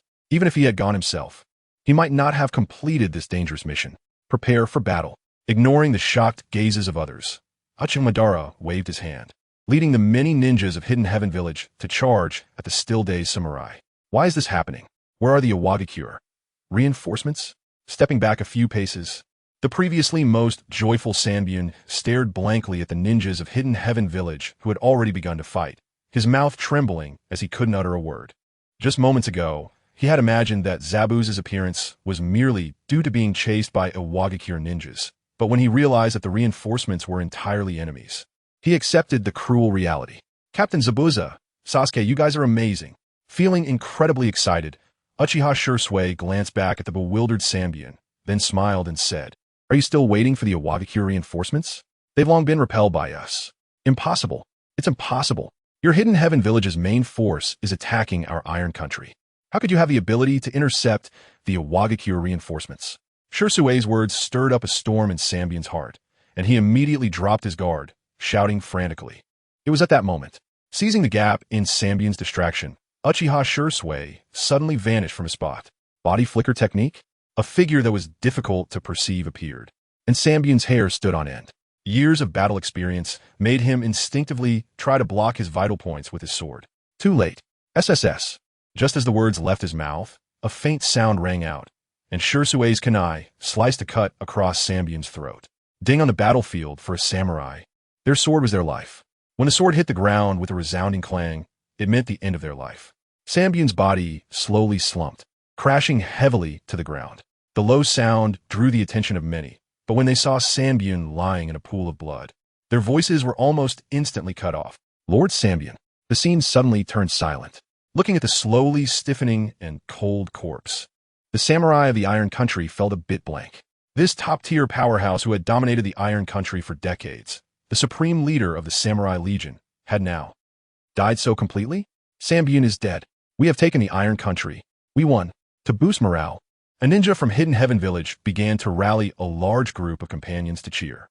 The news of Sanbyun's death swept through the battlefield like the wind, and the fighting spirit of the samurai from the Iron Country vanished almost instantaneously.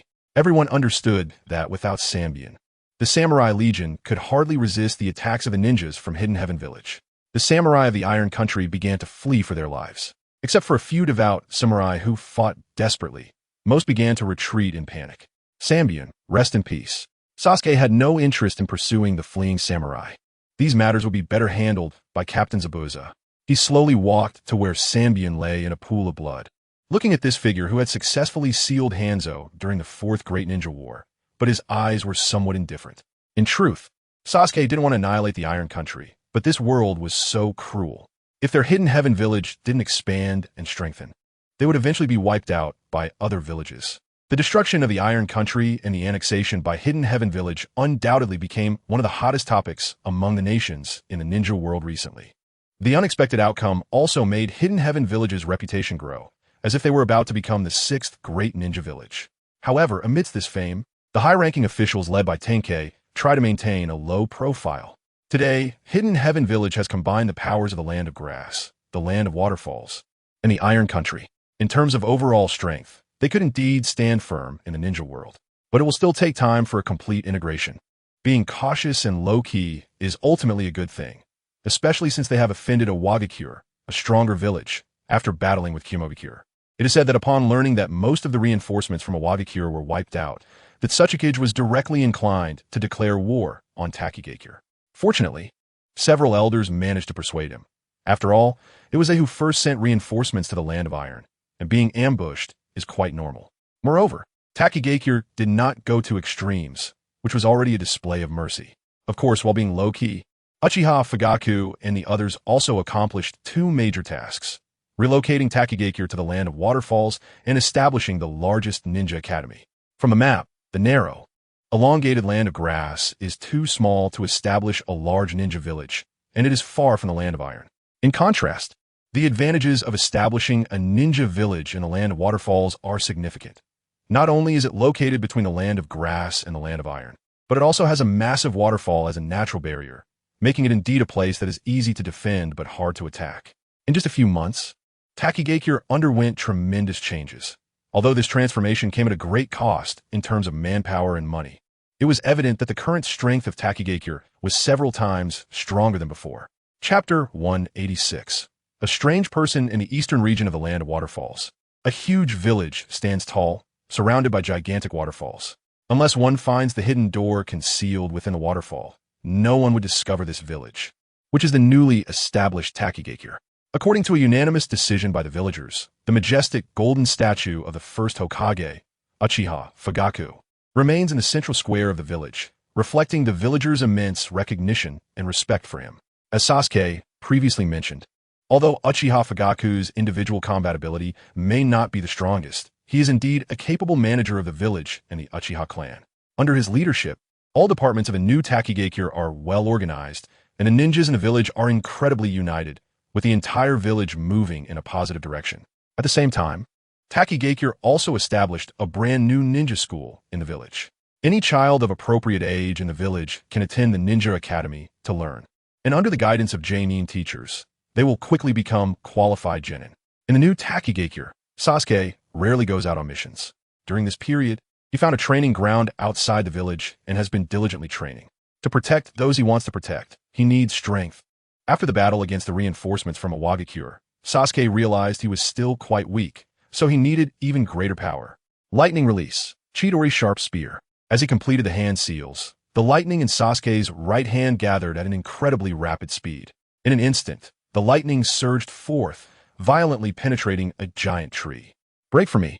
Wielding his right hand that controlled the lightning, Sasuke instantly sliced through several giant trees. The trees crashed to the ground, shaking the earth momentarily. And at the same time, a layer of dust and sand spread out in a circular manner, ultimately crashing into the surrounding giant trees, causing them to tremble. Huff! Sasuke breathed heavily, then looked up at the destruction he had caused, his eyes filled with shock. Is this the power of Chidori Sharp Spear? Staring at the devastated area, Sasuke couldn't help but murmur. This terrifying destructive power truly deserves to be an A-rank ninjutsu, much stronger than Chidori. In the original work, Lightning Release, Chidori Sharp Spear is a ninjutsu created by Uchiha Sasuke. The principle is to change the form of Chidori, increasing its attack range and also causing a paralyzing negative effect on enemies, making it an advanced version of Chidori. Of course, such a powerful ninjutsu is naturally difficult to cultivate, but under Sasuke's almost obsessive training, the progress he made was indeed remarkable. Sasuke, you're amazing. While Sasuke was deep in thought, a youthful and lively laugh suddenly reached his ears. Hearing this voice, Sasuke smiled slightly, raised his head, and saw the black-clad, glasses-wearing Karen not far away. He quickly walked over. Weren't you supposed to be in seclusion training? Why are you out so soon? Sasuke teased as he approached Karen. Having experienced several life-and-death battles alongside Sasuke, Karen had been training hard to enhance her strength, and she had also boasted in front of Sasuke, Kimimaro, and Uchiha Izumi that she would enter seclusion for training. Sasuke, you're so annoying. Feeling a bit embarrassed by Sasuke's remark, Karen's cheeks flushed as she shyly replied. Perhaps due to her deep obsession with Sasuke, she missed him after just a few days. There's nothing to do. You should go back early. I still have to continue with my next phase of training. Seemingly seeing through Karen's thoughts, Sasuke shook his head helplessly and advised. At this stage, Sasuke certainly could not accept Karen's feelings. Apart from being still young, the current situation of Takigakure was very dangerous, and enemies could invade at any time. Besides desperately enhancing his strength, he had no time to think about romance. Oh, right, Kimimaro is returning from a mission today, but he brought back a strange person. It is said that this person can communicate with birds and small animals. Just as Karen met Sasuke, she was about to be sent away, and her brows couldn't help but furrow. However, suddenly remembering something, she softly spoke. Huh, can communicate with birds and small animals? Is his name CHG? Karen's words made Sasuke pause. After a moment, his body suddenly trembled violently, and a look of wild joy instantly appeared on his face. I don't know. It was his first time meeting that strange person, and he hadn't gotten to know him well yet, so Karen shook her head. But seeing Sasuke's reaction so intense, she asked back, do you know him, Sasuke? Let us go find Kimimaro. Only by meeting him will I know if it's CHG. Of course. Which character in Naruto am I not familiar with? Sasuke couldn't help but smile, then pulled Karen toward the village, quickly leaving. In a Naruto setting, CHG is a very interesting character because he naturally possesses the ability to absorb natural energy, i.e., Sage transformation. As a peace-loving person, he often goes berserk due to being unable to control the natural energy within him, and once he goes berserk, he will kill indiscriminately. Fortunately, he met Kimimaro, who could control his berserk state well, and from then on, they became best friends, with Kimimaro also becoming CHG's spiritual support. Later, when Kimimaro died, the freed CHG regarded Sasuke as Kimimaro and followed him to join a hawk. No matter what situation arose, he would protect Sasuke at all costs. By the end, he even helped Sasuke achieve the Sage mode of Susanoo. Although in the anime, CHG's displayed strength is not impressive, as he has hardly won a direct battle. Many Naruto fans consider him to be weak. However, in Sasuke's view, CHG's strength is severely underestimated. If he could fully develop the power of natural energy within him, he would surpass the level of a Kage. This is also why Sasuke was so excited to learn that CHG had arrived at Takigakure. The training ground was not far from the village, and when Sasuke and Karen returned to the village, they found many villagers gathered at the village entrance. This place was usually not so lively. Through the wall of people, one could see in the middle of the crowd, Junmaru and a tall figure with orange hair and orange pupils standing together, both looking somewhat at a loss. It was indeed Jugo. Seeing Jugo's signature hair color and honest appearance, Sasuke chuckled. Chapter 187. Persuasion. Junmaru, since that Sasuke is unwilling to take me in, I might as well find a place to stay outside the village. Ignoring the villagers' gazes, Jugo said somewhat dejectedly. Earlier, Junmaru had already visited the Sasuke's office to inform Uchiha Fugaku about Jugo's situation, considering Jugo's tendency to go berserk and harm the villagers. Uchiha Fugaku still refused to accept Jugo's request for shelter. Jugo, don't give up. The Hidden Rain Village will definitely become your ideal home. Let's go find Sasuke. He will surely have a way to persuade the Tsuchikage to take you in. However, just as Jumuru stood up, a hand suddenly reached out and grabbed his shoulder. Sasuke. Jumuru quickly turned around, and upon seeing the figure behind him, he was instantly overjoyed. No need to say anything, just follow me. Jumuru knew that Sasuke was fully aware of Jugo's predicament. Otherwise, they wouldn't be standing foolishly at the village entrance. Let's go. With Sasuke here, there will definitely be no problem. He smiled slightly at Jugo, then greeted Karui beside him, and followed Sasuke toward the Tsuchikage's office. The Tsuchikage's office was located at the highest loft in the Hidden Rain Village, heavily guarded. In addition to several visible sentries, there were also invisible defenses, making it very difficult to sneak in. Wait for me here for a moment. I'll go in first. Upon arriving at the bottom of the Tsuchikage's office, Sasuke warned Jumuru and Jugo before stepping inside. During this time, Sasuke had been busy training, while Uchiha Fugaku was occupied with handling new village affairs. The father and son had not seen each other for a while, and when Fugaku saw Sasuke arrive at the office, a smile instantly filled his face. Fugaku was quite proud of his two sons. Uchiha Itachi was now one of the top experts in the village and a hot candidate for the second Tsuchikage. While Sasuke was a genius, wise, rational, and thoughtful, and he was only 7 years old, with a promising future ahead. Sasuke, it looks like your training has been going well lately. Uchiha Fugaku observed Sasuke with interest, noticing that besides growing taller, his aura had also become stronger. Yeah. Sasuke smiled and nodded, then said, I came today to ask for a favor from you, Dad. Let me guess, is it about Jugo? Uchiha Fugaku smirked. Yes. Sasuke nodded slightly, surprised by Fugaku's accurate guess. I've studied Jugo with the other higher-ups. His body is somewhat unusual. He seems to absorb a certain natural energy to become stronger, but he cannot control this energy, which makes him prone to going berserk and killing people. For the safety of the village, I don't really want him to stay here. Uchiha Fugaku's words changed Sasuke's expression. He didn't expect Fugaku to have such a thorough understanding of Jugo. Dad, everything has two sides. While Jugo is indeed a dangerous person, his berserk state can rapidly increase his combat power, making him a formidable weapon for our Hidden Rain village. Just like other villages, we know that tailed beasts are dangerous. But to maintain the village's fighting strength, we still try every means to keep them. Sasuke stepped closer to Uchiha Fugaku and began to persuade him. Though Jugo can gain strength by absorbing natural energy, how can he compare to a tailed beast? He doesn't possess that kind of power. Unmoved by Sasuke's persuasion, Uchiha Fugaku picked up a file and began to read. What if I say that Jugo can help our Hidden Rain village ninjas gain strength through natural energy? With a loud thud, as soon as Sasuke's voice fell, the file dropped from the table, and Uchiha Fugaku's face stiffened involuntarily. Are you saying that Jugo can help our Hidden Rain village ninjas become stronger? Uchiha Fugaku tried to calm the storm in his heart, staring at Sasuke and slowly asking. Yes. As long as the energy absorbed by Jugo is transferred to others, their combat power will rapidly increase in a short period. Sasuke nodded to confirm. Then how do we transfer the energy from Jugo's body? Uchiha Fugaku's eyes sparkled with excitement as he continued to inquire. I'm not sure about that. We need to organize some people in the village to study it. Sasuke scratched his head awkwardly. After all, he wasn't knowledgeable about research and development like Orochimaru or Kabuto. I see. Upon hearing Sasuke's answer, Uchiha Fugaku's excited expression faded slightly. If they didn't know how to do it, it meant that Jugo's importance wasn't that significant after all. Dad, please let Jugo stay. With Jumuru and me watching over him, he definitely won't go berserk and harm the villagers. If anything happens, you can always kick him out later. Seeing Uchiha Fugaku hesitating again, Sasuke could only plead. All right. After weighing the pros and cons in his heart, Uchiha Fugaku ultimately agreed to Sasuke's request. Whether Jugo stayed or not was secondary, but as a father, he didn't want his son to return disappointed. Thank you, Dad.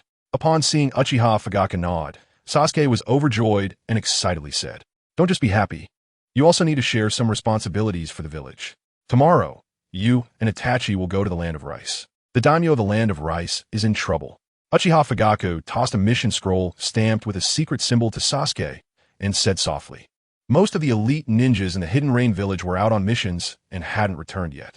The task was urgent, and Uchiha Fugaku couldn't find a more suitable candidate, so he had no choice but to send Sasuke and Itachi together.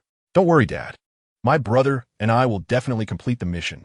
After taking the scroll, Sasuke smiled slightly. As long as Itachi was with him, Any difficult task should not be a problem. Additionally, if possible, persuade the daimyo of the land of rice to agree to merge the land of rice into the land of heaven. This way, our hidden rain village's strength will be further enhanced. Sasuke naturally knew how to operate Uchiha Fugaku's suggestion under the power of his Sharingan. Controlling the daimyo of the land of rice would be a piece of cake. They had done the same before, which allowed the hidden rain village to seize the land of waterfall without any cost, while also incorporating the ninjas and villagers of the land of waterfall. I understand. Sasuke nodded, and without lingering any longer, he quickly left the office after bidding farewell to Uchiha Fugaku. With Sasuke's departure, the office fell silent again. Uchiha Fugaku sat in his chair, and after a while, a sinister murmur escaped his lips.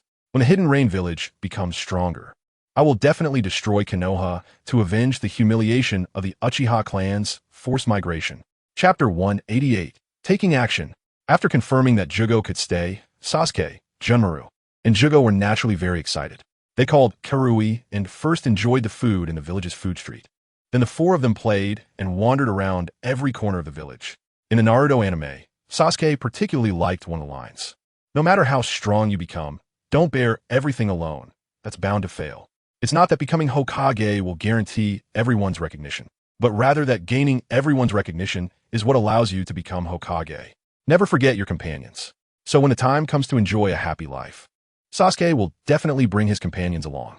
However, happy times are always short-lived. After relaxing for just one day with Kimimaro and the others, Sasuke set off with Itachi Uchiha towards the land of rice. The world management system in Naruto is similar to the Warring States period, where various countries, large and small, are ruled by their respective daimyo, and the strength of a country is mainly determined by the strength of its ninja military forces. The land of rice is a small and weak country, as it doesn't even have a ninja village. If any country offends them, they can only request help from other ninja villages, and of course, they must pay a lot of money. Sasuke, passing through this village, was almost at the daimyo's palace in the land of rice.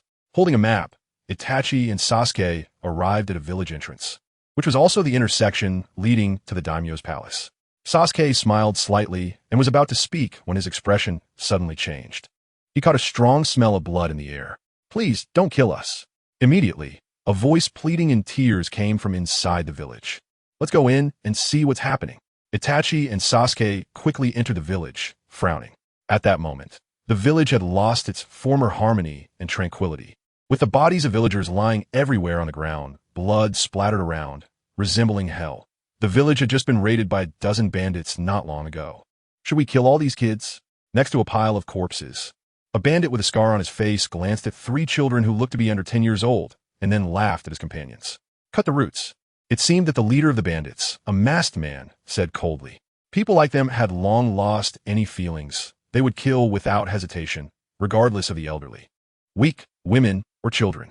"Kyotake, doyu, I am scared." "Jirobo, we're scared too." The three children huddled together. "Hee, little brats, don't be afraid. I'll send you off from this cruel world." The scarred bandit smiled at the terrified faces of the children. "Don't kill us." Seeing the bandit approaching them, Kiyotaka and the others were paralyzed on the ground, their faces pale and trembling. Seeing the children like this, the scarred bandit felt even more excited. Just as he was about to finish off the children with a single blow, Sasuke appeared like a ghost. "You bastards, you won't even spare children." Sasuke's slightly immature voice, accompanied by some panting, rang out in front of the scar bandit. "Huh?" The scar bandit was taken aback at the sight of this younger child, and then laughed. "Where did this little kid come from? Still hasn't grown hair, and is out here playing hero."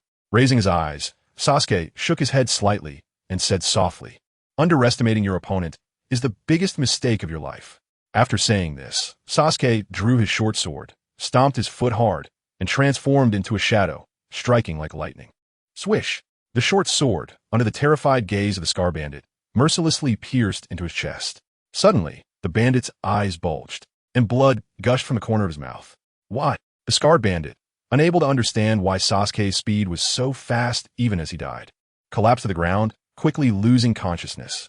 Looking at the scarred bandit lying on the ground, gradually losing life, the other 10 or so bandits felt a chill rising in their hearts. "What are you waiting for? Kill that little brat." At this moment, the masked bandit leader calmed down, a hint of fear flashing in his eyes, and then shouted loudly. The speed Sasuke displayed made even this killer, who had taken many lives, feel a sense of fear. The only option now was to use a swarm tactic to overwhelm him. Hearing the leader shout, the bandits were momentarily stunned, then their eyes turned red.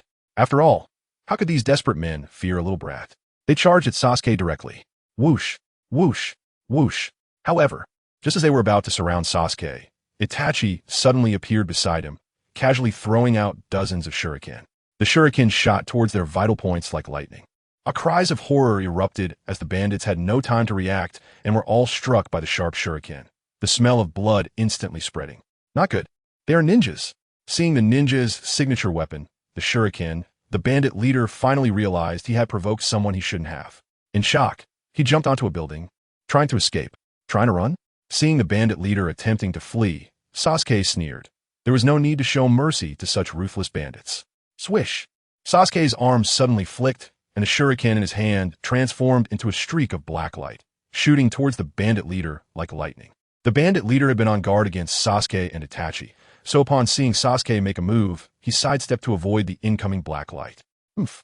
Just as the bandit leader was about to smirk after dodging Sasuke's attack, a wind-breaking sound came from behind him, causing him to turn his eyes in shock. He caught a glimpse of a bolt of lightning striking towards him with a crackling sound. What is this? The bandit leader was terrified by the scene before him, and the only thing he could do was quickly raise his arms to block. The lightning bolt struck heavily against the bandit's arm, and without hesitation, it pierced through, followed closely by the bandit leader's heart being penetrated as well. To die under my new technique, Chidori Sharp Spear, is also your honor.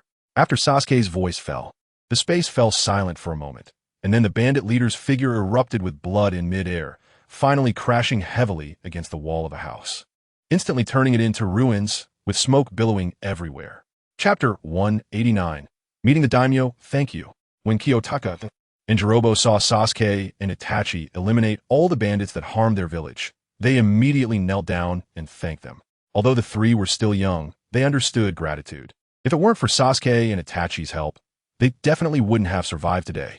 There's no need for that. Get up. Killing a few petty thieves is really just a matter of convenience. Sasuke quickly helped them up. Huh? Why are there 6 arms? So strange. When Sasuke saw Kiyotaka with 6 arms, he was momentarily stunned and internally sighed. You are amazing. If we had even half your strength, our parents wouldn't have been killed. Jirobo said self-deprecatingly while examining Sasuke, who was about the same age as him. Yeah, Kiyotaka and Doyu nodded in agreement. They could tell that Sasuke seemed to have not even used his full strength to easily defeat the bandit leader. They, apart from fear, could only cry and do nothing. Many things cannot be changed anymore, so you don't need to blame yourselves. Remember, from now on, the 3 of you are companions. People become strong when protecting their most important ones, and I believe you will become strong in the future too. Seeing their slightly sad expressions, Sasuke sighed softly and then comforted them. Well, when I encounter bad guys again, I won't be afraid anymore. I will protect my companions. Me too. Same here. After hearing Sasuke's words, the 3 of them, Kidomaru, Iya, and Jirbi, exchanged determined glances filled with unwavering commitment. By the way, my name is Sasuke. What are your names? Looking at the 3 of them, familiar figures suddenly flashed through his mind, but for some reason, Sasuke couldn't recall who they were.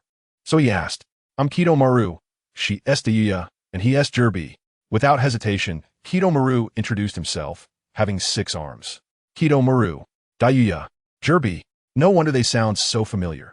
They're members of the Sound 5. Sasuke slapped his forehead, recalling their names. It was really Sasuke's fault for not remembering. The 3 of them looked somewhat different from the anime, because they were still young. In the land of rice. In the Sound village established by Orochimaru, the Sound 5, Kimimaro, Kidomaru, Jirbi, Sakan, and Yukon, were elite members responsible for protecting Orochimaru. It's easy to imagine how powerful they are, considering that an ambitious person like Orochimaru trusts them so much.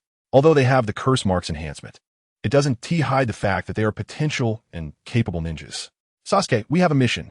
Seemingly seeing through Sasuke's thoughts. Just as he was considering whether to take Kidomaru and the others back to the Hidden Heaven village, Itachi Uchiha spoke up to remind him. Brother, I understand. Taking 3 kids with no self-defense capabilities would indeed affect the mission's progress. Sasuke smiled lightly at Itachi, nodded, and then bid farewell to Kidomaru and the others. I remember you. We still have to go to the daimyo's palace. Let us meet again if we have a chance. Sasuke, goodbye. Waving their hands, Kidomaru, Iya, and Jirby reluctantly watched their savior leave. The small episode on the way did not affect Itachi and Sasuke's pace. According to the scheduled time for the mission, they arrived punctually at the palace of the Daimyo Hojo of the Land of Rice. Although the Land of Rice is a small country, the Hojo Palace is quite large. The main hall is the center of the entire palace, where the Daimyo Hojo holds most of his activities and diplomatic ceremonies. Additionally, there are flower pavilions, tea rooms, and gardens within the palace. When Sasuke arrived at the palace, he was somewhat taken aback by its luxurious appearance, momentarily stunned that this was the residence of the Daimyo Hojo. Facing the two guards who looked at him with caution, Itachi Uchiha said, "Inform the daimyo that Itachi Uchiha and Sasuke Uchiha from the Hidden Heaven Village have arrived." Hearing Itachi introduce himself, the two guards showed no surprise, clearly having received notice that ninjas from the Hidden Heaven Village would be coming. One of them nodded and retreated into the palace. After a while, an official wearing a cap emerged and said in a deep voice, "Hehe, the daimyo requests your presence. Please follow me." "Brother, this person is a bit strange." Seeing the official leading the way, Sasuke leaned closer to Itachi and whispered a reminder. When the official came out just now, his gaze focused on him and his brother, briefly filled with intense fervor, though it was quickly masked, but it didn't escape Sasuke's eyes. "Sasuke, don't worry. No matter what happens, I will protect you." Itachi didn't find anything strange about the official, so he comforted Sasuke softly. Recalling his thoughts, Sasuke felt warm inside and nodded. With Itachi's current strength, there are probably not many ninjas in the Naruto world who can match him. Following the official to the main hall, Sasuke saw the Daimyo Hojo wearing a fan-shaped hat. Although the daimyo was just an ordinary human and had no combat ability, sitting in the center of the main hall still exuded authority. "The Hidden Heaven Village only sent you two? Is that enough?" Upon seeing Itachi and Sasuke, Hojo smiled slightly, especially when he saw Sasuke, who looked like he hadn't yet turned 10, almost bursting into mocking laughter. "Hehe, don't underestimate them. They are elite ninjas from the Uchiha clan, possessing the power of the Sharingan." Before Itachi or Sasuke could speak, the official leading them suddenly interjected. It was clear that this official was not just an ordinary attendant, as he was well informed about the ninja world, knew about the Uchiha clan, and understood the Sharingan. "Oh, I see. However, I spent a lot of money, and as long as you can help us solve our troubles in the Land of Rice, that's all that matters." The Daimyo Hojo, not really caring about what the official said about the Uchiha clan or the Sharingan, simply replied indifferently, "If there are any troubles, feel free to speak." Unable to bear the daimyo's disdain, Sasuke impatiently responded, "You can take a look first," casually tossing out an information scroll. Hojo picked up the tea on the table and leisurely began to drink. "So it's him." Swiftly taking the scroll, Itachi opened it quickly, and when Sasuke leaned over to see the portrait on the scroll, he exclaimed in surprise. Chapter 190, Orochimaru. "What? Do you know this bandit leader?" An official present asked upon seeing Sasuke's surprised expression. "Knowing him is an exaggeration, but if the trouble you encountered refers to him, then we can return to the village." Sasuke smiled and turned his gaze to the official. "What do you mean?" The tea-drinking Hojo was also momentarily stunned, not understanding what Sasuke meant. "Unfortunately, on the way here, I already killed this bandit." Gulp. In the quiet main hall, the sound of several people swallowing their saliva suddenly echoed, as some officials whispered to each other in disbelief. Did the bandit leader who was wreaking havoc in the Land of Rice really die? If it weren't for Sasuke being a ninja sent by the Hidden Heaven Village, they would really doubt the truth of his words. However, considering that Sasuke had no reason to lie, news about such a significant event would soon spread. Watching the reactions of the other officials, Sasuke felt a bit amused. He simply did what a nin could do. This is the gap without a ninja village. Clap, clap, clap, as expected of the elite ninja from the Hidden Heaven Village. Much better than those idiots I raised. As the daimyo, Hojo naturally had more insight than those ordinary officials. After being dumbfounded for a moment, he suddenly started clapping. Before Itachi and Sasuke arrived, Hojo had sent many guards to encircle those bandits, but those bandits were exceptionally cunning, failing many times. Having had enough of those arrogant bandits, now that the bandit leader was dead, it made him feel extremely relieved. "Lord Daimyo, you gave us such a substantial commission for the mission in Tianin Village. Not just to eliminate a bandit, right?" Uchiha Itachi suddenly spoke, throwing the information scroll he held onto the ground. "Heh, since you're aware of it, I want to beat around the bush," Beijiao replied with a smile, noticing Itachi's demeanor. "I don't know if you've heard of a person named Orochimaru." Orochimaru. Both Uchiha Itachi and Uchiha Sasuke were taken aback at the mention of the name. Orochimaru, one of the legendary Sannin from the hidden leaf village in the Land of Fire, was a disciple of the third Hokage, Hiruzen Sarutobi, alongside Jiraiya and Tsunade. He possessed the terrifying power to conquer a small country by himself, making him one of the top ninja in the world. A few days ago, Orochimaru approached me. He wants to establish a ninja village in the Land of Rice. Bei Jiao continued. Many might think this is a good thing since it would enhance the combat power of the Land of Rice, but I don't see it that way. The ninja world is cruel. Having a ninja village would only invite more wars. Besides, Orochimaru is a rogue ninja from the Hidden Leaf Village, so I want to refuse him. But as you know, Orochimaru is a ruthless guy. If I refuse his request, he definitely won't let me go. So, I want you to help me drive him away, or better yet, kill him. At this point, recalling the terrifying Orochimaru who had visited the palace a few days ago, Bei Jiao couldn't help but shiver. This was indeed a super challenging task. Taking a deep breath, Sasuke honestly wanted to decline this mission. He knew Orochimaru's strength and found it very difficult to even drive him back, let alone kill him. In the Naruto series, Orochimaru was famously known as an immortal character. If you think you can't take this mission, you can also give it up. But then, the reputation of a Tianin village won't be as good as it is now. An older official, noticing Sasuke seemed hesitant, deliberately used provocation, smiling slightly. Are you threatening us? Sasuke suddenly raised his head, clenching his fists tightly, his gaze shifting. With just one move, he could eliminate this old man. That is not a threat. Your Tianin village has become quite famous recently, right? If you can't even handle this small matter, then you can't be considered a powerful ninja village. I'm just stating the facts. The older official was startled by Sasuke's expression and quickly explained. Killing Orochimaru is a small matter. Sasuke retorted. Enough, Sasuke. Just as Sasuke was about to counter, Itachi interrupted him. Do we have a clear location for Orochimaru? Itachi gave the older official a cold glance and asked a crucial question. We don't even need to look for him. Last time, Orochimaru told me he would give me 5 days to consider. That means he will come to find me tomorrow. Bei Jiao paused, staring at Itachi. After a moment, his expression gradually became serious as he said, Got it. We will help you defeat Orochimaru. As for whether we can kill him, that depends on tomorrow's battle. Itachi had other motives for this trip, which were to control the daimyo Bei Jiao to annex the Land of Rice. Even if they didn't accept this mission, he wouldn't allow Orochimaru to establish a ninja village in the Land of Rice. So without much hesitation, Itachi directly stated, Naturally, seeing Itachi finally agree to take on the mission, a satisfied smile appeared on Bei Jiao's face. As long as they could defeat Orochimaru, that would achieve their goal, and Orochimaru would likely not target the Land of Rice anymore. All right, everyone disperse. I'm feeling a bit tired. Terashima, take the 2 esteemed guests down to rest. Bei Jiao yawned, turned, and returned to his quarters to rest. This way, please. After Bei Jiao left, the official named Terashima gestured to Itachi and Sasuke, leading the way ahead. Brother, do you have confidence in defeating Orochimaru? He asked really strong. As they walked, Sasuke expressed his concerns about the potential battle tomorrow. Don't forget, we are members of the Uchiha clan. We possess the power of the Sharingan. Even when facing Orochimaru, we still have the strength to fight. Itachi smiled slightly at Sasuke, responding confidently.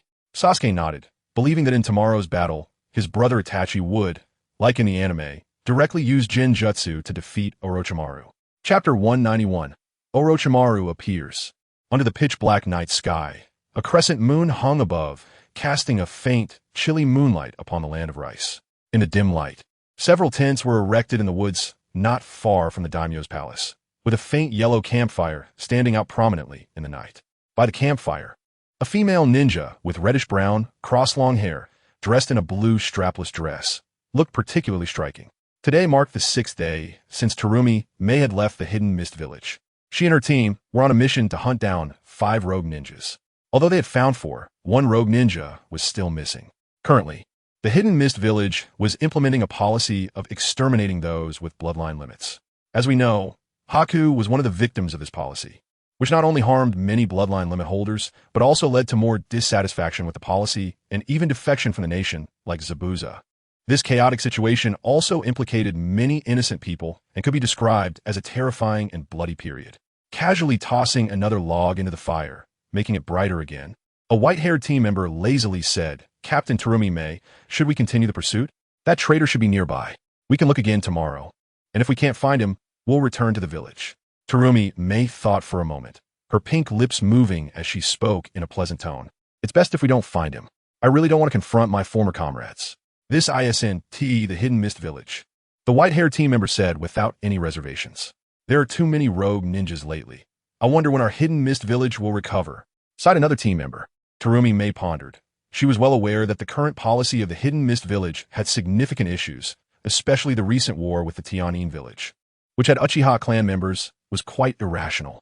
However, given her current position in the Hidden Mist Village, she couldn't change anything. If I become the Mizukage, I will definitely implement a policy of peace and openness to revive the Hidden Mist Village. This thought flashed through her mind as Terumi May stood up and walked slowly toward her tent. As the dawn of the next day arrived, the daimyo's palace in the land of rice was bustling unlike the usual stillness, with rows of guards standing at attention. As the commotion outside continued, a door was pushed open, and Uchiha Itachi and Uchiha Sasuke stepped out slowly. After a night of rest, they were about to face a fierce battle today. Well, having so many people doesn't help. When Sasuke arrived at the main hall and saw the guards crowded everywhere, he was momentarily taken aback and sighed after a while. In front of ninjas proficient in taijutsu and ninjutsu, ordinary soldiers were only good for delivering their heads. You all came quite early, hard work. Just as Sasuke was lamenting, a voice suddenly rang out from behind.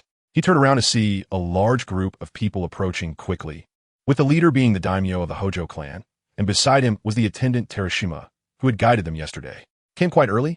Isn't it just to protect you, you pig-headed fool? Hearing the words of the Hojo clan leader, Sasuke felt a bit annoyed. It is our duty to ensure the daimyo's safety. Uchiha Itachi replied lightly upon seeing the Hojo clan leader. Although I can't join in your battle, I have gathered all the guards of the land of rice, and they can follow your commands. The Hojo clan leader said with a smile. Thank you.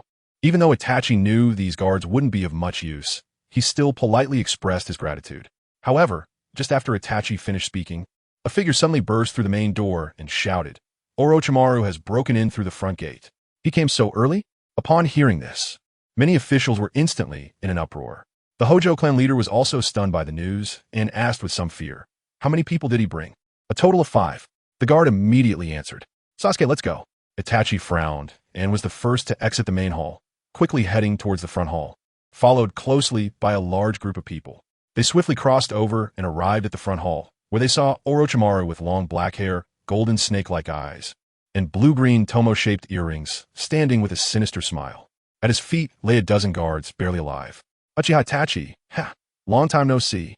Seeing Itachi come out with a grim expression, Orochimaru slowly raised his head and said with a sinister smile.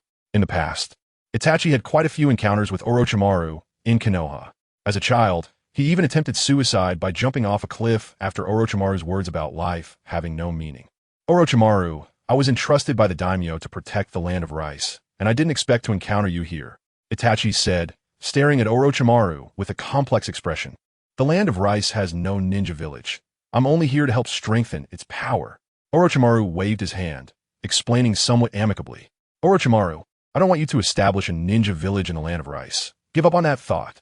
The Hojo clan leader, hiding behind Itachi, expressed his stance while looking at the guards who had already been harmed by Orochimaru. Even if you have Uchiha Itachi's protection, you can't stop my plan. With a cold snort, Orochimaru and his 4 subordinates quickly ran towards the west. Orochimaru, why are you running? Sasuke, too, was puzzled by Orochimaru's unusual behavior. Given his desire for the Sharingan, he should have lunged forward to bite them by now. Sasuke, stay here and protect the daimyo. I'm going to chase Orochimaru. Itachi said a quick word before rapidly pursuing. Brother, be careful. Sasuke had a premonition that Itachi might run into trouble, but seeing Itachi had already left, he could only shout a reminder from behind. Once we reach the designated position, quickly set up the formation. As long as we can hold off Uchiha Itachi for a while, my plan will succeed. At that moment, Orochimaru, running at high speed, glanced back at the pursuing Itachi and said coldly, Don't worry, Lord Orochimaru. The 4 subordinates nodded in unison. They had witnessed Orochimaru's punishment methods and were determined to give their all this time, not daring to make the slightest mistake. Soon I will obtain the Sharingan. Orochimaru licked his lips with excitement, muttering to himself. Chapter 192. 4 Purple Flames Formation. Orochimaru showed no signs of stopping. Was there something wrong? As Itachi pursued Orochimaru, He began to feel something was off and prepare to give up the chase. Too late. Orochimaru seemed to have seen through Itachi's thoughts and stopped in his tracks, shouting out loud. After his words fell, his four subordinates immediately surrounded Itachi and Orochimaru from four directions. Then, Shen, Si, Mo, Yin. Ninjutsu. Four purple flames formation. With the completion of the hand seals, a huge barrier opened up from the spot of the four subordinates. The four purple flames formation is a barrier-type ninjutsu that requires four people to jointly perform to activate, creating a rectangular barrier of purple transparent flames in the east, west, south, and north directions. The barrier is surrounded by purple flames, preventing anyone from entering or exiting. Anyone who touches the walls of the barrier will be burned by the flames. Orochimaru, there's no need to set up such a big formation to duel with me. Itachi, who was inside the barrier, also knew this ninjutsu and drew out his short blade, preparing for battle. Uchiha Itachi, a smart person like you is rarely foolish. Looking coldly at Itachi, who was ready to fight, Orochimaru chuckled. If you want my Sharingan, let's see if you have the ability. Itachi stepped forward, and it was as if an explosion sounded beneath his feet, and his figure transformed into a black shadow that shot out. So fast. That speed was as quick as thunder, drawing admiration from Orochimaru's four subordinates. Itachi's figure almost instantly appeared behind Orochimaru, and then his short blade fiercely struck Orochimaru. Boom! However, just as Itachi was surprised that Orochimaru did not react, Orochimaru suddenly transformed into a cloud of white mist and disappeared. Shadow clone? How is that possible? Itachi's expression changed dramatically upon realizing that the Orochimaru in front of him was just a clone. Not good. Sasuke is in danger. If the clone led him here, then Orochimaru's real body should be in the daimyo's palace. With this thought, Itachi's heart sank. Orochimaru is nothing much. Looks like he runs faster than a snake. He truly lives up to his name. I could probably defeat him. Orochimaru's sudden appearance in the morning and his fleeing upon seeing Itachi also gave the officials on the Hojo side more topics to discuss, most of which were mocking Orochimaru. Orochimaru, how could he be so incompetent?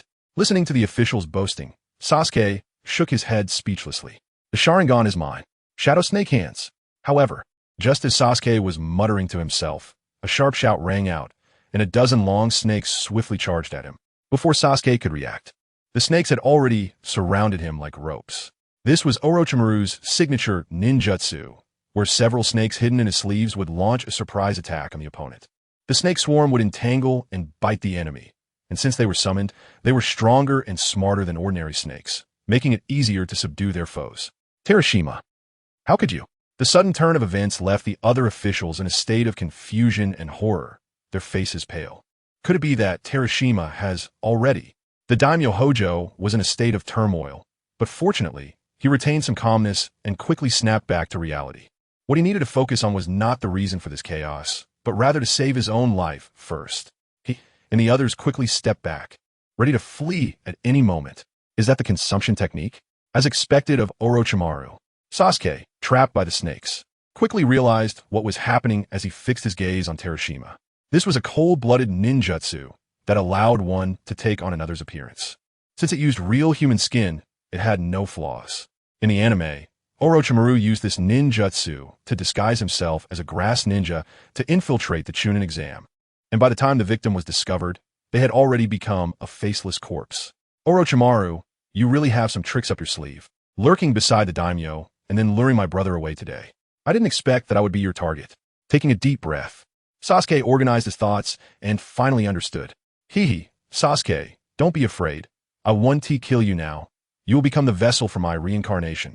With ease, Terashima wore a smile on his face, and a cunning, cold light flickered in his narrow eyes. Your plan is perfect, but you've got the wrong person. Hearing Sasuke's defiant words, Terashima couldn't help but laugh. Just as he was about to speak, his expression suddenly changed. He watched in shock as the bound Sasuke transformed with a bang into a wooden stump covered in seals. What is going on? He turned into a wooden stump?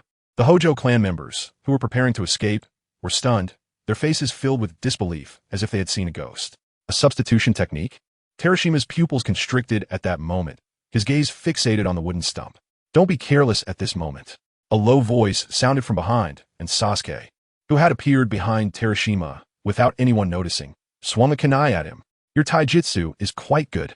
Terashima sneered, leaping into the air and countering with a kunai, thrust towards Sasuke, the kunai creating a fierce gust of wind that enveloped him. After experiencing countless life-and-death battles, Sasuke faced Orochimaru's ferocious assault. His body moved like a ghost, evading with a blur, leaving behind faint afterimages that made it impossible to grasp his movements. This kid is pretty impressive. Seeing that Sasuke had not been immediately slain by Orochimaru, Hojo's eyes brightened. Terishima's attacks were fierce and relentless, while Sasuke relied on the taijutsu taught by Sure Sui, continuously dodging and evading Terishima's ferocious onslaught. Both combatants pushed their speed to the limit, and Hojo and the others could only see two blurry figures darting like a whirlwind before them, their faces filled with shock. I told you to dodge. Multiple serpent hands. After a prolonged stalemate, Terishima's expression turned cold, and with a wave of his arm, dozens of fierce long snakes surged forth, quickly catching up to Sasuke's ghostly figure. Chapter 193. Sasuke vs. Orochimaru. Fire release. Great fireball technique. However, at the moment the snake swarm caught up, Sasuke's figure suddenly halted. He quickly formed hand seals and then expelled a massive fireball from his mouth. As this fireball appeared, the temperature in the area seemed to rise sharply. Roar! The giant fireball descended with a shadow, instantly engulfing the snakes, while also cutting off all escape routes for Terashima. Yet his face showed no sign of fear. Boom! Seeing Terishima's reaction, a chill ran through Sasuke's eyes. With a cold shout, the fireball erupted violently, ultimately exploding. Whoosh! The raging flames, accompanied by scorching winds, spread wildly like a grand fiery banquet. This scene left some officials feeling alarmed, although they were not at the center of the flames. They could tell from the explosive force of the fireball just how powerful Sasuke's flames were. As expected of the Uchiha clan, Sasuke, the better you perform, the more excited I become. Bang! Accompanied by a deep voice, an astonishing energy wave suddenly erupted from the center of the flames, strong enough to disperse the raging flames. Orochimaru. The sudden turn of events startled everyone present, and they quickly turned their gazes to see a figure emerging from the flames, with skin slowly peeling away. So disgusting. Although Orochimaru often had grotesque scenes in the anime, Sasuke found it hard to bear seeing him like this. Fixated on Sasuke, Orochimaru let out a sharp laugh and rasped. Sasuke, don't struggle. You're no match for me. There is an insurmountable gap in our strengths. Sasuke glanced expressionlessly at Orochimaru, unsealing a giant windmill shuriken from his wrist, too lazy to respond to such nonsense. Seeing that Sasuke ignored him, a chill flashed in Orochimaru's eyes as he said, Since you are so stubborn, I will cripple you today and take you back. Orochimaru, if you want my Sharingan, come and get it quickly. Hearing this, Sasuke instantly activated his three-tomo Sharingan, and then threw the giant windmill shuriken. The spinning windmill shuriken shot out like a storm, accompanied by a roaring sound as it sliced through the air toward Orochimaru's figure. Faced with the attack of the windmill shuriken, Orochimaru showed no signs of retreat. He held his pride. To back down against an opponent he deemed unworthy would be beneath him.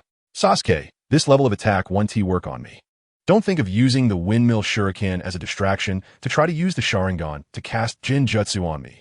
With a slight tilt of his supple body, Orochimaru easily dodged the windmill shuriken's attack and smiled faintly before bringing his hands together. At that moment, Orochimaru's gaze turned icy, sending a chill down Sasuke's spine. Looking into Orochimaru's eyes, Sasuke's heart skipped a beat. How can I continue to fight? Orochimaru had seen through all his battle plans. Body freezing technique. However, just as Sasuke was distracted, Orochimaru suddenly shouted. The body freezing technique is a ninjutsu that restrains the opponent's body with invisible steel cables. This is a basic ninjutsu that even a genin can use, but its strength varies depending on the user. This is bad. Standing still and unable to move, Sasuke felt immense panic within. It's over, Sasuke. Just as Orochimaru's voice fell, the ground suddenly began to tremble, and the earth was abruptly torn apart. Amidst the swirling dust, a colossal creature slowly emerged. The members of the Hojo clan stared at the gigantic beast that had suddenly appeared, their pupils shrinking instantly. Under the sunlight, a dark serpent, about several dozen meters long, appeared and swallowed Sasuke whole. Sigh. Seeing Sasuke being consumed by the giant snake, the watching officials and guards all let out a chorus of regretful sighs. They had thought Sasuke could hold his own against Orochimaru, but he had ultimately failed. This time, it's really troublesome. What should I do now? With a slight tremor of his lips, a barely audible voice, filled with confusion, emerged from the lips of the Hojo clan member. Uchiha Itachi, Sasuke, was the Hojo clan's hope.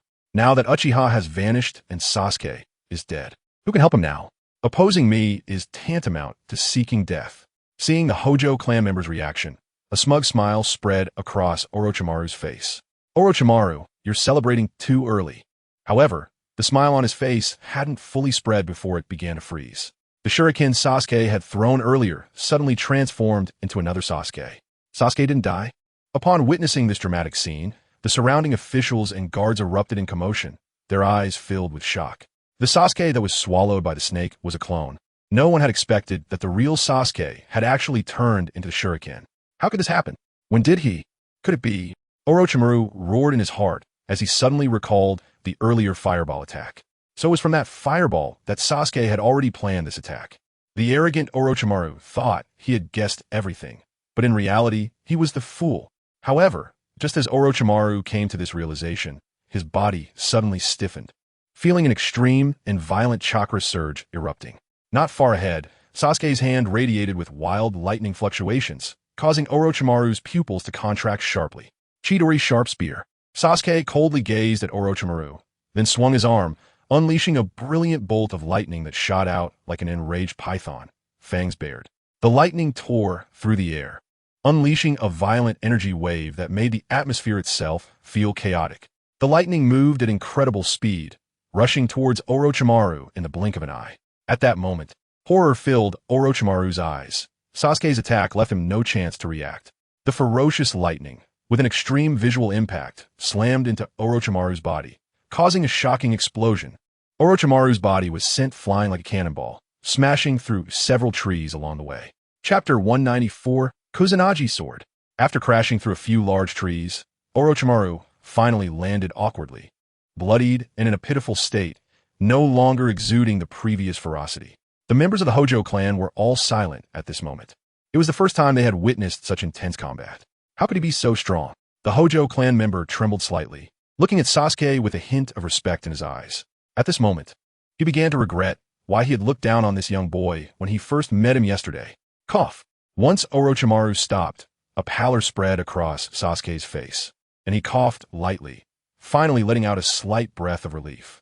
Orochimaru was the strongest ninja Sasuke had faced since crossing over. Every round of battle required him to give his all, and his chakra was depleting rapidly. Well done, Sasuke. The nauseating scene reappeared as the heavily injured Orochimaru suddenly opened his mouth wide, and with a flow of mucus, a perfectly intact Orochimaru slowly emerged. This was Orochimaru's unique snake substitution technique. Using an external body as a substitute, he could transfer himself out without hand signs, making it the perfect substitution technique. One that could even avoid Amaterasu. This guy, is he even human? Looking at Orochimaru emerging from his mouth, gasps of astonishment erupted from the crowd. At the same time, the shocking actions did not end there. After the new Orochimaru emerged, he first spat out a snake head from his mouth. Then from the snake head's mouth, he expelled a long sword, glinting coldly in the sunlight. Kusanagi Sword? Recognizing Orochimaru's long sword at a glance, a hint of desire flickered in Sasuke's eyes. Orochimaru's Kusanagi Sword, made from the hardest material, could change in length and could be controlled by will, sharp enough to make even the indestructible Enma feel pain. This Kusanagi Sword could also play a significant role in Sasuke's hands. Sasuke, the real show has just begun.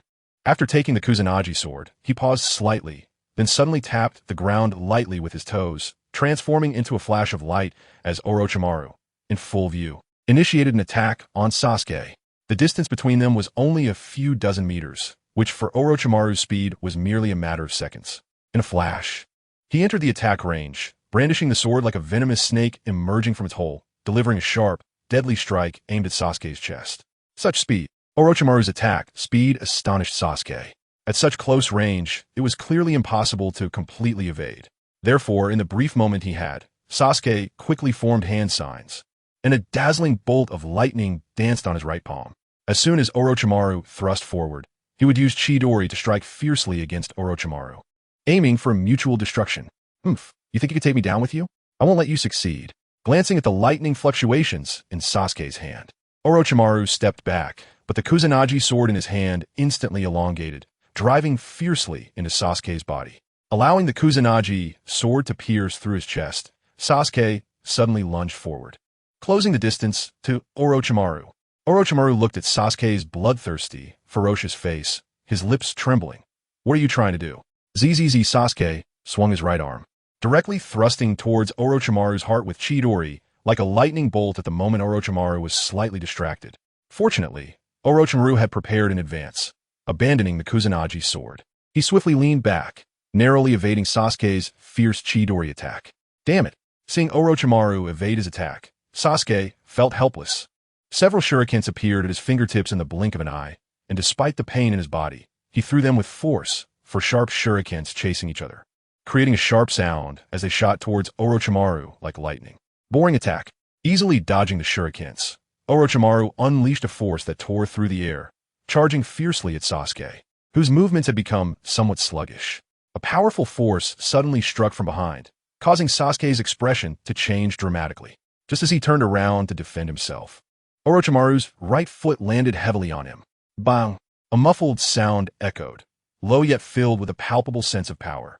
The space briefly fell silent, and then Sasuke's figure shot out, spewing blood mid-air, before being violently slammed against the front hall wall, instantly turning it into ruins, smoke billowing everywhere. On the spacious ground, after Orochimaru's clone disappeared, the four purple flames formation surrounded Itachi Uchiha, but Itachi was not willing to sit idle. He was thinking of breaking out. You guys say? Has Lord Orochimaru completed his plan? A subordinate suddenly sneered while watching Itachi's continuous assaults. He, of course, with Lord Orochimaru's abilities. Taking care of a little brat is a piece of cake. Another subordinate immediately responded. Sasuke, you mustn't get hurt.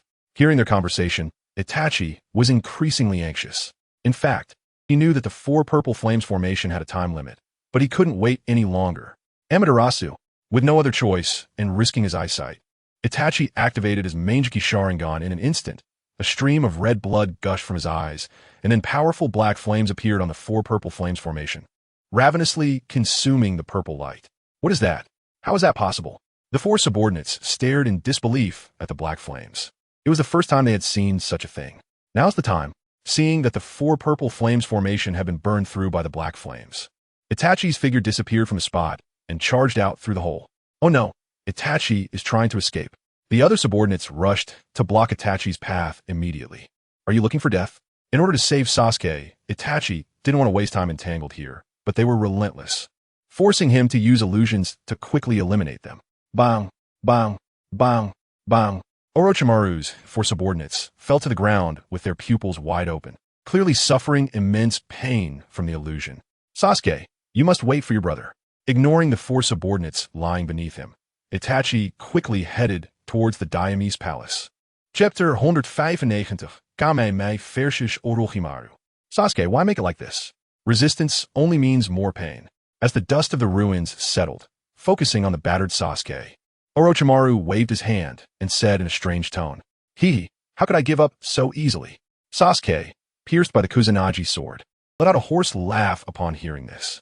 Then, under Orochimaru's shocked gaze, he trembled and slowly stood up. Swoosh! As Sasuke gradually stood up from the ground, his clothes were immediately soaked in blood, with drops of blood dripping down, pooling into a puddle at his feet. I can't wait any longer. It would be troublesome if anything unexpected happens. Looking at the glaring red puddle before him, Orochimaru took a deep breath and murmured, truly unable to comprehend how this child, not even 10 years old, could possess such tenacity. I really didn't expect the legendary Sannin of Konoha to bully a child. However, just as Orochimaru was about to grab Sasuke and take him back to his base, a beautiful voice came through, followed by several figures appearing beside Sasuke. Ninja from the Mist Village? Seeing the iconic forehead protectors on Mei and others, Orochimaru's expression turned serious. He didn't seem to remember provoking the Mist Village. Mei. Sasuke was incredibly shocked as he stared at the perfectly proportioned Mei. How could she appear here? The last time they met was during the conflict between the Sky Hidden Village and the Mist Village, and it was because Sasuke defeated Mei and destroyed supplies in the small Wind Valley that the Sky Hidden Village achieved victory. Are you okay? Looking down, her chest swaying, Mei smiled and asked at the sight of the confused Sasuke. Just a little injury. No big deal. Shaking his head, Sasuke replied while enduring the pain. How could he say he was not okay in front of a woman, especially in front of beauty? Puffed. Hearing this, Kei burst into a melodious laugh, her laughter clear and charming. It was truly amusing that Sasuke, with the Kusanagi sword stuck in him, was still insisting he was fine while bleeding profusely.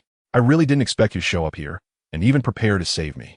Actually, not knowing what Kei was laughing about, Sasuke thought she must be here to help him because he had spared her last time. He originally wanted to exchange a few pleasantries, but Kei interrupted him. Sasuke, you're overthinking it. I'm passing by here on a mission, and last time, your Sky Hidden Village caused the Mist Village significant losses. You are the culprit, and I must take you back to the Mist Village for trial. To the Blood Mist Village?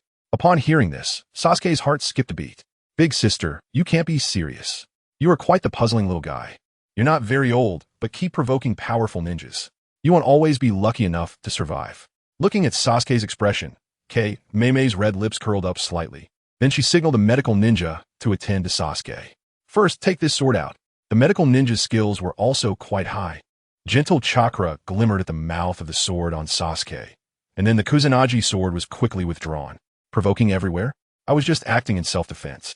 Safely storing the Kusanagi sword gifted by Orochimaru, Sasuke smiled wryly and chose not to engage with Kei Mei, calmly accepting medical treatment. If Kei Mei's earlier words were not a joke, then Sasuke needed to find a way to escape. Otherwise, arriving at the Mist Village would be no different from going to Orochimaru's laboratory. Sasuke is the person I want to capture. You from the Mist Village really want to go against me? At this moment, looking at Sasuke, who was being treated and had a look of enjoyment on his face, Orochimaru's eyes turned cold, and his sharp gaze swept over Kei Mei and the others as he spoke in a deep voice. Sorry, but Sasuke is also a wanted target of our Mist Village. Taking a few steps forward, Kei Mei's fighting spirit was overwhelming, her aura dazzling like a comet. Capturing attention, Orochimaru's expression gradually became sinister. Then he said sharply, if that's the case, wouldn't it be the easiest solution to eliminate you? Stop talking nonsense. Let's have a battle. Let me see the strength of the Sannin. Coldly staring at Orochimaru, Kei Mei's eyes were filled with fighting spirit. In the Mist Village, they also had intelligence on the Konoha Sannin, and according to the information, Orochimaru's danger level was rated as 3 SSS, but Kei Mei was eager to fight Orochimaru. And today was a perfect opportunity, so she couldn't let it pass. Hee, you're seeking death. Orochimaru chuckled lightly, but his eyes were filled with a chilling sharpness. He stepped forward, raising 2 fingers. With just a tremor, the ground began to shake. 10,000 snakes formation. Hiss, hiss, hiss. The long snake flicked its tongue, and countless snake shadows suddenly rose up. Then, with an astonishing momentum, they enveloped Kawakami and the others. In the direction shrouded by the myriad snakes, Kawakami looked up, her pupils reflecting the sky full of snake shadows, and then she quickly formed seals, her mouth moving. Dissolution. Dissolving monster technique. Once the seals were completed, a ball of fiery red flame was exhaled from Kawakami's mouth, which burst forth like a magnificent firework amid the myriad snakes. However, beneath that beauty lay a deadly power, burning and devouring the myriad snakes. In the blink of an eye, the myriad snakes disappeared in agony. How is this possible? Watching the scene in midair, the observing officials and guards erupted in exclamations. Orochimaru's powerful killing move was actually melted away by Kawakami's ninjutsu. Good. The Hojo clan also showed a look of surprise. Originally, he thought he would have to submit to Orochimaru after Sasuke fell, but he didn't expect a ninja from nowhere to come to the rescue. Such powerful ninjutsu. Sasuke also showed a look of shock on his face. As a seasoned fan of Hokage, Sasuke admired not only her figure, but also her talent and strength. It's important to note that Kawakami possesses chakra with 4 attributes: water, fire, earth, and lightning, which is already quite rare. Most importantly, she also has 2 bloodline limits: dissolution and boil release. Under normal circumstances, possessing just 1 bloodline limit and training it would make becoming a Kage-level ninja just a matter of time. Having 2 bloodline limits is even more impressive. No wonder she could become the 5th Mizukichi. It's worth mentioning that Kawakami is the only ninja in the entire anime with 2 bloodline limits. Having bloodline limits? Compared to their surprise, Orochimaru's expression suddenly became extremely ugly. He didn't expect that after diverting Itachi Uchiha, he would encounter such a tricky opponent. Chapter 196. The Appearance of the Myriad Snakes. Next, it's my turn to attack. After easily resolving Orochimaru's attack, Kawakumi slowly brought her hands together, suddenly taking a deep breath. Her mouth puffed up as an incredible chakra fluctuation gathered wildly. As the ninjutsu was activated, the ground beneath Kawakumi's feet could not withstand the pressure and began to crack. Kawakumi stared coldly at Orochimaru, and the next moment, her chest contracted and her mouth opened wide, unleashing a dragon's roar. Water release, water dragon bullet technique. Boom! The water wave exhaled by Kawakumi rapidly condensed and grew larger, eventually transforming into a gigantic water dragon. The giant dragon glared with its enormous crimson eyes, filled with endless bloodlust. That murderous aura engulfed the heavens and earth, causing the temperature in the area to drop suddenly. The dragon coiled, its massive, watery body as cold as iron, powerful enough to shatter the heavens and the earth, a sight that could instill fear in anyone who beheld it. Orochimaru, this ends here. Kawakumi stood proudly beneath the giant water dragon, a fierce smile appearing on her lips. She then extended her finger and pointed at Orochimaru from a distance. Roar! The giant dragon let out a long howl, and in the next moment it dove down, distorting space with its terrifying impact. The air could not withstand the pressure and exploded. Sasuke, Hojo, and the others, who were watching the battle from afar, turned pale, clearly sensing the terror of Kawakumi's attack. As the giant dragon dove down, Orochimaru looked up at this scene, his hands trembling slightly, and then a fervent battle intent surged in his eyes. He took a step forward, a low growl emanating from his throat, then quickly formed seals with his hands, guiding them toward the ground as the seals were completed. Boom! At that moment, the space in front of him seemed to wrinkle, and in the next instant, something seemed to be about to emerge. Triple Rashomon. A deep voice resonated, and 3 heavy stone doors with the faces of Ajura appeared in front of Orochimaru. As expected, it has appeared. Gazing at the familiar Triple Rashomon, Sasuke sighed. The Triple Rashomon is a defensive technique summoned to absorb all attacks, and summoning 3 at once is Orochimaru's ultimate physical defense technique. The first door absorbs attacks, the second door reduces their power, and the third door disperses their force, with these 3 doors serving different functions. Any attack reaching the caster has already significantly diminished in power. Summoning 1 Rashomon requires a considerable amount of chakra. Summoning 3 simultaneously is something only Orochimaru, once known as one of the legendary 3 ninjas, could achieve with this ultimate defensive ninjutsu. Buzz! As Sasuke marveled, the Triple Rashomon collided violently with the diving water dragon. The sound of the ferocious collision echoed through the heavens and earth, and at the point of impact, energy was unleashed, causing the ground to collapse instantly. Nearby trees were toppled in large numbers, and massive cracks spread out. Looking at the collapsed area, thick smoke rose up. The faces of the spectators turned pale, feeling icy cold. Was this a battle between ninjas or a battle of gods? The scene was too terrifying. Kawakumi stared indifferently at the collapsed area and waved her hand to disperse the approaching smoke. As the smoke cleared, everyone could see the scene within. The ground was deeply sunken, and in the depths of that depression, Orochimaru stood there unharmed. This level of attack, not worth mentioning. Orochimaru smiled faintly, a victorious expression on his face. Although Kawakumi was formidable, she had not truly reached the Kage level yet, so battling against him could not yield any advantage. Don't be complacent. I haven't lost yet. Kawakumi fixed her gaze on Orochimaru. Just as she was about to gather chakra, she stumbled as the ground began to tremble. I don't have time to play with you. Summoning technique. Orochimaru bit his finger, blood flowing down, and quickly formed seals with the blood. Accompanied by Orochimaru's shout, a black curse mark resembling a spider web appeared on the ground. Boom! The earth trembled at that moment, and countless eyes were drawn to it. In a white mist, a massive purple giant snake slowly emerged.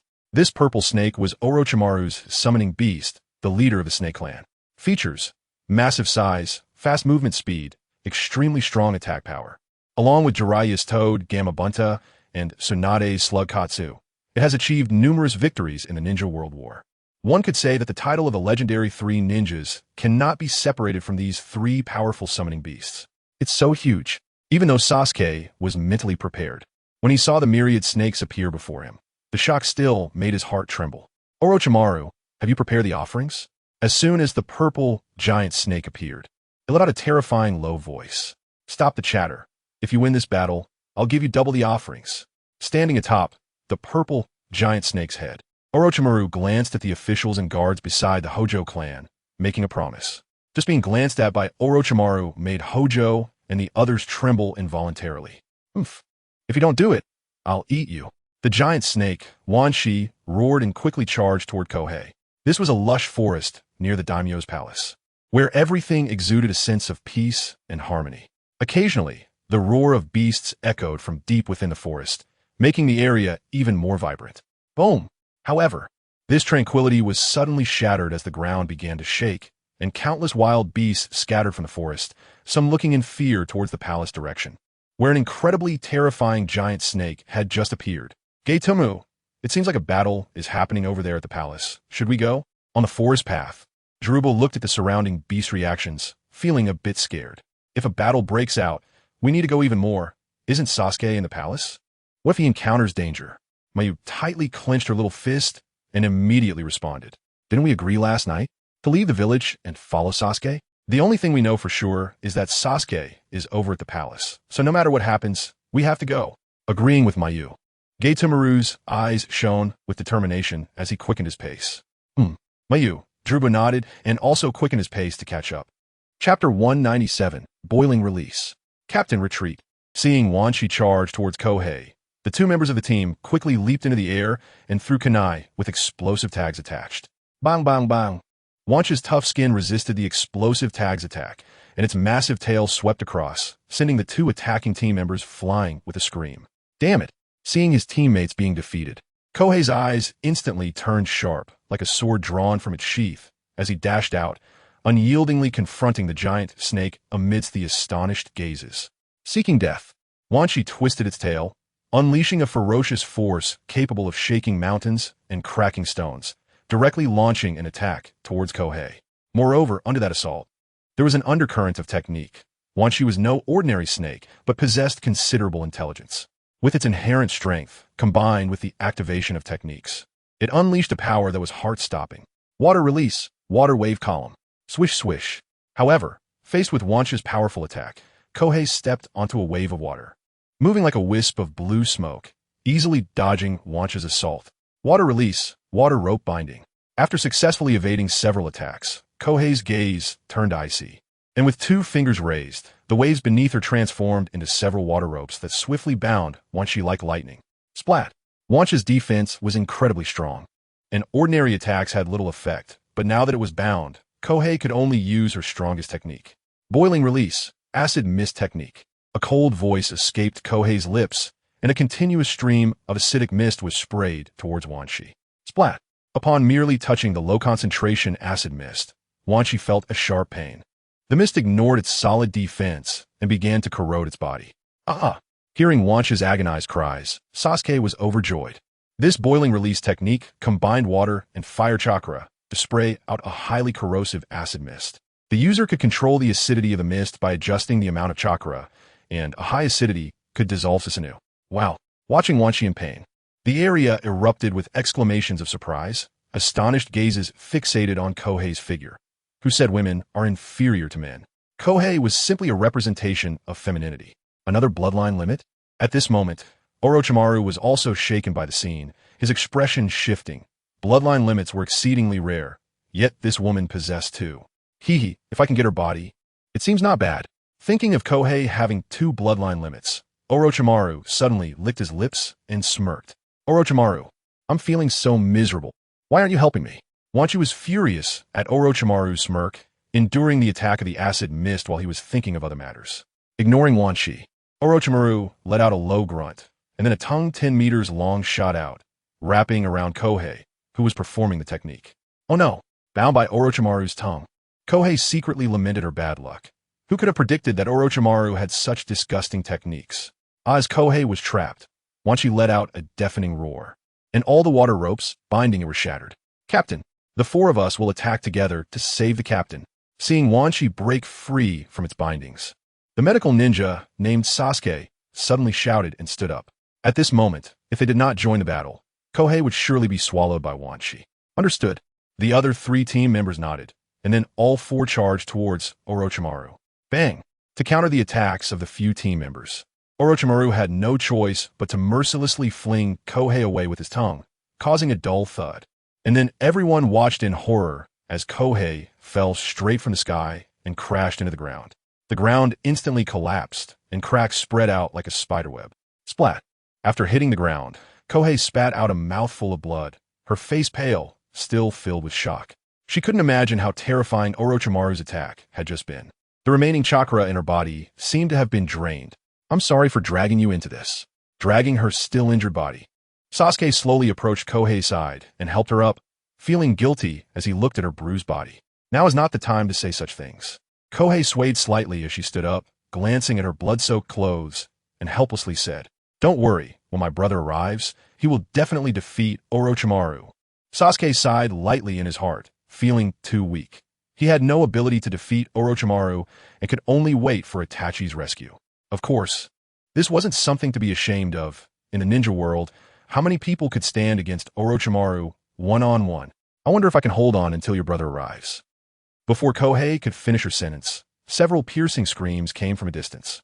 Her 4 teammates were not weak, but they still couldn't resist for long and were swallowed whole by Wanshi. Hee, let's see what tricks you have left. After dealing with the 4 team members, Wanshi slowly twisted its body towards Sasuke and Kohei, the massive shadow enveloping them, while Orochimaru wore a sinister smile atop the snake's head. It seems we are doomed. Kohei let out a bitter laugh, her eyes filled with despair. Sasuke gritted his teeth against the pain coursing through his body, tightly staring at Orochimaru's figure, feeling somewhat helpless. Although he had undergone medical treatment and passed the critical period, his chakra had not recovered and could not provide fighting power. Not all ninjas can have a continuous flow of chakra, like Naruto. You all have the same expression. Being able to push me to this extent is already impressive. I admire your abilities, so let me take over this power from now on. In the distance, Orochimaru's face began to twist into a grimace. Hearing this, Sasuke coughed violently while covering his mouth, his gaze cold as he stared at Orochimaru, softly saying, "Orochimaru, I'll go with you. Let her go.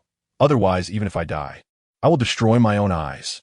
Terumi Mei was taken aback, staring blankly at Sasuke, finding it hard to imagine such words coming from him. If Sasuke were a bit older, she would have fallen for him without hesitation. Chapter 198. Itachi Uchiha arrives. On the snake's head, Orochimaru's eyes narrowed slightly as he looked at Sasuke, slowly saying, "Sasuke, I didn't expect you at such a young age to be so compassionate, but do you really think you have the right to threaten me?" Orochimaru laughed and prepared to move against Sasuke, while Terumi Mei was on guard to prevent any extreme actions. Buzz.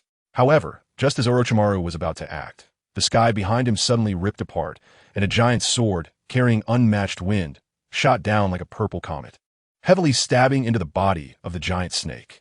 The giant snake cried out in pain. That was... Sasuke stared at the purple giant sword, momentarily stunned. Then his eyes burst with ecstatic joy. "My brother has come." Orochimaru looked at the giant sword with a cold gaze, his sharp eyes scanning the sky as he said, "Itachi Uchiha, I didn't expect you to break free from the 4 purple flames formation so quickly." Itachi Uchiha? Upon hearing this name, Terumi Mei's heart jolted. Was it the legendary figure of the Uchiha clan, the genius Itachi Uchiha? Boom! Suddenly, a violent sound of breaking wind echoed in the distant sky. A purple light giant shadow rushed in like a meteor, flickering several times before crossing the void and appearing in this area. As the purple light giant shadow made its move, the purple giant sword shot back, firmly gripped by a large hand. At this moment, Terumi Mei turned her head, looking over, and within the purple light giant shadow, a young man dressed in black emerged. His face was resolute, and his eyes were calm like a deep pond, exuding a sense of composure as if the sky were falling. "Brother!" Sasuke shouted towards Itachi Uchiha, who had activated Susanoo, secretly breathing a sigh of relief, feeling as if he had survived a disaster. Looking up and seeing Sasuke safe and sound, Itachi Uchiha revealed a faint smile on his resolute face. "Orochimaru, if you want a Sharingan, just come to me. There's no need to make it so complicated." Holding the giant sword, Itachi Uchiha's Susanoo radiated a fighting spirit that was dazzling like a comet, drawing attention. "Orochimaru, if next time you encounter such a troublesome situation, don't summon me. Remember to prepare 200 sacrifices for me." The giant snake had just been hit by Itachi Uchiha's sword and naturally did not dare to battle him. After painfully finishing its words, it disappeared into the white mist. Ha ha, Itachi Uchiha. I'll let you go this time, but if we meet again, you won't have such luck. Orochimaru's gaze slightly narrowed as he watched the retreating giant snake. Then he chuckled lightly towards Itachi Uchiha and the others, his figure moving as he burrowed into the ground and disappeared in a matter of breaths. Orochimaru left very decisively because he knew that as long as Itachi Uchiha was present, he wouldn't gain much benefit, let alone take Sasuke and Tsurumi away. Since that was the case, it was better to leave directly to save effort. Orochimaru fled, but Itachi Uchiha did not pursue. He closed the Susanoo form and turned to walk toward Sasuke and Tsurumi. When he saw the forehead protector from the hidden mist village on Tsurumi's forehead, a look of surprise crossed his eyes. How did Sasuke know someone from the hidden mist village? Sasuke, it's my fault. I'll let you get hurt. Upon reaching Sasuke's side and seeing his poor condition, Itachi Uchiha immediately apologized. If he hadn't rashly chased after Orochimaru, Sasuke wouldn't have gotten hurt. Ha, brother. There's no need to blame yourself. That Orochimaru is too cunning. By the way, let me introduce my friend, Tsurumi. If it weren't for her coming to my rescue, I would have been captured by Orochimaru for experiments long ago. Listening to Itachi Uchiha's words, Sasuke smiled slightly and pointed to Tsurumi for the introduction. After a brief pause, looking at Tsurumi, Itachi Uchiha expressed his gratitude. Thank you for saving Sasuke. Last time this little brat didn't kill me. So let us consider it even this time. I don't like owing others. Tsurumi waved her hand in a casual response. Tsurumi, this time you sacrificed several team members to save me. When you return to the village, you will definitely be held accountable. Why not come back to the Hidden Sky village with me? Suddenly thinking of something, Sasuke suggested. Forget it, even if I face punishment. I still want to go back to the village. That's my home. Tsurumi directly shook her head at Sasuke's suggestion. Although the Hidden Mist village is currently in a bad situation, she still longs for her hometown. Although Sasuke really wanted to recruit Tsurumi, he admired her loyalty to her village and did not continue to persuade her. Instead, he softly said, All right, before we part, let me tell you a secret. It might help your village. A secret? Tsurumi looked at Sasuke in confusion, taken aback. What value could a little kid's secret have? Your Mizuki has been controlled by a visual jutsu. Ignoring Tsurumi's expression, Sasuke leaned into her ear and whispered. How is that possible? Hearing Sasuke's words, Tsurumi couldn't help but exclaim in shock. How exactly was the Mizuki controlled? This had become a mystery within the Hokage. First, to successfully control the Mizuki, one must defeat him. But as the Mizuki, his guards were very tight. It was really difficult to get close and defeat him without anyone noticing. Impossible. The Mizuki is so strong? Tsurumi shook her head, still unable to accept Sasuke's words. If you don't believe it, you can let someone from your village with Byakugan investigate, and you'll know the truth. Knowing that Tsurumi might not accept it immediately, Sasuke sighed and calmly said, Ching, right? Tsurumi naturally knew who Sasuke was referring to. As a senior Jonin from the Hidden Mist village, only Ching had the Byakugan transplanted from the Hyuga clan. How do you know about this? Tsurumi's eyes flickered slightly as she stared at Sasuke and asked, I can't tell you that. Even if I did, you wouldn't believe it. Sasuke replied with a smile. After crossing over, if you tell people in this world that you are a transmigrator, they would directly think you are crazy. All right, I will return to the village to verify. If it's true, I'll remember it and return the favor when the opportunity arises. Goodbye. After pondering for a moment, Tsurumi didn't dwell on it too much. Finally, she said goodbye to Sasuke and quickly headed towards the Hidden Mist village. Next time, who knows when we will meet again? Watching the back of Tsurumi leaving, Sasuke felt an inexplicable sadness in his heart. Chapter 199, Return. Thank you both for defeating Orochimaru for our land of rice. After Tsurumi left, the feudal Lord Hojo and a group of people came over, their faces full of smiles, expressing their gratitude. It's our duty. Uchiha Itachi responded casually, his expression unchanged, saying no more. Defeating Orochimaru was much harder than we imagined. According to our previous agreement, our land of rice will pay double the commission. Seeing Uchiha Itachi's indifferent attitude towards him, Hojo thought for a moment and quickly added, This fool still thinks it's because the money hasn't arrived. What we in the land of rice want is your country. Brother. Hearing Hojo's words, Sasuke sneered in his heart, and then shouted a reminder to Uchiha Itachi that it was time to act. Understood. Uchiha nodded, his gaze locking on Hojo's eyes as a Sharingan began to spin, and in that instant he cast the illusion technique. Hojo's pupils widened, revealing a look of pain as he felt someone invade his brain, and then his consciousness was controlled. "My lord, what's wrong?" Seeing Hojo's expression, the officials nearby quickly inquired. "I'm fine, just a little tired. I'll go back to rest now. I have very important matters to announce tomorrow." After relaxing his tense mind, Hojo glanced at Uchiha Itachi and then turned to leave. After Hojo left, the other officials and guards followed suit.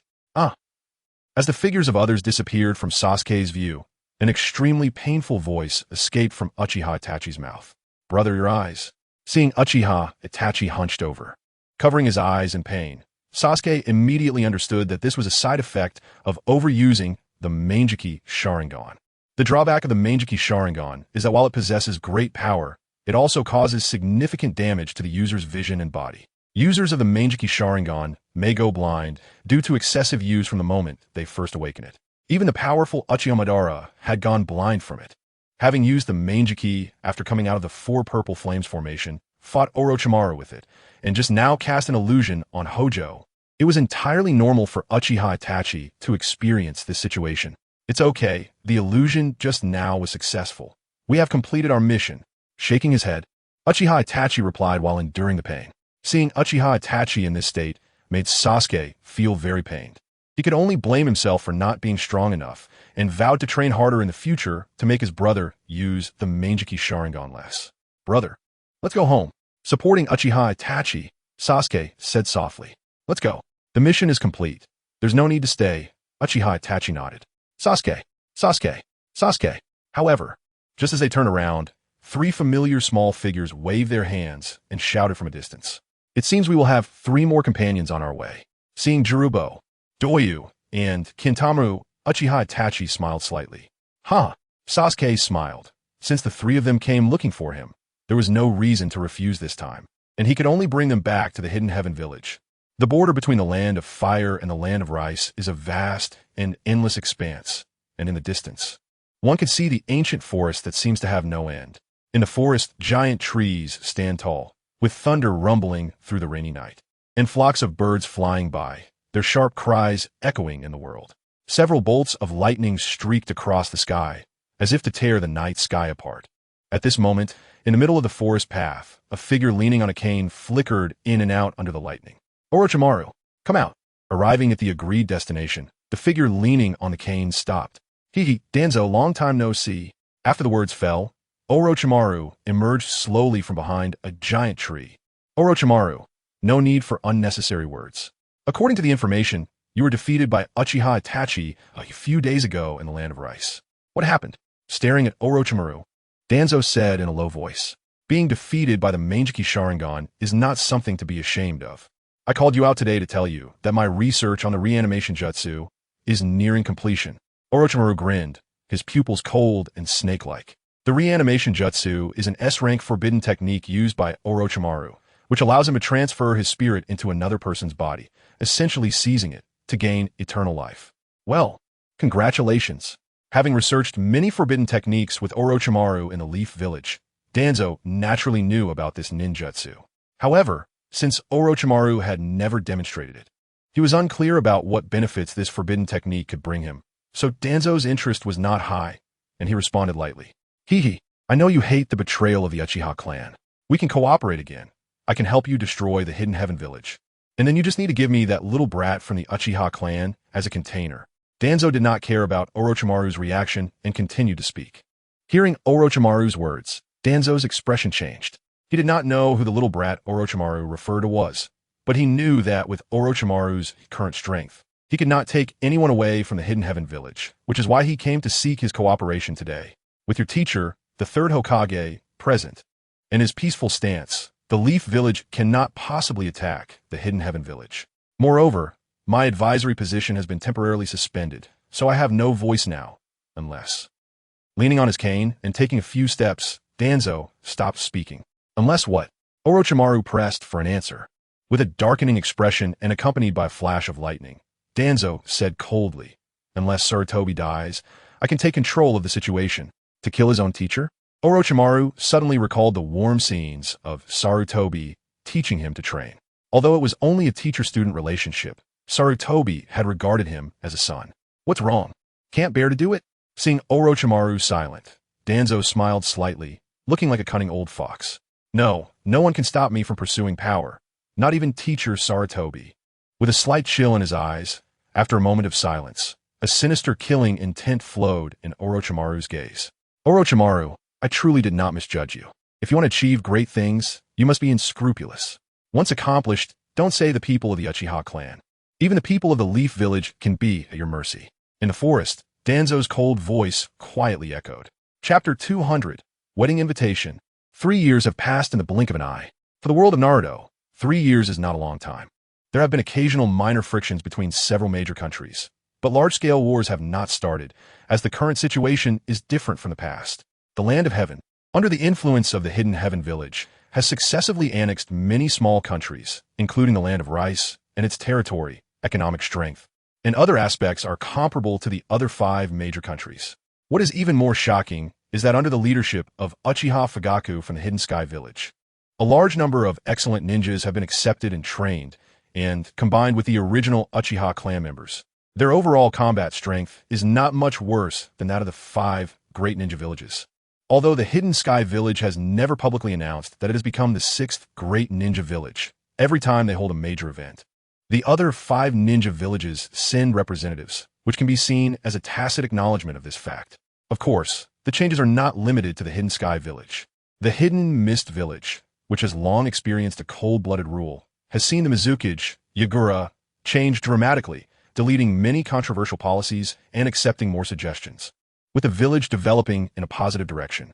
At the same time, the elders of the Hidden Mist Village unanimously decided to choose Terumi Mei as the candidate for the 5th Mizukage.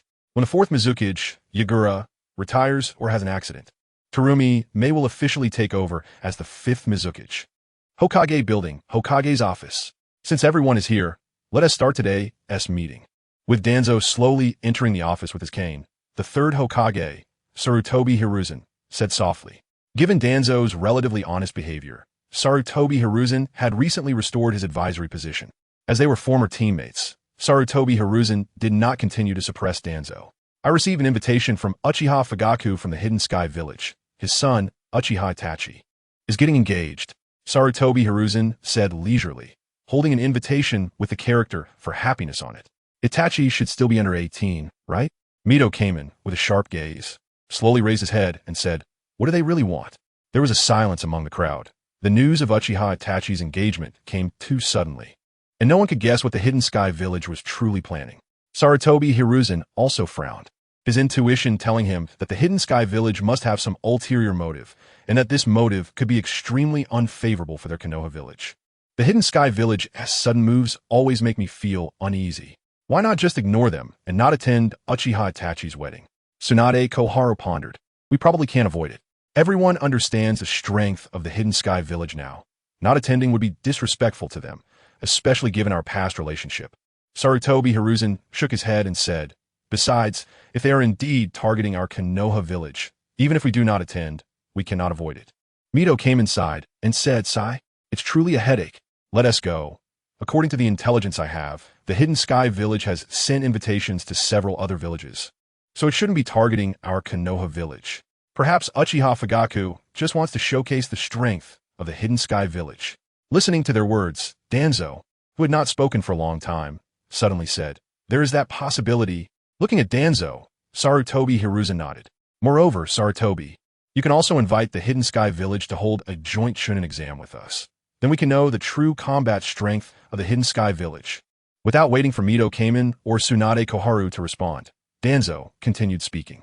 Jointly holding a Chunin exam? Sarutobi Hiruzen and the others were surprised, not expecting Danzo to propose such a suggestion. The Chunin exam is an examination for Genin to become Chunin, held twice a year, and is generally an important occasion for observing the national strength among major countries. Konoha Village has already held one, and the next one is approaching. So from a timing perspective, there should be any major issues with jointly holding the Chunin exam with the Hidden Sky Village. Uchiha Fugaku led his family away from Konoha Village. They were once part of us, and now the strength of the Hidden Sky Village should not be underestimated. We can take this opportunity to repair our relationship, communicate with each other, and promote goodwill. Danzo did not care about their reactions and continued speaking. Danzo, why do you seem to have changed your attitude? Weren't you very prejudiced against the Hidden Sky Village before? Always clamoring for war against them? Tsunade Koharu said with a hint of suspicion in her eyes. Times have changed. Back then, the Hidden Sky Village was very weak and hadn't established a foothold, so it was easy for us to defeat them. Now that they have grown stronger, seeking trouble with them would be self-destructive. You all know that whatever I do, my decisions are based on the interests of the village, Danzo said softly, his pupils shrinking. Regardless of anything, I'm still very happy that Danzo has this awareness now. Hearing this, Sarutobi Hiruzen looked deeply at Danzo, and the corners of his mouth slowly lifted in a smile. Danzo had been too harsh and cruel towards the Hidden Sky Village before, which Sarutobi Hiruzen, who advocated for peace, found very distasteful.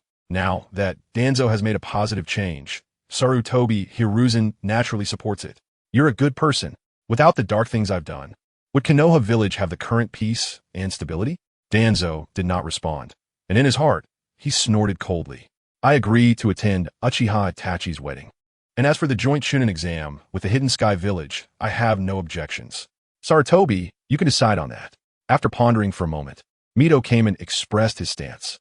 Sarutobi Hiruzen narrowed his eyes, lit his favorite pipe, and smiled faintly. In that case, I will set off for the Hidden Sky Village tomorrow. And I will mention the joint Chunin exam to Fugaka then. If he is interested, we will hold it together. Agreed. Mito came in and Tsunade Kohara nodded, showing no objections. If there are no other matters, let us adjourn the meeting. After taking a puff of smoke, Sarutobi Hiruzen waved his hand. Danzo, do you still hold a grudge against me? After Mito came in and Tsunade Koharu left, seeing Danzo slowly get up to leave, Sarutobi Hiruzen suddenly asked, What do you think? Stopping in his tracks, Danzo revealed a cold glint in his eyes and then smirked at Sarutobi Hiruzen. The coldness in Danzo's eyes was also noticed by Sarutobi Hiruzen, who narrowed his eyes slightly and finally shook his head helplessly, lost in thought as he watched Danzo's departing figure. Chapter 201, Dragon Cave. Since the news of Uchiha Itachi's engagement was announced, the Hidden Sky Village has instantly become the most watched place in the ninja world, with invited guests arriving from all directions. Just as the Hidden Sky Village was bustling with decorations and festivities, Kagaya was insisting on leaving the village because Sasuke had gone to find a place called Dragon Cave 6 months ago and had not returned yet. CHJR, Kankor, are you still not Sasuke's good friends? At this moment, at the entrance of the Hidden Sky Village, Kagaya was angry because CHJR and Kankor were blocking her. 3 years have passed, and Kagaya has shed her childishness. Girls often develop earlier, and the now tall and graceful Kagaya has become more charming. Sasuke said before not to look for him. Facing Kagaya's questioning, Kankor said helplessly, You're going to drive me crazy. Why are you so rigid? Sasuke has been gone for so long. He must have run into danger. We need to act immediately. Kagaya clenched her small fists a bit angrily. Forget it. You want to find him even if you go alone. CHJR said, smiling foolishly, glancing at Kagaya beside him. Jumra nodded gravely and said, Moreover, it's very dangerous outside. If you get caught by hostile forces, it will be a big problem. Chongwu, I know your abilities. You can definitely find Sasuke. So why not go with me? You can protect me on the way. Upon hearing this, Xianglin's expression suddenly changed. Chongwu looked at Junmaru with difficulty. He certainly wouldn't go out with Xianglin without Junmaru's consent. Headache. Junmaru shook his head. Although he also wanted to find Sasuke, Sasuke had specifically warned him not to look for him before he set off. There must be something strange about that Dragon Cave. You two cowards. I'll go alone.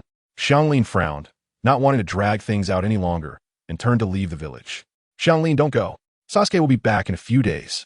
However, just as she turned around, Uchiha Itachi's fiancée, Uchiha Izumi, slowly walked over. Sister Izumi, you look so beautiful today. As soon as she saw Uchiha Izumi, Xianglin rushed over.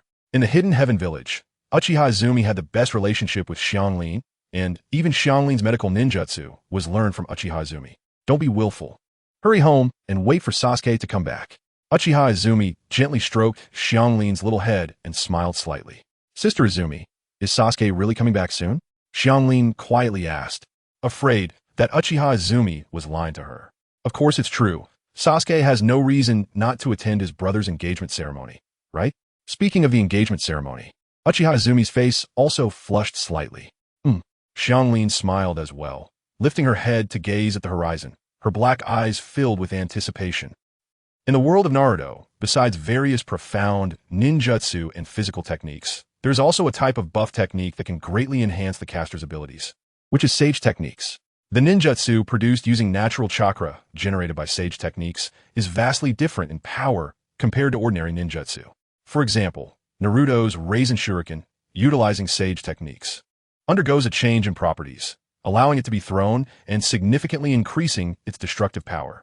The places where Sage Techniques are practiced are the three great holy lands of the Naruto world, which are also the locations of the summoning beasts of the three legendary ninjas of Konoha: Dragon Cave, Mayaboka Mountain, and Sure Bone Forest. In the Silent Dragon Cave, within a dim cave, a figure sat quietly on a rock, cold blue energy covering every part of his body, emanating a chilling yet powerful feeling.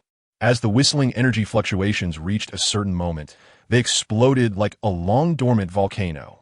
An extremely deep voice suddenly erupted from within Sasuke's body. In the cave, his tightly shut eyes opened wide, revealing swirling energy that was sharp and domineering.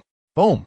An invisible wave of energy erupted from Sasuke's body surface, causing nearby rubble to explode into powder, and even the cave walls were cracked with arm-thick fissures.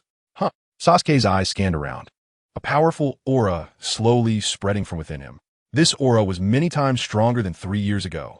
Is this natural energy? It is indeed much stronger than the chakra energy within me. Sasuke's eyes surged with uncontrollable joy. After a month of hard searching, he had finally found the Dragon Cave and passed the White Snake Sage's test to stay there for training.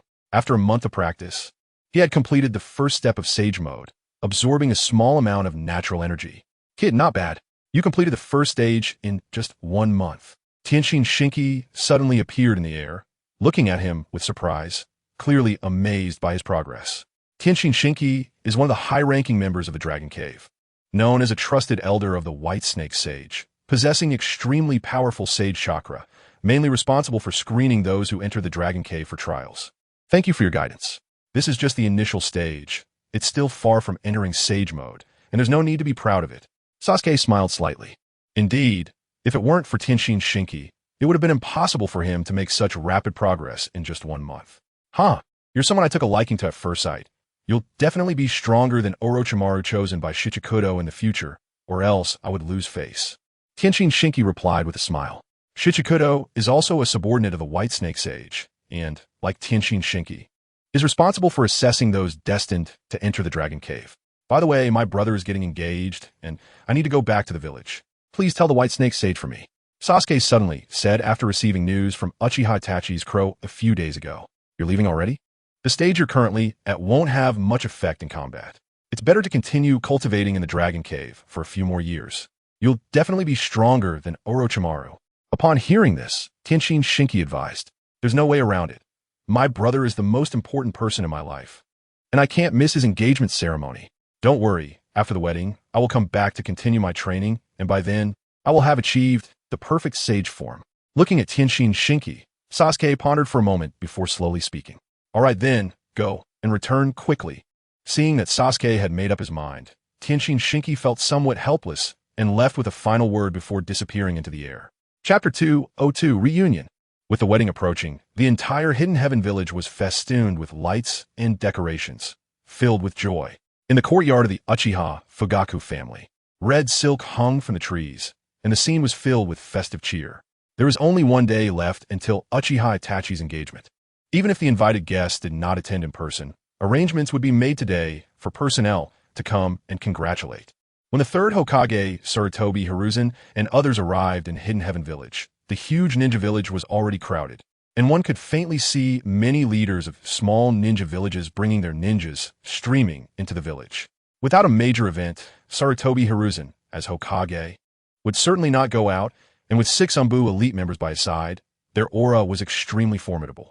The entire Hidden Heaven village also became somewhat restless upon Sarutobi Hiruzen's arrival. Everyone knew the grudges between the Uchiha clan and Konoha. Third Hokage, welcome. Just as Sarutobi Hiruzen was surveying the village, laughter came from not far away. He turned to see Uchiha Fugaku approaching quickly with several guards. Fugaku no. Lord Tianying. Upon seeing Uchiha Fugaku, who was once his subordinate, Sarutobi Hiruzen felt an indescribable emotion. In fact, he had many things to say before coming. But now that they met, he didn't know why he couldn't speak. The Uchiha clan's departure from Konoha was not what Sarutobi Hiruzen had hoped for. But the other factions led by Danzo harbored animosity towards the Uchiha clan, and the two sides were irreconcilable, making today's situation unavoidable. "Please come in." Waving his hand, Uchiha Fugaku smiled lightly. He actually thought the third Hokage would refuse this invitation, but he didn't expect Sarutobi Hiruzen to come in person. So Uchiha Fugaku naturally had to be a bit more courteous. Nodding, Sarutobi Hiruzen followed Uchiha Fugaku as he introduced him to the village of Amekigure.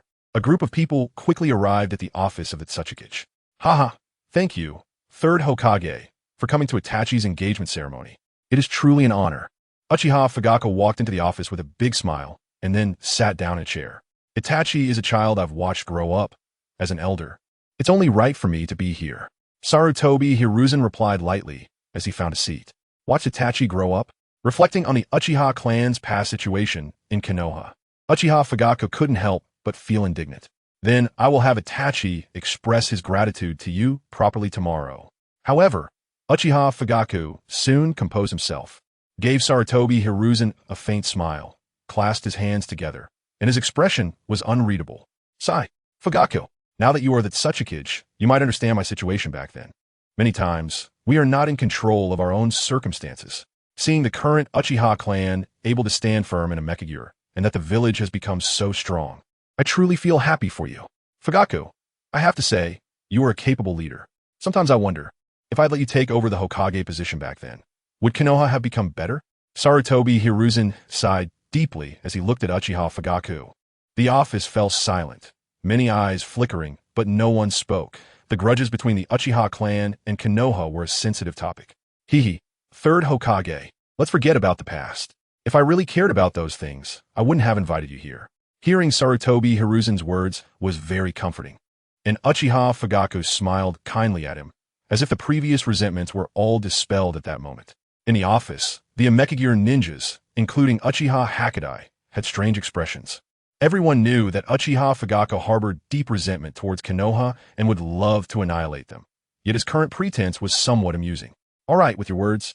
I can rest assured. There's another matter I'd like to discuss with you. To promote peaceful exchanges between our two villages, Amekigure and Konoha will jointly hold the Chunin exams. What do you think?" Sarutobi Hiruzen breathed a sigh of relief and suddenly asked, "Jointly holding the Chunin exams?" The atmosphere in the office seemed to freeze for a moment. All eyes turned to Uchiha Fugaku. Uchiha Fugaku met the gazes directed at him and smiled slightly, placing his hand on the armrest and gently patting it. "Holding joint Chunin exams is a good thing. I agree. Normally, Chunin exams are held by each village individually. There have been joint exams, but only the 5 great ninja villages have the qualifications to do so, by inviting Amekigure and Konoha to jointly hold the Chunin exams." Sarutobi Hiruzen was effectively acknowledging Amekigure's status as a great ninja village. This would greatly enhance Amekigure's prestige in the ninja world, so Uchiha Fugaku naturally would not oppose it. "Good. Then I welcome you on behalf of Konoha." Sarutobi Hiruzen did not expect Uchiha Fugaku to agree so readily and smiled as he said this. If there is nothing else, third Hokage, you can go rest in the VIP room." Nodding, since Uchiha Fugaku still had to receive the daimyo of the Land of Rain later, he arranged for it. All right. The hurried journey had also made Sarutobi Hiruzen quite tired, and without hesitation, he stood up and followed the reception staff to the VIP room. "Patriarch, while Sarutobi Hiruzen is in our village, why not find an opportunity to eliminate him? Without Sarutobi Hiruzen, Konoha's strength will surely decrease significantly." After Sarutobi Hiruzen left, Uchiha Hakudai immediately proposed. "Forget it. Konoha will eventually be ours. He is old and won't live for many more years. Besides, Sarutobi Hiruzen has invited us to jointly hold the Chunin exams, which also gives us an opportunity to probe Konoha's strength." After thinking for a moment, Uchiha Fugaku shook his head and rejected Uchiha Hakudai's suggestion. Mainly because if the third Hokage were to die in Amekigure, it would not reflect well on the village's reputation, no matter how well it was explained. People would still think that Amekigure's ninjas were ruthless and bullied an old man. Lord Tsuchikage, Sasuke has returned to the village. Originally, Uchiha Hakudai wanted to continue persuading, but suddenly an Umbu member appeared in the office amidst a swirl of white mist and knelt to report. After half a year, that kid finally decided to come back. Let's go to the village entrance and see if the daimyo has arrived. Uchiha Fugaku said somewhat helplessly, thinking about Sasuke, and then left the Tsuchikage's office accompanied by others.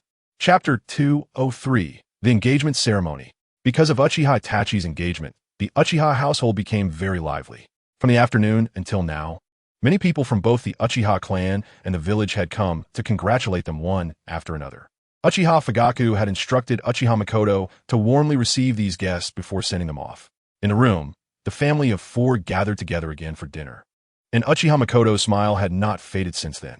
As long as the family could be together and live well, she was willing to give anything. Now that Uchiha Itachi was also engaged, it wouldn't be long before she could hold her grandchildren. Everything was great. Sasuke, is your training in the Dragon Cave going smoothly? During dinner, Uchiha Fugaku suddenly put down his chopsticks and said with a smile. Hearing Uchiha Fugaku's concern, Sasuke smiled slightly and replied, "It's going well. Give me a few more years, and I can reach brother's level." Sasuke was not bragging. Once he activated Sage Mode, his combat power would surely be off the charts. Haha, my son is truly remarkable. Uchiha Fugaku chuckled happily. Now that Uchiha Itachi was the top expert in a mecha gear, apart from Uchiha Shursui, there was probably no one who could match him.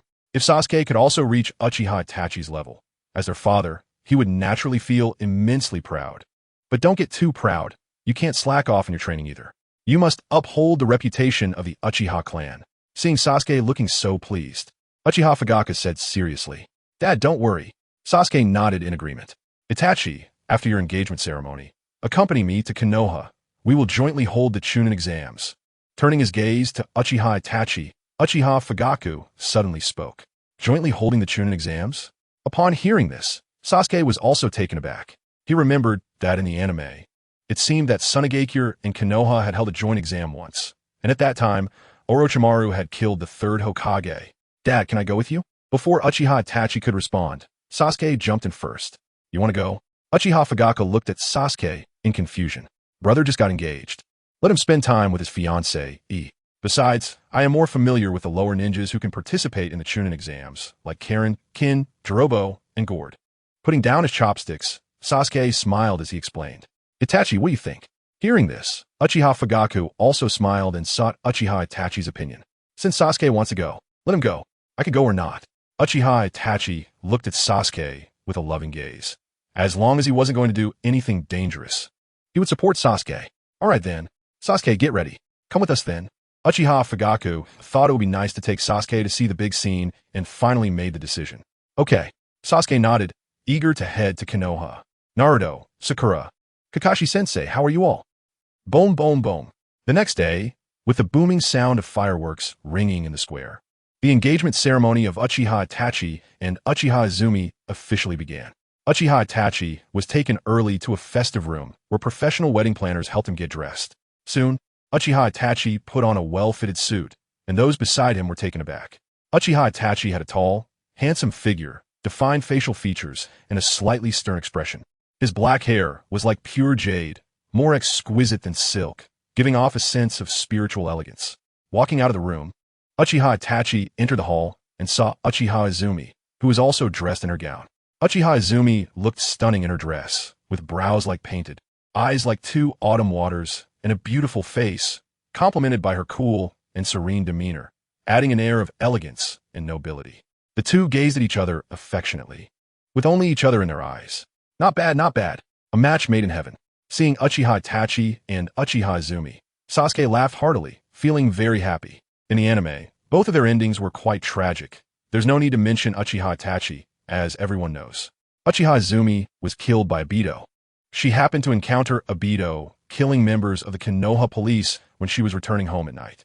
Uchiha Izumi activated her Sharingan and threw shurikens at Obito, but was dodged by his space-time ninjutsu. Afterward, Obito remarked that Uchiha Izumi's eyes were nice and bound her with iron chains, ending her young life. Now, through Sasuke's time travel, the fates of Uchiha Itachi and Uchiha Izumi have changed. Lovers finally become a couple. How wonderful. "Itachi, how can you abandon me as your teammate?" At this time, many ninjas from the Hidden Rain village and invited guests arrived at the hall.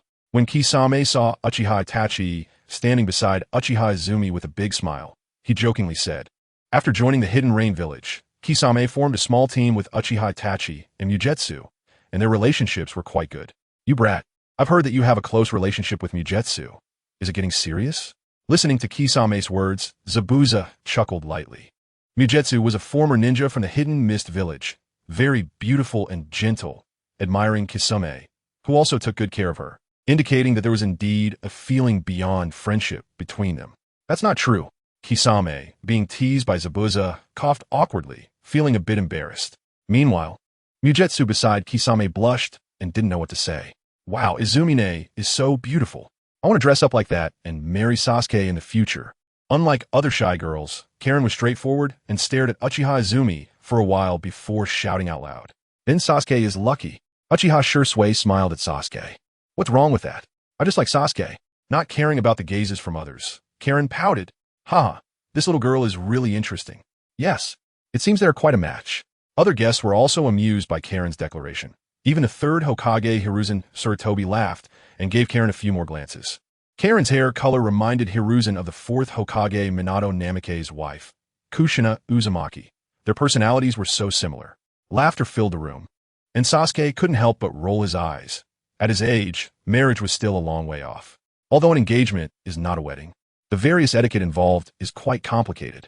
Fortunately, Uchiha Fugaku arranged enough personnel, and ultimately, the engagement ceremony of Uchiha Itachi and Uchiha Izumi concluded perfectly amidst the lively atmosphere. Chapter 204 Naruto vs. Neji in Konoha Village at the Ninja School's arena.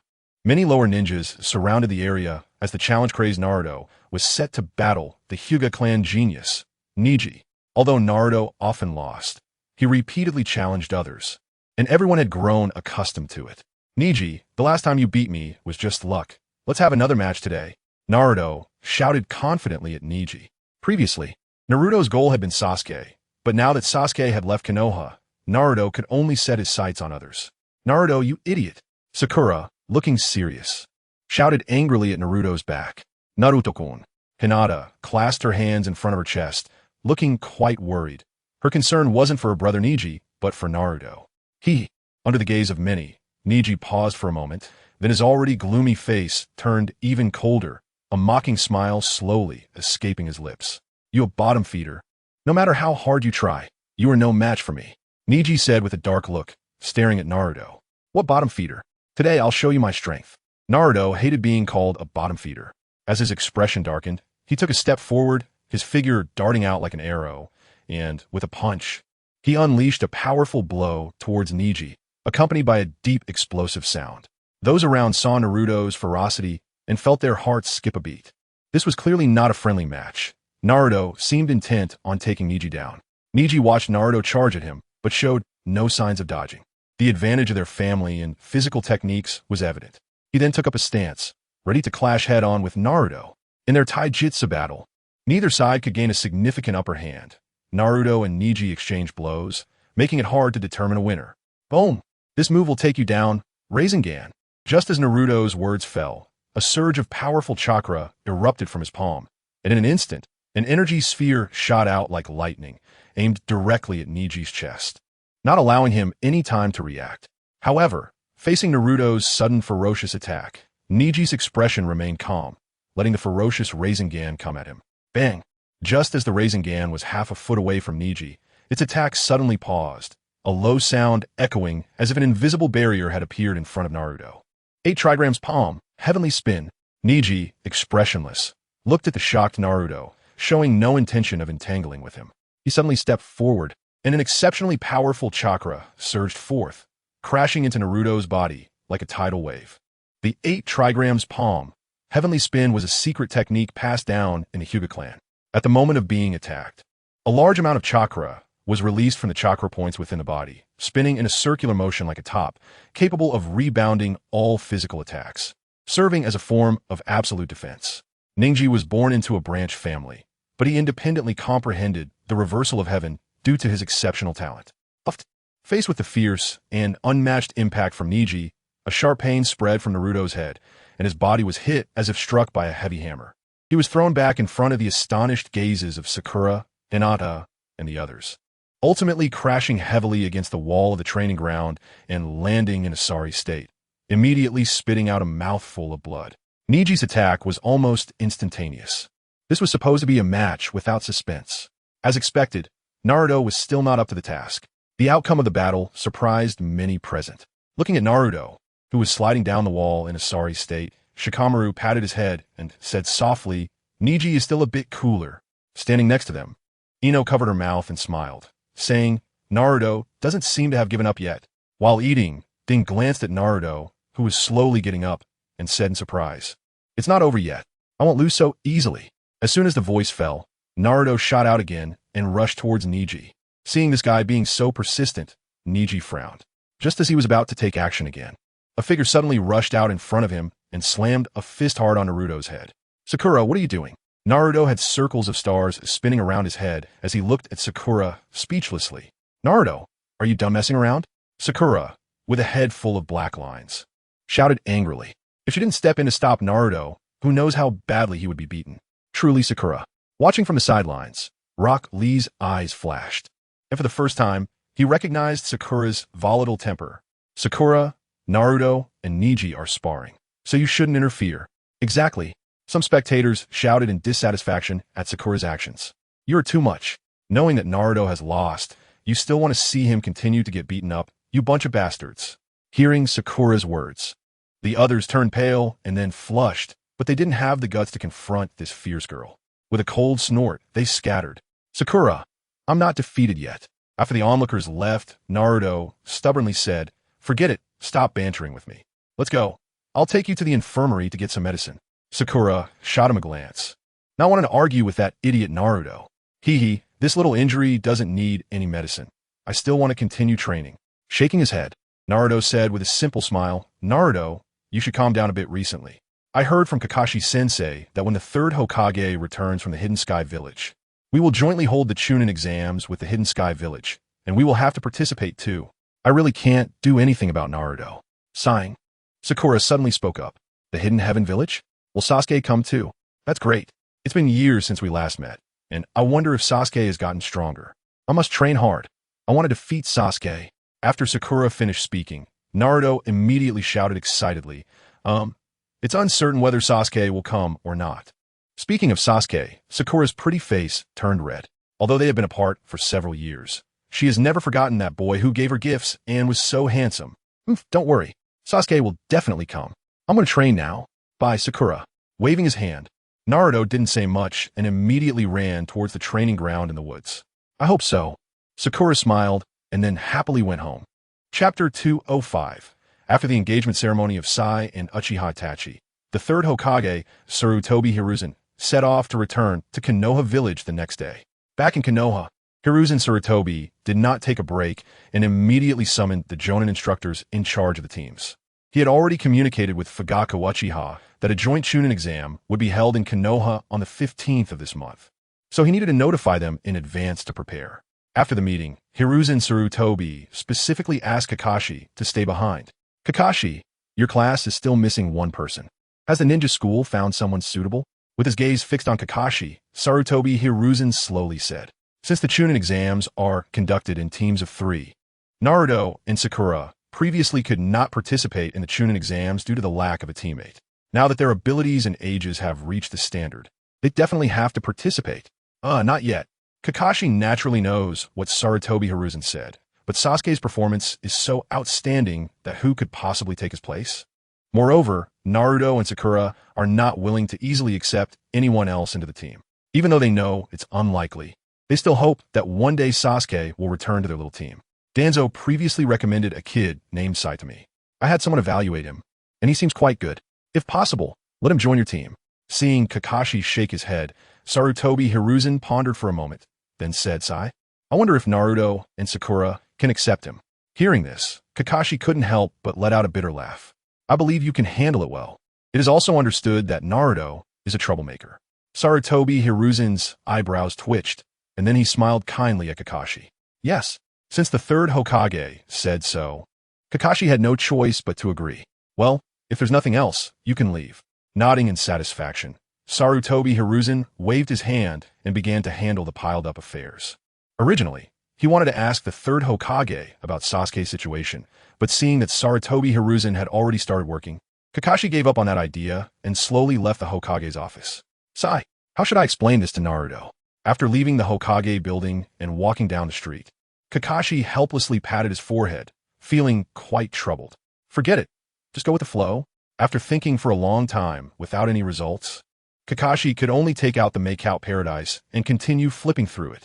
In the Hidden Leaf Village, the back mountain is a lush forest filled with greenery, where a massive waterfall hangs like a silver water python in the ravine. The sound of it crashing down creates a mist that spreads throughout the air. Beside the waterfall, there's a large training ground, where a black-haired youth is currently practicing. Ninja Technique Super Beast Imitation. The black-haired waved the brush in his hand and quickly drew a black tiger on the scroll. Bang! A brilliant light erupted from the scroll, and then a fierce, inked tiger sprang out of the painting, crashing into the extremely hard boulder. With a loud bang, it instantly exploded into a cloud of stone debris, scattering everywhere. The basic principle of this technique is to use a chakra-infused pen to draw various animals on paper and give them the life to move. The generated animals completely depend on the will of the user, allowing this technique to have a variety of functions. If aerial reconnaissance is needed, draw a bird. If you want to bind an opponent, draw a python. To attack enemies, draw a fierce tiger. For reconnaissance and search, draw a large number of mice. The ability to adapt and change makes this technique very suitable for ninjas engaged in long-term tasks, such as reconnaissance and assassination. Sai, you're doing great. As the dust settled, Danzo slowly emerged from behind the black-haired boy, leaning on his cane. Danzo-sama. Upon seeing Danzo, Sai immediately half-knelt and squatted down, something that every member would do to show obedience and respect to Danzo. You have been here for many years, and I have invested a lot of effort in you. Now, I have an important task for you. The dry skin on his face twitched as Danzo coldly said, "No matter what the mission is, I will definitely complete it."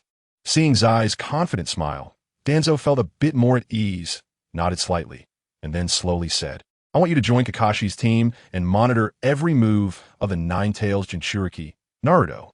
Join the team? Monitor Naruto? Zai was stunned, not understanding why Lord Danzo would issue such a task. He thought it was some kind of assassination mission. After all, he had always been assigned such tasks before. Kakashi's team is just short one person. The third Hokage has already agreed to let you join their team. All you need to do is monitor and report on Naruto's situation to me regularly. Tuan Zhang's eyes narrowed, and then he slowly said, "Understood." So he had no hesitation. He had no emotions. He was trained from a young age as a specialized killing tool, raised under strict training, and did not do anything other than his tasks. Go back and prepare, and then report to the squad. Because he was nurtured since childhood, he has a lot of confidence in Sai and Dan's. And he didn't say much more.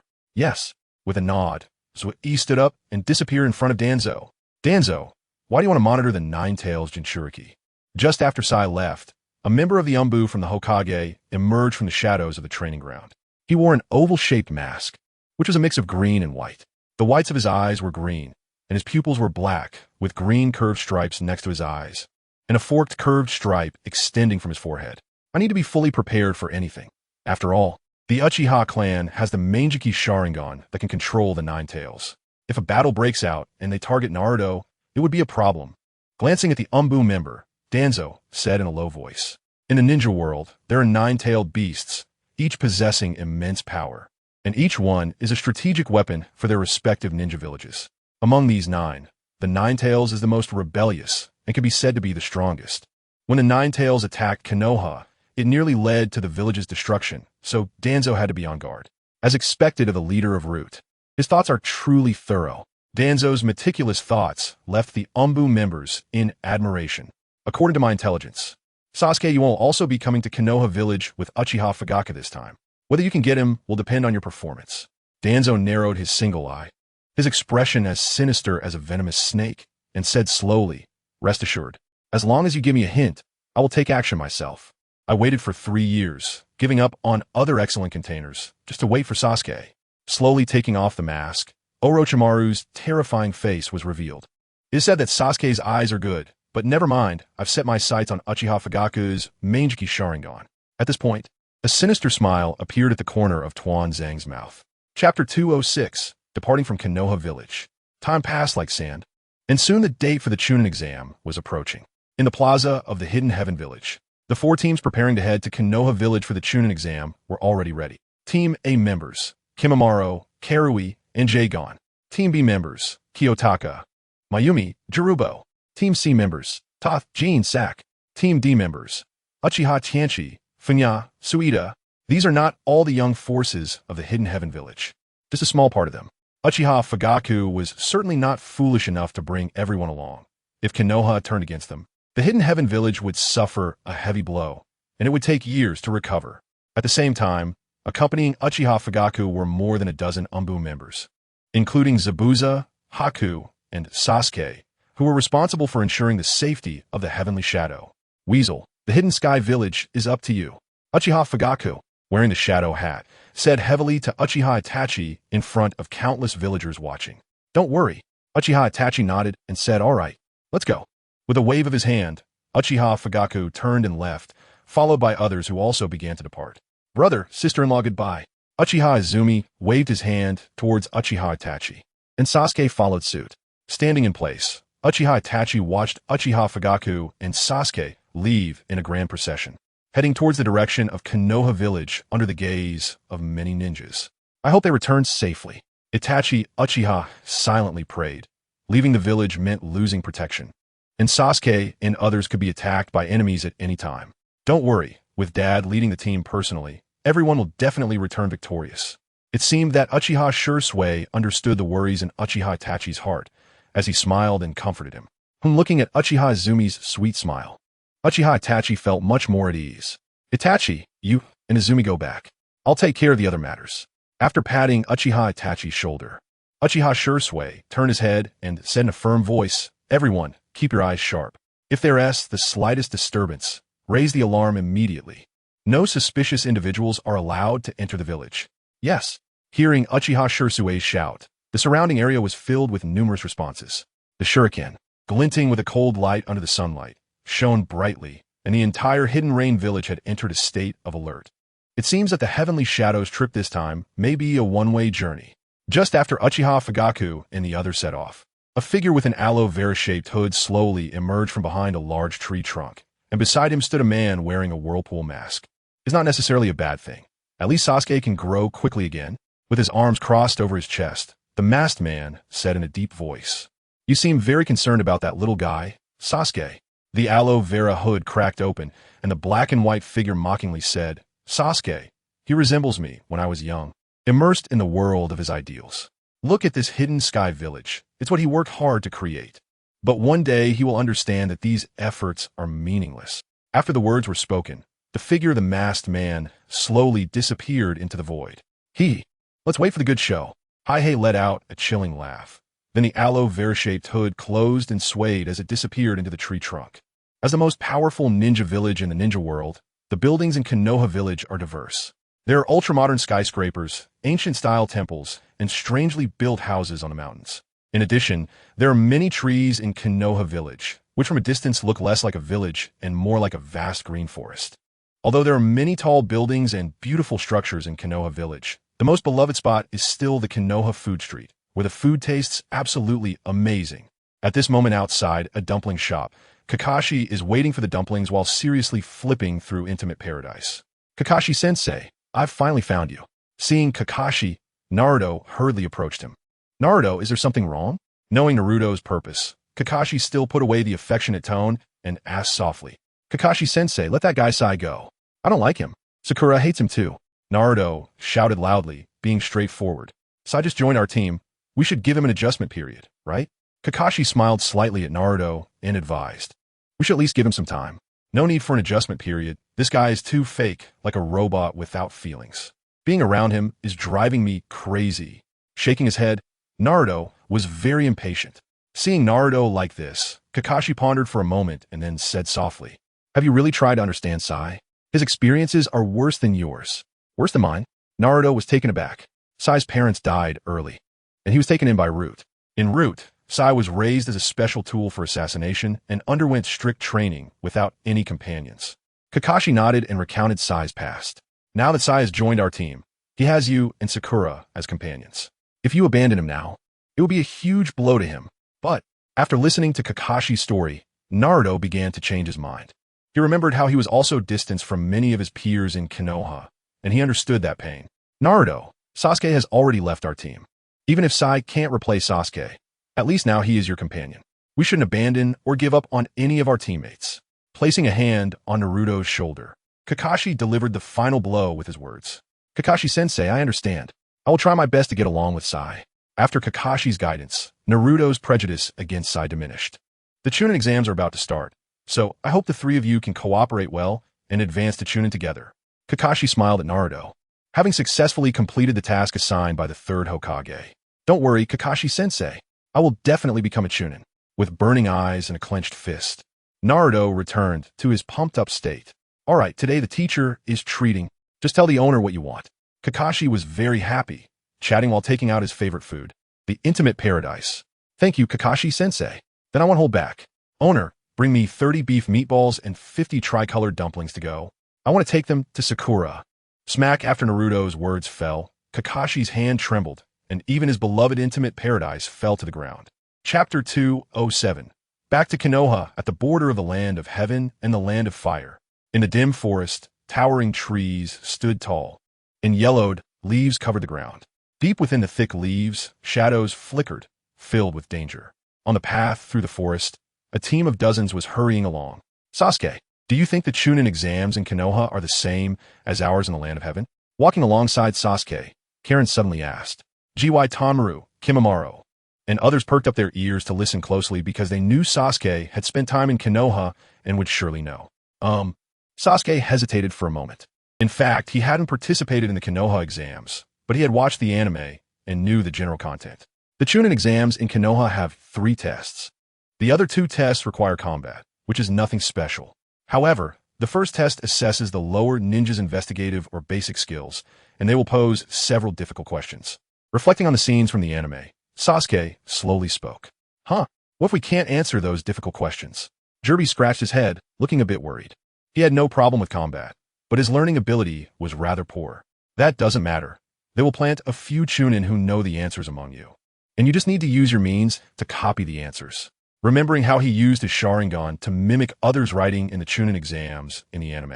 Sasuke smiled slightly. Raig, you can't hold our team back. Karen said cutely, glancing at Raig with some concern. I definitely won't. At that time, I will communicate with the little birds and let them help me look at the answers. Raig smiled at Karen. Raig, that's a bit too much. The others rolled their eyes at him, filled with jealousy and envy. Don't worry, I'll find an opportunity to tell you the answers. Seemingly provoking everyone's anger, Raig quickly added. That's more like it. As Raig finished speaking, G.Y. Tamaru, D.Y., Kimimaro, and others also laughed happily. Sasuke and his group were filled with laughter along the way, occasionally startling many birds resting on the branches. As they walked further, the quiet atmosphere didn't last long before it was broken by 3 figures, instantly startling the birds and beasts in the forest. You go notify Danzo, they have arrived. You go notify the other teams and prepare to start the operation. Ignoring the destruction caused, one of the figures ordered. Yes, the other 2 figures nodded and quickly disappeared from the spot. As the sun set, the rosy glow enveloped Konoha.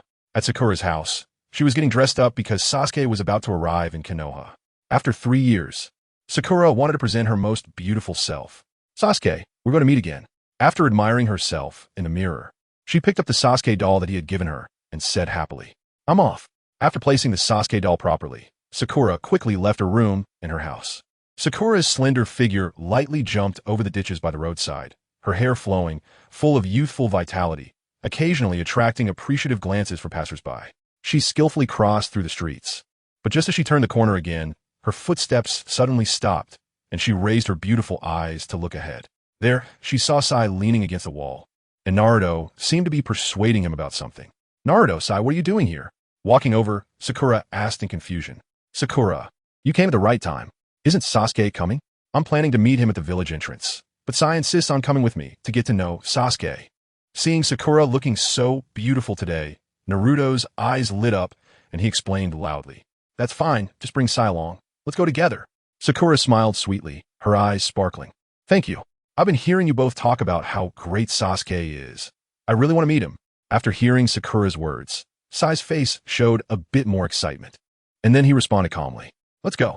Sasuke should be arriving soon. The third Hokage has gone to greet him. Sakura chuckled and then turned to leave. Seeing this, Sai hurriedly followed. Sakura, wait for me. Not yet realizing what was happening, Naruto shouted and also chased after them. The main gate of Konoha is considered a landmark of the village, standing 20 meters tall, making it look very spacious and bright. As usual, it hasn't changed at all. When Uchiha Fugaku and his group arrived at the entrance of Konoha, Sasuke sighed. "Welcome, the shadow of the heavens, to Konoha?"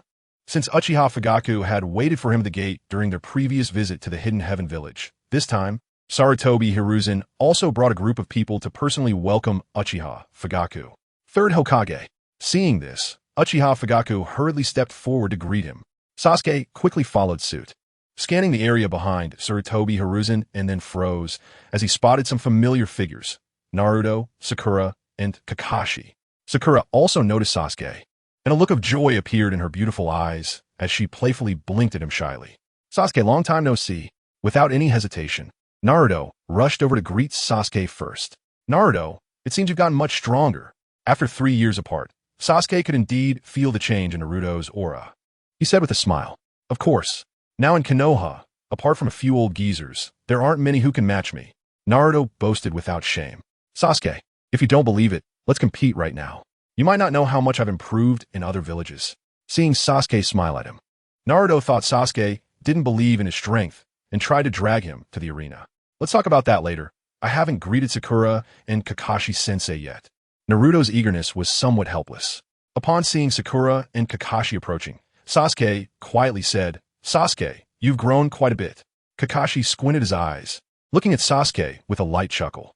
"Kakashi-sensei." Still addressing Kakashi affectionately as sensei, Sasuke felt very grateful to him. If it weren't for Kakashi letting him off easy when he left Konoha, with Sasuke's abilities at that time, he would have died several times over. Patting Sasuke's shoulder. "Sometimes, many things don't need too many words to express. Everyone understands." Chapter 208.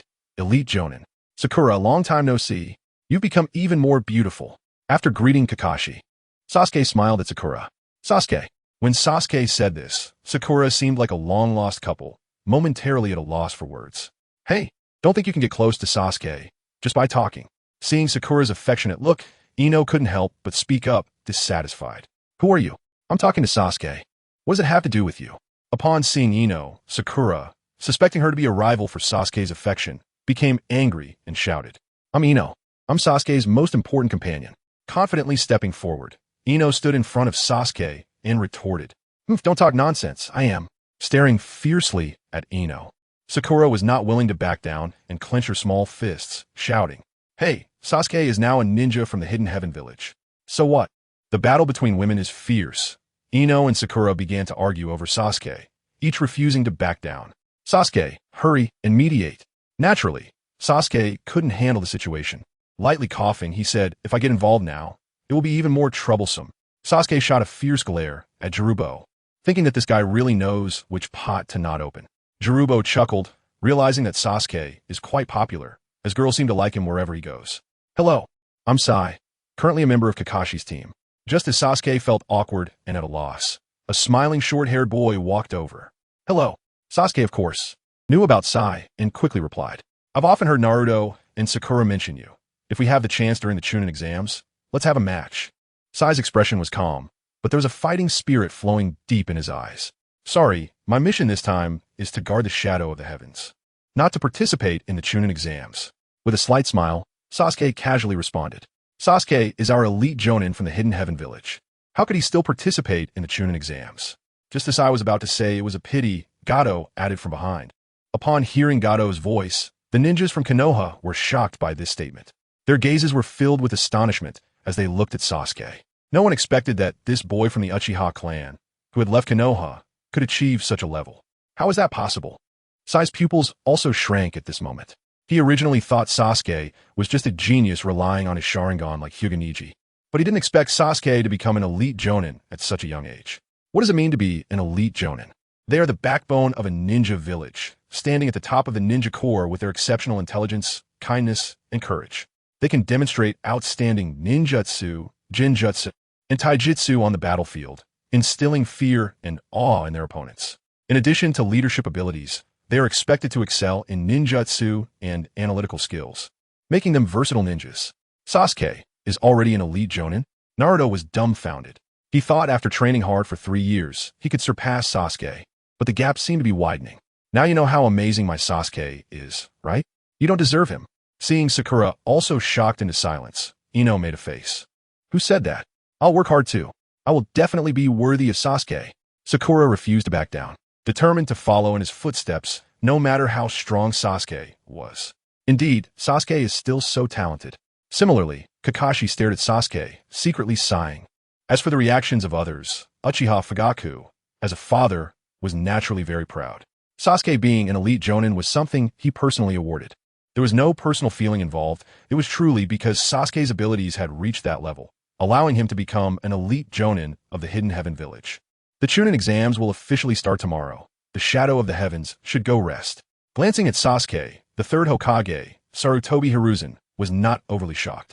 The Uchiha clan already had exceptional figures like Uchiha Shursui and Uchiha Itachi, so having another genius was nothing unusual. Nodding. Uchiha Fugaku and his group followed Sarutobi Hiruzen into the village, heading to the guest residence. Upon reaching the residence, Uchiha Fugaku, Zabuza, and Haku prepared to rest, while Sasuke, Ino, and Jinchuriki were called out by Naruto to wander around. It hasn't changed at all. Walking on the familiar streets, Sasuke sighed. When passing by the ninja school, Sasuke stopped, as many memories slowly surfaced in his mind. Sasuke, now that we have time, how about we have a match? Pointing at the arena inside the ninja school, Naruto excitedly said. Naruto, this is your real purpose for calling me out, isn't it? Shaking his head helplessly, Sasuke was truly impressed by Naruto, this challenge enthusiast. Sasuke, you've always been my target. I want to surpass you. Hearing Sasuke's thoughts, Naruto awkwardly scratched his head.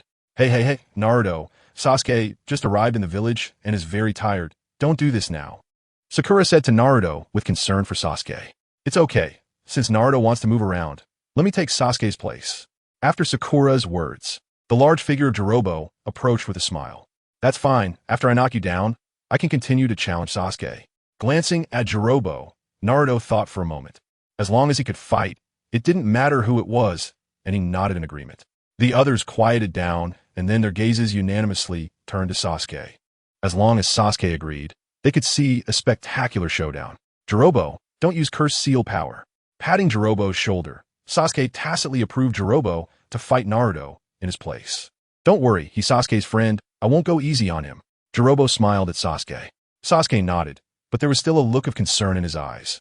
In a fight, fists and feet are unpredictable, and with the Chunin exam starting tomorrow, getting injured now would be troublesome. However, he also understood that he couldn't be too discouraging, so he waved his hand and said, if you're ready, let's go together. After his voice fell, he turned and left. And behind him, Yugo, Kimimaro, Sai, Sakura, and others all rushed to follow. Chapter 209, Jirobo vs. Naruto begins. With a loud shout from Sasuke, Naruto, standing in the arena, immediately launched an attack. Naruto's figure shot out like a cheetah, with fierce punches tearing through the air, transforming into shadows of fists that enveloped Jirobo. However, facing Naruto's fierce offensive, Jirobo responded easily, like a wisp of smoke, his figure drifting. Whenever Naruto's attacks were about to land, he would cleverly dodge using the oncoming gust of wind, rendering Naruto's attacks ineffective. Thus, in the arena, Naruto launched a frenzied assault, while Jirobo calmly evaded, unhurried. Kid, you look pretty fat, but your movements are quite agile. Let's see how you dodge this. Shadow Clone Jutsu. With his main body at a disadvantage in a one-on-one fight, Naruto immediately activated his chakra and used his signature move. As a circle of white mist dissipated, dozens of proud Narutos appeared in the arena. The Shadow Clone Jutsu utilizes a massive amount of chakra to increase the number of shadow clones. It can create thousands of clones at once. Due to the intense chakra consumption of this technique, the second Hokage, Tobirama Senju, deemed it a forbidden technique and recorded it in the sealing book for those without vast chakra to avoid injuring themselves or even endangering their lives. How did this kid do it? So many shadow clones? Around the stands, many people gasped in surprise and looked at Naruto in amazement. No wonder he insisted on competing with Sasuke. He really has some skills, because they could only use 1 or 2 shadow clones at most. So impressive. Sakura was also astonished, not knowing when Naruto learned this ninjutsu. It seems that something must have happened to Naruto in these 3 years. He must have stolen the forbidden technique to learn it. Sasuke also nodded slightly, like the Naruto in the anime, besides having the 9 tails inside him. All of Naruto's achievements were earned through hard work, deserving of respect. Haha, no wonder he has such courage. It turns out he has a lot of chakra inside, allowing him to summon so many shadow clones to fight. In the arena, Jirobo was momentarily stunned by the numerous Narutos, then smiled and said, "However, you have your companions, and I have mine." Summoning Jutsu, Mud Golem. As Jirobo completed the hand signs, his hands swiftly directed to the ground, and a spiderweb-like curse mark appeared on the ground, followed by the emergence of a gigantic mud golem. The giant mud golem, made entirely of earth, could not only fight alongside Jirobo, but could also continuously regenerate and absorb other chakra. Charge! Without fear of the summoned mud golem, Naruto in the center waved his hand, and 3 shadow clone Narutos immediately rushed forward. Oomph! Jirobo coldly snorted as he watched the approaching Narutos. The mud golem did not evade, but instead clenched its fist and delivered a heavy blow to several Narutos. Bang! Bang! Bang! The Narutos struck by the fist instantly turned into white mist and disappeared. Charge again! Seeing 3 shadow clones fall, the central Naruto gritted his teeth and shouted again. Then 5 Narutos charged at Jirobo. This level of attack is nothing. Jirobo laughed loudly. Facing Naruto's attacks, he repeated the same method. The giant mud golem swung its massive fist, easily taking down 5 Narutos. After 2 unsuccessful attacks, Naruto was still undeterred, and more Narutos charged forward, leaving only the central Naruto to remain behind and command. Hehe, is that the main body? With a cold sneer, Jirobo stomped his foot, leaving the giant mud golem behind, ignoring the other shadow clones, and charged directly at the main body Naruto. Whoosh! Chakra surged into his legs, instantly boosting his speed, and his figure blurred, making it hard for people to see him clearly. Taking advantage of his speed, he unleashed an extremely fierce offensive in an instant. This is bad. Naruto is going to lose. Sakura thought it was not good as she watched Naruto's main body unable to react in time. Naruto won't lose so easily. Sasuke watched the arena and smiled slightly. Bang! However, just as Jirobo's fist slammed into Naruto's body, Naruto turned into a cloud of white mist and disappeared. Another shadow clone? After seeing the Naruto in front of him vanish, Jirobo felt something was off. Then he felt a chill down his back as a powerful energy attack approached. Rasengan, the main body Naruto, who had been hiding among the shadow clones, had already formed the Rasengan and suddenly burst out, crashing heavily into Jirobo's back. However, just as the Rasengan was about to make contact with Jirobo's body, the latter moved his foot, stepping sideways in an oddly evasive manner. Earth style, Earth return. With a shout, a thick stone slab rose from the ground behind Jirobo, colliding with the Rasengan. Boom! The energy of the Rasengan exploded in the middle of the stone slab, and that powerful force directly sent Jirobo flying, who then skidded for over 10 meters before coming to a stop under everyone's watchful gaze. Naruto is quite powerful. Seeing Naruto gain the upper hand, Sai murmured. No wonder he was once Sasuke's teammate. He almost managed to injure Jirobo. Tayuya also stared at this scene, a hint of admiration passing through her clear eyes. His combat experience is quite rich. Kayatomo Maru also nodded, expressing a great deal of admiration in his words. Just now, he thought that the real Naruto was about to be defeated by Jirobo, but it turned out to be a shadow clone. As the situation changed in an instant, a wave of discussion erupted around the arena. Hey Jirobo, hurry up and take him down. We want to go back and rest. With the sky darkening, Kagaya suddenly shouted loudly. Not bad, but let's end it here. Earth release. Earth prison technique. Hearing Kagaya's words, Jirobo's expression darkened. Then he smiled ominously at Naruto. After the laughter fell, the ground began to tremble, and several stone walls formed around Naruto. What is this? Looking at the stone walls, Naruto took a few steps back, a look of surprise instantly appearing on his face. Naruto lost. The changes in the arena happened in the blink of an eye. By the time everyone heard Sasuke announce the result, they saw the stone walls quickly coalesce into a large arc-shaped earthen mound, trapping Naruto inside. Ninjutsu complete. Placing his hand on the earthen mound's wall, Jirobo laughed easily, saying that even if Naruto attacked the earthen wall from inside, it would recover immediately. Moreover, it could absorb Naruto's chakra, so he had already won this match. Chapter 210, the first test, Ninjutsu. Super Beast Imitation. Knowing that Naruto had lost, in order to save face, Sai suddenly made a move. A fierce ink tiger sprang out from the scroll and attacked Jirobo. Jirobo, be careful. No one expected Sai to pull this stunt. If Jirobo was hit by the ink tiger, he would be injured, even if not badly. Bang! However, just as the ink tiger was about to pounce on Jirubu, a figure suddenly appeared in front of him, wielding a sharp bone and easily deflecting the tiger's attack. The match is over. Everyone stopped fighting. Seeing that it was Kimimaro who saved Jirubu, Sasuke breathed a sigh of relief and then scanned the room, saying sternly, "Jirubu, release Naruto." Jirubu, bound to obey Sasuke's command unconditionally, nodded and immediately withdrew his hands that were channeling chakra, stepping back a few paces. "I refuse to accept this. Let us go again." Without chakra maintaining it, the stone wall barrier lost its effect, and soon, a disheveled Naruto burst out, shouting loudly. It seems he had also tried to break free inside the barrier, but it was of no use. "Naruto, aren't you embarrassed enough?" Seeing Naruto like this, Sakura immediately shouted to stop him. "It's okay, Naruto, you'll have another chance in the Chunin exam." Sasuke comforted him, patting Naruto on the shoulder. "Humph. Next time, I will definitely defeat you." Casting a glance at the seemingly relaxed Jirubu, Naruto stubbornly said, "I'll be ready anytime." Jirubu shrugged, not caring about Naruto's provocation. If it weren't for Sasuke being here, he would have taught Naruto a lesson today. "I acted hastily just now. Don't take it to heart." Slowly walking up to Kimimaro, Sai smiled and extended his hand, saying, "I'm very interested in you. I hope we can exchange ideas in the future." His handsome face bore a smile, but the cold and dark gaze within was something only a few could perceive. "In the Chunin exam, if luck is on our side, we might meet." Kimimaro looked at Sai, a sunny smile appearing on his slim and handsome face as he reached out to shake Sai's hand, then withdrew it, his eyes still calm as a deep pool. Although both smiled while shaking hands, some sensitive individuals could still faintly sense the underlying tension beneath the surface calm. "Sai, battles between ninjas really are hard to settle." Sasuke shook his head helplessly. The Chunin exam would begin tomorrow, and those unresolved grudges would be settled during the exam. The next day, in Konohagakure, just as Sasuke had said on the way, the first test of the Chunin exam was a written test, mainly assessing the theoretical knowledge of the ninjas. So when the test began, Uchiha Fugaku did not attend, only asking Sasuke to take Kimimaro, Kayatomo Maru, and others to the examination building of the ninja school. Due to the joint hosting and the rush schedule, the other smaller ninja villages did not send any genin to participate, so there were not many genin taking the Chunin exam this time, totaling 72 genin, with 12 from the Amigakure and 60 from Konoha. "I am the examiner for this test, Marino Ibiki.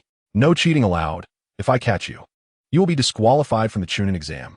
In a spacious and bright classroom, once all the participating genin arrived, the grim-faced Marino Ibiki said sternly.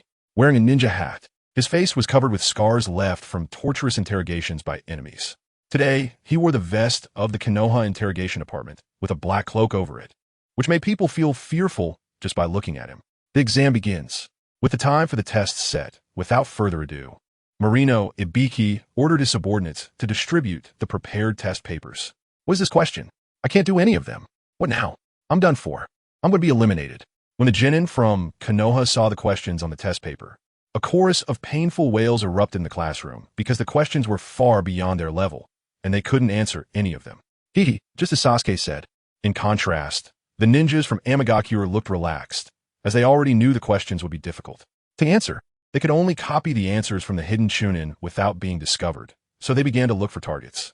Found it. Jin, Tosu, and Saku had excellent auditory perception, and they quickly found the Chunin Parker, who was writing furiously. Then they used the sounds of Parker's writing to get the answers. Furrowing his brow, while Hinata Niji was pondering how to solve the questions, he noticed that Saku next to him was acting strangely, as Saku was writing answers without looking at the questions. "Got it. Byakugan." Quickly realizing Saku was cheating, Niji activated his Byakugan, immediately locking onto Parker and starting to copy his answers. Buzz, buzz, buzz. While quickly writing the answers, Sakura suddenly heard buzzing sounds of insects flying by her ear. She waved her hand, trying to shoo the insects away, but they refused to leave, moving up and down. "Sakura, thanks, I got the answers." In the last row of the classroom, Shino Aburame's eyes lit up beneath his sunglasses as he buried himself in writing the answers. After a while, a little bird flapped its wings and flew into the classroom, landing on the overhead beam and focusing on Tosu's test paper. Soon, the bird flew onto Shugo's shoulder, chirping away, though it was unclear what it was saying. "Thank you." Smiling slightly at the bird, Shugo began to write on the blank test paper that had been untouched for a long time. More and more genin realized that this exam was about obtaining answers through cheating, and various clever cheating methods unfolded in the classroom. Tintin used the pen to manipulate mirrors on the ceiling to reflect other people's test papers. Inazuka Kiba had his dog Akamaru steal glances at others' papers. And Yamanaka Ino used her family's secret technique to enter other people's bodies to look directly at their papers. Of course, not all cheating methods are effective. Many genin were caught by Marino Abiki and had their qualifications revoked. The number of genin in the classroom rapidly decreased from 72 to 48. Among these 48, most had already completed the exam, with only Naruto still holding his head in pain and struggling. He couldn't solve the questions and didn't know how to copy others' answers. All right, time's up. You've all passed this test and can move on to the next round. Looking at the time, Marino Abiki announced the test results in a somber tone. He believed that the remaining genin had met the requirements. I passed. After the announcement, Naruto, as if going mad, was the first to rush out of the classroom. He feared that Marino Abiki would see his blank paper and revoke his qualification. Is it really necessary to be this happy? Ningtsi, Sakura, Kimimaro, and Gantmaru were taken aback by Naruto's reaction and then left the classroom in an orderly manner. He really is an interesting guy. As he collected the test papers alone, when he reached Naruto's spot and saw that nothing was written on the paper, Marino Abiki let out a cold laugh. Chapter 211. Might Guy vs. Zabuza Momochi. Waiting is always an annoying thing. Below the exam building, while the first round of testing was ongoing, Zabuza and Might Guy started sparring out of boredom. Usually, Guy would spar with Kakashi. But now that he encountered a master like Zabuza, he naturally didn't want to miss this opportunity. Bang! After a fierce struggle, Guy's nunchaku clashed head-on with Zabuza's big sword, sending a shockwave that shattered the ground beneath their feet. The shockwave swept through, sending debris flying, and both Guy and Zabuza were jolted backward. Let's settle this with one move. After the exchange, Zabuza looked at Guy with a much more serious expression.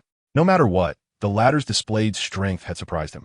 In the ninja world, strength is paramount. So after realizing Guy's power, Zabuza finally reined in his initial disdain and treated him as an equal opponent. Come on, let youth burn brightly. Guy, feeling the surging power within him, said passionately. The energy made him feel an impulse to howl at the sky. He needed a thrilling battle.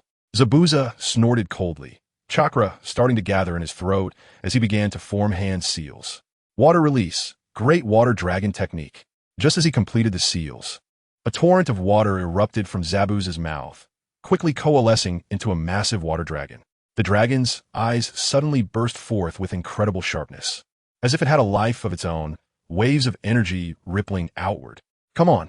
As the water dragon emerged, Zabuza dove into it, and the dragon's body trembled violently before diving down towards Guy. Bang! Bang! Bang! The air exploded under the terrifying dive. Coldness enveloped the area, and layers of mist arose along its descent, resembling a watery mist path. Even from a distance, Sasuke and Haku could feel the terrifying momentum of Zabuza and the water dragon's assault. Guy looked up, reflecting the water dragon's eyes in his own black ones. But there was no hint of fear. The blazing fire within him only burned brighter. Just in time, 8 gates, 5th gate, Dumen open. Guy's smile turned a bit defiant, and he stomped his foot on the ground, his body charging upward, green energy swirling around him like flames, enveloping him entirely. From a distance, Guy's figure shot up like green smoke into the sky, leaving a long green light trail behind him. As the energy surged, it was astonishing. In the air, the two figures, one above the other, whizzed past each other before crashing into one another. So strong? After just finishing the exam and exiting the building, dozens of genin were stunned by this scene, not expecting to witness such a fierce battle. Zabuza, you must win. Gantmaru, MY, and others gritted their teeth, their eyes fixed on the light show. Go, teacher! Lee, Ningtsi, and Tintin anxiously watched the scene, their fists clenched tightly. Boom! Under the watchful eyes of countless nervous spectators, the water dragon and green energy collided like two massive meteors. Though you are strong, you still fall short. In a clash, the energies canceled each other out, and as Guy's green energy gradually dissipated, Zabuza's cold black eyes filled with icy ferocity as he roared. As Zabuza's voice fell, the energy from the open Dumen vanished instantly, and the immense shockwave slammed into Might Guy's body, sending him flying. Teacher Guy, did he lose? Watching the scene unfold, the Konoha genin fell silent, all eyes wide with disbelief. As Zabuza landed slowly, panting from exhaustion. His eyes, however, shone brightly. Haha, Zabuza won. In stark contrast to the Konoha genin, the genin from the hidden mist erupted in cheers. Rin clapping her small, fair hands, her innocent face unable to hide her joy. Haku smiled, his glass-like eyes sparkling with delight and a hint of pride. Zabuza was the person he wanted to follow for life. The simple spar was not a life-and-death battle. Zabuza had not gone for the kill, only inflicting minor injuries. Once he steadied himself, Might Guy quickly approached Zabuza and loudly declared, "I lost this round." Beside him, Lee quietly grinned, his gaze on Zabuza, this legendary demon. He truly is remarkable, able to make Teacher Guy concede. No wonder he was one of the 7 ninja swordsmen of the mist. Ningxi and Tintin exchanged glances, both seeing the same thought reflected in each other's eyes. Let's go. This match was clearly won by Zabuza, but he didn't boast. He waved his hand and led the hidden mist genin back to prepare for the next round. Next time, when we battle again, I will definitely not lose. Watching Zabuza's retreating figure, Guy clenched his fists and shouted confidently. Still being stubborn after losing. He is no match for Zabuza now and won't win in the future. Hearing Guy's words, Rin turned her head back and mocked. That guy's strength is lacking, but he sure knows how to brag. The others nodded in agreement. Zabuza is not someone easily defeated. Listening to their conversation, Sasuke shook his head, knowing just how strong Might Guy really was. Speaking of Naruto, there are countless battles, but none are as thrilling as the battle between Guy and Six Paths Madara. The excitement of the battle even surpasses that of Naruto and Sasuke against Kaguya, marking the peak and most intense fight in the entire anime. Looking back, it remains vivid and impressive. Although Guy lost that battle, he became a legend. Guy, with all 8 gates opened, can be said to overpower all Kaga-level fighters, and even his opponent Madara greatly respects him. When Guy only opened 5 gates, he was able to fight evenly with Zabuza, and if he had opened 6 gates, Zabuza would have truly lost. Sasuke, reflecting on this, felt that if he claimed Guy was stronger, no one would believe him anyway. As the Chunin exams approached, the excitement in Konoha village gradually reached its peak. Villagers flooded in from 100 miles around, causing the foot traffic in Konoha to reach its highest point in years. When the genin from the Hidden Mist village went to participate in the second test, they found that the streets were bustling with people. The second test was set in the Forest of Death in Konoha village, which covers a vast area of about 10 kilometers, shrouded in dense foliage and filled with dangers. "Is this the testing ground?" Xianglin said in surprise, looking at the dense jungle beside a row of barbed wire fences. Behind her, the genin from the Hidden Mist village were present, just like in the first test, accompanied by Zabuza, Haku, and Sasuke. The Forest of Death is home to many ferocious beasts. The participating genin teams will receive either a Heaven Scroll or an Earth Scroll, and then enter through scattered entrances. In this jungle, they must rely on their abilities to obtain the other different scroll from other teams to qualify for entering the Central Tower and the main competition. After Xianglin finished speaking, a fiery woman ninja approached. She was the main examiner for the second round, Mitarashi Anko. Xianglin felt a chill. The second round was not as simple as she imagined. To obtain different scrolls in the Forest of Death, they would have to encounter teams holding different scrolls and defeat them. Even if a team's strength is solid, they might not necessarily encounter teams holding different scrolls. They could also meet teams with the same scroll. It can be imagined that once these participating teams enter the jungle, it would be a chaotic and explosive scene. Furthermore, while trying to seize the scrolls from other teams, they also had to guard against ambushes from other teams. A single misstep could cost them their lives. This was not an ordinary trial, but one with real life-threatening danger, and this election had a hint of cruelty. With a total of 16 teams and 48 people, only 8 teams would ultimately pass the test. Many genin would end up failing, making the competition quite fierce. After thinking for a moment, Kimimaro said slowly. Sasuke nodded. A 50 chance was indeed not easy. With our strength, there's no problem in all passing. Gato said with a smile from his side. We of the Hidden Mist village must unite. If you encounter our people in the forest, do not attack, understood? Zabuza said in a low voice. Understood. Zabuza's authority was respected, and others nodded in agreement. Sasuke. Just as the ninjas from the Hidden Mist were talking, a shout suddenly came. Sasuke turned his gaze toward the source of the voice and saw Naruto leading a large group of Konoha genin coming towards them. Perform well, and I wish you success in the second round. Sasuke quickly walked to Naruto's side, looking at the spirited Naruto, and encouraged him. Haha, you don't know my abilities? I will be the first to rush to the tower with our team. Naruto laughed loudly, full of confidence. Sakura and Sai shook their heads in silence, already accustomed to Naruto's bravado. With the arrival of Naruto, Hinata, Niji, Lee, and others, as the sun rose higher, Anko's eyes scanned the crowd. Everyone, you know the rules for the second round. I won't repeat them. No matter what methods you use, as long as you can obtain the Heaven and Earth Scrolls, you can ascend to the Central Tower. There, you will qualify for the main competition of the Chunin exams. Anko's deep voice was clearly heard by everyone.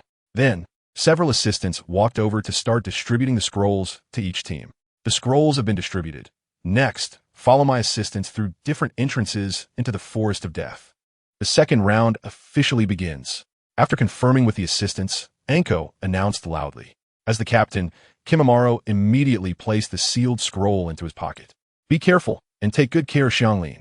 After chatting briefly with Naruto and Sakura, Sasuke walked to Kimimaro's side, patted his shoulder, and reminded him. Sasuke was absolutely confident in the strength of this team, but he was worried about being ambushed by several other teams. As the saying goes, 2 fists cannot fight 4 hands. Don't worry, with me here, no one can hurt Xianglin. Kimimaro nodded at Sasuke's reminder. He had never let Sasuke down. Go. I believe Kimimaro can do it, Sasuke said without saying anything more. As Kimimaro prepared to set off, Sai approached slowly from not far away, smiling at Kimimaro. In the Forest of Death, we can have a chance to spar. Looking at Sai, Kimimaro suddenly smiled and entered the Forest of Death without any response, ready for anyone's challenge. At this moment, many figures were already rushing into the jungle around the Forest of Death, and everyone was on high alert. The examination had begun. Sasuke, Zabuza, and Haku did not delay, following Anko into the dense jungle at a steady pace. Their destination was the tower in the Forest of Death, where they would sit and wait for the results while drinking tea. Not long after Sasuke entered the jungle, shadows moved nearby, and several wary gazes scanned him before retreating. From their appearance, they seemed highly tense, as if they regarded him as a competing genin. Anko was naturally aware of the attention Sasuke received. With her around, no team would be foolish enough to attack them.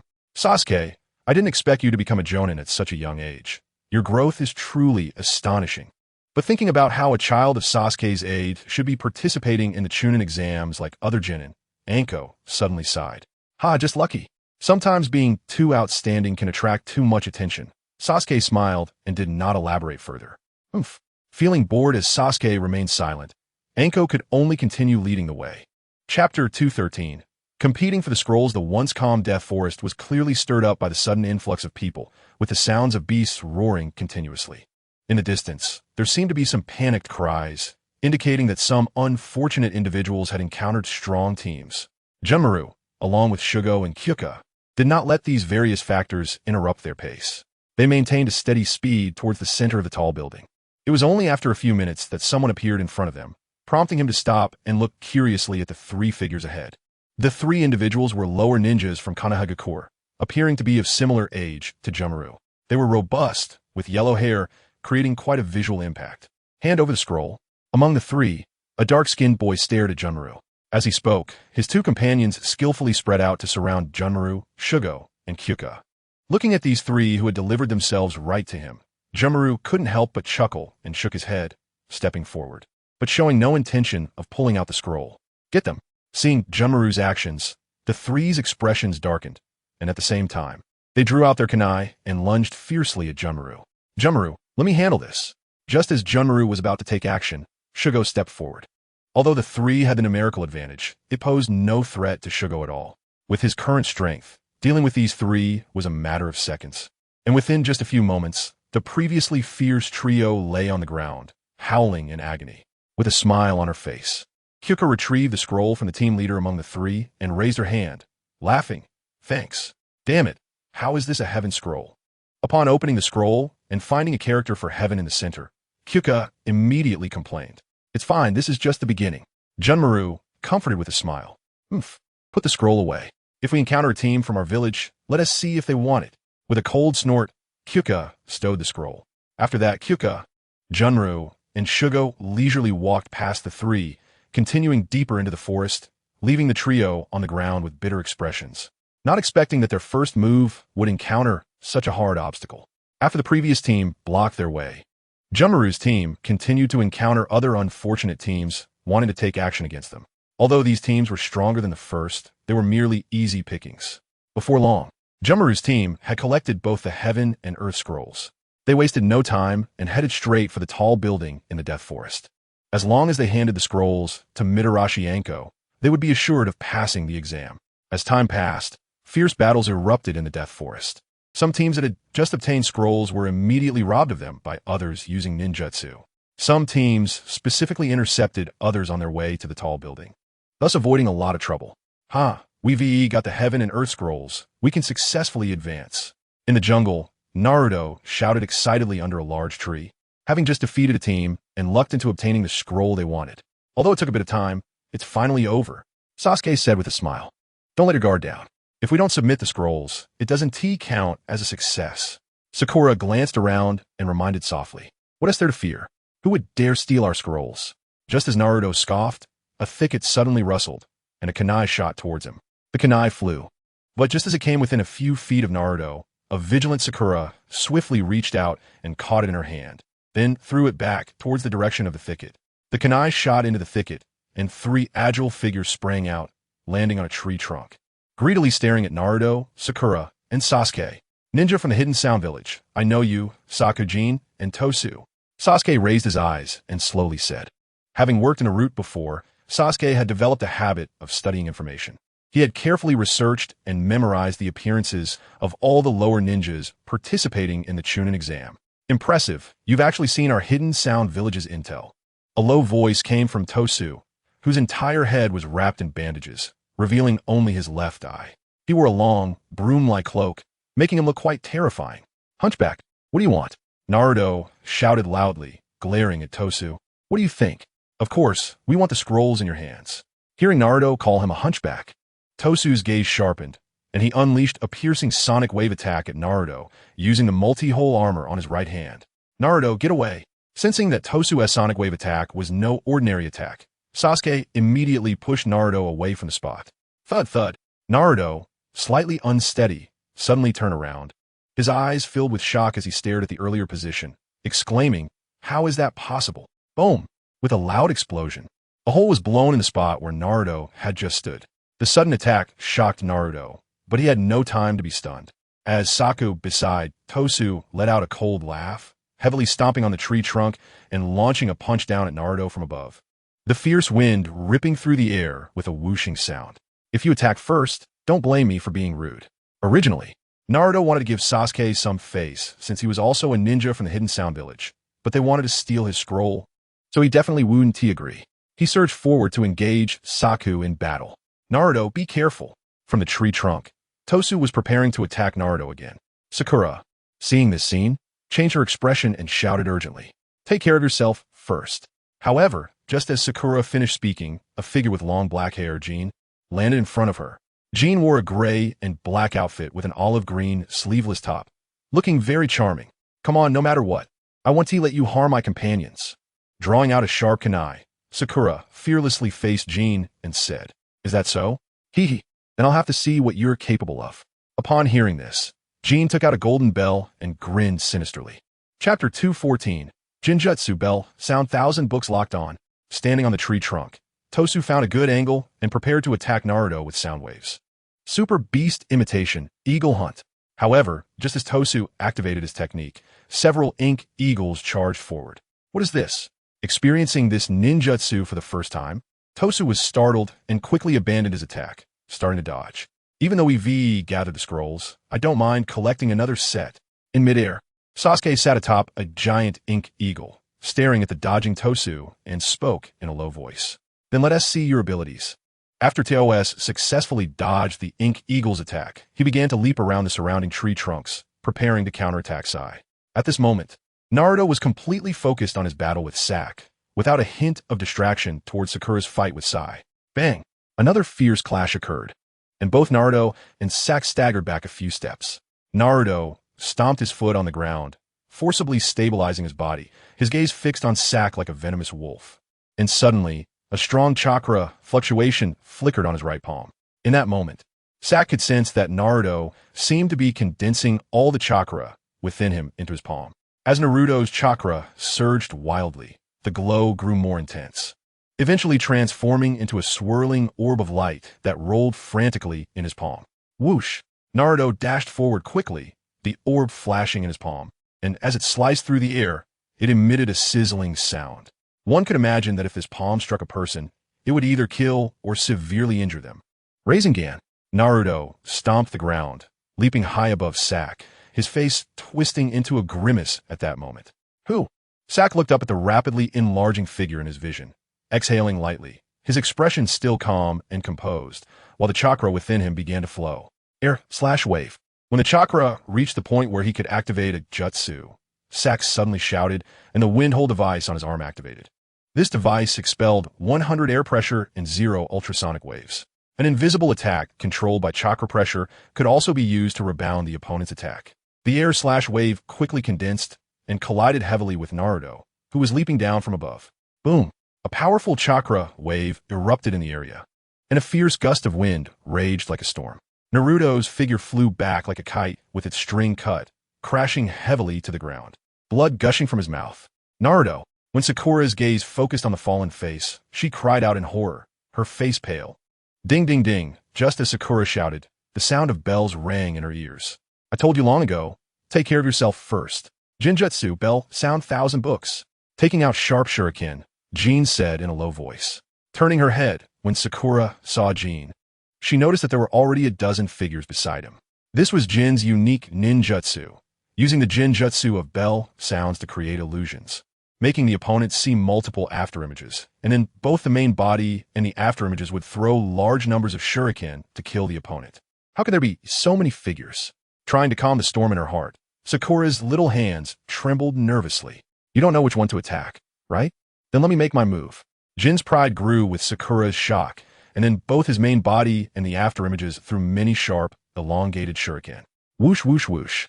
Faced with such a dense shuriken attack, Sakura could only dodge quickly, ultimately hearing a series of crisp sounds as they struck the nearby tree trunk, embedding half an inch deep. However, this wave of offense was not over. Jin's main body jumped again. Shuriken rain. With a shout, the rain-like shuriken attack once again locked onto Sakura. Despite Sakura's best efforts to evade this attack, her body was still hit by several shuriken. Fortunately not hitting any vital spots, with wounds on her arms and calves, but her movements were greatly affected. It seems Sak and Jean have taken care of things. I need to end my side quickly. On the other side, Sai, taking advantage of the aerial position, pursued Toes to attack. Glancing at the fallen Naruto and the injured Sakura, Toes murmured to himself. Got it. An idea suddenly popped into his mind, and as Toes jumped from tree trunk to tree trunk, he specifically chose a spacious position, advantageous for Sai to launch an attack. Sure enough, when Sai saw Toes lingering in that position, a sharp sound of wind slicing through the air suddenly erupted, and a sharp kunai shot out like lightning, aimed directly at the vital spot onto his back. The sudden attack made To's expression change slightly, and he quickly turned his head. The kunai was already close at hand. Impossible to dodge. Did I hit? In midair, Sai shouted excitedly as he saw Toes hit by the kunai, because Toes moved very quickly, having dodged his previous attacks. Sai was losing patience and finally seized the opportunity. Bang! However, after the kunai struck, Tis suddenly transformed into a wooden stump covered in seals amidst swirling white mist. Body replacement technique? The stump fell to the ground, and immediately a look of shock appeared on Sai's face. It's over. A grinning Thus suddenly appeared behind Sai on a tree trunk, a sinister smile on his face. A powerful chakra wave suddenly surged from Tis' body, a glint of ferocity flashing in his eyes, and then a sonic wave attack burst forth, with a sharp gust of wind accompanied by a deep sound of sonic boom. As soon as he made his move, it was a real killing blow. Tis clearly intended to kill Sai as quickly as possible. Damn it, I was careless. Thanks to the training en route, Sai sensed the fierce attack coming from behind. Gritting his teeth, without hesitation, he leaped off the giant eagle. Bang!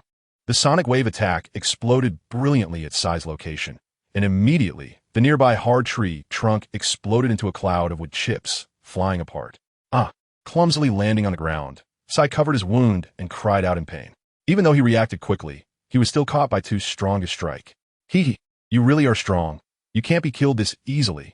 Taking advantage of your weakness, To's figure flickered and appeared in front of Sai, smiling, though the smile was filled with darkness. Sai's lightning-fast reaction greatly exceeded his expectations. If it were any other ninja, they would have already died. Chapter 215, Shikamaru Ino. Choji. After a fierce clash, Tos, Jin, and Sak completely defeated Naruto, Sakura, and Sai. With your level of strength, you have no right to be Sasuke's teammate. Seeing Naruto struggling painfully to try to stand up, Sak mocked. I am not defeated yet. Naruto's body trembled continuously. His eyes filled with bloodshot veins as he slowly raised his head to look at Sak, his gaze stubborn and terrifying. Then, under Sak's changing expression, he slowly stood up. Since you want to die so badly, I'll grant you that. With a sharp gaze, Sak began to mobilize the chakra within him, preparing to unleash a killing move. Naruto, run. Seeing Naruto in danger, Sakura disregarded her own injuries and desperately ran towards Naruto. Watching Sakura desperately protect Naruto, Jin was also shocked. But the shock in her heart didn't last long. She suppressed it and raised her head, sneering, her figure moving to appear behind Sakura. Reaching out to grab Sakura's head. Where do you think you're going? Jin grabbed Sakura's long hair and smiled, saying, Sasuke left the village because of my incompetence. I promised to protect my companions. Holding a kunai, Sakura didn't hesitate to cut off her own hair to break free from Jin's grasp. How could this happen? Jin gasped, staring at the severed hair in his hand, his eyes filled with disbelief and shock. For a girl who loves beauty, hair can sometimes be more important than life itself, which is why Jin had kept his hair long and was reluctant to cut it. Just as Jin was shocked and incredulous about Sakura's determination to save Naruto, at that moment, Sakura was ready to unleash her ultimate move. Void/Extreme Wave. This is the enhanced version of the Void Wave. Let's see how you block my attack. With a hint of ferocity on his face, Sakura aimed the wind hole on his arm at Naruto. How is this possible? However, just as Sakura was about to unleash the Void/Extreme Wave, a shadow swiftly connected with Sakura's shadow, and at the same time, a look of horror surged in Sakura's eyes as his body suddenly became unresponsive and immobile. Shadow imitation technique, success. Behind Naruto, a figure approached, and a deep voice echoed through the empty woods. Shikamaru? Seeing the figure beside him, Naruto shouted excitedly. He didn't expect Shikamaru to come to his rescue at this life-and-death moment. Damn it, what did you do to me? Sakura shouted sternly, looking down at the slender black shadow connecting him to Nara Shikamaru. This is a hereditary secret technique of the Nara clan. It is an honor for you to witness it today. Nara Shikamaru looked at Lin Dong with a cold smile, a hint of pride flashing in his eyes. The shadow imitation technique was originally developed by the Nara family for hunting deer antlers in a certain place in Konoha, and over time, it became regarded as a secret ninjutsu. Since it cannot increase the caster's own shadow, the length it can stretch is limited. Although the shadow can change shape and move, there are still restrictions, and it can also be used for retreating, making it a very convenient and highly practical ninjutsu. Although the shadow imitation technique doesn't have strong lethality, it can change methods, such as using shurikens to quickly eliminate opponents. However, this technique consumes a lot of chakra and cannot be used continuously in battle without the cooperation of teammates to exert its full effect. This is bad. Seeing Sakura immobilized, Jin sighed and prepared to rush over to rescue Sakura. If you hurt Sakura, you won't get away. However, before Jin could take a step, a beautiful girl with yellow hair appeared beside him, quickly forming hand signs targeting Jin. Mind Transfer Jutsu, one of the secret techniques of the Yamanaka clan, a C-rank. Mid-range support ninjutsu. Targeting the enemy, it concentrates the spirit on a point to release one's mental power to seize and manipulate the opponent's body. Once successful, victory is imminent. The released spirit generally moves in a straight line. Since it requires exhausting all mental power, the range and hit rate are significantly limited. If the caster spirit does not hit the target, it cannot return to the caster's body for a short time, preventing defensive actions, which is a significant risk. So this is the power of mental energy. Jin murmured, feeling as if his body was invaded by someone else, and he quickly lost consciousness. Ino. Turning to see Yamanaka Ino helping him deal with Jin, Sakura felt deeply moved. When Haruno Sakura was a child, she lacked confidence in her wide forehead, and it was Ino who encouraged her to be brave and be herself. Ino also gave her a red ribbon to boost her confidence, symbolizing the beginning of their friendship. Now that Ino had saved her again, Sakura didn't know how to repay her. Damn it. Sakura, Jin, what is wrong with you? With the reinforcements of Nara Shikamaru and Yamanaka Ino, the situation quickly turned around, and Tors became a bit anxious. Multiplication technique. However, before Tors finished speaking, a massive shadow fell, and then a gigantic fist came crashing down. The fierce force from behind made Tor's face turn pale. His body lurched forward, but fortunately, he managed to brace himself on the ground, agilely performing several flips in midair before finally landing a few meters away, slightly unsteady. Just as he steadied himself and was about to turn around to counterattack, Tor's expression changed again. Meat tank. Boom! The tremendous sound echoed like an earthquake, and huge cracks spread from where Tors had been standing, resembling a spiderweb. The space fell silent for a moment. Then a shadow shot out, spewing blood in midair, and was violently smashed against a thick tree trunk, instantly shattering it.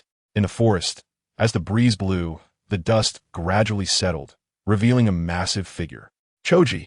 Seeing the figure clad in battle armor adorned with the character for food, Sai blinked and immediately recognized him. In Konoha, only the Akimichi clan dress like that. Sai, after the exam is over, you have to treat me to a lot of good food. After expending considerable energy, Akimichi, Choji, smiled at Sai. Choji is always tempted by food and does not hide his love for it. The food character on his shirt says it all. Which is why he is overweight. No problem. Sai naturally agreed to Akimichi Choji's request, feeling that he owed him a favor. Chapter 216. Interception. How do we deal with them? Akimichi Choji asked, having firmly tied Tors, Jin, and Sakura to a tree. Let's go. If we're lucky, we'll encounter ninjas from the Hidden Heaven village to help them out.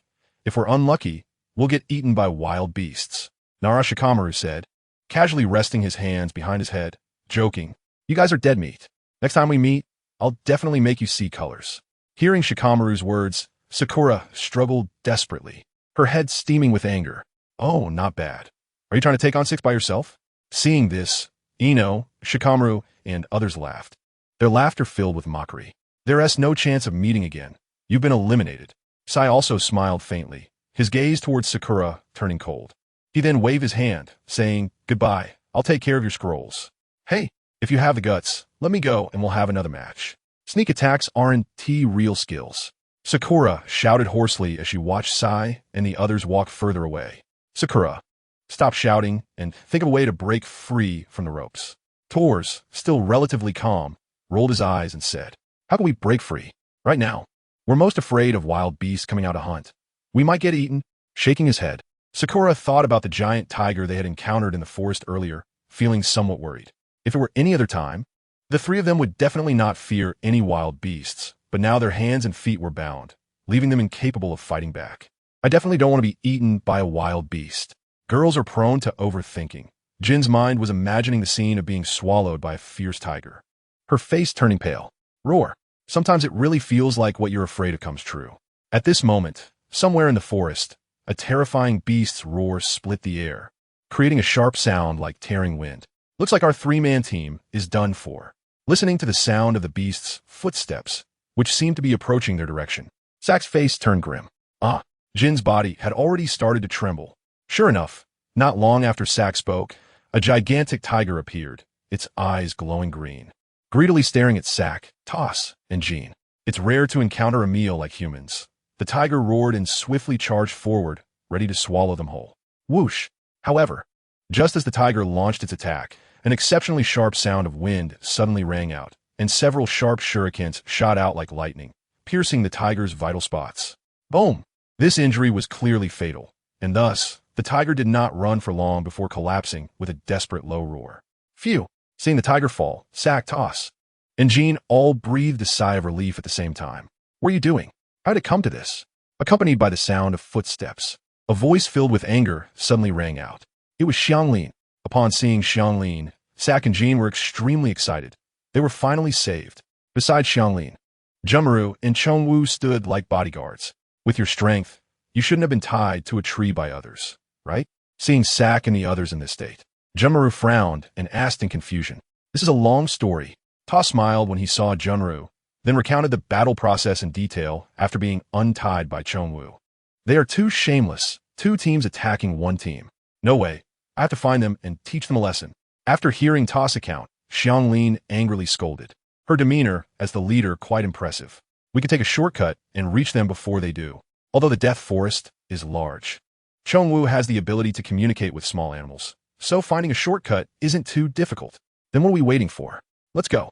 Xianglin turned to leave, but upon seeing Sak, Toss, and Jean standing there looking troubled, she asked, "What's wrong with you?" Our scroll was taken by them. We might still have to find other teams to snatch scrolls.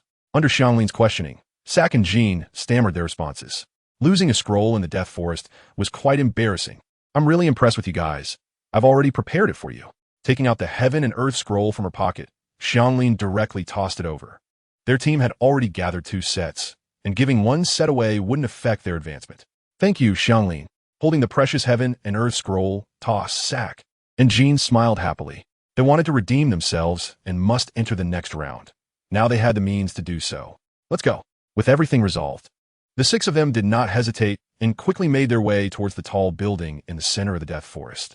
At this point in the Death Forest, any team moving towards the tall building must have already collected the Heaven and Earth scrolls to stand out among so many teams. They must possess strong abilities. The afternoon sun was not scorching. Instead, it felt incredibly refreshing. Around the tall building in the center of the Death Forest, several Konoha ninjas were surveying the area, waiting to welcome the first team to reach the tall building. Calculating the time, Jumuru and the others should be arriving soon.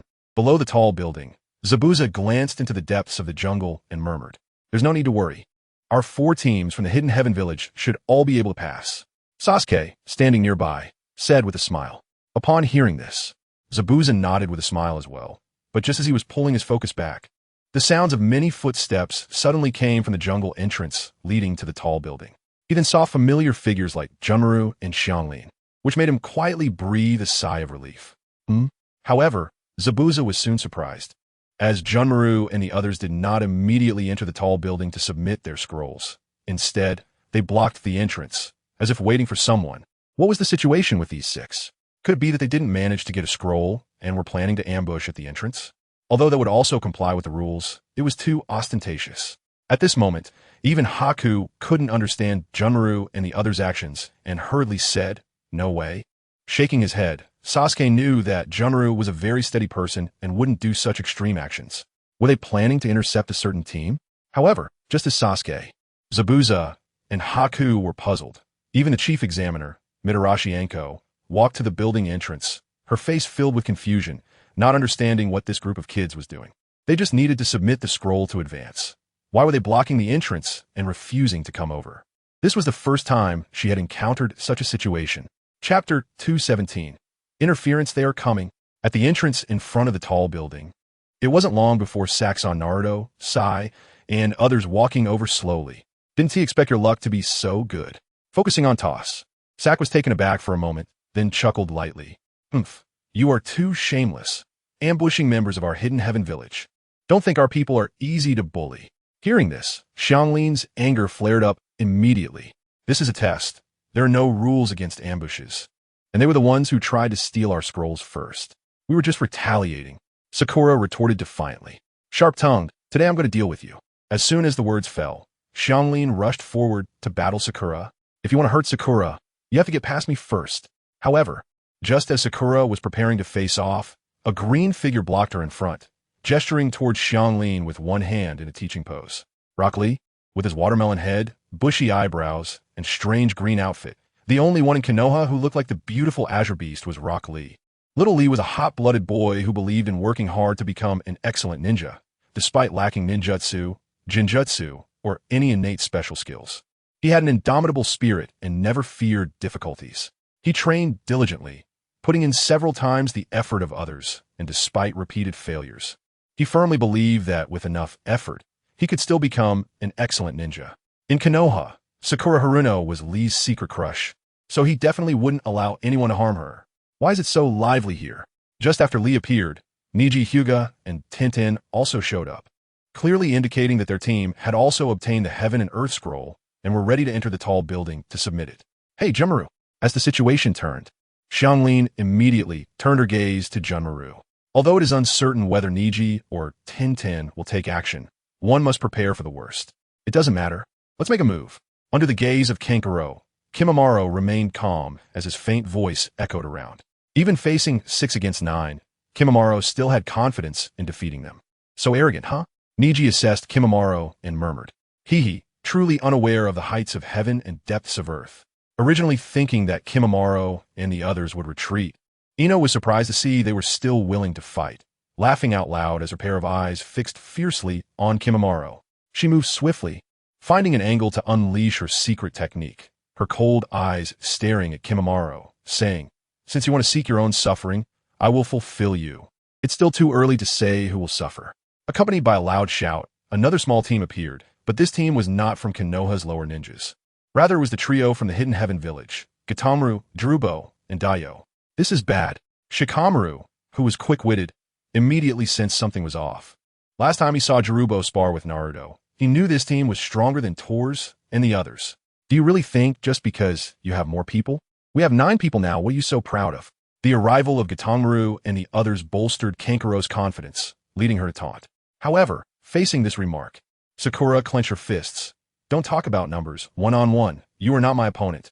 Seeing the atmosphere between the two girls, those nearby fell silent, too afraid to speak. The eyes of the two girls met, and sparks seemed to fly. Just as the situation was about to spiral out of control, Anko Mitarashi, Sasuke, and the others could no longer hold back, quickly walking out of the tall building towards the crowd. "What are you doing? Hand over the scrolls to me and leave here immediately to prepare for the next assessment." Anko shouted angrily, her figure moving to stand between the two teams, blocking them. The relationship between the Hidden Heaven village and Konoha was already delicate. If a large-scale battle occurred now, it would definitely affect the relationship between the two villages. So Anko had to intervene. "If you want to spar, you can satisfy that in the next round. Don't fight here." Sasuke smiled slightly and also advised, "Sasuke, they are bullying us too much," Kankuro said through gritted teeth as she stood next to Sasuke, referring to the two Konoha teams attacking Tor's, Sak, and Jin. "What nonsense are you talking about? They clearly took advantage of our fatigue to steal our scrolls, and Shikamaru and the others just helped us pass by." Sakura retorted unhappily to Kankuro's slander. "Sigh, there's no need to argue. The second round of assessments is to grab the scrolls. Neither side is wrong. Any grievances can be resolved in the next assessment." Sighing, Sasuke understood what had happened and comforted them. "Oomph, oomph." After exchanging glances, Kankuro and Sakura both turned their heads away, although they didn't want to let it go like this. They didn't want to tear their faces in front of Sasuke either, so they could only sulk. "Disperse now. Otherwise, I will disqualify you all." Seeing that they hesitated to be the first to leave, Anko frowned and said sternly, "Let us go." With Anko's intervention, this large-scale battle could not occur, and soon they handed over the Heaven and Earth scrolls and left the Forest of Death under the guidance of the assistants. A truly troublesome bunch. After they left, Anko breathed a sigh of relief and returned to the tall building to continue waiting for the other teams that obtained the Heaven and Earth scrolls. The intense scroll competition in the Forest of Death finally came to an end. Ultimately, under the confirmation of the chief examiner Anko Mitarashi, a total of 8 teams. 24 lower ninjas advanced to the next round, including Sak, Tor's, Jin, Kimimaro, Jugo, Kankuro, Jirubo, Daio, Gitamaru, Uchiha Tenki, Kazakage, and Suedun from the Hidden Heaven village. From Konoha village, Naruto, Sakura, Sai, Rock Lee, Tintin, Niji, Yamanaka Ino, Hinata, Inazuka Kiba, Shikamaru, Choji, and Ino. Although the Hidden Heaven village only had 4 teams participating, no one could imagine that all 4 teams advanced to the finals of the Chunin exam. This result only made people sigh. No wonder the Hidden Heaven village was regarded as the 6th great ninja village, indeed having many excellent ninjas. After the second round of assessments, there would be 3 days of rest. Every lower ninja who advanced to the next round had to use this time to adjust to their best condition, as it would affect whether they could become Chunin. Chapter 218, Declaration of War. Today, Konoha village was undoubtedly in a state of extreme excitement. Every street was crowded with people, and various noisy voices converged, rising to the skies and then spreading far and wide, echoing within 100 miles. The venue for the Chunin exam finals was set in the Konoha Arena, which was the most spacious area in Konoha village, capable of accommodating tens of thousands. However, now this vast arena had long been occupied by a sea of people. Looking around, the black sea of people seemed to stretch to the horizon, with figures filling even the towering buildings surrounding the arena. In the arena, those lower ninjas who had failed the assessments gathered here, their faces excited. They practiced hard, hoping that one day they could qualify to participate in such a promotion to Chunin. Although they still had a bit to go, They could take this opportunity to observe and gauge just how powerful those lower ninjas who qualified to participate were.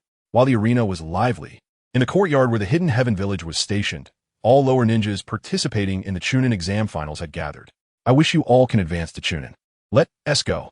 Uchiha Fugaku looked at Kimamaro, Gitanru, and the others who had been waiting in the courtyard, then spoke no more, waving his hand. After the words fell, Kimamaro and the others walked straight out of the courtyard. Behind them, Zabuza and Sasuke followed closely with several Umbu members. If the lower ninjas of the Hidden Heaven Village performed excellently this time, the prestige of the Hidden Heaven Village would rise another level in the ninja world. Let's go too. Glancing at the two Umbu guards behind him, Uchiha Fugaku walked to the door and, led by 4 Konoha Umbu members, headed to the designated location to meet the third Hokage. According to regulations, the shadow of the Hidden Heaven Village and the Hokage had to attend the Chunin exam finals simultaneously, so they needed to meet first and then head to the arena together. Although it had been years since leaving Konoha Village, Uchiha Fugaku was still very familiar with the village. Where are you taking me? Glancing around, this was a relatively remote area of Konoha Village. As Uchiha Fugaku looked on in astonishment and confusion, the Umbu member leading the way suddenly stopped in front of a building, gesturing for him to enter. Please. The third Hokage is waiting for you inside. Regaining his thoughts, Uchiha Fugaku nodded to the Umbu member and gently pushed the door open. Under the gaze of countless eager eyes, the 24 participating lower ninjas had all arrived at the arena. So this is the place for the battles? Xianglin stood on a high platform, looking down at the spacious battlefield below with some surprise. Behind her, all the genin from Tianyin Village were present. Well, there will be a draw later. If you get picked, you might have to battle each other. Hearing Xianglin's question, Sasuke nodded. Huh, if you draw me, be gentle. Upon hearing this, Xianglin frowned. Whether one can be promoted to Chunin depends on their performance in battle. As long as you give it your all during the fight, that's all that matters. It's best to fight against the ninjas from Konoha. I want to crush them. Ha, me too.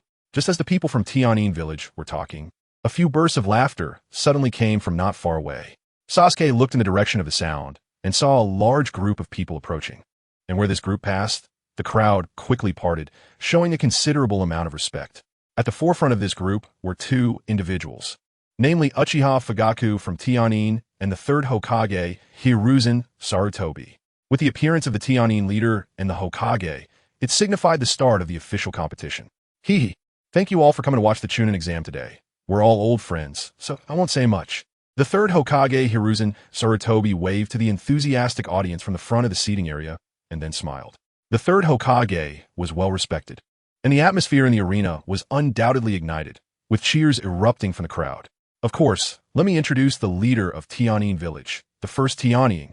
Hiruzen Sarutobi turned to Uchiha Fugaku and said, then smiled, it's precisely because of Lord Tianyin's recognition that we can successfully co-host this Chunin exam. I hope Tianyin Village and Konoha Village can maintain peace forever.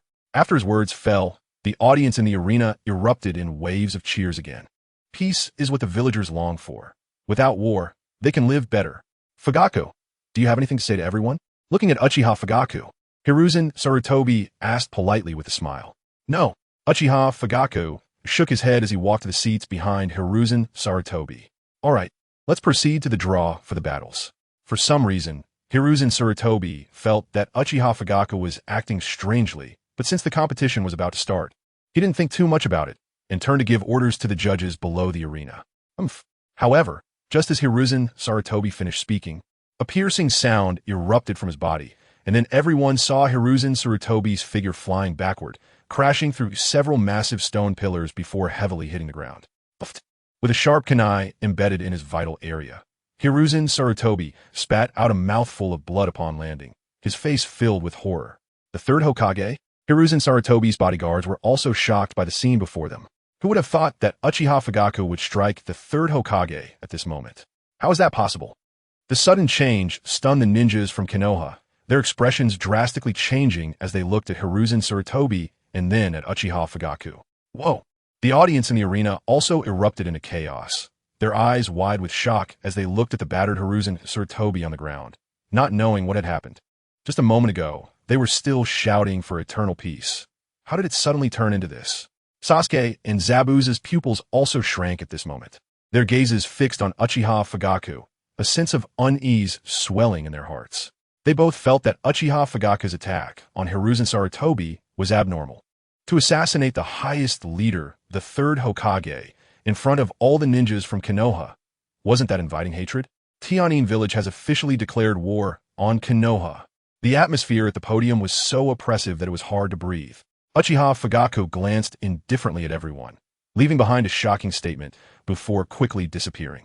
Chapter 219. Set up. The many ninjas from Konoha looked at the scene before them, their faces slightly pale. Is the war really starting like this? Sasuke, let's go. After Uchiha Fugaku disappeared, Zabuza's captain, regaining his senses, said coldly to Sasuke. Sasuke nodded, realizing that they needed to find Uchiha Fugaku quickly to clarify the situation before it was too late. Bang! After quickly giving his orders, Zabuza threw out several smoke bombs to cover the retreat of the people from Tianjin village. Hey, the people from Tianjin village are running. It looks like they plan to assassinate the Hokage. We must avenge the Hokage. Revenge. Sasuke and Zabuza's group retreated swiftly, vanishing in the blink of an eye, causing others to exclaim. In a clean and bright courtyard in the southern part of Konoha village, a slender and beautiful girl was carrying a fruit basket, gently walking out and closing the door. However, as soon as she stepped out, the girl's fruit basket was knocked over, and dozens of figures rushed by with a strong wind. Sasuke, why did Lord Tianjin choose this moment to start a war? Ignoring the startled girl behind her, Kiba asked as he ran. The other figures running alongside also perked up their ears to listen carefully. This was the question they wanted to ask, as Sasuke was the son of the Tianjin, and perhaps he would have some insider information. I don't know either. Shaking his head, Sasuke was as puzzled as they were. Declaring war at this time would undoubtedly put them in a dire situation, as they were in Konoha's territory. And no matter how powerful they were, they couldn't withstand the pursuit of thousands of ninjas from Konoha. Even Sasuke didn't know, and the unease in the hearts of the others intensified. Uchiha Fugaku's behavior was indeed too abnormal. Actually, everyone doesn't need to worry. Perhaps Lord Tianjin has a well-thought-out plan. Xianglin, beside Sasuke, thought for a moment and reassured him. Bang! However, just as Sasuke and the others were discussing, a violent energy shock wave swept through the front intersection, causing the ground to crack open with deep fissures, and electric poles exploded into dust. In midair, a masked Umbu member suddenly coughed up blood and was sent flying backward, crashing heavily to the ground. Dad! After the Umbu member fell, Uchiha Fugaku's familiar figure appeared before Sasuke and the others. Upon seeing Uchiha Fugaku injured, Sasuke's face paled, and he exclaimed, "What are you doing here?" Seeing Sasuke and the others, Uchiha Fugaku was shocked. According to the timeline, they should have been participating in the Chunin exam at this point. Dad, we were just looking for you. Why did you declare war on Konoha now? Sasuke anxiously asked, locking his gaze on Uchiha Fugaku. What are you talking about? Declare war? I was ambushed by the Umbu of Konoha. I just escaped. Uchiha Fugaku looked confused, not understanding what Sasuke was talking about. How is that possible? After hearing Uchiha Fugaku's response, an expression of disbelief surged in Sasuke's eyes. Of course, it wasn't just him who was shocked. Even Zabuza and Jinru, who were rushing over, stopped in their tracks, looking at Uchiha Fugaku with confusion. If Uchiha Fugaku was ambushed by the Umbu, then who was the Uchiha Fugaku who just attempted to assassinate the third Hokage? What on earth happened? Hurry up and tell us. Seeing the incredulous expressions on Sasuke and the others, Uchiha Fugaku's gaze turned cold. Dad, just now someone impersonated you on the podium and attacked the third Hokage, declaring war on Konoha on behalf of the Hidden Heaven village. Sasuke immediately explained, as if he understood something. How could I declare war here in Konoha? We've been set up. Someone wants to put us to death. Who could it be? Uchiha Fugaku exclaimed in shock, looking as if he had seen a ghost. His face filled with disbelief. The other members of the Hidden Heaven village were silent. After thinking for a moment, Sasuke suddenly spoke up. The only one who could do something so sinister in Konoha is that old bastard Danzo. Dad, this isn't the time to get caught up in this. We can't just sit here and wait to die. We need to leave Konoha quickly. Sasuke makes a valid point. Zabuza nodded, clearly understanding that the enemy had already executed a meticulous plan, and there probably wouldn't be an opportunity to explain things to Konoha's higher-ups at this point. Then let's hurry up and leave. Uchiha Fugaku calmed down, not dragging his feet, and quickly led everyone toward the village entrance. On the arena podium, the high-ranking officials of Konoha, including Tsunade, Mito Gate-un and Danzo had arrived. In the middle of them, Sarutobi Hiruzen was receiving emergency medical treatment. But as his face grew paler, it seemed his life was nearing its end. Grandpa, Grandpa, not far away. Sarutobi Kanomaru was calling out in anguish under the obstruction of Ebisu. Danzo, Danzo, having been gravely injured, Sarutobi Hiruzen weakly called out. Sarutobi, do you have any last words? Squatting down, Danzo felt inexplicably pained to the sight of Sarutobi like this. Protect the village. As the end approached, Sarutobi Hiruzen ultimately couldn't finish his last words and lost consciousness. Sarutobi Hiruzen was a great ninja who deeply loved the village and protected its residents. Known for his outstanding teaching abilities and hailed as a professor of ninjutsu, his proposed plans were included in the curriculum of the ninjutsu school, improving the educational system of the ninja school and leading the village toward a peaceful era, making him the gentle and tolerant father of Konoha. Rest easy. I will do even better than you. Danzo and Sarutobi Hiruzen often sat on Hokage Rock in their youth, envisioning the future of the village together. Later, the two became disciples of Senju Tobirama, forming the most elite Hokage guard alongside Mito, Koharu, and others. As memories of his past with Sarutobi Hiruzen surfaced, Danzo slowly stood up, murmuring to himself. Lord Danzo, the ninjas from the Hidden Heaven village, under the leadership of Tenka, have broken through the village's defenses and escaped. Accompanied by swirling white mist, an Umbu member knelt to report. The ninjas of the Hidden Heaven village assassinated the third Hokage. We cannot let them go. Send my orders. All guiding Jonin in the village assemble. Lead the pursuit of the Hidden Heaven village ninjas. Not a single one can escape. Danzo's deep voice sounded like rolling thunder, oppressive and intimidating. Chapter 220. Zabuza's decision to the pitch-black night, like ink, enveloped the entire Konoha village, with only a few stars dotting the sky, making it seem somewhat desolate. In the ancient forest, various roars echoed intermittently, mixed with anger, clearly from disturbed beasts. Ever since the people from the Hidden Heaven village began to flee, this once exceptionally calm, vast area had been occupied by Konoha ninjas flooding in like a tide. The native beasts were evidently unhappy with this disturbance, emitting growls to drive intruders away, and even in the dead of night, they showed no signs of stopping. Deep in the forest, a bonfire flickered as Sasuke sat cross-legged beneath a large tree, staring at the rising flames with a slightly dazed expression. After a day of fleeing, under Uchiha Fugaka's leadership, they had narrowly broken through one layer of encirclement, but a larger and more numerous encirclement awaited them, making their chance of escaping back to the Hidden Heaven village very slim. Sasuke here. A sweet voice suddenly brought Sasuke back to reality. He looked at the silly, smiling Karen, who was handing him a delicious piece of roasted meat, feeling warmth in his heart. Sasuke, can we go back to the Hidden Heaven village? Seeing Sasuke take the roasted meat, Karen suddenly asked.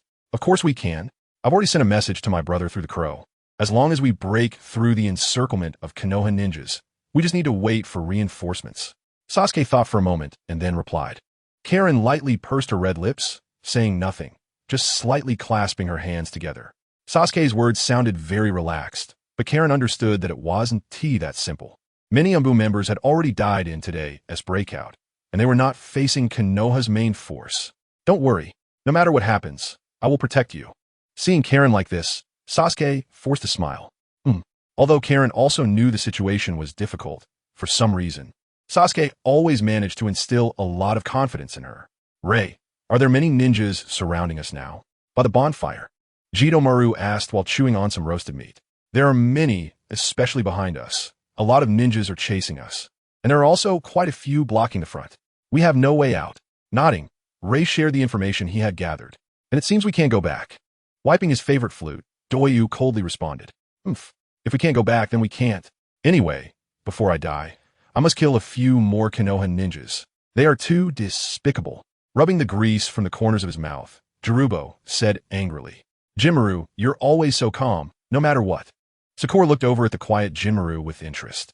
Hearing his words, Jimaru's expression remained unchanged as he said, I've actually been dead for a long time. Life and death are no longer important to me.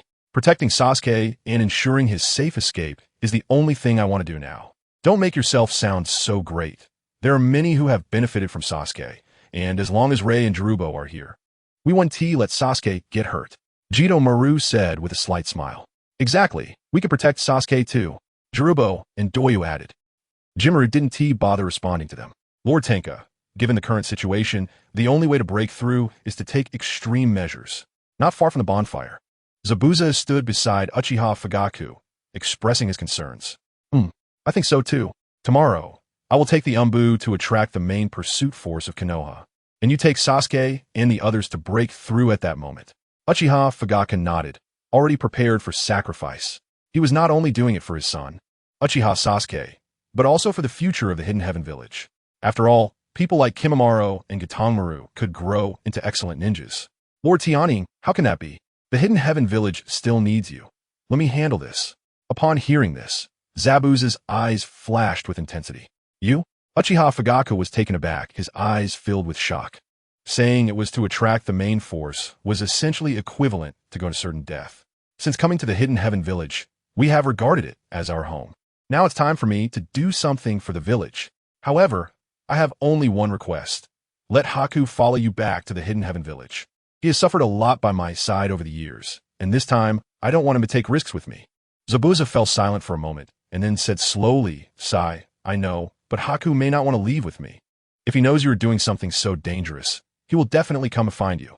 Knowing that the bond between Zabuza and Haku was deep, Uchiha Fugaku sighed, and then said softly, Tonight, I will take people out. Haku doesn't know the direction, so he should give up on looking for me. Zabuza glanced at the sky and then responded. Uchiha Fugaku was troubled. As the leader of the Hidden Heaven, he should take responsibility and act as bait. All right, this time it all depends on you. But seeing Zabuza's resolute gaze, he knew further persuasion would be futile. He patted his shoulder and said with some helplessness. Late at night, except for a few Umbu members on guard, everyone else was fast asleep in their tents. At this moment, Zabuza walked out of the tent, extinguished the campfire outside, leaving no spark. They were like meat on the chopping block, so caution was still necessary. Captain Zabuza. Upon seeing Zabuza, the remaining Umbu members, wearing masks, gathered around him. We need to attract the main forces of Konoha to buy time for Lord Tunning to break through. In this battle, we must do our utmost. Zabuza looked at the other Umbu members and then said solemnly, Don't worry, Captain Zabuza, we are ready to die for the village. The voices of the other Umbu members rang out in unison. You are all great. Let's go. Zabuza didn't say much, with a wave of his hand. The few Umbu members headed towards the agreed direction. Their backs seemed to carry a sense of melancholy akin to the chilling winds of the Ishue River. Haku, be sure to live well. As he slowly moved, Zabuza glanced at Haku's tent. His feelings for Haku seemed indifferent, but in reality, it was self-deception. He was already deeply trapped. No matter how reluctant he felt, at this moment, he had to leave. Zabuza took a deep breath, closed his eyes slightly, and when he opened them again, a murderous intent surged forth. Then, his figure quickly disappeared from the spot. After Zabuza left inside the tent, Haku's tears had blurred his vision. Chapitre 221, Mist Idun Technique. Preparing to depart. The next day, before dawn, Uchiha Fugaku called everyone up. Where's Captain Zabuza? Why are there so few people? Sasuke looked at the assembled group and immediately noticed the shortage. Yes, Haku is also missing. Ino nodded, seeing that there was no one in Haku's tent at all. At the same time, Uchiha Fugaku scanned everyone and did not find Haku's figure. His brows furrowed slightly, and he immediately guessed what had happened. Zabuza took the lead and broke through from the side. We need to speed up. Without further explanation, Uchiha Fugaku waved his hand and headed deeper into the forest. Did he really break through from the side? Sasuke murmured slowly, a hint of doubt crossing his eyes. Given Sasuke's understanding of Captain Zabuza, he must have gone to execute some dangerous mission. Otherwise, he wouldn't have left without saying goodbye. Sasuke, let's go. Seeing Sasuke still standing there, Ino urged as she walked. Captain Zabuza, I hope you return safely. Looking back, Sasuke sighed and then followed suit. In the forest, 7 figures swiftly darted through, their toes lightly touching the tree trunks before launching themselves forward, creating a sound of rushing wind. Thud. Zabuza's figure suddenly came to a halt. Captain Zabuza, what's wrong? The Umbu member beside him was taken aback and asked in confusion. Zabuza narrowed his eyes slightly, looking indifferently towards the forest ahead, and said, Come out. With Zabuza's voice, some noises suddenly emerged from the forest ahead, and the Umbu members were shocked to see figures slowly emerging from the forest, numbering at least 30. Moreover, at the forefront of this group, Zabuza recognized a familiar figure, Might Guy, who had sparred with him a few days ago. Haha, what a coincidence, we meet again. Zabuza jumped down from the tree and chuckled lightly. It's hard to believe you would break through from the opposite direction. Zabuza's appearance left Might Guy in disbelief.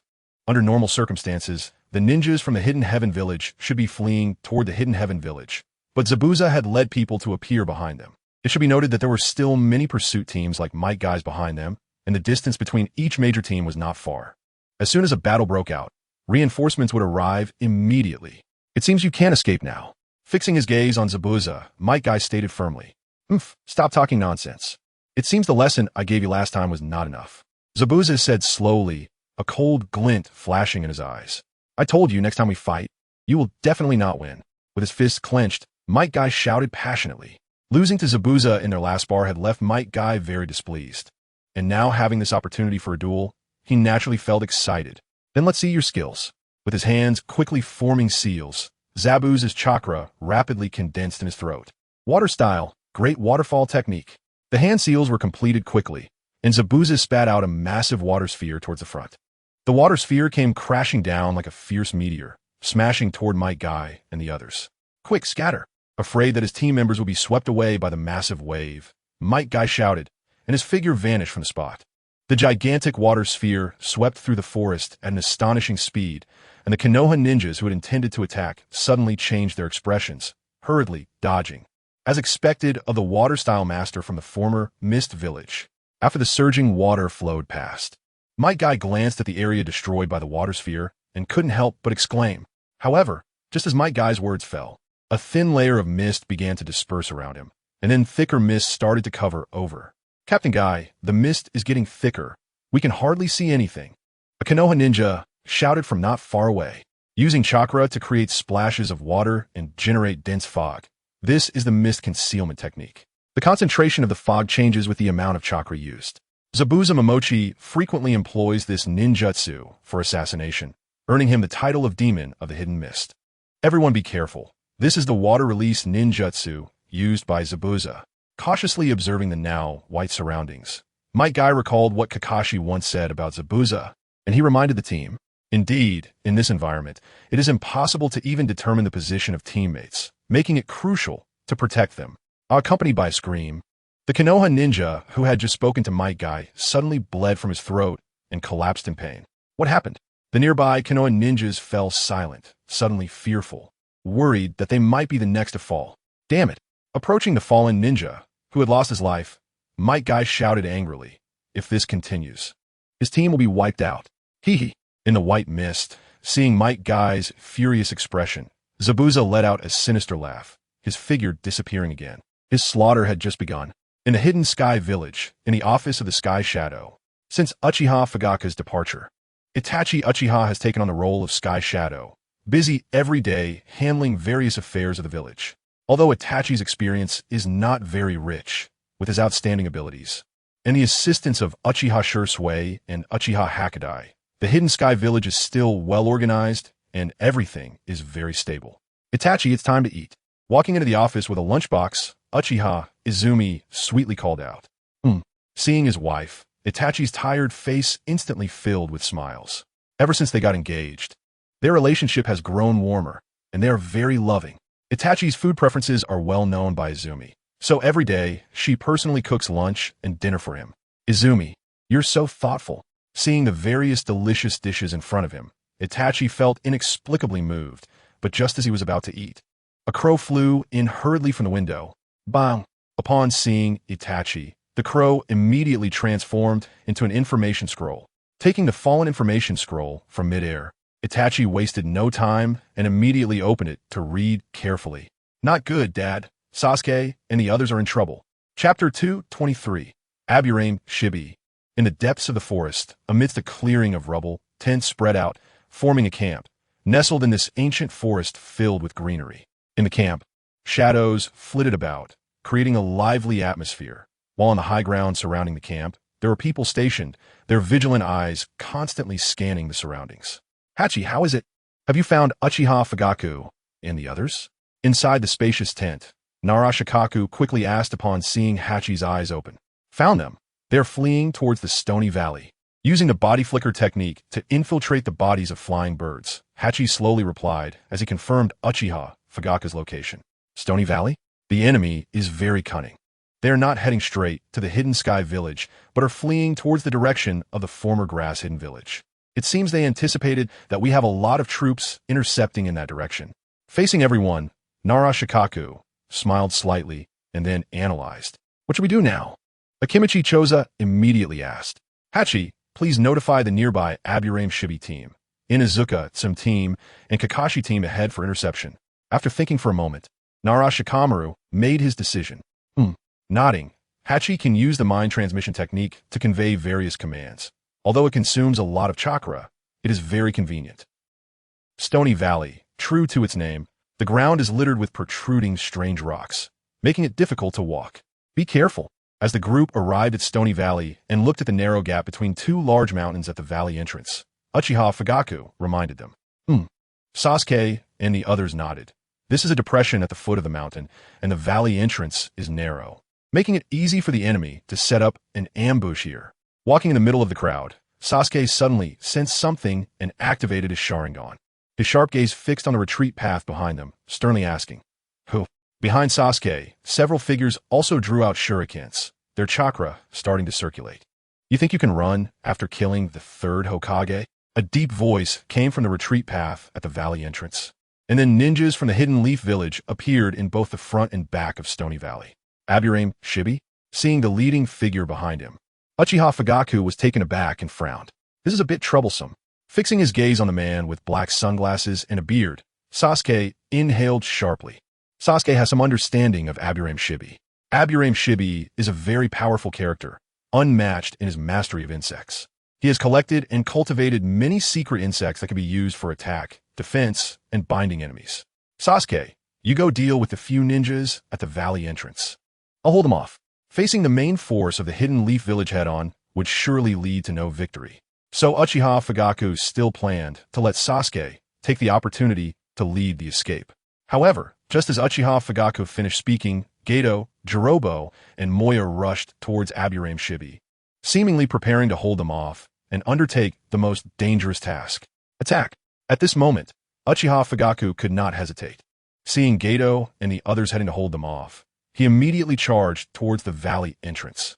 Sasuke drew his Kusanagi sword, his figure quickly disappearing from the spot. Accompanied by a scream, Sasuke quickly eliminated a Konoha ninja. Whoosh! However, at that moment, a glint of cold light suddenly shot through the air, sharply aimed at Sasuke's heart. Yet, just as the cold light was about to strike Sasuke, he shook his arm. The body of the Konoha ninja tilted, just blocking in front of his heart, and the cold light pierced straight into the corpse, showing the strength of the attack. A misstrike caused the purple-haired ninja to exclaim in surprise. The sudden fierce attack changed Sasuke's expression. He shook his arm, and the Konoha ninja's corpse was violently thrown back. Underestimating me, the purple-haired ninja's figure flashed, dodging the attack, but before he could celebrate, a bolt of lightning shot over. How is this possible? However, no matter how shocked the purple-haired ninja was, the fierce lightning was already surging towards him, and before he could evade, it crashed in his chest. The view in front of him quickly turned dark, and his blood sprayed from the purple-haired ninja. His blurry voice filled with resentment and unwillingness reached Sasuke's ears. You can't escape? Bang! The sound of a corpse falling to the ground was not loud in the chaotic Stone Valley, but it was a reflection of the situation at the entrance of Konoha Village. Under the fierce battle between Uchiha Fugaku, Kinshiki, and Sasuke, most of the Konoha ninjas at the valley entrance had already died. Kintamaru, Dayue, Jirobu, retreat quickly. Uchiha Fugaku had already led Kinshiki, Jugo, and Karui out of the valley entrance. Seeing Kintamaru and the others still engaged in battle, Sasuke hurriedly shouted, "Hurry up!" Hearing Sasuke's call, Kintamaru, Jirobu, and Dayue quickly retreated to Sasuke's side, and then the four of them headed towards the valley entrance together. You think it's that easy to leave? Yamanaka Shimi waved his hand, and dozens of Konoha ninjas rushed towards the valley entrance. Damn it! Kintamaru gritted his teeth as he glanced at those Konoha ninjas. If there was no one guarding the valley entrance, it would be as if Uchiha Fugaku and the others had run for nothing. Jirobu, Dayue, stop!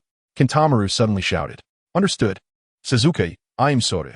Tears welled up in Dayue's eyes as he suddenly pushed Sasuke towards Uchiha Fugaku. What are you doing? Let's go together. Caught off guard, Sasuke's body was already propelled backward, and in midair, he sensed that Kinto and Jubu were about to do something foolish. Earth release, earth collapse technique. Seeing that Sasuke had safely passed through the narrow valley entrance, Jubu shouted loudly, directing his hands towards the ground. The rocks on both sides of the valley entrance shook as if an earthquake had occurred, and amidst the falling rocks, the narrow entrance was immediately blocked by a thick layer of rubble. No! Watching the three who had disappeared from sight, Sasuke's eyes turned blood red as if he had gone mad. However, just as he was about to rush over, he was tightly grabbed by Uchiha Fugaku beside him. Do you want them to sacrifice themselves in vain? Hurry up! After steadying Sasuke, Uchiha Fugaku forced down the pain in his heart and took Sasuke away, while Kinshiki, Jugo, and Karui followed with ashen faces heavily burdened. At this moment, they were a group of fugitives. Any resistance would lead to total annihilation. Chapter 2:23. The Great Battle Against Yamanaka Shimi. Do you three brats want to be heroes? It's useless. You can't stop us. Seeing Jurubu block the valley entrance, Yamanaka Shimi snorted coldly and mocked. In Yamanaka Shimi's view, dealing with three lower ninjas wouldn't take long. Is that so? Even if you want to kill us, you'll have to pay a heavy price. Kentamaru smiled slightly and stepped forward, a chilling coldness slowly emanating from his black eyes. Yamanaka Shimi looked at the three figures ahead.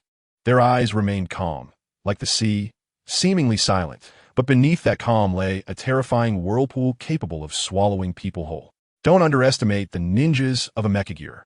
Kentamaru's voice erupted into a low roar, and in the next moment, a fierce aura suddenly swept out his eyes, revealing a terrifying cursed mark that spread across his face without reservation. At the same time, Deiyue and Jurubu also released their curse marks. Jugo was the source of the cursed marks, born with the ability to absorb natural energy, Sage Mode. Once he stayed in a place with strong natural energy, he would enter Sage Mode. The Sage Mode of Jugo was later studied by the ninjas of a mecha gear.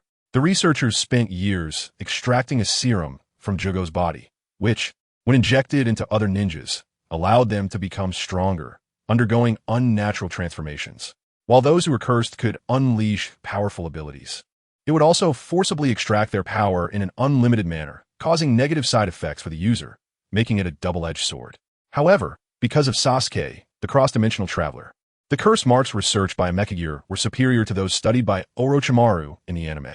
The enhancement of strength came with minimal side effects, which is why most of the ninjas from a mecha gear chose to use cursed marks, leading to their rapid rise in recent years. What is this? Yamanaka Shimi's expression changed dramatically as he looked at the curse-marked forms of Kentamaru, Deiyue, and Jurubu, as he could feel their strength suddenly surge several times. Summoning technique. Ignoring Yamanaka Shimi's shock, Deiyue quickly formed hand seals and summoned three gigantic demons. One demon wielded a large wooden club, the second used bone claws, and the third had its upper body, including its head, wrapped in bandages with no arms. After the three demons appeared, Deiyue immediately took out a flute and began to play. The sound of the black vertical flute resonated, producing a subtle and strange melody that echoed through the heavens and earth. Final movement, Chapter 9, Chaos in the Demon Realm. Hearing the melody of the flute, the three demons spat out substances made purely of psychic energy, charging madly towards the Konoha ninjas. Anyone bitten would have their chakra absorbed. The Konoha ninjas, caught off guard, immediately fell victim. Summoning technique, Giant Spider. Summoning technique, Klidol. Just as Deiyue launched the first attack, Kentamaru and Jurubu simultaneously used the summoning technique. A massive spider and a giant clay doll were summoned, with the clay doll's attacks being straightforward and brutal, delivering heavy punches to the Konoha ninjas. Boom! As the giant fist struck the ground, rocks flew, and the Konoha ninjas were thrown into chaos, scrambling to evade. The giant spider swung its numerous legs, cutting open its abdomen, and many small spiders quickly crawled out, rushing towards the Konoha ninjas. Yamanaka Shimi frowned as he watched his teammates frantically dodging the attacks from the clay doll, spider, and the three demons. This sudden turn of events was entirely unexpected. Captain, what should we do? A nearby Konoha ninja looked at Yamanaka Shimi, a hint of anxiety flashing in his eyes. Yamanaka Shimi shook his head and reassured him. Although his expression was serious, he was not overly panicked. Kentamaru and the others had their trump cards, and he had his as well. His trump card was the insects parasitizing inside him, insects that had been through countless battles. Buzz. Hearing the flute's command, one demon, after absorbing a Konoha ninja's chakra, spat out a new substance that shot through the air towards Yamanaka Shimi. So fast, Yamanaka Shimi swung his arms. The insects he had trained spun like a black tornado, quickly deflecting the incoming substance. Don't get cocky. However, just after avoiding the attack from the first demon, Yamanaka Shimi heard Kentamaru shout loudly, and a web shot out, rapidly descending from the sky like a shrinking cage, binding Yamanaka Shimi. Secret technique, parasitique insecte. Countless parasitic insects poured out from Yamanaka Shimi's body, and under the gnawing of the parasitic insects, the spider web quickly disappeared. Swish! As the web cage vanished, Yamanaka Shimi's figure flickered, and with one palm, he struck towards Kentamaru's back. Dark energy swirled around his palm, clearly containing insect venom. Feeling a gust of wind from behind, Kentamaru also retaliated with a punch. Green light enveloping his fist, seemingly carrying something special. Boom! The fist collided hard, causing the nearby air to explode, and a piercing sound of the shockwave echoed, visibly sending ripples through the air. Two figures were violently thrown back. Old girl Sherway managed to stabilize himself, his face slightly twisted in pain as blood continuously dripped from his palm. The previous collision had revealed something sharp hidden within Ghost Child Maru's fist, piercing through his palm. Despite the injury, Oil Girl Sherway looked at Ghost Child Maru with a smug expression and coldly said, "Although you have become stronger by borrowing some power, you have been hit by my insect poison, and you probably won't survive." Although his palm was pierced, he had also managed to inject the insect poison into Ghost Child Maru's body through his skin during the clash. However, to Oil Girl Sherway's surprise, Ghost Child Maru's expression remained indifferent. He slowly raised his palm, and within it, faint green patterns began to emerge. Then, to Oil Girl Sherway's dismay, a wisp of black gas was slowly expelled by the green patterns. "I have spider venom in my body. Your insect poison has not invaded me," Ghost Child Maru mocked. Oil Girl Sherway's expression darkened. As it turned out, he had taken a minor loss and sustained a light injury from their earlier exchange. What? How? Is that possible?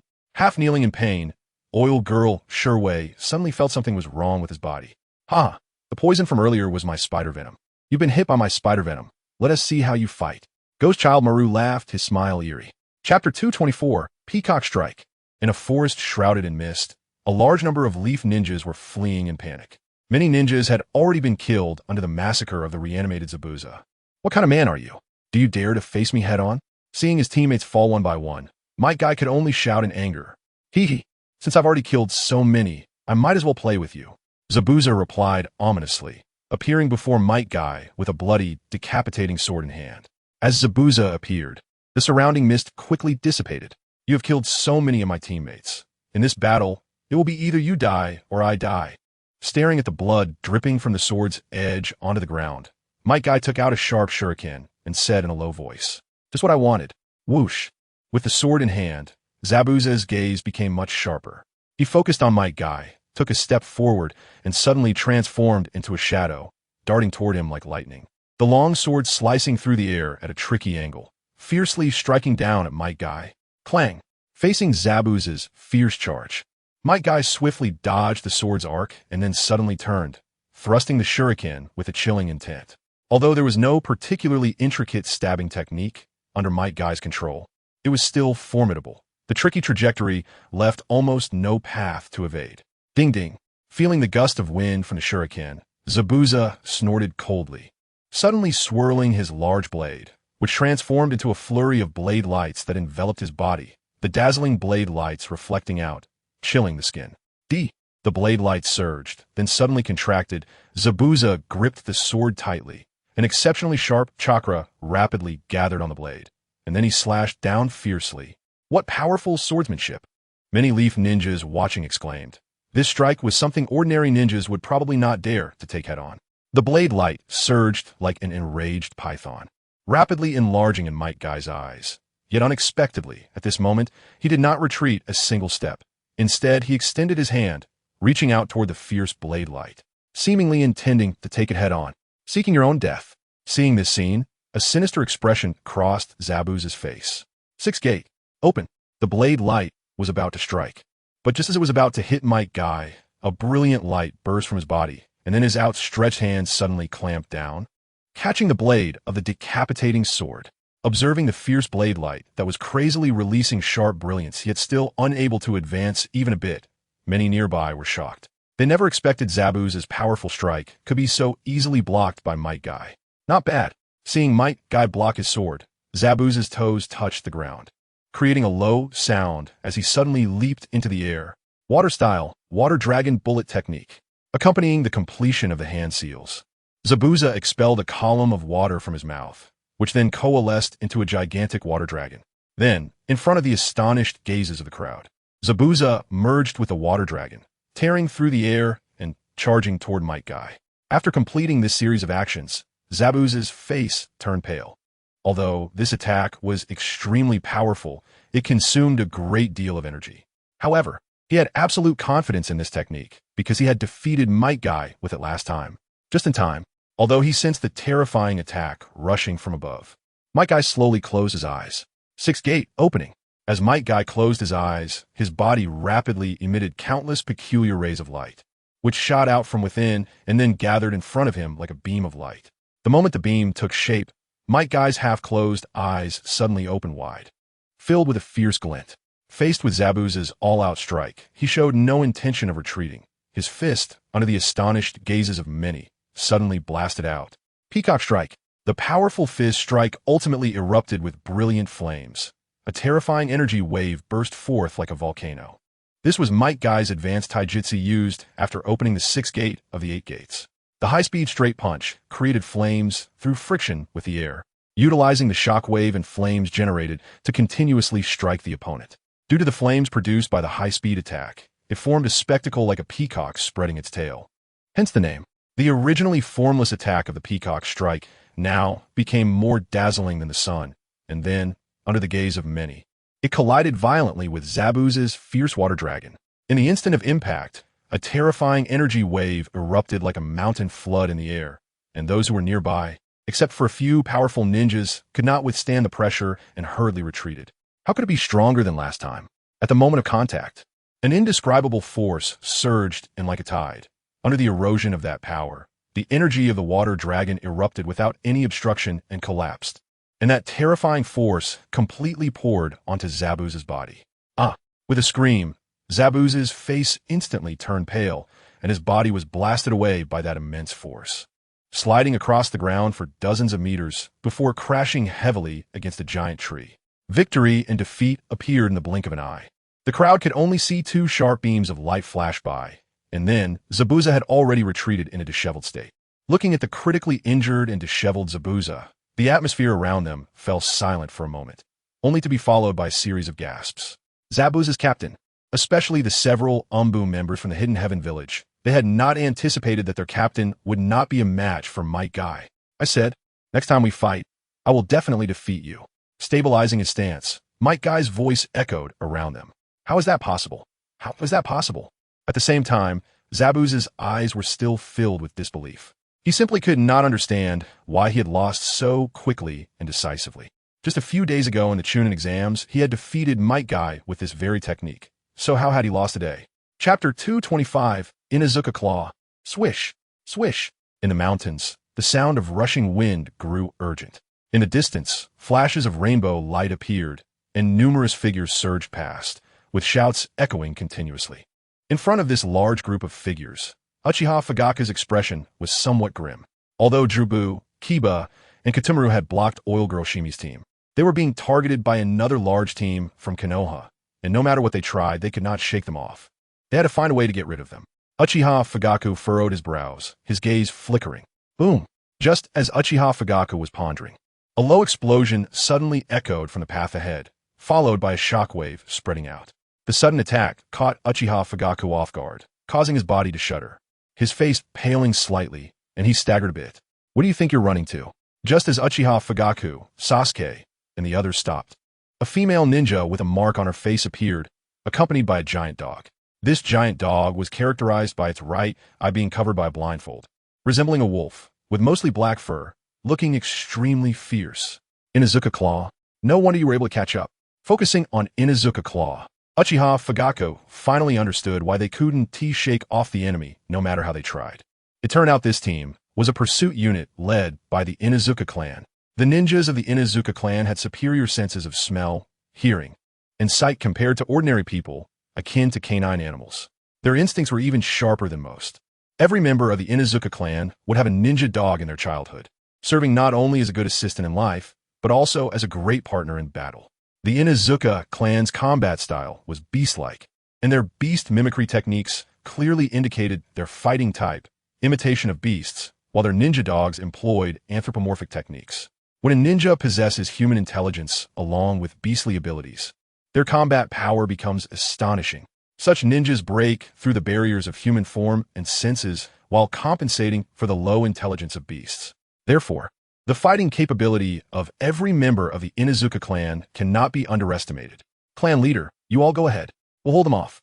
As the Konoha ninjas behind them charged forward, Uchiha Tenki shouted and led his teammate, FGA, to block the way. Nonsense. Because Jurubu, Kiba, and Katumaru had gone to hold the rear earlier, Sasuke felt guilty. Seeing Uchiha Tenki and FGA doing the same, Sasuke was extremely angry. Hurry up. Just as Sasuke was about to stop Uchiha Tenki, he was called to a halt by Uchiha Fugaku. It wasn't he that Uchiha Fugaku was afraid for his life. He knew this was not the time for impulsive decisions. The current situation was that every escape was crucial. They did not know what strong enemies they would encounter next. When it truly came time for him to sacrifice, he would not hesitate in the slightest. Dad, let them go. Let me stay and fight. Although he knew he couldn't defy Uchiha Fugaku's orders, Sasuke still pleaded. Rei, Kaimaru, take Sasuke and go. Directly rejecting Sasuke's request, Uchiha Fugaku turned and dashed toward the left forest. Even if it meant bearing the label of being selfish as a father, Uchiha Fugaku would definitely choose to lead Sasuke to safety. Moreover, among these ninjas, Sasuke was the one with the most potential. He had to leave the best ninja for the Hidden Heaven Village. Sasuke, hurry up. Hearing Uchiha Fugaku's words, Kaimaru and Rei, one on each side, forcibly dragged Sasuke along, keeping up with Uchiha Fugaku's pace. Want to run? It won't be that easy. Hibara, Inuzuka Claw, leading so many Konoha ninjas, was not just looking to kill a few kids. She shouted fiercely and charged forward with the giant dog Hibara. Sack, that big black dog is mine. To cover Uchiha Fugaku's retreat, Tors shouted to Sack. Okay. /Air Extreme Wave.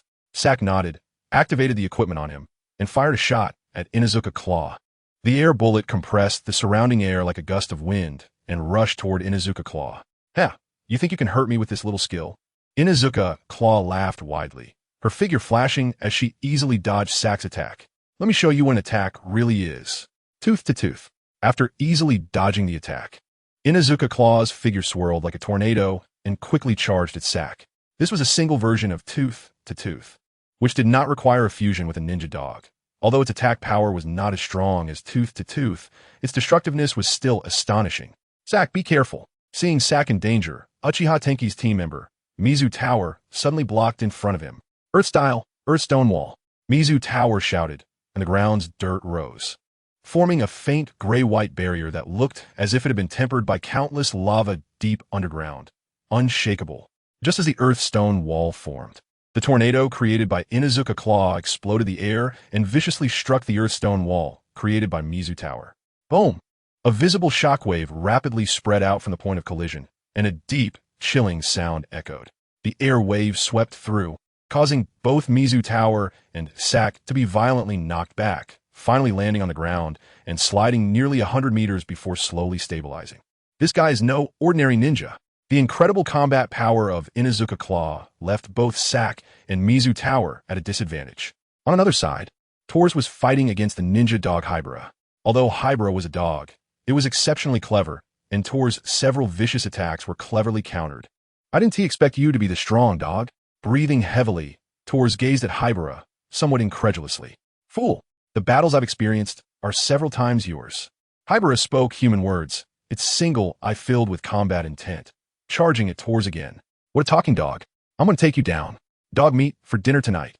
Tors showed no fear, activating his gear, ready to deliver a fatal blow to Hibara. K-Rin, you should leave. I also want to stay and fight. Originally following Xianglin to leave together, but seeing Tosi entangled with Haewang, Sack fell into a disadvantage. Jean left the phrase and dashed towards Inuzuka Joie. Be careful. Xianglin gritted her teeth, did not hesitate, and turned to follow Jumaro, Zhongwu, Sasuke, and Uchiha Fugaku into the jungle. Chapter 226. Memories next. Let me show you my strongest weapon. Taking advantage of your illness to take your life. Knowing that Yun Jiwei was temporarily immobilized by his own spider poison, Gadamaru activated his secret technique, Spider Battle Bow, Sorrowful Tear. This is Gadamaru's strongest weapon, a bow and arrow with high destructive power, shooting arrows made of high-density, sticky gold from his mouth at the opponent, with a hit rate of 100 to 120. Arrows with a hit rate of 100 will deviate due to obstructions, while at 120 the arrowhead will spiral, increasing its penetration, able to ignore the effects of obstructions. The spider silk wrapped around the arrow can be used to adjust its trajectory during the shot, and can also confirm if the target is hit. This is bad. Watching Gadamaru pull back the bow aiming at him, Yun Jiwei secretly sighed that it was not good. Hee, Konoha's Jonin, that's all. Seeing beads of sweat the size of beans sliding down Yun Jiwei's forehead, Gadamaru laughed excitedly. After his laughter faded, Gadamaru did not hesitate and shot the golden long arrow. Whoosh! The sound of air pressure erupted, and the golden long arrow moved extremely fast, rushing towards Yun Jiwei in the blink of an eye. How could this be? Just when it seemed that Yun Jiwei's heart would be pierced, Gadamaru's eyes also filled with astonishment, because Yun Jiwei's figure suddenly vanished from the spot, and the golden long arrow shot straight into the air. Impossible, he was clearly immobilized by my spider poison. My strongest blow has never missed, Gadamaru roared, unable to believe the facts. The parasites in my body can dispel any toxin. Your spider poison has no effect on me. However, just as Gadamaru was roaring, his body suddenly stiffened, as he felt an extremely violent energy fluctuation pouring out ahead. Gadamaru slowly raised his stiff body, only to see Yun Jiwei not far ahead, hands drooping, wearing sunglasses, coolly staring at him, while above his head, countless parasites swirled, emitting a violent wave that even made Gadamaru's pupils shrink sharply. Your combat experience is too little. It's all over. Yun Jiwei looked indifferently at the terrified Gadamaru, then waved his arm, and the parasites above his head surged out like a tide, densely swarming forward. Damn it! At this moment, Gadamaru could only desperately mobilize the chakra within him, secreting sticky gold from his sweat glands to form a protective film, metallizing his skin to withstand the attack. Bang! The violent swarm of parasites crashed violently against Gadamaru's body with an extremely visually impactful momentum, energy overflowing, and the ground beneath them shattered. Gadamaru's body, at this moment, was sent flying like a cannonball, smashing through the obstructing stones along the way, spewing out mouthfuls of blood. After crashing through several giant rocks along the way, Gadamaru finally landed awkwardly, covered in blood and in a miserable state, no longer exuding the ferocity he had before. Gadamaru! Gadamaru! Noticing Gadamaru's disheveled figure, Drubu and Duoyu shouted in worry at the same time. There were too many Konoha ninjas, and they were currently caught in a fierce battle, unable to assist Gadamaru. Yun Jiwei looked indifferently at the disheveled figure, walking straight towards Gadamaru, surrounded by a dozen Konoha ninjas. Yun Jiwei stood in front of Gadamaru, a sharp kunai pointing directly at his throat, saying lightly, "If you assist me in finding Uchiha Fugaku, perhaps I can give you a way out." Ignoring Yun Jiwei, Gadamaru's mind suddenly flashed back to that night. Zabuza's team, seeing Zabuza, the remaining members of the Umbu, came over wearing masks. "Everyone, we need to attract Konoha's main force to buy time for Lord Tianying's escape. We must exert all our strength in this battle." Zabuza looked at the other Umbu members and then said in a deep voice, "Don't worry, Captain Zabuza, we are ready to sacrifice ourselves for the village." The words fell, and the other Umbu members spoke in unison. "You are all good. Let's go."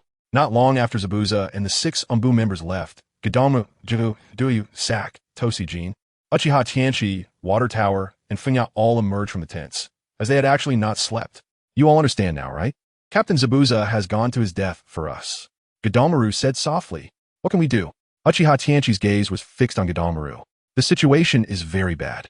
All we can do is sacrifice ourselves in an emergency like Captain Zabuza, covering Lord Tianying's retreat. Whoever can escape is one," Gadamaru said coldly, sweeping his gaze over everyone. "It's just death, I'm not afraid." "I agree. I agree too. I am willing. Count me in." Gadamaru's proposal quickly gained everyone's approval, and they stretched out their hands, layer upon layer, building a tower of hands, as if it were their most loyal promise. My time is limited. Have you thought it through? Looking at Gadamaru's dazed eyes, Yan Jiwei said impatiently, I am a ninja from Tianin village. When the village needs us, I am willing to give my life. Suddenly shouting the oath from graduating from the ninja school, Gadamaru roared like a beast, and then waves of mighty chakra surged forth, unexpectedly condensing into a giant black spider in front of him. Secret technique, spider, self-explosion. A piercing roar came from Gadamaru's throat, and then the black spider, formed entirely from his chakra, sparkled with dazzling light in its eye sockets. This is...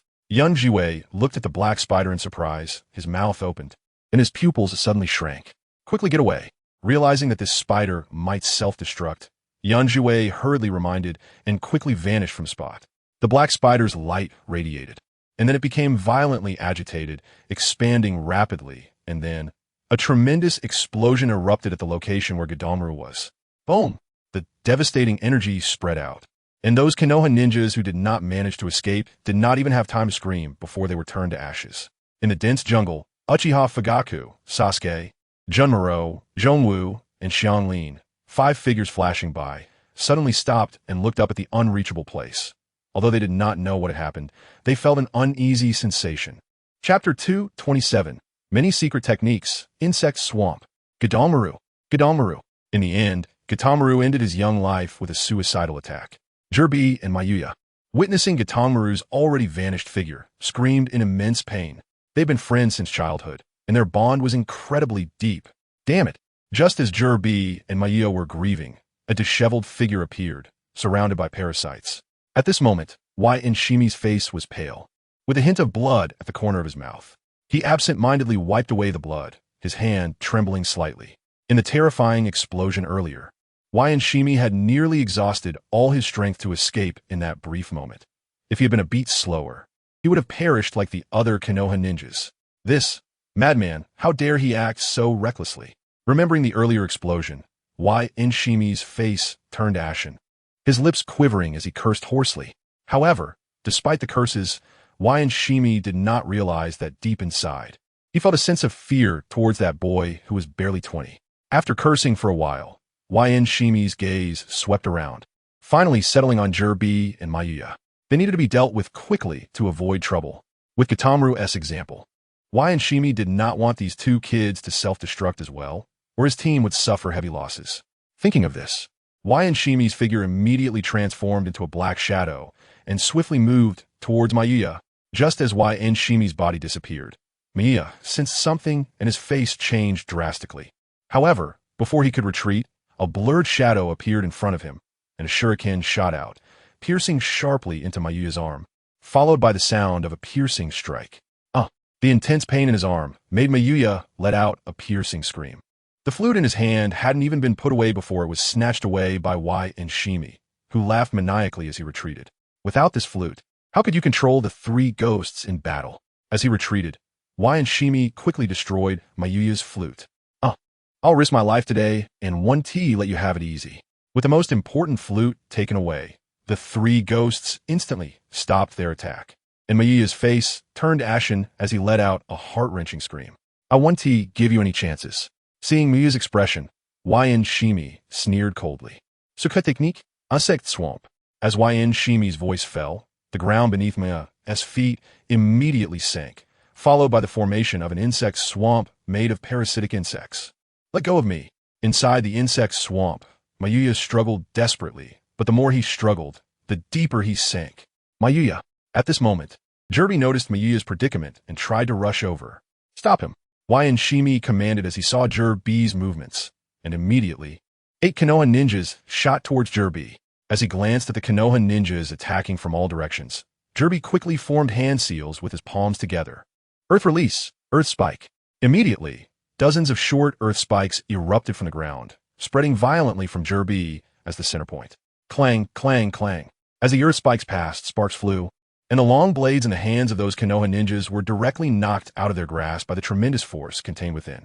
Only a few stronger ninjas could barely hold on to their weapons, but even then, it was under the condition that their grips were shattered. Who stops me dies. Looking at the Konoha ninja rushing towards him within half a meter, yet with a fierce expression, Jirbi smirked coldly. stomping his foot on the ground as his body nearly transformed into a flash of lightning, weaving through the Konoha and ninja's attacks. Bang, bang. As he darted through, muted sounds kept erupting, and with each sound, a Konoha ninja would fall to the ground, blood spilling from their mouths, struggling for a moment before falling limp. Mayuya, give me your hand. Using a great deal of effort to reach the edge of the insect swamp, Jirby immediately reached out to pull Mayuya. Jirby, avenge me. The suction from the insect swamp was strong, and fearing that he might pull Jirby in as well, Mayuya did not extend his hand, allowing the parasites to engulf him. No. As Mayuya's figure quickly disappeared into the insect swamp, Jirby suddenly froze, trembling all over, and suddenly, he let out a resentful roar with a pale face. No need to suffer so much. I'll send you to meet them soon. Staring at Jirby, Shimi said expressionlessly, Don't try to anger me with such words. I know I will definitely die today, but I will make you pay a heavy price. After Jirby finished speaking, he charged towards Shimi like a bull. Upon hearing this, Shimi's expression slightly changed. His eyes fixed on Jirby's figure, unable to imagine how someone of such a young age could have such a determination to die for the village. Seizing the opportunity while Shimi was momentarily stunned, Jirby's powerful punch suddenly erupted with fierce energy, heavily striking Shimi's body. Bang! With a muffled sound, Shimi's body was sent flying back, his feet gripping the ground tightly until he created a deep trench several meters long before finally coming to a stop. How could this be? Could it be? Jirby was shocked that he had successfully hit Shimi, for with Shimi's abilities, he could have easily dodged this attack. That's right. The moment you struck my chest, the parasitic giant insect I cultivated had already entered your body. Rubbing his pained chest, Shimi said leisurely. Unlike the parasitic insects that devour enemies to death, the parasitic giant insects bite directly into the opponent's chakra and flesh from the inside and grow within. This insect does not erode the user's own body, but once it touches someone else's flesh. Even a massive chakra of a Ten-Tails clone can be consumed from the inside by the parasitic giant insect, leading to immediate demise. The painful screams erupted as soon as Shimi's words fell, and Jirby's body began to swell rapidly due to the giant insect inside him. When it reached its limit, his body immediately burst apart, creating a scene that was utterly disgusting. Sigh. In the next life, don't become a ninja. Looking at Jirby's corpse, Shimi sighed. With Jirby's demise, the team led by Shimi, after a fierce struggle, finally annihilated Gatomaru's trio. Chapter 228, Zabuza White. In the open forest, the injured Zabuza slowly rose. The entire forest fell into silence. But the slightly oppressive atmosphere indicated that a storm was about to come. Can we continue fighting? Staring at Zabuza, Guy lightly exhaled, twisting his body as subtle vibrations coursed through his acupuncture points. A stream of chakra flowed out and ultimately surged through his veins like a flood, filling him with a sense of power, bringing Guy's state to its peak. Zabuza, we'll hold him off. You hurry and leave.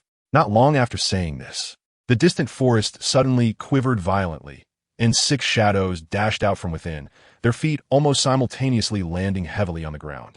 Instantly, a powerful aura surged towards Might Guy like a tidal wave. Leaf Hurricane. Boom! As the oppressive aura approached within 5 meters of Might Guy, a formidable force erupted from his body, sending all 6 Umbu members from the hidden mist village flying backward, ignoring the Umbu members. Zabuza's figure vanished from the spot once again. Swish! The massive beheading sword tore through the air like a mountain pressing down. Accompanied by a dark shadow and an oppressive gust of wind, it swung down towards Might Guy. When the giant sword was merely half a foot above Might Guy's head, he retreated a step as if he were a leaf blown by a gentle breeze, while the massive blade brushed past his face. The force of the wind blowing his hair back. Such immense power. Just narrowly avoiding Zabuza's sword attack, Might Guy chuckled, then pushed off the ground with his toes, his body seeming weightless. Utilizing this powerful propulsion, he appeared above Zabuza like a phantom in an instant, swinging his right leg without any fancy movements, delivering a powerful kick straight towards Zabuza's head.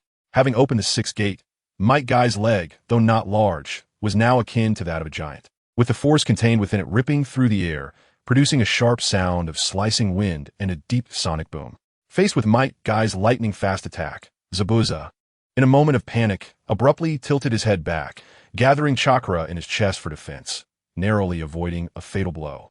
The heavy foot scraping past Zabuza's face, landed heavily on his chest, causing a momentary stillness of energy, which then erupted with immense power, akin to a volcanic eruption.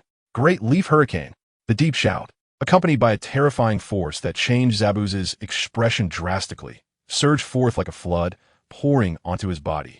In an instant, a wave of azure energy rippled outwards in a circular shape from the point of contact, violently expanding, and the surrounding dense forest was mostly uprooted, with green leaves falling like a curtain of rain, covering the open ground.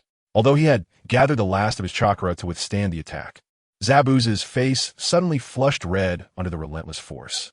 Soon, a trickle of blood flowed from the corner of his mouth, and after a moment, unable to contain the energy's expansion, he coughed up a mouthful of bright red blood, his body falling helplessly to the ground like a bird that had lost its wings. Kill him. Seeing that Zabuza could no longer resist, for Leaf Ninjas quickly drew their short swords and charged towards him, seeking revenge for their more than 20 fallen comrades. This time, it truly seemed to be the end. The intense pain in his chest blurred Zabuza's vision, and just as he was about to fall, through the gaps in his eyes, he saw 4 sharp short swords piercing towards him. In his prime, Zabuza could easily dodge such an attack, but now, heavily injured by Might Guy, he could only wait helplessly for death. Swish! The sound of 4 sharp blades piercing flesh rang out. Just when Zabuza thought he was about to die, a small figure blocked all the attacks for him. Blood splattered at that moment, the small figure appearing like a blood-splattered flower, exuding a tragic beauty. Zabuza stared blankly at the figure that showed no sign of retreating, his eyes welling with tears, blood-red eyes as if they were about to bleed. Godi! Gripping his hand, the beheading sword that had fallen to the ground was pulled into his grasp. And with all his might, Zabuza swung the sword, slashing down all the nearby Leaf Ninjas. As the 4 Leaf Ninjas fell to the ground, the next moment, Zabuza held onto the figure in front of him, trembling yet refusing to let go. Haku, what are you doing? Why did you come with me? Zabuza looked down at Haku, whose mouth was bleeding profusely, and shouted angrily. He truly did not want Haku to be here. Mr. Zabuza, thank you for appearing in my life. Haku looked at Zabuza's furious face, a trace of a sorrowful smile appearing on his pale face. Zabuza was an outstanding man, a ruthless man. Yet the pride he carried could not mask the loneliness that occasionally showed on him, and, until he met Haku, he was no longer lonely. He had a shadow by his side, a share of happiness. When Zabuza betrayed his country, he simply told Haku that he did not want comfort or encouragement, but Haku understood and willingly became Zabuza's tool. For Haku, Zabuza was the most important person in his life. The most important person, for the most important person, that is the meaning of existence. Zabuza was stunned. The anger on his face seemed to freeze at that moment. He looked at Haku, whose eyes had already closed, his body trembling slightly. At this moment, Might Guy, along with the remaining 10 or so Leaf Ninjas, surrounded Zabuza. Although some unexpected events occurred due to Haku's appearance, Might Guy and the others would not let Zabuza escape. Haku, you have always been by my side. At least, in the end, I want to be by your side. Ignoring Might Guy and the others, Zabuza took out a sharp kunai. If I could, I would also like to go to the same place as you. Oh. The sharp kunai slid across his throat, and Zabuza's body slowly fell in front of Haku. Is it snowing? After Zabuza and Haku died, the world seemed to enter a bitter winter, with snowflakes falling everywhere.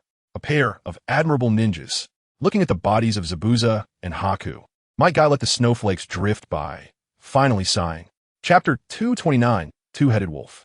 In a vast, dense forest, the lush trees obscured almost half the sky, but occasionally, one could see many Leaf Ninjas pursuing and weaving through the gaps between the leaves. In a dense thicket, Sasuke leaned against a tree trunk, breathing heavily, sweat rolling down his face, his chest rising and falling rapidly, after running at high speed for an entire afternoon without rest.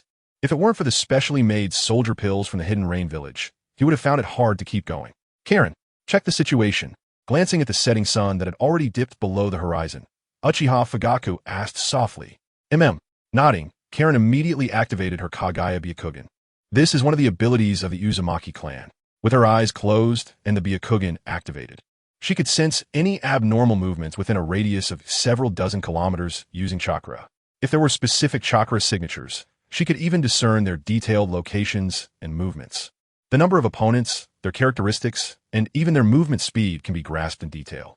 Additionally, when faced with danger, One can hide their chakra and possesses the strength to escape from all peril, as well as the ability to sense others' chakra to judge if they are lying. We are surrounded by more than 30 leaf ninjas. It seems they can sense the presence of ninjas and know our location. Xianglin opened her eyes and whispered, "What should we do? The encirclement is getting smaller and smaller. If we let them search us like this, we will eventually become caged birds." Jummaru frowned slightly and asked, "Are we preparing to fight? Kill them all. Let us see how they can track us then." Sasuke sneered, taking out a soldier pill and putting it in his mouth. He then closed his eyes slightly, feeling the gradually rolling warmth of the medicine within him. And the muscles that were slightly sore and numb seemed to relax a lot at that moment. "Sasuke, the captain of this team, is Kakashi," Xianglin said hesitantly, looking at Sasuke's pale face. Sasuke paused, then took a deep breath and said coldly, 3 years ago, our teacher-student relationship ended. No matter who comes, I won't hold back. The Leaf Village has killed so many of my Hidden Rain Village ninjas. I will make them pay in blood." Upon hearing this, everyone could sense Sasuke's cold change. But they all knew that it was because of Gitamru, Uchiha Tianchi, and Sak that Sasuke would act this way. Although they couldn't be sure if Zabuza, Gitamru, and the others had fallen, they were very clear that it was highly likely they wouldn't return. Boom! A violent energy fluctuation swept madly through the heavens and the earth, a strong smell of blood mixed with killing intent permeating the sky. At this moment, the color of the sky seemed to be tinted a dark red. In a vast mountainous area, chaos had completely erupted. Leaf ninjas collided with Uchiha Tianchi, Sak, and others. With no wasted words, chakra was activated and various ninjutsu was unleashed as they launched fierce attacks at their enemies with bloodshot eyes. This kind of chaotic battle could only be described as brutal. Originally, the Leaf ninjas had the advantage in numbers, but the 6 ninjas from the Hidden Rain Village had all used Curse Seal powers, greatly enhancing their combat effectiveness. So the situation was not as one-sided as Inuzuka's initial expectations. Boom! A young Leaf ninja was directly hit by Sak, blood flowing down as the light in his eyes gradually dimmed. Bastard! Inuzuka's claw saw this and immediately felt like her eyes were about to burst. That was the youngest ninja in her team. Haha, this is so satisfying. Upon seeing Inuzuka's pain, Suida, covered in cursed seals, grinned maliciously. Haibaru! Inuzuka's claw roared, and Haibaru, who was fighting against Tosu not far away, jumped over. Tooth to tooth. Suida had angered Inuzuka's claw without any hesitation. She fused with Haibaru and used the powerful family secret technique. Water-style water barrier. Facing Inuzuka's claw's fierce attack, Suida began to form hand seals with both hands, and the ground created a vertical water wall from below. Puff! As soon as the two made contact, the whirlwind formed by Inuzuka's claw and Haibaru shattered the water wall into mist. However, when it fell, it was empty. Taking advantage of the momentary obstruction of the water wall, Suida had already used body technique to retreat several meters. Just as Inuzuka's claw's offensive subsided, Suida, with a sinister expression, lunged forward like lightning, her black kunai spinning rapidly in her hand, glinting with a deadly sheen like a poisonous snake. Inuzuka, transformation, two-headed wolf. Seeing Sita attacking head-on, Inuzuka's claw raised an eyebrow, fused with Haibaru, and her chakra surged like a rushing river, flowing rapidly through her veins, bringing her body immense and powerful strength. What is this? Seeing Inuzuka's claw and Haibaru transform into a terrifying two-headed giant wolf, Suida was taken aback. But the kunai in her hand fiercely stabbed into the giant wolf's body. How is this possible? She pushed the kunai hard, but it couldn't penetrate. Helpless, Suida had to hurriedly let go and retreat, glancing back at the two-headed wolf, where she seemed to catch a glimpse of a mocking glint in its eyes. Not good. Watching the wolf's appearance, Suida's heart sank significantly as she quickly retreated. Tooth wolf tooth. Just as Suida lamented the situation, the two-headed wolf spun rapidly, forming a massive tornado. This ninjutsu could slice opponents in half even without direct contact due to its ultra-rapid rotation. No, at such close range, Suida had completely lost her chance to evade, and her face was covered in shock and despair. Bang! In front of everyone, the tornado broke through the barriers of space, carrying unmatched wind power, and struck heavily against Suida's chest, unleashing overwhelming force. Puff! A sharp pain surged from her chest, and a strange flush appeared on Suida's shocked face. Moments later, she could no longer endure it and spat out a mouthful of bright red blood, her body being knocked back as if struck heavily, finally crashing to the ground. causing cracks to appear on the floor where she landed, which then completely shattered. Inazuka's claw's strike was deadly enough. Even with the enhancement of the cursed seal, Suida could not withstand it. In a shattered pit, her body trembled a few times before losing all movement. Suida! Suida! Seeing their teammate fall, Uchiha Tianchi and Fengya cried out in anguish. Chapter 230, Combined Ninjutsu. Hiss! With Suida's death, Uchiha Tianchi had no time to grieve, his face twisted with rage. Using his Sharingan to cast Genjutsu, he fiercely stabbed a kunai into the chest of a leaf ninja, the brutal force piercing through the latter's body. That leaf ninja then spat out a mouthful of blood and collapsed limply. Tianchi, be careful! Just as Uchiha Tianchi killed the leaf ninja in front of him, a loud shout suddenly rang out from behind him. His heart sank, and he quickly moved to the left. Hiss! A sharp blade grazed by, directly slicing through Uchiha Tianchi's arm and leaving a deep wound that exposed bone, causing blood to flow out rapidly. Whoosh! The blade did not strike a vital point, and the cold-faced leaf ninja immediately stepped forward, his kunai like a venomous snake, aiming for Uchiha Tianchi's throat. Clang clang! However, just as his blade shot out, a figure stepped out behind Uchiha Tianchi, directly blocking the leaf ninja's attack and quickly taking him down. Are you okay? Fengya stood back to back with Uchiha Tianchi, wiping the blood off his face. I'm fine, thanks. Uchiha Tianchi shook his head, but his gaze swept around, his expression growing serious. As the bloodbath continued, the disparity in strength between the two sides began to show. Seeing Sak, Tosu, and Jin fighting Inazuka's claw, the two of them could only deal with the remaining 10 or so leaf ninjas. This situation is not good, Fengya said, his expression dark and solemn. We were already outnumbered, and now Suida is dead. Our combat effectiveness has been significantly weakened. Uchiha Tianchi nodded, but at this moment both sides were red with rage. With no retreat possible. Fengya, they are coming. Seeing a dozen Konoha ninjas closing in, Uchiha Tianchi reminded him. Tianchi, take them out with one move, and then kill that woman. We can go meet Sasuke. As Fengya's voice fell, he took out a scroll, which with a bang transformed into a huge purple banana fan. Wind release. 5 scrolls of wind. In midair, Fengya caught the purple banana fan, raised 2 fingers, and then swung the fan forcefully. Boom! The vast earth trembled with a subtle yet rapid shake, and 5 tornadoes formed, visibly spreading out from Fengya like a wildfire. Fire release. Great fireball technique. After the 5 tornadoes formed, Tianchi skillfully spat out a fireball, which merged with the tornadoes, creating an even more powerful and violent whirlwind.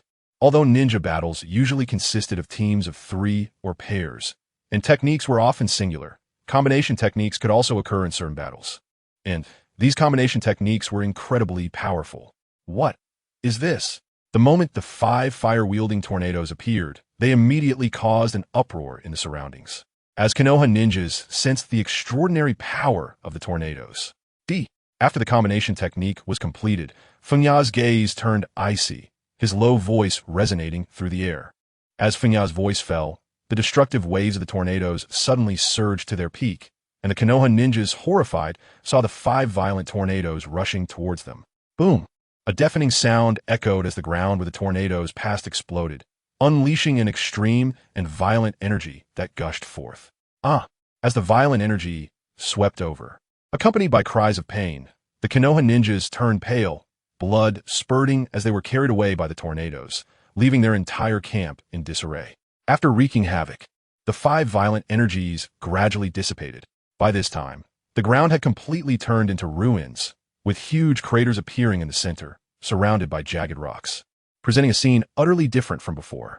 No one expected that the combination technique of Fengya and Uchiha Tianchi would cause such terrifying destruction. The numerous Konoha ninjas had vanished in an instant, with only a few lucky survivors groaning on the ground. Haha, Uchiha Tianchi, Fengya, you did great. Watching the Konoha ninjas in such a miserable state, Sak, Toss, and Jin cheered excitedly. You 2 bastards.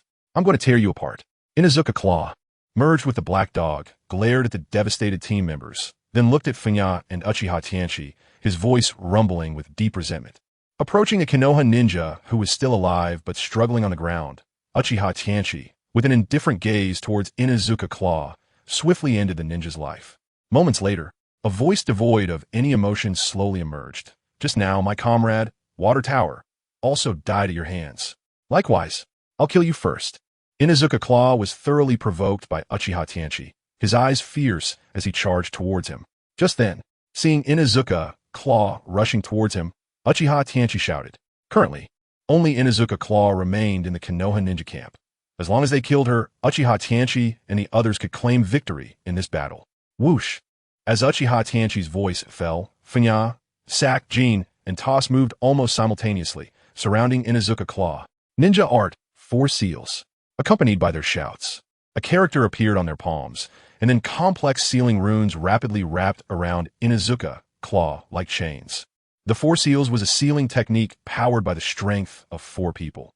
It was originally a secret technique of Takigakure, later adopted by the Hidden Heaven Village's ninja school as a basic technique for learning. Let go of me, I'll tear you apart. Not expecting to fall for their trap, the 2-headed wolf's face twisted in rage as it desperately struggled against the seals, its roars echoing through the sky. Hith hith. Uchiha Tianchi, drenched in blood, looked at the snarling 2-headed wolf, a faint smile slowly forming on his fearsome face. He quickly formed hand seals, and a low voice emerged from his mouth. Great Fire Dragon Technique. As the hand seals were completed, Uchiha Tianchi spat out a blazing fireball, which quickly coalesced into a terrifying fire dragon that charged ferociously at the 2-headed wolf. Chapter 231, Total Annihilation. Water Release, Water Barrier. Just when Inuzuka Claw thought she was about to be incinerated by the fire dragon, a curved water barrier surrounded her. Sizzle. Water extinguishes fire. Although the fire dragon's attack was fierce, it was ultimately blocked by the water barrier, with thick water vapor rising at the point of impact. Is there reinforcement? Seeing someone come to save Inuzuka Claw, Uchiha Tianchi was shocked, but just as he was about to warn Sak, Jin, Fenya, and Toss to be careful, for shadows appeared beneath their feet. Shadow imitation technique successful. Accompanied by a mocking voice, Nara Shikaku and several Konoha ninjas appeared beside Inuzuka Claw. It's Shikaku. Seeing Nara Shikaku's familiar figure, Inuzuka Claw immediately breathed a sigh of relief. How did it end up like this? Is the main force down to just you? Seeing Inuzuka Claw's disheveled appearance, even the 2-headed wolf had emerged, Nara Shikaku asked in confusion. It's complicated.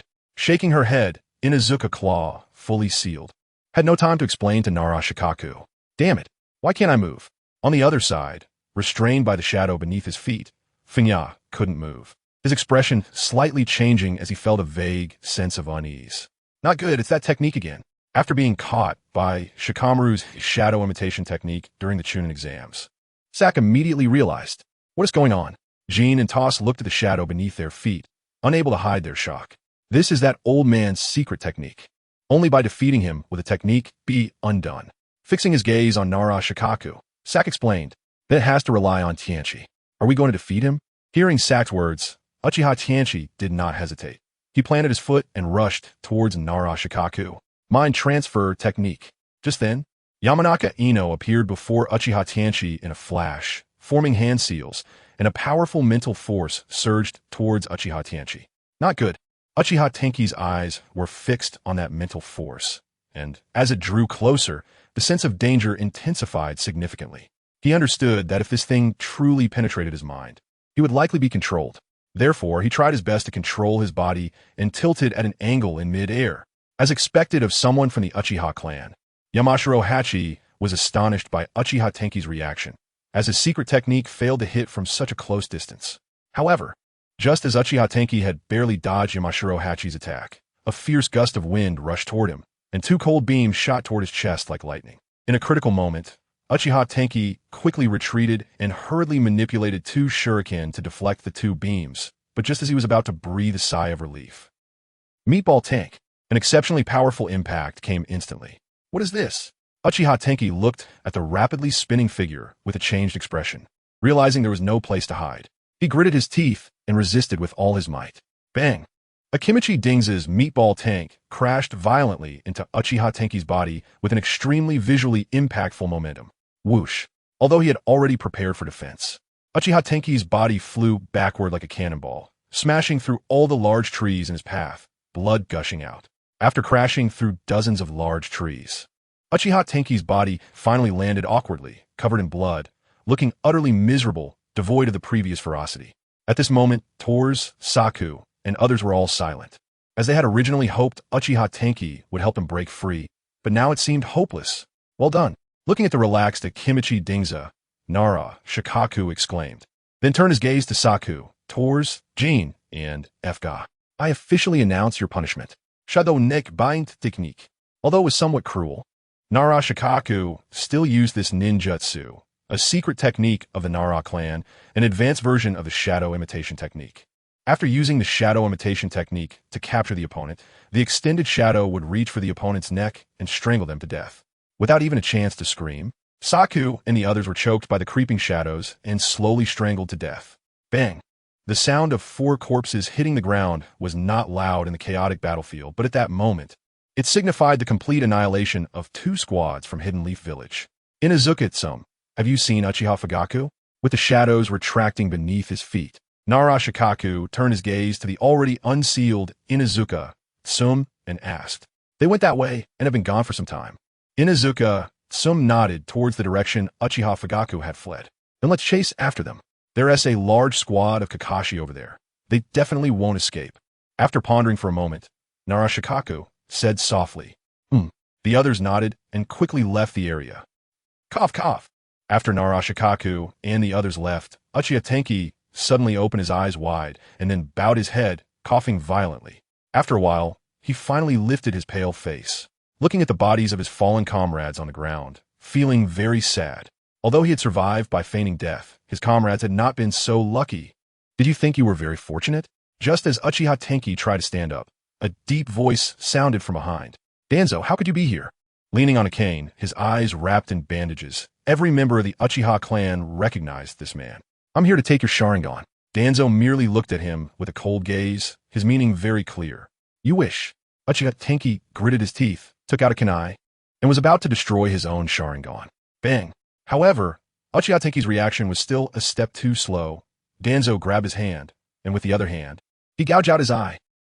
As a Sharingan was plucked out, Uchiha Tenki hunched over, screaming in agony. In such pain, I will send you on your way. Placing the Sharingan in a box with a potion, Danzo's hand shot toward Uchiha Tenki's throat like lightning. Whoosh! A faint sound was heard as a blood-red light penetrated from the back of Uchiha Tenki's head. Uchiha Tenki's body suddenly stiffened, his lips slightly trembling, wanting to speak, but he could not utter a word, and finally fell to the ground. Chapter 232. Encounter under the dark red sky lay an endless primitive forest. Towering trees reaching 100 feet high, making it impossible to see the end, seemingly vast and boundless.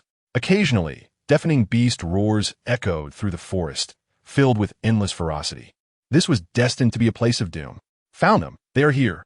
In the middle of the forest, a deep roar, originating from an unknown source, sounded, and then the Konoha ninja pursuit team surged out like locusts.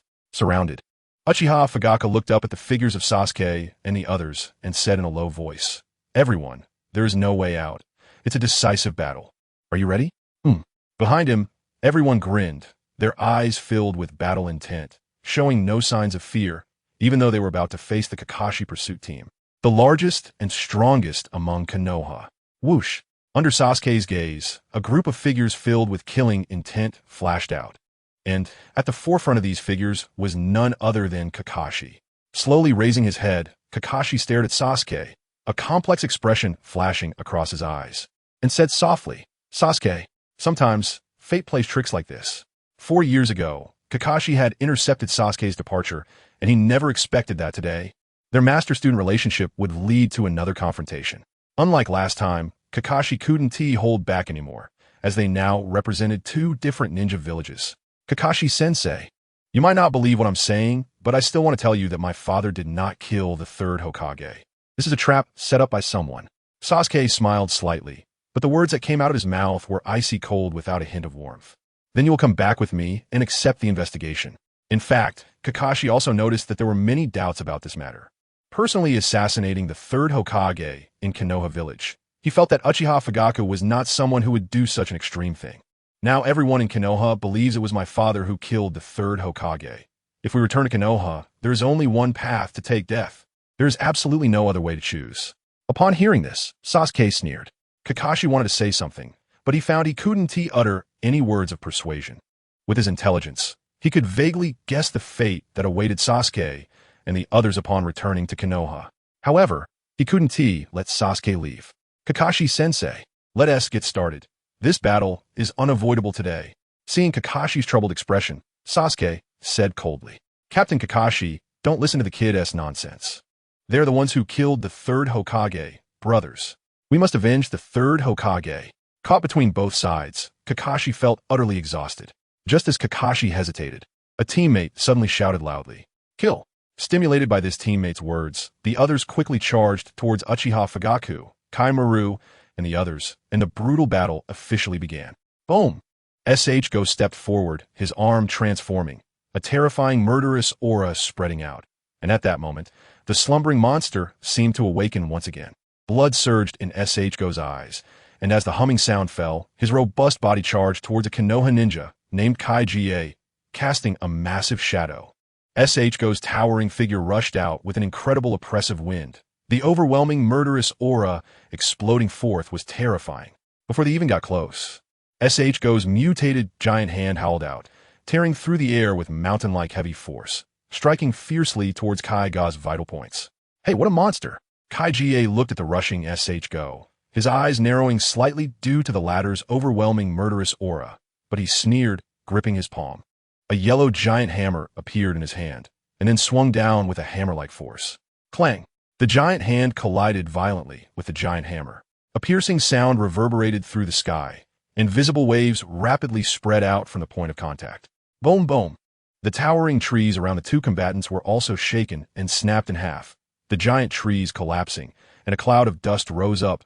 The momentum was quite shocking. Whoosh! As the dust spread, the two figures barely paused for a moment, and before everyone could react, they charged out again, the giant hand and giant hammer clashing madly. Waves of violent winds rippling continuously. On the other side, several Konoha ninjas surrounded, and Kaimaru then called out in a low voice. Corpse bone path, 10-finger piercing shot. Kaimaru's 10 finger bones instantly shot out like bullets, utilizing the ability of the corpse bone path. The finger bones could grow infinitely. Even if all were shot out, they could be produced again. Whoosh, whoosh, whoosh. The finger bones zipped through the air, and before the Konoha ninjas could react, their chests were pierced. Bang, bang. Several figures fell to the ground. You little brat, don't get cocky. Although several Konoha ninjas fell, two others flanked Kaimaru from the front and back. Corpse bone path, dance of the larch. This was Kaimaru's secret technique, using the bloodline limit to grow dozens of bones from his body, allowing him to withstand impact with high defense, while also being able to strike at close range, making his defense extremely strong. What?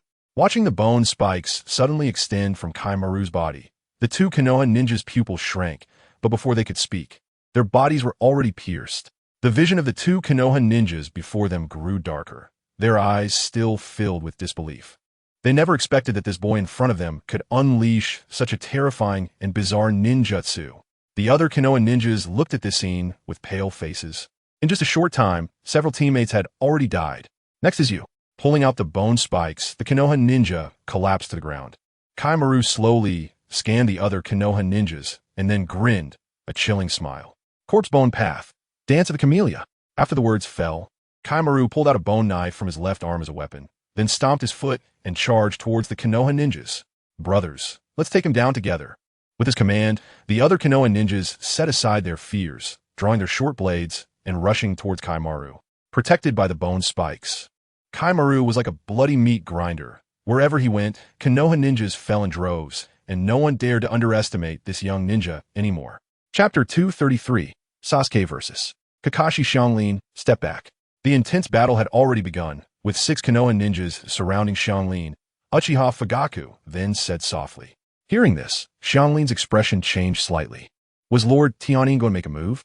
But there are so many of them. Although somewhat worried, she nodded and cautiously stepped back. Go!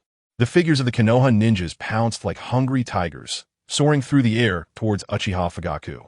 However, facing such a combined assault, Uchiha Fugaku's cold face remained calm, and just as the attack was about to descend, he suddenly moved. In the instant Uchiha Fugaku moved, an afterimage appeared, and the Konoha ninjas' attacks howled in, directly smashing that afterimage into nothingness. Such speed, the Konoha ninjas' expressions changed as they missed their attack. Whoosh! But in that instant of their change, Uchiha Fugaku's figure appeared like a ghost behind them, his mouth puffing up, unleashing a massive fireball. The scorching wave swept out, igniting the dry leaves on the ground spontaneously. And those Konoha ninjas, caught off guard, hurriedly retreated, their forms somewhat unsteady. However, before they could stabilize their forms, a sudden sharp wind sound rang out. And then they saw a blurred shadow appear before them, the gleaming kunai slicing through their throats with an incredibly sharp gust. Bang, bang, bang. The bodies fell to the ground, the bloody scent permeating the air. Although usually busy with official duties, Uchiha Fugaku was no worse in battle. After quickly dispatching these Konoha ninjas, he activated his Manjiki Sharingan and continued charging towards the other Konoha ninjas. With the aid of the Manjiki Sharingan, every strike from Uchiha Fugaku could kill an opponent, while several elite Konoha ninjas fearlessly charged at him, paying a heavy price. This scene also caught Kakashi's attention. Captain Kakashi, hurry up and act. Seeing the situation was not right, and noticing their Captain Kakashi had not responded, a Konoha ninja shouted loudly, "Sasuke, I am sorry." With a hint of struggle and trembling, Kakashi threw a shuriken at Sasuke, finally making his move. Even though Kakashi was unwilling, his identity as an elite jonin from Konoha constantly reminded him of his duty. The village's interests were always the most important. Watching the shurikens flying towards him, Sasuke clenched his palm, and the Kusanagi sword appeared, the sword shimmering. Clang, clang, clang. Sparks flew as the shurikens whistled through the air. But all the sharp shurikens were completely deflected by Sasuke. Just as Sasuke deflected the attack, a brilliant silver light suddenly burst forth from Kakashi's body. Strands of silver lightning flickering like small snakes, and from a distance, Kakashi almost looked like a silver sphere, covered in countless silver tentacles. "Lightning Beast, Pursuit Fong." A chilling voice suddenly rang out from the silver halo, and then a silver arc of electricity, as thick as a foot, burst forth from beneath Kakashi's feet. Wherever the arc passed, the hard floor was almost completely destroyed. The arc twisted and turned like a silver snake, moving so fast that it was almost beyond comprehension. The other Konoha ninjas could only see a flash of silver light, followed by the deep trenches that appeared with a series of crackling sounds, resembling a field that had been plowed by a bull. Then, everyone heard a deafening explosion and quickly turned their gazes toward the source of the sound, only to see that the explosion had occurred in the direction where Sasuke was. Sasuke. At that moment, forgetting about herself, Ino anxiously focused on Sasuke. As she looked at the massive trench where the silver arc had landed, countless people swallowed hard. Such a terrifying attack. If hit, he would either be dead or severely injured, right? Slowly, smoke and dust began to rise from the explosion site, and within the dust, there was no sound at all, as if the people there had turned to dust under that terrifying blow. Sasuke. Kakashi's forehead also began to bead with cold sweat, and he took a deep breath, raising his head to look at the silent dust. In Kakashi's heart, he hoped that Sasuke wouldn't be too seriously injured. As the dust gradually dissipated and the surroundings fell silent, dozens of gazes were closely fixed on the spot, eager to know if Sasuke could survive under Kakashi's attack. Though a fierce wind arose, the dust finally cleared, revealing a figure with lightning in both hands appearing under their watchful eyes. Kakashi's expression suddenly stiffened, his gaze fixed downward, and disbelief washed over his face. Could it be? Kakashi's pupils constricted. Double Thunder Shock. Double Thunder Shock is the two-handed version of Raikiri, capable of both offense and defense. It can deflect enemy attacks with the two-handed Raikiri. How is this possible? Even with Kakashi's composure, he couldn't help but exclaim. The ninja world has many ninjutsu, categorized by the difficulty of training, and not all ninjutsu can exert powerful effects. Generally, the more difficult the ninjutsu is to learn, the higher the rank and the stronger the power. The most difficult to learn might be S-rank ninjutsu, also known as ultimate level, and Raikiri is one such ninjutsu. Extremely hard to master, making Double Thunder Shock even harder. But Kakashi never expected that in just a few years, Sasuke had mastered Double Thunder Shock. Kakashi-sensei, nothing is impossible. As a deep voice echoed, Sasuke's figure suddenly vanished from spot. Silver light flashed beneath his feet, a faint thunderclap sounded, and then everyone was momentarily dazzled as Sasuke's figure appeared behind Kakashi like a ghost. Witnessing this scene, everyone's hearts tightened. They knew that victory or defeat was to be decided at this moment. The shock in Kakashi's mind lasted only a few breaths, but as he gradually regained his senses, the shadow behind him had already appeared, and a powerful gust of wind filled with a low sonic boom surged forth. Chidori. At such close range, Kakashi had completely lost the chance to evade. His face was covered with shock and despair. At that moment, the sound of people gasping could be heard. Under such a fierce attack, their captain Kakashi was bound to lose. Chapter 234 Ninjutsu Replication Bomb. Without any suspense, Sasuke's Chidori crashed violently into Kakashi. A mud clone?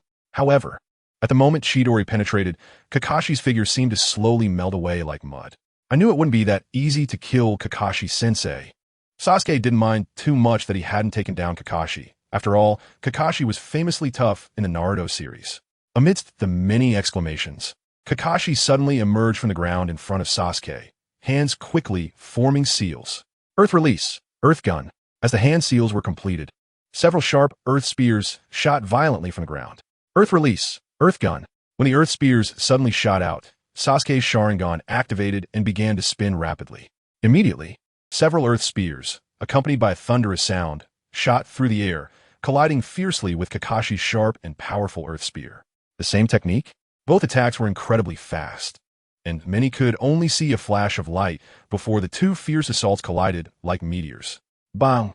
At the moment of collision, a massive sound erupted, and a strong wave of dust surged outward in a circular pattern. Using the Sharingan to copy my ninjutsu, Sasuke has grown. Seeing his attack neutralized by Sasuke, Kakashi couldn't help but sigh. Whoosh! However, just as his words fell, the shattered stones in midair suddenly shot out dozens of shurikens, darting toward Kakashi below like lightning. Another trick? The sudden attack caused Kakashi's face to stiffen. Fortunately, Kakashi was also a battle-hardened elite J-nin, quickly reacting. Earth release, earth flow wall. With his hands directed toward the ground, a thick earthen wall, carved with a dog's head, suddenly rose, blocking the rapidly flying shurikens. Close call. After successfully dodging the attack, Kakashi breathed a sigh of relief. Sizzle. Just as Kakashi relaxed, a beam of lightning pierced through the earthen wall. Although the earthen wall had astonishing defensive power, lightning had a property advantage, and a lightning beam could easily penetrate the earthen wall's defense. Not good. It's a trap. In that moment, unable to defend further, Kakashi's scalp tingled as he realized that the seemingly fierce shurikens were not Sasuke's killing move. The real killing move was this Chidori sharp spear. Sizzle. The attack of the Chidori sharp spear came so suddenly that even the battle-hardened Kakashi couldn't predict it. He could only retreat to avoid a fatal hit. And then he felt the Chidori sharp spear directly touch his body. A heart-wrenching scream escaped his lips as Kakashi staggered backward. The Chidori sharp spear's attack, limited by its length, didn't directly penetrate his body, but the searing pain from the lightning upon contact was unbearable. As expected of Kakashi-sensei, as the earthen wall fell, blocking the view, Sasuke retracted his Chidori sharp spear with his right hand and said in a low voice. Sasuke's previous attack was a chain of tactics. Any ordinary ninja would have surely died, but Kakashi only suffered a bit of superficial injury, demonstrating impressive reflexes. Sasuke, next I will go all out. Pulling down his mask to reveal his Sharingan, Kakashi's gaze toward Sasuke became much more serious. No matter what, the power displayed by the latter had left him somewhat astonished. In the ninja world, strength is paramount. So Kakashi finally set aside his initial reservations about Sasuke and treated him as an equal opponent. Teacher Kakashi, let me see how far I still have to go. As soon as the words fell, the first to attack was naturally Sasuke, who transformed into a blurred shadow and charged towards Kakashi like lightning. In the blink of an eye, the short distance of a few dozen meters was covered, and everyone could only hold their breath as they watched that blurry black figure close in on Kakashi's body, feeling a wave of anxiety. Swoosh, swoosh. Once in the attack range, Sasuke showed no hesitation, rapidly shaking his arm as the Kusanagi sword sliced through the air like a venomous snake, stabbing fiercely at Kakashi from all directions. Clang, clang, clang. Moving lightly within a small area, Kakashi defended with kunai, while the countless sword shadows relentlessly stabbed against the kunai, creating a series of crisp, clanging sounds like an unusual melody. With his palm tightly gripping the kunai, Kakashi's veins bulged on his forearm. Though the Kusanagi sword appeared light, it struck the kunai with the force of a heavy stone. And with such a dense barrage of attacks, even Kakashi felt his wrist go numb. Fortunately, such a high-density assault also drained Sasuke's strength. After about 5 minutes of this storm-like attack, it gradually slowed, and after a moment, the sword shadows suddenly disappeared, and the pressure on the kunai dissipated in an instant. Great fireball technique. Having found an opportunity after the ordinary sword strikes were in vain, Sasuke immediately spewed out a massive fireball. Roar! The giant fireball cast a shadow as it descended, nearly blocking all of Kakashi's escape routes, but his face showed no fear. With a change of hand seals, Kakashi also unleashed a great fireball technique. As a copy ninja, Kakashi was already adept at such maneuvers. Boom!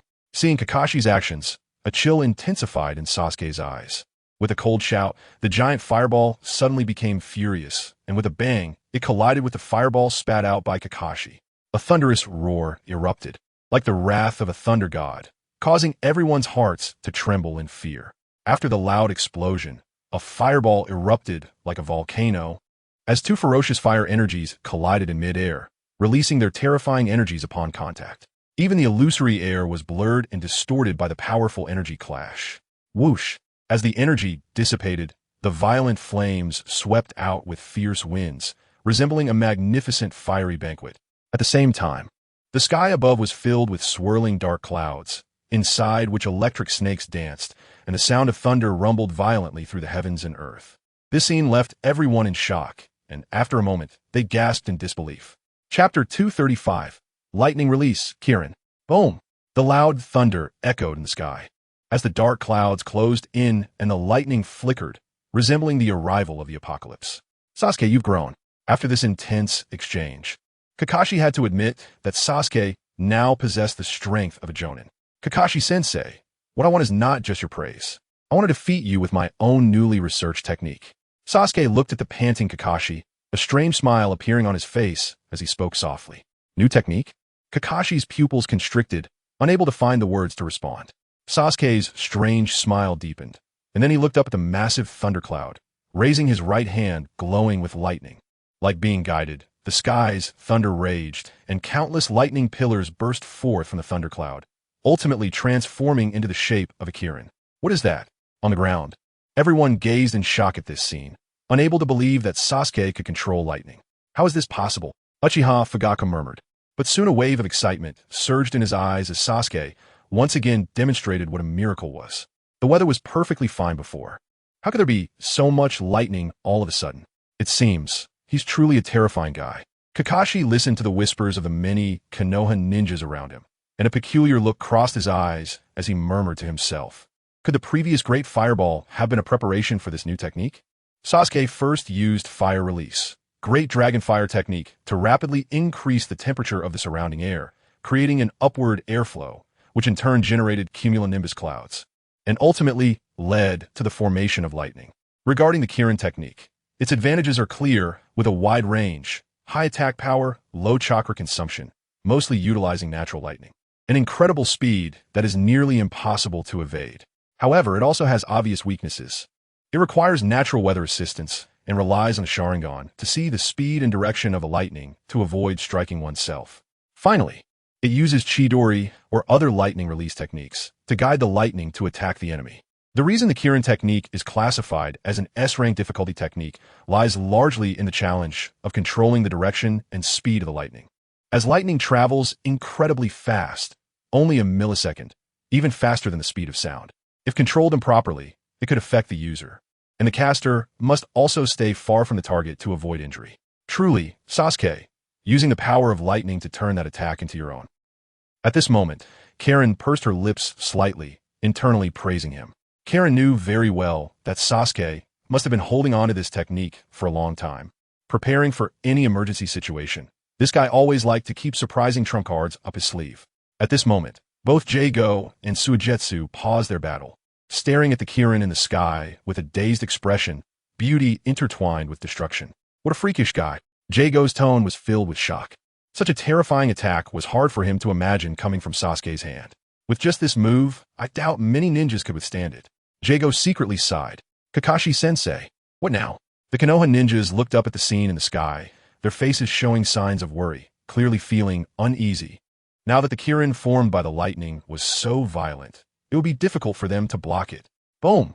Just as Kakashi was about to respond, the Kirin in the sky became even more furious, lightning illuminating the world as countless thick bolts of lightning crazily poured into the massive body of the Kirin. Swoosh! What a violent force of thunder. Feeling the pain in his arm, Sasuke's gaze sharpened slightly. Fortunately, he was only guiding the Kirin down. He couldn't imagine what would happen if the Kirin fell on him. He probably wouldn't leave even a speck of ash. It's time to end this. Taking a deep breath, he looked at Kakashi's dark expression in the distance. Then, a cold smile slowly crept onto Sasuke's lips as he lifted his palm, pointing it towards Kakashi and changed his hand seals. Buzz! In the sky, the enormous Kirin gradually writhed as Sasuke's hand sign changed. The Kirin descended, resembling a dark cannon, locking onto Kakashi from afar. ZZ! Lightning flickered, a wave of destruction silently spread, and before the attack was unleashed, the space in front of the Kirin had already begun to twist. At the moment the Kirin locked onto Kakashi, the ninjas behind him felt a sudden chill, a strong sense of danger rising from their hearts. Lightning flickered in Sasuke's eyes as if thunder was gathering, and a hint of fervor gradually emerged on his face. This was the first time he had controlled such a massive and terrifying power. Sasuke's palm extended lightly, a finger gently pointed in the air, and then a soft voice echoed under the thunderous storm, booming loudly. Kirin descend. As the words fell, the world seemed to fall silent for an instant. The radiant Kirin, like a suppressed volcano that had been dormant for countless years, erupted with an earth-shattering momentum, shooting out like lightning. Boom! The heavens and earth trembled as the massive Kirin, like a solid pillar of lightning, tore through the sky with a terrifying posture that could destroy the world, striking fiercely towards Kakashi and the others under countless shocked gazes. Retreat! Upon witnessing this scene, Kakashi's pupils instantly contracted, knowing he could only attempt his last resort, uncertain of its success. Beside him, the other Konoha ninjas were also frightened into a change of color. They understood that if that violent lightning rushed towards them, they would undoubtedly perish, and they hurriedly retreated. Boom! However, just as Sasuke was preparing to evade the impending storm of destruction, suddenly, Kakashi's Sharingan changed, and his expression shifted dramatically as he sensed a bizarrely distorted space suddenly enveloping the air. When the distorted space appeared, the once turbulent world caused by the lightning Kirin suddenly calmed down, as if it had been forcibly suppressed. Kaleidoscope Sharingan, feeling the sudden calmness in the surrounding world. Sasuke's gaze flashed, and a serious expression crossed his eyes. After years of not seeing him, Kakashi had actually activated the Kaleidoscope Sharingan. Chapter 236, Summoning Technique. The change in the sky occurred almost in the blink of an eye. From the appearance of the distorted space to the neutralization of the Kirin's fierce assault, it took only a few blinks. By the time everyone regained their senses, the turbulent clouds in the sky had slowly dispersed, and warm sunlight once again poured down, making many Konoha ninjas breathe a heavy sigh of relief, feeling as if they had survived a disaster. Such a powerful new technique from Sasuke was neutralized. Looking at the scene before her, Kirin clasped her hands in front of her chest, as if trying to suppress her racing heart. She simply couldn't imagine how Kakashi could miraculously dissolve the Kirin in such a short time. How is that possible? How'd he do it? Meanwhile, at the location of Yugo and Kimimaro, they were also dumbfounded, staring at the disappearing Kirin in the sky, their bodies trembling uncontrollably. They never expected that Kakashi could be this powerful, making the Kirin vanish without even moving his body. Space-time ninjutsu? The well-informed Uchiha, Fugaku, slightly furrowed his brows, casting a glance in Kakashi's direction, his eyes showing some displeasure, clearly unhappy that Kakashi had blocked the Kirin. If Kakashi fell, he could break through the encirclement with Sasuke and the others. Truly worthy of being Kakashi-sensei, he actually blocked my new ninjutsu, in contrast to the shock of others. Sasuke smiled slightly, because Sasuke knew that once Kakashi activated the Kaleidoscope Sharingan, he could unlock the new ninjutsu, Kimyui. Kimyui is a dojutsu that can transfer all matter to the space created by the Kaleidoscope Sharingan. The mass and size of the objects that can be transported depend on the caster's chakra amount. Those skilled in this dojutsu can also transfer their own bodies into the space-time. So when Kakashi exerted all his strength, the Kirin could be transferred to another space by Kamui. However, Kakashi-sensei, you probably can't hold on much longer. Just as Sasuke's voice fell, Kakashi suddenly froze, his usually calm eyes filled with disbelief. Just as Sasuke had said, although he had blocked the Kirin's attack, activating the Kaleidoscope Sharingan had exhausted all his energy. Moreover, Kakashi's body was not that of the Uchiha clan, so it was not suitable for this eye. Therefore, Kakashi always felt extremely fatigued after using the Sharingan. Dad, Karen, you go. Kimimaro, prepare to retreat. Ignoring Kakashi's expression, Sasuke, bit his finger, letting the blood flow down. As his voice suddenly rang in Uchiha Fugaku and the other's ears while he quickly formed hand seals. Hearing this, Uchiha Fugaku's pupils shrank slightly. Then he silently nodded. The current situation was indeed not suitable for staying. More Konoha troops were pursuing them. However, would Kakashi allow them to retreat safely? Uchiha Fugaku's gaze flickered, and he internally sighed. At that moment, the power within Kakashi was rapidly dissipating at an astonishing speed. An overwhelming sense of weakness surged, along with a severe pain that spread throughout his body, making him feel as if his body had been completely wasted. Weakness overwhelmed Kakashi's mind, his body swayed. And then he finally lost consciousness, collapsing to the ground. Captain Kakashi. Captain Kakashi. The Konoha ninjas beside Kakashi rushed over to check on his condition as they saw him fall. Summoning technique. At the moment Kakashi fell, Sasuke suddenly directed both hands towards the ground, and the ground trembled rapidly. Dense white mist swept out like waves. Roar. A roar, imbued with tremendous power, echoed, and that pressure enveloped the heavens and earth. Soon after, four gigantic snakes appeared amidst the white mist, causing the pupils of the Konoha ninjas to suddenly contract. If Kakashi were still conscious, he would surely be even more shocked. When did Sasuke even learn to summon the giant snakes unique to Orochimaru? At that very instant, Uchiha Fugaku, Karen, Kimimaro, and Yugo all simultaneously surged toward Sasuke, and under the cover of smoke bombs, they vanished from the spot together. This sudden change came extremely unexpectedly. No one had anticipated that they would depart so decisively. When some Konoha ninjas quickly regained their senses and attempted to pursue, the four giant snakes blocked their path. In the absence of Captain Kakashi's consciousness, they were completely thrown into disarray, forced to hurriedly deal with the snake's attacks. Synopsis: Orphan LinFeng transmigrated to the world of Naruto, becoming Sasuke for Itachi, for his parents, for the Uchiha clan. He aims to become the strongest ninja.